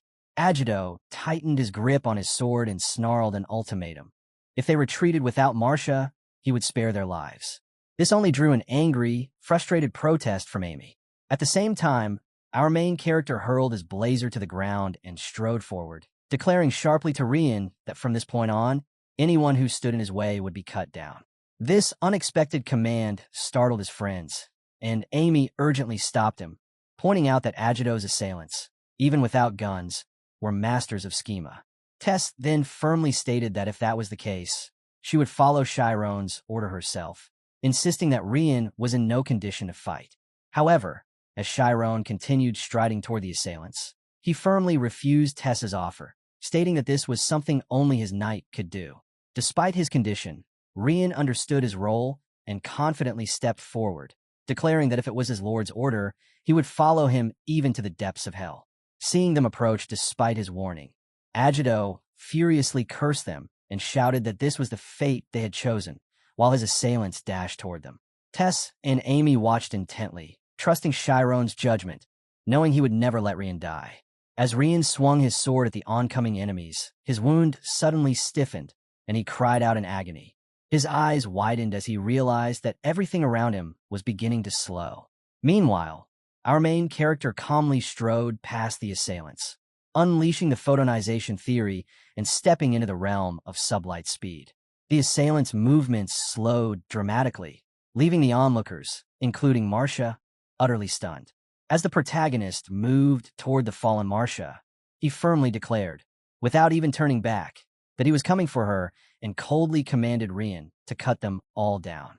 The assassins trapped in the slowed field gritted their teeth in frustration, unable to move. A system window appeared informing that the slow attribute light magic, a power that created a field where time flowed sluggishly. Those who reached the realm of sublight speed were said to distort the flow of time within their own spirit zone, and the extent to which they could slow it depended on the depth of their enlightenment. Upon Shyron's command, Rian swiftly swung his sword toward the assailants, though a faint sense of unease stirred within him. The action felt disturbingly similar to cutting down a restrained opponent. Still, since it was his lord's order, the sword merely carried out its duty. Yet, just as his blade was about to strike, the assassin abruptly vanished, and moments later, all the attackers were teleported away. The sudden disappearance startled Agito Freeman, who instinctively glanced back at Marcia from the corner of his eye. Marcia, meanwhile, calmly pressed the button on the device attached to her arm, activating the teleportation sequence. As the surrounding light began to engulf everyone, she recalled the battle with a faint, bittersweet smile, inwardly urging them not to lose their lives because of her anymore. Amy and Tess stared in shock as the group dissolved into shimmering beams of light. The main character, however, continued advancing and delivered a fierce punch that struck Marcia across the face, sending her crashing violently to the side. Overcome with anguish and furious despair, Agito slammed his fist into the ground while crying out her name in torment. Tess then planted her foot on his back and raised her sword threateningly, warning him not to move or she would cut him down. As Amy hurried toward the protagonist and called out to him, without even turning her way, stopped her as he stated that his magic had still not returned. Amy, confused, questioned whether the required condition had truly been physical contact.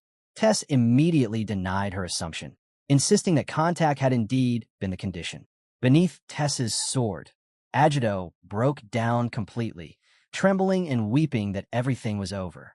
The protagonist, however, stated that one final requirement still remained. Looking down at her, he noted that the price Marcia herself had placed upon this spell.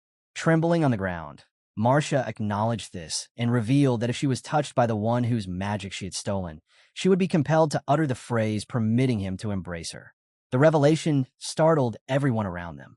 She maliciously added that he could probably already guess its significance, and deep within her mind, she recalled the day she had once stood before his father while secretly hiding a dagger behind her back. In the present, with a faint, strained grin, she explained the meaning behind that phrase and declared that this was the final price embedded within her exception. Her spectral counterpart clung tightly to her back, gripping her neck, while Marcia insisted that this marked the end of her story. Tess, bewildered, quietly asked Amy what Marcia meant by such an embrace, nervously assuring herself that it surely wasn't what she imagined. Equally stunned, Amy responded that if the protagonist refused, he would never reclaim his magic, leaving Rian deeply unsettled. In a burst of frustration, Amy seized Marcia by the collar, demanding she stop speaking nonsense and simply return his magic. But Marcia calmly replied that if her words had been false, the exception would never have been activated. Tilting her head slightly, she issued a soft apology toward Shyron and expressed that he must have come all this way to rescue her from the pit of her own past. Yet in truth, there was nothing left for him to do. As her spectral form tightened its grip around her neck, she confessed that the snare she had created long ago was already strangling her. Clutching her wound with trembling fingers, she requested one final shameless favor, whether Shyron would kill her. If he did, she explained, his magic would be restored, and she could finally rest in peace. The plea stunned Amy, while Agito desperately screamed for her to stop uttering such things. The protagonist remained calm as he knelt before her and quietly questioned whether she truly wanted him to kill her. When he gently placed a hand on her shoulder, Marcia flinched in shock, while Agito collapsed further into despair. Tears welled in Amy's eyes as she braced herself for the worst, and Tess anxiously called out in concern as Shyron carefully supported Marcia's head. Marcia's eyes widened in disbelief as she realized inwardly that he wasn't going to grant her the peaceful end she had asked for. She had long known that a moment like this might one day arrive. She had mocked and ridiculed him repeatedly, and perhaps mercy was something she had forfeited. Yet instead of killing her, the protagonist gently pulled her into an embrace. She weakly protested, insisting that this wasn't the standard she had set. He held her firmly and calmly stated that he had already embraced her. Her body trembled as she clenched her teeth in frustration. With a furious glare, she cursed him and accused him of mocking her or understanding nothing at all, urging him in desperation to kill her instead. Shyron echoed her plea inwardly, then reminded her that she was the one who had once taught him how to change the world, yet now she wished to destroy it. The sudden strength in his voice startled her. Keeping her close, he continued, explaining that he could see them, the people she called family, the ones she had saved, and those who had risked their lives to save her. Tightening his embrace, he reminded her that countless lives existed because of her actions. Marcia was completely stunned by his words as he continued that she had saved countless souls. After all of that, he wondered how she could still beg for death. Tess and Rian watched intently as Agito tried to grasp the situation, while Amy completely lost as she tearfully watched them. Shyron suddenly cried out that Marcia had been the one who told him the world was still worth living in. So she, too, must choose to live. Holding her tightly, his voice trembled with emotion just as tears began to flow from Marcia's eyes. From the moment a person is born, they naturally receive warmth and affection from their parents. However, Marcia's childhood had been nothing like that. She had never been loved. Instead, she had been repeatedly abandoned. Her foster father despised her and treated her as if she were worthless. Having never experienced genuine affection, she grew deeply envious of others who enjoyed the comforting warmth of their families. She convinced herself that it was not something God allowed for her. Trapped within that trauma, she eventually killed her foster father. In her heart, she believed there was no God in the world, and the world was nothing but a cold place. No one who would ever make her feel special or wanted. The only thing she understood was that life was full of unpredictable variables, and within that cold, uncaring reality, perhaps a few rare ones could offer her a fleeting sense of comfort. When she first heard from Agito Freeman that he considered himself her family, she thought he was foolish. She assumed he would eventually harm her just as everyone else had. In her mind, if she ever gained true power, she would never allow anyone to inflict suffering or pain on children the way she had suffered. She dreamed of creating a new world where children could begin fresh lives, one filled with kindness and care. Somewhere deep inside, she believed that if she created a world overflowing with warmth, then perhaps one day someone might eventually love her as well. She knew she could achieve this dream without harming others. The only threat to her existence was the possibility of being killed. Even then, she quietly wished that maybe somewhere in this world, there would be someone who would one day embrace her too. When the protagonist finally hugged her, she felt the warmth just like being held by a mother. Everyone watched intently with their eyes widened in shock. Marcia herself realized for the first time what true warmth felt like. Warmth she had sought from the cruel world her entire life. Trembling, she hugged him back and broke into uncontrollable tears like a child. It was an entirely new sensation, one she had neither imagined nor believed she could ever feel. Later that day, inside the half-ruined castle, Amy stood as she gazed outside the window, and Agito spoke about Marcia. Agito explained that he had tried everything for Marcia over the past 10 years to help heal her trauma. As they stood aside, he continued, for someone like her, an exceptional user, it was nearly impossible to overcome such wounds without rare, special circumstances, something akin to a deep catharsis. He added that there was barely a 1% chance for an exceptional user to experience such healing, and even when they did, no one truly understood the principle behind it. They simply referred to it as a miracle. Amy admitted that she had never imagined that the outcome would unfold in such a way.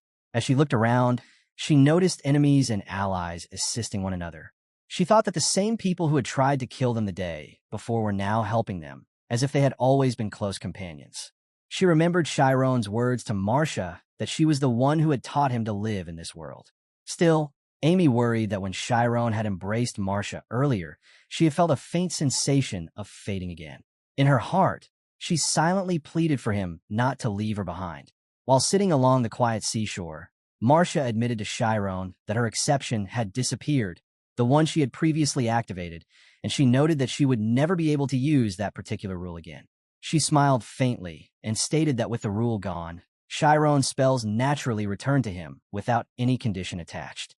As the protagonist gazed at his hands, he sensed his mana gently forming as small beams of energy swirling within. She expressed her gratitude toward him for giving her a chance and for never abandoning her. The protagonist responded that if this world was one in which she was supposed to live and die, then he could not imagine any place where he himself could continue living without her.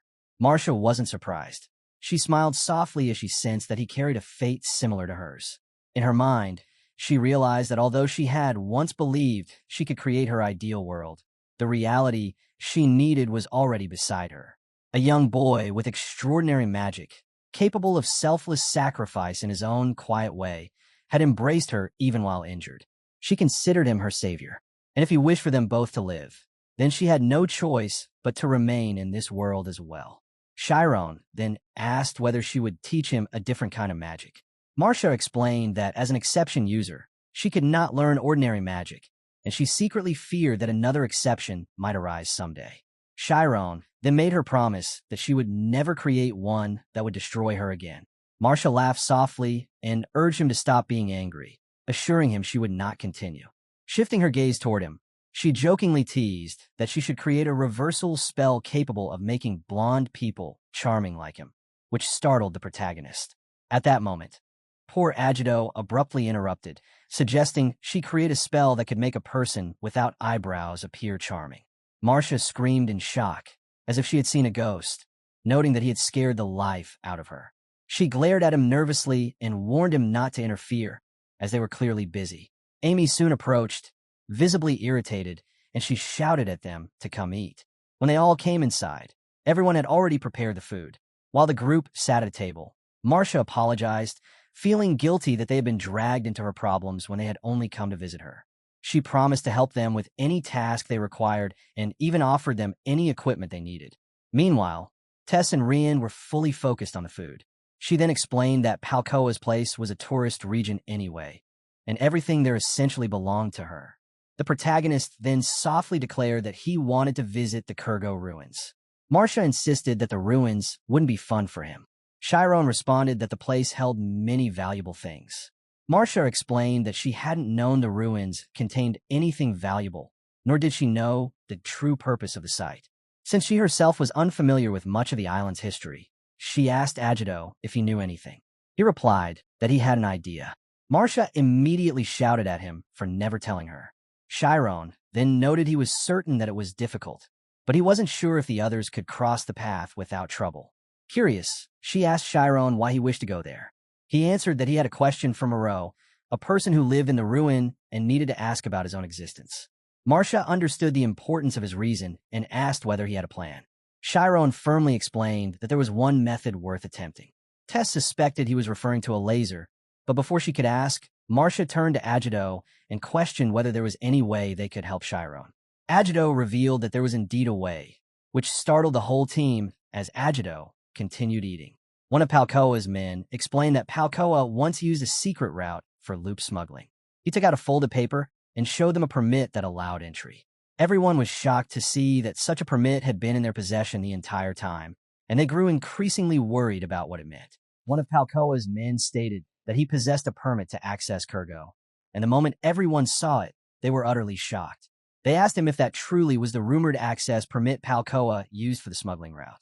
Amy appeared confused and questioned whether it was strange to have something like this, and if so, why they had been required to take a test at all. The protagonist explained that he had heard about the smuggling route from the mercenaries when he went to take the exam, but he assumed it would not matter. Amy responded that passing the test would likely grant something different from the permit itself. Meanwhile, Tess calmly added that the answer might not be too complicated, as the people of Kurgo could have used the test as an excuse to collect money from travelers. Shyron also considered that possibility, but still questioned why the principal had asked them to investigate the situation. In the end, they all concluded that they needed to look at both sides of the matter, as they could not choose one and ignore the other. Agito told them that he could create a permit for them, but they needed to understand the language spoken by the people there. Marcia then calmly apologized that she could not find a translator for them in such a short time and reminded them that, as she was considered a criminal, the Magic Association could come for her at any moment. At that moment, Yuna raised her hand and said that her brother knew the language a little. Hearing that Jis could understand the language, everyone's expressions brightened. The protagonist then suggested that they should try both routes in case something went wrong. Later that evening, Shyron and his friends prepared to leave. Marcia wrapped a magic artifact gently around his arm, telling him that it would guide him towards the entrance of the mountain, and reminded them to find a healer once they returned. The protagonist softly thanked her. As they parted ways, Marcia told herself that she would never be able to repay the favor Shyron had given her. Shyron then turned back and calmly assured her that they would meet again someday. This startled her a bit. However, with a faint smile, she told him not to worry and promised that she would always find him no matter where he was. Shyron then activated the teleportation magic, and they all vanished. Marcia quietly hoped they would be safe in Kurgo. Agito, however, admitted that it might be a little difficult for them, causing Marcia to angrily scold him for telling her that only now.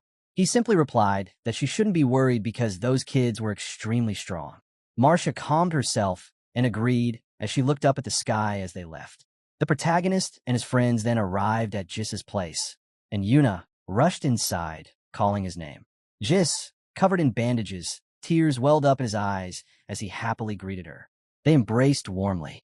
When Yuna worriedly asked what had happened, he reassured her that he was fine and asked how she had been. Wiping her tears, she calmly told him she was safe because Shyron and his friends saved her and defeated the enemies. As the group stood proudly, Jis was astonished to hear that they had truly defeated those enemies. He bowed deeply and thanked them for saving his sister. Tess and the others welcomed him, and they gently asked him for a favor. Jis was confused about what he could possibly offer, but seeing their expressions, he realized they needed something only he could provide. After Yuna fell asleep, they explained that they needed someone who understood the language and could guide them through the smuggling loop route. Jis, trembling with fear, nervously said that he could speak only a little and wondered if that would be enough. He warned them that the hostile government there did not tolerate outsiders, and if anything happened, they would not receive outside help. Shyron reassured him that he did not need to worry, and if he didn't want to go, they could search for another translator. But Jis gathered his courage and said he was willing to go, and they could rely on him. Amy felt relieved that he agreed, and the protagonist then told everyone that they should rest because they would depart in the morning and also get healed by the healers tomorrow. During their conversation about healing magic, Jis panicked and mentioned how expensive it was. Amy immediately reminded him that he had been the one who falsely claimed it was cheap earlier because he had tried to trick them. Jis awkwardly apologized and told her not to bring that up again. Tess then confidently revealed that all of her injuries had already healed and even showed them the wound. Amy, stunned, asked how she managed that, and Tess explained that she had chosen mitochondria as her second schema, so healing something like this was nothing for her. Amy stated that Freeman once told her that he could heal himself through the schema called cell activation. She then asked Tess if this was the same as a schema, but Tess explained that it was different. Cell activation was a defensive schema and not commonly used. Amy still felt intimidated by Agito because he had once said that if he ever died, there would be no one left to protect Marcia. Shyron curiously asked Tess about the build she used to heal her injury. Tess asked if he knew about the imaginary schematic representation of the human body. She explained that each part shown in that drawing was called a sigil, and each sigil activated a specific body feature. Together, the arrangement was called a build. Shyron and Amy were quite surprised and asked in what order her body was enhanced. Tess calmly answered that it was complicated because a schema artificially enhanced certain abilities of the body. If someone wanted to use it, they needed to balance it carefully. She described enhanced dynamic vision, arm and leg strength, overall physical capability, and even reaction suppression. She explained that if someone increased their reaction speed without strengthening their physical ability, they could damage their own body. Since they all had different traits, the way a person structured their build mattered greatly. The protagonist realized that if someone learned swordsmanship or martial arts on top of this, their growth potential could become limitless. He remembered how he had sensed the boundless potential of a sword when he once dueled Rian. Shyron finally understood why the schema and the spirit zone were considered the two greatest sources of power. He then thanked Tess for teaching him the basics and noted that it was really helpful, and she laughed, saying she herself still had much to learn. She then said they should count her out of healing magic. Tess immediately regretted explaining so much in front of Rian, who could not activate his schema at all. Rian insisted he didn't need healing magic as he was strong without a schema, although Tess silently called him a liar, knowing he had been badly injured and must still be in pain. Still, she was impressed by his incredible willpower when he fought Palkoa, which was even stronger than any schema. She thought that forcing healing magic on him would damage his pride, but Shyron told Rian that, regardless of anything, he should still be healed the next day. Rian stubbornly insisted he was fine, but the protagonist argued that they did not know what dangers awaited them in Kurgo, and if Rian were defeated, all of them would be endangered.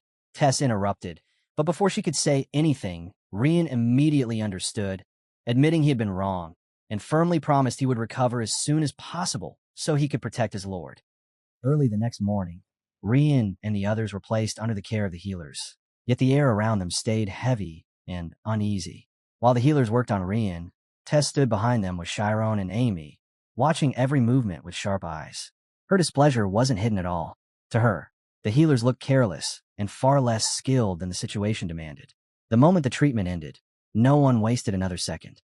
The group moved out immediately, setting their course straight for Kurgo. At the ruins of Kurgo on Galleon Island, Jis led them through the broken paths and stopped at a narrow stretch of track. He pointed down and explained that this minecart route ran directly into Kurgo itself. As they approached the cart, they saw two men already waiting beside it. Jis quietly informed them that the pair were affiliated with Palkoa, then produced the travel permit secured through Palkoa's connections. The men announced that the next departure would be in an hour, and Jis passed the message along to Shyron and the rest. Tess frowned, her thoughts racing as she questioned what they should do in the meantime. Should they stay and wait, or move elsewhere? Shyron answered without hesitation. They were heading to the altar of judgment. Tess immediately objected, warning that leaving now could cost them their chance to catch the next cart. Shyron calmly explained that he had no intention of entering the trials. He only needed to confirm something crucial. At that point, Jis stated that he would remain behind to guard their place. If he followed them, he would be dragged into the trial as well. Amy supported the decision at once, saying it was better for him to stay and keep watch while they were gone. Not long after, the group reached the altar of judgment. As Shyron stepped forward, someone asked if he still remembered the access code. He stood at the gate, ready to speak, but before a single word left his mouth, the guards suddenly swung the doors open. Tess stiffened in surprise, but Amy quickly murmured that the opening wasn't for them. Someone else was coming out. The moment the figures emerged, shock rippled through Amy and the others. They demanded to know why those people were here. Tess leaned closer to Amy and whispered a tense question, asking if they were acquaintances. Amy's answer was cold and absolute. They were enemies. The boy and girl, standing before Shyron, declared that they had known he and his companions would arrive.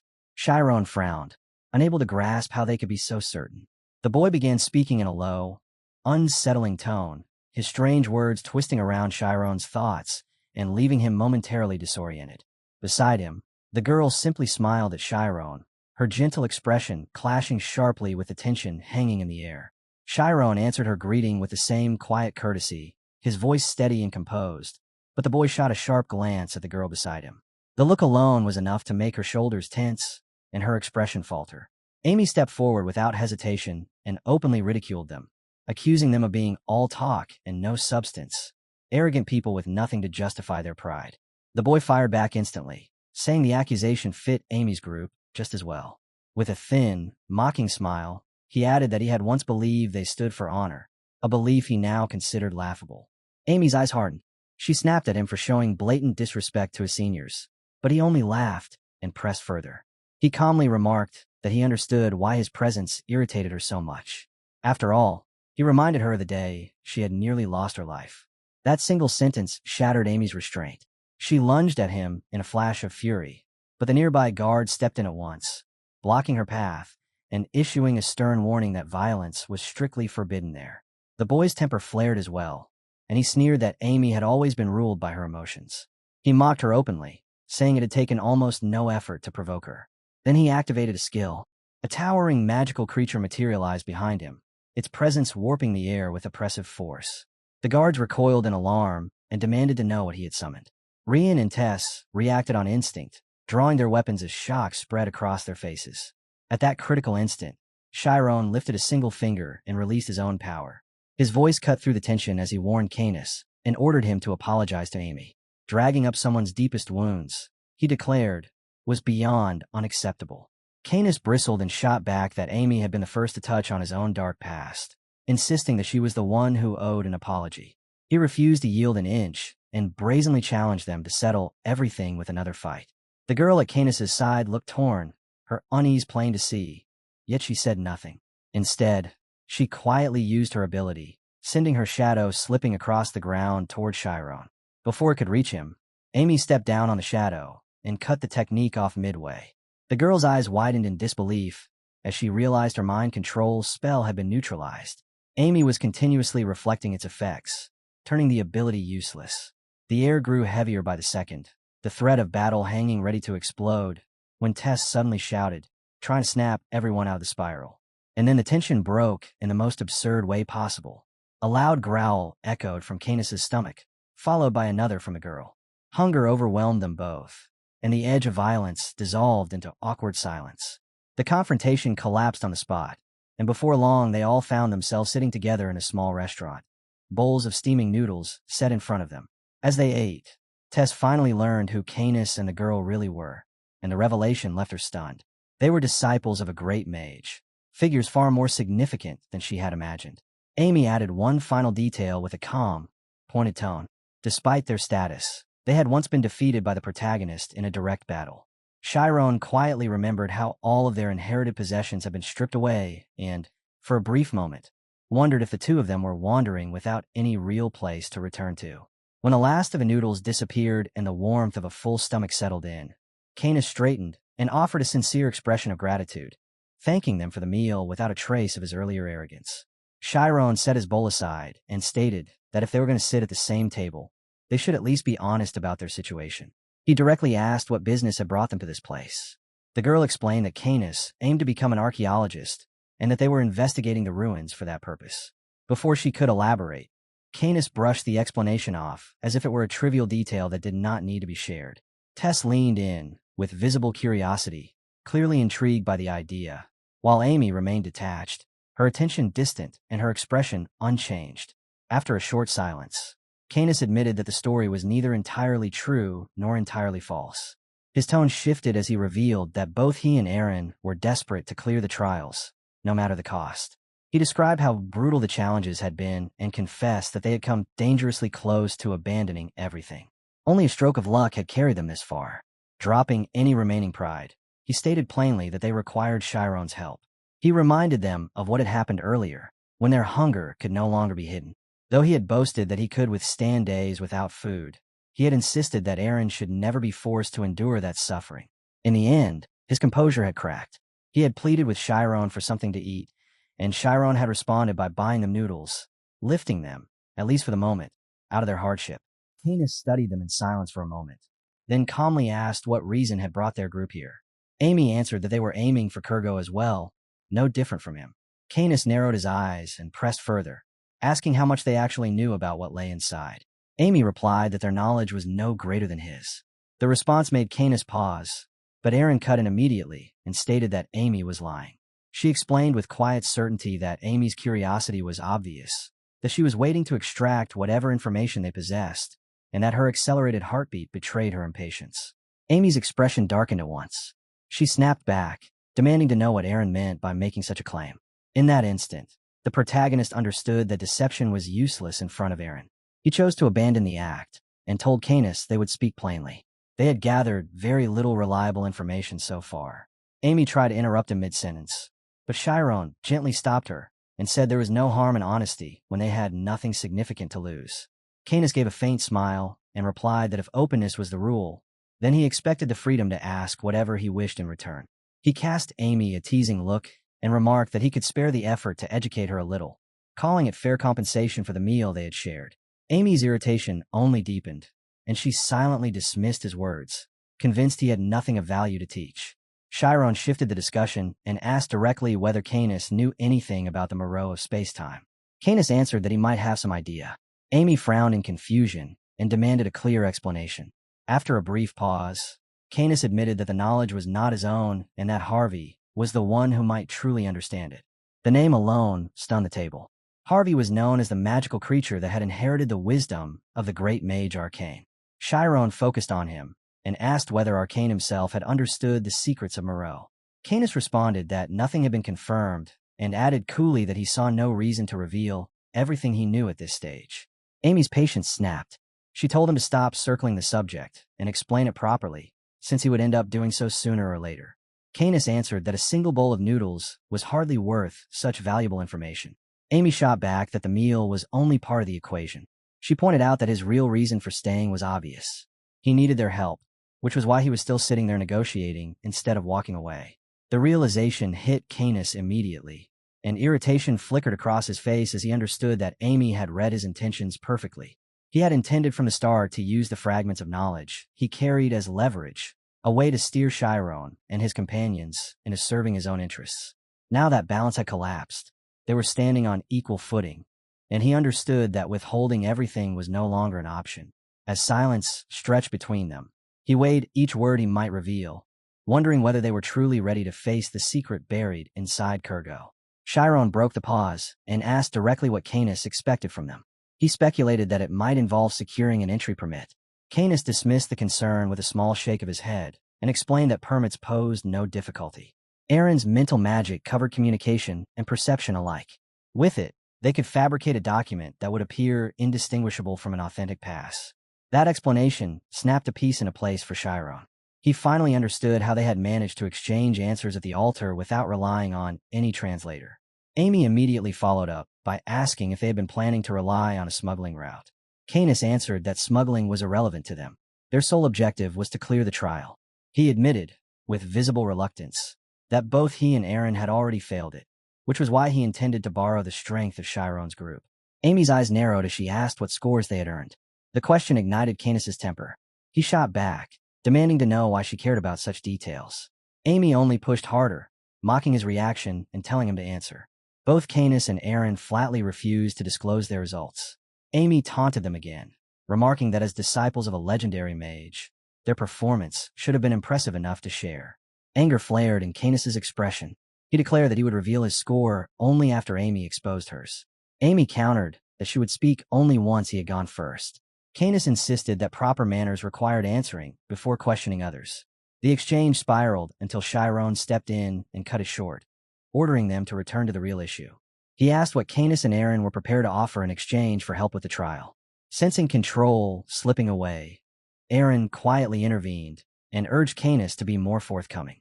She stated that trust was essential if any cooperation was to succeed and reminded him that they had already accepted the other's goodwill, even down to the shared meal. Canis drew a slow breath and fixed them with a steady gaze. He asked whether they truly intended to enter Kurgo regardless of the dangers waiting inside. Amy answered that their goal was to uncover the truth about Moreau. Canis repeated the question, pressing them to confirm their resolve. Shyron responded without hesitation that they were committed. Only then did Canis nod and agree to disclose something critical. His voice lowered as he warned them that entering Kurgo without his guidance carried an almost certain outcome. If they went in alone, the probability of their deaths approached absolute certainty. Amy's temper ignited the instant she thought Canis was trying to corner them. Her eyes burned with anger as she snapped back, insisting that even the Palcoa gang had walked in without resistance. To her, Canis was just bluffing, pretending to know secrets he didn't actually have. Before her anger could spiral further, Canis cut in sharply and told her to stay quiet until he finished. He spoke with deliberate calm, explaining that stepping into Kurgo was never the true obstacle. The real danger only began after crossing the threshold. He admitted he couldn't lay out every detail, but his voice carried a firm certainty as he swore he wasn't deceiving them. Amy lunged forward again, ready to strike, but Canis pressed on and revealed that he also knew a method to pass the trial. Turning his gaze to Shyron, he asked if he had already reached the same conclusion. Amy frowned, clearly lost, while Shyron held her back with a steady hand. He answered that Canis was right and quietly brought up the immortal function.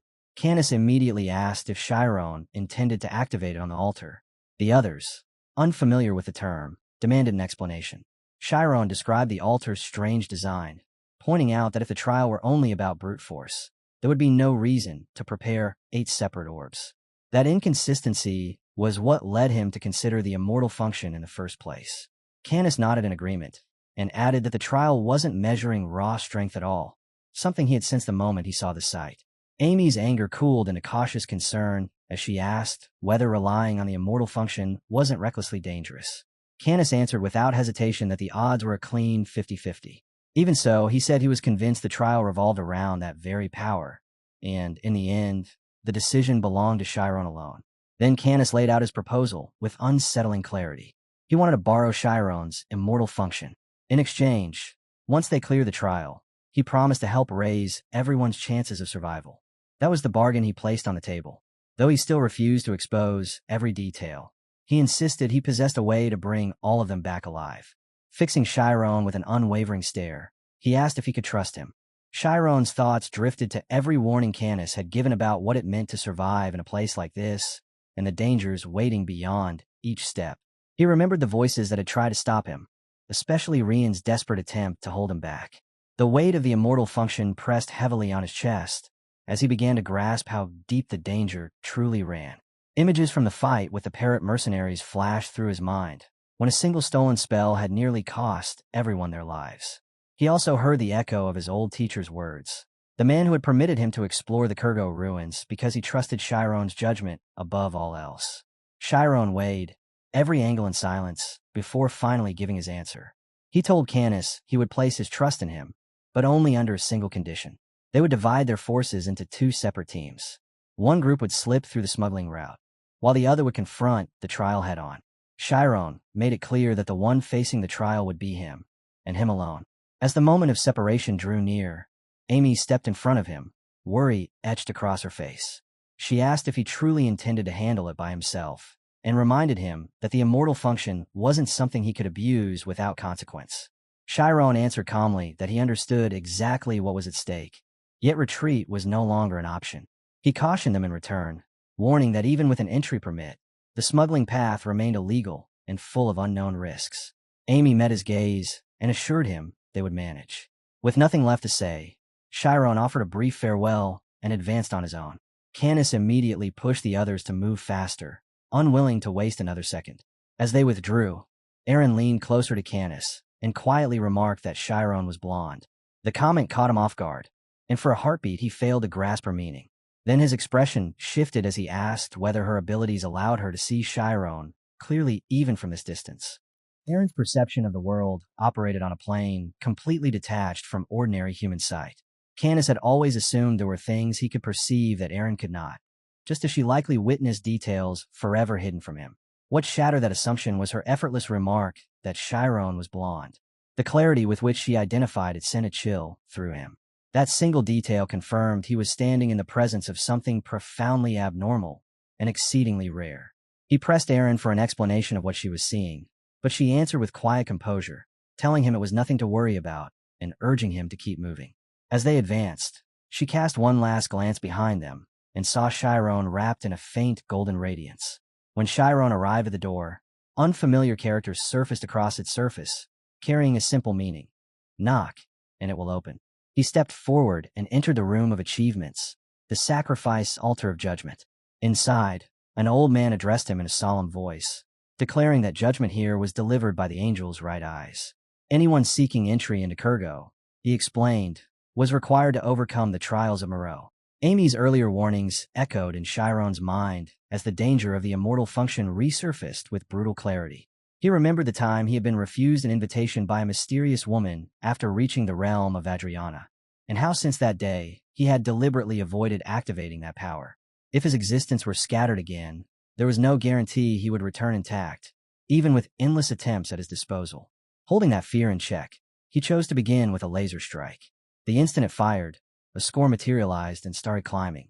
It ticked past 200, then surged to 2,731, rose again to 6,822, and without warning collapsed back to 0. The attempt had failed. In that instant, Shyron grasped the rule behind the system. The counter reset after a fixed interval, a safeguard designed to nullify prolonged damage over time. The old man's voice rang out once more, demanding to know whether Shyron would abandon the challenge or continue proving himself through Miro's trials. Retreat was unthinkable. Shyron steadied his resolve and chose to try again. His thoughts turned to his companions, already threading the dangerous, smuggling loop, and the realization hardened his will. Success was no longer a choice, but a necessity. He committed to the immortal function without hesitation. A subspace unfolded around him, sealing the area as he launched his next assault. His eyes ignited with light, and a torrent of energy surged in from what felt like a boundless source. The 8 marbles drank in that power without restraint. Then the pull reached him.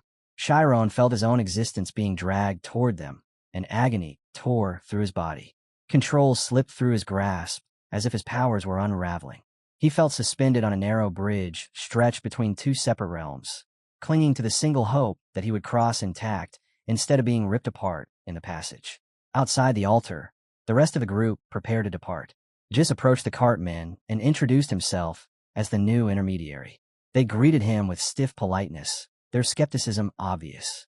A king handling work like this defied their expectations. They immediately asked for Palkoa, who had always come in person. Terror tightened Jis's chest, but he forced out the truth and declared that Palkoa was dead. The statement jolted the men. Their expressions hardened as they demanded to see the permit. The moment Jis produced it, they seized the document, inspected every detail, and only then signaled for the group to proceed. Within moments, everyone climbed onto the cart, and it shot forward at reckless speed. As the vehicle thundered ahead, unease spread among the passengers. Doubts surfaced about whether the machine could even hold together at that pace. Rian muttered that it felt like he might be thrown off at any second and barked at everyone to grip whatever they could. The cartmen continued their hushed discussion, circling back to Palkoa's death and questioning why a mission of this weight had been handed to what looked like a band of children. They speculated about the situation outside and reassured themselves that the truth would reveal itself once they reached Kurgo. Amy stiffened in shock and turned to Aaron, asking if she was translating the men's conversation about them. Aaron calmly explained that she had linked everyone's minds into a shared channel. The idea unsettled Amy, and she immediately asked whether that meant her thoughts were being read. Aaron dismissed the concern and clarified that the connection only extended to the 11th layer of the human mind, functioning as a narrow tunnel that joined the outermost surface of their psyches. The term surface psyche left Amy visibly confused. Aaron elaborated with steady patience. explaining that human consciousness was structured in 12 layers. Only selected thoughts traveled through the channel, while deeper inner thoughts remained sealed away. She added that any attempt to resist would cause the link to sever on its own. If Amy found the connection intolerable, Aaron stated, she could disconnect her at any moment. Amy accepted the arrangement once she understood that only surface thoughts would pass through the link, recognizing how valuable that kind of coordination could become. Aaron then disclosed that Jis remained outside the network. She could not risk an outsider sensing the nature of her ability, especially when a careless reaction from him might expose them. With that settled, she announced that she would extend the connection to the others, warning that everyone still had to behave as if nothing unusual was happening. A knot of tension tightened in Amy's chest as she wondered who would join the channel. In the next instant, Tess and Rian burst into silent conversation, both reeling from the shock of hearing each other without a single spoken word. Their astonishment grated on Amy's nerves. Tess complained that she had been trying to say something for a while Rian fixated on the sheer wonder of speaking mind to mind. Even so, Amy admitted to herself that the ability would give them a serious advantage. That reassurance didn't erase her anxiety about letting private thoughts slip. The moment she idly considered that Aaron wasn't a bad person, Aaron caught the thought and answered it with a faint smile. Tess shifted focus and warned that the men were watching them too closely, asking what their next move should be. At the same time, Rian's attention drifted entirely to thoughts of food, which infuriated Tess as she judged him hopelessly detached from reality. Canis snapped in irritation and ordered Aaron to lower the volume of the channel or cut him off from altogether. To him, the constant chatter felt like being locked inside a crowded chat room. Tess immediately objected, insisting the volume stay as it was. Canis shot back that the power belonged to Aaron alone, and Tess had no authority to dictate how it was used. Amy observed in silence that, inconvenient as it felt, the link was undeniably efficient. Canis then reframed the situation, telling them to treat Aaron's ability as part of the compensation for their alliance. He stressed that her power would be a decisive asset, but only if Shyron succeeded in clearing the trial. Amy voiced her unease about the Kurgo men, sensing how dangerous they were. Canis confirmed her suspicion and described the consequences of being discovered in the smuggling loop. Tess stated flatly that the penalty would be death, and Canis affirmed it without hesitation. The people running this route would execute such punishment without blinking. Rian added that Palcoa was only one piece of a far more lethal network.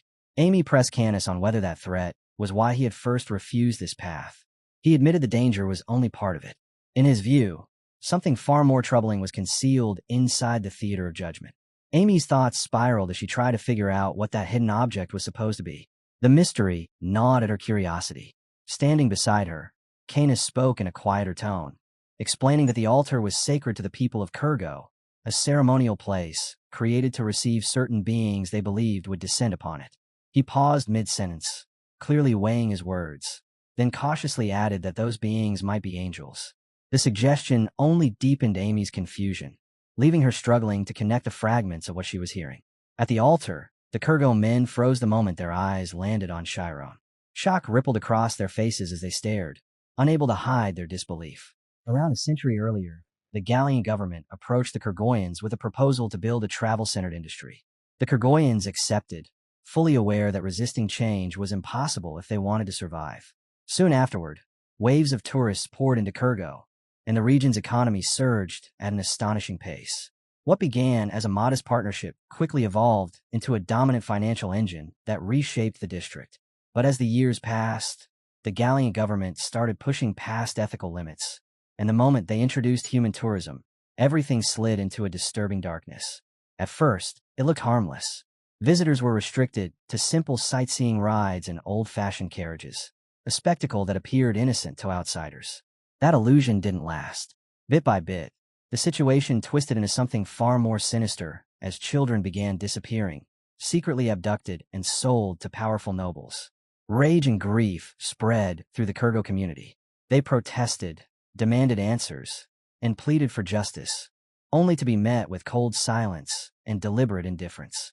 Despite their extraordinary strength and endurance, the Kurgoyans had no real political leverage to resist. In the end, they made a painful choice. They opened access to their sacred relics for the government and sealed off their autonomous district from the outside world. They cut themselves off completely, and from that moment on, those gates were never open again. When the group finally slipped through the smuggling loop route, the sight that greeted them left them speechless. Before their eyes stood the Kurgo Autonomous District, the very place long believed to have been buried beneath volcanic ash and lost to history. As they stepped inside, shock replaced their expectations. Kurgo's citizens moved about calmly, working and living as if nothing had ever collapsed around them. It clashed violently with the image burned into their minds of the Kurgo people outside the walls, who had looked starved, frail, and broken by hunger. The contrast made no sense, especially when they remembered the rumors of relics capable of producing endless wealth, treasures said to lay golden eggs. Erin's composure cracked first. Tears welled in her eyes as a creeping fear wrapped around her chest. The atmosphere stirred memories she desperately wanted to forget. Sensing her distress, Kana spoke softly and reminded her of Ladum, anchoring her thoughts and steadying her breathing. As the group pressed deeper into the district, their path was blocked by a lone Kurgo man standing squarely ahead, as if he had been expecting them all along. This was Mahatu. Just stepped forward and explained that Mahatu oversaw the cultivation and distribution of the loop that sustained the entire district. Amy wished, in the quietest corner of her mind, that Erin could translate every word being exchanged, yet she knew the risk was too high. Mahatu's presence pressed down on the space like a drawn blade. His awareness was razor-sharp, and Amy understood that even the faintest trace of magic would not escape him. Any attempt would be exposed instantly. As Mahatu questioned them about Palkoa's death, the tension thickened. That was when Amy caught on to what Erin was doing. Beneath the surface, Erin was slipping her shadow into Jiss's thoughts, guiding his replies with invisible precision. Pride flickered inside Amy at the sight of Erin's nerve and quick judgment. Under that subtle control, Jiss informed Mahatu that Palkoa would no longer be buying a loop and that their group intended to leave the island soon. The reaction was immediate. Mahatu's expression tightened, disturbed by the announcement. He made it clear, with cold emphasis, that no outsider had the right to enter the district without the intention of purchasing a loop. In a sudden burst of force, he shoved Jiss aside and planted himself directly in front of Amy. His eyes swept over her, measuring every detail, and he decided she must be the one in charge. His next question cut straight to her connection with Palkoa. Jiss fought his way back to his feet, and Amy watched him through the corner of her eye, recognizing the strain behind his courage. Fear clung to him, yet he still pushed himself to stand his ground for the sake of his role. Amy answered without wavering. She described her bond with Palkoa as one forged through shared risks and battles, a relationship built on lives placed in each other's hands. Mahata listened, then stated flatly that such a bond carried responsibility.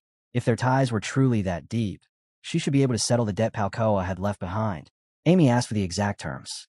Mahatu revealed the figure with brutal simplicity, roughly 8 kilograms of loop, worth 10,000 gold, not counting the advance that had already been paid. The number hit the group like a physical blow. None of them had imagined a burden of that scale.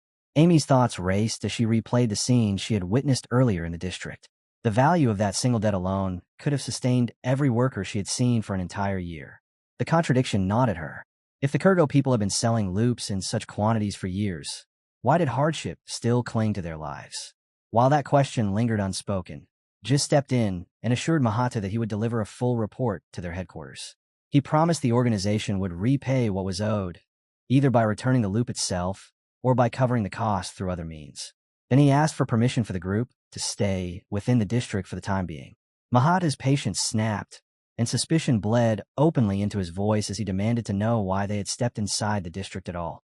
Amy answered that they were waiting for a companion who was still inside the room of achievements and sacrifice, and she spoke with steady certainty that he would arrive soon. The explanation only twisted Mahata's expression into a dark smile. A harsh laugh escaped him as he assumed they believed sending someone to the altar would grant them entry through bargaining and clever words. Amy felt the ground shift beneath her understanding while Mahatu recounted how countless outsiders had tried to breach Kurgo before, chasing loops and gold with greedy hands. He pressed them to confess their real motive before matters spiraled out of control. Amy held her ground and insisted their friend was simply enduring trials, nothing more. At her side, Erin murmured a warning that Mahata's focus was sharpening, his mind gathering itself like a coiled weapon, and that one mistake could ignite everything. Around them, the Kurgo men grew restless. Angry whispers spread through the crowd as suspicion took shape. Some became convinced that nobles were hiding among the group. Accusations followed, sharp and loud, claiming the outsiders had come to abduct Kurgo children. Orders rang out to search them immediately, driven by fear that they carried hidden weapons or tools meant for harm. Jis planted his feet and tried to smother the rising chaos with calm words, but the tension kept climbing. Rian answered by drawing his sword in a clean, deliberate motion and warning them not to forget their ties to Palkoa's organization. Mahata's eyes locked onto the blade and then onto Rian, reading the gesture as an open challenge. He accepted it without a flicker of hesitation. Before either side could move, a violent gust tore through the area. The air itself seemed to shudder, and everyone froze, caught in a shared moment of confusion. Then recognition dawned across the Kurgo men's faces. The ancient bugle was sounding. Its call meant urgency, something grave enough to override every other conflict. Murmurs of war and disaster rippled through the crowd as they broke away and sprinted toward the district center. Canis and the others followed in their wake.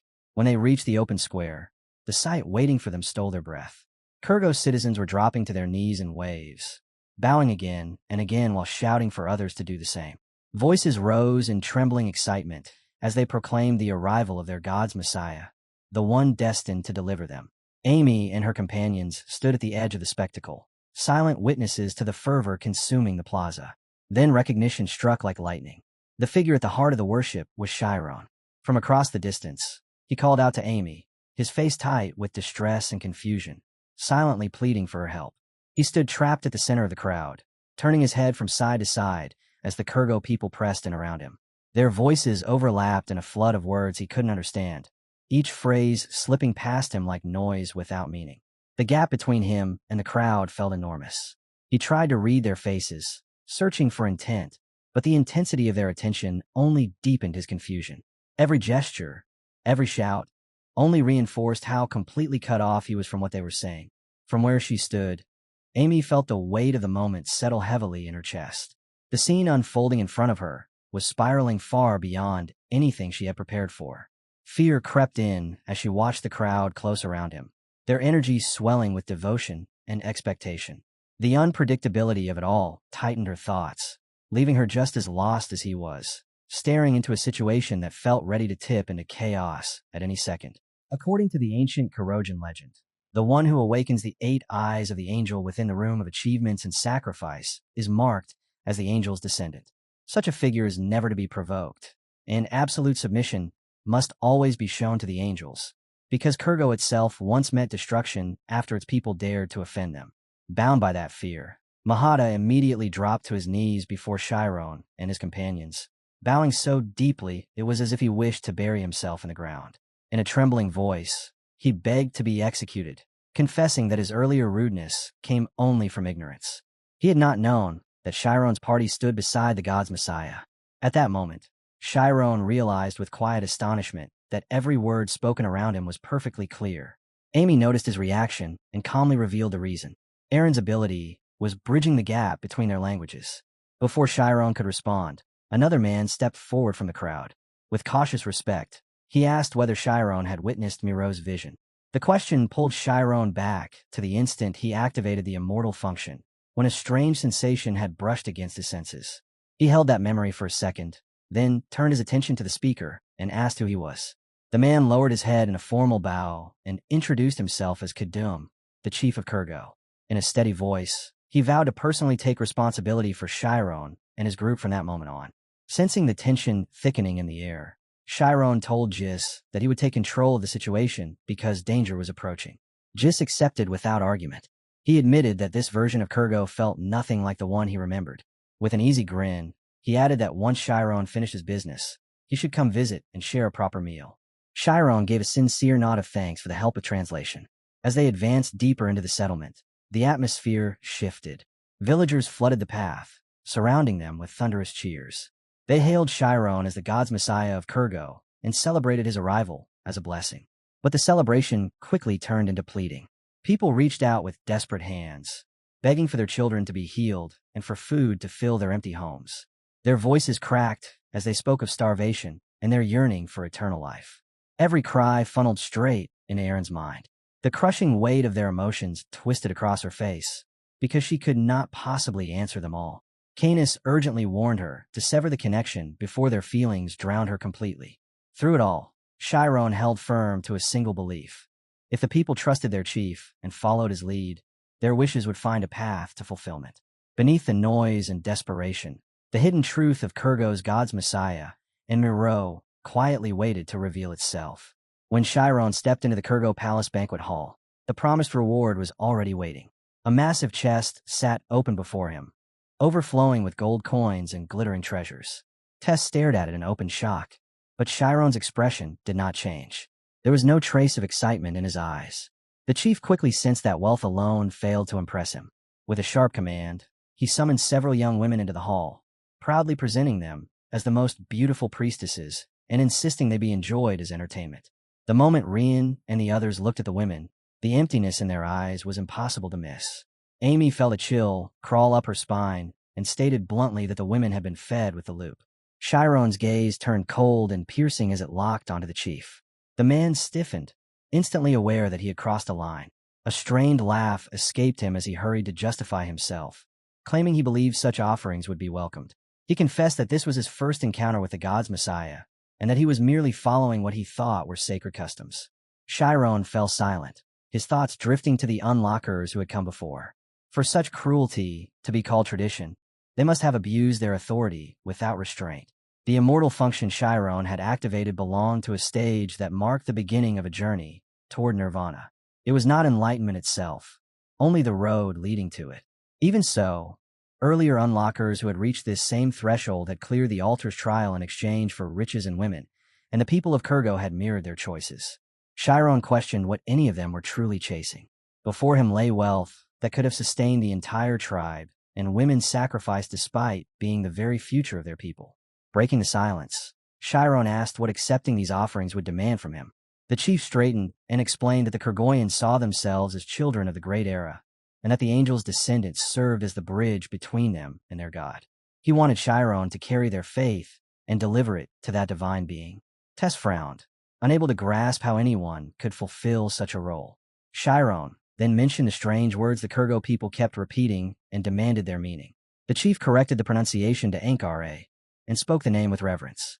Ra was immortality itself, an existence that had endured since the dawn of time and had given birth to their race. Through Ra's absolute power, they were created, and under that same gaze, they believed they were still being watched. Shyron's thoughts drifted for a moment to the idea of a creator, turning the word over in his mind as the banquet noise echoed around him. Then the doors burst open, and an elderly man strode into the hall, his voice cutting sharply through the air as he demanded to know what was taking place. The music died instantly, and the lively atmosphere froze. The chief's face twisted with shock and irritation. He snapped at the intruder, asking why his father had shown up and accusing him of ruining the banquet. The old man's eyes swept across the hall with open disgust. In a harsh voice, he questioned how this spectacle could possibly be called sacred. He pointed at the overflowing wealth and the staged entertainment, condemning the waste. Their people were starving, he said, enduring endless days of suffering. Yet the chief chose to drown himself in hollow luxury. Each word struck like a hammer as he accused his son of leading the tribe down a path of corruption. With visible annoyance, the chief introduced him as the former leader of Kurgo, a once-respected elder whose judgment, he claimed, had long since faded. He brushed off the accusations as the ramblings of an old man. According to him, the tribe was overflowing with hope because the God's Messiah had finally appeared, and he demanded to know whether his father intended to trample that hope underfoot. The elder did not waver. Fixing his son with a hard stare, he ordered him to come back to his senses and declared that what the people truly needed was simple happiness, not the arrival of any God's Messiah. That night, the chief led Shyron and his companions out of the palace and into the open air, stopping beneath the vast northern sky. He raised a finger and pointed to a tight cluster of stars, explaining that when connected, they traced the shape of a perfect figure eight. At the point where the two circles touched, he said, "Shown the brightest star of all." He told them to study the sky carefully and find that star with their own eyes. Tess frowned, clearly puzzled by the sudden lesson in astronomy, but Rian quietly advised her to watch first and question later. Amy supported him, adding that understanding the chief's purpose mattered more than reacting too quickly. While the others scanned the sky, Shyron's gaze sharpened. Something about the pattern stood out to him, and he calmly pointed to a single star. The chief's expression brightened as he confirmed that Shyron had identified it correctly. He then declared that this star marked the very origin of Kurgo. The claim left Shyron searching for meaning, and he demanded an explanation. The chief spoke with steady conviction. That distant point in the sky, he said, was where their god had first created them. Humans were born into this world and eventually died here, but their souls did not vanish.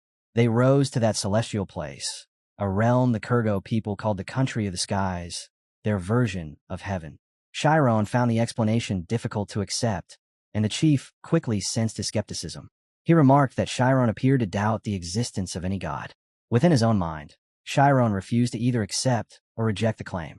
To him, a mage could not pass judgment on what lay beyond analysis or measurement. Anything that could not be examined through reason remained suspended in uncertainty. The chief continued, his voice carrying the weight of ancient belief. In the beginning, their god created giants, and from the blood and flesh of those beings, humans were born. The earliest humans were said to have lived for 782 years. As ages passed, their lifespans steadily shortened, but they gained the power to reproduce and continue their line. Generation after generation followed, until Hannes the Visionary finally founded Kurgo, as it existed in the present era. He added that in those distant times, their ancestors had traveled freely between heaven and earth. The statement struck Shyron with visible surprise. The chief gestured toward the hidden underground structures and declared that those facilities were the remaining proof of that ancient bridge between the two realms. Shyron quickly understood that when the chief spoke about underground spaces, he was referring to basements hidden so deeply that even his spirit zone could not reach them. The realization stirred a memory of Tess and Amy, discussing ancient relics, structures from the past built on a scale far beyond anything in the present age. Many of those colossal remains, they had said, were now buried beneath thick layers of volcanic ash. He asked the chief what truly lay beneath those ruins. The answer came without hesitation. Deep under the relics, inside the lowest chambers, there existed a door that opened straight to heaven. The words sent a visible shock through Tess and the others. They exchanged tense looks, wondering if the heaven he described was the very same place as the distant stars he had pointed out in the sky. They pressed him further and demanded to know what was needed to open such a door. The chief explained that it required the activation of an immortal function, a power only descendants of angels could wield. Shyron weighed that claim in silence. There was a fragment of truth in it.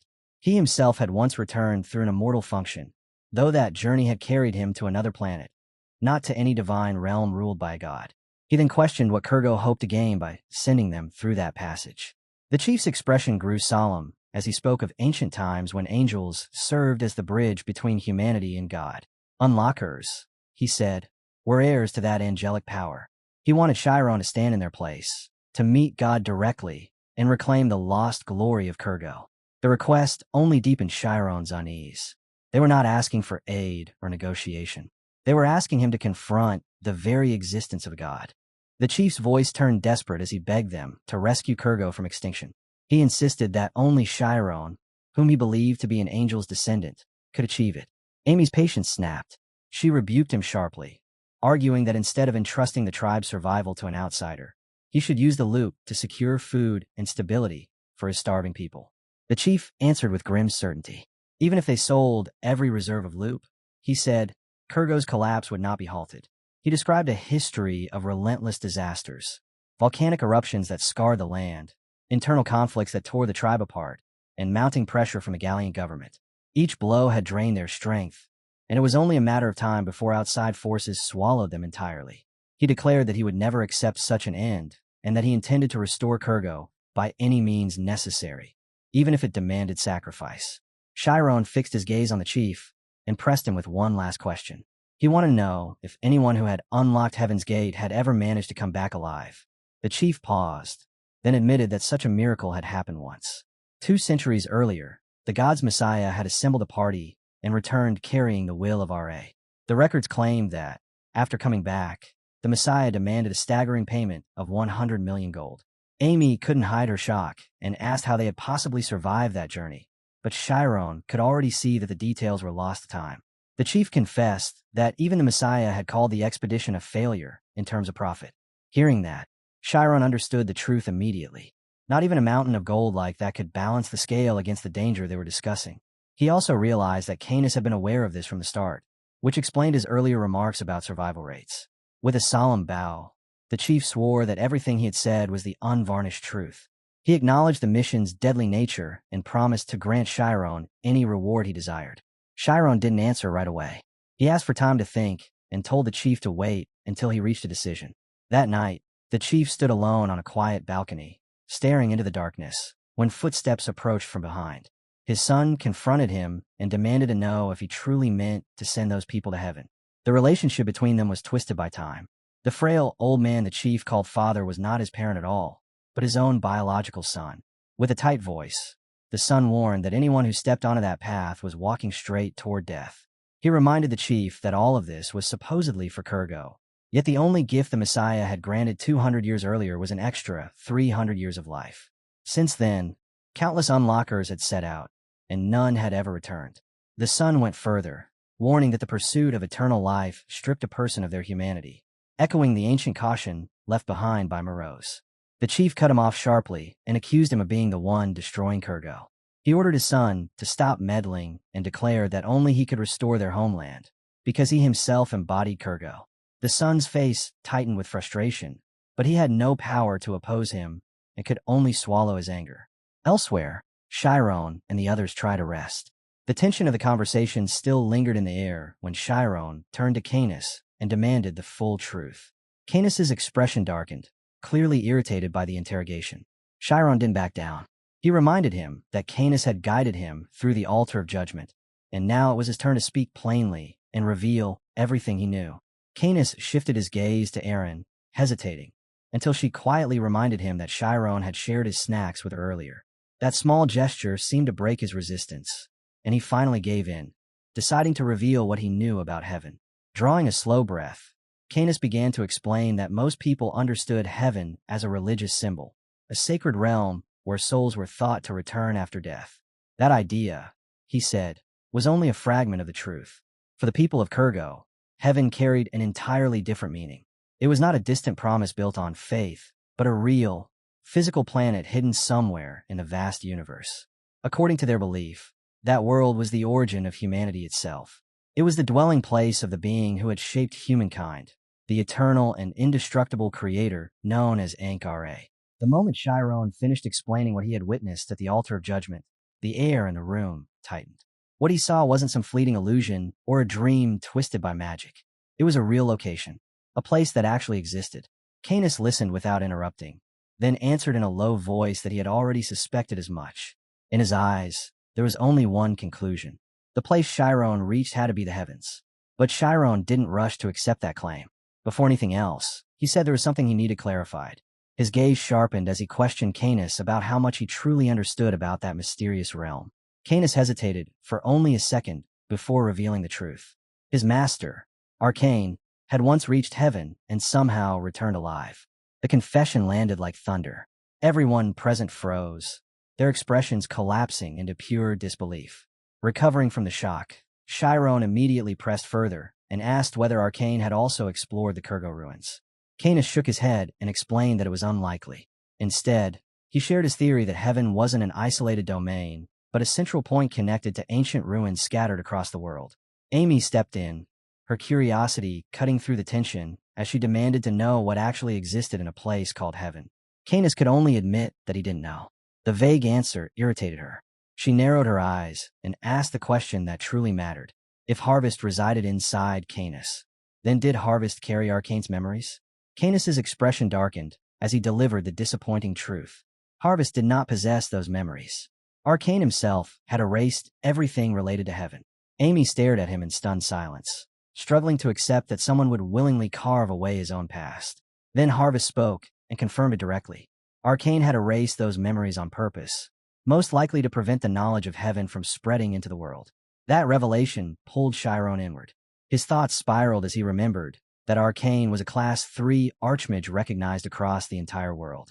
For a figure of that magnitude to destroy his own memories, the secret he was hiding had to be beyond imagination. Shyron lifted his head and asked the question lingering in everyone's mind. Was there truly a god waiting in heaven? Canis answered honestly. He didn't know. The only way to uncover the truth was to witness it themselves. That uncertainty, he said, was exactly why they should go. Silence followed as Shyron weighed every word. When he finally spoke, his voice was steady, He had reached a decision. He would not be going. Canis's expression turned cold as ice. He reminded Shyron that his personal choice meant nothing.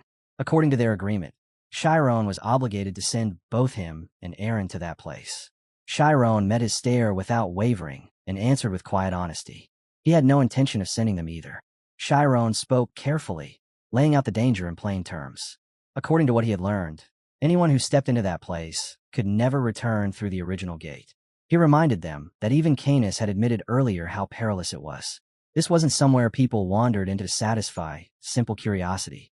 It was a point of no return. The warning only soured Canis's mood. His eyes hardened as he accused Shyron of shrinking back in fear. Inside him, the creature stirred and offered its own judgment. If one wanted to be charitable, it said Shyron's choice could be called sharp insight. He was acting on a powerful intuition forged from everything he had pieced together.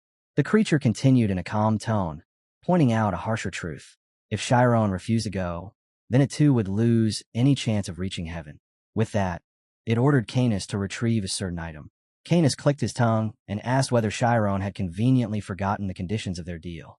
He reminded him that he had sworn to secure their survival and hinted that he might even possess a method to bring them back alive. The Magic Association, he explained, had seized his master's legacy. While searching for a way to counter that loss, Harvest had unearthed a buried memory. Following that faint trace, they journeyed across the world and eventually discovered it. What they found was a secret sanctuary Archmage Arcane had hidden away, erased from all records, and even from the Association's awareness by Arcane's own hand. Shyron's eyes narrowed as he asked the obvious question. Had they uncovered a path of return from heaven inside that hidden place? Canis answered with quiet confidence. It was more than a mere escape route, and he intended to prove it. At his signal, Aaron stepped forward and revealed a cube. The moment it appeared, the room fell silent. Its surface shimmered with a strange hue that scattered light and diffused reflections.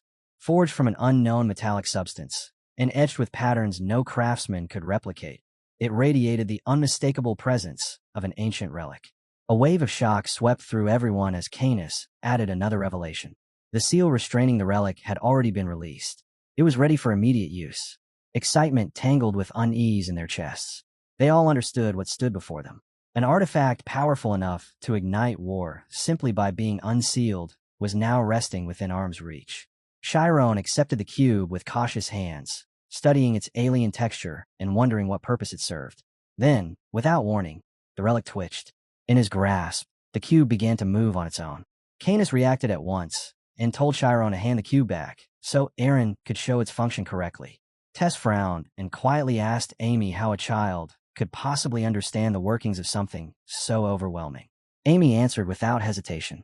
Aaron was a first Sutra ability user, someone capable of perceiving the essence of objects themselves. That was why she could handle the relic. Aaron lifted the cube and calmly explained its purpose. When activated, the artifact could record the coordinates of a location and later alter its destination to return there.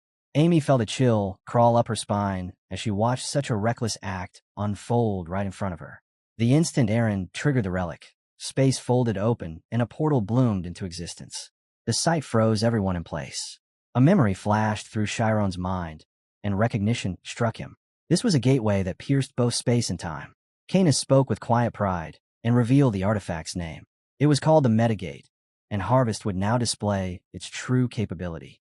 Harvest surfaced with obvious delight, treating the demonstration like a game, the way he always did when wielding strange powers.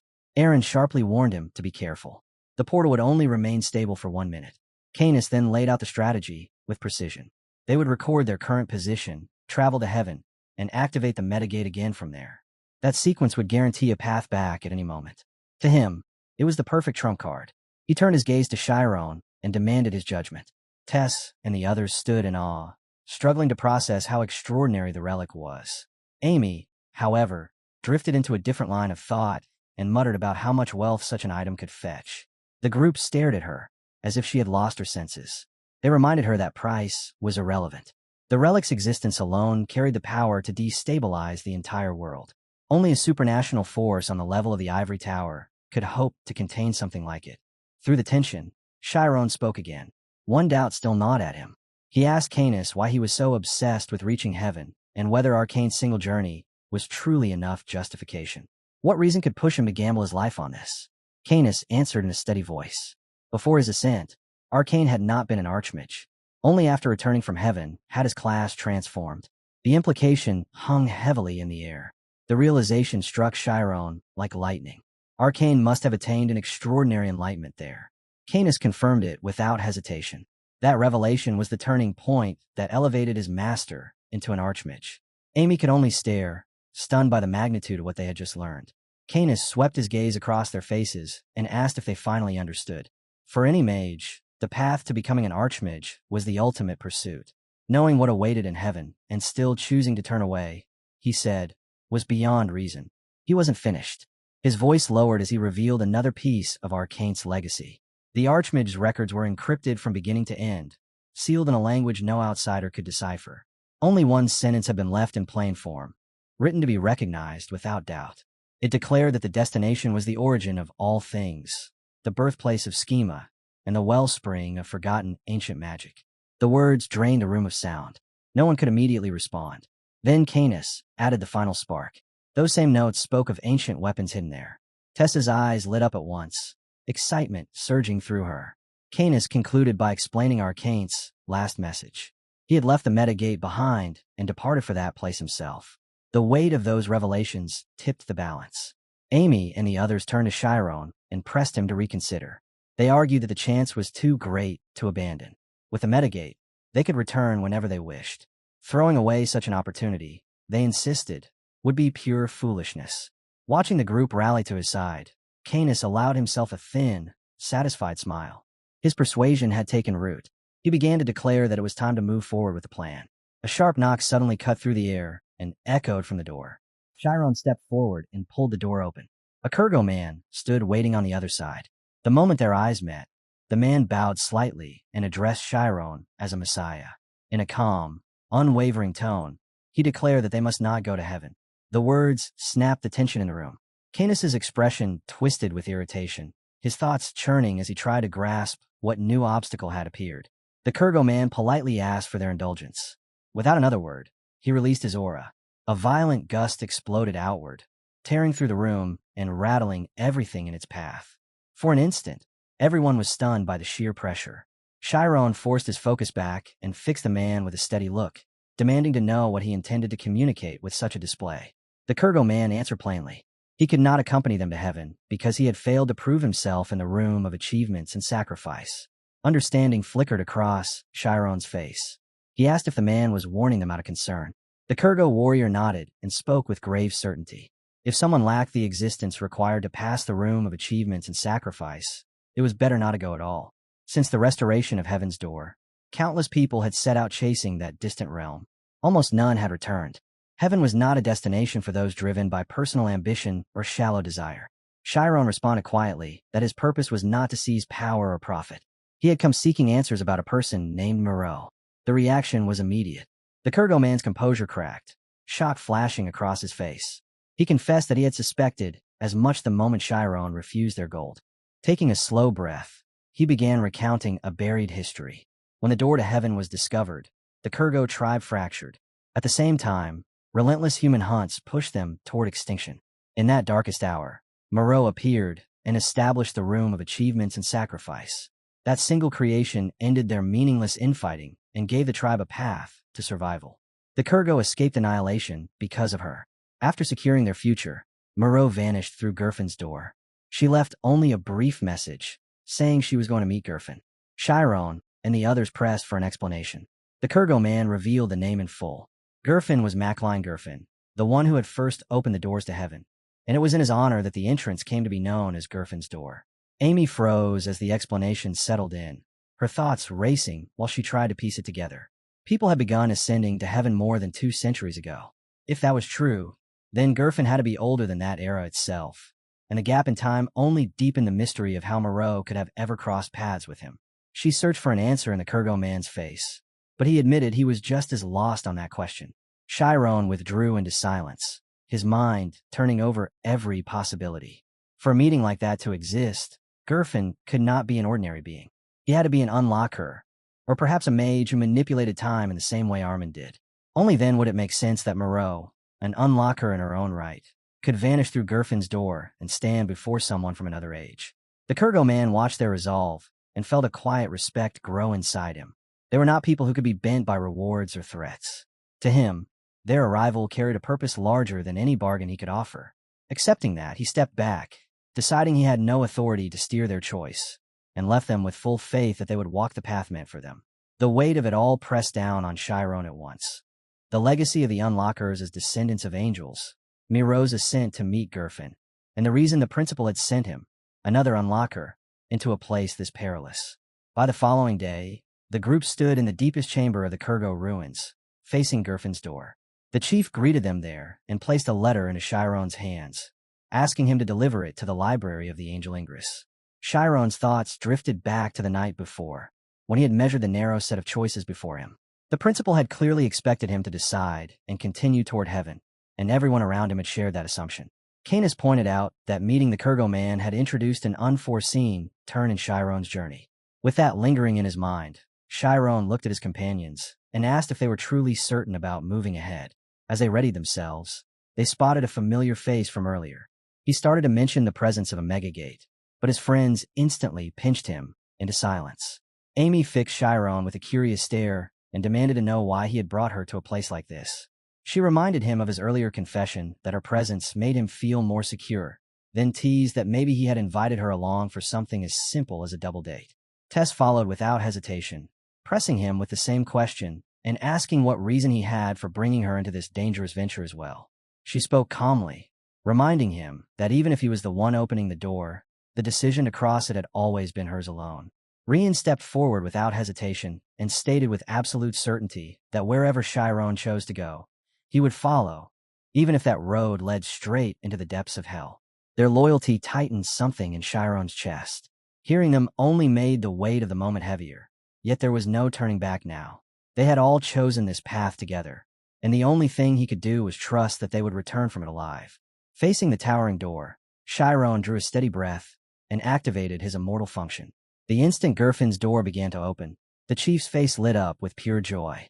The Kurgo people erupted into cheers for the angels, their voices echoing through the ruins, and then a blinding light swallowed everything. In the very next moment, the world flipped. The group found themselves suspended in open air, plunging fast through an endless sky. Wind roared past their ears as the ground rushed up from far below. Shyron instinctively reached for his magic, but nothing answered his call. The absence was absolute. As that realization sank in, a quiet certainty formed inside him. There was no doubt left in his mind. The place they had entered could only be heaven. They plummeted straight down through the open sky, and almost immediately Shyron and the others realized that every trace of their magic had gone silent. No spell answered their call. As the wind tore past them, a towering structure came into view below, rising like a needle from the earth. Before any of them could grasp what was happening, the fall simply ended. In an instant, they were standing firmly on solid ground. Rian staggered as if his legs had just returned to him, convinced he had escaped death by a hair's breadth. A moment ago, he had been certain he would smash into the earth and scatter into pieces. The group looked around in stunned silence, half wondering if they had died and arrived in heaven, yet at the same time sensing that they had never truly crashed at all. Shyron steadied himself and explained that what they experienced felt like a form of spatial teleportation. To him, it was as if he had watched space fold inward and swallow their descent. Tess scanned their surroundings and stated that this world was unmistakably different from the one they came from. The rocks around them were pristine, untouched by any sign of weathering. Canis crouched to examine the ground and suggested that the material itself might not even be ordinary stone. It could be something entirely foreign, a substance durable enough to resist erosion for endless ages. Amy focused inward and noted that her spirit zone was still functioning. Yet she warned that if the fundamental laws of this place were different, even omniscience might behave unpredictably. For a brief moment, Tess felt a rush of excitement, as if she had stepped into heaven itself, but the feeling drained from her just as quickly. She suddenly insisted that they should turn back. Her tone drew everyone's attention, and they studied her expression, sensing a tension she could not hide.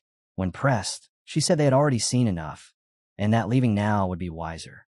The others refused to accept that and held her back, arguing that they should at least explore their surroundings before deciding to retreat. Shyron then revealed what he had glimpsed during the teleportation, a city radiating a brilliant golden light. If such a city truly existed here, he reasoned, then a civilization must also be present. Amy confirmed that the city lay on the opposite side, a detail she had clearly perceived with her red eyes. Tessa's composure began to crack.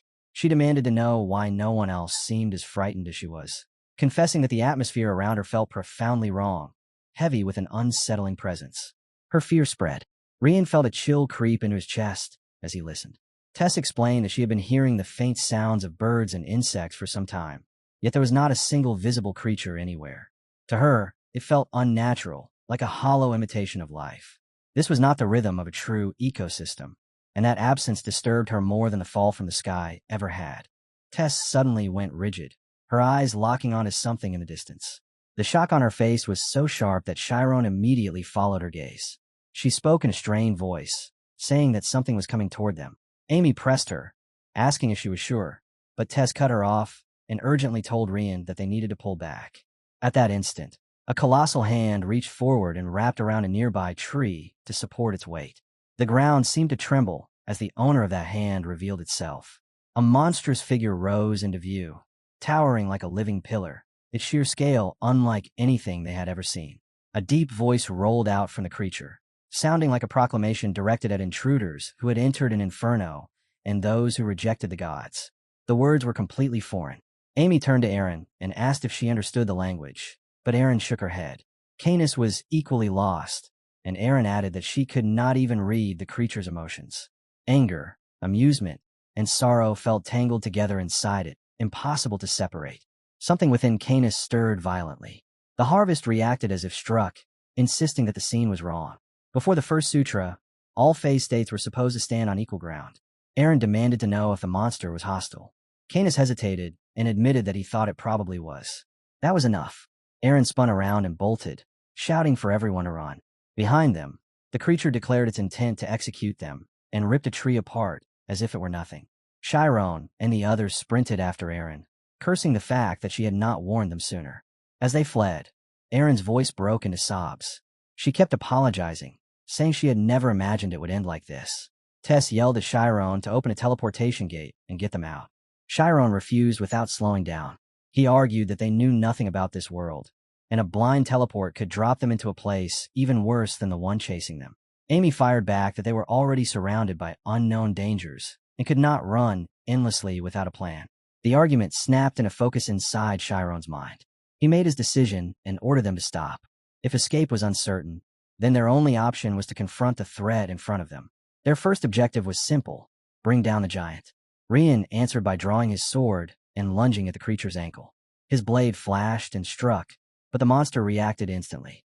Despite its immense bulk, it moved with terrifying speed and swung down at him.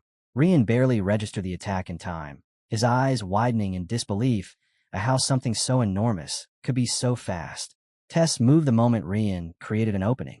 Her attack shot forward with precision and shattered one of the monster's eyes in a violent burst. The creature reeled, and Shyron seized that instant without hesitation. He unleashed his skill at full power, and a blinding strike slammed into the giant's body. Amy felt a surge of relief as the impact echoed outward. For a brief second, it looked like their coordination had paid off. Watching the blast, Canis immediately recognized the change. Shyron's photon cannon carried far more force than before, its intensity sharpened to a new level. Then the air shifted. Flesh that had been torn apart began knitting itself back together in plain sight. The ruined eye reformed, and the damage across the creature's body vanished, as if it had never existed. A cold dread settled over the group as they grasped what they were witnessing. The monster was regenerating through a schema, restoring itself with a mechanism far beyond ordinary healing. In that instant, they understood that the enemy before them was far more dangerous than anything they had prepared to face. The monster's flesh stitched itself back together in an instant, its wounds vanishing as if they had never existed. Without hesitation, it ripped an entire tree from the earth and swung it toward Shyron like a weapon. Shyron reacted on instinct, unleashing a concentrated blast straight at the creature. The impact shook the air, yet the monster forced its way through the explosion and surged forward, its fist already crashing toward him. In that split second, Shyron understood the terrifying truth. The giant was far faster than he had judged, and there was nowhere left to run. Just as the blow was about to land, Amy burst into view and hurled a blazing fireball into the monster's face. Flames erupted on impact, She shouted for Shyron to stay sharp, warning that the giant's movements ignored every known rule of physics and could not be predicted by normal means. From a flank, Erin made her move. Her power flared as she slowed the monster's motion and unleashed a crushing mental shock. It was one of the 3 supreme spells of dark magic, a technique that struck directly at the mind. Its true terror did not end with raw damage. Mental shock could flow seamlessly into mind control, a spell capable of seizing an enemy's body outright. Under normal conditions, such control demanded willpower at least 20 times greater than the target's. But when chained together, even the mightiest foes could be dragged into submission. Erin clung to the belief that if she could dominate the giant, the forest would no longer hold any threat. That fragile hope shattered instantly. The spell rebounded and dissolved. The monster tore free without resistance, and Erin crumpled as despair flooded her chest. Tears welled as she realized her magic had failed. In her panic, she convinced herself the failure came from the creature being a distorted, bug-like human rather than a true magical entity. Before she could recover, Canis shouted a warning. The monster raised its enormous foot, shadow swallowing the ground as it prepared to crush her. Canis moved without thinking. A wall of condensed shadow rose between Erin and the giant, intercepting the stomp at the final moment and sparing her from being flattened. Harvest advanced immediately after. His blades flashed as he carved into the creature with cold precision. With each strike, his suspicion hardened into certainty. If the monster could wield Schema, then its anatomy had to mirror that of a human. That meant it possessed vital organs and critical vessels that could be exploited. The realization sharpened his focus. Targeting those points became the key to bringing it down, and the others surged in beside him, converging on the giant with renewed intent. Canis unleashed the authority of darkness, and shadows surged outward as the others pressed in, blades and strikes raining down from every side. Above them, Amy conjured another fireball and sent it crashing into the battlefield, drowning the area in blistering heat. Under the weight of their assault, the monster's flesh began to liquefy and sag. The group was already running on the edge of exhaustion. Yet even in that ruined state, the creature forced itself upright and tore a scream from its throat. The sound twisted through the air like a curse. Amy felt her spirit zone falter and stutter, and in that instant she understood the truth. The giant was using a schema technique akin to a howl. When her eyes snapped back to it, dread tightened in her chest. The monster was healing again.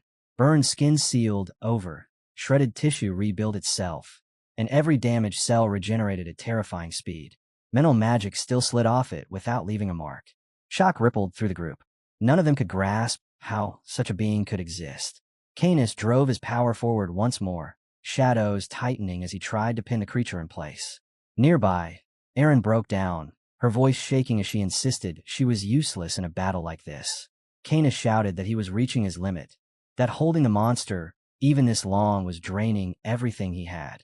Amid the chaos, Shyron stood still, gathering power for a new technique.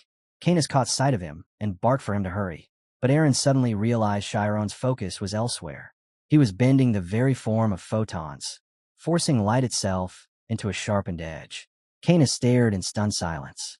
Photons carried mass, yet reshaping light was considered nearly impossible because it's scattered by nature. Shyron felt the strain tearing through his mind. Guiding the flow of photons alone devoured an immense amount of willpower, but retreat was no longer an option. He accepted the burden and released the attack. A blade of condensed light flashed forward, cleaving straight through the monster. The giant's body split and crashed onto the ground in a heavy collapse. Cautiously, they closed in on the fallen form, convinced the battle had finally ended. The monster lay still, blood pooling beneath it, its presence drained of life. Tess shook as fear lingered in her eyes, as if they had just butchered a dragon with nothing more than a single handblade. Amy did not relax. A knot of unease stayed with her, whispering that the creature might rise again. Canis admitted that even with the authority of darkness, he had been unable to sever the monster's head. He weighed the idea of cutting it apart piece by piece to guarantee its death. Before anyone could act, Amy noticed the crucial change. The creature was no longer regenerating. Its wounds remained open, and its body showed no sign of healing. Tess immediately praised Shyron, her voice filled with admiration as she treated the victory like proof he had awakened a terrifying new spell. Shyron did not share her excitement. He kept his tone steady and grounded, insisting their survival hinged on luck more than skill. If the giant had remained standing for even a moment longer, none of them would have survived a second attempt. Canis supported that assessment. Winning through a gamble like that was not triumph, but recklessness. And if it had failed, the consequences would have gone far beyond simple fatigue or collapse. Shyron accepted the criticism without argument. He admitted the technique's efficiency had been far worse than he predicted. Erin still argued the risk had been justified, her voice trembling with relief as she thanked him for keeping them alive. Tess tried to restore their confidence, claiming that if another giant appeared, they could bring it down the same way. Amy cut that idea apart immediately, stating flatly that Shyron would never be able to repeat that attack. Shyron confirmed it. The spell demanded too much preparation time, and worse, its consumption of willpower was disastrously inefficient. Unless they were cornered with no alternative, he could not afford to use it again. The explanation drained the color from Rian and Tess's faces as the reality of another encounter settled over them. Then the monster's hand twitched. Terror detonated through the group. Instinct overruled everything else, and they scattered, sprinting away as fast as their battered bodies allowed, desperate to carve distance between themselves and the fallen giant. Tessa's scream tore through the air as she struggled to comprehend how a place called heaven could harbor something so monstrous. Deeper within the forest, another clash was already reaching its end. A lone girl stood before a towering insect-like beast, her specialized weapon gleaming in her grip. She moved once. The slash was clean and absolute, and a massive creature split apart and crashed to the ground. The battle finished in a single decisive stroke. It had once been said by René Descartes that anyone seeking truth must, at least once in life, doubt everything as completely as possible. That quiet principle seemed to echo through the forest as events tightened around those within it. A woman was locked in brutal combat with a bizarre creature when another girl rushed in to support her. Without hesitation, the newcomer lined up her aim and targeted the monster's eyes. Their movements synchronized with sharp precision, strikes landing in perfect rhythm, and within moments the creature collapsed under their combined assault. As silence returned, the woman thanked her savior and called her Lena. The girl was known as Kanya, a citizen of the Heaven Mecha tribe, people renowned for surviving in the most hostile territories. Elsewhere beneath the dense canopy, Shyron and his group pressed forward. The air grew heavier, and the forest mood shifted as the weather began to turn. Erin slowed, unease tightening her expression as she said something felt deeply wrong. Rian suggested it might simply be incoming rain, but Erin insisted the disturbance ran far deeper than a change in climate.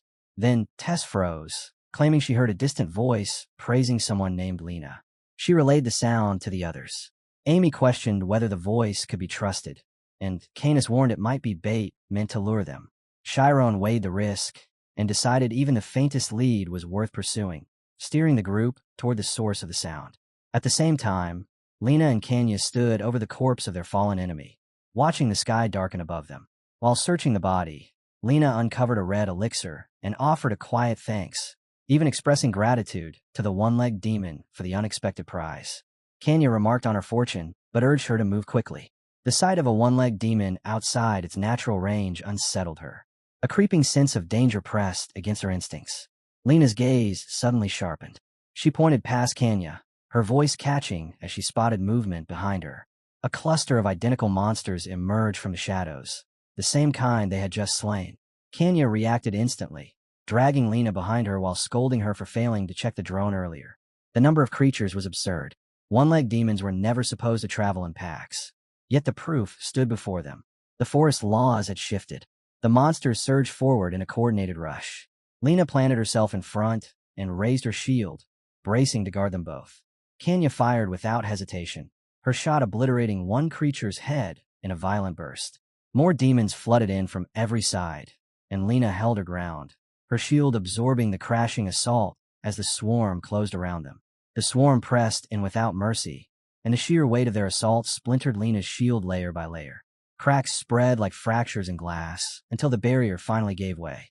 At that instant, a burst of vivid purple light tore across the space in front of them. Shyron stepped out of the glare, arriving at the final second. His voice cut through the chaos as he activated Explosion. Power detonated outward, and the surrounding monsters were erased in a violent sweep. When the shockwave faded, he immediately turned to assess the girl's condition. Nearby, Rian moved through the wreckage, finishing off anything that still twitched. Relief settled over him as he watched the creatures fall, convinced they might have been as savage as the giants if left unchecked. Tess struck down the stragglers and frowned as she noticed how closely the monsters resembled beings from her own world. Canis, Amy, and Aaron joined the cleanup without hesitation. Aaron extended her will and seized control of several minds, forcing the creatures to turn their claws on each other. Kanya stared in stunned disbelief as the one-legged demons slaughtered their own kind, an act that shattered the forest's supposed order. Within moments, the battlefield quieted as Aaron tightened her grip and suppressed their thoughts. Canis exhaled, relieved to see her power function again, though uncertainty about the giants still lingered in his mind. Tess proposed keeping some of the monsters alive, but Canis dismissed the idea at once. Aaron's strength could not be squandered on worthless beasts. When Tess asked what alternative remained, he told her to leave it to Aaron. Under silent command, the remaining creatures tore each other apart until none were left standing. With the threat erased, Shyron and his companions shifted their focus to the two girls, studying them closely to determine whether they were human. Lena and Kanya huddled together, gripping each other for support. Tess felt a wave of relief at the sight of the knife and shield in their hands, reminded of how narrowly she had escaped death earlier. Amy admitted her own tension easing, grateful that the forest held survivors other than giants. For a brief moment, the group shared a fragile sense of safety. Kenya did not relax. Her eyes tracked every movement as she demanded to know who they were and what language they spoke. Shyron quickly realized they could not understand one another and signaled for Aaron to intervene. Fear flashed across Kenya and Lena's faces as Aaron activated her ability to bridge the gap. Shyron spoke calmly, explaining that his group had come from another world. The moment the meaning reached her, Kenya snapped her weapon up and aimed it straight at him, accusing him of being the one responsible for breaking the forest law. Lena rushed to restrain her, grabbing her arm and reminding her in a strained voice that these strangers had just saved their lives. Gratitude should have outweighed suspicion. Kenya did not lower her weapon. Her jaw tightened as she insisted the forest balance had been disturbed, and that disruption was the only reason the one-legged demons had descended into madness. Her gaze sharpened as she pressed for answers, warning that silence could cost them their lives. She demanded to know what they had tampered with and why the forest was now producing such grotesque abnormalities. The air between the two groups grew heavy with tension. Through it all, Shyron said nothing. He met her accusation with a steady expression, his mind racing while the forest held its breath around them. That's where we'll leave it for now. If you want to catch the next part, make sure to like the video and subscribe so you don't miss it.